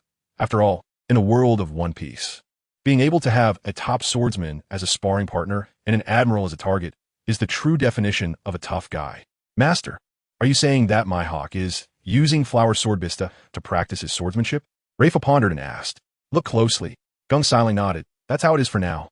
Once Bista has exhausted all his sword techniques and has nothing left to change, even if Hawkeye doesn't use his true abilities, he can easily crush him. Leifa asked curiously, Master, how do you compare to those two? Gung pondered. Although Bista has many sword techniques, none of them are mastered to the peak. I could defeat him as if I were playing. As for Hawkeye, he hasn't shown his full strength, so it's hard to say what the outcome would be before we actually fight. This statement left Crocodile nearby stunned. He already knew that Leifa's subordinates were formidable, but he didn't expect Gung to be so explosive. Bista is a top swordsman, and very few can confidently say they would win against him. Even he himself would consider it a 50-50 chance against Bista, and Hawkeye is an existence he can only look up to. Yet, Gung actually claimed he could win against Bista and dared to challenge Hawkeye. It's important to note that each of Leifa's subordinates is extraordinary. Sanya was personally trained by him. Hegelus is a defector from Germa. And Enel is even more outrageous, appearing out of nowhere to capture the Disaster Jack, with the Thunder Fruit being so powerful that it has become legendary in the Dark World. Now, with Gung joining, Crocodile exclaimed, Where did this big shot come from? You would never guess. Gung boasts about being able to win against a top swordsman, solidifying his status as a powerhouse. Crocodile sees this big shot instantly turn into a fanboy, creating a stark contrast. Leifa's subordinates are hidden dragons and crouching tigers, and just picking one could topple the seas. This is even more thrilling than the main event of the Marineford War, with high energy throughout making fists clench. With his cheat mode fully activated, Gung swordsmanship has reached divine heights, daring to challenge the world's #1 swordsman. Enel comes with a mysterious buff, reaching his peak right from the start. Leifa can be called a big shot harvester, surrounded by tough characters. This operation is even more exhilarating than being an emperor's heir. After all, only those who can make the 7 warlords wary and have top swordsmen as sparring partners are the true ruthless ones. However, this person named Gung claims he can reliably defeat Flower Sword Bista, which implies that the opponent could also reliably defeat him. Moreover, for what he said, even against Hawkeye, there is still a chance of victory, but the specifics will only be known after they actually fight. Look, Gung Sailang is putting himself on the same level as Mihawk. Normally, Crocodile would think this is just bragging, but now he doesn't dare to. After all, Gung Sailang is talking to Leifa. Leifa's insight is ruthless. If Gung Sailang were just boasting, he would have been exposed long ago, but Leifa still looks approving. This strength is definitely reliable. The more Crocodile thinks about it, the more alarmed he becomes. Enel appeared out of nowhere and captured Jack the Drought. And now there's Gung Sailang, who can match Mihawk. Leifa's subordinates are hiding too many dragons and crouching tigers. He secretly ponders, Lord Leifa must not just be here to work. You see, there are 3 or 4 admiral-level powers on Leifa's side, plus him as a warlord. And the combination of the 3 jaws can unleash a power greater than the sum of its parts. Their overall strength has long surpassed that of the 7 warlords combined. If Leifa takes action, the Whitebeard crew would have collapsed long ago, but he is just holding back. At this moment, Leifa is staring intently at the battlefield between Whitebeard and Sengoku, completely mesmerized. Dad's full force is just too explosive. His strength has skyrocketed, and, in his normal state, he has the power he previously had when he opened the banquet, with dodging and defense that are not inferior to an admiral. Suddenly, Crocodile shouts, "My lord, Lackey and the others are about to give up." Sure enough, the 3 captains of the Whitebeard crew are fighting against Aokiji and are already retreating step by step. About to be crushed. You absolutely wouldn't expect it. Leifa is hiding a full team of big shots, but is deliberately holding back, waiting for a big move. Gung Sailang dares to challenge Mihawk, directly sealing his divinity and strength. Crocodile instantly turns into a strategist, seeing through the situation at a glance, with a stark contrast. This is even more thrilling than the Marineford War itself. With high energy throughout, clenching fists tightly. The cheat mode is fully activated. Leifa's strength soars. With defense and evasion pushing towards the admirals, Gung Sailang's swordsmanship is explosive, joining the ranks of top swordsmen. The 3 jaws combined attack is extraordinary, doubling their combat power without hesitation. This wave of operations is even more exciting than being the heir to the 4 emperors. After all, only those who can make the 7 warlords their subordinates and have top-tier powerhouses on standby are the real tough ones. Just during the time Leifa and Gung Sailang were communicating, the 3 great pirates have become increasingly overwhelmed, and it's clear they are about to collapse. Watch out. Aokiji's strength is no joke. He fought Akainu for 7 days and nights before narrowly losing. These 3 ordinary pirate captains trying to withstand Aokiji is nothing but a dream. And they're about to collapse. Crocodile shouted anxiously. They can't hold on much longer. However, Leifa shook his head. Not necessarily. Crocodile was confused. Whitebeard was held up by Sengoku. Marco was fighting Kazuru. Ace was battling Camelong. Jozu was just facing Bartholomew Kuma. And Vista was dealing with Mihawk. There was no one available to save the situation. The captains coming up would just be sending themselves to death. Where was the turning point? Leifa smiled mysteriously. Just wait and see. In the next second, a tall figure with black hair was sent flying by a Navy vice admiral, heading straight toward Aokiji's battlefield. Crocodile recognized it. Was this the same tactic he used to escape earlier? Aokiji glanced over and casually tossed an ice pillar. You're in the way. After finishing off the 3 captains, he didn't take them seriously at all. Anyone who could be sent flying by an ordinary vice admiral must be a minor character. Unexpectedly, that figure landed and rolled, easily shattering the ice pillar, and using the momentum, charged behind Aokiji.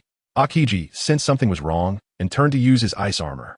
The 3 captains seized the opportunity to launch their ultimate moves, and that figure was even more ferocious, smashing through the ice armor with a single punch that landed solidly on Aokiji. With a loud bang, Aokiji was sent flying. This punch's power actually far exceeded the combined strength of the 3 captains. You would never have guessed it. An inconspicuous minor character managed to stun a general with 1 punch, showcasing an explosive combat power. Leifa had already seen through the plot, his prediction ability fully engaged. Aokiji, who looked down on others, was slapped in the face, and the general's reputation shattered. This was even more thrilling than the Marineford War itself, with high energy keeping fists clenched throughout. With the power mode fully activated, the mysterious figure played the role of a pig to eat the tiger, breaking through the general's defenses with 1 punch. Leifa sat back in a god's eye view, treating the battlefield like a script. The 3 captains took the chance to counterattack, cooperating seamlessly to explode the scene. This operation was even more exhilarating than being the successor of the Four Emperors. After all, only someone who could send a general flying with one punch and predict the direction of the battle was the true ruthless character. This proves the strength of this sudden attacker, which actually exceeded the combined attack strength of the three captains behind. Watch closely. After being knocked away, Aokiji flipped over before stabilizing himself, with blood at the corner of his mouth. Previously, he took no damage from the three captains, but now he's bleeding internally and suffering a huge loss. The attacker laughed while patting his belly. Admiral Aokiji can really fight. He bleeds a little after taking my punch. Aokiji wiped the blood away and coldly asked, "Who are you?" The opponent retorted defiantly, "Just a nameless nobody." Captain of the 9th Division, Blenheim, shouted, "Teach, you're so fierce." Teach rolled his eyes on the spot, secretly cursing his pig teammate for exposing his identity. That's right, this is the Teach who would later replace Whitebeard. Even without the dark fruit and the tremor fruit, his strength is unfathomable. It's his scar on red-haired Shank's face. He can kill Sachi, who is on par with Vista, so he's not to be underestimated. Aokiji frowned and said, "You're not in Whitebeard's crew?" Teach laughed wildly. "I'm just a small fry. If you want to fight, take me with you." Aokiji's cold aura surged. "Let's play." He transformed into an ice bird. Ice bird. Teach shattered the ground as he charged forward, and the three captains followed up with fierce attacks. The battle escalated instantly. On the city wall, Crocodile dropped his jaw in shock. "My lord, you knew about Teach all along?" Leifa smiled lightly. "He's still hiding his strength." Crocodile was stunned. "He's almost catching up to me now, and he hasn't even gone all out?" Currently, Teach, along with the three captains, has actually reached a stalemate with Aokiji, and the scene is explosive. You absolutely wouldn't believe it. Teach pretends to be a pig to eat a tiger, injuring an admiral with a single punch, hiding his power to blow the scene. Leifa has seen through everything, with a godlike perspective at maximum. Aokiji suffered from sneak attack, his admiral pride shattered. This is even more thrilling than the main part of the Marineford War. With high energy throughout, fists clenched tightly. The cheat mode is fully activated.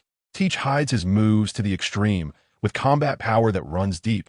Leifa predicts all the plot developments, controlling the scene at max. The three captains take advantage and counterattack, their cooperation overflowing with synergy. This operation is even more exciting than being the successor of the Yonko. After all, only someone who can injure an admiral while hiding their strength for years is truly ruthless. Along with the three captains of ordinary pirate level, they have temporarily reached a stalemate with Aokiji. Look, Crocodile was stunned. Rayleigh actually said that Teach hasn't shown his full strength. A seemingly insignificant character in the Whitebeard crew. Can he really have such terrifying power? Rayleigh suddenly asked. "Have you ever seen red-haired Shanks?" Crocodile was taken aback. "I've had some dealings with him, but I'm not familiar." "Is he related to Teach?" Rayleigh laughed. "Don't think too much. Do you remember the 3 scars on red-haired's face?" Crocodile suddenly realized and gasped. "My lord, could it be that Teach did it?" Rayleigh nodded. "Who else could it be?" Crocodile's pupils contracted sharply. "So he has the strength of an emperor?" Rayleigh waved his hand. "Back when Shanks first rose to fame, his strength was not as good as yours now. But to leave scars on his face. Teach is definitely not an ordinary person. As for now, even if he is not as strong as Shanks, he wouldn't be weaker than Aokiji. You have to know, Rayleigh had already measured their levels. Aokiji 112, Teach 115. In terms of data, Teach was stronger than Aokiji, and even without teammate support, he could still dominate Aokiji in one-on-one combat. But Teach is currently struggling, purely acting. However, Rayleigh also understands that data cannot determine the outcome. Awakening and on-the-spot bursts can change the situation. So this data is just for reference. Crocodile was completely dumbfounded. Another admiral-level powerhouse? First there was Enel, then Kizuru, and now there's Teach popping up. He exclaimed, "Why are there so many big shots in this Grand Line?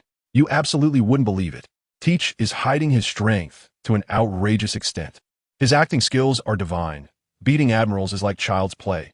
Rayleigh has data vision, seeing through all combat power with a god's perspective maxed out." Crocodile instantly turned into a shocked state, being pressed down and rubbed into the ground by these big shots throughout. This is even more thrilling than the Marineford War. With high energy throughout, fists clenched tightly. The cheat mode is fully activated. Teach, playing the pig to eat the tiger, is unmatched. His combat power is unfathomable. Rayleigh's data detection plot prediction, both buffs stacked to the max. Top-level powerhouses appearing in clusters. The entire marine combat power system is collapsing. This operation is even more exhilarating than being the successor of the Four Emperors. After all, only someone who can leave scars on red-haired and suppress admirals is the true, ruthless one. Is this really still the Grand Line that he knows? Look, according to the original plot, Blackbeard's appearance should be explosive. After obtaining the Dark fruit, his strength skyrockets, and after seizing the Tremor fruit, he is nearly on par with Whitebeard. Although there are factors like abilities countering each other, he is definitely the most hidden, ruthless character. But now the plot has changed. The Marineford War has been brought forward, and Blackbeard has no chance to wait for the Dark fruit, nor can he instigate a war as in the original storyline. Rayleigh ponders. Why is he stepping up to help his captain now? It's definitely not out of camaraderie. Blackbeard doesn't care that much for his crew. He soon realizes he wants to take advantage of Whitebeard's impending downfall to gather the remnants. Right now, Blackbeard lacks the strength to storm the prison and recruit Shiryu of the Rain. Recruiting Whitebeard's former crew is the shortcut. Saving these 3 captains will likely allow him to recruit them in the future. As for hiding his strength, it's because he's afraid the Marines will focus on hunting him down. After all, going all out may allow him to defeat Akiji, but it would also attract multiple admirals, making it not worth the cost. Rayleigh shifts his focus back to Whitebeard. The battle situation is even. It all depends on Whitebeard and Sengoku. If Whitebeard wins, the Marines will crash. If Whitebeard loses, the pirate crew will collapse directly. The scene shifts to the underwater prison, where Magellan and Shiryu of the Rain are fiercely confronting Kaido. Magellan's long-range attacks haven't caused much injury, but they have greatly drained his stamina. Shiryu, on the other hand, has sustained injuries in close combat. Suddenly, with a loud boom, a huge hole is smashed in the top of the prison, and a massive rock falls. Shiryu swings his sword, Cross Star. Instantly, he slices the giant rock into 4 pieces. A maniacal laughter echoes from the sky. Kakik. Impelled down, the old man is back. A figure gracefully descends. It's not moonwalk, but true flight. Magellan's face turns ashen. Don Quixote, Shiki, you absolutely wouldn't expect it. Blackbeard is hiding his cards and laying plans. With ambitions that are off the charts, Rayleigh sees through all the tricks, having a god's eye view that is fully loaded. The Golden Lion suddenly blows up the prison, throwing the dual battlefields into chaos. This is even more thrilling than the original Marineford War. With high energy throughout, fists clenched tightly. The cheat mode is fully activated. Blackbeard is playing the fool while engaging in power struggles, his ruthless attributes fully displayed. The Golden Lion's appearance comes with explosive effects. A legendary pirate not to be trifled with. Rayleigh maintains control over the entire situation, treating the battlefield like a chessboard, commanding an imposing aura. This maneuver is even more exhilarating than being the heir of the 4 emperors. After all, the one who can hide their strength and blow up a prison with a single word is the true ruthless character. Golden Lion Shiki. When Magellan sees that figure in the sky, his expression has become more dreadful than ever, dark enough to drip water. Look, Kaido has already turned Impelled Down upside down, and it's only thanks to Magellan and Shiryu of the Rain that it hasn't collapsed. Now with the addition of Shiki the Golden Lion, the prison simply can't hold up. You have to know that Shiki is a legendary pirate on par with Whitebeard and Roger, with peak strength surpassing that of an admiral. Even though his power has declined now, he is definitely not someone to be trifled with. What's even more terrifying is that his subordinates once forced Roger to the brink of failure. Now, as he makes his entrance, a group of strange people stands on the boulder, several of whom even make Magellan feel troubled. This is a level of intimidation that ordinary pirates can't reach. Magellan said solemnly, "You've already escaped. Why stir up trouble again? The myth of Whitebeard is about to end. Do you want to repeat the same mistake?" Shiki sneered dismissively. "What are you? Back when I was imprisoned, you were just a little vice warden. Do you think you can teach me a lesson now? I wouldn't even flinch when killing scum like you." Magellan exploded with anger. He is now the prison warden, with strength that matches an admiral. How could he tolerate this? Just as it seemed he was about to erupt, Kaido suddenly spoke up. "You are the Golden Lion? I've heard of your reputation. Finally met you." Shiki was puzzled, and his subordinate exclaimed, "Captain, he is the Yonko Kaido." Before Shiki could finish his words, he suddenly roared, "You fool! You have no idea." Shiki and his subordinates blew up the prison, the aura of the legendary pirate creating chaos. Kaido got excited upon seeing an old powerhouse seeking a fight besides just wanting to die. Magellan was pushed to the brink of fury, with the warden's face on the line. This is even more thrilling than the main event of the Marineford War, with high-energy tension throughout. With the cheat mode fully activated, The Golden Lion, after years of silence, can still shake up the prison. The old ruthless man is not to be underestimated. Kaido, not satisfied with a one-on-one, wants to gather two legends. Reaching a new level of recklessness, Magellan is hard-pressed to face two big shots, pushing his limits as a quasi-admiral. This operation is even more exhilarating than being the heir to a Yonko. After all, only true, ruthless people can cause legendary pirates to flock together, bringing the prison to the brink of collapse. Before Shiki could finish his words, he suddenly let out a roar filled with shock and anger. Look, Kaido attacks the Golden Lion without any hesitation. It's not a test at all. He just comes in swinging for the kill. The Golden Lion dodges and angrily asks, "We don't even know each other. Why are you hitting me? Have you joined the Navy?" Kaido laughs maniacally while attacking. "The Navy is not worthy of my allegiance. Do I need a reason to hit you? If you don't accept it, I'll kill you. If you can't die, then just obediently accept your fate." The Golden Lion can't hold back. After all, he once stormed into Marineford solo. How domineering. He immediately counterattacks. Lion's 300 chaos. With his feet, he unleashes a barrage of sword energy. Kaido thinks he's trying to escape and jumps into the air, only to collide with the sword energy. Boom, boom, boom. Kaido is smashed into the ground, creating a massive pit. The Golden Lion sneers. Whitebeard is also done for, actually being compared with this young punk. The next moment, Kaido leaps out of the pit, completely unharmed, laughing wildly as he continues his assault. Awesome, but you're far worse than Whitebeard. Give it your all to kill me, or I'll slaughter you. The Golden Lion didn't expect him to take the attack without injury, and is sent flying by a punch in a rush. Kaido relentlessly pursues and beats him without end. The Golden Lion roars, "Madman! You're a madman!" Little does he know, Kaido is simply a death seeker, provoking anyone he can fight, forcing them to go all out. If they can't kill him, they're worthless. Admirals and the four emperors all have headaches dealing with this madman. You absolutely can't imagine. Kaido is so insane that he fights legendary pirates seeking death, enduring sword energy with no damage. The seasoned Golden Lion is at a loss. His sword energy can't break through Kaido's defenses. The two tough guys are brawling, turning the prison into a battlefield. This is even more thrilling than the Marineford War. With every moment high energy and fists clenched, the cheat mode is fully activated. Kaido's physical resilience is absurd. Admiral-level attacks feel like mere tickles. The Golden Lion's veteran strength is explosive, yet he encounters an unkillable madman. The two are trading blows with no dull moments, their power ceilings hammering each other. This operation feels even more exhilarating than being the successor of a four-emperor. After all, only someone who can drive a legendary pirate insane and withstand sword energy without dying is the true ruthless one, facing such a madman seeking death. Whether it's admirals or the other four emperors, there are hardly any who aren't troubled. Look, when it comes to Kaido, everyone has a helpless expression. This madman is a headache when he seeks death. In the prison, Kaido and the Golden Lion are fighting fiercely, and Magellan and Shiryu of the Rain exchange a glance, completely confused. Both are big names, one a legendary pirate, the other a current emperor, clearly here to break into the prison. So why are they suddenly turning on each other? With their combined forces and their subordinates, their lineup is even more formidable than Whitebeard's. Is there really a need for a conspiracy? It's obvious that Kaido has entered suicide mode again. Shiryu of the Rain licks the blood and asks, "Should we take action?" Magellan shakes his head. "Let us observe the changes. We will definitely profit from this situation." The scene shifts to a tavern in Fishman Island, where a one-armed man in a black robe is drinking. Suddenly, a silver-haired young man in white sits across from him, holding a blue cocktail. "Don't go to Mariehua.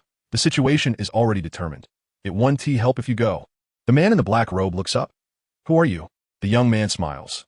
"My name is Lin, known as Silverhair. We have a fate together." The black-robed man takes off his hat. It's red-haired Shanks. Who would have thought that red-haired, who should be battling other pirate crews in the New World, would come to Fishman Island and plan to go to Mariehua? Red-haired says solemnly, "You are the silver-haired. Lin, the mastermind behind CP0? Lin downs his drink. "It's an honor that an emperor knows me. You should know, Lin dares to confront an emperor, and his strength is definitely not simple. You absolutely wouldn't expect it." Kaido is madly beating the Golden Lion. The prison infighting has turned into a battlefield. Red-haired secretly leaves the battlefield, only to be intercepted by a mysterious big shot. Magellan is reaping the benefits, and even the Vice Admiral will get lucky. This is even more thrilling than the main event of the Marineford War, with high-energy moments that keep you clenching your fists. Power mode fully activated. Kaido seeks death indiscriminately. With battle prowess reaching the ceiling, Lin dares to confront an emperor, and the mysterious big shot has an explosive aura. Red-haired operates in secrecy, with hidden depths in the actions of the emperors. This operation is even more exciting than being the heir of an emperor. After all, only someone like the legendary pirate who can make legendary pirates fight and a mysterious big shot who can intercept an emperor is truly ruthless. I didn't expect that even the 4 emperors know the name of this little person. It's truly my greatest honor. I have nothing else to say. I'll drink this cup. The silver-haired man Lin said, downing the blue cocktail in one go, looking as if he had truly found a kindred spirit in the drink. Watch out. Red-haired Shanks mockingly confronts Dylan. You think you're small fry? Then there are no big players at sea. He then exposes Dylan. You're a celestial dragon mixed with fishman blood, and you ran away because you were ostracized in Mariewa. With explosive physical talent, mastering the 6 powers of the Navy and fishman karate in no time. Now you're the mastermind behind Pizarro, right? Dylan puts down his drink and applauds. No wonder you're red-haired. Even I, lurking in the shadows, can't hide from your insight. I'm impressed. Red-haired casually replies. Same to you. I bet you've already dug up everything about who I fought when I was a kid, right? Changing the subject, red-haired raises an eyebrow. But do you really think you can stop me? Dylan shrugs. I don't want to fight you. Dealing with pirates is the Navy's job. If it weren't for the world government's death orders, who would willingly come? But I care about face. Going back empty-handed is too embarrassing. He pleads. You didn't bring many people. The main combat members are still in the New World. It's useless to go to Marineford. I'll have to clean up the mess. Red-haired stands up and walks away. Stop talking, get out of my way. Dylan instantly teleports to block him. Are you really forcing me? Red-haired shouts angrily. I said move. Before the words are out, a shocking aura erupts from him. An overwhelming conqueror's haki surges into the sky. Dylan is immediately knocked back, his face filled with dread. Is this the legendary strongest conqueror's haki? It's indeed well-deserved. Looking back at the tavern, the owner, waiters, and customers are all knocked out, lying in disarray. Even more absurdly, within a radius of 3,000 meters centered on the tavern, whether human or beast, all are toppled by the conqueror's haki and fainted on the spot. You absolutely wouldn't expect it. Red-haired's conqueror's haki clears a 3,000-meter area, and his Yonko aura directly elevates him to a divine status. Dylan's secret identity is exposed but pushed back by the overwhelming power. The two engage in a verbal battle filled with threats, turning Fishman Island into a battlefield of intimidation. This is even more thrilling than the main event of the Marineford War. With high energy throughout, fists clenched, full-on cheat mode activated, Red-haired's conqueror's haki indiscriminately crushes. Proving his combat prowess, Dylan has teleportation physical skills as buffs, but can't withstand the Yonko's pressure. Their exchanges are all iconic scenes. The clash of big shots is explosive. This operation feels even more exhilarating than being a Yonko heir. After all, only someone who can make a shadowy big boss wary and clear a 3,000-meter area with Conqueror's haki is the true ruthless one. If you could see outside, you would realize it's not just in this small tavern. At this moment, centered on this small tavern, everyone within a radius of 3,000 meters has fainted without exception. Look closely. The area within a radius of 3 kilometers has all been stunned by the red-haired Emperor's Conqueror's haki, leaving only 2 people standing. Red-haired and the roadblock, silver-haired Dilling. Dilling said solemnly, "It seems there's nothing to discuss." Red-haired raised an eyebrow. "Will you move aside on your own, or do I have to beat you in a submission?" Without saying another word, Dilling unleashed his ultimate move, Fishman Karate Ultimate Technique, Will I Pass?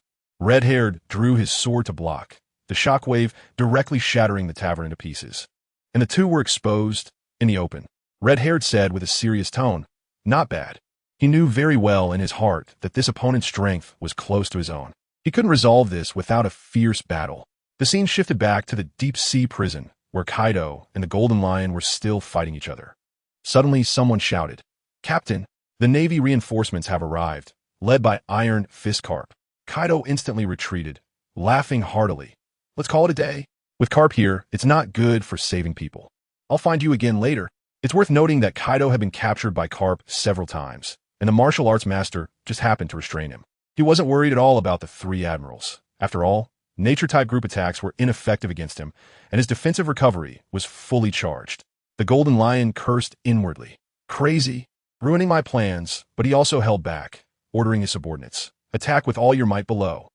The next moment, Kaido and the Golden Lion both set their sights on Magellan and Rain Shiryu, their pressure skyrocketing, facing both an emperor and a legendary pirate at the same time. Even the three admirals wouldn't be able to hold up. Magellan shouted urgently, "Leave Kaido to me. You hold off the Golden Lion until Carp arrives." Rain Shiryu was boiling with excitement. "All right, you absolutely wouldn't expect it." Dilling's ultimate move shattered the tavern, his combat power nearly rivaling an emperor. Kaido fears Carp, but not the admirals. The enemy's restraint is too absurd. Magellan took on both big shots head-on, a vice admiral's extreme endurance.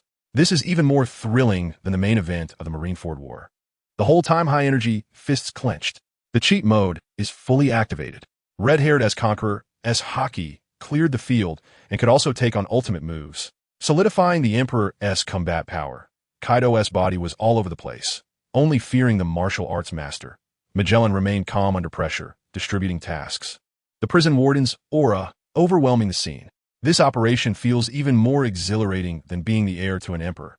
After all, being able to make a legendary pirate hold back and forcing an emperor to take things seriously is the true definition of a ruthless person. How long until we reach Impel Down? What is the situation like over there now? Standing at the bow of the warship, Carp gazed into the distance and asked, "Attention!" Colonel shouted to Carp. "We have 5 minutes until we reach Impel Down." Kaido and the Golden Lion just started fighting. They didn't directly break into the prison. Carp laughed heartily. It must be that crazy Kaido getting excited and forcing that old bastard Shiki to act. They're both old acquaintances of mine. They know this routine well. The colonel added, "Now they've stopped and are attacking the prison together." Carp stroked his beard. "They probably sensed us coming for reinforcements." At that moment, a hearty voice came from behind. "In the sky." Carp turned around. To Shiji, "Did you find something?" Chibuta pointed at the sky. "Those birds have been following us for a while." "Something's off." Carp nodded. Kaido wouldn't bother with this. It must be Shiki's doing. Chibuta raised his hand and laughed. "I'll take care of them." Triple pressure machine gun. Without seeing any anomalies, 4 birds fell directly. 1 bird tried to escape, but Peach Rabbit suddenly swung her sword. Wind, flying swallow. That bird instantly fell into the sea. Peach Rabbit glanced at Chibuta. "You're really useless. You missed a few birds." You should know that Chibuta's pressure fruit is top-notch, if developed well. It's even more powerful than Bear's Paw fruit. Definitely a future vice admiral. Peach Rabbit's strength is off the charts, and when the two team up, their combat power is maxed out. This wave of clearing the surveillance birds was executed flawlessly. You would never expect it. Carp saw through the enemy's tricks at a glance. The Navy hero's reputation is well-deserved. Chibuta's pressure fruit silently took down targets, showcasing explosive ability. Peach Rabbit's follow-up attack was decisive and crisp, a beauty with top-tier combat power. This was even more thrilling than the main film of the Marineford War, with high energy throughout, clenching fists. With cheat mode fully activated, Chibuta's fruit ability is beyond comprehension. Crowd control at max. Peach Rabbit's swordsmanship is precise and fierce, not yielding to any man. Carp led the team steady as an old dog, with a commanding presence. This operation felt even more intense than being the successor of the 4 emperors. After all, only a true badass can have a future vice admiral team up to clear the field while the Navy hero predicts the entire situation. You're becoming more useless to Shiji. You can't even handle a few birds without messing up. Peach Rabbit glanced at Chibuta and pouted. "Look." T-Pig instantly turns into a sycophant. Yes. Gion's sister is the best. I'm just a loser." Peach Rabbit ignores him and walks away, while T-Pig continues to grin foolishly. This is the interaction mode of these 2 prospective commanders, already becoming a Marineford spectacle. Everyone knows T-Pig has been pursuing Peach Rabbit for over 10 years, confessing 93 times only to be rejected, yet he grows more determined with each setback. Carp suddenly shouts, "We're almost there, prepare for battle." Everyone responds in unison, "Yes." The scene shifts to Fishman Island's Dragon Palace, where Princess Odoheim anxiously asks, "What is going on? Have you figured it out?" King Neptune's face turns pale. It's the 4 emperors red-haired fighting. But the opponent's identity is unknown. Red-haired is highly recognizable, but the opponent, M, is too mysterious, with CP0's leader hiding too deeply for few to recognize. Neptune is on the verge of panic. If the 4 emperors fight, Fishman Island can't hold up. Many residents have already been affected, and with Jinbei absent, Arlong and his crew are at best elite vice admiral level, and even if Jinbei were present, it wouldn't be enough against the four emperors.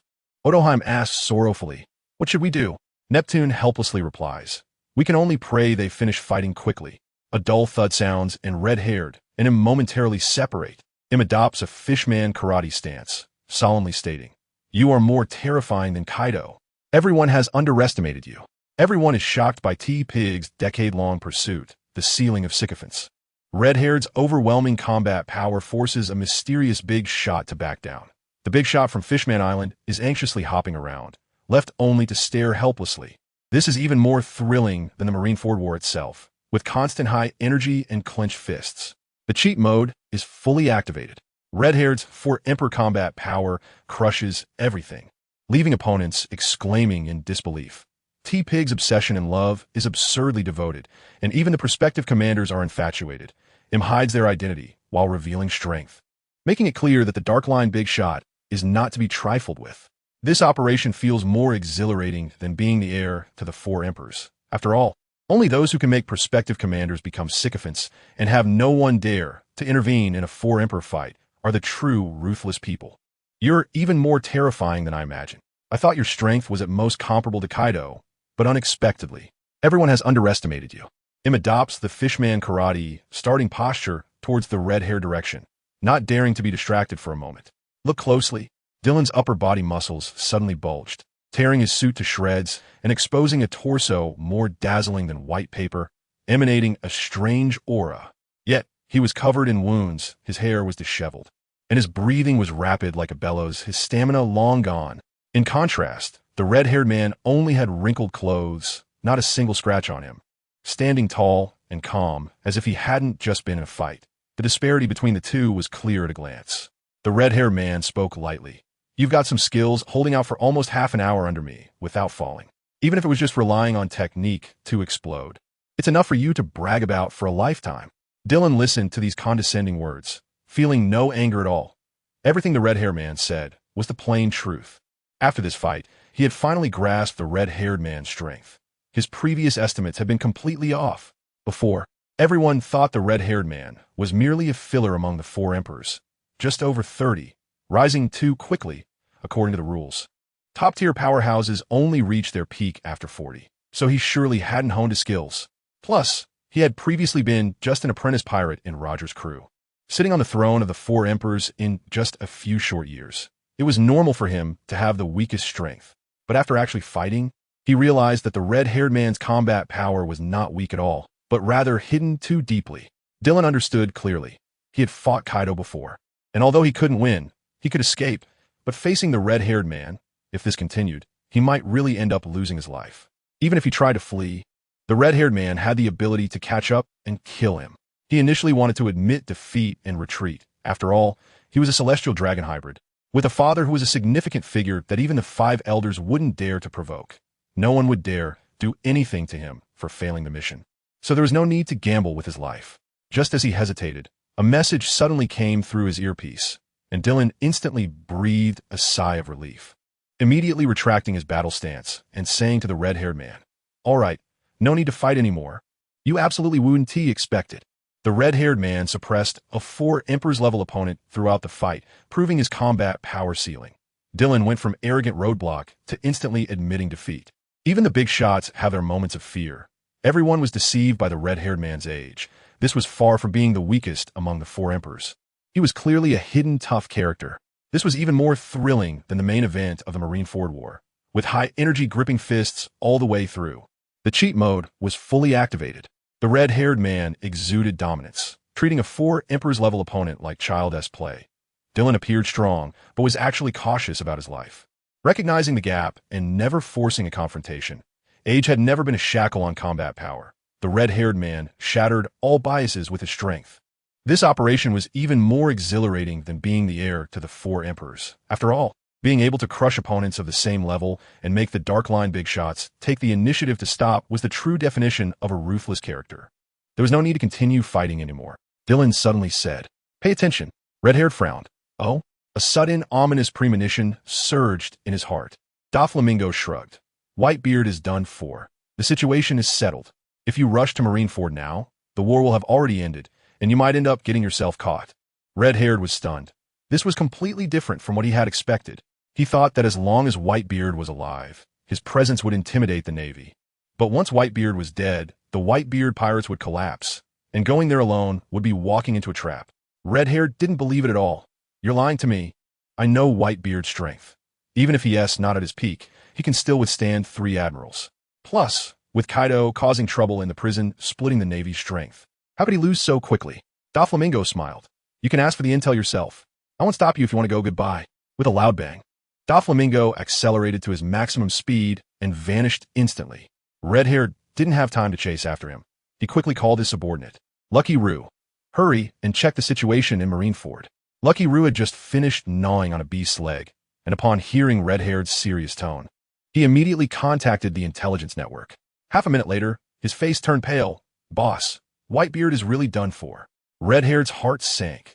This operation was completely ruined. Going to Marineford now would be like delivering his head on a platter. He immediately ordered, return to the New World. You absolutely wouldn't expect it. Whitebeard suddenly suffered a crushing defeat, and the tide of battle turned absurdly fast. Red-haired's meticulous plans were all in vain. Even the emperors can have their setbacks. Doflamingo's single remark broke the situation, and the underground overlord controlled the entire field. This was even more thrilling than the main event of the Marineford War. With high energy throughout, fists clenched tight. With his cheat mode fully activated, Doflamingo's intelligence was precise, and a single sentence deterred the 4 emperors. Red-haired made decisive decisions.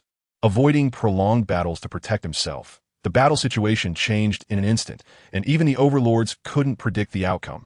This operation was more exhilarating than being an heir to the 4 emperors. After all, only a true, ruthless person could disrupt the plans of the 4 emperors with just one sentence, leading to a complete turnaround in the battle.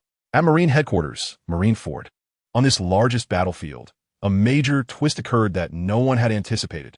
Whitebeard was severely injured. Look, Whitebeard is fighting the Marine Admiral one-on-one when Akainu suddenly ambushes him from the side. Although he only suffers minor injuries, it plants the seeds for a major disaster. Immediately after, 3 captains from a new world pretend to support him, but join forces to launch a surprise attack. These 3 aren't even considered great pirates. Yet because Whitebeard is completely unprepared for his own men, they manage to severely injure him, reducing his battle power by a large margin. The leaders of Whitebeard's crew are furious, but are entangled by their opponents, forced to watch the tragedy unfold. Sengoku glares at Akainu. Sakazuki. Akainu calmly replies, I planned this long ago. Killing Whitebeard is the biggest warning to pirates. Justice doesn't need to be reasoned with pirates. Sengoku sighs, but doesn't refute. Akainu is even more extreme, only focused on exterminating pirates.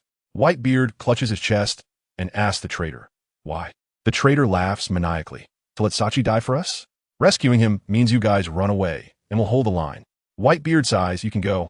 Marco will kill you. I can't manage that. Akainu seizes the opportunity to shout, execute Sachi. The 2 colonels rush to the execution platform, just as the situation becomes critical. A figure appears. Don't rush to act, let's discuss. The newcomer is holding a miniature deer and smiling. The colonel shouts in surprise, Vice Admiral Wolf? It's the Navy's supernova Leifa, who has defeated Don Quixote Doflamingo, captured Jack the Drought, the first of the Navy's new stars after Akiji. The entire place is stunned. How did he appear here at this moment? You absolutely wouldn't expect it. Whitebeard is betrayed by his incompetent allies. His top-tier battle power collapses in an instant. Akainu plays dirty, yet feels justified, his ruthless nature fully on display. Leifa makes a dramatic entrance at a critical moment, raising the suspense to the max. This is even more thrilling than the Marineford War itself, with constant high-energy moments keeping fists clenched. The cheat mode is fully activated. Leifa brings his own aura as a new star in the Navy. Akainu's underhanded tactics succeed, gaining the villain's halo. Whitebeard suffers from misplaced trust. Even the big shots fall prey to it. This operation feels more exhilarating than inheriting the title of an emperor. After all, only someone who can steal the spotlight at the execution platform and silence the crowd is a true, ruthless character. But why is he appearing at this most sensitive time and in this most sensitive position? Pay attention. Marco, who is tightly entangled by Kizaru in midair, saw Leifa suddenly appear at the execution platform, feeling a mix of joy and worry. The joy was that Sachi's death was finally postponed. But the worry was that Leifa was the future pillar of the Navy, inherently opposed to them pirates. So what reason would he have to help? Thinking of this, Marco regretted deeply. Leifa had specifically reminded him to be wary of the New World captains under his command, but he had taken it lightly and didn't inform Whitebeard.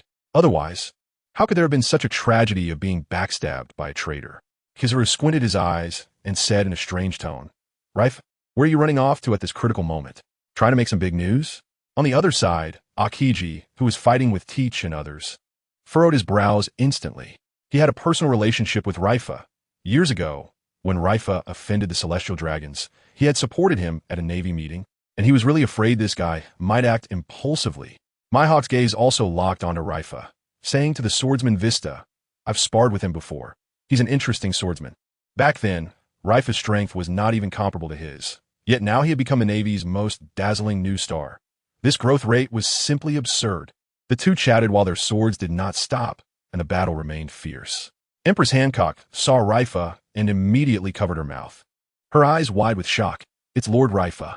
Years ago, when she and her sister escaped from Mary Geos and were blocked by the Navy, it was thanks to Leifa's help that they got out. She had always remembered this kindness. Jinbei had a complex expression. He had a deeper friendship with Leifa, who not only saved Aladdin and helped the Sun Pirates, but also saved Princess Odoheim. If Leifa really wanted to make a move against them, he would be in a difficult position. Moria laughed maniacally. "It's the violent wolf that captured Jack. Just to my taste. Anyone who opposes Kaido seems pleasing to me." Jozu felt both joy and worry like Marco. The joy was that Leifa might bring a turning point, but the worry was that he was ultimately a member of the Navy. Even Bartholomew Kuma, who was fighting Jozu, showed a slight change in his eyes, clearly recognizing this Navy new star. You absolutely wouldn't expect it. The moment Leifa appeared, the pirates, Navy, and warlords were all stirred up, his connections spanning both factions. And the scene exploded. Marco regretted deeply, not listening to advice back then, now causing disaster for the entire pirate crew. Various big shots had vastly different attitudes towards Leifa, and this invisible network was simply outrageous. This was even more thrilling than the main event of the Marineford War. With high energy throughout, fists clenched tightly. The cheat mode was fully activated. Leifa developed in a low-key manner, yet became the focus of the entire scene, both Navy and pirates giving him face. The big shots all had their own thoughts, disrupted by his appearance, accumulating an incredibly strong network through strength and character. This was the real, invisible big shot.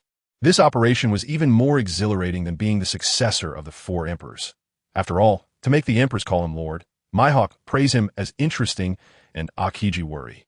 That was the real, ruthless person, and the tyrant Kuma, who was fighting him, also recognized Leifa's identity. Attention! The tyrant bear has a blank expression, but inside he is puzzled.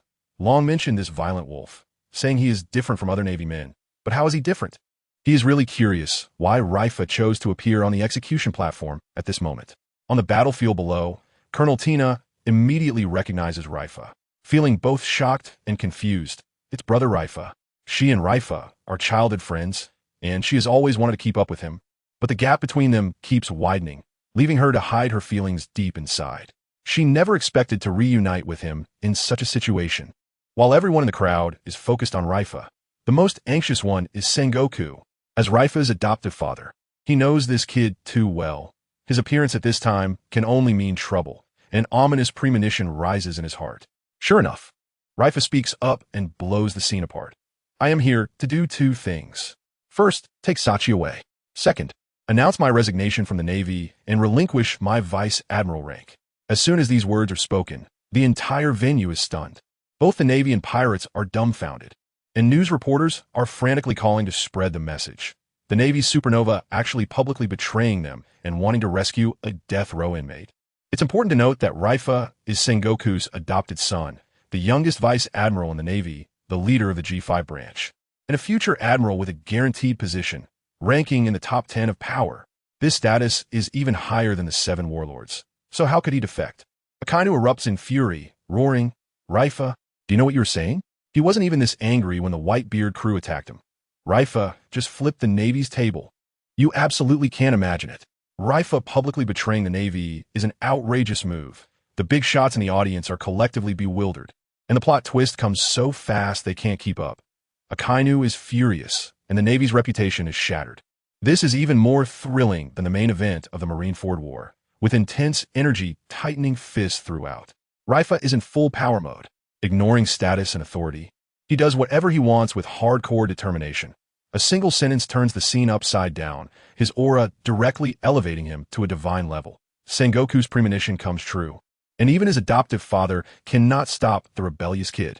This move is more exhilarating than being the successor of the four emperors. After all, only someone who can make the Navy explode and silence the crowd is a true ruthless character. However, Leifa's appearance is like kicking over the table just as the perfect conclusion is being drawn, making it impossible for this grand drama to continue unfolding. Pay attention. According to the original plan, Whitebeard was defeated and Sachi was executed. The Marines were supposed to severely suppress the pirates' arrogance, but then Leifa defected from the Navy, directly negating this effect, and the Navy's prestige is likely to decline. Akainu was furious, ready to explode. This kid ruined the Navy's grand plan. Akainu shouted in anger, "It's not too late to take back your words, or no one can save you today." Leifa smiled calmly. "I dare to stand up, so I'm not afraid of your threats." Akainu completely erupted, his lower body transforming into a lava giant, charging straight at Leifa. Bang! A thunderous sound erupted as Enel, carrying a drum and wearing a white headscarf, suddenly appeared, floating in mid-air, crackling with electricity. "If you want to touch my boss, you have to get past me first." Akainu ignored him and punched out a stream of lava. Enel's face darkened. Daring to strike at a god? Seeking death. He countered with a thunder pillar several meters thick, directly piercing through the lava and targeting Akainu. Akainu was stunned. This was actually a peer-level powerhouse. Before he could react, the thunder pillar blasted him into lava fragments.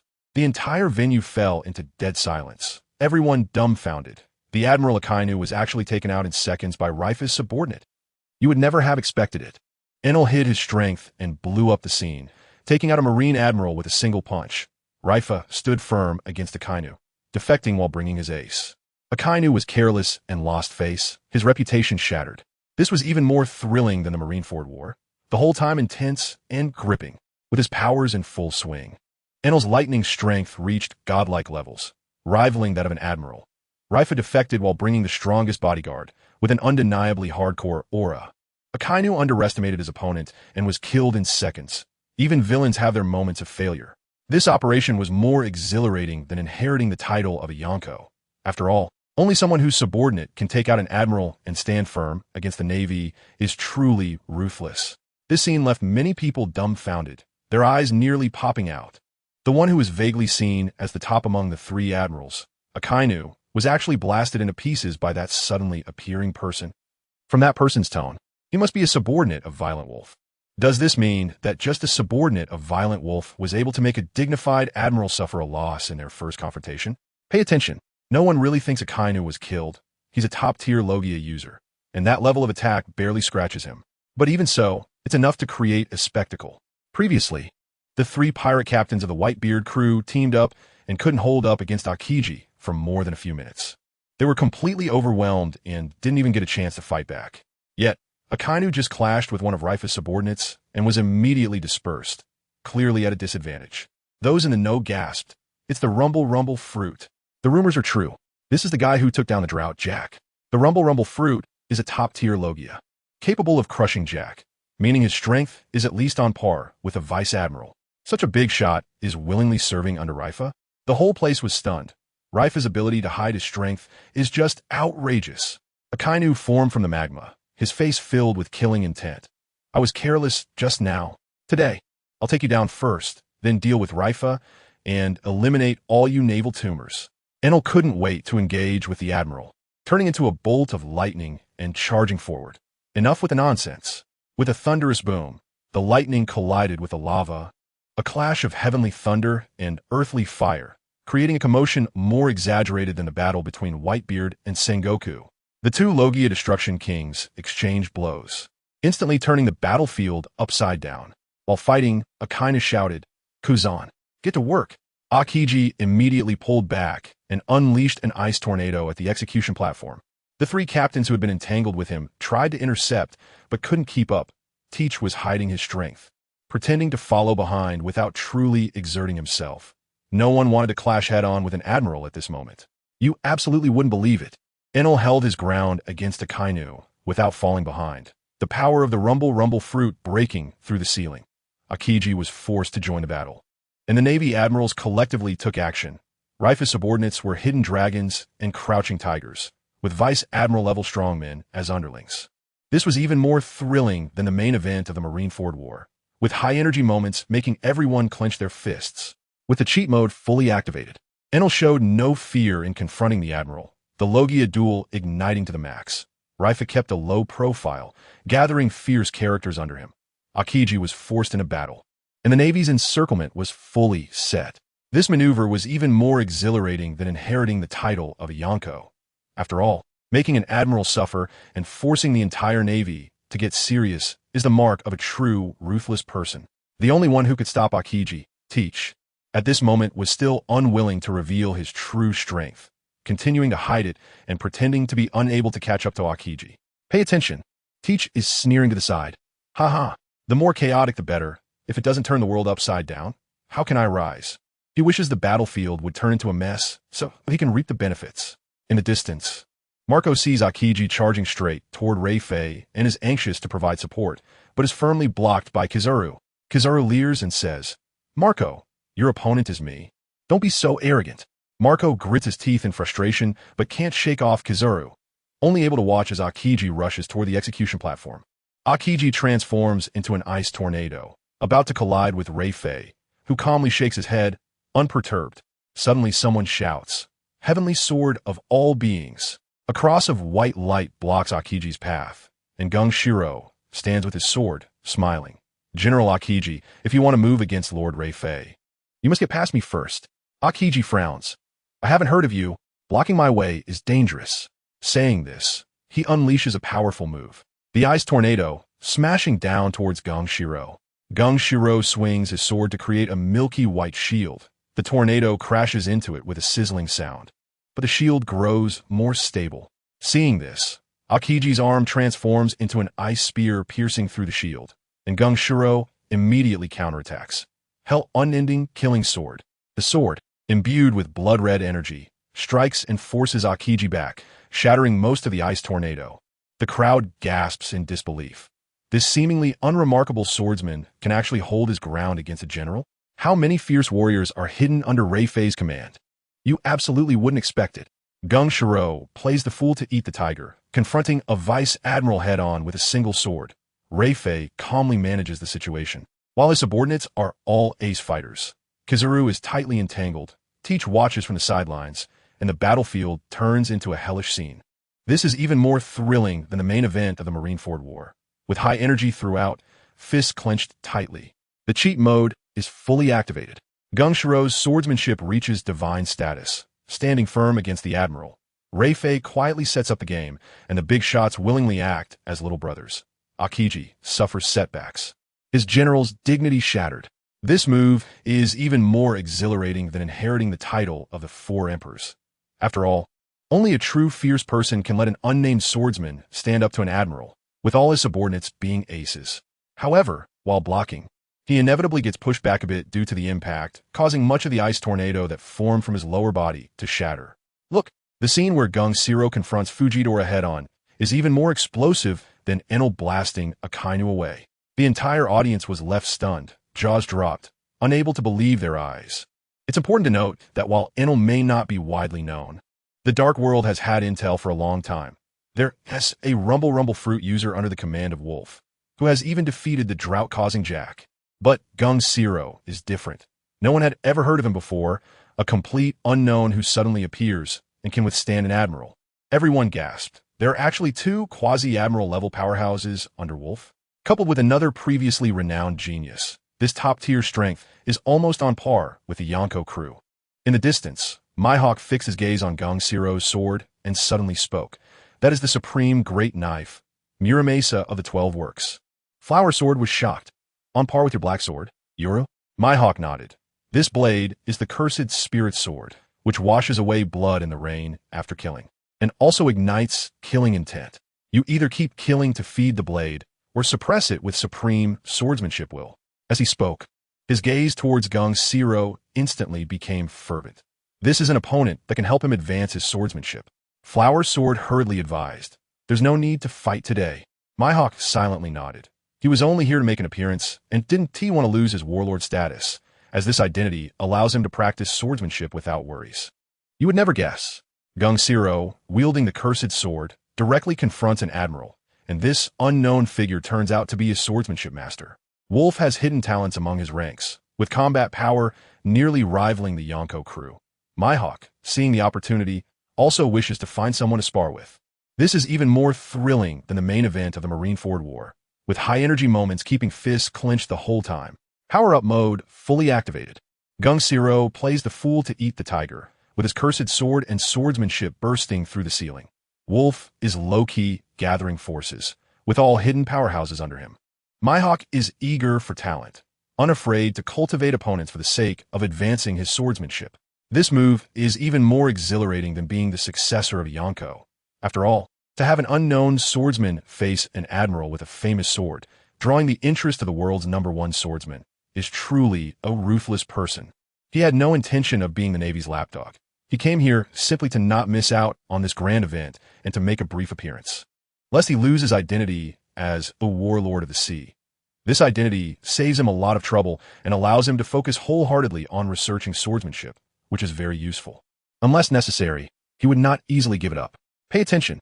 Akainu saw that Kazan was also stopped by Reifa's subordinates, and he was furious, shouting at the Navy, "Reifa has betrayed us.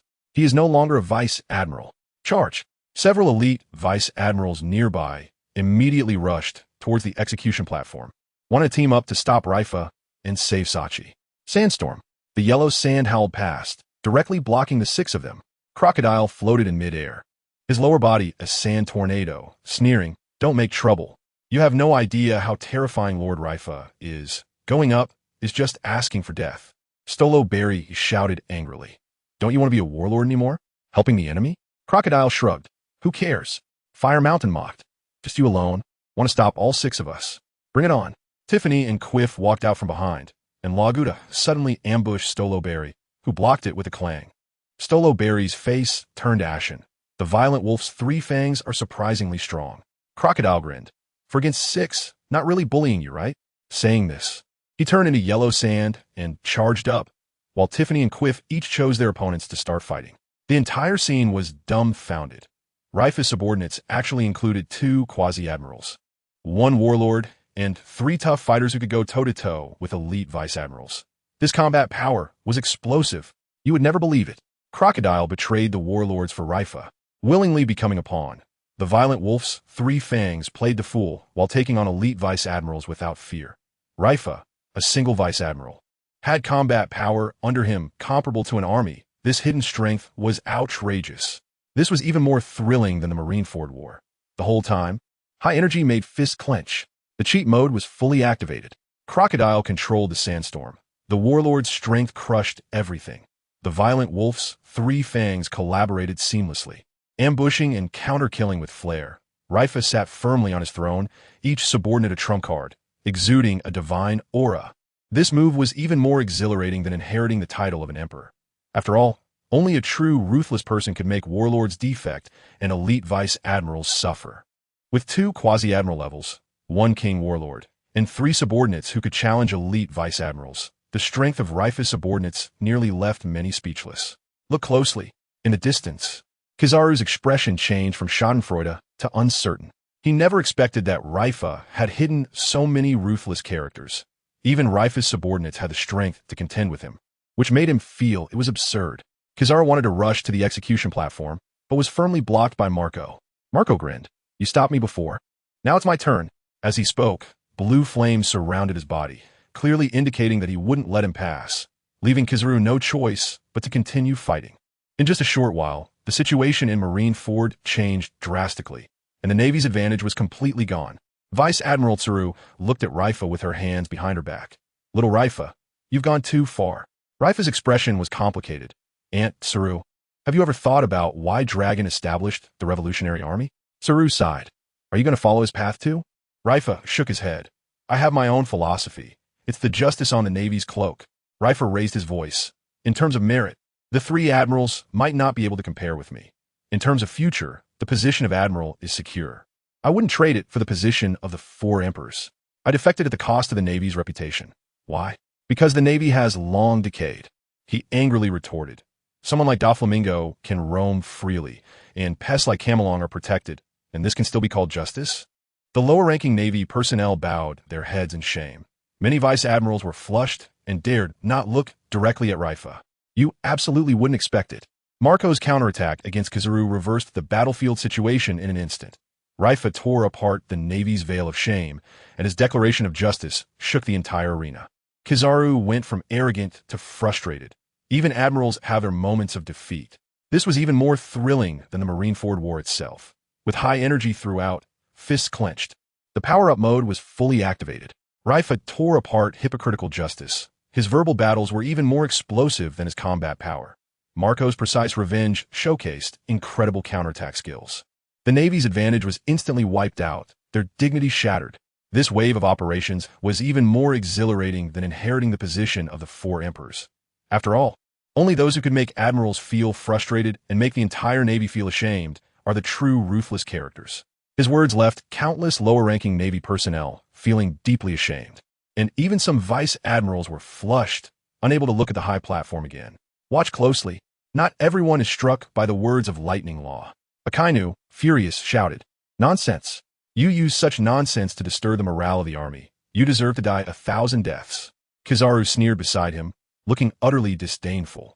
While only Akiji's expression was clearly unnatural, his gaze evasive after hearing it. Lightning Law glanced at Akainu indifferently. "I'm no longer part of the Navy, so it's not your place to manage me. I don't intend to convince you. You're beyond saving. The ones I want to touch are those who truly hold justice in their hearts." Immediately after, Lightning Law raised his voice, shaking the entire venue. "I am establishing the organization Heaven's Punishment. If the Navy cannot uphold justice, then I will reshape it. There is only one purpose, to reward the good and punish the evil. If Heaven does not punish the wicked, I will. No matter who you are or where you are, evil will be punished." He shrugged. "From today on, I am a wanted criminal, but compared to justice, what is this?" Akainu stomped his feet anxiously and shouted at Sengoku. "Vice Admiral Sengoku, take him down." Sengoku sighed helplessly. She had watched Lightning Law grow up, but she had no choice but to take action. Seeing this, Lightning Law shouted, "I've seen enough of the show. Lend me a hand." The officers below looked up. "I'll join the fun too. This is troublesome," Sengoku exclaimed. "Really?" The Dark King Rayleigh laughed. "This old bone needs to move a bit." On the other side, the heavily injured Whitebeard laughed heartily. "Sengoku, your son is stronger than you."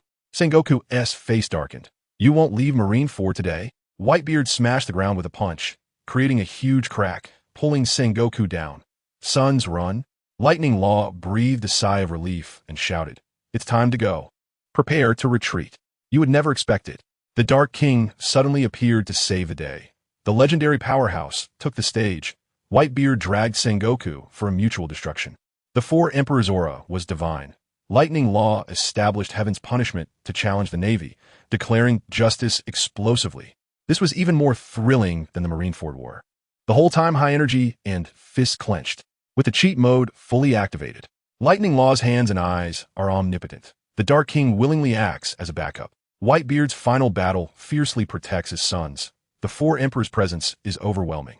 Akainu is furious but can only glare. The Navy's face is completely lost. This operation is more exhilarating than being the heir to the Four Emperors. Being able to make legendary powerhouses act, and having the Four Emperors as support, is the true, ruthless person. Prepare to retreat. Lightning Law shouted loudly. Pay attention. In midair, Marco, battling against Kizaru, holds back tears and roars. Everyone retreat. I'll cover you. Akainu angrily shouts. No way. Just when he gets distracted, Enel unleashes a judgment of God, creating a massive hole in him. Although Akainu quickly recovers, his eyes turn red with anger, while Enel doesn't take it seriously at all. The battle descends into chaos. Sengoku is tied up by Whitebeard. Akainu is driven mad by Enel. Akiji is held back tightly by Kizaru, and Kizaru has no way to deal with Marco. Who has the Phoenix Fruit? The Navy's top combat power is completely restrained. Vice Admiral Tsuru is entangled with Rayleigh. Half of the elite Vice Admirals are stunned by Crocodile and the Wolf, while the other half are held back by Whitebeard's team, making it impossible to stop the retreat. The 7 warlords are even more outrageous. Camelin is holding on alone. Crocodile and Jinbei directly betray. The Empress is going all out. while Moria and Mihawk see the situation turning bad and make a quick escape, and Kuma is just slacking off against Jozu. The Whitebeard crew seizes the opportunity to withdraw most of their members, and Vista successfully takes away Sachi, even thanking Rayleigh. Rayleigh looks down at Marineford and calmly says, "That's enough. Let's go." Akainu, furious, jumps up. "Rayleigh, you eternal sinner. You can't escape today." Just as his words fall, a Navy-style battleship rises from the seabed at the coast. Rayleigh disappears in a flash, and, after pushing back Akiji, Kizuru chases after him. While Crocodile uses a sandstorm to cover Three Tusks' retreat, and Enel smiles wickedly, turning into lightning to escape. You would never expect it. The entire Navy is restrained. Top combat power is collectively suppressed. Rayleigh's team coordinates perfectly, retreating smoothly. The 7 warlords have their own agendas, causing the Navy alliance to collapse. This is even more thrilling than the main event of the Marineford War. With high energy throughout, fists clenched. The cheat mode is fully activated. Enel ruthlessly beats Akainu, his combat power shattering the limits. Marco withstands Kizuru to protect his teammates. The Phoenix Fruit is legendary. Rayleigh orchestrates the entire situation, making the retreat look like a display of skills. This wave of maneuvers feels even more exhilarating than being the successor to the Yonko. After all, those who can make the entire Navy suffer and retreat unscathed are the true ruthless ones. Today's game ends here. Let's play again when we have time. Goodbye.